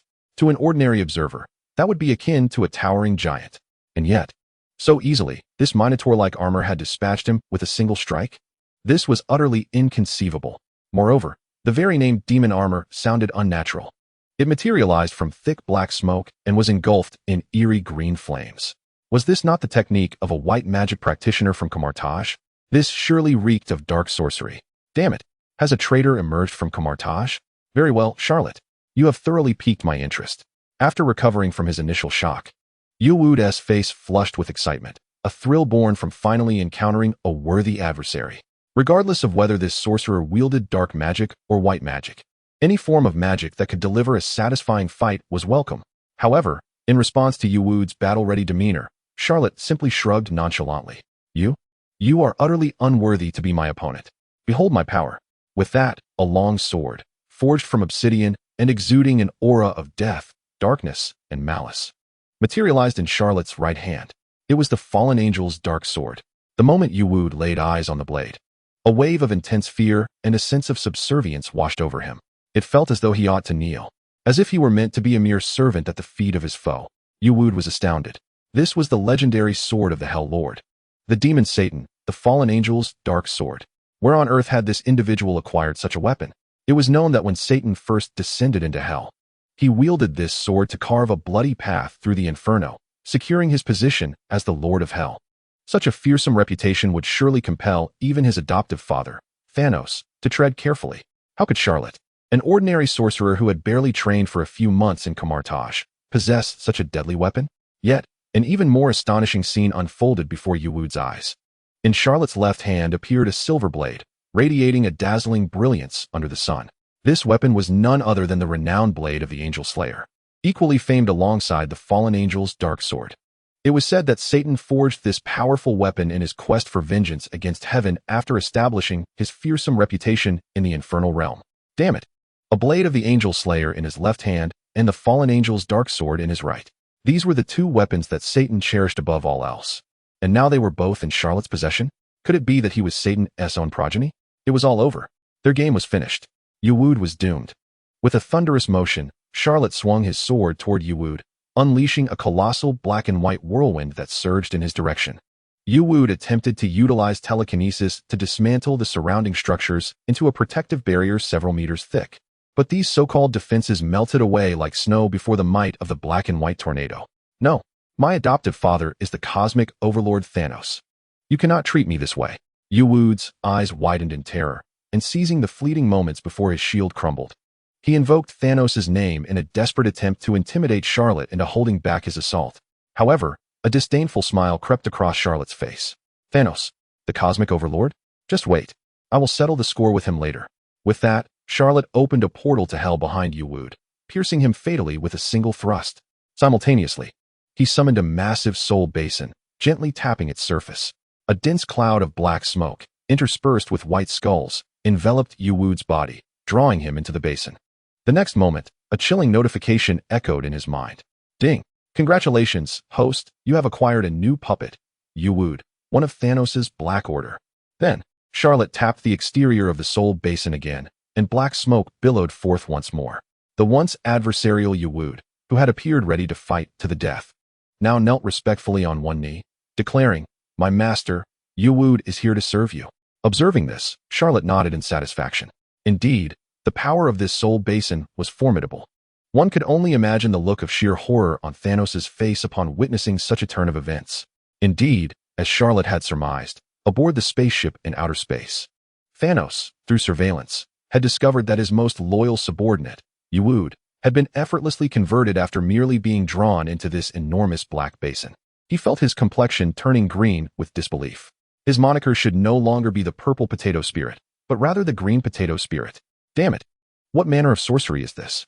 Such a bizarre artifact that could brainwash individuals into becoming one's servants was nearly on par with the Mind Stone scepter. Moreover, Charlot, with his summoning of the demon armor, wielding the fallen angel's dark sword and the blade of the Angel Slayer, was inundated with dark sorcery, one after another. What was happening? Did his mentor, the Ancient One, practice dark magic, prompting him to follow suit? Wasn't it said that all Kamar-Taj sorcerers were white magic practitioners? Why were so many of them delving into dark sorcery? Were they playing tricks with him? Damn it. Chapter 101. In truth, Loki is adopted. I am not familiar with him. Yet, despite his anger and astonishment, the issue at hand remained. Thanos still needed to be dealt with. It was evident that with the ability to easily brainwash defeated foes into loyal subordinates, Charlot would undoubtedly convert the entire Chitauri army and Yewud, alongside Black Dwarf, into his followers. This meant that Thanos' original intention to gauge Charlot's strength through the New York battle had inadvertently supplied Charlot with a significant increase in forces. Consequently, the overall strength on Earth would undoubtedly surge exponentially. Thus, if Thanos wished to acquire the Time Stone and Space Stone, and to defeat Charlot along with those already brainwashed, he would need to augment his own power. For instance, he could seek the Power Stone, capable of obliterating entire planets. Previously, he had dispatched a fleet to assist the Kree accuser Ronan in locating the whereabouts of the Power Stone. He wondered how that endeavor had fared. Nevertheless, whatever the outcome to confront Charlot, it is now time to pay Ronan a visit. On Earth, the battle between the Chitauri army and the Avengers rages on. However, thanks to the assistance of the sorcerers of Kamar-Taj, the pressure on the Avengers has undoubtedly lessened significantly. This is particularly evident to Iron Man, Tony Stark, who has been hovering above the city, continuously launching projectiles at the portal, observing the golden portals opening amidst the clouds. Drawing in the Chitauri soldiers and Leviathan beasts emerging from the blue portal, he is acutely aware of the prowess of the Kamar-Taj mages. He also glances down at Gwen, who is using the Reality Stone to transform the Chitauri soldiers into an array of animated characters such as SpongeBob, Patrick, Dumplings, Peter, Hello Kitty, and Peppa Pig. Then he looks at Captain America, Black Widow, and Hawkeye, who, after being modified by Charlot, are now employing dark magic attacks with their weapons. Tony realizes that his once prized Playboy armor has suddenly lost its allure. This damned rebellious armor. Not only can it not unleash magical attacks like the others, but it also has caused a catastrophic blunder. How did I allow myself to be so arrogant at the outset?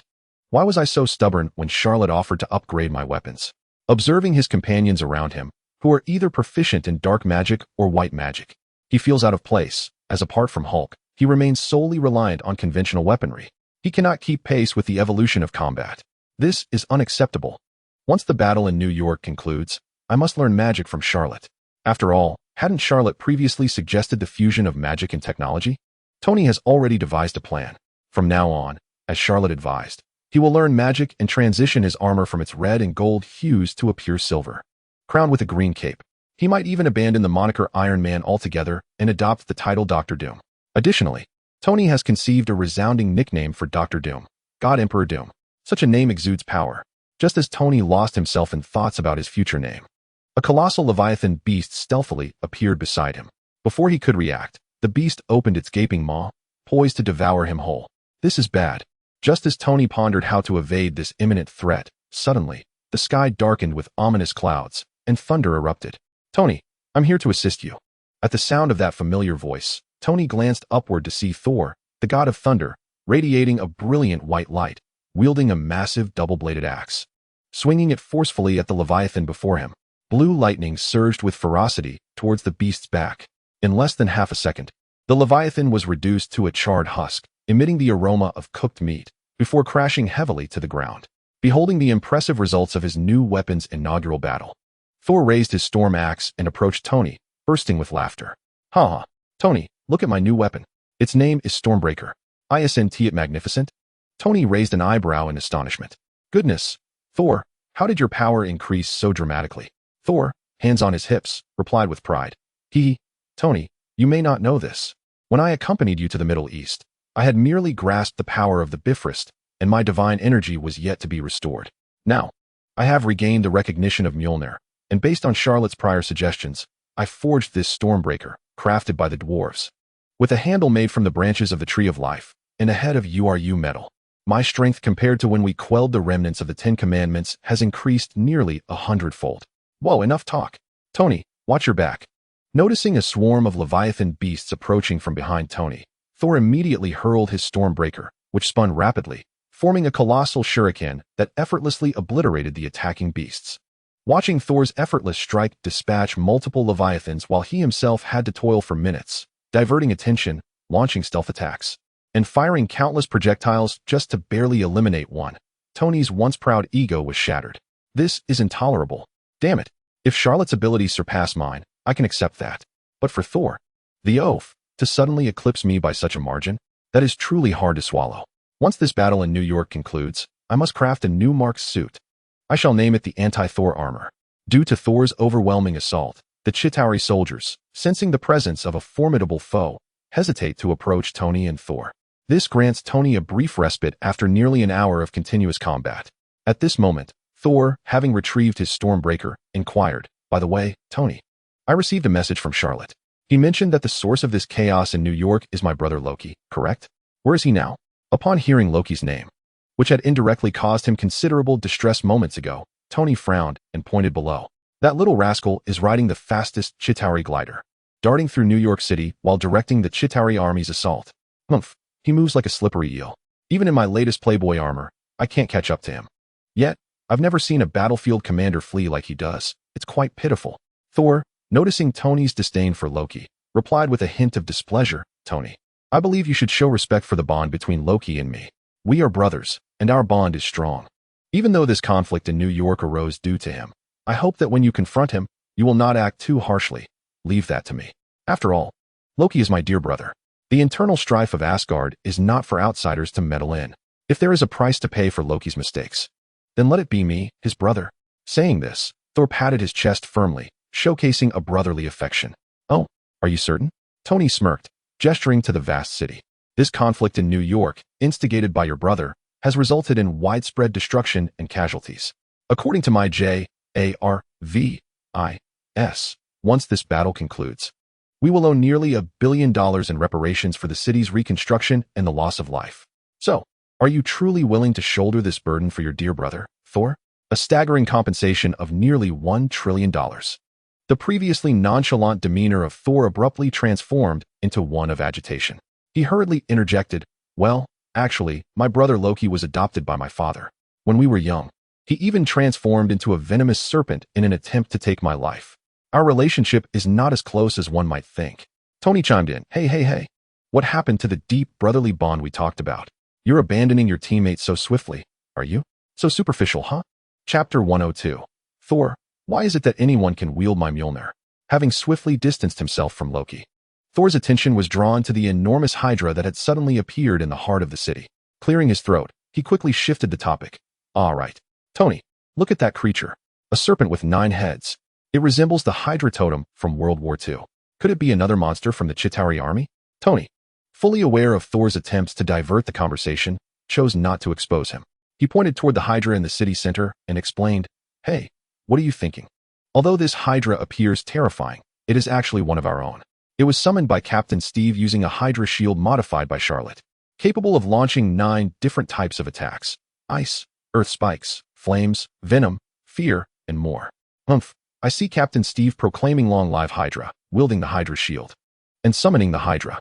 He might as well be called Hydra Captain instead of Captain America. Captain America's vibranium shield was crafted by his father, Howard Stark, specifically to combat the Red Skull within Hydra. Now, after a mere touch from Charlot, this vibranium shield had transformed into the Hydra shield, turning Steve into Hydra Captain Steve. The absurdity of the situation left Tony feeling as though the world had spiraled into madness. Is this the wicked whimsy of a dark sorcerer? Thor raised an eyebrow upon hearing Tony's explanation. A Hydra shield modified by Charlot? He recalled how his own Mjolnir had been transformed by her into a fearsome, serrated weapon that greatly enhanced its original power. Even when compared to his current Stormbreaker, it could be said to be on par. Now, Charlot had produced a uniquely functional Hydra shield. He wondered which was more formidable, the most powerful axe or the hardest shield. With this thought, a smile crept across Thor's face. He greeted Tony. "All right, Tony, you handle things up there for now. I'm going to have some fun down here." With that, he brandished Stormbreaker and soared down to the city streets. On the ground, Captain Steve commanded the Hydra to unleash various attacks on the Chitauri soldiers in all directions, including ice, earth spikes, flames, venom, vines, and fear. With 9 heads, the Hydra could launch 10 attack vectors in total, combining with the grayish-white corruption beams emitted from Steve's shield. The results on the battlefield were notably impressive, having dispatched nearly 10,000 Chitauri soldiers in just 1 hour. After utilizing the Hydra for about half an hour, Steve gazed at the piled corpses of Chitauri soldiers surrounding him, marveling. This Hydra is incredible. I can see why people chant long live Hydra. Maybe I should change my name to Hydra Captain. At that moment, a thunderous crash resonated as a man wielding a massive double-bladed axe, radiating blue and white lightning, descended from the sky. With golden hair and a muscular physique reminiscent of a lion, he landed heavily, creating a substantial crater. The golden-haired behemoth laughed heartily. Huh? You must be the Hydra Captain Steve that Tony mentioned. I am Thor, the god of thunder, a friend introduced by Charlotte in New Mexico. And also the elder brother of that wastrel Loki. Steve nodded in recognition. He had seen Thor's profile on the SHIELD tablet and had heard about him from Tony and Charlotte. However, the Thor he recalled was merely a burly fellow. Now, he was enveloped in arcs of blue and white lightning, vibrant energy swirling around him, reminiscent of the deities from Norse mythology, far superior to the cunning Loki. However, Thor, with Loki causing such destruction, will you, as his elder brother, not show any favoritism during his judgment? Steve inquired. Thor, who had always cared for his brother, initially nodded. Yet, the thought of the $1 trillion compensation Tony had mentioned sent a shiver down his spine. He quickly shook his head, distancing himself. No way. That's impossible. He was adopted by my father. Our relationship is not that close. Recalling his purpose for being there, Thor raised Stormbreaker with confidence and grinned. Oh, I almost forgot to tell you. I crafted this axe based on Charlotte's concepts. Today is its debut. Let me show you its power. With that, he swung the axe, which spun rapidly around him in the air. In a single strike, it cleaved through hundreds of Chitauri soldiers, resulting in a gruesome scene of carnage. Captain Steve watched in awe at the destructive power of Stormbreaker. The sheer effectiveness of a single blow was staggering, rivaling his summoned Hydra. How does Charlotte conceive such exceptional weaponry? Seeing Steve's astonished expression, Thor's vanity was instantly gratified. Gripping Stormbreaker, he burst into laughter. Huh? Impressive, isn't it? Steve, let me tell you, with this axe, I've completely forgotten about losing Mjolnir to that Charlotte. With this, who needs anything else? I no longer care who can lift my Mjolnir. Just as Thor reveled in his triumph, a portal to the underworld appeared beside Captain Steve. Charlotte smirked. Oh? Is that so? Captain, hold on to this nether thunderhammer. Strike it against your Hydra shield, and its power will surely be formidable.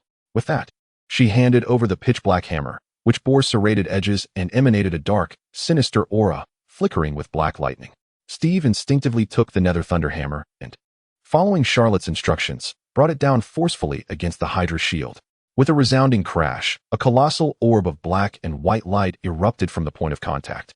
Exploding outward, a series of black and white arcs of lightning, reminiscent of tadpoles, danced with a life of their own, effortlessly locking onto the surrounding foes without the need for aim. A multitude of nearly 1,000 Chitauri soldiers fell in an instant. Observing the collision between the Hydra shield and the Mjolnir, the resulting power far exceeded that of the Stormbreaker in his grasp. Thor, the god of thunder, suddenly found his weapon to be less appealing.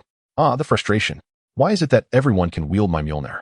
Moreover, I had just mentioned that I wouldn't mind if others took up my Mjolnir. Yet, that rascal Charlotte promptly opened a portal right next to Captain America, allowing him to seize the Mjolnir and unleash a combination attack with his Hydra shield. If I were to express my discontent now, it would be tantamount to slapping my own face. Surely, Charlotte must have calculated my thoughts and acted with intent. What a sly creature. Charlotte, you are no hero. Chapter 103. Loki, how can he possibly know all my tricks? Unbeknownst to Charlotte, Thor was secretly grumbling about him from behind. Yet, even if he were aware, he wouldn't have cared. After all, that big oaf Thor was admirable in many aspects, but he harbored a persistent yearning for the flowers and applause surrounding him. After painstakingly crafting a new weapon suited to his needs, he flaunted it like a peacock, eager to show off before anyone who came near. How could that be permissible? Thus, it was only natural to give Thor a timely reprimand. Charlotte, I can't take it any longer. The enemy numbers are simply overwhelming.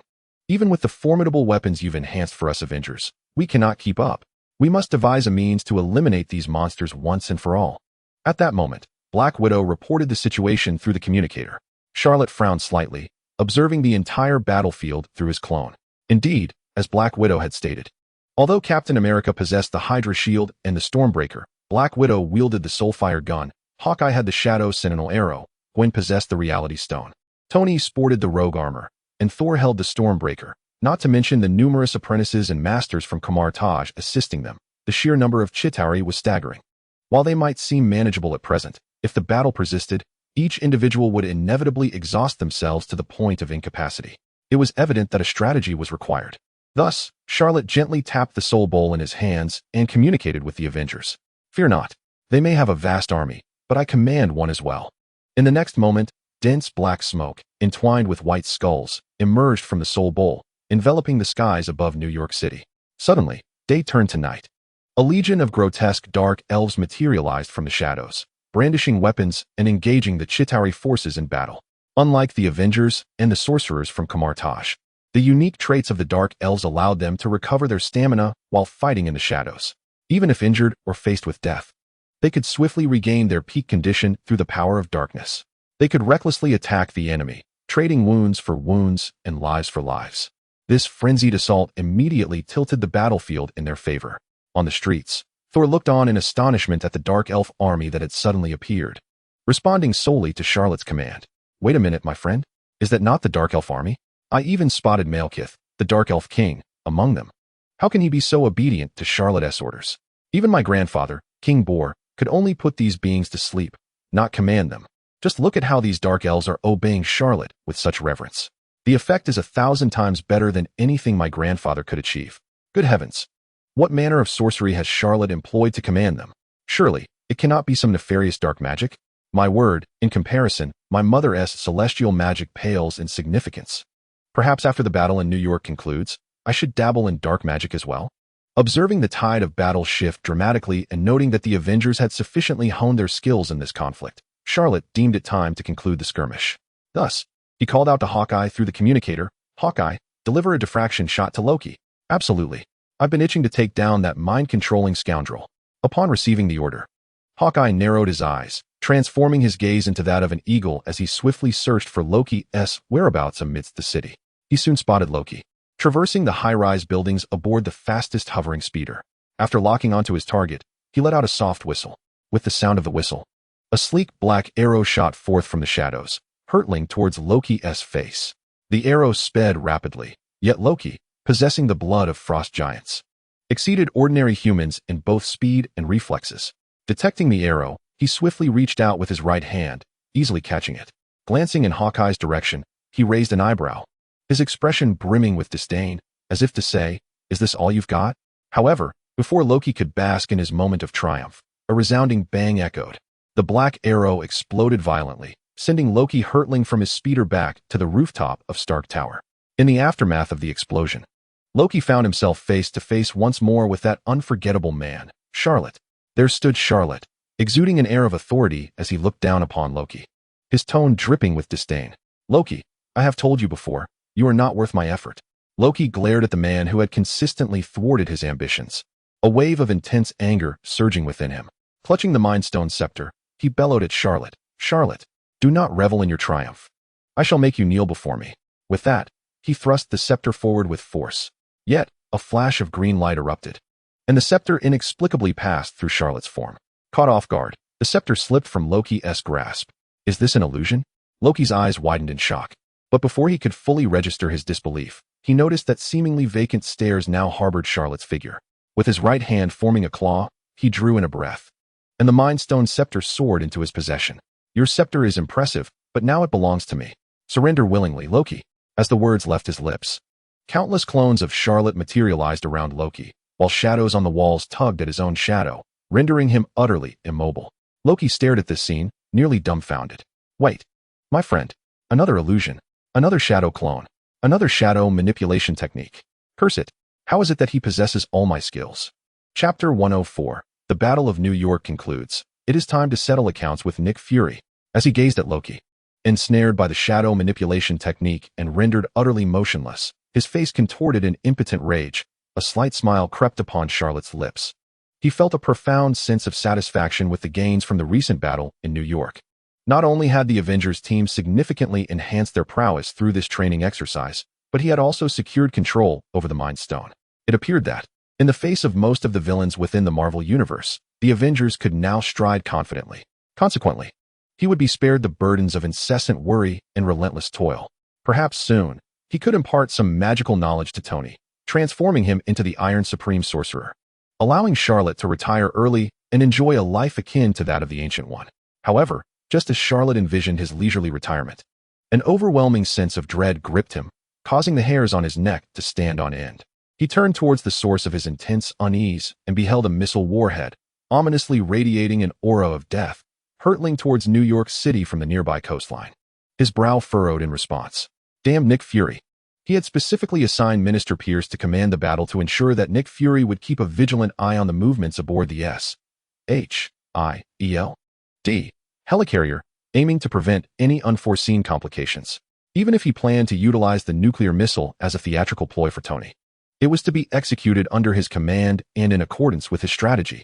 And now, a missile was launched towards New York City without his orders? This accursed Nick Fury, with Skrulls and Hydra operatives meddling beneath him, had been blinded to the situation. Charlotte refrained from voicing his grievances. But how could Fury allow ordinary S.H.I.E.L.D. agents to slip through his fingers, permitting the launch of a missile without intervention? After so many years as the director of S.H.I.E.L.D., how could he let things devolve into such chaos? This was utterly unacceptable. No, once the battle in New York concluded, he would have to settle the score with that black-hearted scoundrel. For now, he would take advantage of the situation and let Tony shine. Thus, Charlotte communicated through his communicator, addressing Tony. Tony, at 9 o'clock, a nuclear missile is en route to New York City. This is the damned work of S.H.I.E.L.D. What the hell? Have those idiots lost their minds? Can't they see the situation as favorable? Do they crave the spotlight so desperately? Don't they realize there are over 1 million citizens in New York City? Turning to behold the missiles soaring towards the city, Tony could no longer contain himself, erupting into a furious tirade. Calm down, Tony. The situation remains manageable. I just had a scuffle with Loki, and he revealed that the Chitauri army is controlled by their mothership. If we launch that missile through the portal in the sky towards the enemy mothership, every Chitauri soldier and Leviathan on Earth will perish. Tony, since the missile is closest to you, I entrust this task to you. In the minds of ordinary people, nuclear weapons have always been synonymous with apocalyptic destruction. Given the urgency of the circumstances, Tony, in his flustered state, failed to realize that Charlotte could effortlessly launch the missile towards the enemy's mothership through the interstellar portal he had opened. After processing Charlotte's instructions, he quickly commanded J.A.R.V.I.S. to channel all the energy of the Iron Legion suit into the propulsion systems of his legs. Clutching the missile, he ascended directly above New York City. As he soared through the vast blue portal, he beheld the Chitauri mothership, a colossal entity nearly the size of half of New York itself. Tony was momentarily awestruck. No wonder Charlotte insisted on a direct assault on their mothership. They had spent an entire hour battling, and yet they had barely managed to eliminate a fraction of their forces. This was utterly exasperating. Sir, the Iron Legion suit can support 5 more minutes of oxygen, J.A.R.V.I.S. reminded him. Aware that he needed to focus, Tony released his grip, allowing the missile to glide silently towards the Chitauri mothership. In the vacuum of space, there was no sound, but Tony witnessed the missile collide with the mothership, erupting into a brilliant yellow flame akin to that of the sun. A violent shockwave radiated outward, crashing into Tony with the force of a towering wave. In an instant, Tony was propelled back towards New York City at an even greater speed. The friction of the air against the Iron Legion suit ignited a shower of sparks. On the ground, onlookers gazed upward, perceiving a flaming meteor plummeting towards them. Oh no, Tony is in danger. The sharp-eyed Thor was the first to notice the blazing object was indeed Tony. He swiftly swung his Stormbreaker, preparing to ascend. However, Charlotte, appearing beside Thor, interjected, "Relax. It's just a minor issue." With a flick of his wrist, Charlotte opened a portal beside Tony. Subsequently, he extended his left hand, unleashing a torrent of chilling blue energy towards Tony. The fiery figure that was once engulfed in flames began to emit wisps of white smoke, the temperature plummeting rapidly. Charlotte then hurled the spectral cloak draped over his shoulders towards the portal, transforming it into a massive, elastic cushion imbued with protective and absorbing qualities, which gradually slowed Tony's descent. Finally, he opened another portal beneath the cushion, allowing Tony, who had succumbed to unconsciousness, to land gently. "Is he all right?" Thor inquired, moving closer to remove Tony's iron mask, ensuring that he could breathe fresh air after his return from space. Realizing that Tony was merely exhausted and reluctant to awaken, Charlotte chuckled and waved at Thor, assuring him, "Don't worry, he'll be awake soon." He then leaned towards Tony's ear and quipped, "Tony, if you don't wake up soon, I'll have Hulk give you mouth-to-mouth resuscitation." and during your wedding to Pepper, I'll loop the video 100 times. No. I refuse to have Hulk give me mouth-to-mouth. The moment Charlotte's words fell, the seemingly sleeping Tony bolted upright, shouting in protest. Hulk, who had approached to assist, stood perplexed. Seeing that Tony was unharmed, Charlotte grasped his hand, infusing him with pure dark energy to restore his mental and physical vigor to its peak. He then stated, Tony, the battle in New York has concluded. It's time we hold that black-hearted scoundrel Nick Fury accountable. Chapter 105. I choose Liu Xiaobu. He is the people's choice. On the coastline of New York City, aboard the S.H.I.E.L.D. helicarrier, Nick Fury watched helplessly as the missile, which he could not prevent from launching, was urgently sent into space by Tony, aimed at the Chitauri mothership, thereby resolving the crisis of the Chitauri invasion. He exhaled a long sigh of relief. Phew.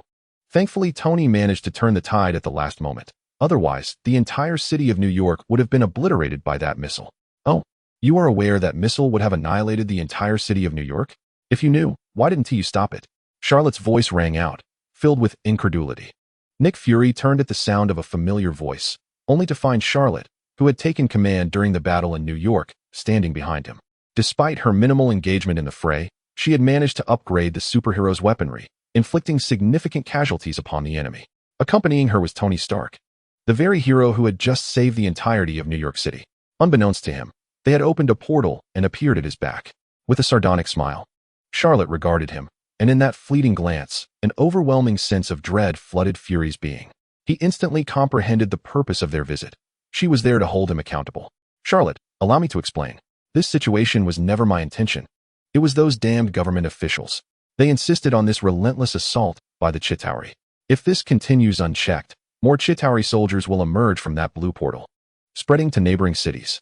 I managed to intercept one fighter jet, but I never anticipated that another would carry a nuclear warhead. As he relayed his explanation, Charlotte's expression remained unyielding, her tone growing increasingly severe. Nick Fury, you've served as the director of S.H.I.E.L.D. for nearly 2 decades, and you cannot even control your own subordinates? You are utterly inept. If it weren't for Tony being in New York, the entire city would have been reduced to ruins by that accursed nuclear bomb. I believe it would be more fitting for Tony to take your place as director of S.H.I.E.L.D., considering his father, Howard Stark, was one of its founders. By all rights, he is the rightful heir to the position. Charlotte's words struck Fury like daggers, piercing his heart with precision. His complexion shifted between shades of blue and purple. Today marked his first encounter with Charlotte, and here she was, unabashedly exposing his failures before his subordinates, even audaciously suggesting he step down. The humiliation was palpable. However, Charlotte's reprimand was far from over. She produced the Tesseract from her pocket, continuing her tirade. Moreover, this catastrophe could have been entirely averted. It is your arrogance that has led to this. Your misguided belief in mastering the Tesseract allowed Loki, the god of mischief, to exploit the situation and descend upon Earth. The very purpose of S.H.I.E.L.D. is to protect this planet, yet you have failed miserably. Nick Fury, what are you still doing as the director of S.H.I.E.L.D.? You should just go home. Fury's anger ignited in response to Charlotte's scorn. He straightened his posture and retorted boldly, Isn't this all due to your friend from Asgard in New Mexico? Or the Dark Elf army that recently wreaked havoc across New York City? We have to utilize whatever resources we can muster to combat these extraterrestrial threats. Do I have any other options? Charlotte scoffed disdainfully. No, you do have choices. At the very least, your research on the Tesseract need not be so hasty. Attempting to weaponize something you barely understand is bound to lead to catastrophic consequences, just as you once welcomed thousands of Skrulls, unaware that their numbers would swell into the millions, infiltrating our military, politics, media, and entertainment sectors. As her words hung in the air, Fury's pupils constricted in shock, and he staggered backward. No, it cannot be. Their numbers were under my control. Meanwhile, several S.H.I.E.L.D. agents aboard the helicarrier exchanged anxious glances, their faces paling at the implications of Charlotte's revelations. This subtle shift did not escape Charlotte's notice. She smirked, brandishing the Mind Stone scepter and striking it against the floor, sending ripples of blue energy radiating outward. In an instant, the previously bewildered agents transformed into green-skinned Skrulls before his very eyes. Look at the mess you've created, Nick Fury. If it weren't for me, you might never have realized that numerous Skrulls had already infiltrated S.H.I.E.L.D. And this is merely within the confines of the helicarrier. How many more lurk within the agency? Fury's eyes widened in disbelief as he beheld the scrolls before him, feeling the foundations of his convictions crumble beneath him. Had he truly been wrong all along? Nick Fury, my old friend, you have profoundly disappointed me. It seems my expectations of you were far too high. You simply lack the capability to serve as the director of S.H.I.E.L.D. Step down gracefully. At that moment, Minister Pierce approached Fury, placing a hand on his shoulder and exhaling deeply. Disappointment etched across his features. I'm not qualified to be the director of S.H.I.E.L.D. Then, who could possibly take my place? Hearing these words from his longtime ally, who had once supported his rise to the directorship, Fury felt as though his very spirit had been drained, leaving him utterly deflated. Observing his dismay, Charlotte signaled to Pierce, who nodded in understanding. Soon, Hydra members strategically placed within the crowd began to voice their opinions. Nick Fury is unworthy of being director of S.H.I.E.L.D. We should choose someone more capable of commanding respect. I agree. Another chimed in. I vote for Tony Stark. He is the people's choice. Indeed. We have Tony Stark. His father, Howard Stark, was one of the original founders of S.H.I.E.L.D. Naturally, he should ascend to the position of director. After all, he bravely sent a nuclear warhead into the oxygen-deprived void of space. His heroic actions in the face of peril far outweigh Fury's blunders. With the crowd rallying behind Stark, they chanted, Director, Director. Chapter 106. Loki becomes the god of stories? Charlotte, you want me to be the current director of S.H.I.E.L.D.? Tony pointed at himself, incredulous. He had merely expected to accompany Charlotte to exchange barbs with Fury and lend moral support. Now, this bystander was inexplicably thrust into the role of director? This was utterly absurd. A wry smile crept across Tony's face as he thought, Charlotte, you've truly put me in a bind. You know my schedule is packed with work at Stark Industries, and I just completed upgrades on the tower. I barely have time to update my Iron Man suits. Charlotte patted his shoulder reassuringly. Relax, my friend. We know each other well enough that you needn't put on a facade. Everyone is aware that while you hold the title of chairman of Stark Industries, most of the workload is handled by Pepper. Transitioning to S.H.I.E.L.D. would yield similar results. I shall arrange for Pierce to assist you in managing the myriad affairs within the organization. Moreover, upon your ascension to the position of director of S.H.I.E.L.D., you will gain access to an even greater array of technological resources, including the planet's most elusive metallic substance, vibranium. I can only imagine how intrigued you must be, considering your long-standing desire to upgrade your Iron Man suit. At the mere mention of vibranium, a spark of excitement flickered in Tony's eyes. It is worth noting that vibranium possesses the remarkable ability to absorb the kinetic energy of incoming attacks. Should he possess an Iron Man suit forged from vibranium, he would have no reason to fear the onslaught from Whiplash. His armor would not succumb as easily as the Mark V did. Furthermore, the absorbed energy could be redirected back at the enemy, effectively allowing him to retaliate with equivalent force. Such a prospect is nothing short of extraordinary. The mere thought of becoming the director of S.H.I.E.L.D. and crafting a vibranium-enhanced suit sent a thrill through Tony. Observing Tony's growing enthusiasm, Charlotte smiled and continued to reinforce the idea. Furthermore, Tony, consider this, since Nick Fury, that cunning rascal, took the helm of S.H.I.E.L.D. Has he managed to accomplish anything commendable? He sheltered the Skrulls, falling prey to their deception, and there are traitors not only among the public, but even within S.H.I.E.L.D. His research on the Tesseract allowed Loki to lead the Chitauri army in a seamless invasion of Earth. If you do not step up as director, it seems that Nick Fury, that old coot, might very well bring about the ruin of S.H.I.E.L.D. and the entire planet. Charlotte's final words solidified Tony's resolve. The ensuing time saw Minister Pierce guiding Tony through a ceremonial ascension, a theatrical display of relinquishing power. As for Charlotte, he had already orchestrated Pierce's involvement, allowing him to step back and focus on a more pressing matter, utilizing the Soul Stone to recruit the millions of Chitauri soldiers from both Earth and space. It is indeed a considerable challenge to manage such a vast number, even with the assistance of the Hell Suit's cloning abilities. It took Charlotte a significant half-hour to successfully gather all the Chitauri into his domain. However, the labor was richly rewarded, yielding 7,000 to 8,000 Leviathan beasts, over 1 million Chitauri warriors, alongside Ebony Maw and Black Dwarf. Even without direct intervention, Such a formidable force would be more than sufficient to present a formidable challenge to Thanos. During this interval of gathering the Chitauri, Charlot's perspective on the millions of Skrulls concealed on Earth shifted. Initially, he had contemplated employing the Insight program to root out every Skrull and punish them according to their transgressions. Yet, upon reflection, he considered that killing them would simply be a waste.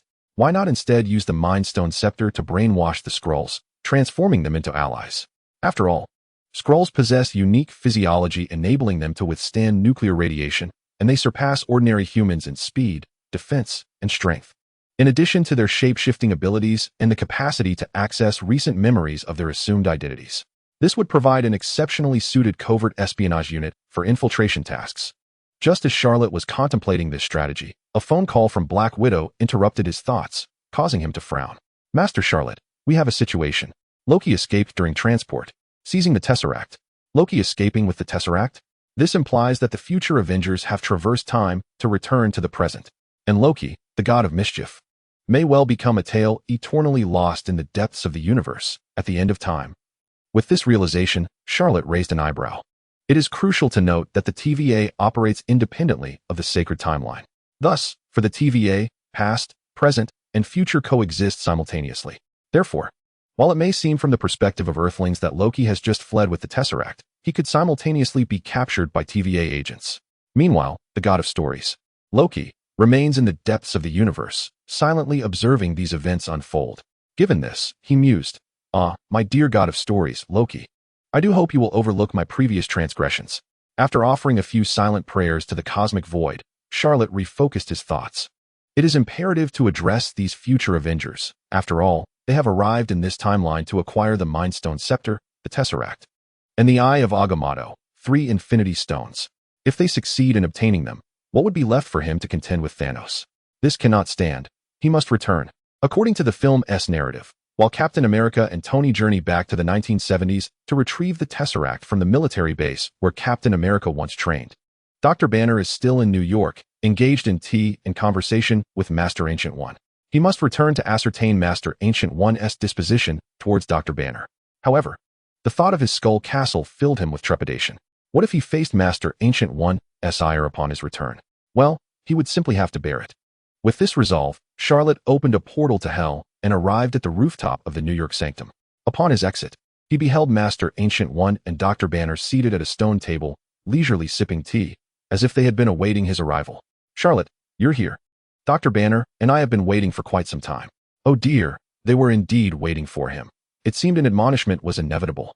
Charlot felt a pang of anxiety, but steeled himself as he approached. He resolved to express remorse first, hoping this might spare him from any harsh words from Master Ancient One. Thus, he cautiously began, Master Ancient One, regarding my Skull Castle, Charlot. I find your Skull Castle rather impressive. You see, by transforming it into a structure imbued with sinister and dark energies, who would ever suspect it is, in fact, a fortress established to protect the Earth? To the unacquainted dark entities or sorcerers unfamiliar with New York or Earth, the sight of this castle would surely lead them to believe a powerful dark sorcerer had taken root in the city. They would instinctively seek refuge beneath its shelter, unaware that within dwelled the very sorcerers of Kamar-Taj. By luring dark sorcerers and entities to the Skull Castle, it facilitates their eradication. Charlot, you are truly clever. In astonishment, Charlot could only nod vigorously. Yes, indeed, Master Ancient One. You are remarkable. That was precisely my intention. Chapter 107. The Time Stone in hand, Charlot heads to 1970. Thus, under Master Ancient One's enlightening perspective, Charlot successfully navigated the situation unscathed. The tumultuous episode of transforming the New York Sanctum into a skeletal fortress has passed with unexpected ease. Master Wong, is this the esteemed disciple you spoke of, Charlot? Dr. Banner inquired, his curious gaze scrutinizing the man who had taken command during the recent battle in New York. Master Wong nodded, a smile gracing his lips. Charlot, allow me to introduce you to Dr. Banner, who has journeyed from the future. Their mission is to collect the 6 Infinity Stones in order to return to the future and resurrect half of the universe's departed souls. I wish for you to accompany them to the future, to witness its harsh realities, and to return with renewed dedication to your training. What do you think? A journey to the future? Charlot raised an eyebrow. Well versed in the narrative, he was acutely aware that after the fateful snap in the future, Thanos from 2015 would also venture into that realm. reigniting conflict with the Avengers. Thus, the outcome of this expedition was far from as straightforward as Banner and his companions envisioned. However, if Thanos were to exist in the future, could he not defeat him and use the Soul Stone to turn him into an ally? Then, upon returning to the present, he could stage a performance of the true and false Monkey King, battling against himself. The mere thought of such a scenario brought a smirk to Charlot's face. He addressed the two. Very well. I happen to be quite intrigued by the future. Count me in. Master Wong nodded and subsequently handed the Eye of Agamotto, which hung around his neck, to Charlotte. Banner and the others returned to the present using a red substance known as Pym particles, along with a specialized time travel suit. Charlotte, although lacking these two items, do you recall the time travel portal I mentioned previously? Take good care of the Eye of Agamotto. I have faith that your innate talent will enable you to comprehend it swiftly. As Charlotte grasped the subtly glowing Eye of Agamotto, a thrill coursed through him. After all, even his assistant, Gwen, possessed a reality stone. It would be quite incongruous for him, as the leader, to not hold at least one or two infinity stones. Moreover, he had acquired the time stone, which would grant him unparalleled flexibility in combat strategies. In an instant, a plethora of ideas for utilizing the time stone to outmaneuver adversaries flashed through Charlotte's mind. Well then, Charlotte, you should seek out Captain America and Tony to converse with them, correct? I just glanced over at Stark Tower and noticed that Loki has escaped with the Tesseract. Has he not? If you do not hurry, those two will return to the past in search of a new Tesseract and Pym particles, Master Wong reminded. Observing Charlotte's bemused grin as he clutched the Eye of Agamotto, Charlotte jolted, nearly forgetting. After exchanging farewells with Wong, he and Banner made their way to the alley where the future Avengers had first appeared. Inside the alley, Captain America, Tony, and Ant-Man appeared quite disheartened. The Tesseract was gone, and the Pym particles were dwindling, leaving only a single return trip. How are we supposed to proceed? Wait, I remember that in the 1970s, there was a place that possessed both the Tesseract and Pym particles. Tony suddenly exclaimed, as if struck by inspiration. Captain America nodded in agreement. Exactly, that place. Ant-Man, freshly returned from the quantum realm and newly inducted into the Avengers, appeared bewildered. Wait, could someone please clarify where this place is that is both the Tesseract and Pym particles? A complex expression flickered across Tony's face. Even he lacked absolute confidence in this journey, and given that Ant-Man was merely a new member of the Avengers, it was perhaps wise to keep him out of the more perilous details. Thus, he patted Ant-Man on the shoulder, as if imparting a final message. Hey, buddy, I can't guarantee the success of this journey, and if you don't see me when you return to the future, please look after Peggy, all right? Ant-Man furrowed his brow, sensing the depth of concern, determination, and myriad emotions woven into Tony's words. Clearly, both Tony and Captain America were not as assured about the plan as they appeared. With a heavy sigh, Ant-Man contemplated the losses everyone had endured in the future. He could say little, merely casting a final, profound glance at the two, nodding resolutely. Don't worry, if you don't make it back, I'll ensure your families are taken care of. At that moment, a green portal to the underworld opened. Charlotte, having stumbled into the baseball field, cheerfully interjected, Hey, what are you all discussing? You're planning to return to the past for the Tesseract and Pym particles, right? Count me in. Charlotte, is that you? Upon seeing Charlotte, the future Captain America, Tony, and Ant-Man instinctively took several steps back. They had witnessed firsthand during the New York battle how Charlotte had significantly upgraded the Avengers' arsenal at this timeline, wielding weapons that appeared fearsome and brutal, clearly the tools of a villain. Given Captain America's earlier proclamation of Hail Hydra in Times Square, a chilling thought crossed their minds. Could this man draped in a black skull cloak be the leader of Hydra, Red Skull? With this realization, the trio instinctively adopted combat stances. However, the ever-reasonable Dr. Banner, recognizing the misunderstanding, swiftly intervened to clarify the situation. After listening to Banner's explanation, Captain America's expression softened, and he lowered his shield, yet he could not help but voice his concerns. Charlotte, while I appreciate your good intentions, we only possess enough Pym particles for a single round trip. As it stands, Tony and I are prepared to return to the 1970s with a sense of fatalism. After all, if we fail to secure the Pym particles, it will be over 50 years before we can return to the future. But given our lifespans, we might very well be mere old men by then. A bittersweet smile crossed Captain America's face as he spoke, and Tony's gaze dimmed in resonance. In truth, Captain America was being optimistic. Of the two, only he had undergone the super soldier serum treatment, and given Tony's age, he might not survive to see the future at all, never again to meet his daughter, Morgan. Yet, upon hearing their grim predicament, Charlotte merely smiled with an air of nonchalance. What is the big deal? Rest assured, my mentor, Master Wong, just bestowed upon me the Eye of Agamotto, and I have thoroughly grasped the principles of time. I can now effortlessly open a time portal. If it weren't for your need to retrieve the Tesseract, we could head to the future right now. Captain America. Tony.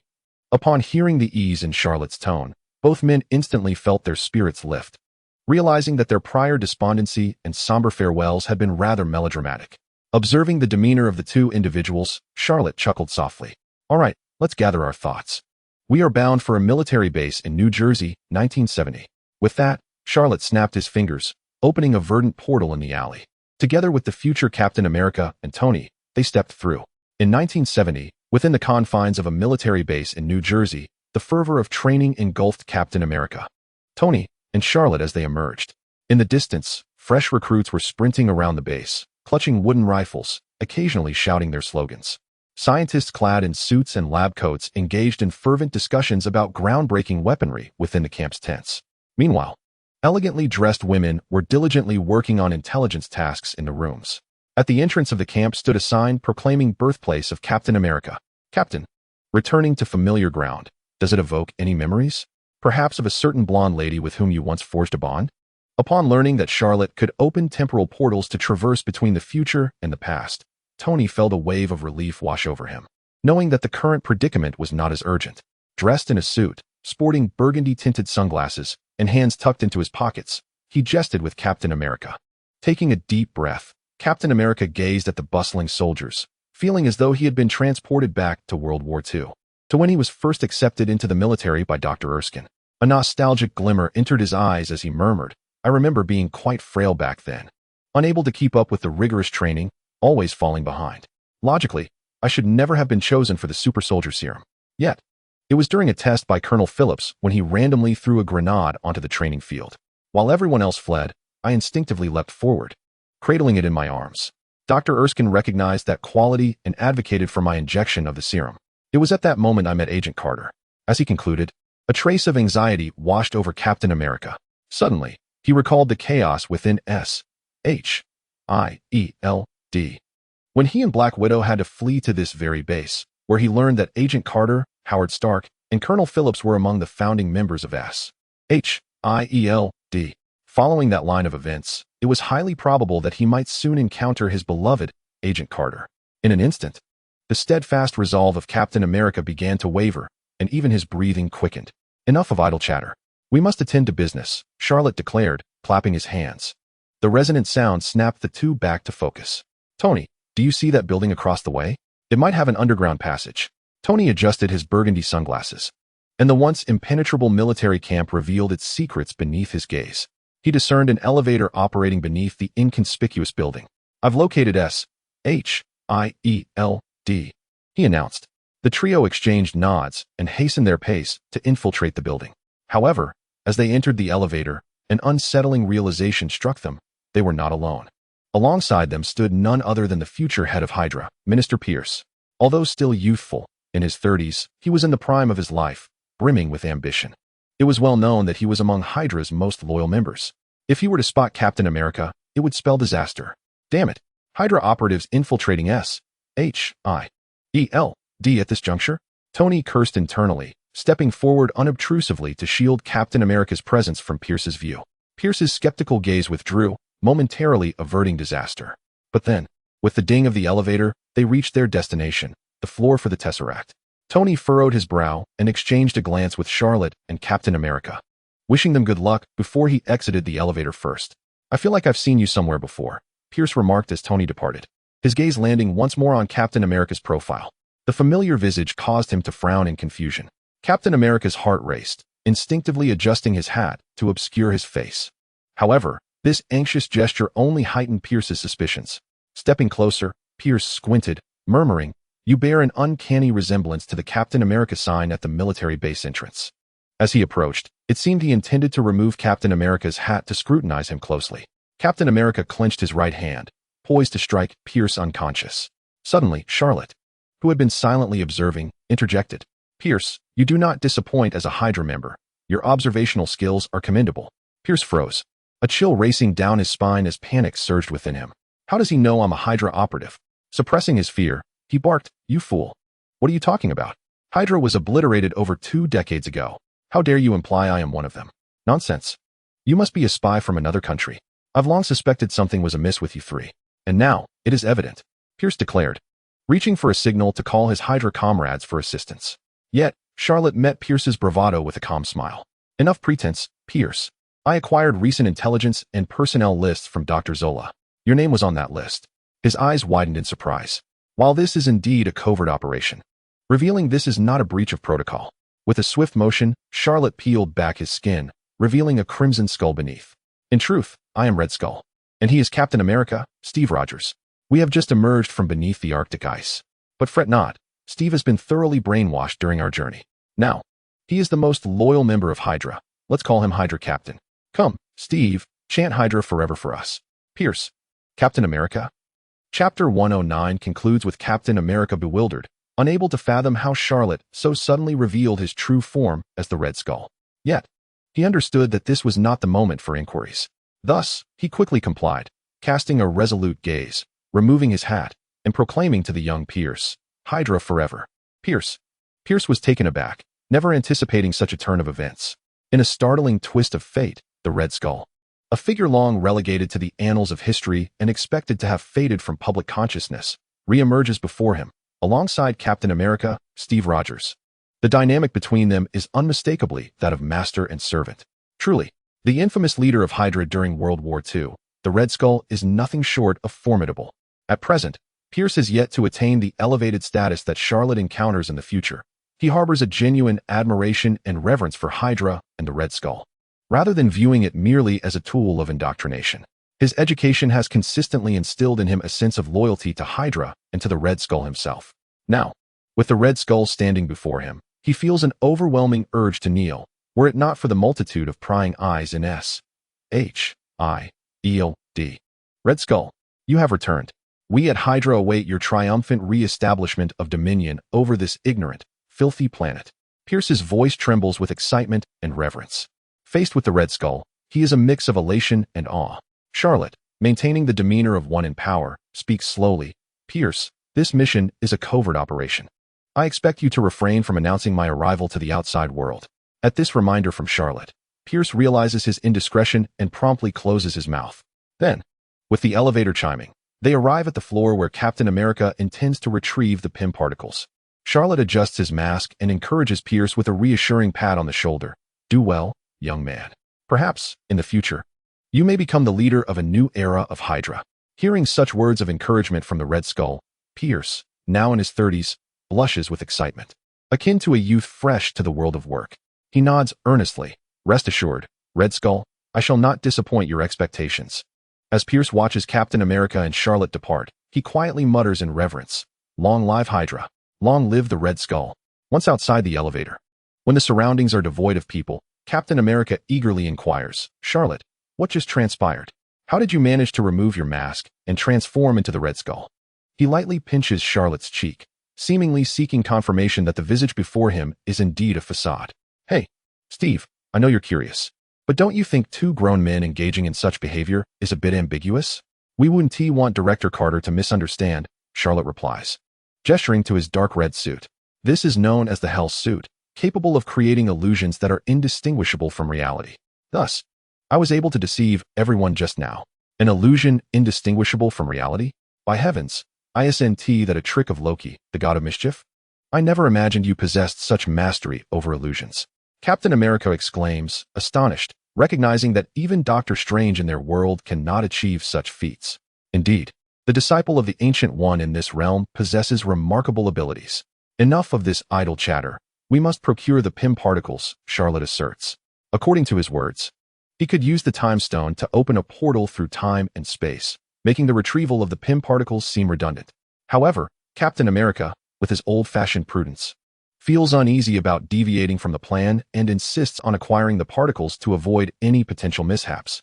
Ultimately, Charlotte concedes to this stubbornness, understanding that the flow of time differs between the past and future, even if they linger here for a year and a half. Returning to the future would still equate to merely half a second having passed. Retrieving 2 vials of Pym particles would not take long, so he allows Captain America to proceed as planned. Captain America nods, picking up a specially crafted communicator and voice modulator prepared by Tony, and dials the young doctor. Pym in the laboratory. Mr. Pym, this is Captain Stevens, in charge of transport. You have a package that has arrived at the base, but our personnel are hesitant to deliver it to you. Could you please come up? Dr. Pym, sipping coffee while answering the phone, responds casually, I don't understand. Isn't this your job? Captain America continues to coax. Yes, but this package is emitting a blue light. We are simply too fearful to deliver it. A blue light? Could it be the Tesseract? Dr. Pym exclaims, suddenly agitated. Wait, I'm on my way. He hastily hangs up and rushes out of the laboratory. Hearing the commotion in the corridor, Captain America recognizes that his plan has succeeded. He swiftly enters the laboratory, snatches a few vials of Pym particles, and pockets them. Feeling the cold touch of the glass tubes, he lets out a sigh of relief. The burden that had weighed upon him has finally been lifted. However, just as he exits the corridor intending to reunite with Charlotte, he notices a door marked prominently with the words, Director Peggy Carter's office. Drawn by an inexplicable force, Captain America finds himself gravitating towards that room. Before he realizes it, he has entered Carter's office and is gazing at a young black and white photograph of himself on her desk. It has been nearly 20 years, and she still holds me in her heart. As he looks at the photograph, a wave of complex emotions washes over him, leaving him at a loss for words. He exhales deeply, contemplating that upon learning of his disappearance in the Arctic, Carter and his old comrade Howard surely dispatched numerous individuals to search for him. Each fruitless attempt would only amplify her disappointment. Yet each disappointment would spur them to send out more search parties, gradually ensnaring them in a vortex of despair. What a painful experience that must have been for you. Peggy. Captain America strokes the black and white photograph once more, sighing deeply. At that moment, he hears a commotion from the other side of the room. Turning to look, his heart nearly stops. The Carter of this timeline, dressed in a blue dress, is meticulously reviewing a stack of documents, making annotations as she sets each folder down. The entire process is efficient and poised, although Director Carter now bears some wrinkles of age.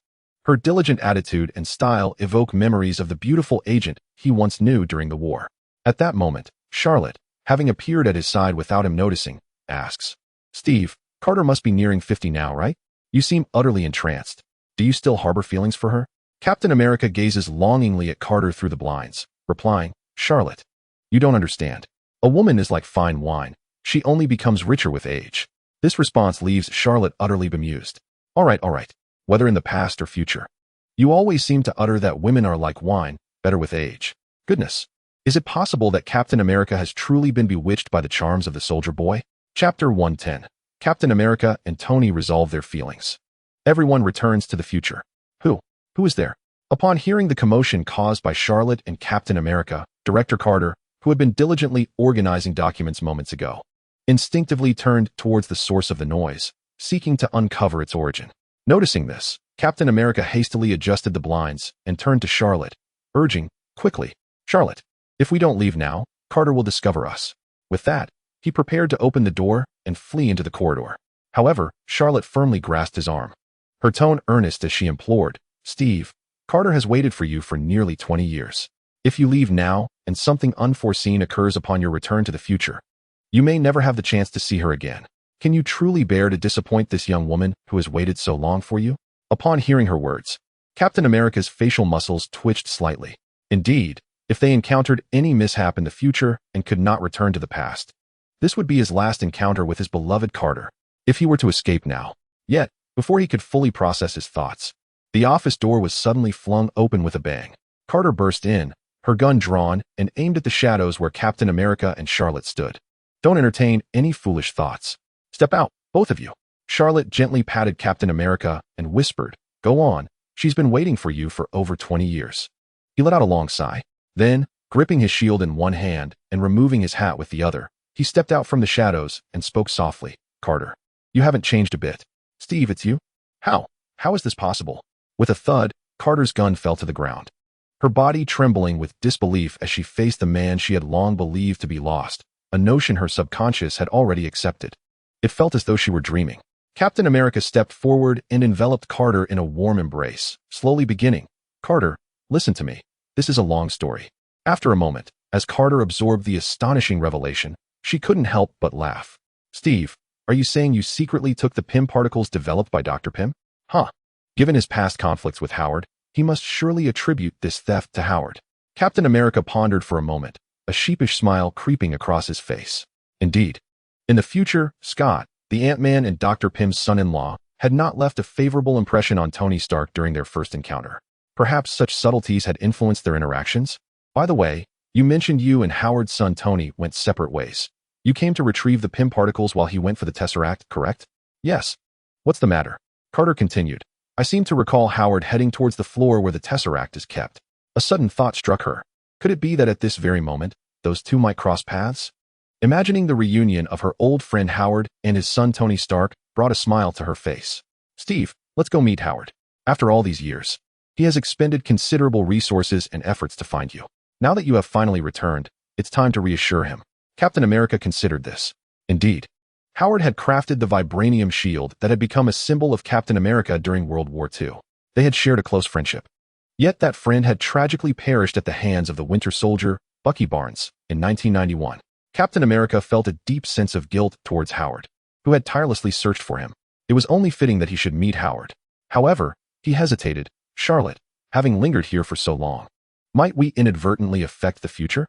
Given the sorcerer capable of opening time portals, allowing him and Tony to traverse between past and future, Captain America felt it prudent to confirm. Rest assured, Captain, Charlotte replied with a casual shrug. Time travel does not synchronize the flow of time between past and future. Even if you were to remain here for several years, upon your return to the future, you would still converge at the same point in time. Hearing this, Captain America let out a long sigh of relief, feeling reassured. However, the notion of continuing to live here with Carter was tempting. Yet there were still people awaiting their return in the future, and half of the universe's beings awaited resurrection. Thus, it would be best to return only once everything in the future had settled. Soon, under Carter's guidance, they arrived at the floor where the Tesseract was stored. As the elevator doors opened, they found Tony engaged in light banter with Howard, attempting to distract him by discussing what clothes to buy for Howard's impending child, and what preparations to make. A man dedicated to scientific research and weapon development, Howard appeared as anxious and clumsy as any expectant father. Pepper, do you think I'll be a good father? Pepper was a name Tony had spontaneously chosen for the moment, but for some reason, looking at this unfamiliar man, Howard felt an inexplicable connection, as if they shared blood. His pent-up anxieties, which he had silently borne, slipped from his lips. Faced with Howard's question, Tony recalled the video left by his father during his palladium poisoning, a message that seemed directed at both Howard and himself. Howard, in your busy life, you've likely spent little time with your child during their formative years. They may resent you for it when they are young, but I believe that as they grow, they will come to recognize you as the greatest father in the world. Listening to this stranger's comforting words, Howard felt an inexplicable lightness in his heart, as if his anxiety had begun to dissipate. Really? Thank you, Pepper. At that moment, they seemed to realize the elevator doors had opened. Apologies. We got a bit carried away. Carter, aren't you supposed to be busy with work? What brings you here? Howard noted Carter, whose arm was linked with that of a soldier wearing a hat, their demeanor decidedly intimate. Suddenly, alarms blared. No, my dear friend Steve, after all these years, are you finally going to be betrayed? As Howard's imagination spiraled, Captain America removed his hat and greeted him. Hey, old buddy, it's been a while. You're alive. The story was lengthy, and he suggested, let's find a more suitable place to talk. Stepping out of the elevator, Captain America recounted the entire saga. Howard listened, his eyes widening with astonishment. Although he was one of the leading scientists of the century, the notion of time travel was utterly staggering. So, you're not Howard Potts, but my son Tony Stark? He gazed at this young man, who seemed almost a generation younger than himself. Once again, Howard gazed at Tony's somewhat wrinkled face and graying temples, his voice tinged with reluctant compassion. My child, life in the future must be quite arduous for you. Tony, who considered himself a resilient individual, often employed dry humor to alleviate the gravity of any situation. Yet, it was precisely this expression of paternal concern that nearly breached his defenses. With a subtle twitch of his nose, he feigned indifference, replying, "It's manageable, really. It's just that the circumstances we face ahead are rather challenging." At that moment, Howard, who was not particularly adept at articulating his emotions and spent most of his days immersed in weaponry research, stepped forward and enveloped Tony in a hearty embrace. Son, when you return to the future, make sure to flourish. I hope to have the opportunity to meet my little granddaughter, Morgan. With a sudden jolt, Tony's heart raced, a warm wave of affection washing over him. If his previous motivation to save half of the universe's inhabitants stemmed largely from a sense of social responsibility, now there was an additional personal impetus. He yearned to bring his parents from this era into the future, to bask in the warmth of a four-generation reunion. Thus, his gaze hardened with resolve as he declared to Tony and Captain America, "Let us embark. It is time to return to the future." Chapter 111, Red Skull Father. I am your beloved son, Black Skull Charlot. In the future, within the Avengers base, a deafening roar echoed as the quantum portal blazed to life. The Avengers members, having just steadied themselves in various time points, had yet to exchange greetings when a skeletal gate adorned with green sparks materialized before them. Suddenly, a bone whip imbued with a purple venomous aura shot forth from the skeletal gate, piercing Nebula's body. The poison quickly spread along the mechanical surface, rendering it grotesque and emitting a foul stench. Who dares to play tricks? The rotund god of thunder, inspired by his mother Frigga, hurled his enchanted hammer towards the skeletal door. However, he was taken aback to discover a man clad in a black skeletal cloak standing behind the bones. Alongside Tony and Captain America, the man effortlessly caught the hammer, his expression one of utter tranquility, as if the weight of the hammer bore no significance. It is worth noting that this hammer had only been lifted by a select few: Hela, Odin, Vision, and Captain America. Who, then, was this enigmatic figure in the black cloak? Charlotte, having caught the hammer, spoke with a calm demeanor. "Thor, it seems that irrespective of the timeline, you remain as reckless as ever." Observing the eye of Agamotto adorning Charlotte's chest, Thor's brow furrowed. "Are you the Sorcerer Supreme from another timeline? Regardless of your identity, you shall not lay a hand upon our companion." He attempted to summon the hammer back to him, ready to launch another assault on Charlotte. However, Thor was horrified to find that no matter how hard he exerted himself, the hammer would not return, as if the connection between him and his weapon had been severed. Charlotte tossed another skeletal whip towards Nebula, binding her in place and rendering her immobile.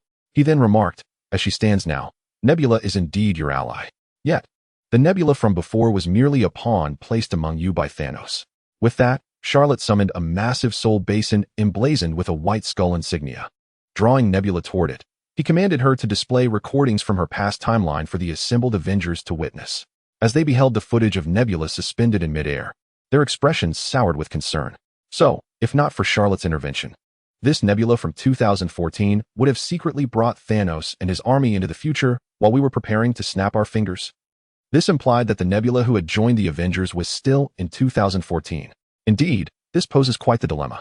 However, on the bright side, we have preemptively intercepted the 2014 Nebula, so she won't return to the future, correct? Observing the Avengers engage in fervent discussion, Charlotte cleared his throat, signaling for their attention. "I believe you all might be overly optimistic. Do you seriously think that without the guidance of the 2014 Nebula, Thanos would be unable to reach the future? That is rather comical. At this moment, Thanos from 2014 lacks Pym particles. How could the 2014 Nebula be so certain that she would be able to bring Thanos and his army back?" The answer was glaringly evident. The 2014 Nebula was firmly convinced that with Thanos and his minions' technological prowess, they could easily manufacture Pym particles. Once they had those, a complete time travel device would be a mere formality. So, abandon your fantasies and brace for reality. Thanos will undoubtedly return to the future. His words plunged the room into silence. The Avengers had already faced Thanos 5 years prior and had struggled immensely. How much more formidable would the younger version be?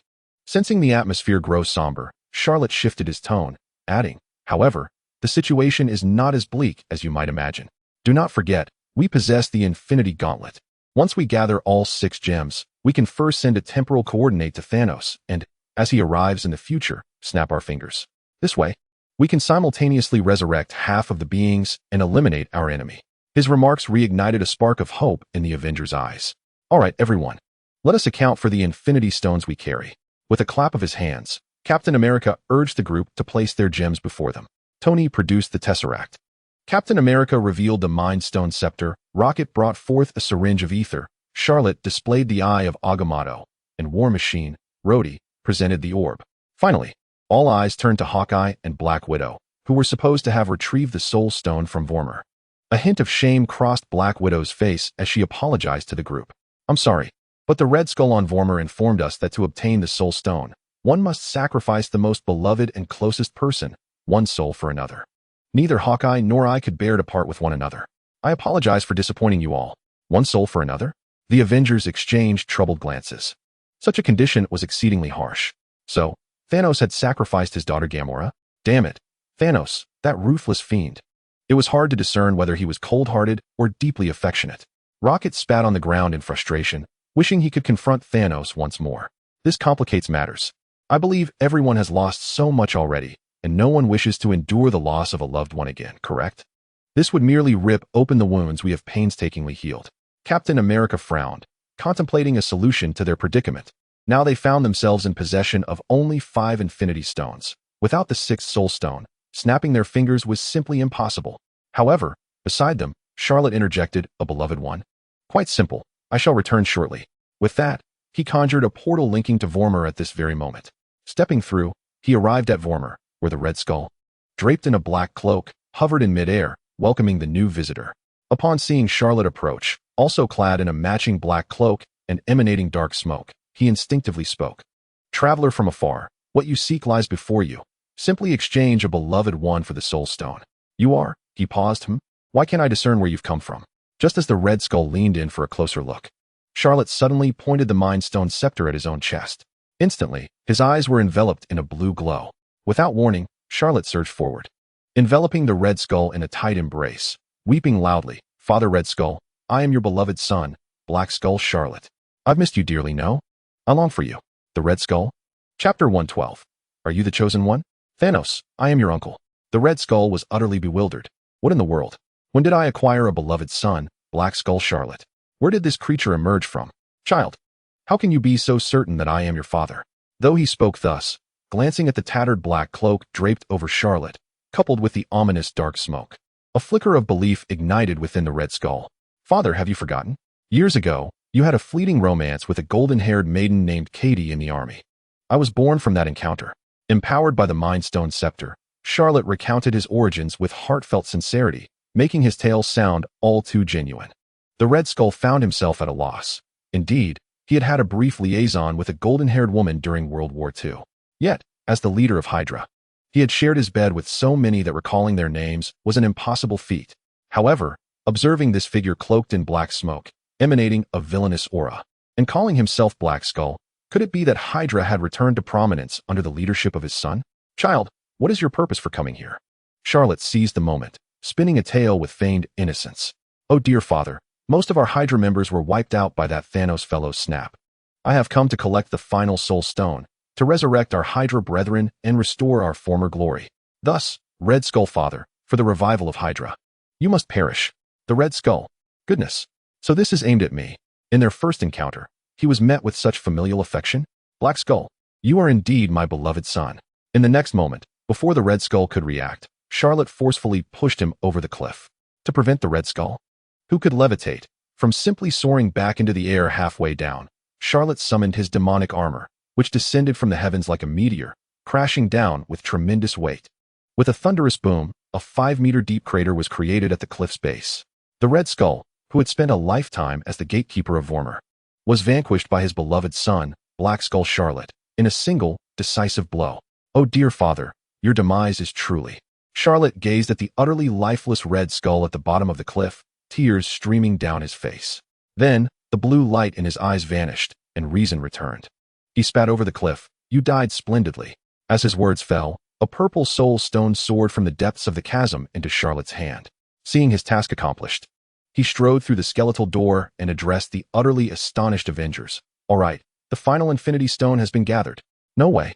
This actually works." Black Widow was the first to lose her composure. Recalling her earlier emotional reunion with Hawkeye on Vormir in 2014, filled with heart-wrenching farewells, she exclaimed, "You mean to tell me that by merely using the Mind Stone to bestow a temporary love upon someone, then programming them to be thrown off a cliff, one could fulfill the conditions and directly obtain the Soul Stone? This is nothing short of a scam." Charlotte glanced at Black Widow, shrugged, and replied nonchalantly, "Why not? It's just that we can't find anyone at the moment. Otherwise, if it were you, you could toss Thanos off too, following my method, and directly acquire the Soul Stone." The Avengers shivered at the thought. While the approach sounded feasible, the very notion felt deeply unsettling. Indeed, while the Soul Stone's acquisition stipulates a soul for a soul, we now possess the Soul Stone, making wholesale acquisition all the simpler. For instance, Thor, your favorite must be cheese, right? I could easily imbue your beloved cheese with a soul, and you could toss it off to claim your very own Soul Stone. At this, the rotund god of thunder immediately objected, slapping his belly. Crackling with blue arcs of electricity, he retorted, "You jest. My true favorite is thunder. What about beer then? Oh, well, I truly can't part with that." Following the commotion between Charlot and the hefty thunder god, the Avengers, who had previously been tense at the thought of facing the Thanos from 2014, felt considerably more at ease. Observing this, Charlot nodded, considering it was time. He turned to Tony and said, "Come on, Tony, pass me the nano gauntlet. This time, I shall snap my fingers." "Charlot, are you sure? Remember, when Thanos snapped his fingers, even with the Titan's renowned physical strength, he suffered harm. How about we let Banner or Thor take the snap instead?" Tony cast a worried glance at Charlot's physique, genuinely concerned that Charlot might vanish into dust upon snapping. However, Charlot merely chuckled. "Fear not, I possess the Black Supreme body. Snapping is a breeze for me." With those words, Charlot's body rapidly expanded, his muscles becoming as solid as a demon from hell. Two black horns sprouted from his once smooth forehead, and a third eye, resembling a dead man's, appeared in the center, sending chills down anyone's spine. Additionally, 6 black wings sprouted from his back. With a gentle flap, they conjured a wind reminiscent of tortured souls, sending objects in the room flying chaotically. Witnessing the emergence of this demonic figure, the Avengers stood in stunned silence. Tony leaned towards Banner, whispering, "Banner, are you certain this is truly the disciple of the Ancient One? This was nothing short of a demon from the depths of hell. This is even darker than the Dark Sorcerer himself. By the way, I once heard Strange mention that the Ancient One was also a Dark Sorcerer. Oh, so it is a lineage, is it?" Witnessing Charlot transform into a figure more terrifying than Thanos, all present were left without dissent. After all, if even this formidable visage of Charlot could not snap his fingers, then anyone else would merely serve as fodder. Subsequently, under Charlot's guidance, Nebula transmitted the temporal coordinates to Thanos and reopened the quantum tunnel. As the quantum tunnel reopened, the walls of the passage radiated a brilliant light. Then, clad in the Mark 85 armor, Tony sharply observed a vessel so minuscule it could scarcely be seen, emerging from the quantum tunnel. He shouted urgently, "Be careful! The enemy is coming." In the next moment, Thanos' ship rapidly magnified, bursting through the ceiling of the Avengers base, soaring into the sky and transforming into a colossal behemoth thousands of meters wide. Inside the ship, Thanos gazed upon the landscape outside, distinctly altered from that of 2014. A cruel smile gracing his lips. "Since my future self has failed, and the beings of the universe have not improved despite half of them vanishing, then this time, let me annihilate the universe completely. I shall bring everything back to zero, allowing those newly born beings to live happily in this new cosmos. Thus, the first step must be to eliminate these troublesome Avengers. At my command, fire." As Thanos' words echoed, the ship's cannon aimed toward the Avengers base. Thanos envisioned the scene of the Avengers perishing, new life flourishing in the new universe.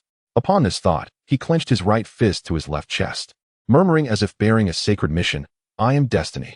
However, the anticipated vision of the Avengers base being reduced to ruins by his ship's laser cannon did not materialize. Instead, a massive black cloak adorned with skull motifs suddenly appeared, enveloping the Avengers base. No matter how powerful the ship's lasers were, upon striking this black cloak, they merely stirred up clouds of black smoke. This effect was utterly trivial. This is impossible." Thanos stared at the bizarre sight below, his face etched with disbelief. "This is indeed possible, for I am present." At that moment, a strange male voice emerged from behind Thanos. He turned abruptly to see, from behind a skeletal gate, a figure with black 6-winged appendages, 3 eyes, a pair of black horns atop a crimson visage, resembling a demon from the depths of hell. The mere presence of this demon exerted more oppressive force than all the adversaries he had previously encountered combined. Who are you?" In response to Thanos' astonishment, Charlot slowly spoke in a raspy voice. "Thanos, you are Destiny? Then I am your granduncle. Prepare to meet your end." With a snap of his fingers, Charlot unleashed his power. Chapter 113. The god King Odin descends to earth, the goddess of death, Hela, on the verge of breaking free. With the snap of his fingers, the once invincible Thanos and his ship were reduced to ashes. Of course, Charlot would not allow such remnants to go to waste. He had long dispatched the Soul Stone to soar into the air, enveloped in thick, swirling black smoke, absorbing the ashes completely. The system prompt in Charlot's mind had begun to smoke, compelling him to manually silence it. As for Nebula from 2023 and Gamora from 2014, they had already been ushered into the Avengers base through the gates of hell, reuniting with the other Avengers. Inside the base, Captain America watched Hawkeye reassure his family, and was momentarily lost in thought. Was it truly this effortless to conclude matters? This was all thanks to Charlot. Observing the resurrection of half the universe's beings, a wave of intense emotion surged within him, a longing to spend his days with Carter. Captain America had devoted his life to his country, his people, society, and even the universe. His existence had been for duty, justice, and the protection of these grand ideals. Now, he desired to set down his burdens and live for himself, to relive his life anew. Nearby, Tony noticed the fluctuations in Captain America's gaze and inquired, "Steve, are you planning to return to the past to live with Carter?" Captain America nodded, replying, "Yes, Tony, and you?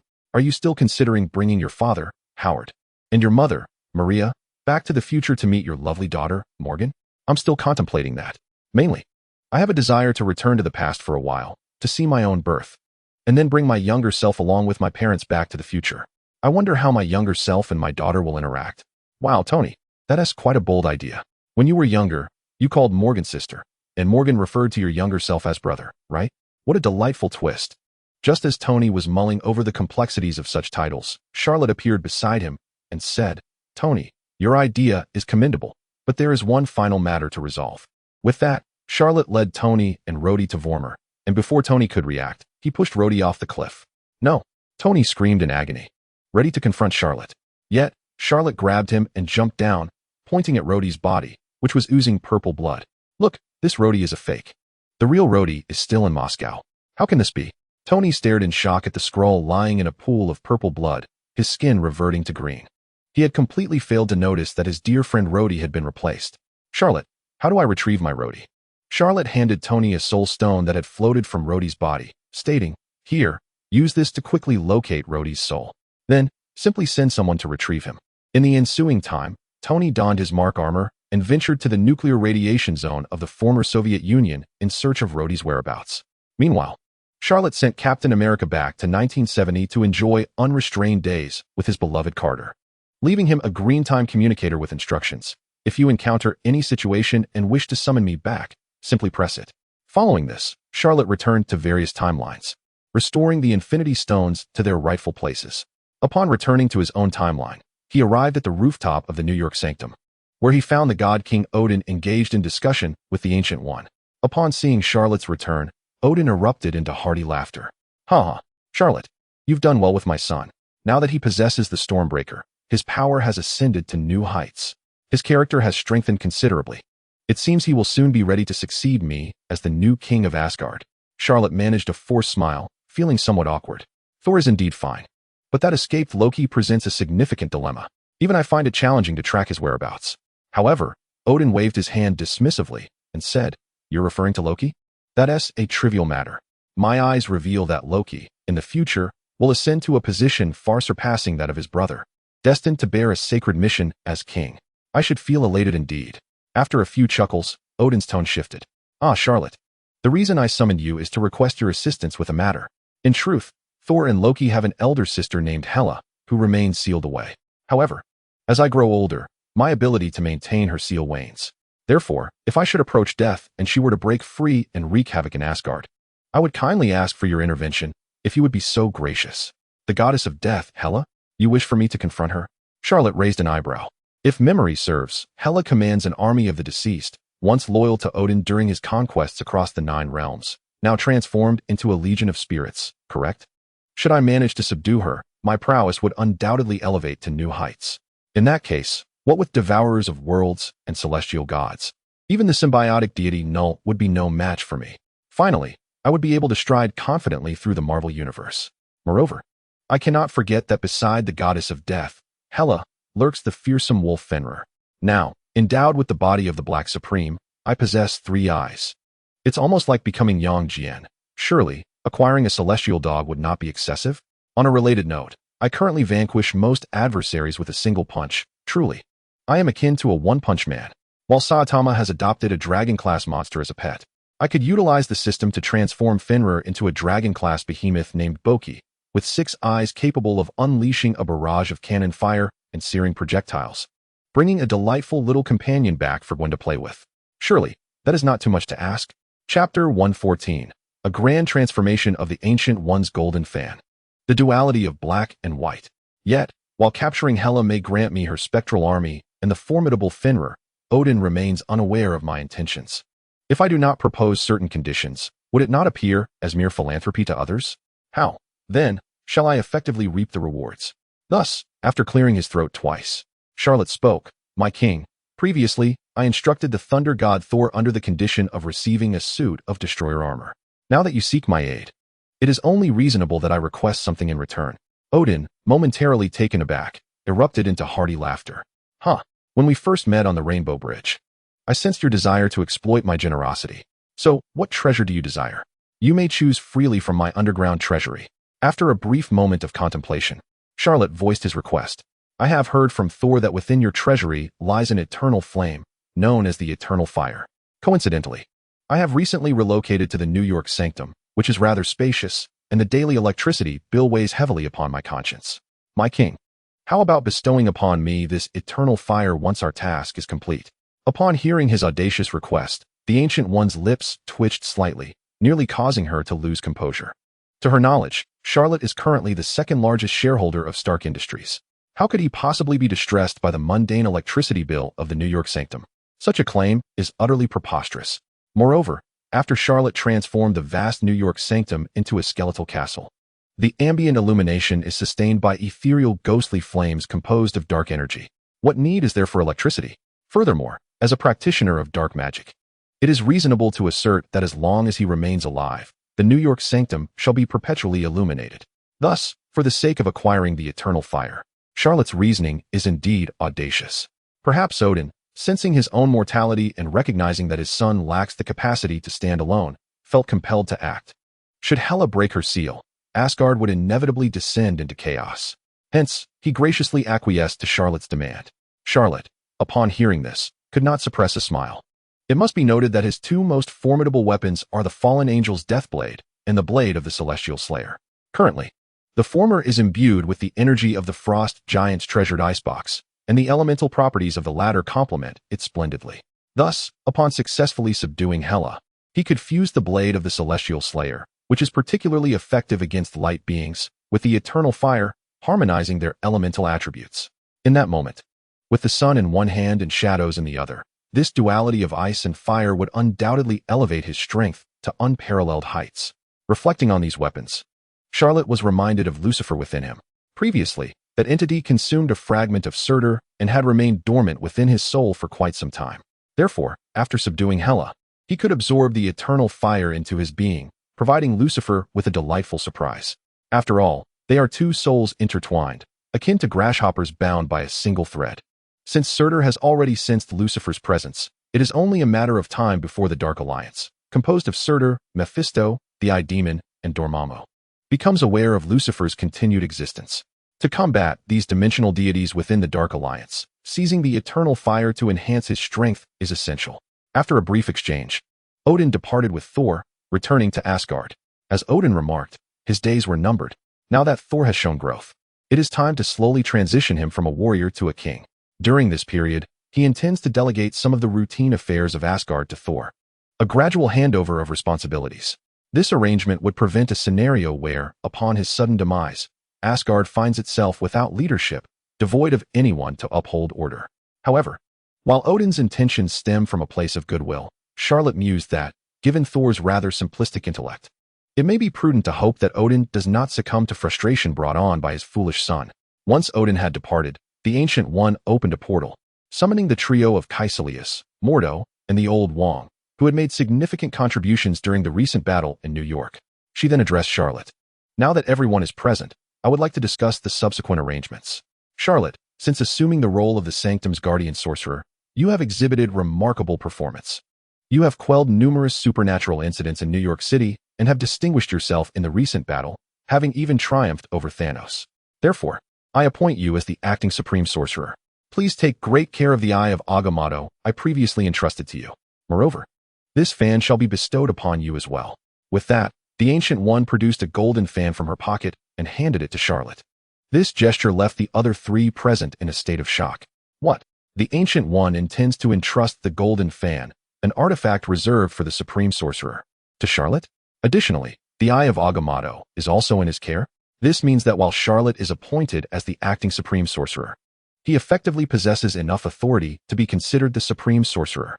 The term acting may merely reflect the Ancient One's desire to assess Charlot's capabilities gradually, ensuring a smooth transition to prevent any discomfort among the apprentices of Kamar-Taj. Upon encountering Charlot, who merely a few months prior was an intern mage at Kamar-Taj, it is astonishing to witness how swiftly he has ascended to the position of the much-coveted Sorcerer Supreme, wielding the powerful artifacts of the Dao Fan and the Eye of Agamotto. Such rapid advancement incites both envy and admiration among his peers. Yet, these sentiments are best kept to oneself, for Charlot's prowess is indisputable in their eyes. Take, for instance, the recent Battle of New York. Had it not been for Charlot's substantial contributions behind the scenes, the casualty count would have likely been far greater. Interestingly, upon hearing of his elevation to the role of acting Sorcerer Supreme, Charlot displayed little surprise. This new title signifies that he must now be the cornerstone of Kamar-Taj. Should any issues arise among the sorcerers, whether they be in Kamar-Taj or scattered across the globe, or should they encounter formidable dark sorcerers or malevolent entities, the burden will fall squarely upon his shoulders. The weight of this responsibility looms large, making Charlot feel quite overwhelmed. It is no wonder that the Ancient One sought early retirement. Before he has even officially assumed the mantle of Sorcerer Supreme, he already feels the pressure. After all, the Ancient One has held the title for many years. Had it been him, he would have relinquished the role long ago. Fortunately, there is a silver lining.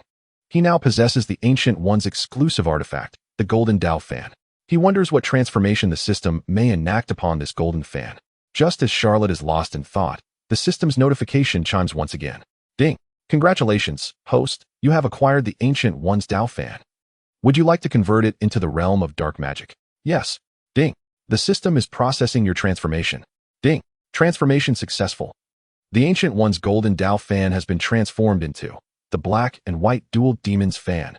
The name Black and White Dual Demons Fan resonates with the essence of dark magic. Charlot's eyes gleam with intrigue. He wonders about the power of this newly altered fan. Just as he contemplates, the originally golden fan, a symbol of sacred light, becomes enveloped in dark smoke, transforming into a fan that is pure white on one side and pure black on the other. Yet, it is not merely black and white. On the white side, there is a figure of a man adorned with a pair of pristine silver wings, golden eyes, and wielding a blazing sword, exuding an aura of purity and light. Conversely, on the black side, another figure appears with a sinister visage, bat-like wings, exposed fangs, and emerald eyes, brandishing a sword emanating a chilling blue energy, embodying darkness and malevolence. Although the two figures seem to clash in attire and demeanor, they evoke a sense of innate partnership, exuding remarkable synergy. As Charlot observes this spectacle, he is struck dumb. Could it be? These two figures are none other than Lucifer. The white side clearly represents Lucifer in his angelic form, while the black side depicts him as the demonic Satan. Black and White Dual Demons? What an apt name. Yet, he remains curious about the functions this fan possesses. Thus, he hastily opens the system panel to explore the capabilities of the Black and White Dual Demons Fan. Black and White Dual Demons Fan. Function: the Black and White Dual Demons Fan simultaneously embodies both dark and light capabilities. When the user employs the black side against an enemy, it summons a doppelganger of Dormammu of equal dimension, unleashing ferocious attacks that shatter the enemy's soul while inflicting significant physical harm. Conversely, when the user utilizes the white side to fan back, it purifies both the Dormammu's roar and the enemy's body and soul, drawing them into the white side of the fan. Note: Dormammu's roar summons a doppelganger of Dormammu's unconscious power, utterly loyal to the user. The user may wield it with confidence. Charlot gazes at the system's description, his eyes widening in astonishment. Remarkably, the black side serves as an offensive weapon, while the white side offers purification. This aligns perfectly with Lucifer's character across different periods. However, he ponders, Dormammu's roar? Is it summoned through fanning? This bears a striking resemblance to the high-level magic, Vatum Wind, from Kamar-Taj. Yet the potency and visual impact are evidently far superior. Charlot, your fan has undergone a remarkable transformation in just a few minutes. It appears you have grasped some dark magic, have you not? Come, showcase it to me and Old Juan. At that moment, the Ancient One, noticing the transformation of the once golden fan into the Black and White Dual Demons Fan, smiles at Charlot. With his new weapon in hand, Charlot feels an irresistible urge to test its power. All right, but I must ask my senior brother to activate the mirror dimension space. I fear that this dark magic might cause excessive destruction to the surrounding environment. Upon hearing Charlotte's request, Caecilius confidently patted his chest. Rest assured, Charlotte. After Lucifer decimated 3 mirror dimension spaces on Mount Everest, I dedicated myself to mastering the mirror dimension. Today, this mirror dimension is sturdier than ever. Not even Lucifer, let alone Dormammu, could escape once trapped within it. As Caecilius spoke, he ushered everyone into the mirror dimension space. Observing the continuously rippling and radiant mirror dimension, Charlotte reached out to touch it. Indeed, the strength of this space was far superior to that of previous months, allowing him to unleash his dark magic without restraint. Thus, he aimed at the sky, turning the black and white dual demon's fan to its black side, and with a vigorous flick, unleashed a torrent of power. In an instant, a deafening roar echoed as countless gusts of wind radiated from Charlotte's center, shaking the surrounding structures and causing the mirror dimension space to tremble. The temperature plummeted to near zero. Wow, this newly comprehended dark magic seems quite formidable. Old Wong, enveloped in a golden magical energy suit, shivered as he asked, Caecilius, can this mirror dimension withstand Charlotte's assault? As the initiator of the mirror dimension, Caecilius felt the intensity of the wind. It was evident that merely this single strike possessed the might of 70% of Lucifer's previous attack. Such power was indeed formidable. However, his months of relentless training in the mirror dimension had not been in vain. Although Charlotte's recent attack was undeniably fierce, it remained within a controllable range. Reflecting on their past encounters where he was easily outmatched and countered by Charlotte, he felt a surge of pride at finally being able to withstand Charlotte's onslaught. With a hint of arrogance, Caecilius addressed Charlotte. Oh, junior brother, your attack lacks potency. Such a simple fanning technique pales in comparison to our high-level magic, Vadum Wind. How do you expect to contend with the formidable dark creatures, dark sorcerers, and dimensional demons? Pray tell, Charlotte, are you merely sparing my dignity and thus refraining from unleashing your full potential? Worry not, for I have diligently devoted these past months to honing my skills within the mirror dimension. Even should Dormammu descend, I shall not waver. Charlotte, feel free to unleash your newfound mastery of dark magic. Upon receiving the approval of Caecilius, Charlotte nodded and infused the blackened surface of the fan with dark energy. Instantly, the ambient temperature plummeted several degrees. The onlookers could not only hear the anguished wails of the undead, but also behold the eerie sight of countless skeletal figures swirling around Charlotte's fan, emitting mournful moans. This bizarre spectacle sent shivers down Caecilius' spine. Observing Charlotte, who was conjuring such phenomena with ease, he could not help but murmur in astonishment. Indeed, when this dark sorcerer invokes her magic, it is a veritable display of flamboyance, with special effects consuming an extravagant budget. However, it is merely a facade. Even if Dormammu were to manifest within my mirror dimension, I would remain unperturbed. What is Charlotte, after all? Yet, at that moment, Charlotte cried out, Brother, catch this.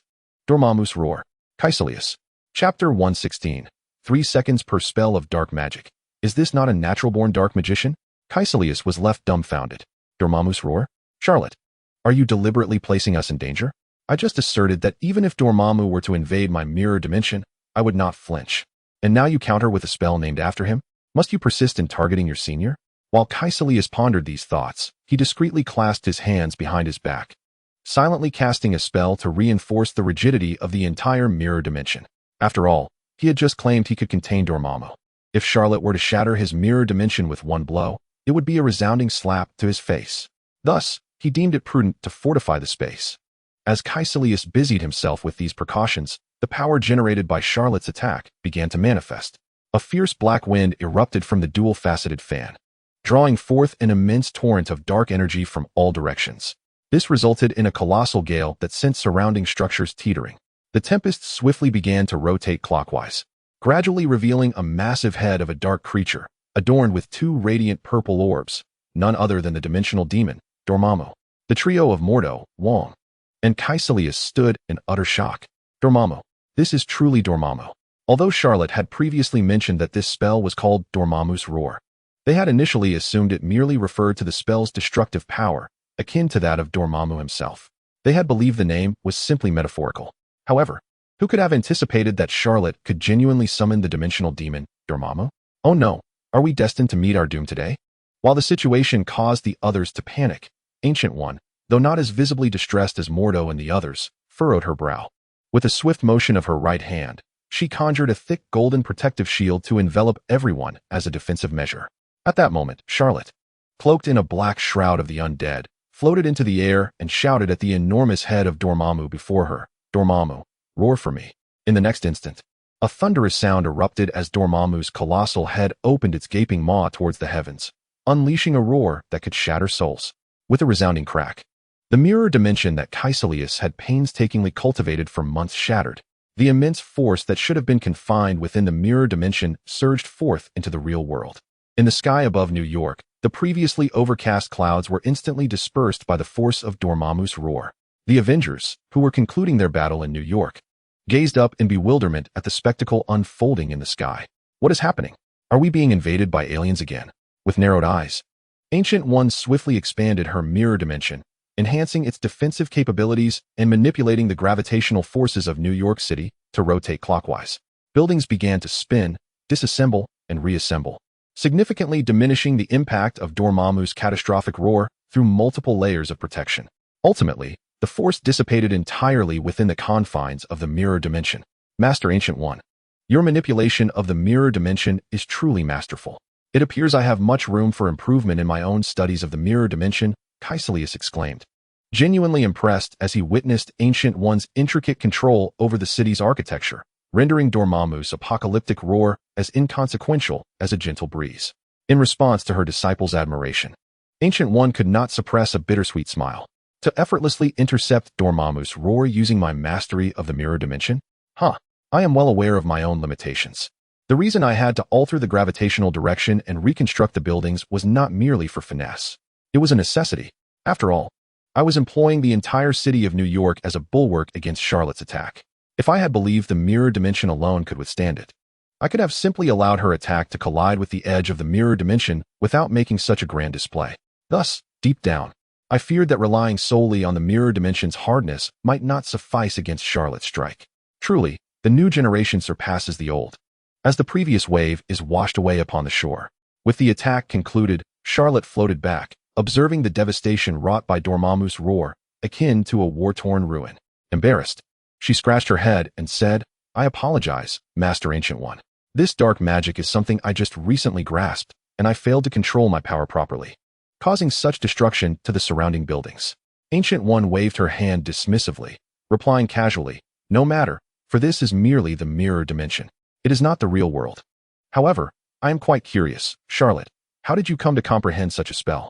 Its power is formidable enough to rival that of Dormammu himself." Charlot pondered briefly before presenting her excuse.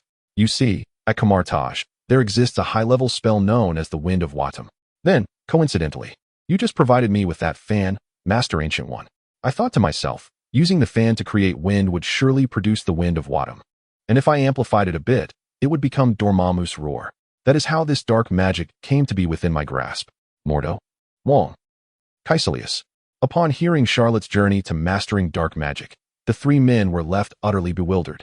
They recalled the arduous process they had undergone to comprehend the Wind of Watum, which had required extensive study, consultation with experienced mentors, and meticulous guidance in channeling their inner magical energies outward.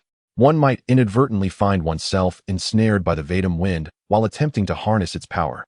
This can be aptly described as a challenging and arduous learning experience. It is virtually impossible to grasp the fundamentals of the Vatum wind within merely 10 days or a fortnight.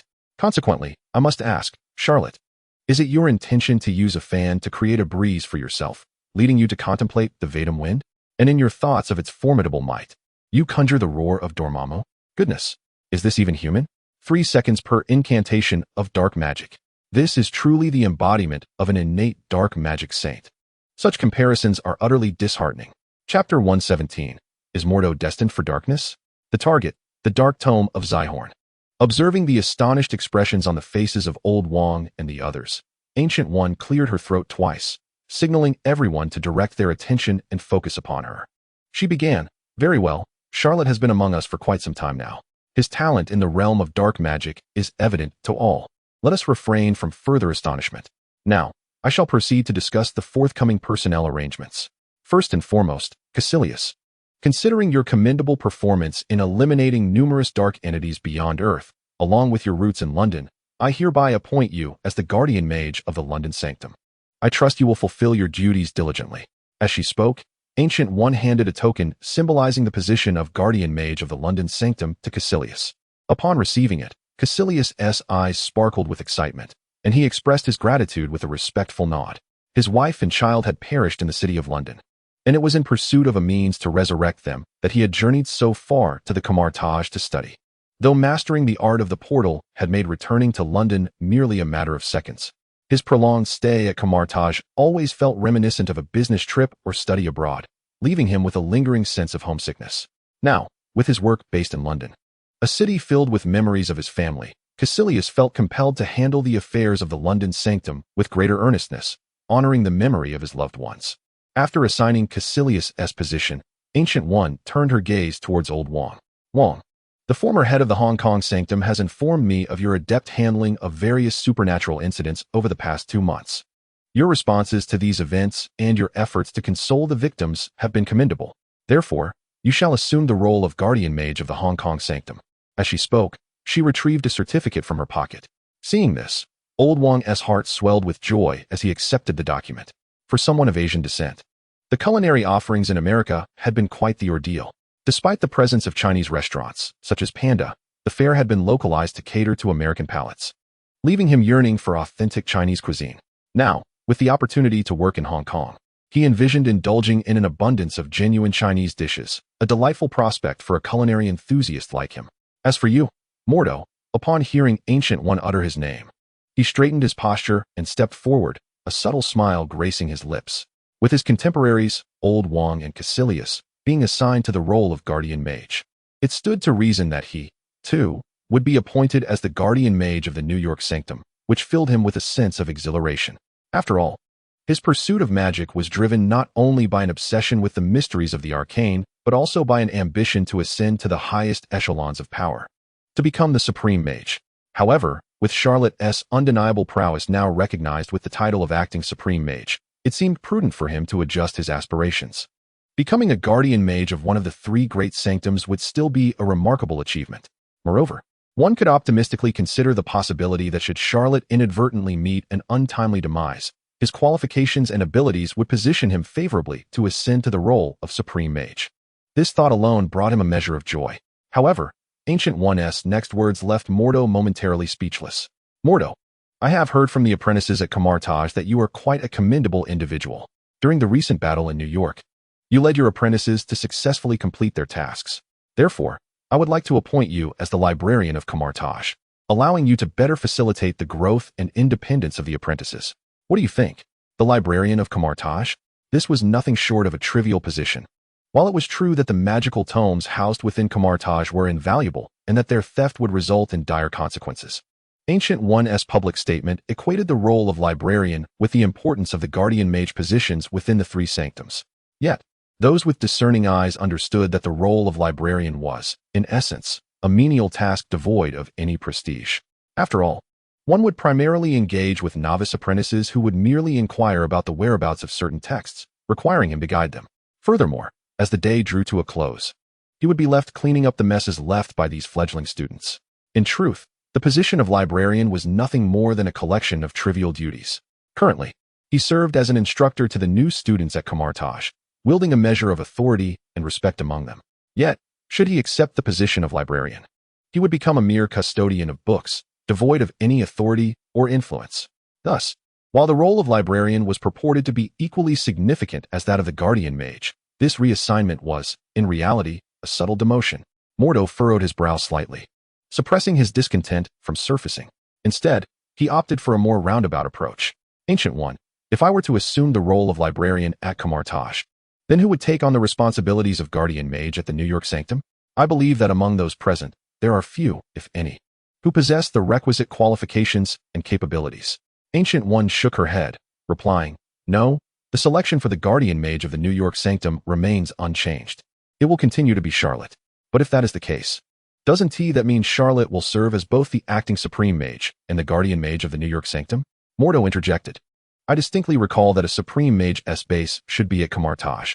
If Charlot holds 2 positions, does that not require him to split his time between 2 locations? As his senior, I find this quite concerning. Mordo's remarks were astutely crafted, appearing to prioritize Charlot's welfare while subtly highlighting his own aspirations. ensuring he remained in the spotlight. If all proceeded as anticipated, Ancient One would surely assess the workload and consider assigning him the role of guardian mage of the New York Sanctum. However, to Mordo's surprise, Ancient One responded with a tone of certainty. It's of no concern. After all, Charlot has trained in dark magic, and his capabilities are quite formidable. Assigning him additional responsibilities will serve as excellent training. During this period, Charlot has been quite adept at handling numerous supernatural occurrences in New York City. Thus, it seems prudent to allow him to continue his endeavors. Listening to the rationale provided by Ancient One, a hint of bitterness crossed Charlot's expression. Goodness. It appears that as long as one is willing to endure hardship, an endless supply of suffering awaits, does it not? Why does it suddenly feel as though the Ancient One, this old hag, resembles a heartless capitalist? Why does she sharpen her knives solely to strike at him? Naturally, the unvoiced grievances of Charlot remain unknown to others. At this moment, his thoughts were entirely consumed by the reflections on the words spoken by the Ancient One. It was implied that Charlot's mastery of dark magic and his formidable abilities justified his dual roles. Conversely, did this not suggest that he lacked strength? Furthermore, both Caecilius and the Old Wong had been assigned to the position of guardian sorcerer. Did this not indicate that in the eyes of the Ancient One, his prowess was deemed inferior to that of Caecilius and Old Wong? Why should that be? He, too, possessed considerable talent in the study of light magic. Before Charlot's arrival, he was regarded as a member of the so-called Kamar-Taj Iron Triangle among the apprentices. Now, having delved into dark magic and strayed from the righteous path, he had managed, in just a few short months, to evolve from a nondescript, weak novice sorcerer to a powerful one, holding the esteemed title of the acting Supreme Sorcerer. What justified this? No, he must also learn dark magic. He must surpass Charlot.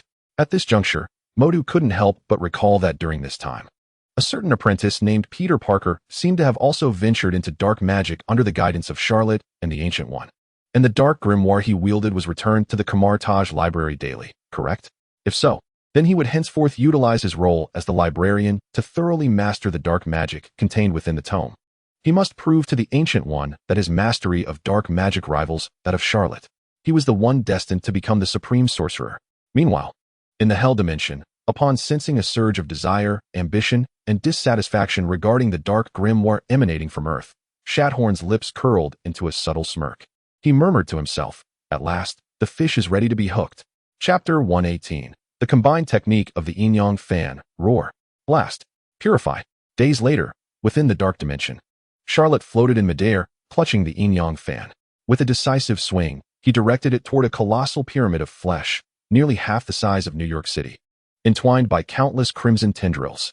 In an instant, a head of a Dormammu avatar materialized in the void, promptly opening its cavernous maw to unleash a thunderous roar directed at the crimson tendril pyramid. The powerful gust produced sent the tendrils scattering in all directions, instantly reducing the pyramid's mass by a third. The tendrils, now propelled by Dormammu's fierce winds, indiscriminately crushed numerous dark creatures. In no time, the area surrounding the crimson tendril pyramid transformed into a desolate wasteland. Witnessing the devastation wrought by Dormammu's roar upon the pyramid, Charlot remained undeterred. With a loud cry, he commanded, "Thunder of the withered bones, explode." As his voice faded, countless minuscule, imperceptible gray arcs of lightning surged within the crimson tendril pyramid, rebounding rapidly. With each rebound, the shape of the gray arcs and the power they bore expanded exponentially. Ultimately, a cacophony of explosive sounds reverberated within the pyramid. Countless violet blood gushed forth from its wounds, instantly creating a vast pool of purple liquid in the vicinity, reeking of a pungent, metallic odor. This overwhelming stench was intolerable even for the dark creatures, who had long inhabited the dark dimension.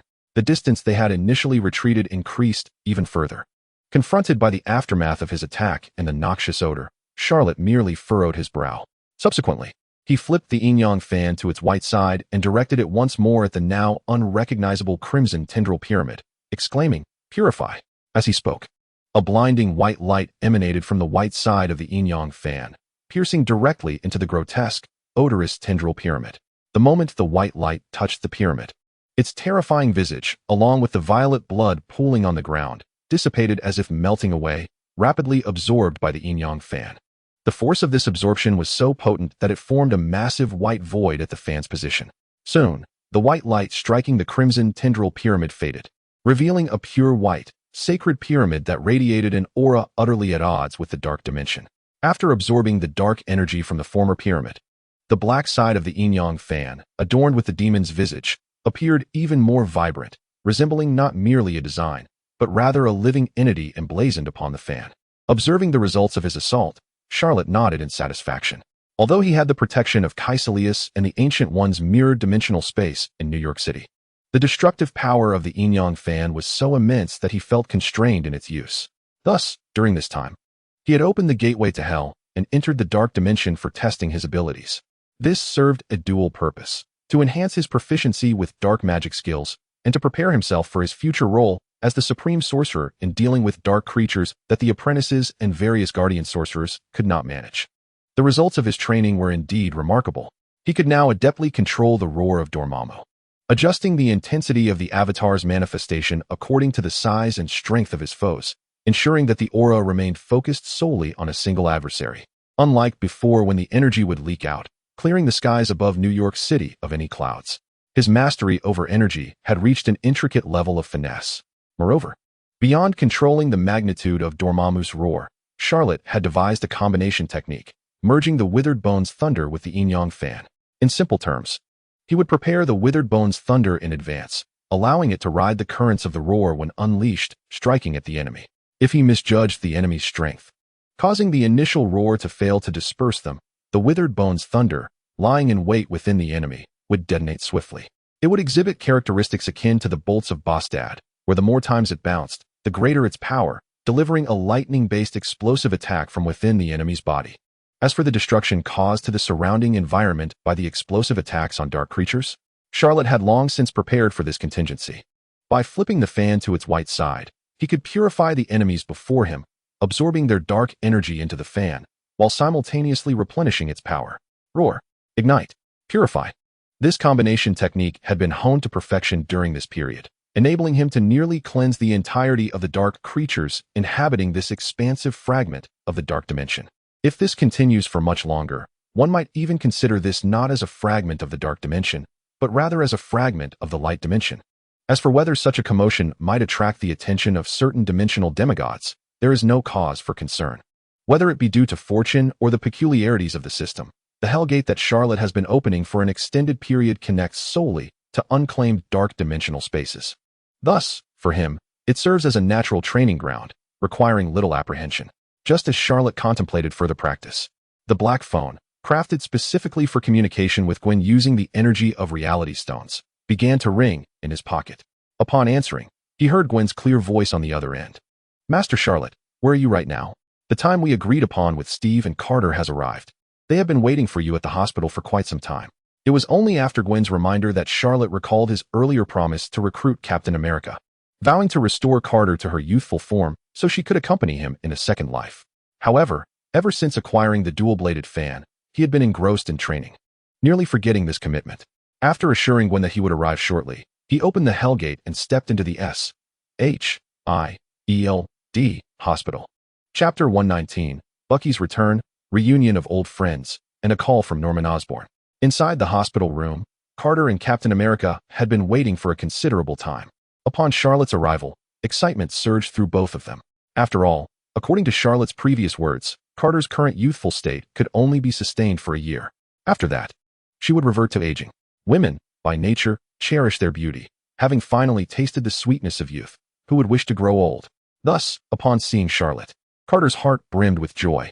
Charlot, entering the room, wasted no time and stated directly, "All right, let us save the excitement for later. We should begin now." With that, he signaled Gwen to assist, commencing the procedure to restore Carter's youth. This operation was neither excessively difficult nor overly simple. It primarily tested their mastery over the energies of the Infinity Stones. As Gwen gradually extracted the Reality Stone energy previously bestowed upon Carter, Charlot had to simultaneously infuse her with the energy of the Time Stone. Carter's youthful appearance and vitality had relied upon the power of the Reality Stone. Without timely replenishment from the Time Stone, her body could experience both youth and aging simultaneously. Any misstep could result in a severe backlash for Carter. Fortunately, Charlot had spent ample time practicing the roar of Dormammu in the dark dimension, achieving a profound understanding and application of energy. Meanwhile, Gwen possessed her spider sense. which acted as a safeguard, alerting her whenever her extraction rate was too rapid or too slow. Consequently, their collaboration was remarkably smooth. In less than 10 minutes, Carter had truly returned to the vigor of her 20s. Feeling the revitalization within her, Carter could not help but beam with joy. "Steve, I can finally walk alongside you again. You're as beautiful as ever, Carter." Just as Captain America and Carter prepared to indulge in their affectionate reunion, a light cough echoed from outside the hospital room. "Steve, Carter, I never imagined that even after 70 years, your bond would remain so strong." Steve and Carter turned toward the voice, their eyes widening in astonishment as they nearly dropped their jaws in disbelief. In unison, they exclaimed, "Bucky, you're alive." With his long brown hair, a hint of weariness in his eyes, and a mechanical arm adorned with a red star, the Winter Soldier, Bucky, waved dismissively with a wry smile. "What? Are you all hoping for my demise?" Seeing his long-dead comrade revived before him, Steve rushed forward and enveloped him in a heartfelt embrace, fearing he was lost in a dream. As he felt the palpable warmth of flesh and blood, Steve's heart raced with excitement, yet confusion lingered. "Old friend, tell me, how is this possible? I remember during World War II, we fought against the enemy on a train, and you fell off a cliff. History has long declared you a martyr who bravely sacrificed himself in the fight against Hydra. How could you have survived?" Contemplating the past atrocities committed by Hydra, Bucky's expression turned somber as he recounted the intricate tale, detailing every nuance with the precision of pouring wine. As he shared his story, both Steve and Carter's brows furrowed and relaxed in turn. Finally, it was Carter who broke the silence. "So, the individual who secretly assassinated numerous high-ranking officials in Europe over the past 70 years was you?" At the time, SHIELD had speculated that a group of individuals with similar appearances and methods had undergone secret training to target military and political leaders across various nations.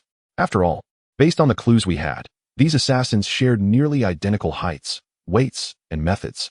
Our previous investigations had led us in that direction, but we never anticipated it was all you, Bucky. Bucky offered a bittersweet smile to Carter, apologizing. "I caused you all considerable trouble while under Hydra's control.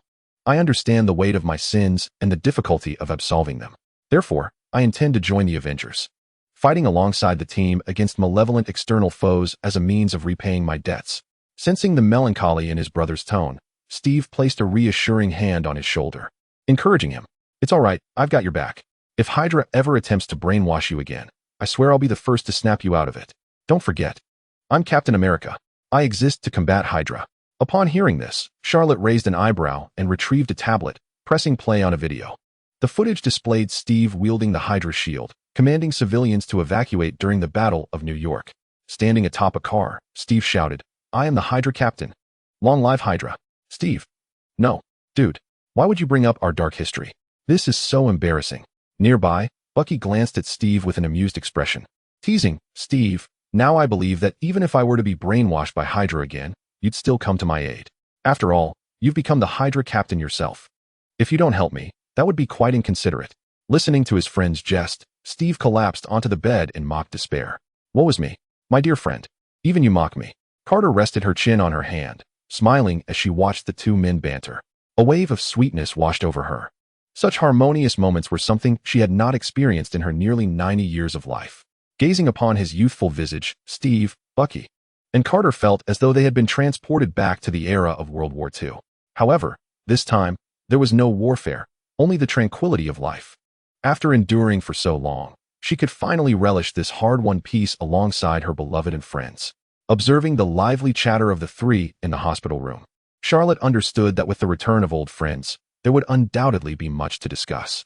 Without a span of 3 to 5 hours, their conversation would hardly cease.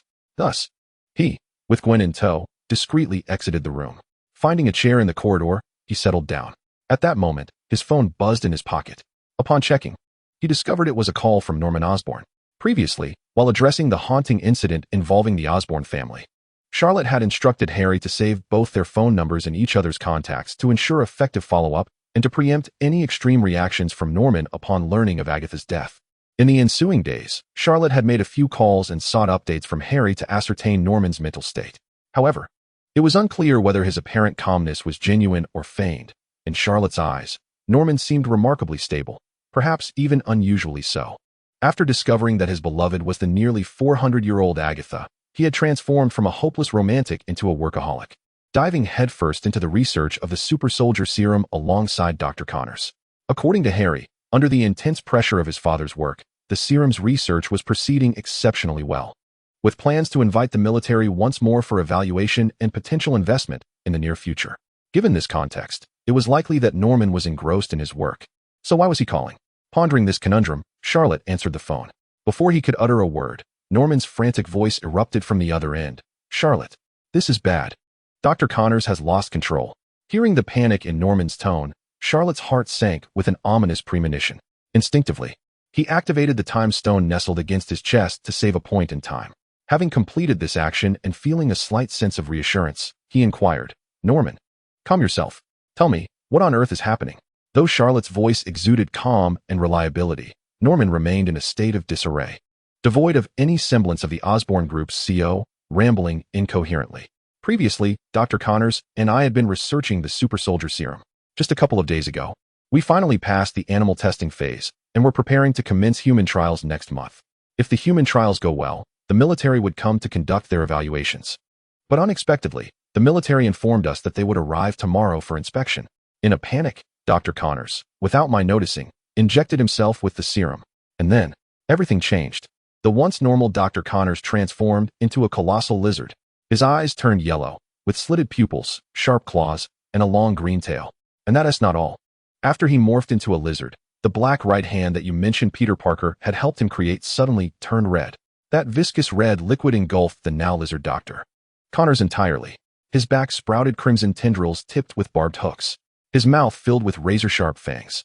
His eyes became white, nearly the size of half a head. He is no longer human. After this horrifying transformation, he shattered the glass and charged into the streets. He devours anyone in sight. It's utterly insane. Charlotte, you must stop him. Listening to Norman's frantic explanation, Charlotte furrowed his brow. What a predicament. It appeared that Dr. Connors had evolved into a murderous version of the lizard. This was indeed a grave issue. Once Dr. Connors transformed into the lizard, he would gradually lose his rationality, becoming increasingly reckless and disregarding human life. With the added layer of a murderous enhancement, he would become even more bloodthirsty and savage. The combination of these two elements rendered the murderous lizard a disaster for the citizens of New York City. However, while Charlotte could comprehend Dr. Connors reverting to the lizard, he found the notion of a murderous aspect perplexing. Wasn't this creature the offspring of venom? Closing his eyes in contemplation, Charlotte swiftly arrived at the answer. He recalled that the night Venom had crafted the right hand for Dr. Connors, Venom had been in an unusually unstable state. After enduring a thrashing from Lucifer, undergoing experiments at the life sciences company, and facing a chaotic onslaught, Venom had barely managed to cling to Peter Parker's surface, merely donning a thin layer. It could be said that Venom that night was significantly weakened. When a portion of the symbiote was extracted for Dr. Connors, it had retreated into Peter Parker's body, remaining dormant for several days. Thus, perhaps akin to the film's narrative, Venom had inadvertently planted the seed of murder within Dr. Connors while separating a portion of itself. In his eagerness to accelerate the process, Dr. Connors injected himself with a serum that had not undergone formal human testing. This unstable serum, known to induce extreme personality changes, hastened the emergence of the murderous aspect. The culmination of these factors led to Dr. Connors' transformation into the murderous lizard. With clarity on the situation, although Charlotte was concerned for the citizens of New York, he felt a measure of calm. After all, he wielded the dual powers of the black and white sorceress fan. Possessing purification abilities, those inherently dark entities could be transformed into benign beings under the purifying influence of the fan, akin to the gentle touch of Nangong Wanya. The murderous lizard, merely a combination of the lizard serum and the murderous symbiote, should prove relatively manageable. However, according to Norman, this creature was rampaging through the city, utilizing its tendrils to kill and devour heads, which complicated matters. It appeared they would need to prepare ample compensation for the citizens afterward. Having determined their objective, Charlotte called Tony Stark, who was now the director of S.H.I.E.L.D. Tony, there's a humanoid lizard, entirely red, wearing a lab coat, rampaging through the streets of New York, devouring people's heads. Immediately link the Insight program to all of New York's surveillance cameras and report his exact location to me. I will head over at once. On the other end, Tony grasped the gravity of the situation and hastily enlisted J.A.R.V.I.S. to engage with the Insight program, utilizing satellites to relay the murderous lizard's location. Glancing at the message on his phone, Charlotte turned to Gwen. Let us go, Gwen. The murderous lizard is at the Manhattan Bridge. We must resolve this swiftly. As the gates of hell swung open, I grasped Gwen's small hand and stepped inside. On the other side, I heard the busy signal on the phone, realizing that Charlotte was currently preoccupied with the Connors affair. Norman Osborn concealed the panic he had displayed moments earlier during the call, instead revealing an exaggerated grin that seemed to stretch from ear to ear, his eyes glinting with a hint of madness. He cackled maniacally, "Ha ha, Charlotte, how effortlessly I've led you to that Connors fellow. It appears you are not as formidable as you thought. Indeed, everything is unfolding precisely as the Green Goblin had orchestrated. Seizing the moment when Connors is unaware, I shall inject him with a specially formulated unstable serum, transforming him into a monstrous abomination that will wreak havoc across New York City. This will divert Charlotte's attention away from me. In the meantime, I will exploit the Gonali device to convert the Green Goblin serum into gas, disseminating it throughout the entire city. Thus, every citizen of New York, including dear Gwen, who harbors feelings for Charlotte, will succumb to the frenzy of the Green Goblin. This, indeed, is the most exquisite way to avenge the death of Sister Morgan at Charlotte's hands. Yet, I must admit, I am somewhat surprised that the Green Goblin did not foresee Connor's transformation into a humanoid lizard would lead to a second metamorphosis, rendering him an even more ferocious and terrifying creature, enveloped in a viscous scarlet liquid. However, this development works to my advantage. The more fearsome Connors becomes, the greater the destruction he will unleash upon New York City, thus ensuring that Charlotte's focus remains solely on him, oblivious to my machinations.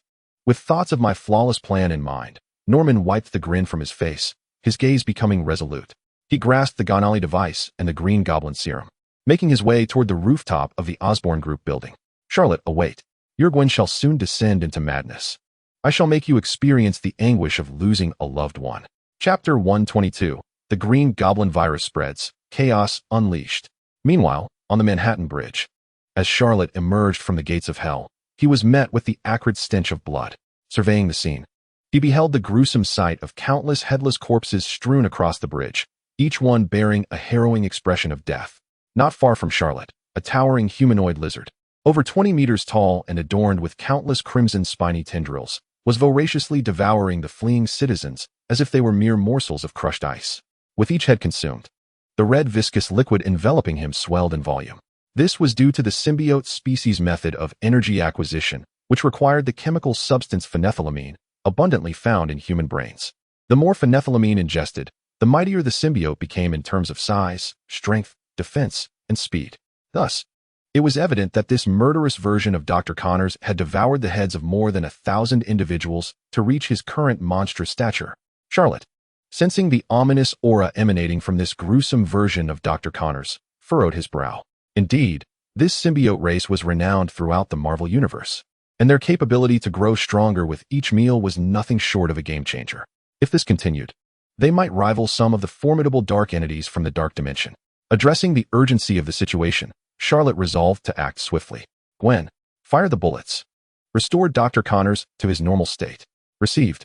Gwen responded, forming her hands into the shape of pistols and aiming toward the back of the murderous lizard doctor, pulling the triggers of her thumbs. Whoosh!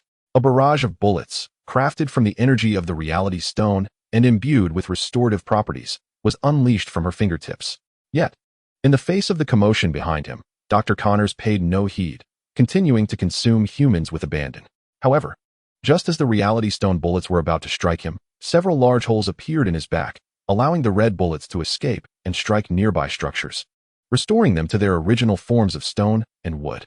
Unfazed by the surrounding transformations, Dr. Connors continued his gruesome feast, leaving Gwen feeling dismissed and belittled.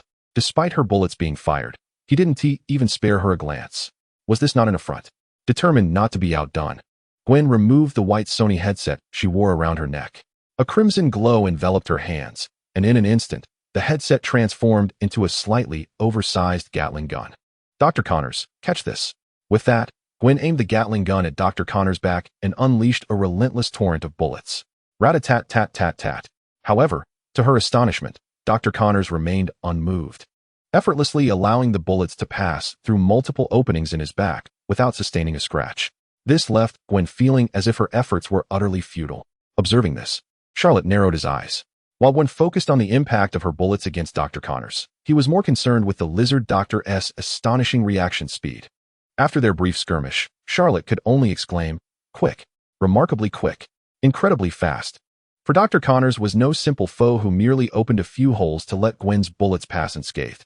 He was expanding the openings a mere half-second before the red bullets made contact with his skin, allowing them to glide through with ease. It was crucial to note that Gwen's Gatling gun could unleash hundreds of rounds per second, with a slight interval between each shot. To master the rhythm and timing of this sequence was an arduous task. Yet, even with such an advantage, Dr. Connors evaded her bullets with the ease of a master performer, as if he were toying with her. His reflexes and control over his body far surpassed that of the previous leader of the symbiote race. Damn, is the power granted by the lizard serum combined with the symbiote slaughter really this formidable? Just then, Dr. Connors seemed to tire of the game. Casually discarding the headless corpse in his grasp, he began to spin wildly, conjuring a violent red tornado. This tempest swept away vehicles on the Manhattan Bridge, sending pedestrians who had sought refuge within them crashing into the sea, buildings, and lampposts, each meeting their demise in various horrific fashions. Charlotte observed this with narrowed eyes, murmuring, "Heh, playing with wind against me? You're wielding a blade before Guan Yu. Dormammu, unleash your roar." With that, the duality of black and white manifested in Charlotte's hands. He turned to the black side, facing the direction of the red tornado, and with a fierce flick, a colossal purple visage emerged in the void. A thunderous roar erupted from Dormammu, shattering every window within several kilometers. The deafening decibels and high-frequency sound waves sent chills down the spine of the massacre caught in the eye of the red tornado, compelling an overwhelming urge to flee. In an instant, the once mighty red tornado dissipated into nothingness. Dr. Connors was left in a mere green humanoid lizard state. Observing this, Charlotte continued her actions, invoking purification. With a swift motion, she turned the fan to its white side and waved it back. In a flash, two energy forms, one green and one red, materialized around Dr. Connors, all of which were absorbed by the fan. Dr. Connors transformed from the horrifying visage of the lizard version of himself back to his normal human form. Charlotte approached, lifting the fatigued Dr. Connors off the ground, her tone reproachful. "Doctor, your impatience has led to casualties exceeding 10,000 tonight. It seems you are destined for a lifetime in prison." At that moment, Dr. Connors, regaining clarity in his eyes, shouted at Charlotte, "Charlotte, hurry to Norman. He has gone mad."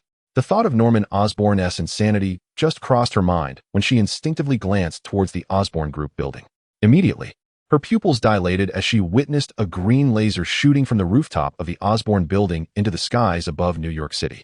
With a resounding boom, the green laser burst through the cloud layers, instantly transforming the sky over New York into a vast ocean of green. Seeing this, despair crept across Dr. Connors' face. "It's over. Everything is about to end." Chapter 123, City in Chaos? "No worries, I can reverse time." "Over? What do you mean by over? Connors, clarify this for me." Charlotte grasped Dr. Connors by the collar, her voice laced with urgency. Yet, in the face of her forceful demeanor, Dr. Connors exhibited no fear. Instead, he pointed at the surrounding citizens, his tone steeped in despair. "Charlotte, you need not my explanation. You will soon witness the changes occurring within them, and I will inevitably revert to that terrifying form once more." "Changes in the citizens? Is it due to the laser that shot from the Osborn building?" Charlotte exclaimed. "Gwen, quickly harness the power of the Reality Stone to create a shield that encompasses us three." "Understood." Upon receiving Charlotte's command, Gwen summoned a radiant red light from her hands, enveloping the trio. Simultaneously, the green ocean above New York City began to pour down, transforming into a torrential green rain that fell heavily upon each citizen, producing a cacophony of sound. As the green rain drenched the citizens of New York, their bodies contorted and morphed. Many transformed into horrifying humanoid lizard monsters, wreaking havoc on the streets. The blaring of sirens, explosions, screams, and roars erupted within mere seconds, igniting chaos throughout the city. Fortunately, thanks to Charlotte's timely activation of the Reality Stone shield, within the confines of the Red Barrier, Charlotte, Gwen, and Dr. Connors remained relatively unscathed. Dr. Connors, observing his normal human form within the protective barrier, exhaled a sigh of relief. "All right, Connors, it's time to enlighten us on this entire situation." Upon hearing Charlotte's inquiry, Dr. Connors offered a wry smile, slowly unraveling the sequence of events. It turned out that the root of all this chaos lay with Norman Osborn. After the incident with the demon nun, Norman had indeed transformed into a workaholic, dragging Dr. Connors into relentless research on the super soldier serum.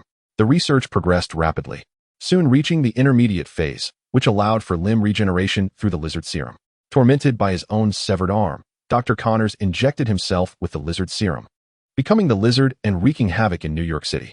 He was ultimately subdued by Charlotte and Gwen, reverting to his human form. Following this, Charlotte aided Peter in separating a portion of the symbiote within him, reconstructing Dr. Connors' right hand, restoring him to a fully functional human state. With his hands restored, Dr. Connors returned to the Osborn laboratory, reinvigorated and immersed in work, mirroring Norman's obsessive behavior. However, Dr. Connors had not anticipated that his previous transformation into the lizard was observed by Norman. During the super soldier serum research, Norman retained a significant quantity of the intermediate lizard serum. Moreover, Dr. Connors noted that the so-called final product of the super soldier serum still bore the violent side effects of the intermediate lizard serum, inducing brutality, madness, and bloodlust. When he sought out Norman to question the need for cessation, he found Norman displaying a maniacal grin, as if possessed by another persona. Cease? No. I intend to infect the entire city with this green goblin serum. I will transform New York into Goblin City. No, it will become a city of lizards. At that moment, Dr. Connors sensed impending doom. Norman's behavior unequivocally indicated that he had long since injected himself with a serum laced with bloodlust, madness, and violence. A second personality had emerged. Norman aimed to unleash chaos upon the city using both the lizard and green goblin serums. Dr. Connors attempted to flee, but was met with a preset device that sprayed him with serum, reverting him once again to the lizard, even accelerating the birth of the murderous symbiote. Upon completing his account, Charlotte frowned, unable to suppress a curse. Damn it, I knew that Green Goblin was no good. I never imagined that after the New York battle, another villain would plunge the city into chaos. Just then, Charlotte's phone rang.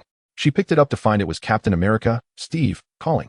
Upon answering, a flustered voice emerged on the other end. Charlotte, did you see the green clouds in the sky? Just moments ago, we were in the hospital, and Carter and Bucky opened the window to see what was happening. But who would have thought that upon opening it, they transformed completely? Bucky donned a black mask, his eyes glowing crimson, rampaging through the hospital corridors, killing anyone in sight. It feels like they've been brainwashed. And Carter has turned into a humanoid lizard. She leaped out the window, running amok and killing indiscriminately. The entire hospital has become synonymous with madness. The few who remain conscious are now targets of these monsters and murderers. Charlotte, what is happening? Listening to Captain America's relatively coherent voice, Charlotte raised an eyebrow. Indeed, it was no surprise that he, capable of wielding Thor's hammer and always embodying a paragon of virtue, remained unaffected even amidst the downpour of green goblin and lizard serums. Impressive, truly impressive. The sound of shattering glass and the rapid gunfire echoed from Captain America's direction. Clearly, danger was imminent. He swiftly exclaimed, "All right, Charlotte, they found us. I must disguise myself as one of their deranged kind to survive. If you discover a solution, contact me." With that, he shouted, "Hail Hydra! I am the Hydra Captain," brandishing his Hydra shield as he plunged into the fray, feigning the state of infection. Hearing of Captain America's dire predicament, Charlotte couldn't help but ponder the fate of those Avengers members, modified by his system with dark magical weaponry. What had become of them? Surely they hadn't succumbed to the infection as well. After all, Black Widow wielded a gun with unlimited ammunition that could automatically lock onto targets and fire green hellfire projectiles. Hawkeye possessed arrows that could launch ambushes, controlled merely by a whistle to strike from the shadows. If these two had also been tainted by the Green Goblin's serum, transforming into bloodthirsty killers, it would spell disaster. Thus, Charlotte hastily dialed Tony, now the director of S.H.I.L.D. "Hello, Tony. How are things on your end? Have any Avengers been infected?" Although Tony's voice bore a hint of anxiety, he remained coherent and composed. "Charlotte, we're safe." The moment that green laser shot into the sky from Oscorp Tower, Jarvis, who had been monitoring the S.H.I.L.D. Insight program, detected an anomaly and promptly sealed the entire S.H.I.L.D. headquarters. Currently, we are relying on the enclosed, purified oxygen within the building, so we have yet to succumb to the terrifying fate of those outside. However, this clean oxygen is finite. It can sustain us for less than a day. According to Jarvis's analysis, if we do not exit the building by then, we will suffocate. But if we venture outside, there is a 99% chance that we'll be infected by the green gas and transform into humanoid lizard monsters or bloodthirsty killers. Charlotte, We are trapped in this iron box. Only you can resolve this. Listening to Tony's account, Charlotte's brow momentarily relaxed before furrowing again. Indeed, as Tony elucidated, S.H.I.E.L.D. headquarters faced a dilemma. Stepping outside meant death. Remaining inside would lead to the same fate as the oxygen dwindled. Now, only he could turn the tide. Nevertheless, despite the grim circumstances, with the citizens of New York transformed into humanoid lizard beasts or bloodthirsty maniacs, a solution was not entirely out of reach. That solution was none other than time reversal. Chapter 124, Want to stop me? Unless you can turn back time. Charlotte recalled that earlier moment in the hospital when he had received the Green Goblin's call. His sixth sense had alerted him to something amiss.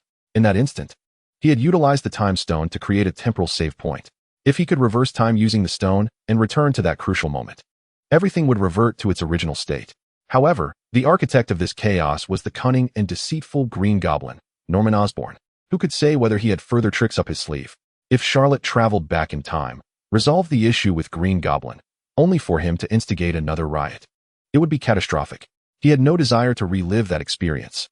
Thus, Charlotte resolved to extract as much intelligence as possible in the current timeline, striving to address all issues in one fell swoop. The first step was to attempt to restore the frenzied citizens to their normal states. He commanded Gwen, bring out your Gatling gun. Aim it at those citizens and fire red restoration bullets. Let them all return to normal. Gwen nodded, understanding the urgency of the situation. Without a moment's hesitation, she removed her white headset and transformed it back into a black Gatling gun, aiming at the citizens infected by the green droplets. She unleashed a barrage of red restoration bullets. Fortunately, given that the symbiote within Dr. Connors was merely a unique case, the responsiveness and agility of those infected by the Green Goblin's serum and the lizard serum paled in comparison to that of the murderous lizard doctor. Consequently, Gwen's Gatling gun struck each citizen with pinpoint accuracy. As the bullets hit their targets, the once bloodthirsty killers regained clarity in their eyes, momentarily bewildered by their surroundings. Weapons in hand, the enormous humanoid lizard monsters shed their green scales, reverting to their normal human forms. Gazing at the remnants of their former green skin on the ground, they erupted in terrified screams. Observing this, Gwen's lips curled into a smile. Charlotte, it's working. Then, inspecting her Gatling gun, she remarked, Charlotte, my Gatling gun can fire 8,000 restoration bullets per minute. According to what my dad told me when he was the mayor, there are over 8 million people in New York City. So, on average, I would only need about 800 minutes, just under a day, to restore all the citizens to normal. Gwen's proposed solution brought a flicker of hope to Charlotte's heart, but he soon shook his head thoughtfully. No, Gwen, your solution is overly optimistic. The citizens of New York aren't all lined up waiting for you to restore them with your Gatling gun. Some are in their homes, others in supermarkets, schools, and even some in the sewers. If we have to search for each individual, even with Jarvis's assistance, it would be an insurmountable task. It would take more than a month to restore everyone. Moreover, even if your timeline were feasible, those restored would be at risk of becoming prey for the very lizard monsters and bloodthirsty killers we seek to save. Your approach could lead to even more deaths. And even if we managed to restore the majority of the city, those infected would still be fleeing to the outskirts. Some infected by the Green Goblin's serum might even masquerade as normal. Our eyes could easily be deceived by them. If we let any slip through the cracks, their resurgence would spell disaster. Charlotte's unrelenting reasoning rendered Gwen's face pale. Indeed, as per Charlotte's assertions, her solution had been somewhat naive. Moreover, Gwen, the power of your reality stone is only temporary. If the serum gas in the sky is not thoroughly eradicated, they will revert back, just like that. Charlotte gestured towards the citizens who had just been accurately hit by the red reduction bomb. Indeed, those citizens had only just returned to normalcy. But upon contact with the green raindrops in the air, they were once again infected, transforming back into humanoid lizard monsters and bloodthirsty killers. Gwen's expression darkened at this sight. Master Charlotte, does that mean it's hopeless? Will this problem persist for eternity?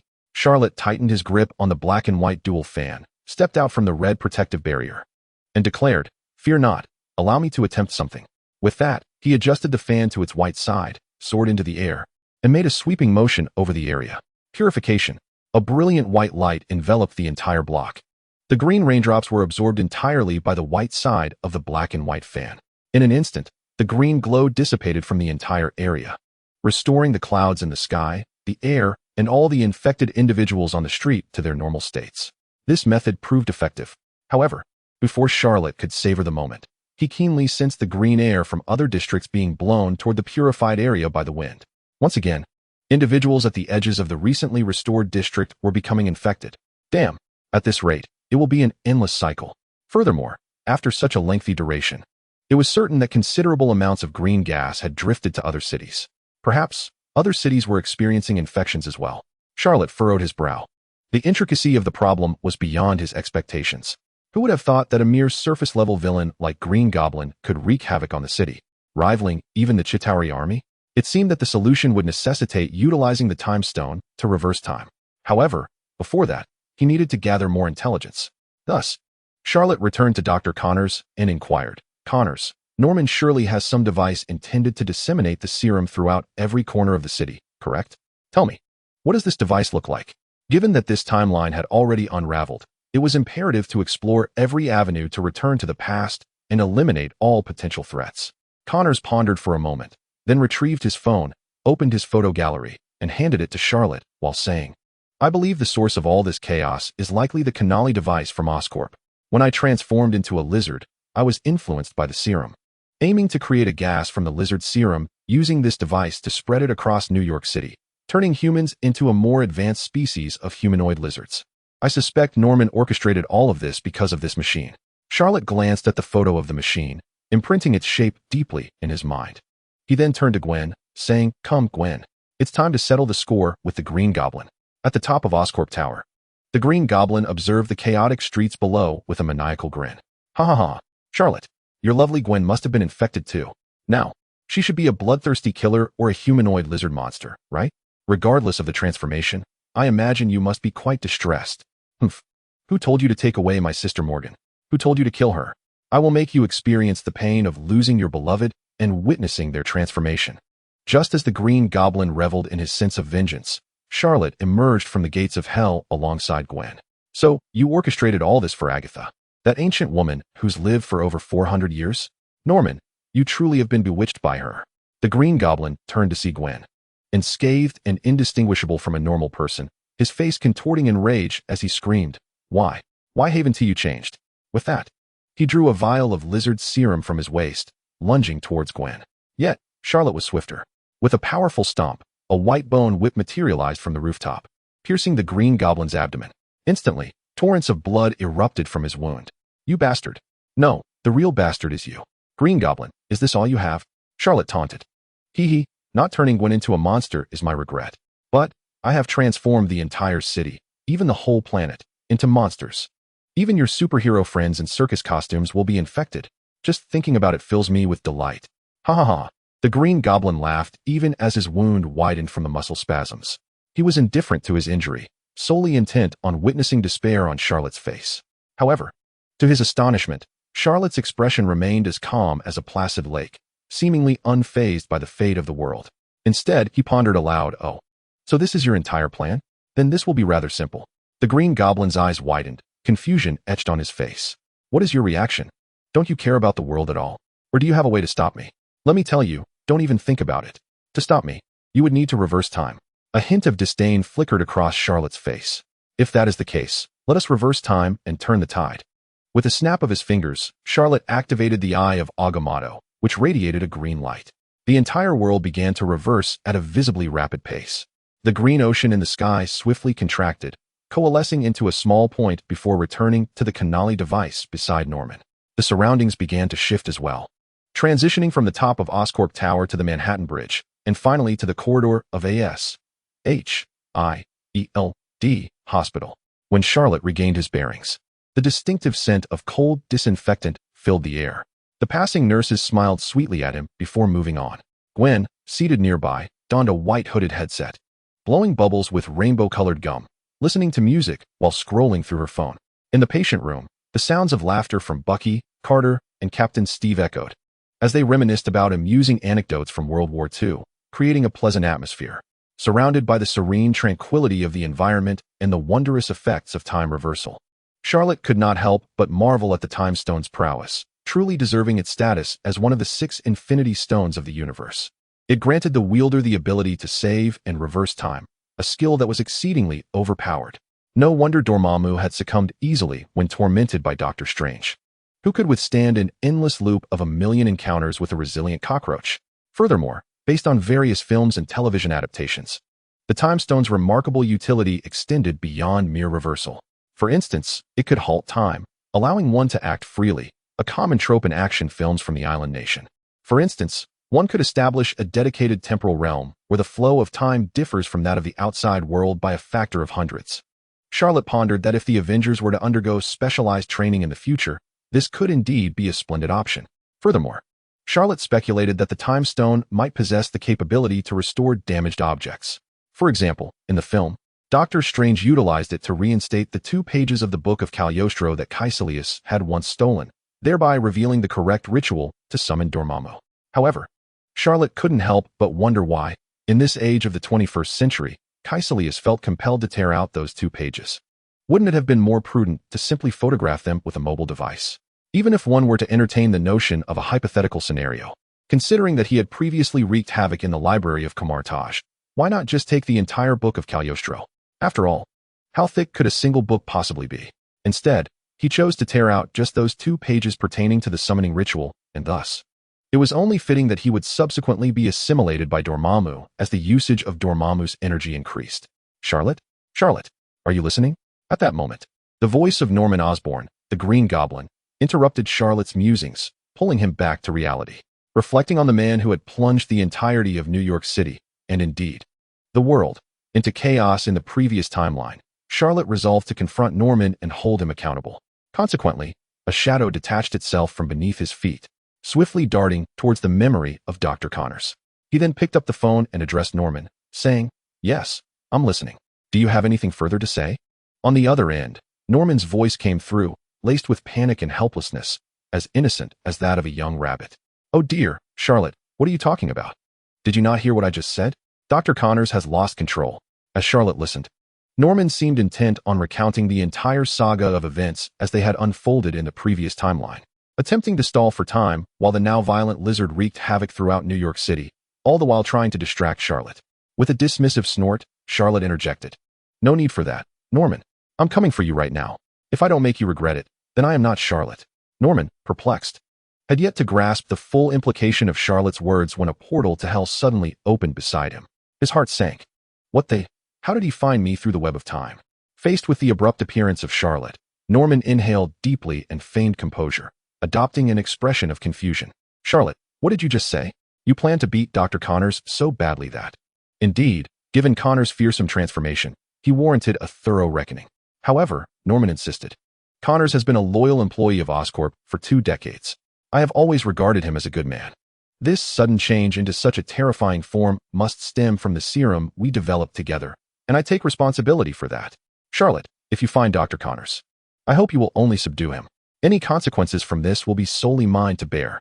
As he spoke, Norman's face betrayed a few crocodile tears. Observing Norman's theatrical display of concern, one might easily mistake him for a compassionate employer who genuinely cared for the well-being of his employees. 1,000 times better than the deranged capitalist strung up on lampposts. However, Charlotte was well aware that he was in the second iteration of events. Having unraveled Norman's true nature and schemes in the first timeline, he found Norman's current facade repugnant and nauseating. With a mere flick of his wrist, he summoned a colossal demon armored in dark, infernal armor, brandishing a massive battle axe and a colossal morning star, which promptly demolished the entire laboratory, including the device capable of dispersing the serum into the atmosphere worldwide. Stop. Don't do this anymore.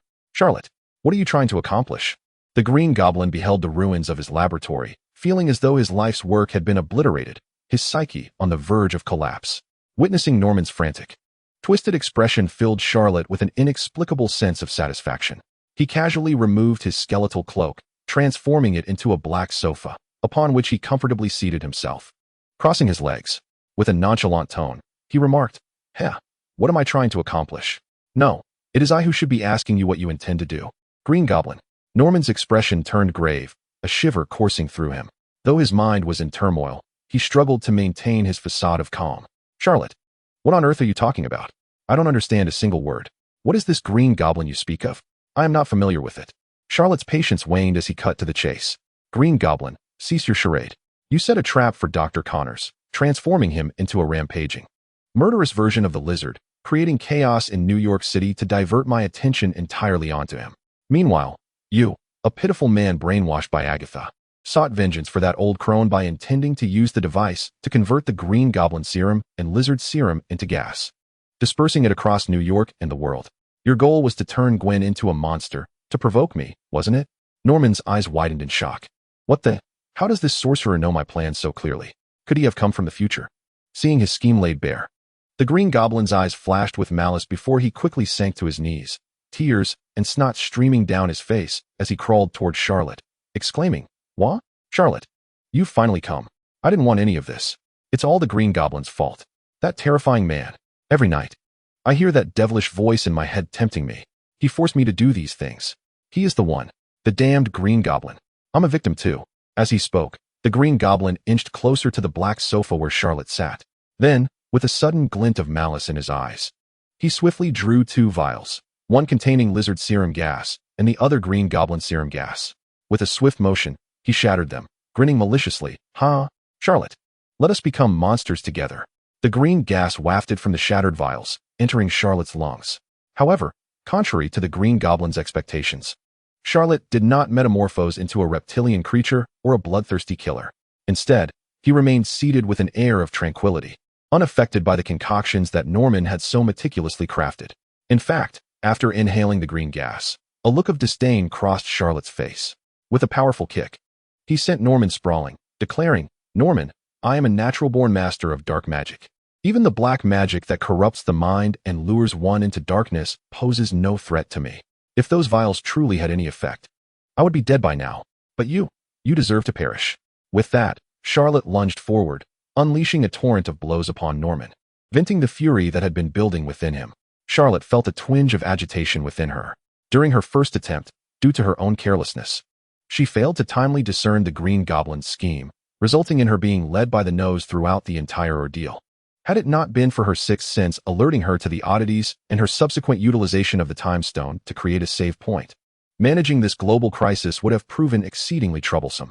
Moreover, one must bear in mind that she had only recently been appointed as the acting Sorcerer Supreme by the Ancient One, to be ensnared by the Green Goblin. Igniting a crisis on par with the Chitauri invasion would be utterly humiliating for her. With a flurry of punches raining down upon the Green Goblin, the sound of flesh meeting flesh echoed in the air. After breaking 2 of Norman's front teeth, the winded Norman's eyes suddenly regained clarity, and he began to plead for mercy. After delivering a series of impactful blows, Charlotte's frustration and discontent dissipated at last. Gazing at Norman Osborn, whose speech was now compromised and whose eyes sparkled with youthful clarity, she did not simply take his words at face value. She understood that the Green Goblin's persona had long resided within Norman, exacerbated by Agatha's brainwashing, which had muddled his mind and further fostered the Goblin's emergence. Thus, it was imperative to eradicate the root of the problem. Consequently, Charlotte dismissed Norman's justifications and summoned the Soul Bowl, emanating dark smoke and faint whispers of tormented souls. She directed it towards Norman, engulfing him in a cloud of black mist that drew him into the bowl. Simultaneously, a cold notification resonated in her mind. Beep. Congratulations, host, for acquiring the puppet Norman Osborn through the Soul Bowl. With the system's announcement echoing in her thoughts, Charlotte finally felt a sense of relief. She had successfully dealt with the Green Goblin. As for how to manage the Goblin going forward, she deemed it unwise to squander his talents in biopharmaceutical research. After all, he had already been mentally conditioned by her. Therefore, she planned to find time to purify both the Goblin's serum and the Lizard serum, eliminating their adverse effects of transforming individuals into reptilian monstrosities or bloodthirsty killers, ultimately refining them into a pure serum rivaling the super soldier serum injected into Steve Rogers during World War II. Subsequently, she intended to allocate Norman to Hydra for research, producing a batch of serum reagents. Regarding the serum's distribution, Charlotte considered it prudent to administer it to her more familiar allies, Carter, Hawkeye, Black Widow, and Tony. Although each possessed unique skills, their physical strength, resilience, and agility remained insufficient. Enhancing their abilities would be advantageous, ideally with an infusion of Venom's extraordinary regenerative capabilities.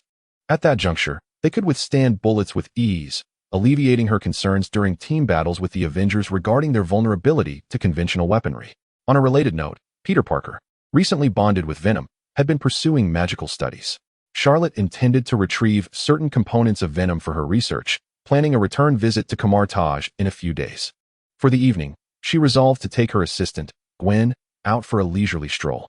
Meanwhile, at the London sanctum, Caecilius, having just completed the handover procedures as the new guardian sorcerer, gazed at a photograph of himself with his wife and son, a wave of nostalgia washing over him. His initial purpose for coming to Kamar-Taj was to learn magic in hopes of resurrecting his family. However, after years of study and battling dark entities, he had come to realize that his aspirations were mere illusions, unattainable. Yet, as his time in Kamar-Taj extended, he gradually began to see himself as part of it.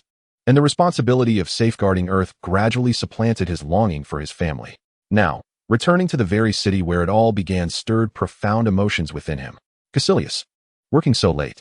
At that moment, Mordo, his fingers singed, opened a portal and appeared beside Caecilius. Mordo, what brings you here? Shouldn't you be guarding the library in Kamar-Taj to prevent anyone from losing a book at this hour? Mordo's facial muscles twitched, and anger surged within him as he forced out each word. Oh, so even you, Caecilius, believe my abilities are only suited for bookkeeping? You think only that brat Charlot can become the Sorcerer Supreme? Caecilius furrowed his brow, sensing something was amiss with Mordo's demeanor. Isn't that obvious? The Ancient One made those arrangements for a reason, and you know Charlot's strength. You stand no chance against him. Silence. Charlot, it's always about Charlot. You all think he's the only one worthy of being the Sorcerer Supreme, don't you? You all look down on me, don't you? Caecilius, witnessing Mordo's impassioned outburst, instinctively took a step back, manifesting two blades of spatial energy in his hands. The reason was simple. He sensed a dark aura emanating from Mordo. Ha! Caecilius, I never imagined you would find yourself in this predicament. I never imagined you would fear me. Mordo laughed uproariously, enveloped in a thick cloud of darkness. Indeed, white magic has no future. Only by embracing dark magic can I become a revered and feared entity. Only through dark magic can I ascend to the rank of Sorcerer Supreme. Caecilius, become the stepping stone in my quest to defeat Charlot. With that, Mordo abruptly extended his right hand, conjuring a small black hole that appeared in his palm, exuding an overwhelming gravitational pull. Caecilius was stunned to discover that the magical energy he had cultivated over the years was being siphoned away by the black hole. In mere moments, he was rendered an ordinary man, devoid of power. What have you done? What have I done? I merely did what was necessary. I seized the energy from the weak, transforming myself into the strong. Caecilius, tell Charlot. I shall bring about his demise shortly. With that, Mordo activated a portal and vanished from sight. Chapter 127, Modu's Corruption. Zizhuan is about to make his appearance. Nightfall. Having just returned to the New York sanctum with Gwen, Charlot opened the door to find Old Wong, Peter, and Caecilius, all exuding an air of despondency, seemingly waiting for him for quite some time. Old Wong, shouldn't you be at the Hong Kong sanctum now? Caecilius, aren't you supposed to be at the London sanctum? What brings you all here? Charlot furrowed his brow, a sense of foreboding creeping into his mind. Upon seeing Charlot finally return, Old Wong let out a long breath and explained, Charlot, Modu has betrayed us. He has fallen under Zizhuan's tutelage and has now mastered dark magic. Clearly, he has been seduced by its power. He has ravaged both the London and Hong Kong sanctums, absorbing all the magical energy from the protective mages within. His strength now far surpasses both mine and Caecilius's by several magnitudes.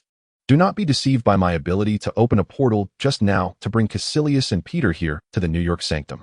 It was merely a courtesy from Modu. To him, my current strength is utterly inconsequential. Even if he chose to let me go, it would mean nothing to him. Moreover, he deliberately spared me just to relay a message to you. He is waiting for you at Kamar-Taj. When you arrive, he will undoubtedly seek your demise. He is the one destined to become the Sorcerer Supreme. Clap. At that moment, Peter, filled with remorse, slapped himself across the face and, in a tone of repentance, said to Charlot, I'm sorry, Sorcerer Charlot. This is all my fault.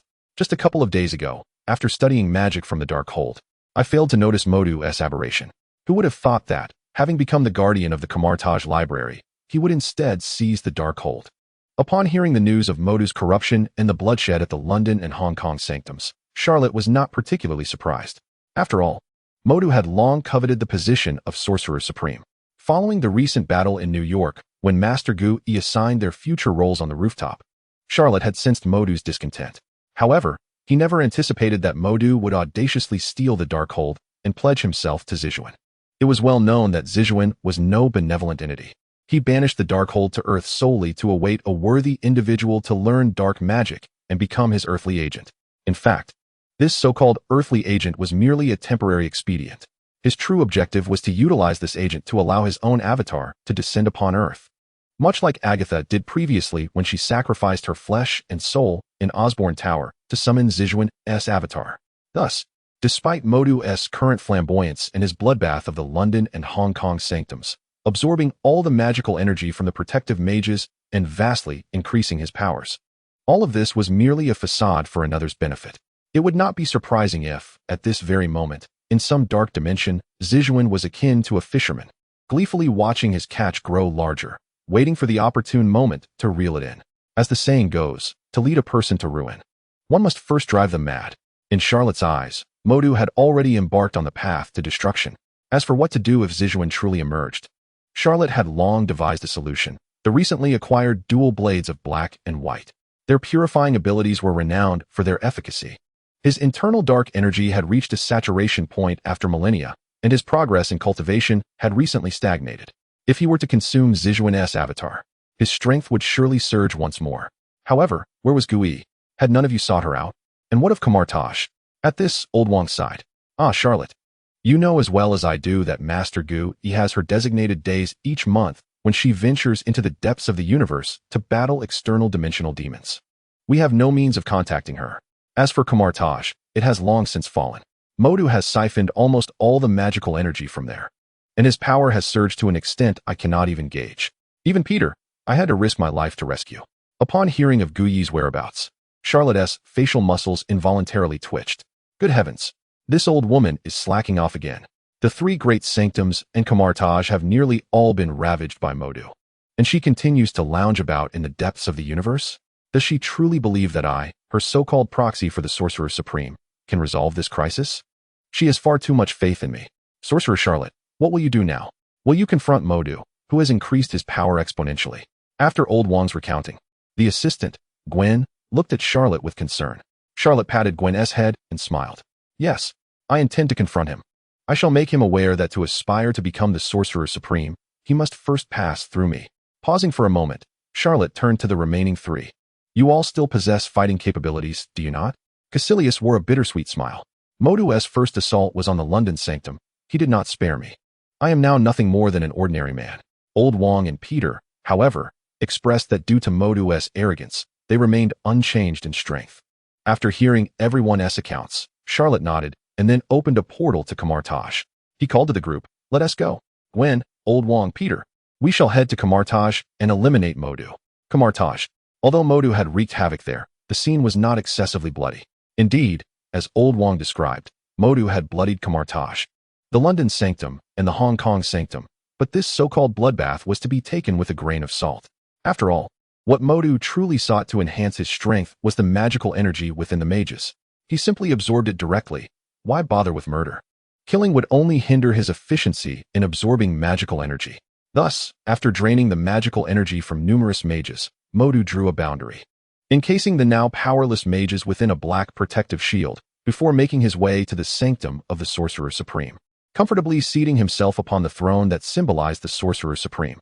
Mimicking Gui from days gone by, he brewed himself a pot of tea, leisurely lifted a warm cup, gently blowing the froth atop the surface, savoring a sip, and then sighed. Now, this is the essence of being the Sorcerer Supreme.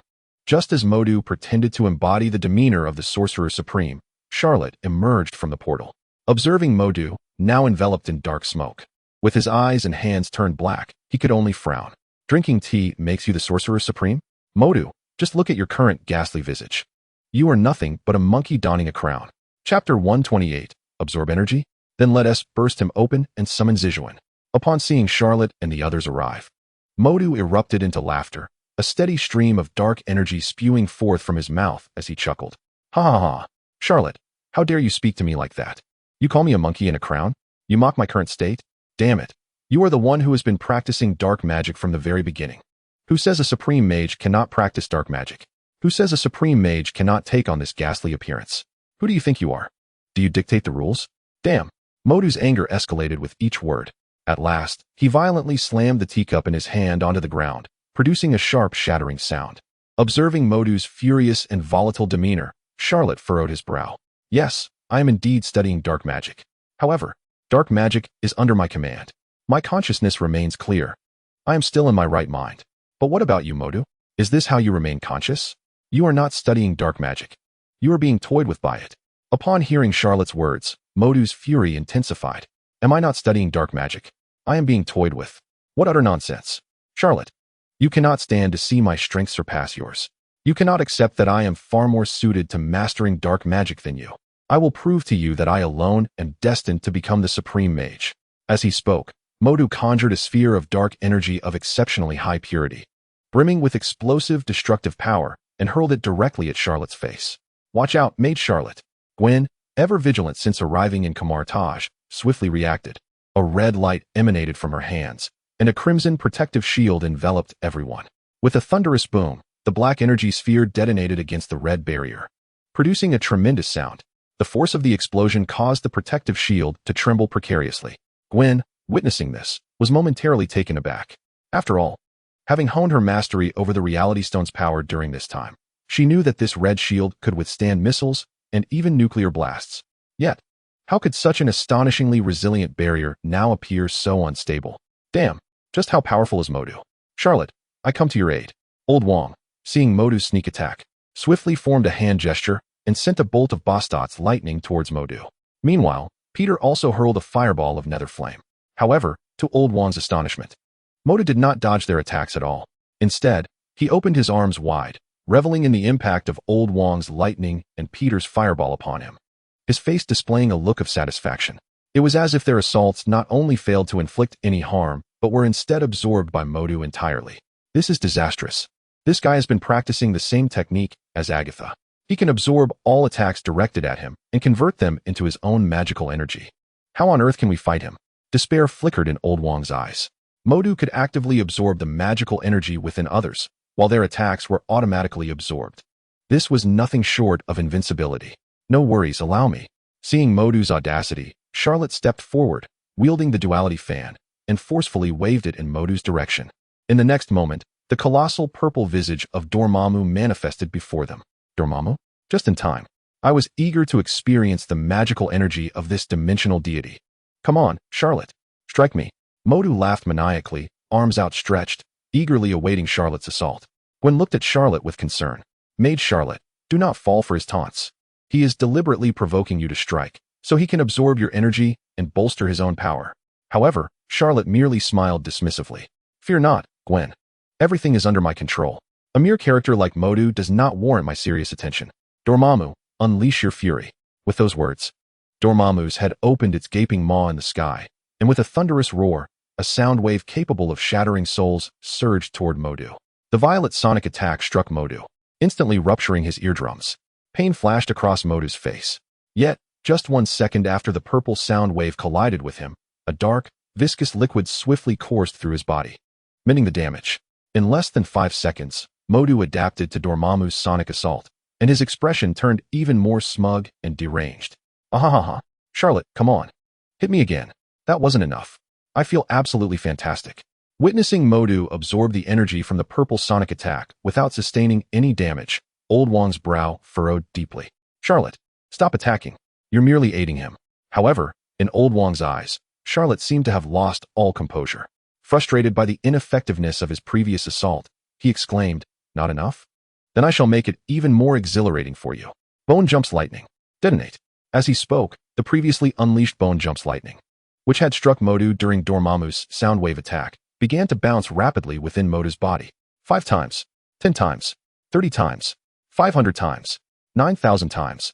With each bounce, the energy contained within the Bone Jump's lightning grew exponentially. After countless leaps, the energy contained within Modu's body was sufficient to obliterate an entire continent. Ugh, Charlot, you truly possess something remarkable, Modu gasped, his face contorted in pain. Despite Modu's ability to absorb attacks directed at him, the Bone Jump's lightning's rapid bouncing and escalating energy overwhelmed his absorption rate, causing numerous black cracks to mar his skin. From a distance, he appeared as a fragile black porcelain figurine on the verge of shattering.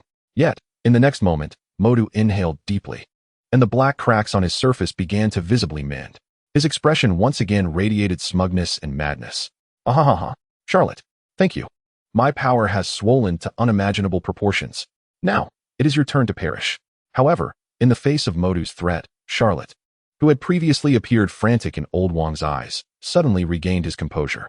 With a serene countenance, he calmly declared, Zysorn, the fish has been well fed. Now, descend upon earth. Eliminate Modu. Chapter 129. Thanks to the great brother Zysorn for the gift. Wishing the great brother a long life. Charlotte, what nonsense are you spouting? What Zysorn? What descending upon earth? Modu looked at Charlotte, who was spewing incoherent babble, feeling that this fellow had gone mad in his desperation to defeat him. All he uttered were nonsensical words. However, upon hearing this, Charlotte paused momentarily before bursting into laughter. Ha ha ha. Modu, you are truly foolish. Do you even comprehend the purpose of the Dark Grimoire you are studying? To actively and passively absorb the magical energy within others? No. This is merely a process. The ultimate goal is to allow Zysorn's avatar to descend upon earth, and your soul, your flesh, and the energy within you, all serve merely as garments for Zysorn. Now, the fish has grown fat. It is only natural for Zysorn to come and collect you. Upon hearing Charlotte's explanation, Modu's expression turned drastically. Am I, all my actions, merely a means to adorn Zysorn? The more energy I absorb, the faster Zysorn's arrival. And thus my demise? No, it cannot be. Surely, Charlotte is deceiving me. Yes, it must be so. With this thought, Modu arrogantly declared, Charlotte, stop lying. If what you say is true, then Zysorn should already have descended upon earth. Where is he? Where has he gone? Nowhere, right? Huh, Charlotte. Are you just spewing lies because you cannot defeat me? Although Gwen had faith in Charlotte, her mind was beset with doubts. Indeed, according to the maid Charlotte, if Modu were truly the earthly vessel for Zysorn and had absorbed sufficient energy, then Zysorn would naturally emerge to reap the fruits of his labor. So, where is Zysorn now? Why has he not yet appeared? In response to Modu's taunts and the concerns of those around him, Charlotte remained unfazed, saying, Zysorn, since the last time I absorbed your avatar, the dark energy within me has accumulated for a full 10,000 years. Surely, you yearn to absorb all this energy, don't you? If you do not reveal yourself soon, I shall take my leave, guaranteed to be lost to you for eternity. 10,000 years of dark magical energy. Modu's face displayed shock, while his heart swelled with avarice. It should be noted that his bloody rampage through Kamar-Taj, the London Temple, and the Port Island Temple had barely amassed a mere 1,000 years' worth of dark energy. Even after enduring Charlotte's two formidable dark magic assaults, Doom's roar and bone jumps, the dark energy within him had only reached 2,500 years. But what did Charlotte just say? That he possessed an entire 10,000 years' worth of dark energy? This was nearly equivalent to the total dark energy of a minor dimensional demon. If he were to absorb all of Charlotte's energy, would he not become a dimensional demon himself, perhaps even dominate the entire Earth? With this thought, Modu's eyes were consumed by greed. Just as he intended to strike at Charlotte, a strange male voice suddenly echoed. Heh, Charlotte. After all, I am from a fragment of another dimension arriving on Earth. Taking my time is only natural, right? Lao Wang's expression shifted. This voice belonged to the one who, that fateful night at the Osborne building, had transformed Agatha into Zysorn's avatar. So, could it be true, as Charlotte asserted? Zysorn was indeed coming. Modu's expression shifted further, for he realized that this strange male voice was emanating from his own throat. Could it be that Zysorn resided within him? However, before Modu could fully comprehend, a hand emerged from his mouth. Gradually, Zysorn's entire form slid forth from Modu's lips, revealing himself before everyone. Observing such a bizarre entrance, Gwen, Lao Wang, and Peter all twitched their muscles in disbelief. Perverse. This is utterly grotesque. To arrive on Earth from a person's mouth? Is this something a carbon-based life form could conceive? No wonder he is called a dimensional demon. This is beyond what any normal person could achieve. Once Zysorn emerged from Modu's body, Modu, with his mouth agape and eyes wide, appeared utterly drained, collapsing to the ground, reduced to little more than skin over bone. Naturally, Zysorn would not let such nourishment slip away.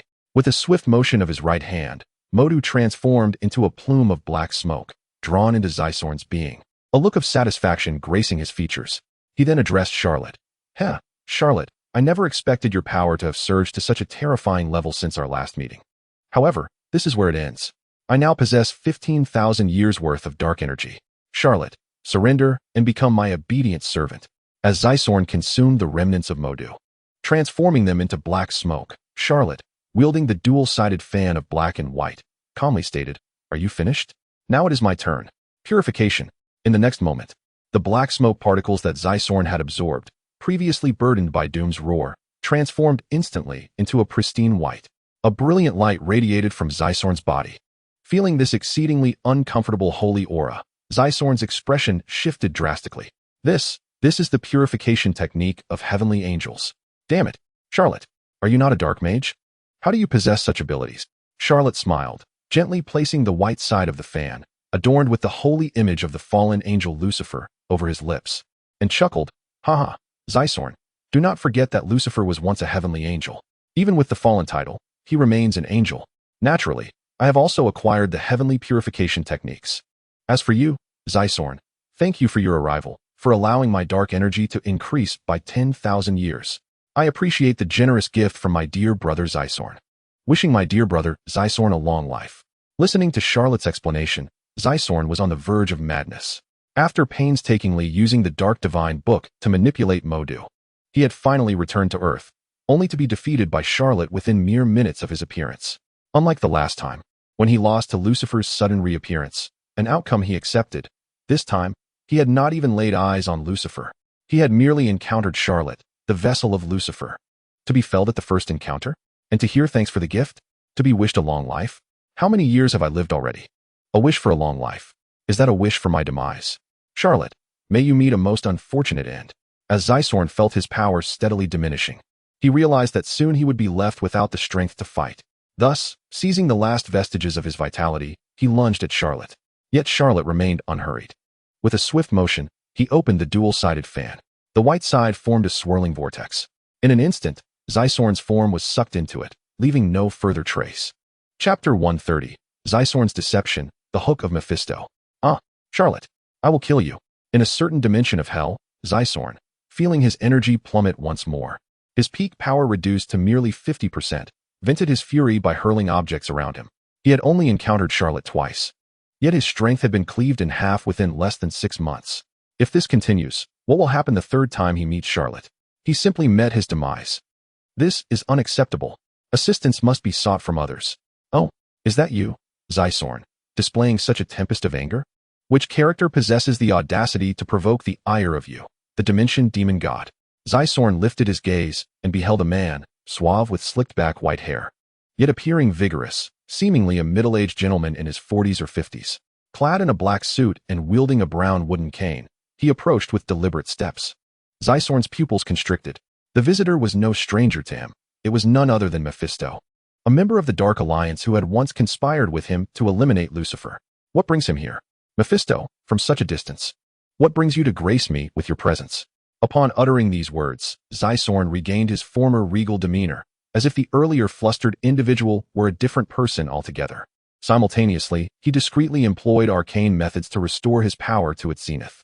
At first glance, he appeared unchanged, yet in truth, he was merely a facade. His aura remained formidable, yet his actual strength had been reduced to merely half.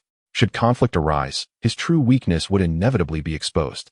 Nevertheless, Zysorn felt compelled to maintain this charade.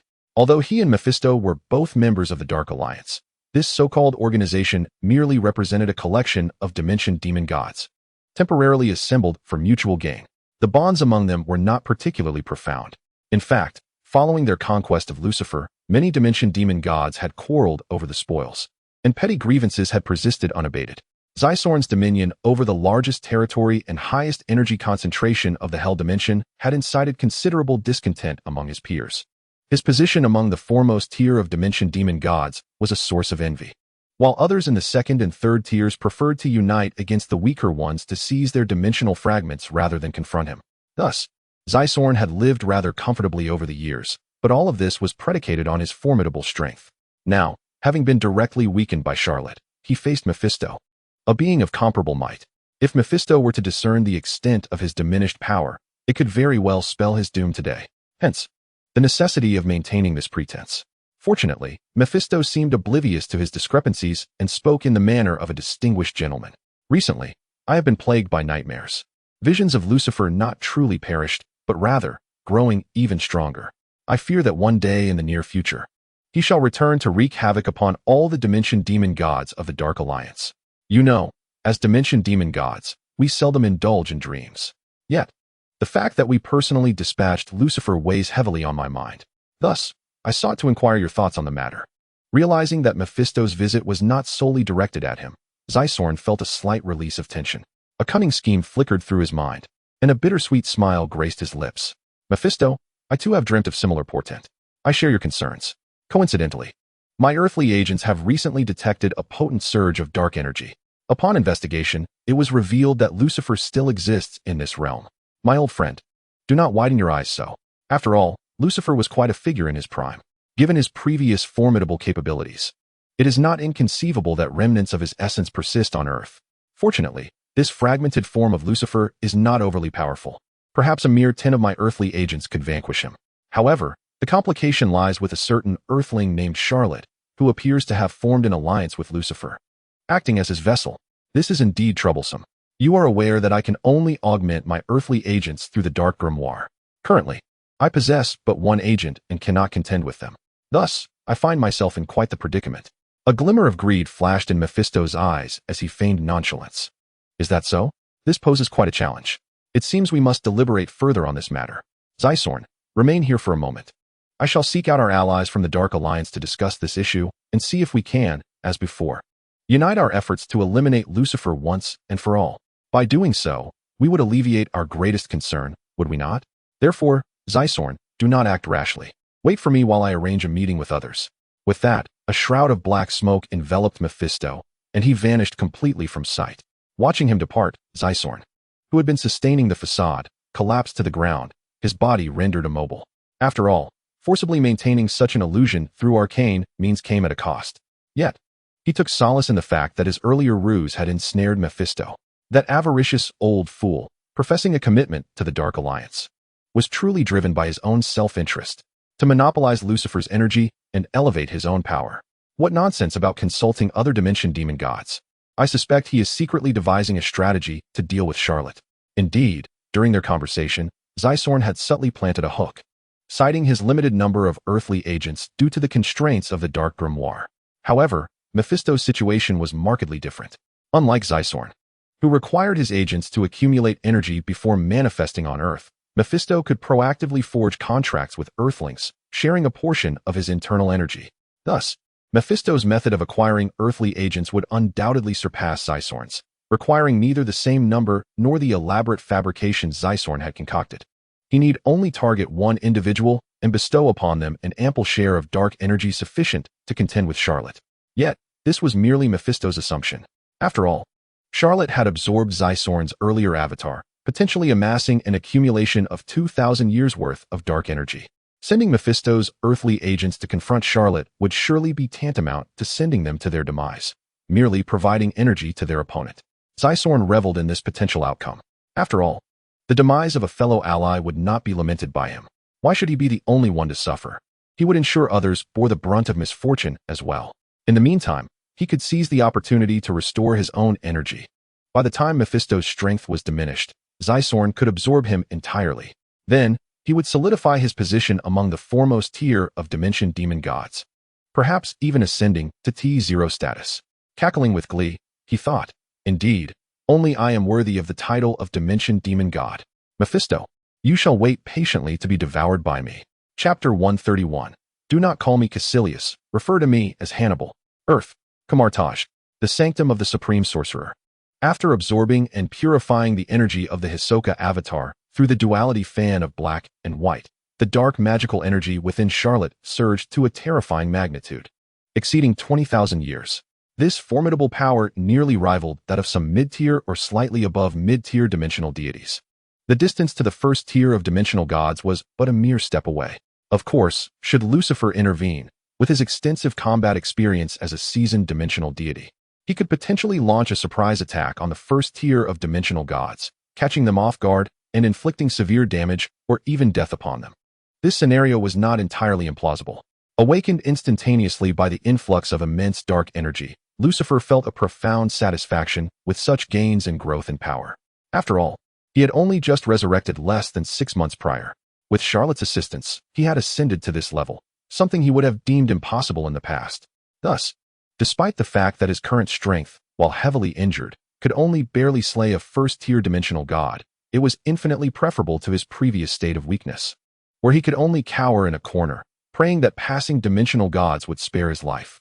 However, Charlotte, you have truly put me in a predicament. Just as I had finally managed to absorb and digest the previous Hisoka avatar, you have sent me another one? It seems I must retreat once more into slumber to assimilate and digest it. Sigh. Truly a bittersweet blessing. Listening to Lucifer's musings from the depths of his soul, Charlotte nodded. Very well, Kurama.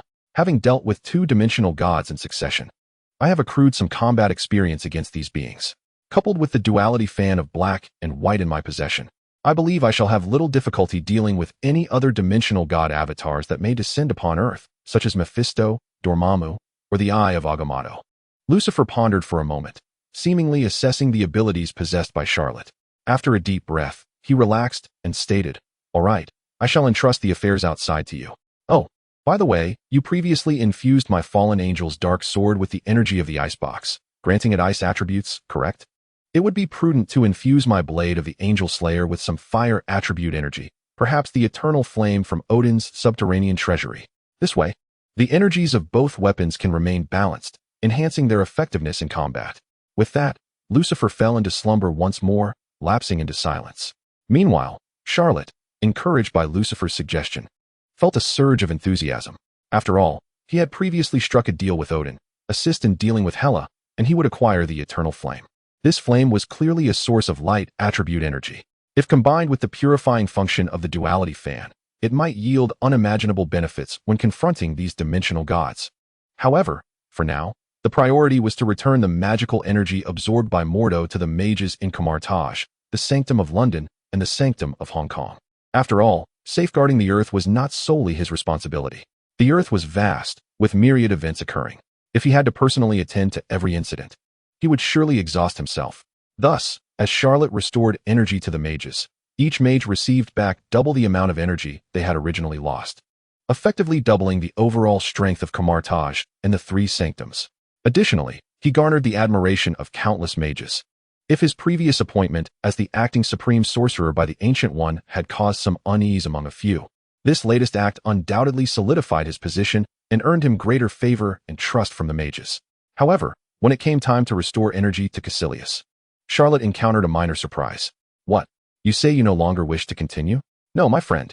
Mordo merely dealt you a light blow, and you wish to flee? If you abandon your post, how am I to enjoy a well-deserved respite? How will I have a reliable comrade by my side to assist in combating the dimensional gods?" Charlotte's voice inevitably rose in pitch as he looked at the dejected Caecilius, his face a mask of confusion. After all, Caecilius was a significant character. Having ultimately betrayed alongside Dormammu in the original film, why would he suddenly wish to resign? Caecilius, facing Charlotte's inquiries, revealed a bittersweet smile. From his pocket, he produced a long-preserved photograph of himself with his wife and son. "My initial motivation for joining Kamar-Taj was to harness the power of magic to resurrect my wife and son. However, as my understanding of magic deepened, I gradually realized that my desires were nothing more than an illusion. From that point onward, my focus shifted from reviving my family to protecting the Earth, akin to safeguarding my once humble home. Yet, what Mordo did to me recently has shown me that my efforts in this regard are likewise futile. Charlotte, you are tremendously powerful. So much so that even if I spent a lifetime attempting to catch up, I would only ever glimpse your back. But even someone as strong as you must confront adversaries, mustn't you? And there is a chance you may not prevail against them, correct? Thus, what would further exertion on my part accomplish? Although Mordo's draining of my magical energy has dealt a significant blow, I have discovered that becoming an ordinary person has freed me from the burdens I once bore. I no longer live for my family, nor for Kamar-Taj or the Earth. I live for myself. Hence, Charlotte, I have been a sorcerer long enough to nearly forget that I was once an ordinary person. Please, allow me this one chance to return and live as an ordinary man once more." Listening to Caecilius's heartfelt explanation, Charlotte felt a mixture of emotions. Indeed, after toiling for so long, everyone yearns for a moment of personal reprieve. Much like the Ancient One, who had diligently served as the Supreme Sorcerer for millennia, she too sought a worthy successor to fulfill her duties. Having served Kamar-Taj diligently for such an extended period, Caecilius had certainly fulfilled his obligations.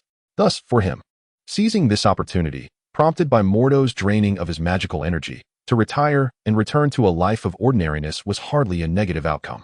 Moreover, according to the film's narrative, should Caecilius remain in Kamar-Taj, he might fall prey to Dormammu's temptations and succumb to darkness. If the plot were to unfold as it did in the original story, wouldn't he merely be inviting another enemy into his life? How exhausting. Therefore, it would be best to permit Caecilius to embrace a life of normalcy. After all, what harm could come from an ordinary man? Thus, Charlotte nodded in agreement and said to Caecilius, "Very well, I shall respect your wishes. Allow Gwen to take your place and become the new guardian mage of the London Sanctum. She possesses the power of the reality stone within her, and I believe she is more than capable of fulfilling your duties." After a brief pause, Charlotte adopted a casual demeanor and inquired of Caecilius, "By the way, Caecilius, what do you intend to do now that you've resigned and returned to a mundane life?" Caecilius retrieved his phone and opened a video, addressing Charlotte with enthusiasm. There's a cooking show called Hell's Kitchen that seems to be quite popular. In fact, before I became a master of Kamar-Taj, I was a chef. Thus, I envision returning to my original profession after this resignation and continuing my culinary journey. You need not worry about finances. I have friends in the restaurant industry who can support me in opening a new establishment. However, this resignation marks a rebirth for me. I no longer wish to be known by the name Caecilius. When you see me next, call me Hannibal. Charlotte was momentarily taken aback upon hearing the name Hannibal.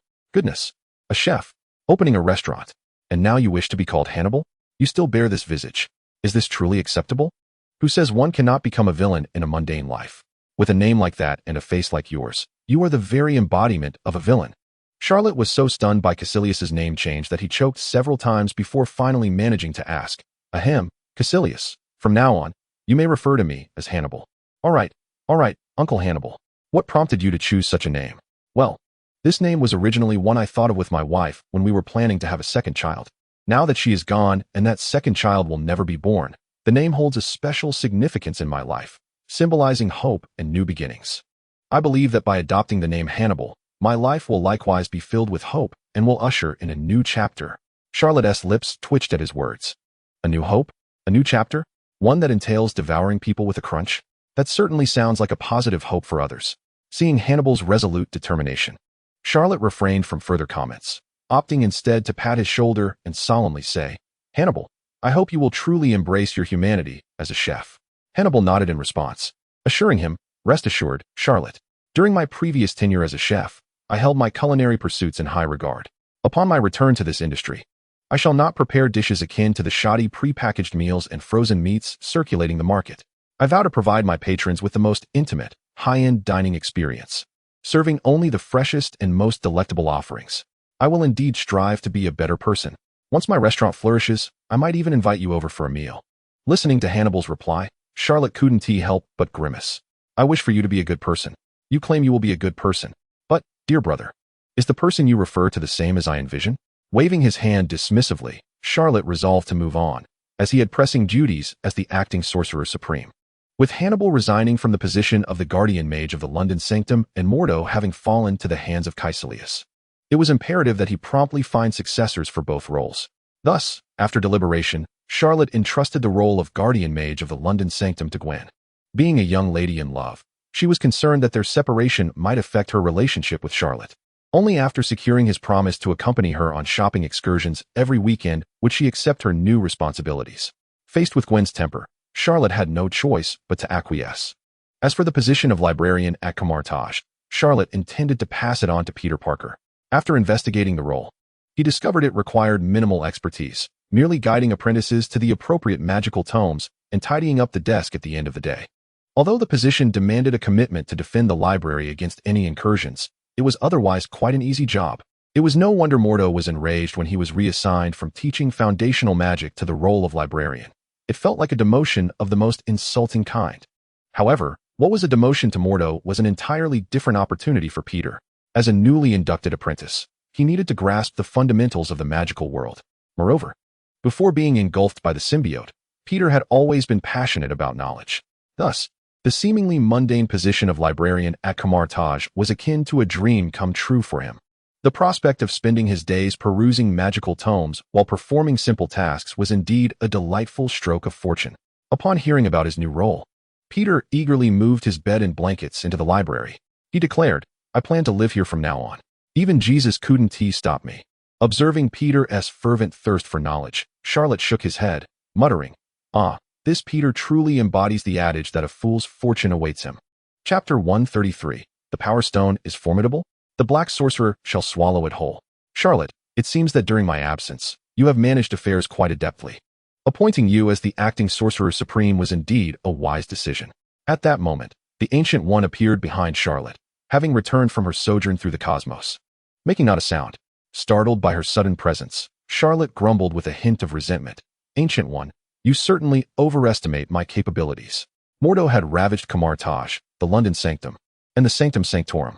Were you merely testing my ability to adapt and handle high-risk situations by withholding your intervention? Is it true that when you appointed us after the New York battle, you did so with the intent of provoking Mordo's downfall to see how I would respond?" The more he spoke, the more Charlot felt a creeping unease.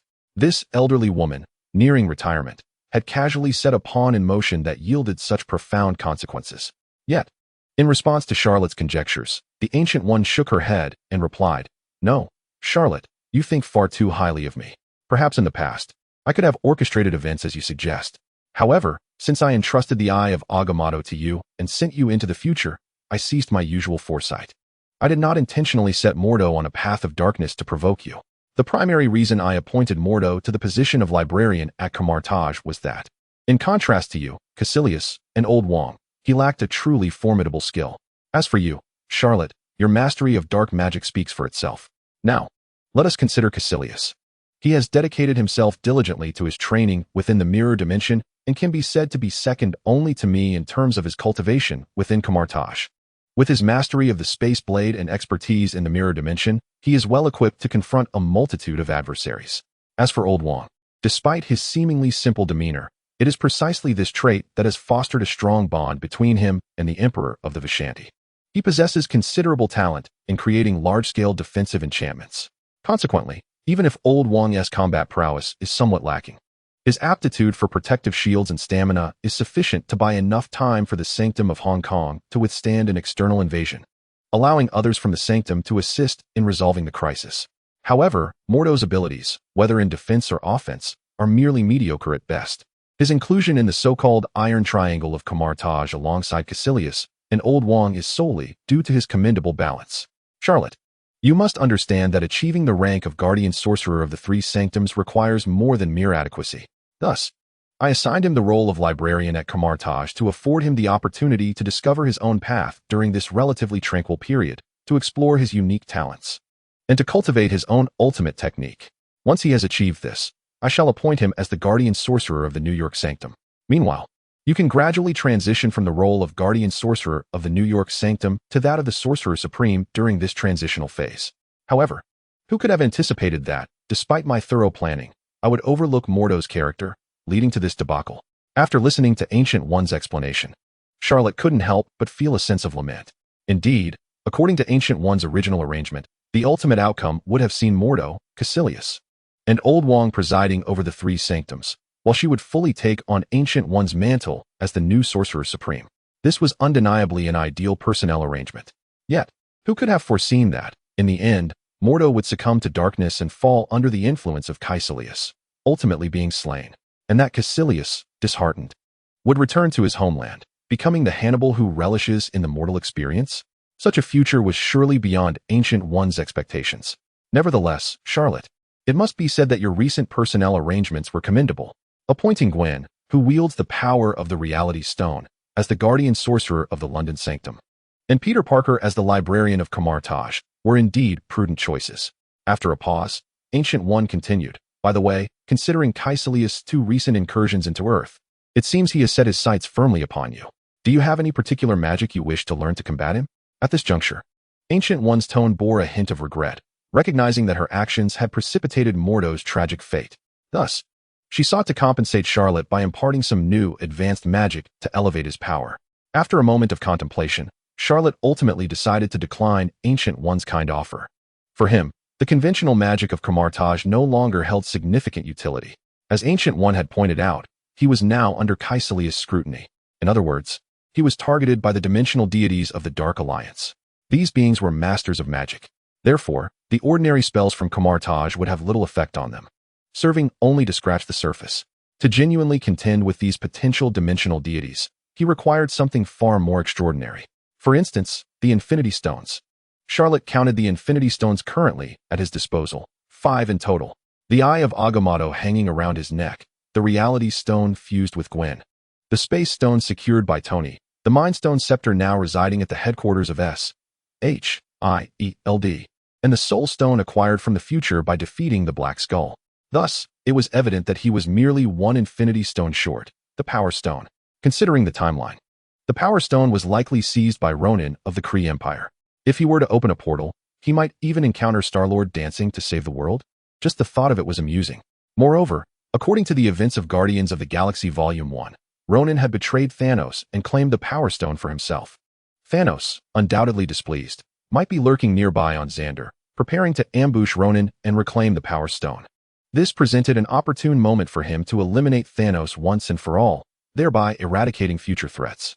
As for the concern that the immense power of the Power Stone might harm him upon acquisition, akin to Star-Lord's experience in the film, Charlot found that notion utterly absurd. After all, he was capable of manifesting his second form, the Black Supreme Body. It was worth noting that this form could effortlessly absorb the energy of the 6 Infinity Stones. The Power Stone, he could simply consume it whole, clarifying his future plans. Charlot opened a portal to the depths of hell and vanished from sight. Chapter 134. Thanos. Am I fighting myself? On Xandar, a gigantic black spaceship, shrouded in thick smoke, crashed to the ground with a thunderous roar, unleashing a tremendous explosion that sent tongues of fire licking the sky. The nearby residents were engulfed in a cacophony of buzzing sounds due to the explosive commotion. At that moment, Rocket Raccoon knelt on the ground, weeping bitterly over a pile of shattered branches. He and the Guardians had suffered no harm despite plummeting from a height of 10,000 meters. All thanks to his dear friend Groot, who had stepped up to protect the team at the cost of his own life. Ronan, I will make you pay, Rocket exclaimed, dropping Groot's branches and charging at Ronan with fury in his eyes. However, the disparity in strength could not be bridged by mere rage. Ronan, with the Power Stone embedded in his hammer, lightly rested his hand upon it. With a resonant hum, a wave of purple energy surged from the hammer towards Rocket. In an instant, it sent Rocket flying several dozen meters away. The inhabitants of Xandar, witnessing Ronan's terrifying combat prowess, were filled with fear, retreating several steps. Ronan, observing their reaction, wore a triumphant grin. Ha ha ha ha. Yes, this is precisely the expression you pathetic Xandarians should wear when confronting me. Father, grandfather, did you see this? I have avenged you. The Xandarians. Your time has come. Show your loyalty to me. With that, Ronan raised the hammer glowing with purple light above his head, preparing to bring it down with tremendous force to obliterate Xandar entirely. But at that moment, a sudden melody pierced the air, resonating with the words, Uhu child, Thinserenadisir. Uhu child, Thinseltrich. Oh child, everything will become easy. Oh child, everything will become bright. Following the direction of the sound, Ronan beheld Star-Lord, who was not only singing but also engaging in an awkward dance. Stunned, Ronan hesitated to intervene immediately. After all, in the midst of a climactic battle, one could hardly resist the curiosity of what might transpire next when someone beside you unexpectedly bursts into song and dance. Thus, Ronan found himself helplessly captivated for several seconds. Observing Star-Lord's futile attempts to invite Gamora and the surrounding inhabitants of Xandar to join in his eccentric performance, he could no longer contain himself. What in the blazes are you doing? He exclaimed. Star-Lord, unabashed, casually responded while swaying his hips. Of course, I'm just trying to grab your attention, you fool. At that moment, Drax raised his rocket launcher toward Ronan and fired a shot. With a resounding explosion, the hammer, though imbued with the power of the Power Stone, was rendered fragile by its material nature, shattering instantly under the blast. The Power Stone was laid bare for all to see. No, Ronan shouted, reaching out to reclaim the Power Stone. Star-Lord, noticing this, extended his own hand in an attempt to seize it for himself. Just then, a crimson tongue unexpectedly snaked between them. Before either could comprehend the situation, the tongue coiled around the Power Stone and yanked it away. The two turned to follow the tongue's path and found themselves face to face with a being adorned with horns. Eyes ablaze with crimson, skin enveloped in a red hue, 6 black wings sprouting from its back, and a third eye gleaming at its forehead, radiating a palpable aura of malevolence. As if it were a demon straight from the depths of hell. You consumed the Power Stone? Ronan and the Guardians collectively gasped in astonishment. However, while Ronan was shocked at the loss of his Power Stone, The Guardians were astounded that Charlot could directly swallow such an artifact. After all, this was one of the 6 Infinity Stones in the universe.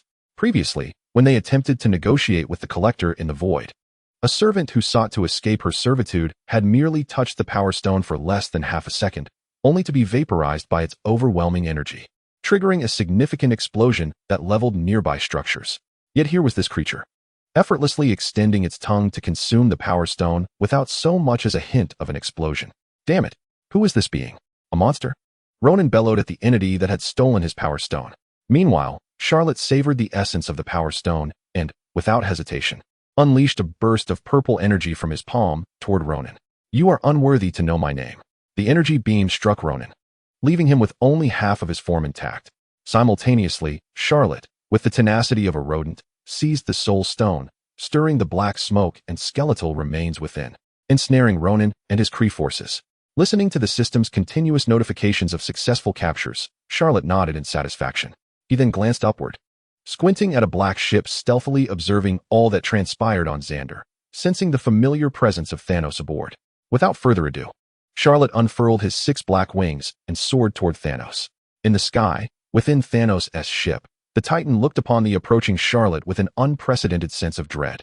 He had previously acknowledged Charlot's formidable power during the Battle of New York and had dispatched Ronan to locate the Power Stone to combat him. Yet now, with Ronan's betrayal and the Power Stone in Charlot's possession, Thanos found himself at a loss. Flee. Retreat at once. He desperately commanded his fleet. However, just then, a tremendous crash echoed as Charlot smashed into the ship, creating a massive crater. Thanos, it has been far too long. It is your time to die, Charlot declared, his tone devoid of emotion, akin to an executioner delivering a death sentence. Thanos' face paled as he beheld Charlot before him, and he almost faltered in his desire to flee. Yet, the weight of his status as a cosmic overlord steadied his resolve. After a fleeting moment of fear, he seized his double-bladed battle axe, eyes ablaze with determination, and declared, "Come, Charlot. Even if I perish, I shall fight you with all my might." Charlot, however, regarded him with a hint of disdain. "Thanos, you lack the qualifications to challenge me. You are only worthy of battling him." With that, Charlot lightly tapped the Soul Stone, causing a plume of black smoke to billow forth and envelop the ship. As Thanos discerned the figure emerging from the smoke, he was left utterly bewildered. Wait, what is happening? The figure was none other than a future version of himself. So, am I to fight myself? Is this reality even just?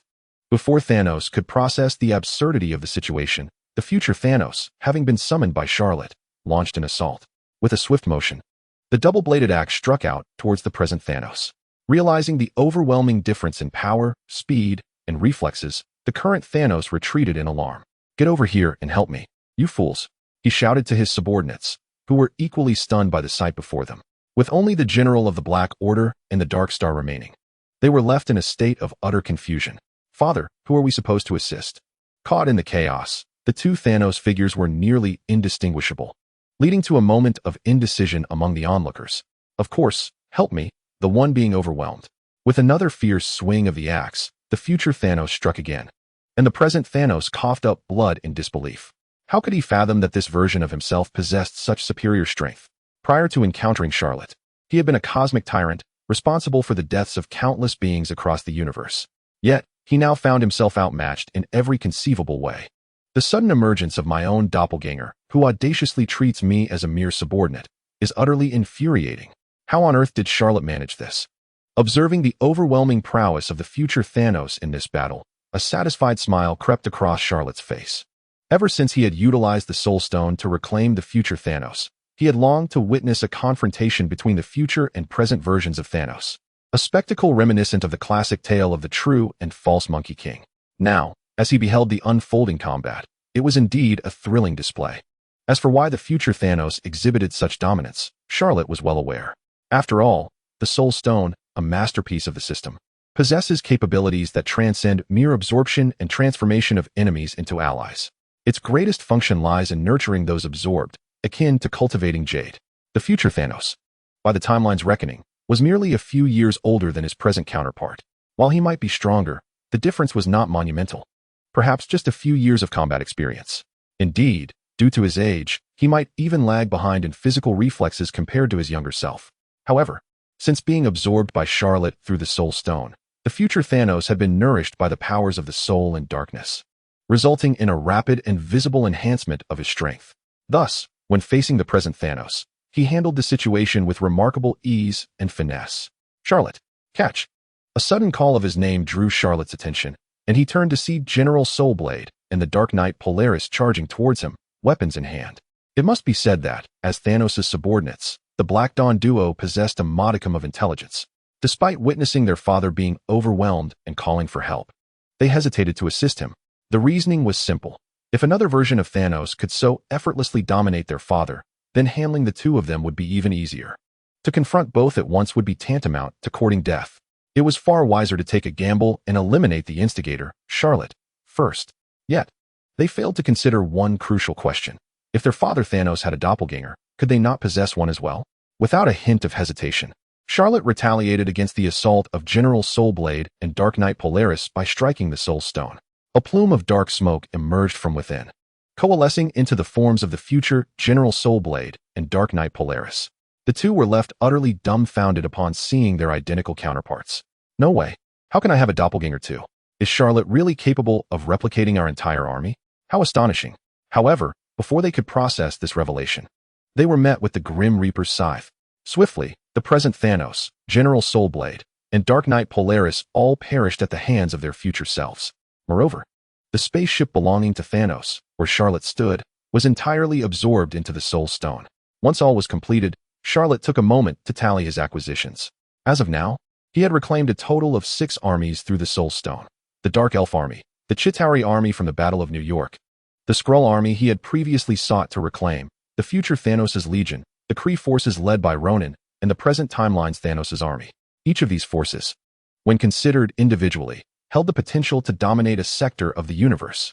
Furthermore, due to their prolonged residence within the Soul Stone, they were being nourished by the powers of darkness and the soul, thus growing ever stronger with the passage of time. Reflecting on his recent achievements, Charlot couldn't help but feel a sense of awe. Had he unknowingly grown this powerful?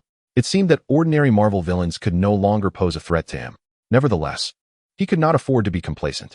After all, the Marvel Universe harbors numerous formidable adversaries, such as the Dark Alliance, formed by a multitude of dimensional deities, the mutants, entombed beneath millennia of ice in the Arctic, the celestial Tiamat and the supreme celestial Erishem, who are about to awaken on Earth, and the symbiote God Null, who covets the codex within Venom and Peter Parker.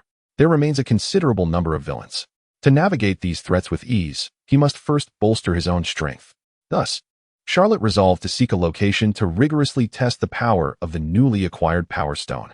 Given the immense might exuded by the Power Stone, conducting a test on Earth could potentially obliterate the entire planet. Therefore, Charlot decided to search for an unclaimed celestial body for his power trials.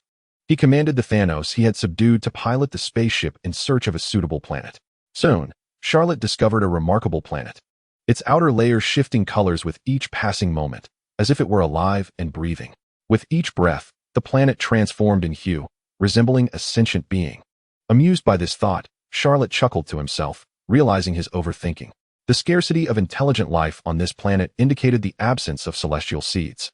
If that were the case, how could the planet be considered alive? Shaking off such distractions, Charlot opened the spacecraft's hatch and transformed into his second form, the Black Supreme Body. Leaping towards the planet below, under the influence of gravity, his speed accelerated dramatically, culminating in a fiery descent, igniting from air friction to become a colossal fireball. Finally, with a resounding crash, this massive fireball struck the planet's surface, creating a deep crater. The ground trembled violently, as if on the verge of an earthquake, due to Charlot's impact. After experiencing this exhilarating freefall from tens of thousands of meters, Charlot couldn't restrain himself from shouting ecstatically at the sky. What a rush! There was no denying that this extreme sport, powered by the physical strength of the Black Supreme Body, was exhilarating beyond measure. After venting his excitement with a hearty roar, Charlot took a deep breath, centering himself. The purple energy of the Power Stone coalesced in his right hand, which he then slammed into the ground. With a thunderous boom, the previously smooth surface cracked and fissured under the force of Charlot's blow, resembling shattered glass as cracks spread across a significant portion of the planet. Witnessing the effortless devastation wrought by a single strike, Charlot couldn't help but grin. Incredible. This was nothing short of astonishing. Such ease in delivering a planetary-scale impact. No wonder. At the beginning of Avengers Endgame, Hulk was left with psychological scars after being struck by Thanos, who wielded the Power Stone. He has yet to show his face again since then. Such colossal fists, capable of delivering devastating blows, could instill fear in anyone. Taking a deep breath, I stretched my limbs. Just as Charlotte was about to unleash another powerful punch, contemplating whether he could obliterate a planet with it, an unexpected anomaly occurred. The surface of the planet, previously marred by countless fissures, began to mend itself slowly. In mere moments, it restored its original form, as if Charlotte had never inflicted any harm at all. Is this planet alive? Charlotte observed the transformation of the planet's surface. His curiosity piqued. However, before he could fully grasp what was transpiring, a voice laced with fury erupted behind him. You damn bastard! What do you intend to do to my planet? Turning to face the source of the voice, Charlotte beheld a man with flowing white hair and piercing eyes, exuding the regal aura of a sovereign who had stepped out of a Western court drama. It was none other than Star-Lord's father, the celestial Ego. Chapter 136, The Outlier of the Celestial Race, Planet Ego. Upon witnessing his arrival, Charlotte finally comprehended why, despite the planet housing so few sentient beings, it resembled the Celestials in its ability to come to life. It was all due to Ego. In the Marvel Universe, although Ego is officially categorized alongside other Celestials under the collective term Celestial, he is fundamentally distinct. Whereas other Celestials inject their seeds into a newly formed planet in advance, waiting for sufficient intelligent life to flourish before siphoning the planet's inherent power to birth a new member of their race, Ego's approach is markedly different. His purpose is to ensure the emergence of a new Celestial every few million years, thereby maintaining a stable population within the Celestial race. Moreover, they pride themselves on being the guardians of cosmic order, despite the fact that they thrive by depleting the potential, energy, and lives of entire planets. They claim to conduct experiments and assessments of cosmic civilizations. From Charlotte's perspective, this is utterly absurd. Amidst this cluster of Celestials engaging in convoluted reasoning, Ego stands as an anomaly. While he too desires the expansion of his race, his reproductive logic is refreshingly straightforward. He aims to create offspring capable of inheriting celestial abilities, transforming the entire universe into an extension of his being. To achieve this, Ego assumes a humanoid form and copulates with various beings across different planets, including humans, producing a diverse array of hybrid progeny. He sows his seeds indiscriminately throughout the cosmos. After each encounter, Ego adopts a merciless approach, finishing his trysts swiftly before moving on to new conquests. This reckless behavior left the poor Star-Lord without a father from a young age. After his rampant sowing across the universe, he would instruct the leader of the Ravagers, Yondu, to bring back all his offspring for examination, seeking those who had inherited his celestial genes and powers. If he found any, he would utilize his abilities to assimilate them into puppets, aiding him in further propagating across the universe, turning every planet into a part of himself. Star-Lord was chosen simply because Ego discovered that this individual could withstand the power of the Power Stone. Thus began the plot of Guardians of the Galaxy Volume 2. Charlotte had not anticipated that the planet he stumbled upon by chance would be the focal point of this tale. What an extraordinary twist of fate. You bastard. I'm asking you a question. What do you intend to do on my planet? As Charlotte remained momentarily dazed, Ego felt a surge of indignation at being underestimated. His noble celestial identity fueled his fury. Yet, in the face of Ego's wrath, Charlotte entertained a different notion. Although Ego is an outlier among the Celestials, he is still a member of their race. It should be noted that due to Charlotte's intervention, Thanos has been vanquished, and the universe has not lost half its population as a result. Therefore, the Celestials that had long slumbered on Earth would soon awaken. Thus, confronting Ego before facing the Celestials of Earth seemed a fitting way to hone his skills. Moreover, being a Celestial, Ego must possess considerable energy within him. If Charlotte could absorb it, his power would surely surge to new heights. With this thought, a glimmer of greed flickered in Charlotte's eyes. Chapter 137. You think you have more people than I do? Apologies, but I command 6 armies. Gazing at the enticing figure before him, Charlotte could not suppress a smile. Extending his index and middle fingers towards Ego, he spoke slowly. You wish to know my intentions? Ego, I present you with 2 choices. First, submit to me willingly. Sign a contract to regularly supply me with energy. Upon hearing Charlotte's demands, Ego was momentarily taken aback, then erupted into hearty laughter. Ha! It has been ages since I've encountered such audacity in a young one. Do you even know who I am? I am Ego, the living planet. With but a thought, the entire universe could become my dominion. You dare propose such arrogant terms to me? Ha! No one has amused me like this in years. Now tell me, if I refuse your first option, what else do I have to choose from? With his hands on his hips, Ego genuinely wished to discover what absurdity this audacious youth would utter next. Unperturbed by Ego's mocking demeanor, Charlot decided to reciprocate, gradually retracting his index finger. He offered Ego an international gesture of goodwill, his expression dripping with sarcasm. The second choice is to be defeated by me and utterly consumed. Observing Charlot's gesture, Ego's patience finally wore thin. How dare you? He roared, raising his arms wide. In the next moment, a brilliant golden light erupted, and countless manifestations of Ego appeared across the surface of the planet. Ha! Arrogant wretch, do you truly comprehend who I am? I am the esteemed Ego. This entire planet belongs to me. In other words, every plant, every stone, every creature here can transform into my likeness. I concede that you did manage to crack a significant portion of the planet's surface, which is somewhat impressive, but that is where your accomplishments end. You shall face not just me, but the embodiment of the entire planet. Prepare to perish.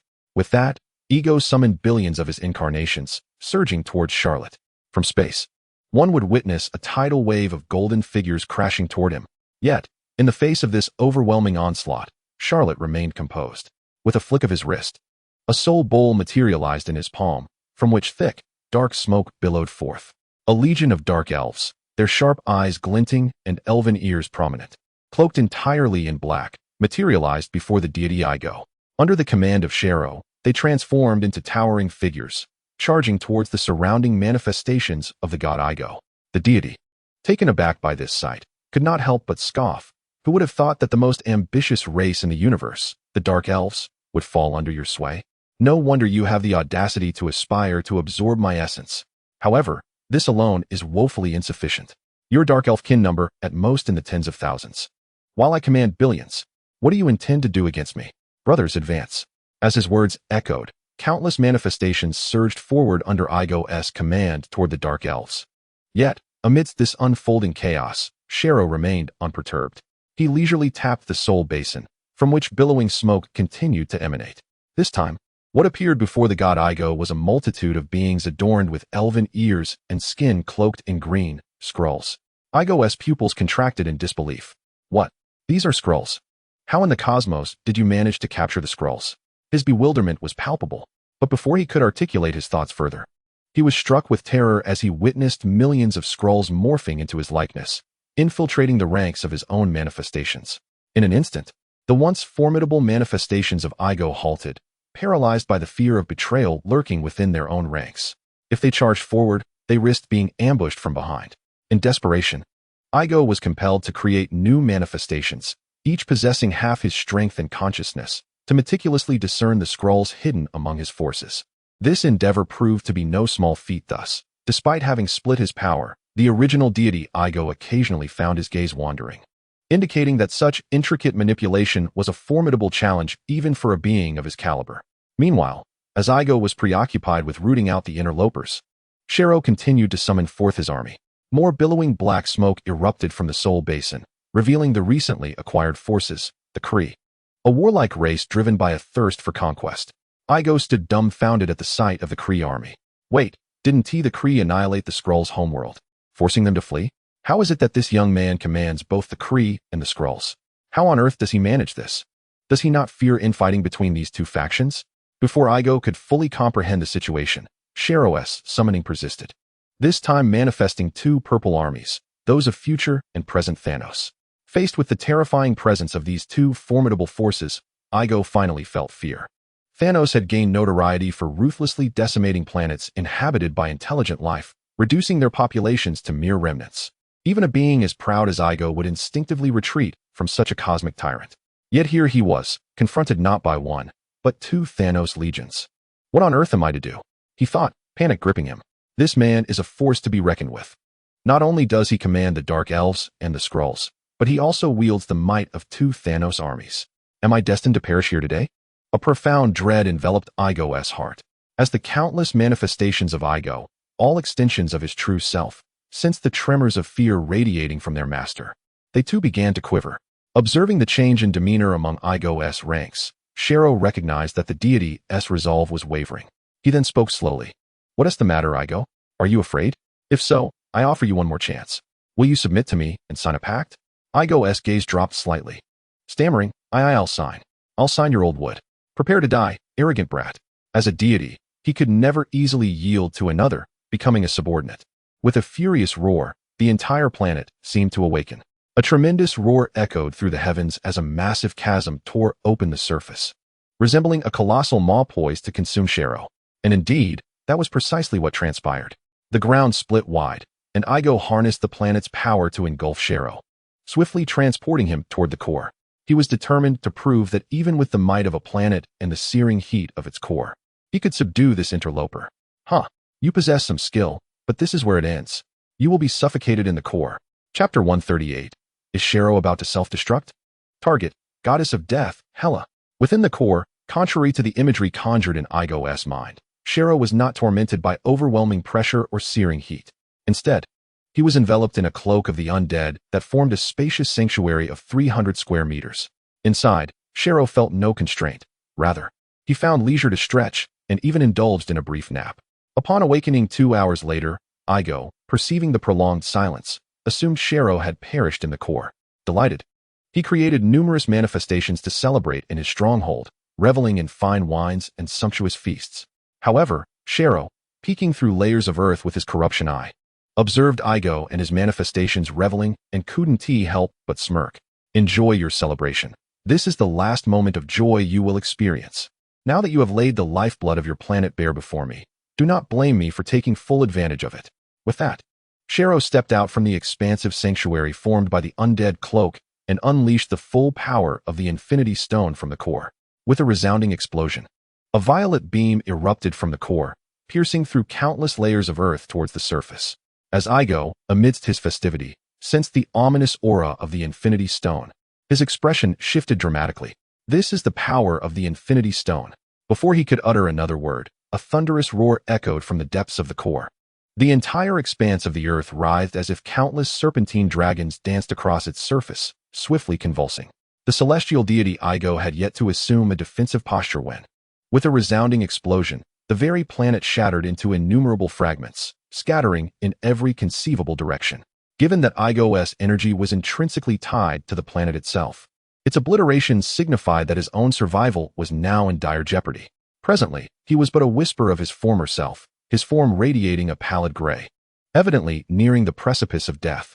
At that moment, the architect of this chaos, Charlot, materialized before him, seizing Igo by the throat. With an icy tone, he declared, I warned you, I offered you 2 choices. Since you persist in opposing me, do not lament when I serve you a bitter cup of retribution. Devour him, O gluttonous beast. In the next instant, a formidable bull, adorned with long horns and a robust physique, its sleek black coat shimmering, appeared before Igo. However, this beast possessed no discernible organs, only a multitude of enormous mouths. Under the gaze of Igo's despondent eyes, the gluttonous beast opened its cavernous maw with an unimaginable velocity, consuming the entire planet in a single, ravenous gulp. As the essence of the planet dissipated, Igo was reduced to mere golden particles, swallowed whole by the beast. After the feast, the gluttonous beast emitted a resounding belch, satisfied, before retreating into the depths of Charlot's fallen angel's sword. Since Charlot and Lucifer were now a unified entity of 2 souls, the entrance of the gluttonous beast into the sword's hilt also meant its presence within Lucifer's corporeal form. Consequently, Charlot perceived a rapid surge in the total energy within himself. By conversion, the dark energy now coursing through him amounted to 30,000 years' worth. And this was without accounting for absorption or digestion. Should Lucifer further consume and assimilate this energy, his power would escalate beyond measure. The influx of energy stirred Lucifer from his deep slumber, awakening him to the immense force of Igo's energy. He, however, could not help but express his exasperation. So, Charlot, have you taken advantage of my slumber to burden me with yet another task? Charlot chuckled softly in response. What's the matter? Are you dissatisfied with the abundance of energy? Or do you fear that if I devour an entire celestial clan member, the others will retaliate? Worry not. With our strength, we shall consume them one by one. Listening to Charlot's self-assured declarations, Lucifer felt a wave of disbelief wash over him. It was often said that a clever cook cannot work without rice. Yet here he was, spending his days merely sleeping, absorbing, and digesting, while Charlot repeatedly tossed bundles of energy his way, sometimes even thousands of years' worth. Truly, it was a perplexing kind of bliss. Regaining his composure, Lucifer sighed and elaborated, Charlotte, you know my history. I was once the Satan of the Hell dimension, ranked among the top 3 among the dimensional demons. Had it not been for that vile cabal uniting to form the Dark Alliance, I would be the sole arbiter of the entire dimension. As for the mere celestial clan, why should I fear them? Charlotte couldn't help but smirk at Lucifer's arrogance. Ah, Lucifer, it seems that after receiving a mere 1,000 years' worth of energy, you've already grown so inflated with pride. If you were to defeat all the dimensional demons and absorb the energy of the Dark Alliance, would you then seek to challenge the 5 great deities of the cosmos, eternity, infinity, death, annihilation, and the planet devourer, to carve out your own domain as the 6th deity of darkness? Shaking his head to dispel the distracting thoughts, Charlotte inquired curiously, since you are not concerned about the celestial clan seeking vengeance, why do you sound so anxious? Lucifer sighed again, continuing his explanation. What worries me is the imbalance of energy. Charlotte, after you absorbed the avatar of Zysorn and combined it with Igo's energy, all that has been stored within the fallen angel's sword, while the blade of the angel slayer has benefited from my absorption and transformation. The sudden influx of energy is overwhelming. Currently, I am the one sustaining this balance. If we do not find a new energy source for the blade of the angel slayer, the energy within you could become unstable, leading to a catastrophic self-detonation. Upon hearing Lucifer's explanation, Charlotte became serious. Indeed, the disparity in energy sources between his 2 weapons was alarmingly vast. The fallen angel's sword was imbued with the icebox, the essence of Zysorn and Igo's energy, whereas the blade of the angel slayer had nothing to draw upon. Should an imbalance trigger a self-detonation, where could he seek redress? It seemed imperative that he journey to Asgard, confront Hela, and secure the rewards necessary to obtain his rightful eternal flame. Chapter 139, The Trials of Thor. The god of thunder, Asgard, the celestial palace. An enraged voice reverberated through the heavens. Thor, how many times must I reiterate? Act with prudence. Contemplate. Reflect. Again and again. A moment's inattention leads only to falling into the enemy's trap. Just look at you. How many blunders have you committed now? The palace guards, hearing this thunderous rebuke, instinctively recoiled, retreating several steps from the eye of the storm. This was not the first time Odin, their king, had erupted in anger since appointing Thor as the regent of Asgard. However, today, the king's ire seemed particularly intense. To recount, the situation had not always been thus. Following the disappearance of Loki, the second prince of Asgard, Odin summoned his eldest son, Thor, back to Asgard and appointed him as regent. Initially, Odin exhibited a degree of patience and leniency towards his cherished son, the sole heir to the throne. Yet, as the responsibilities of governance were transferred, Thor's increasing number of mistakes led to the king's temper becoming ever more volatile. Now, it had escalated to a point where he would scold Thor every 3 days for minor infractions and every 5 days for major ones. Crucially, as a king still in his prime, Odin's criticisms were astutely targeted, leaving no room for rebuttal. Thus, while it was true that Odin's temper had grown somewhat sharper in his admonishments, the guards had nonetheless gleaned much from merely listening to these exchanges. As for the eldest prince, the god of thunder, Thor, one could only hope he could endure this relentless onslaught. Within the celestial palace, Thor gazed at his father, who was in the throes of a furious tirade, feeling his defenses crumble. As a warrior by nature, being thrust into the role of a king of Asgard, tasked with navigating various intricate matters and engaging in cerebral endeavors, was a disorienting adjustment. Initially, when he had just begun to take over duties from his father, he had believed that with his prestige and intellect, he could quell the strife among the 9 realms with ease. However, after immersing himself in the role, he quickly realized he had gravely underestimated the challenges ahead. In the past, my identity as a warrior merely placed me in a position of execution. However, once I ascended to the role of the regent king of Asgard, I found myself at the helm, overseeing and leading. Countless eyes were fixed upon me. Should I err? The various factions below would eagerly seize upon my mistakes to pursue their own interests, which often diverged from my own. Any oversight on my part could lead to an inconspicuous incident that, in the future, might erupt into a significant crisis that would burden me immensely. It is fair to say that the myriad of affairs, each interwoven with the machinations of distinct interest groups, is far beyond the capacity of one who has merely spent millennia as a warrior to manage effectively. Moreover, adding to my woes, my father would deliberately introduce several fabricated matters to test my judgment, gauging whether I would hastily address them due to their volume. Failing to discern the genuine from the false. Just like earlier, I naively rushed through a few tasks without recognizing the contradictions and concealed points among them, only to receive a stern reprimand from my father. At that moment, I found myself reminiscing fondly about my dear brother Loki. If it were my brother, the god of mischief, handling these affairs, I was certain he would navigate them with far more finesse than I could muster. Oh, my beloved brother, where art thou now? I miss you dearly. As I grappled with the weight of my father's scolding, a familiar voice graced my ears. Ah, king of the gods. I see you are chastising your good son Thor. It seems I have arrived at an inopportune moment. Would you prefer I return later? Hearing Charlot's voice felt like a heavenly melody to me in that moment. I quickly responded, No, no, no. Charlot, your timing is impeccable. It has been far too long. I have missed you dearly. With that, I rushed to embrace Charlot as if he were my savior. In light of the presence of an outsider and my own exhaustion from the earlier tirade, Odin took a deep breath and casually pulled up a chair to sit down. Charlot, what brings you here? He inquired. Charlot smiled and replied, My king, do you recall the matter you wished to entrust to me after the Battle of New York? Are you referring to the task of dealing with Hela? Indeed. I have recently concluded some pressing matters and can now assist you with the Hela situation. However, as you might expect, my remuneration shall be the eternal flame from your subterranean treasury. I hope you won't overlook this detail, he said, rubbing his fingers together playfully. Odin, in response to Charlot's proposition, found little room for negotiation.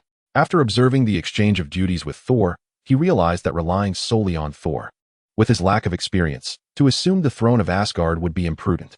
Thus, a reliable ally was needed, someone like Charlot, the acting Supreme Sorcerer of Kamar-Taj. The mention of Charlot stirred a sense of envy within Odin. Recently, I had heard from my old ally, the Supreme Sorcerer Ancient One, about how Charlot single-handedly vanquished the corrupted core member of Kamar-Taj, Mordo. He subsequently appointed highly suitable individuals to the two core positions of Kamar-Taj, the Guardian Sorcerer of the London Sanctum and the Librarian of Kamar-Taj. Moreover, he managed to double the magical energy returned, earning the complete loyalty and admiration of the sorcerers of Kamar-Taj. It is noteworthy that Charlot, who had only begun his magical studies months prior, had ascended to the position of acting Supreme Sorcerer.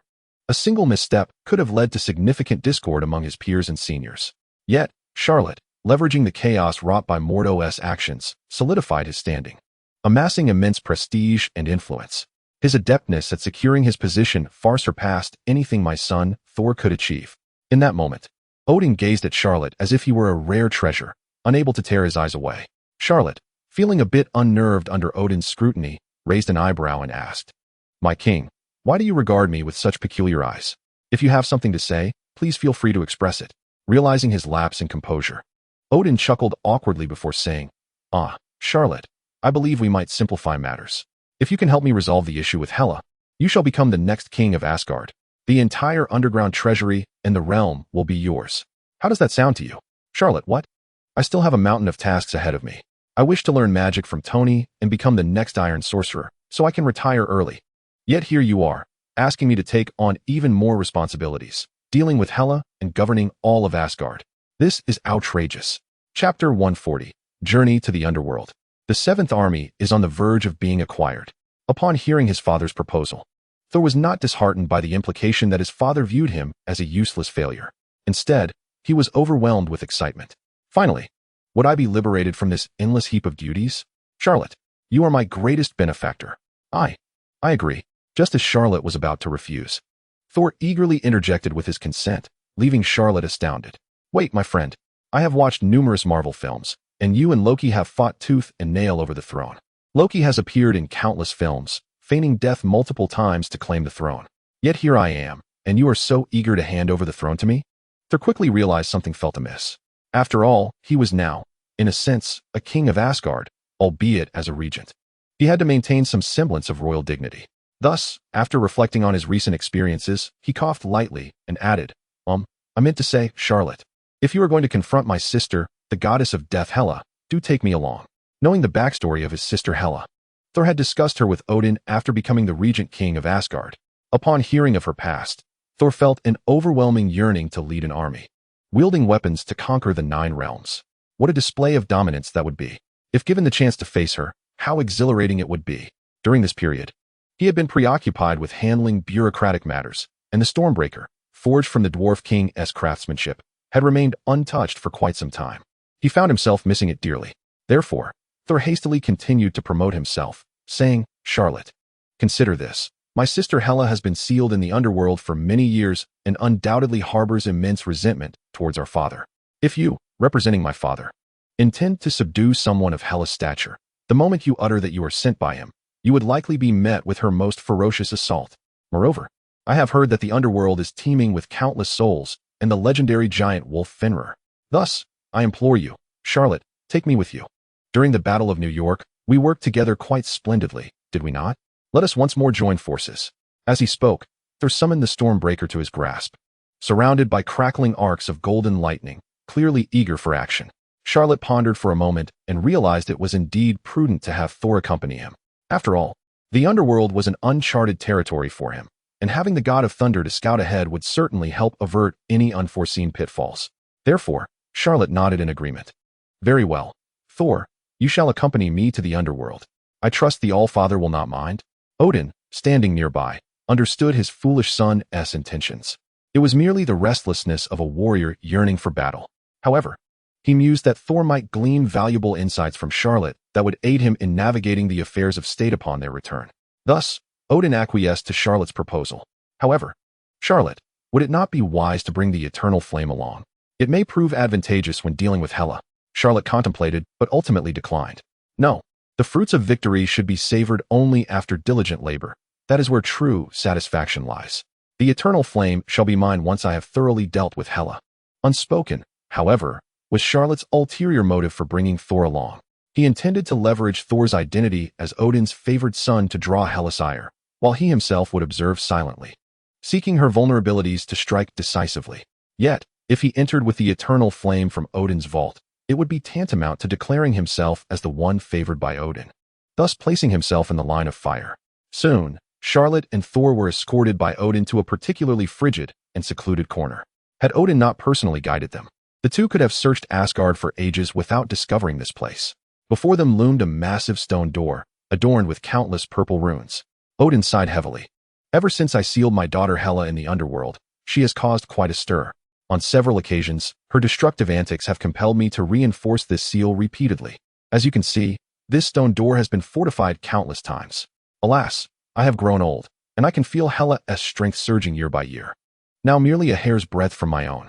Should I perish, she would undoubtedly break free from her confinement, and if she were to arrive in Asgard, she would wield boundless power. Therefore, I beseech you both, Charlotte and Thor, to put an end to her. Clad in golden armor and wielding the massive Stormbreaker, Thor's eyes sparkled with determination as he nodded vigorously, declaring, Rest assured, Father, I shall not fail your expectations. Meanwhile, Charlotte also nodded, though his mind was occupied with another thought. If he could subdue Fenrir and the countless souls at Hela's command, he would effectively possess a seventh army. The mere prospect sent a thrill through him. With a resounding rumble, the heavy stone door creaked open, unleashing an indescribable aura of oppression that washed over them. Hela had grown even more formidable. Odin, sensing the potent energy emanating from within, wore a grave expression. In contrast to his father's somberness, Thor's eyes sparkled with golden arcs of lightning as he gripped the Stormbreaker tightly, yearning for a grand battle that had long been denied him. Let us proceed, Thor. We must resolve this matter before dinner, Charlotte said, positioning Thor, the fire attractor, protectively before him. They advanced together, and as they stepped into the domain of the seal, the stone door slammed shut behind them with a resounding thud. Observing this, Charlotte could only shake his head slowly. TSK, TSK, TSK. The All-Father is wary of Hela breaking the seal, fearing he might be unable to contend with her, isn't he? It feels rather like a cat caught in a compromising position. Shaking off such thoughts, Charlotte placed his hand upon Thor's shoulder, adopting an authoritative demeanor as they continued onward. The path felt strangely familiar to Charlotte. What was that saying? At first, it was narrow. Only after a few dozen steps did it open up. After traversing several hundred meters, the previously impenetrable darkness suddenly brightened, not with blinding light, but with an eerie green luminescence. The entire sky and earth were shrouded in a ghostly green hue. Countless souls patrolled nearby, their eye sockets aglow with ghostly flames, while a vast pack of wolves, led by Fenrir, roamed the hills, howling intermittently, their voices echoing through the skies. This place was truly Hellish dominion. Father's seal on her did not stifle her power or subject her to hardship. Rather, she has managed to conquer the entire underworld. What a terrifying woman. Thor marveled at the orderly chaos surrounding him. He reflected that even during his rightful reign, guided by his father, he had stumbled through governance. Yet Hela had transformed this desolate realm into her kingdom, all alone. Such strength, such audacity. She was far more formidable than he had ever been as a mere warrior. You bear the essence of that old fool Odin. Could it be that you are the Thor he spoke of, my brother? Just as Thor was lost in thought, a portal swirling with dark green mist and thick black smoke materialized before him and Charlot. A stunning woman clad in a form-fitting black bodysuit, accented by dark eyeshadow beneath her eyes, exuding an aura of a mature woman, emerged slowly from the portal. Thor's pupils constricted. Before him stood the very woman he had glimpsed in the mural of the celestial palace, his own sister, the goddess of death, Hela. At that moment, he had merely observed the mural without much thought, but now, confronted with her presence, he felt an overwhelming sense of mystery, elusiveness, and an imposing aura of terrifying power emanating from her. He furrowed his brow, coming to a resolute conclusion in his heart. This was a formidable woman. Soon, recalling the purpose of his visit, he relaxed his furrowed brow and addressed Hela. Indeed, my name is Thor Odinson, the man favored by thunder, the one cherished by my father, now the acting king of Asgard. I have come today for but one purpose, to utterly vanquish you, to ensure that you can never set foot outside this sealed domain. Upon hearing Thor's provocative words, Hela suddenly erupted into uncontrollable laughter.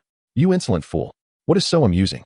Thor retorted, sensing her blatant disdain for him, which only fueled his rising agitation. Yet, rather than cease her laughter, Hela's amusement only intensified. You are courting death. With a resounding thud, Thor gripped his Stormbreaker and struck the ground forcefully. A bolt of golden lightning descended from the heavens. Thor donned a sleek metallic chestplate, the ethereal green light of the underworld casting a dark aura upon him, a presence difficult to replicate in the outer world. Just as he prepared to teach his dismissive sister, Hela, a lesson with his Stormbreaker, she halted her laughter, raised her index and middle fingers towards him, and spoke. Thor, my foolish little brother, do you know why I laughed so heartily just now? Thor's movement stilled. He, too, was eager to discern what trickery this woman was plotting. He furrowed his brow and inquired, why? Hela wore a faint smile as she replied, there are two reasons. First, from what you just said, I infer that Odin, that old wretch, is nearing his end, teetering on the brink of death. That is why he has appointed you as the acting king of Asgard, correct? Thor's heart raced at her words. He had never anticipated that this woman, who was supposed to embody the warrior's spirit, the berserker, possessed such keen insight. Just from his brief remarks, she had deduced the entirety of the situation. In an instant, Thor felt a shiver run down his spine, observing his sudden trepidation. Hela could not suppress her amusement. Oh, no response. Your silence confirms my suspicions. Heh, if Odin is indeed on the verge of death, it means Asgard will soon be devoid of protection, ripe for my dominion. I shall become the first queen of Asgard. I will lead all of Asgard to conquer the 9 realms. No, I shall conquer the entire universe. As she spoke, her eyes turned crimson, and an overwhelming battle intent surged from her, causing the dark green clouds in the sky to scatter in all directions. Suddenly, the heavens cleared, revealing a brilliant blue sky. Thor, witnessing the fierce aura radiating from Hela, shook his head resolutely. No, you are mistaken. I am the acting king of Asgard. To become the queen of Asgard, you must first contend with me. Thor's declaration, rather than silencing Hela, only incited her to laugh even louder. As she laughed, she withdrew her fingers and offered Thor a mocking gesture. Ha ha ha. Thor, my foolish brother, this leads me to my second reason. What do you think you are? Do you truly believe you can be a stumbling block on my path to success? Do you think you can defeat me here, sealing my fate in this confined space? Hela's derisive taunts pierced Thor's heart like daggers, and he could no longer endure the scornful words of this arrogant woman. In a fit of rage, he transformed Stormbreaker into a boomerang, imbued with blue lightning to enhance its speed and power, and hurled it fiercely towards Hela. As the blue lightning surged along the path of the thrown axe, it formed a dazzling trail. Yet, in the face of this ferocious assault, Hela did not even flinch. With a swift motion, she effortlessly grasped the rapidly spinning Stormbreaker. No, how is this possible? Thor's eyes widened in disbelief, unable to comprehend the scene unfolding before him. This Stormbreaker was forged according to the principles of Charlot, constructed from nearly triple the amount of URU metal used for Mjolnir, imbued with the magic of the Celestial Palace, capable of harnessing greater thunderous power. The axe's head was crafted from the branches of the Flower God Giant clan, allowing it to gain unparalleled speed in battle. It was In essence, an enhanced version of Mjolnir, at least 5 times more powerful. Yet, this formidable weapon, despite Thor's tremendous effort in wielding it, had been effortlessly subdued by his sister, the goddess of death, Hela. This was beyond comprehension. To Thor's astonishment, Hela, gripping the axe head with a mocking expression, taunted him. Is this the extent of your prowess? Then perish here. With that, she exerted her strength, and with a sharp crack, the axe head forged from triple URU metal shattered into pieces. No! Thor roared in fury, just as Hela, in less than half a second, refined the remnants of his shattered Stormbreaker and hurled it back at him with an even more formidable, overwhelming force. Thor had no time to evade. With a resounding crash, he was sent flying several kilometers away, utterly rendered silent. Chapter 142, Fenrir the Great Wolf? No, it is the dragon-class monster, Bochi. Charlot observed the unfolding drama with a click of his tongue. TSK, TSK, TSK. Truly, the goddess of death, Hela, is remarkable. She once aided Odin in ruling the 9 realms. The way she handles Thor is nothing short of merciless. He mused, considering that with such power, even if she broke the seal and confronted Odin in Asgard, she could potentially bring him to his demise while severely injuring him. Moreover, with her ability to continuously absorb Asgardian energy, she could swiftly recover to her peak state even after the battle concluded. Thus, Hela was akin to a cinematic spectacle, biding her time until Odin's death to emerge from her confinement. Perhaps she had simply respected Odin for so long as the king of Asgard, contemplating some ulterior motive. However, having encountered Odin on multiple occasions, Charlot knew that Odin had no hidden cards left to play. If he did, Charlot believed it most. It would involve bringing the flame giant Surtur to Asgard and harnessing the power of the eternal flame to enlarge him. This would be a trade-off in the face of Ragnarok, exchanging one for Hela. However, by that time, Asgard would no longer exist. Odin, poor old man, would be left to flee with the remaining Asgardian citizens aboard a ship, wandering through the cosmos in search of a new homeland. Hey, stranger from Midgard. Are you in cahoots with my brother? Here to try and take me down? As Charlot pondered these thoughts, Hela's voice snapped her back to reality. Gazing at the woman before her, who seemed utterly unfulfilled by battle, Charlot smirked and replied, No, Hela, you have misunderstood. I have no intention of confronting you. Oh, then what is your purpose? Hela regarded Charlot with a hint of confusion. Me? I have come to claim everything you possess, to render you a mere figurehead, and the first target is your beloved Fenrir. Upon uttering these words, Charlot swiftly transitioned into her black supreme form. Her stature rapidly expanded to towering heights. Her back sprouting 6 sinister black wings, her skin turning a fiery red, and a pair of black horns emerging from her head, resembling a demon freshly risen from hell. Hela was taken aback by Charlot's sudden transformation, an overwhelming sense of dread swelling within her. Just as she reached for the night sky sword to retaliate, Charlot's actions were even swifter. With a whoosh, her 6 wings flared, and a deafening sound erupted where she had once stood. When Hela regained her composure, she found Charlot had inexplicably appeared above her cherished steed, the giant wolf Fenrir. With her left hand morphing into numerous scarlet tentacles, she ensnared Fenrir, while her right hand transformed into 3 massive red dragons, exhaling searing flames that enveloped the wolf entirely. In that moment, the cold, mechanical voice of the system echoed in Charlot's mind. Ding! Congratulations, host. You have acquired the Norse mythological giant wolf Fenrir. Would you like to convert it into the realm of dark magic? Yes. Ding. The system is processing your conversion. Ding. Conversion successful. Norse mythology Fenrir has been transformed into the dragon-level monster Pochi. In the next instant, a cloud of black smoke enveloped Fenrir, transforming its once lustrous silver fur into a deep, ominous black. Its bright, intelligent eyes morphed into 6 orange-yellow orbs, and its fangs grew ever sharper. Naturally, Hela observed the transformation of her beloved steed and felt a profound severance of their bond. Heartbroken, she cried out, You monster! What have you done to my precious Fenrir? As she prepared to swing the night sky sword toward Charlot, she found herself unhurriedly seated atop the neck of the dragon-level monster Pochi. Gently patting its side and issuing a command, Pochi launched the searing barrage. Chapter 143, The Army of Souls is Strong? They are all mine. With Charlot's command, the dragon-level monster Pochi rapidly expanded. Once adorable and slightly goofy, Pochi transformed into a terrifying beast, hundreds of meters tall, engulfed in searing flames and 6 crimson eyes. Then, Pochi opened its enormous maw, releasing torrents of hot air, culminating in a cataclysmic blast of red light that shot toward Hela. Boom, boom, boom. Hela, still reeling from the realization that her beloved Fenrir had morphed into a colossal monster, was bombarded by the relentless barrage. Her once black combat suit was torn to shreds, revealing large swathes of her flawless skin. Observing the damage inflicted upon Hela, Charlotte felt immense satisfaction with the system's transformation results. The dragon-level monster Pochi, one of the 9 dragon calamities from One Punch Man, was capable of holding the front line in battle while also transforming into a lovable pet for home defense. With remarkably high defensive and regenerative capabilities, along with the ability to unleash searing artillery, it was, in essence, an enhanced version of the Hellhound. This so-called enhanced version was amplified by hundreds, if not thousands, of times. What stirred Charlotte's heart even more was the exhilarating sensation of seizing others' possessions and appropriating them through the system. It reminded her of the time she had taken Thor's Mjolnir and transformed it into the hammer of underworld thunder. TSK, TSK, TSK. Why do I suddenly feel like my hair is turning yellow? Am I about to become a competent CEO again?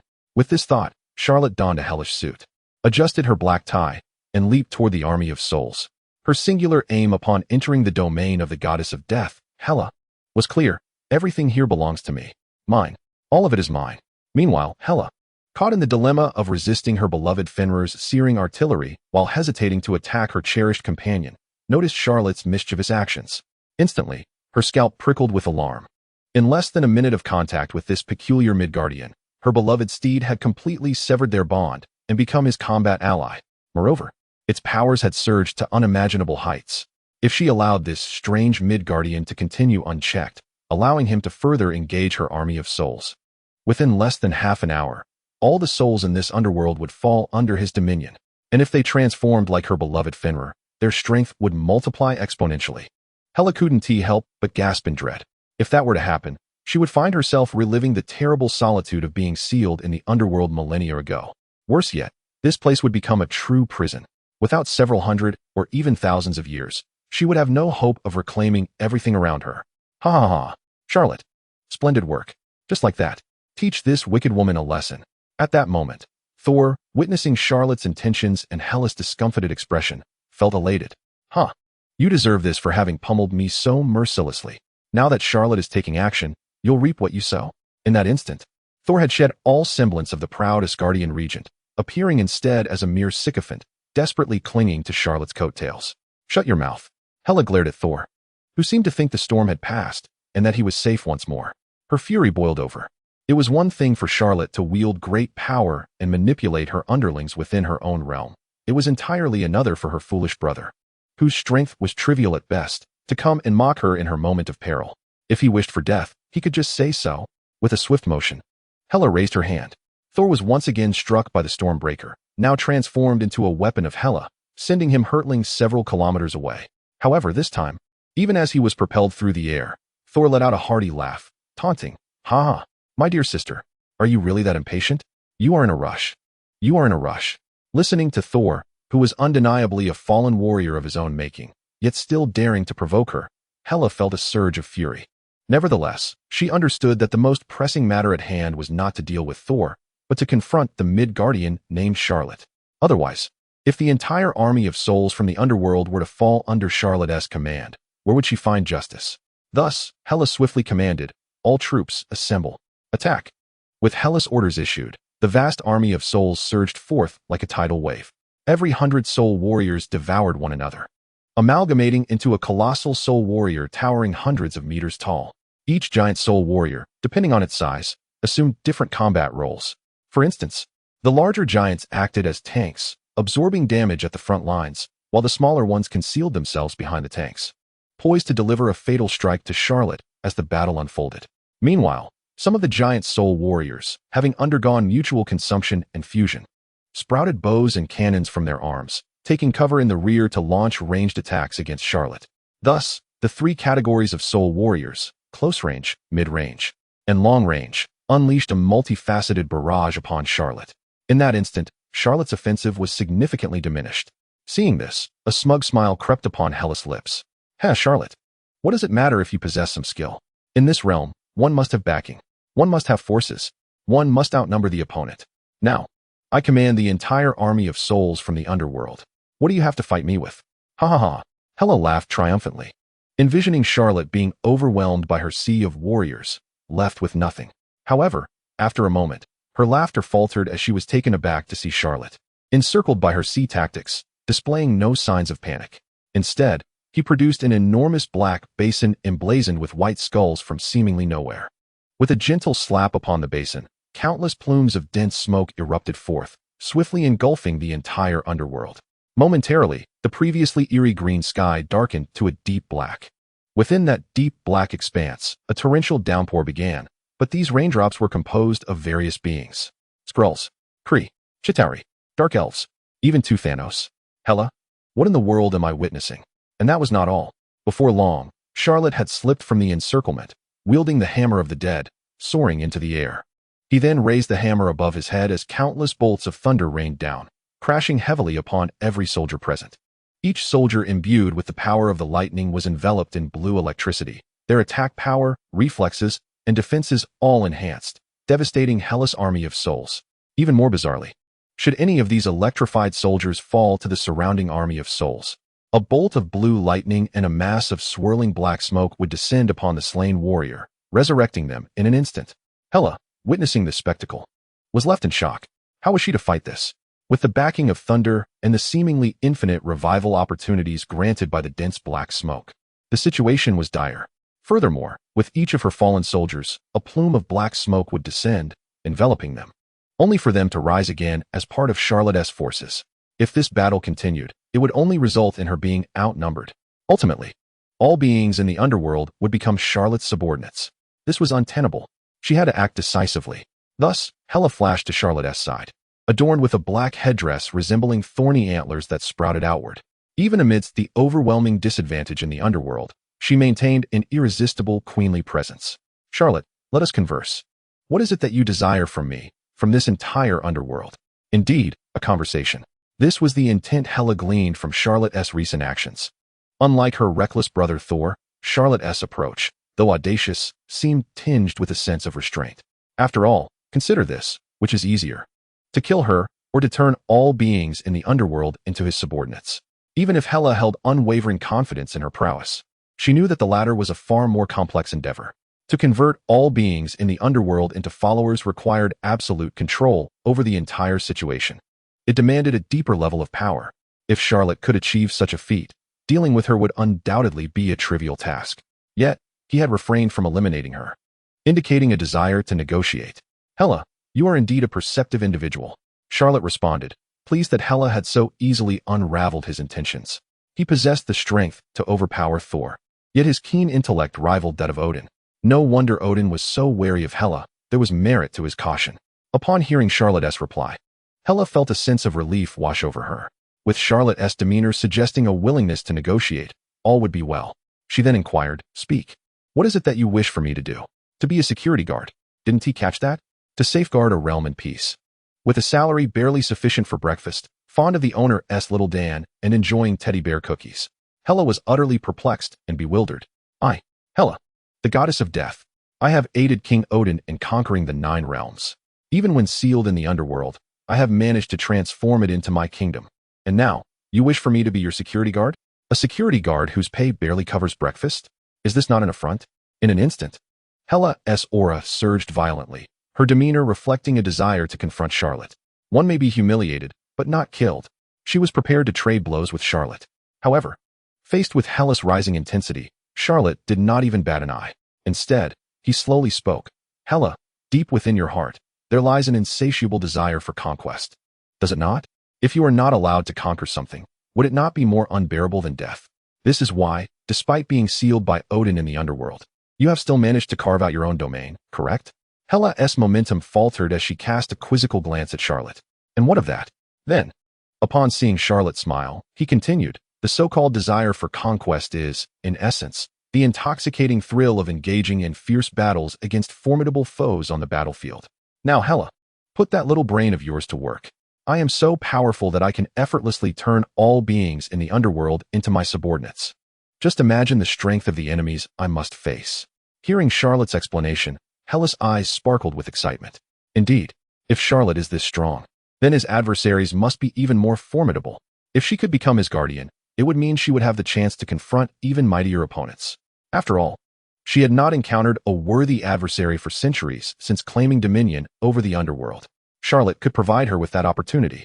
In an instant, a surge of battle fervor and the exhilarating desire for combat enveloped her, reminiscent of her days following Odin into battle across the 9 realms. However, Charlot, according to your assertion, what formidable enemies do you intend to face? It would be prudent for me to prepare in advance, wouldn't it? Noticing that Hela had unknowingly accepted the prospect of joining his ranks and was contemplating the preparations required to become his guardian, Charlot couldn't help but smirk. Finally, he had successfully persuaded a fierce warrior. This journey to the underworld was not solely to obtain the eternal flame previously agreed upon with Odin, nor to confront the giant wolf Fenrir and countless spirits. With the progression of battle, Charlot had devised an additional plan, to seize the wolf from the death goddess herself. After all, he had not forgotten that he was currently being targeted by Chthon.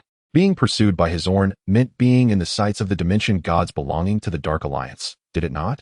In light of this, it was only logical to seek a formidable ally.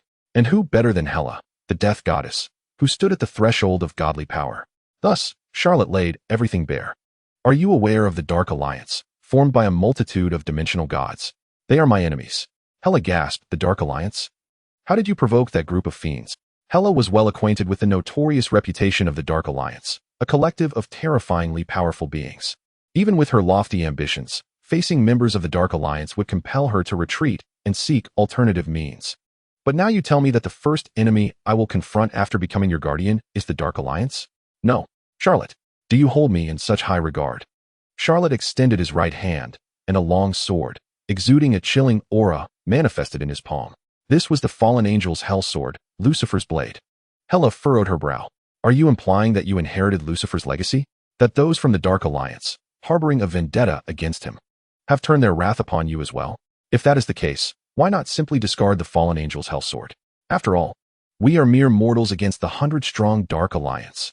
Despite my warrior spirit, I thrive only in balanced confrontations or when facing foes just a notch above my level. But you expect me to take on the entire Dark Alliance, filled with those fearsome old-timers? Isn't that tantamount to courting death? Charlot shook his head, clarifying, Hela, you misunderstand. I have not inherited Lucifer's legacy. Rather, Lucifer resides within the depths of my soul. I am essentially his vessel now. Hela gasped. Lucifer is not dead? He still exists within you? This revelation detonated like a bomb in Hela's mind. The Dark Alliance had publicly declared that Lucifer perished under their siege, and even his hellish dimension was devoured by them. Now, you tell me he resides within Charlot? Noticing Hela's lingering skepticism, Charlot gently patted his chest, revealing a trace of Lucifer's aura. As Lucifer's essence permeated the underworld, Hela immediately knelt. Beyond the overwhelming power emanating from Lucifer, it was also due to her past admiration for him. She had long been captivated by his tale of descent from heaven, wreaking havoc in hell as a fallen angel and earning the title of Satan among the demons. He ranked among the top 3 in the hierarchy of dimensional gods. What sheer audacity and dominance! Influenced by Lucifer, Hela, initially groomed by Odin as a successor, adopted Lucifer as her role model, reveling in the thrill of battle and the intoxicating desire for conquest. It can be said that her current persona owes much to Lucifer's influence. Now, feeling the aura of Lucifer within Charlot, Hela, suppressing her pride as the goddess of death, nearly leaped forward to ask for an autograph. So, Charlot, if Lucifer is within you, how has your power been restored? At this moment, she resembled a fan meeting her idol, shedding her previously imposing demeanor and cautiously inquiring. Charlot, amused by her transformation, chuckled before responding. Since Lucifer entered my body a few months ago, I have devoured 2 avatars of Chthon and a celestial being named Igo. I possess approximately 30,000 years worth of dark energy now. 30,000 years worth. And that is merely within a few months?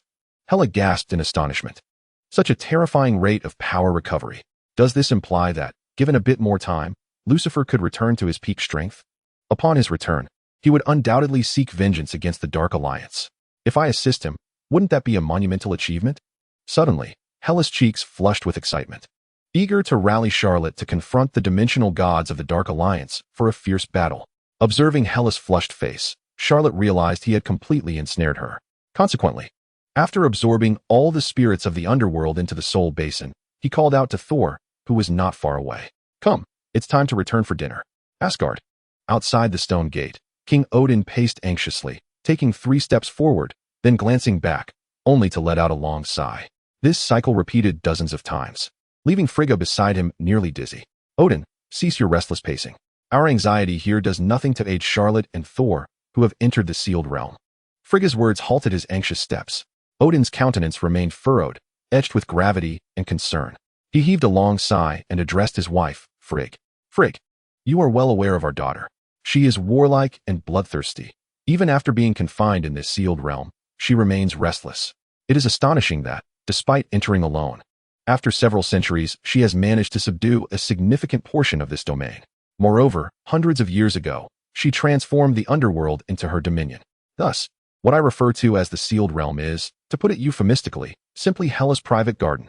The ventures of Charlot and Thor into Hela's territory are indeed rash. Alas, I must take responsibility. I feel my lifespan dwindling. Frigg, have you not noticed how I have been chastising Thor of late? It is out of desperation. I fear that if I depart too soon, Thor will not be ready to govern a nation, and the state will falter. Hence my urgency. Coupled with the lurking threat of Hela, I hastily instructed Charlot to accompany Thor to address this predicament. If only I had not been so impatient today. I could have sent along some troops to support Charlot. I cannot help but wonder about their current situation. It must be perilous within. The usually succinct Odin now found himself rambling. As his confidant, Frigg understood his anxiety. She stepped closer, seated herself beside him, and took his left hand in hers, stroking it gently while offering solace. Do not fret. You are well aware of Charlot's prowess. Furthermore, if the Ancient One is confident in Charlot's ability to succeed the position of Supreme Sorcerer, it is a testament to his strength. Thus, this journey to the underworld should pose no significant threat to Charlot and Thor. Frigg's words held merit, and Odin felt the weight on his heart lift slightly. Yet, he still exhaled deeply. I recall that our beloved daughter was not always so bloodthirsty and combative. In her youth, she was rather obedient and understanding. What has caused her transformation? Who has influenced her so? He grumbled, I shall find that individual and exact my vengeance. Just as Odin reminisced about Hela's childhood and pondered whether she had fallen under the sway of unsavory characters, a thunderous rumble interrupted his thoughts.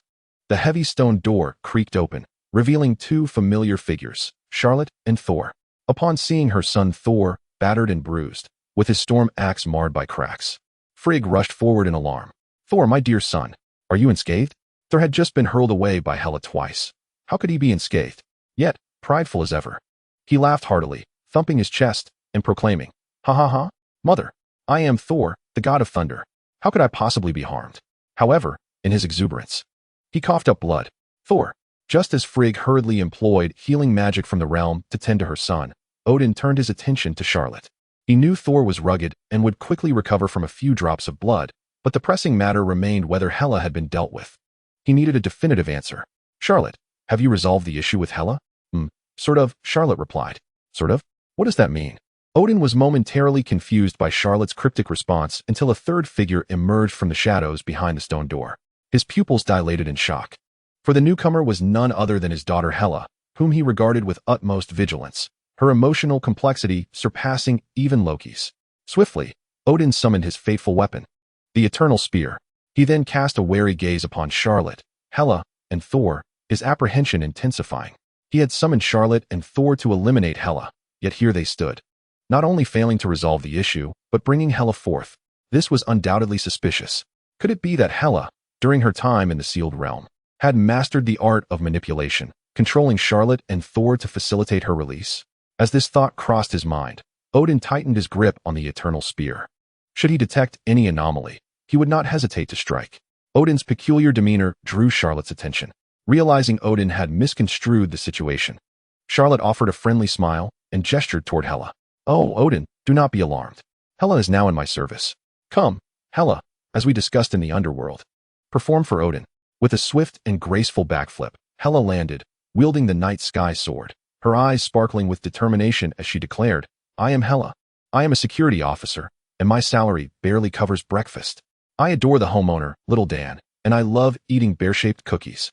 Odin, what on earth has Charlot done to Hela in the sealed realm to transform her in such a manner? This is astonishing. Observing Hela's obedience to Charlot, Odin finally relaxed his guard, reassured that the situation was secure. After all, given Hela's temperament, it was unlikely she would play such a role if she were in control of the relationship. While he remained uncertain of how Charlot had accomplished this, He was relieved that the persistent threat that had haunted him for so long had dissipated. Yet, just then, as Hela emerged from the sealed stone door, the once tranquil Asgard trembled violently. Waves of pure energy surged from the celestial palace toward Hela, and her power escalated at an alarming rate. In an instant, she had transcended the pseudo-ascendant level, stepping firmly into the ascendant realm, rapidly outpacing Odin by a considerable margin. Odin's heart, which had just begun to settle, now surged with dread once more. Damn it! He had completely overlooked that Hela's power was intricately linked to Asgard. The longer she remained here, the stronger she would become. Eventually, she would evolve into an overwhelmingly formidable entity. At that point, vanquishing him would be as effortless as crushing an ant. Thus, despite not knowing the means by which Charlotte had managed to keep Hela in line, it was likely that such control was limited to that moment. Now, with Hela's power capable of boundless ascension, Charlotte's methods might well be rendered ineffective. In other words, Hela was highly likely to spiral out of control, as Odin had anticipated. Hela, having absorbed the inexhaustible energy of Asgard and shattered her limitations, was now enveloped in a crackling aura of emerald energy. Thorn-like black adornments sprouted once more from her head. Grasping the sword of night, her eyes ablaze with combat fervor, she gazed intently at Charlotte. "Come, Charlotte, let us engage in a glorious battle." Though she uttered these words, Hela did not resemble the uncontrollable force that Odin had envisioned. Rather, she found herself in the throes of admiration for Lucifer. As her power surged, she yearned to showcase her prowess before him, aspiring to prove herself worthy of becoming Lucifer's guardian, accompanying him in the crusade against the Dark Alliance. Charlotte, fully aware of Hela's youthful infatuation, chose not to escalate matters into a full-blown confrontation. Instead, he summoned the voracious beast, Chthon, through the fallen angel's infernal sword, commanding it to open its gaping maw. Whoosh, whoosh, whoosh. A cacophony of sounds erupted as the Chthon's mouth opened wide. Hela, whose strength had been rapidly increasing thanks to the energy of Asgard, felt her own power swiftly devoured by the monstrous entity before her. In an instant, her might plummeted to less than 1/10 of its former self. Observing this, Charlotte remarked nonchalantly, "Humph, so mischievous. When you serve as my guardian in the future, remember to don a maid outfit." Hela. Chapter 146, The Asgardian Feast. The emergence of the Godslayer Gore. Nightfall in Asgard. Within the celestial palace, Odin, in high spirits due to the resolution of the Hela dilemma that had plagued him for millennia, decreed a grand feast throughout the palace. Exotic treasures from various realms and rare wines aged for hundreds, even thousands of years, adorned the banquet tables. The guards, witnessing Hela clad in a maid outfit, yet exuding an air of regal dominance beside Charlotte, were taken aback. They dared not speak or inquire, but each silently raised a thumb to Charlotte in admiration. "Brother, you are remarkable." Charlotte, unfazed by the awestruck gazes directed at him, continued to indulge in the sumptuous feast while reflecting on his recent acquisitions. During this journey to the underworld, he had transformed Hela's steed, the giant wolf Fenrir, into the dragon-class monstrosity, Pochi, through the system. Based on the battle prowess displayed during his confrontation with Hela in the underworld, it was on par with the strength of a black obsidian general, which was quite commendable. His second gain was undoubtedly the vast army of souls from the underworld, combined with the dark elf army he had previously amassed, alongside the Chitauri forces from the New York battle, the Skrull army, the Kree army, and the 2 legions of Thanos, past and present. He now commanded a total of 7 armies. Adding to this, with the skeletal army he could summon using the cloak of the undead and the Asgardian soldiers he could rally due to his close ties with Thor and Odin, he possessed an astounding total of 9 armies. 9 armies, a number far surpassing Odin's forces in his prime. If Hela were to lead these 9 armies into battle, she could likely storm through the 9 realms with ease. Even if Thanos were still alive, she could easily usurp his position to become the new cosmic overlord, which would hardly be surprising. And this was merely the bounty from today's venture into the underworld. Previously, on the planet Xander, he had secured the final piece of the Infinity Stone, the Power Stone. This meant that upon returning from Asgard, with Gwen, who possessed the Reality Stone, they would together wield the power to fulfill wishes with a mere snap of their fingers. At that time, even if the entire Dark Alliance emerged, he would not falter.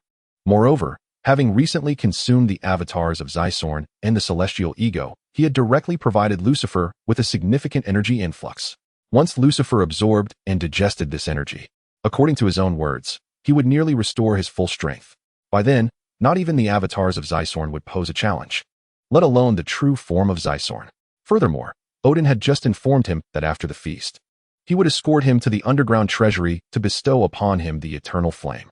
Once the blade of the angel slayer absorbed the power of the eternal flame, it would achieve a sublime balance with the infernal sword, which possessed the energy attributes of the icebox.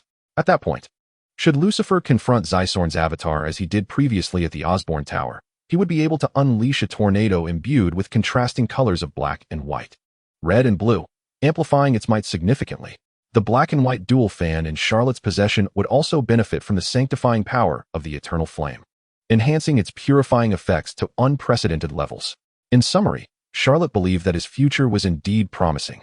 After sipping some fine wine and savoring a lamb chop, just as he was about to fully immerse himself in the evening's revelry, Hela, dressed in her maid outfit and initially nibbling at her dinner, suddenly set down her chopsticks. Her eyes sharpened, and with both hands pressed firmly on the table, she abruptly thrust upwards. "Stop eating. The enemy has arrived." Hela's startling proclamation silenced the once lively banquet. Everyone was left in a state of bewilderment. After all, amidst their feasting and merriment, who would expect an ambush? Charlotte, momentarily taken aback, quickly inquired, "What is happening? What is the situation?" As Hela donned her black combat attire, she explained, "Charlotte, ever since I emerged from the realm of seals, Asgard has been continuously channeling energy to me. However, just moments ago, a surge of dark energy manifested above Asgard, its oppressive force even disrupting the flow of energy to me. This is undoubtedly a formidable foe. Dark energy? Could it be that the dimensional demonic entities of the Dark Alliance have come knocking?" Charlotte found this hard to believe.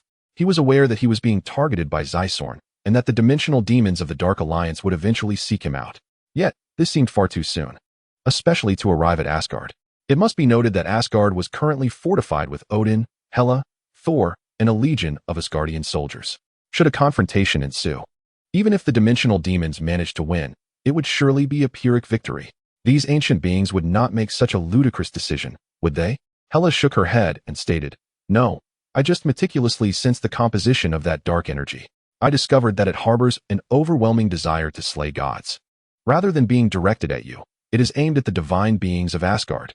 An overwhelming desire to slay gods targeting the divine beings of Asgard." Upon hearing this, Odin's expression turned grave. Although he had delegated many affairs to Thor during this time, he remained acutely aware of the cosmic happenings concerning deities. Recently, reports had emerged of gods meeting mysterious deaths, some impaled, others displayed as trophies, and some dismembered. Yet, the identity of the killers remained elusive. It was evident that this was an organized and premeditated massacre targeting the gods. As some survivors and subsequent investigators beheld this scene, they dubbed the instigator the Godslayer. Odin understood that such news would undoubtedly incite widespread panic among the gods and their mortal subjects. Thus, his urgency in enlisting Charlotte's assistance to address the issue of Hela today was to eliminate potential threats and focus on confronting this Godslayer. Simultaneously, he sought to foster goodwill with Charlotte through the eternal flame, thereby securing the latter's military support. However, Odin was unprepared for the swift arrival of this so-called Godslayer. Just as he intended to summon soldiers to bolster their defenses, a raspy voice suddenly pierced the interior of the celestial palace. "He, you lofty gods, so heedless of the prayers of common folk, reveling in your own sanctuaries while drowning in indulgence. You gods deserve to perish." The assembly turned towards the source of the voice, where they beheld a man clad in a flowing white robe, his entire being a ghastly gray save for his orange-hued eyes, grotesque in appearance, wielding a black longsword, standing at the entrance of the celestial palace. Upon recognizing the newcomer, Charlotte's pupils dilated in shock. This was the Godslayer, Jel. Chapter 147, The Death of the Flame Giant, the Eternal Flame in Hand. Jel, the Godslayer, is the tragic antagonist from Thor, Love, and Thunder. In his earlier days, he was a devoted follower of the light god, Laugh. Yet, when Laugh failed to act despite receiving payment, Jel's daughter perished while he remained fervently loyal in prayer. When he finally approached Laugh to plead his case, the latter merely laughed it off. Consumed by rage, Jel was then ensnared by the Black Death Sword, acquiring its power and, simultaneously, inheriting its desire to eradicate all gods. It could be said that he was thoroughly beguiled by the Black Death Sword to fulfill its objective of annihilating all deities. The sword required Jel to be the first to confront the Eternal, one of the 5 great deities of the cosmos. To reach the Eternal, Jel needed to seize the Stormbreaker from Thor and activate the Rainbow Bridge. Thus, Jel's tumultuous interruption of the celebration had but one purpose: to to confront Thor. As Charlotte pondered, he witnessed Jell gripping the Black Death sword with both hands, forcefully plunging it into the ground. In the next moment, the shadow beneath him expanded rapidly, growing in size. Countless shadowy monsters erupted from these shadows, spider-like creatures, crab-like beings, and spiked monstrosities among them. These sudden manifestations, each with sharp fangs and crimson eyes, emitted spine-chilling sounds akin to nails scraping against a chalkboard, creating an atmosphere of terror. Naturally, this sudden invasion incited considerable chaos. Seeing this, Thor, eager to protect the populace, immediately grasped the cracked Stormbreaker, donned his golden armor, crackling with electricity, and charged towards the horde of shadowy creatures. Observing the scene, Charlotte silently cursed his luck, realizing that the Godslayer Jell had mysteriously vanished.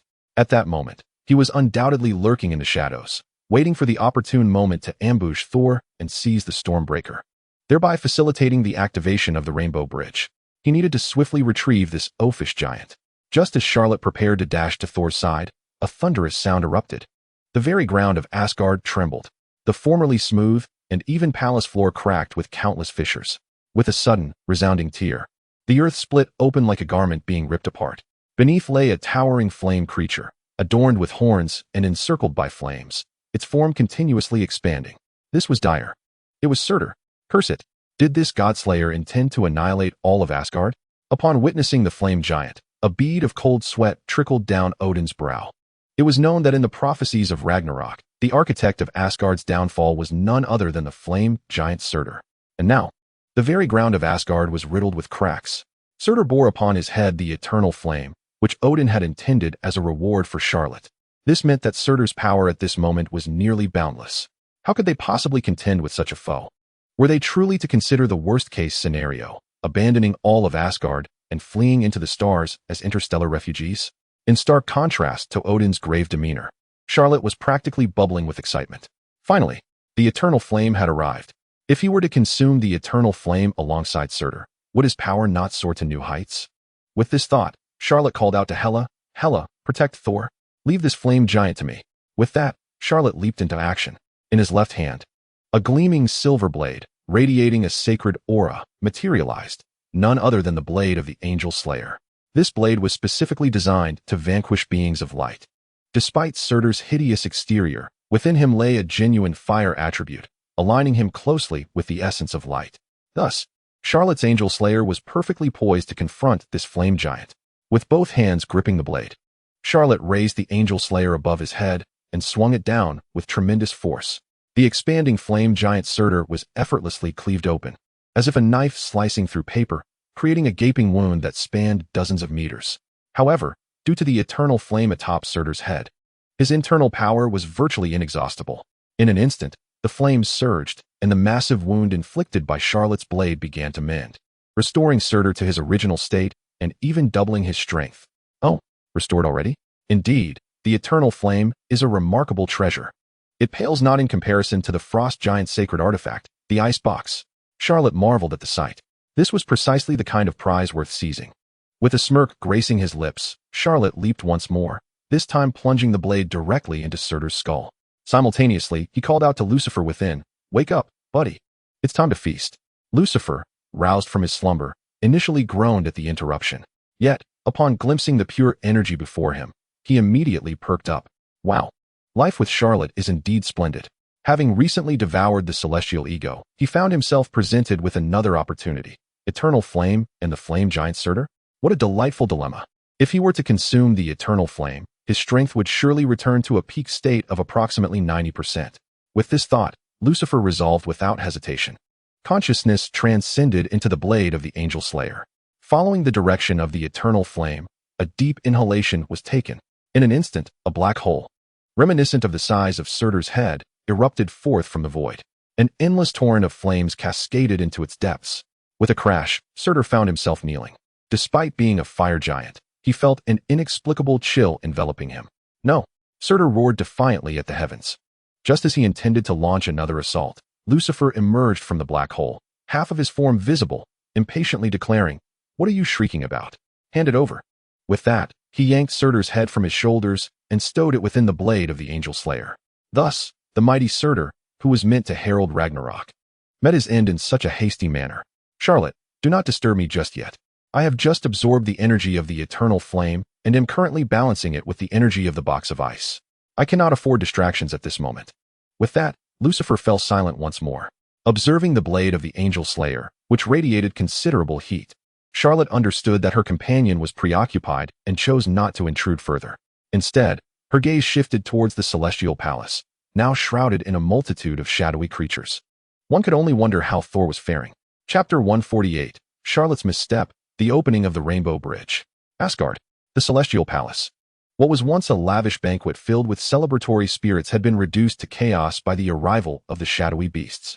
Thor, the god of thunder, swung his Stormbreaker with great force, each strike imbued with the might of thunder, devastating swathes of enemies. The reason was simple. Thunder inherently possessed the capability to vanquish evil beings.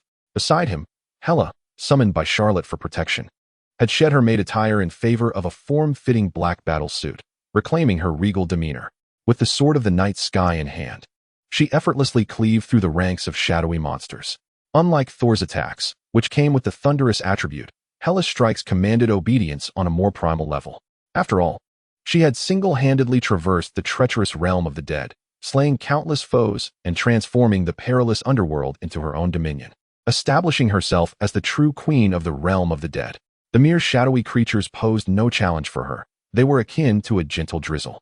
Thus, the soldiers of Asgard witnessed the formidable duo of Hela and Thor, a thunderous king brimming with vigor and a death goddess exuding effortless prowess, swiftly restoring order to the initial chaos and turning the tide of battle in their favor. In no time, the turmoil caused by the shadowy beasts within the celestial palace subsided. Seeing that the shadowy creatures had been vanquished, Thor could not help but lean against a nearby pillar, panting heavily. Although his thunderous might was exceptionally effective against the shadow creatures, the sheer number of foes had left him feeling somewhat fatigued. However, as he glanced at his sister Hela, a wave of relief washed over him. Despite it being their first time fighting side by side, their combat synergy, one complementing the other, had made the encounter immensely gratifying. It was a stark contrast to his previous experiences leading the Warriors 3 into battle across the 9 realms, where he often felt restrained, concerned that charging too deeply into enemy lines would leave his comrades unsupported. In those instances, he had to temper his own ferocity while simultaneously managing the battlefield for his allies, rendering the experience somewhat unsatisfactory. But fighting alongside Hela was an entirely different affair. Their styles were both bold and aggressive, enabling them to plunge directly into the heart of the enemy's formation and wreak havoc without concern for tactical restraint. Thor had even caught glimpses of Hela's disdainful glances at his slower movements, as if she were eager to finish the fight before him, igniting his competitive spirit. Thus, he had been able to dispatch the shadowy creatures with remarkable swiftness. Overall, it was a thoroughly exhilarating battle. He could hardly wait to join Hela for their next encounter. Odin observed Thor, whose eyes gleamed with fervor, and shook his head in dismay. Goodness, I hope this child isn't being influenced by his sister Hela, becoming yet another battle-crazed warrior. Thor, how fare you? Is your Stormbreaker still intact? At that moment, Charlotte, having dealt with the fire giant Surtur, arrived late to the scene. Upon entering the celestial palace, she immediately sought Thor to inquire. Thor, hearing Charlotte's question, felt a twinge of confusion. The Stormbreaker is right here. I have been gripping it tightly during the battle. How could it possibly be lost? Still intact? How could that be? Charlotte furrowed her brow, then pressed on. Thor, can your Stormbreaker still open the Rainbow Bridge? Thor's response was resolute. Of course not. Charlotte, you witnessed it in the underworld. My Stormbreaker has been rendered into fragments by my sister Hela. The only reason I can wield it at all is due to my thunderous power acting as a makeshift adhesive, barely holding it together. Even in battle, using this damaged weapon was exceedingly taxing. How could it possibly perform the delicate task of opening the Rainbow Bridge? Upon hearing Thor's explanation, Charlotte's frown deepened. The Godslayer Gorr, hidden within the Celestial Palace, must have realized the Stormbreaker could not activate the Rainbow Bridge. Yet, he still deployed a multitude of shadowy creatures within the palace. Why? Was this not a futile endeavor? For Gorr, who was ensnared by the Black Death Sword's influence and sought the annihilation of all gods, was this truly feasible? Moreover, Surtur's sudden emergence startled me greatly. Charlotte, I am grateful for your presence. Otherwise, I would have had to divert enough soldiers to confront him, and even then, I might not have been able to subdue such a behemoth. At that moment, Thor's casual remark struck Charlotte like a bolt of lightning, illuminating a new perspective. Of course, it's a classic case of drawing the tiger away from the mountain. Both the fire giant Surtur and the shadowy creatures in the celestial palace serve as distractions. Gorr, the Godslayer, is using these two conspicuous targets to mask his true intentions regarding the Rainbow Bridge. In that instant, Charlotte grasped the error of her experiential assumptions. She had assumed that just because Gorr sought Thor's Stormbreaker to activate the Rainbow Bridge, he would proceed as depicted in the movies. She had overlooked a crucial premise. In Thor, Ragnarok, Asgard had been utterly destroyed due to the events of Ragnarok, yet at this moment, Asgard remained intact. This meant that, apart from the Stormbreaker in Thor's possession, there existed another means to activate the Rainbow Bridge. Thus, the guardian of the Rainbow Bridge, Heimdall, having clarified the opponent's objective, Charlotte hurriedly glanced around, endeavoring to catch sight of Heimdall. However, to his despair, the presence of Heimdall had long since vanished from the palace. Meanwhile, a vibrant rainbow sliced through the night sky of Asgard. The Rainbow Bridge had been activated. Chapter 149. Recruit the Godslayer Gorr and become Batman. This is bad. Something has gone awry at the Rainbow Bridge. How could this happen? Where has Heimdall gone? The sudden emergence of the Rainbow Bridge threw the warriors of the palace, who had just relaxed after their victorious battle, into a state of disarray once more. In that very moment, Charlotte teleported to the control sphere at the center of the Rainbow Bridge. There, he beheld Heimdall, who lay on the ground, gravely wounded by a sword, his complexion ashen. Upon seeing Charlotte, Heimdall mustered his strength and hurriedly explained, "Charlotte, the Godslayer has stolen my sword and activated the Rainbow Bridge to escape. However, I managed to seize the Black Death sword from him during the teleportation." As he spoke, Heimdall pointed to a specific location where the floor bore the Black Death sword of the Godslayer Gorr. Upon sighting the sword, Charlotte's eyes brightened. Marveling at Heimdall's prowess as Asgard's most formidable support, his assistance was indeed invaluable. It is known that the Black Death sword is what has fueled Gorr's extremism and granted him his powers. This implies that if it were to be destroyed, Gorr's strength would dissipate and his mind would regain clarity. Thus, dealing with him would become considerably easier. Consequently, Charlotte activated his partial black supreme physique, seized the Black Death sword, and, to Heimdall's astonishment, consumed it with great fervor. During the consumption, Charlotte distinctly felt the connection between the Black Death sword and Gorr severing instantaneously, while an energy as pure as the eternal flame surged into his body. At this moment, Lucifer was preoccupied with balancing the energies of the eternal flame and the box of cold. Otherwise, there would surely be another chaotic emergence. "Charlotte, you just devoured the Black Death sword? Are you all right?" Heimdall inquired with concern, having heard the legends surrounding the sword. It is said that those chosen by the Black Death sword become ensnared, losing their self-awareness and turning into frenzied godslayers. Yet, Charlotte had not merely been chosen. He had consumed the sword whole. Wouldn't this exacerbate his condition? As Heimdall anxiously gazed at Charlotte, the latter merely shrugged and responded nonchalantly, "It's all right. It tastes a bit like chocolate-covered crispy sharks." Heimdall. Disregarding Heimdall's bewilderment, Charlotte resolved the potential threat posed by the Black Death sword and strode toward the Rainbow Bridge. In an instant, he felt as if propelled by a rocket, an overwhelming force surging beneath his feet, propelling him into an unknown realm. Upon landing, Charlotte found himself in a void, beneath which lay a serene and tranquil lake. In the midst of this lake, Gorr, whose body was grayish-white, yet slowly revealing a flesh tone, was aimlessly running about, shouting, "Where is everyone? Where have they gone?" Was it not promised that the first to reach the realm of eternity could make a wish? It appeared that Gorr was exceedingly disappointed and furious at his lack of discovery regarding the destination. Upon witnessing the placid lake, Charlotte too was momentarily taken aback, pondering the whereabouts of eternity. However, he quickly deduced that it must be the work of the Supreme Sorceress, Ancient One, assisting him from far away on Earth. After all, given the unfolding events, Gorr had utilized the fire giants and the endless shadow creatures within the palace to divert his attention, preventing him from recognizing that Heimdall was activating the Rainbow Bridge. Thus, when Gorr arrived at eternity, bereft of the verbal sparring from Thor and the emotional support between him and the ailing Jane Foster, he would inevitably regain his clarity. Ultimately, the pantheon of the universe would face annihilation, as Thor was a friend, to avert this tragedy. The perceptive Ancient One must have employed some means to summon eternity away temporarily, rendering this place devoid of anything. Observing Gorr's anguished cries and tears, Charlotte sighed, raised his hand, and utilized the dual powers of black and white to purify Gorr. The sacred light enveloped Gorr, restoring his once grayish skin to its original flesh tone, while his previously crimson eyes regained clarity. At this juncture, Charlotte gently descended and addressed Gore directly. Gore, tell me, if you could make one wish right now, would you wish for your daughter's resurrection or to exterminate all gods? I certainly wish to kill. No, wait. I want Gore, initially propelled by habit and obsession, sought to wish for the slaughter of gods. However, with the Black Death sword now consumed, its influence began to wane. In that moment, the absurd deeds committed during his god-slaying returned to the forefront of his mind. Not all gods are as irresponsible as the god of light, Ra. Some gods, upon hearing their people's prayers, respond and give back. Others, as he hoped, benefit their followers. Yet, under the sway of the Black Death sword, he had unconsciously overlooked these truths.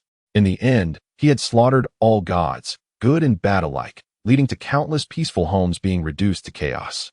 Many families, like his own, with beloved daughters, were obliterated. In a moment of clarity, he seemed to perceive the disappointed gaze of his daughter. No. Realizing the enormity of his actions, Gore let out a heart-wrenching wail, filled with remorse.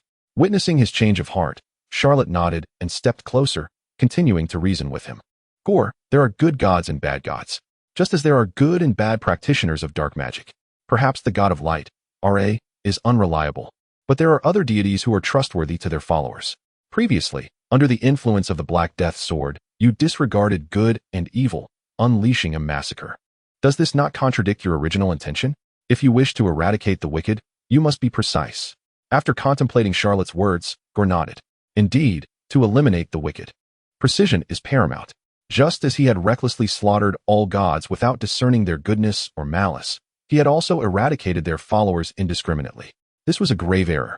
Thus, Gore inquired, what should I do to accurately target every villain? Charlotte smiled and provided his answer, return to Earth with me, join the Avengers, and become Batman. Gore. Chapter 150. Others are in the mirror dimension, while you reside in the nightmare dimension. The transformation of Gore the God Butcher into Batman was not merely a whimsical notion of Charlotte's. After all, the actor portraying Gore, Christian Bale, is famously known for his role as Batman in Nolan's acclaimed trilogy. Caecilius ultimately became Hannibal. Thus, making Gore the God Butcher into Batman is entirely reasonable. Is it not? It is indeed quite rational. Moreover, Charlotte had not forgotten that prior to embarking on his quest to obtain the Power Stone from the planet Xander, he had enlisted Green Goblin Osborn to join the Hydra Biological Research Department to collaborate on the development of the Super Soldier Serum. This serendipitously placed Gore as the first test subject. After all, Gore's slender physique closely resembled that of the young Captain America, Steve Rogers.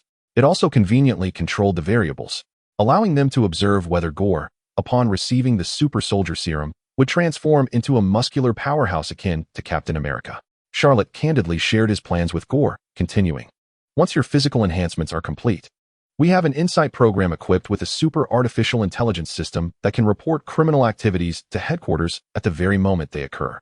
I must say, Gore, you were previously blinded by the Black Blade, taking reckless strides that led to unforeseen consequences. We should start with ordinary criminal cases and proceed methodically. That is the correct approach. Gore pondered this and realized that he had indeed been misled by the Black Blade, becoming a deranged killer rather than fulfilling any sense of justice. If he adhered to Charlotte's step-by-step plan, perhaps he could draw closer to the justice he yearned for. Seeing Gore acquiesce to his proposal, Charlotte opened a portal and returned to Asgard, where he explained the situation to Odin. After all, there had just been a commotion in Asgard, and it was only fair to provide an explanation before departing. Fortunately, Odin appeared quite magnanimous regarding Charlotte's intentions for Gore. With a wave of his hand, he permitted Charlotte to proceed.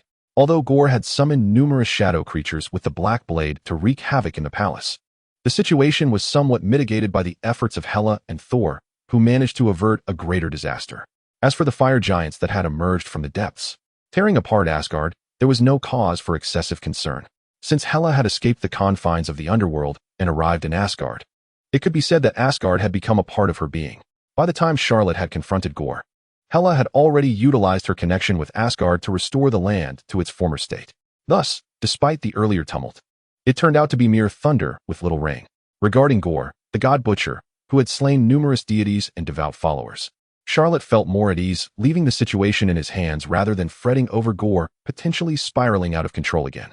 Ultimately, after securing Hela, the underworld, and the eternal flame during his journey to Asgard, Charlotte brought both Hela and Gore back to Earth. At once, Charlotte deposited Gore at the Hydra headquarters, entrusting him to Green Goblin Osborne for further handling. Subsequently, he settled the goddess of death, Hela, in his New York sanctuary, providing her with a vacant room for her residence. Upon encountering the skeletal castle-style sanctuary, Hela, the queen who ruled the underworld, expressed her satisfaction. After ensuring Hela's comfort, Charlotte then dialed Gwyn's number. "Hello, Gwyn, it's me. I'm back. Master Charlotte, you have finally returned." Gwyn's voice on the other end sounded jubilant. "I've missed you so much." She chattered excitedly about recent happenings. As Charlotte listened, a smile crept across his face. His recent endeavors, dealing with Ronan the Accuser, Ego the Living Planet, Hela from the Underworld, and Gore the God Butcher, had kept him exceedingly busy. Now, hearing Gwyn's cheerful chatter, he felt a renewed sense of groundedness. Suddenly, Gwyn mentioned, "By the way, Master Charlotte, you haven't accompanied me for a shopping spree in ages. You must join me today?" Charlotte chuckled and replied, "Of course. I could use some relaxation myself. Where shall we go this time?" Gwyn responded with a grin. "The restaurant Hannibal just opened in London is quite popular. I've been eager to try it. It's just that when Hannibal first opened, the lines were overwhelming. Now that the crowd has eased, tonight is the perfect time to go." "Hannibal? A Western restaurant? Wait a moment. I must inquire if the ingredients there are legitimate." Just hearing about it sent a shiver down Charlotte's spine. Although he knew that Hannibal's name was merely a new persona adopted by Caecilius to leave behind his past, the infamous reputation of Hannibal Lecter was too notorious to ignore. With this thought, Charlotte concluded that he must visit Hannibal's restaurant tonight to ascertain whether there was any hint of darkness lurking within. Thus, by 8 o'clock that evening, Charlotte and Gwyn arrived at the newly opened restaurant. To their surprise, it was indeed bustling. If one were to follow the normal reservation process, they would have to wait until next month. This was due to Hannibal's prior renown in the London culinary scene before joining Kamar-Taj. Now, reopening a restaurant, he simply needed to reconnect with his former contacts. Moreover, the precision he had honed in controlling energy to combat dark entities and sorcerers had translated into his culinary skills, allowing him to masterfully prepare each dish with meticulous attention to detail. Thanks to Gwyn's prior arrangements with Hannibal, they did not have to endure a lengthy wait. Hannibal himself waved his hand, reserving the entire restaurant to provide an extravagant dinner for Gwyn and Charlotte, featuring roasted lamb, premium Wagyu beef, deep-sea fish, French truffle foie gras, and more, a veritable feast. Throughout the dinner, Charlotte observed Hannibal closely and noted a distinct transformation. Since adopting his new name, Hannibal had decisively severed ties with his past. He was now wholly devoted to his new life as a chef, exhibiting none of the ominous traits Charlotte had feared. This revelation eased Charlotte's mind. After dinner, seizing the opportunity, Charlotte intended to learn about mirror dimension magic from Hannibal. After all, this is truly his forte. When Charlotte first joined Kamar-Taj, he had long desired to master this advanced magic, yet he had never found the opportune moment to learn it. As fortune would have it, there was no time like the present. Seizing this opportunity, he intended to delve into the art of the mirror dimension magic. However, upon hearing Charlotte's request, Hannibal could not suppress a look of reluctance. "Charlotte, you are aware of my current predicament. Without magical energy, how can I impart the mirror dimension magic to you?" Charlotte waved his hand dismissively. "Do not worry, you need not demonstrate it. Just explain the principles to me. With my innate talent, I shall grasp it effortlessly." Hannibal, taken aback, thought, can one truly learn merely by listening? But reflecting on Charlotte's extraordinary magical aptitude, he found himself at a loss for words. Thus, Hannibal set aside his reservations and began to elucidate the fundamental principles of the mirror dimension. Meanwhile, a prompt echoed in Charlotte's mind. Ding! Detected that the host is learning mirror dimension magic. Automatically transformed into Nightmare Dimension. Chapter 151. The sixth great deity of the universe, darkness. As the system's notification resonated, Charlotte promptly began to peruse the introduction to the Nightmare Dimension. In essence, it could be likened to an oversized version of the Chaos Shield. By invoking the Nightmare Dimension, one could ensnare their opponent in a terrifying illusion, confronting them with their deepest fears. To put it simply, it resembled the final, devastating move of the Sentinel from the Thunderbolts, plunging the entire city into a labyrinth of nightmarish despair. This labyrinth exists as a dimension separate from reality, where dying within its confines equates to true death. Thus, it can be regarded as an enhanced variant of the Chaos Shield. With a mere thought, Charlotte instinctively activated the Nightmare Dimension. At that moment, Hannibal, who was still engrossed in explaining the mirror dimension, suddenly felt the world spin around him. Once he regained his composure and opened his eyes, he beheld the ghastly visage of his long-deceased wife and child, their eyes weeping blood as they confronted him with anguish. "Caecilius, you promised to resurrect us. Yet, What have you done since coming to Kamar-Taj to study magic? Our suffering in hell is unbearable. Hannibal had nearly severed all ties with the past, but the haunting scene within the nightmare dimension stirred his emotions anew. Just as he opened his mouth to offer an explanation, the image before him whirled once more, and upon opening his eyes again, he found himself back in his dining room. Charlotte, with an apologetic expression, began, "I'm sorry. I just learned a new spell and inadvertently cast it." He continued, "Hannibal, you weren't affected, were you?" Charlotte's words jolted Hannibal back to reality. The sudden appearance of his wife and child had left him momentarily disoriented, yet he managed to force a semblance of a smile, signaling that he was fine. Sensing something amiss, Charlotte instinctively shifted the topic, expressing his intention to teach Tony magic, so that he might one day become the Sorcerer Supreme, allowing Charlotte to retire early and thereby sidestep the matter. Soon, dinner concluded, and Charlotte and Gwen departed, leaving Hannibal to tidy up the table alone. As he cleaned, his mind replayed the haunting images of his wife and child, causing his gaze to drift vacantly. Knock, knock, knock. At that moment, a knock at the door interrupted Hannibal's reverie. He instinctively replied, "Apologies, but we are closed for the evening." However, the knocking persisted, seemingly unrelenting. Frustrated, Hannibal furrowed his brow and approached the door, prepared to chastise the visitor. Yet, when he opened it, he found an elderly man with silver hair slicked back, leaning on a cane and clad in an elegant suit. Upon seeing Hannibal, the old man glided effortlessly through the glass, taking a seat at the dining table as if it were the most natural thing in the world. "Allow me to introduce myself. My name is Mephisto." Hannibal's heart raced upon hearing that name. Though he had distanced himself from the magical community, he remained aware of its intricacies. Who did not know that Mephisto was a dimensional demon rivaling Dormammu? Why was he here to seek him out? Aware of his own diminished power, Hannibal mustered his composure, feigning calmness as he pulled out a chair to face the man. "Speak. What brings you to me?" Mephisto observed Hannibal's facade of tranquility with a glimmer of approval in his eyes before responding. "Indeed, you are the man I have been seeking. Caecilius, please, call me Hannibal. I no longer go by that name." "Very well, Hannibal. Do you wish to resurrect your family?" At these words, Hannibal's breath caught, and his mind spun. He could potentially bring his family back to life. How? A sly smile crept across Mephisto's face, for he knew that Hannibal had taken the bait. With a swift motion, he produced a pre-prepared contract and slapped it onto the table. "Sign this contract, and you shall be reunited with your wife and child. The only condition is that you must become my servant, the Ghost Rider. Your task will be to eliminate Charlotte. Rest assured, I will provide you with assistance from my 3 minions, the Wind Demon, Water Demon, and Earth Demon." Hannibal's hand trembled slightly. If killing Charlotte meant reuniting with his wife and child, it was worth considering. However, before he could examine the contract further, a large hand suddenly appeared and snatched it away. Turning to see Charlotte standing beside him, he watched as Charlotte effortlessly tore the contract in half. "Charlotte, you!" Hannibal exclaimed, incredulity rising in his voice as he witnessed Charlotte's effortless destruction of the contract that could revive his family. "Do not fret," Charlotte replied nonchalantly. "Resurrecting your family isn't so complicated. I possess the soul gem and mind gem. With the life cradle technology, returning your family to you is merely a matter of time. However, thank you, Mephisto, for presenting me with such a delightful gift." As Charlotte spoke, he opened his mouth, unleashing a powerful pull that swiftly consumed Mephisto before he could react. Watching Charlotte dispose of Mephisto with such ease left Hannibal drenched in cold sweat. What had he been thinking? To consider killing Charlotte for the sake of resurrecting his family?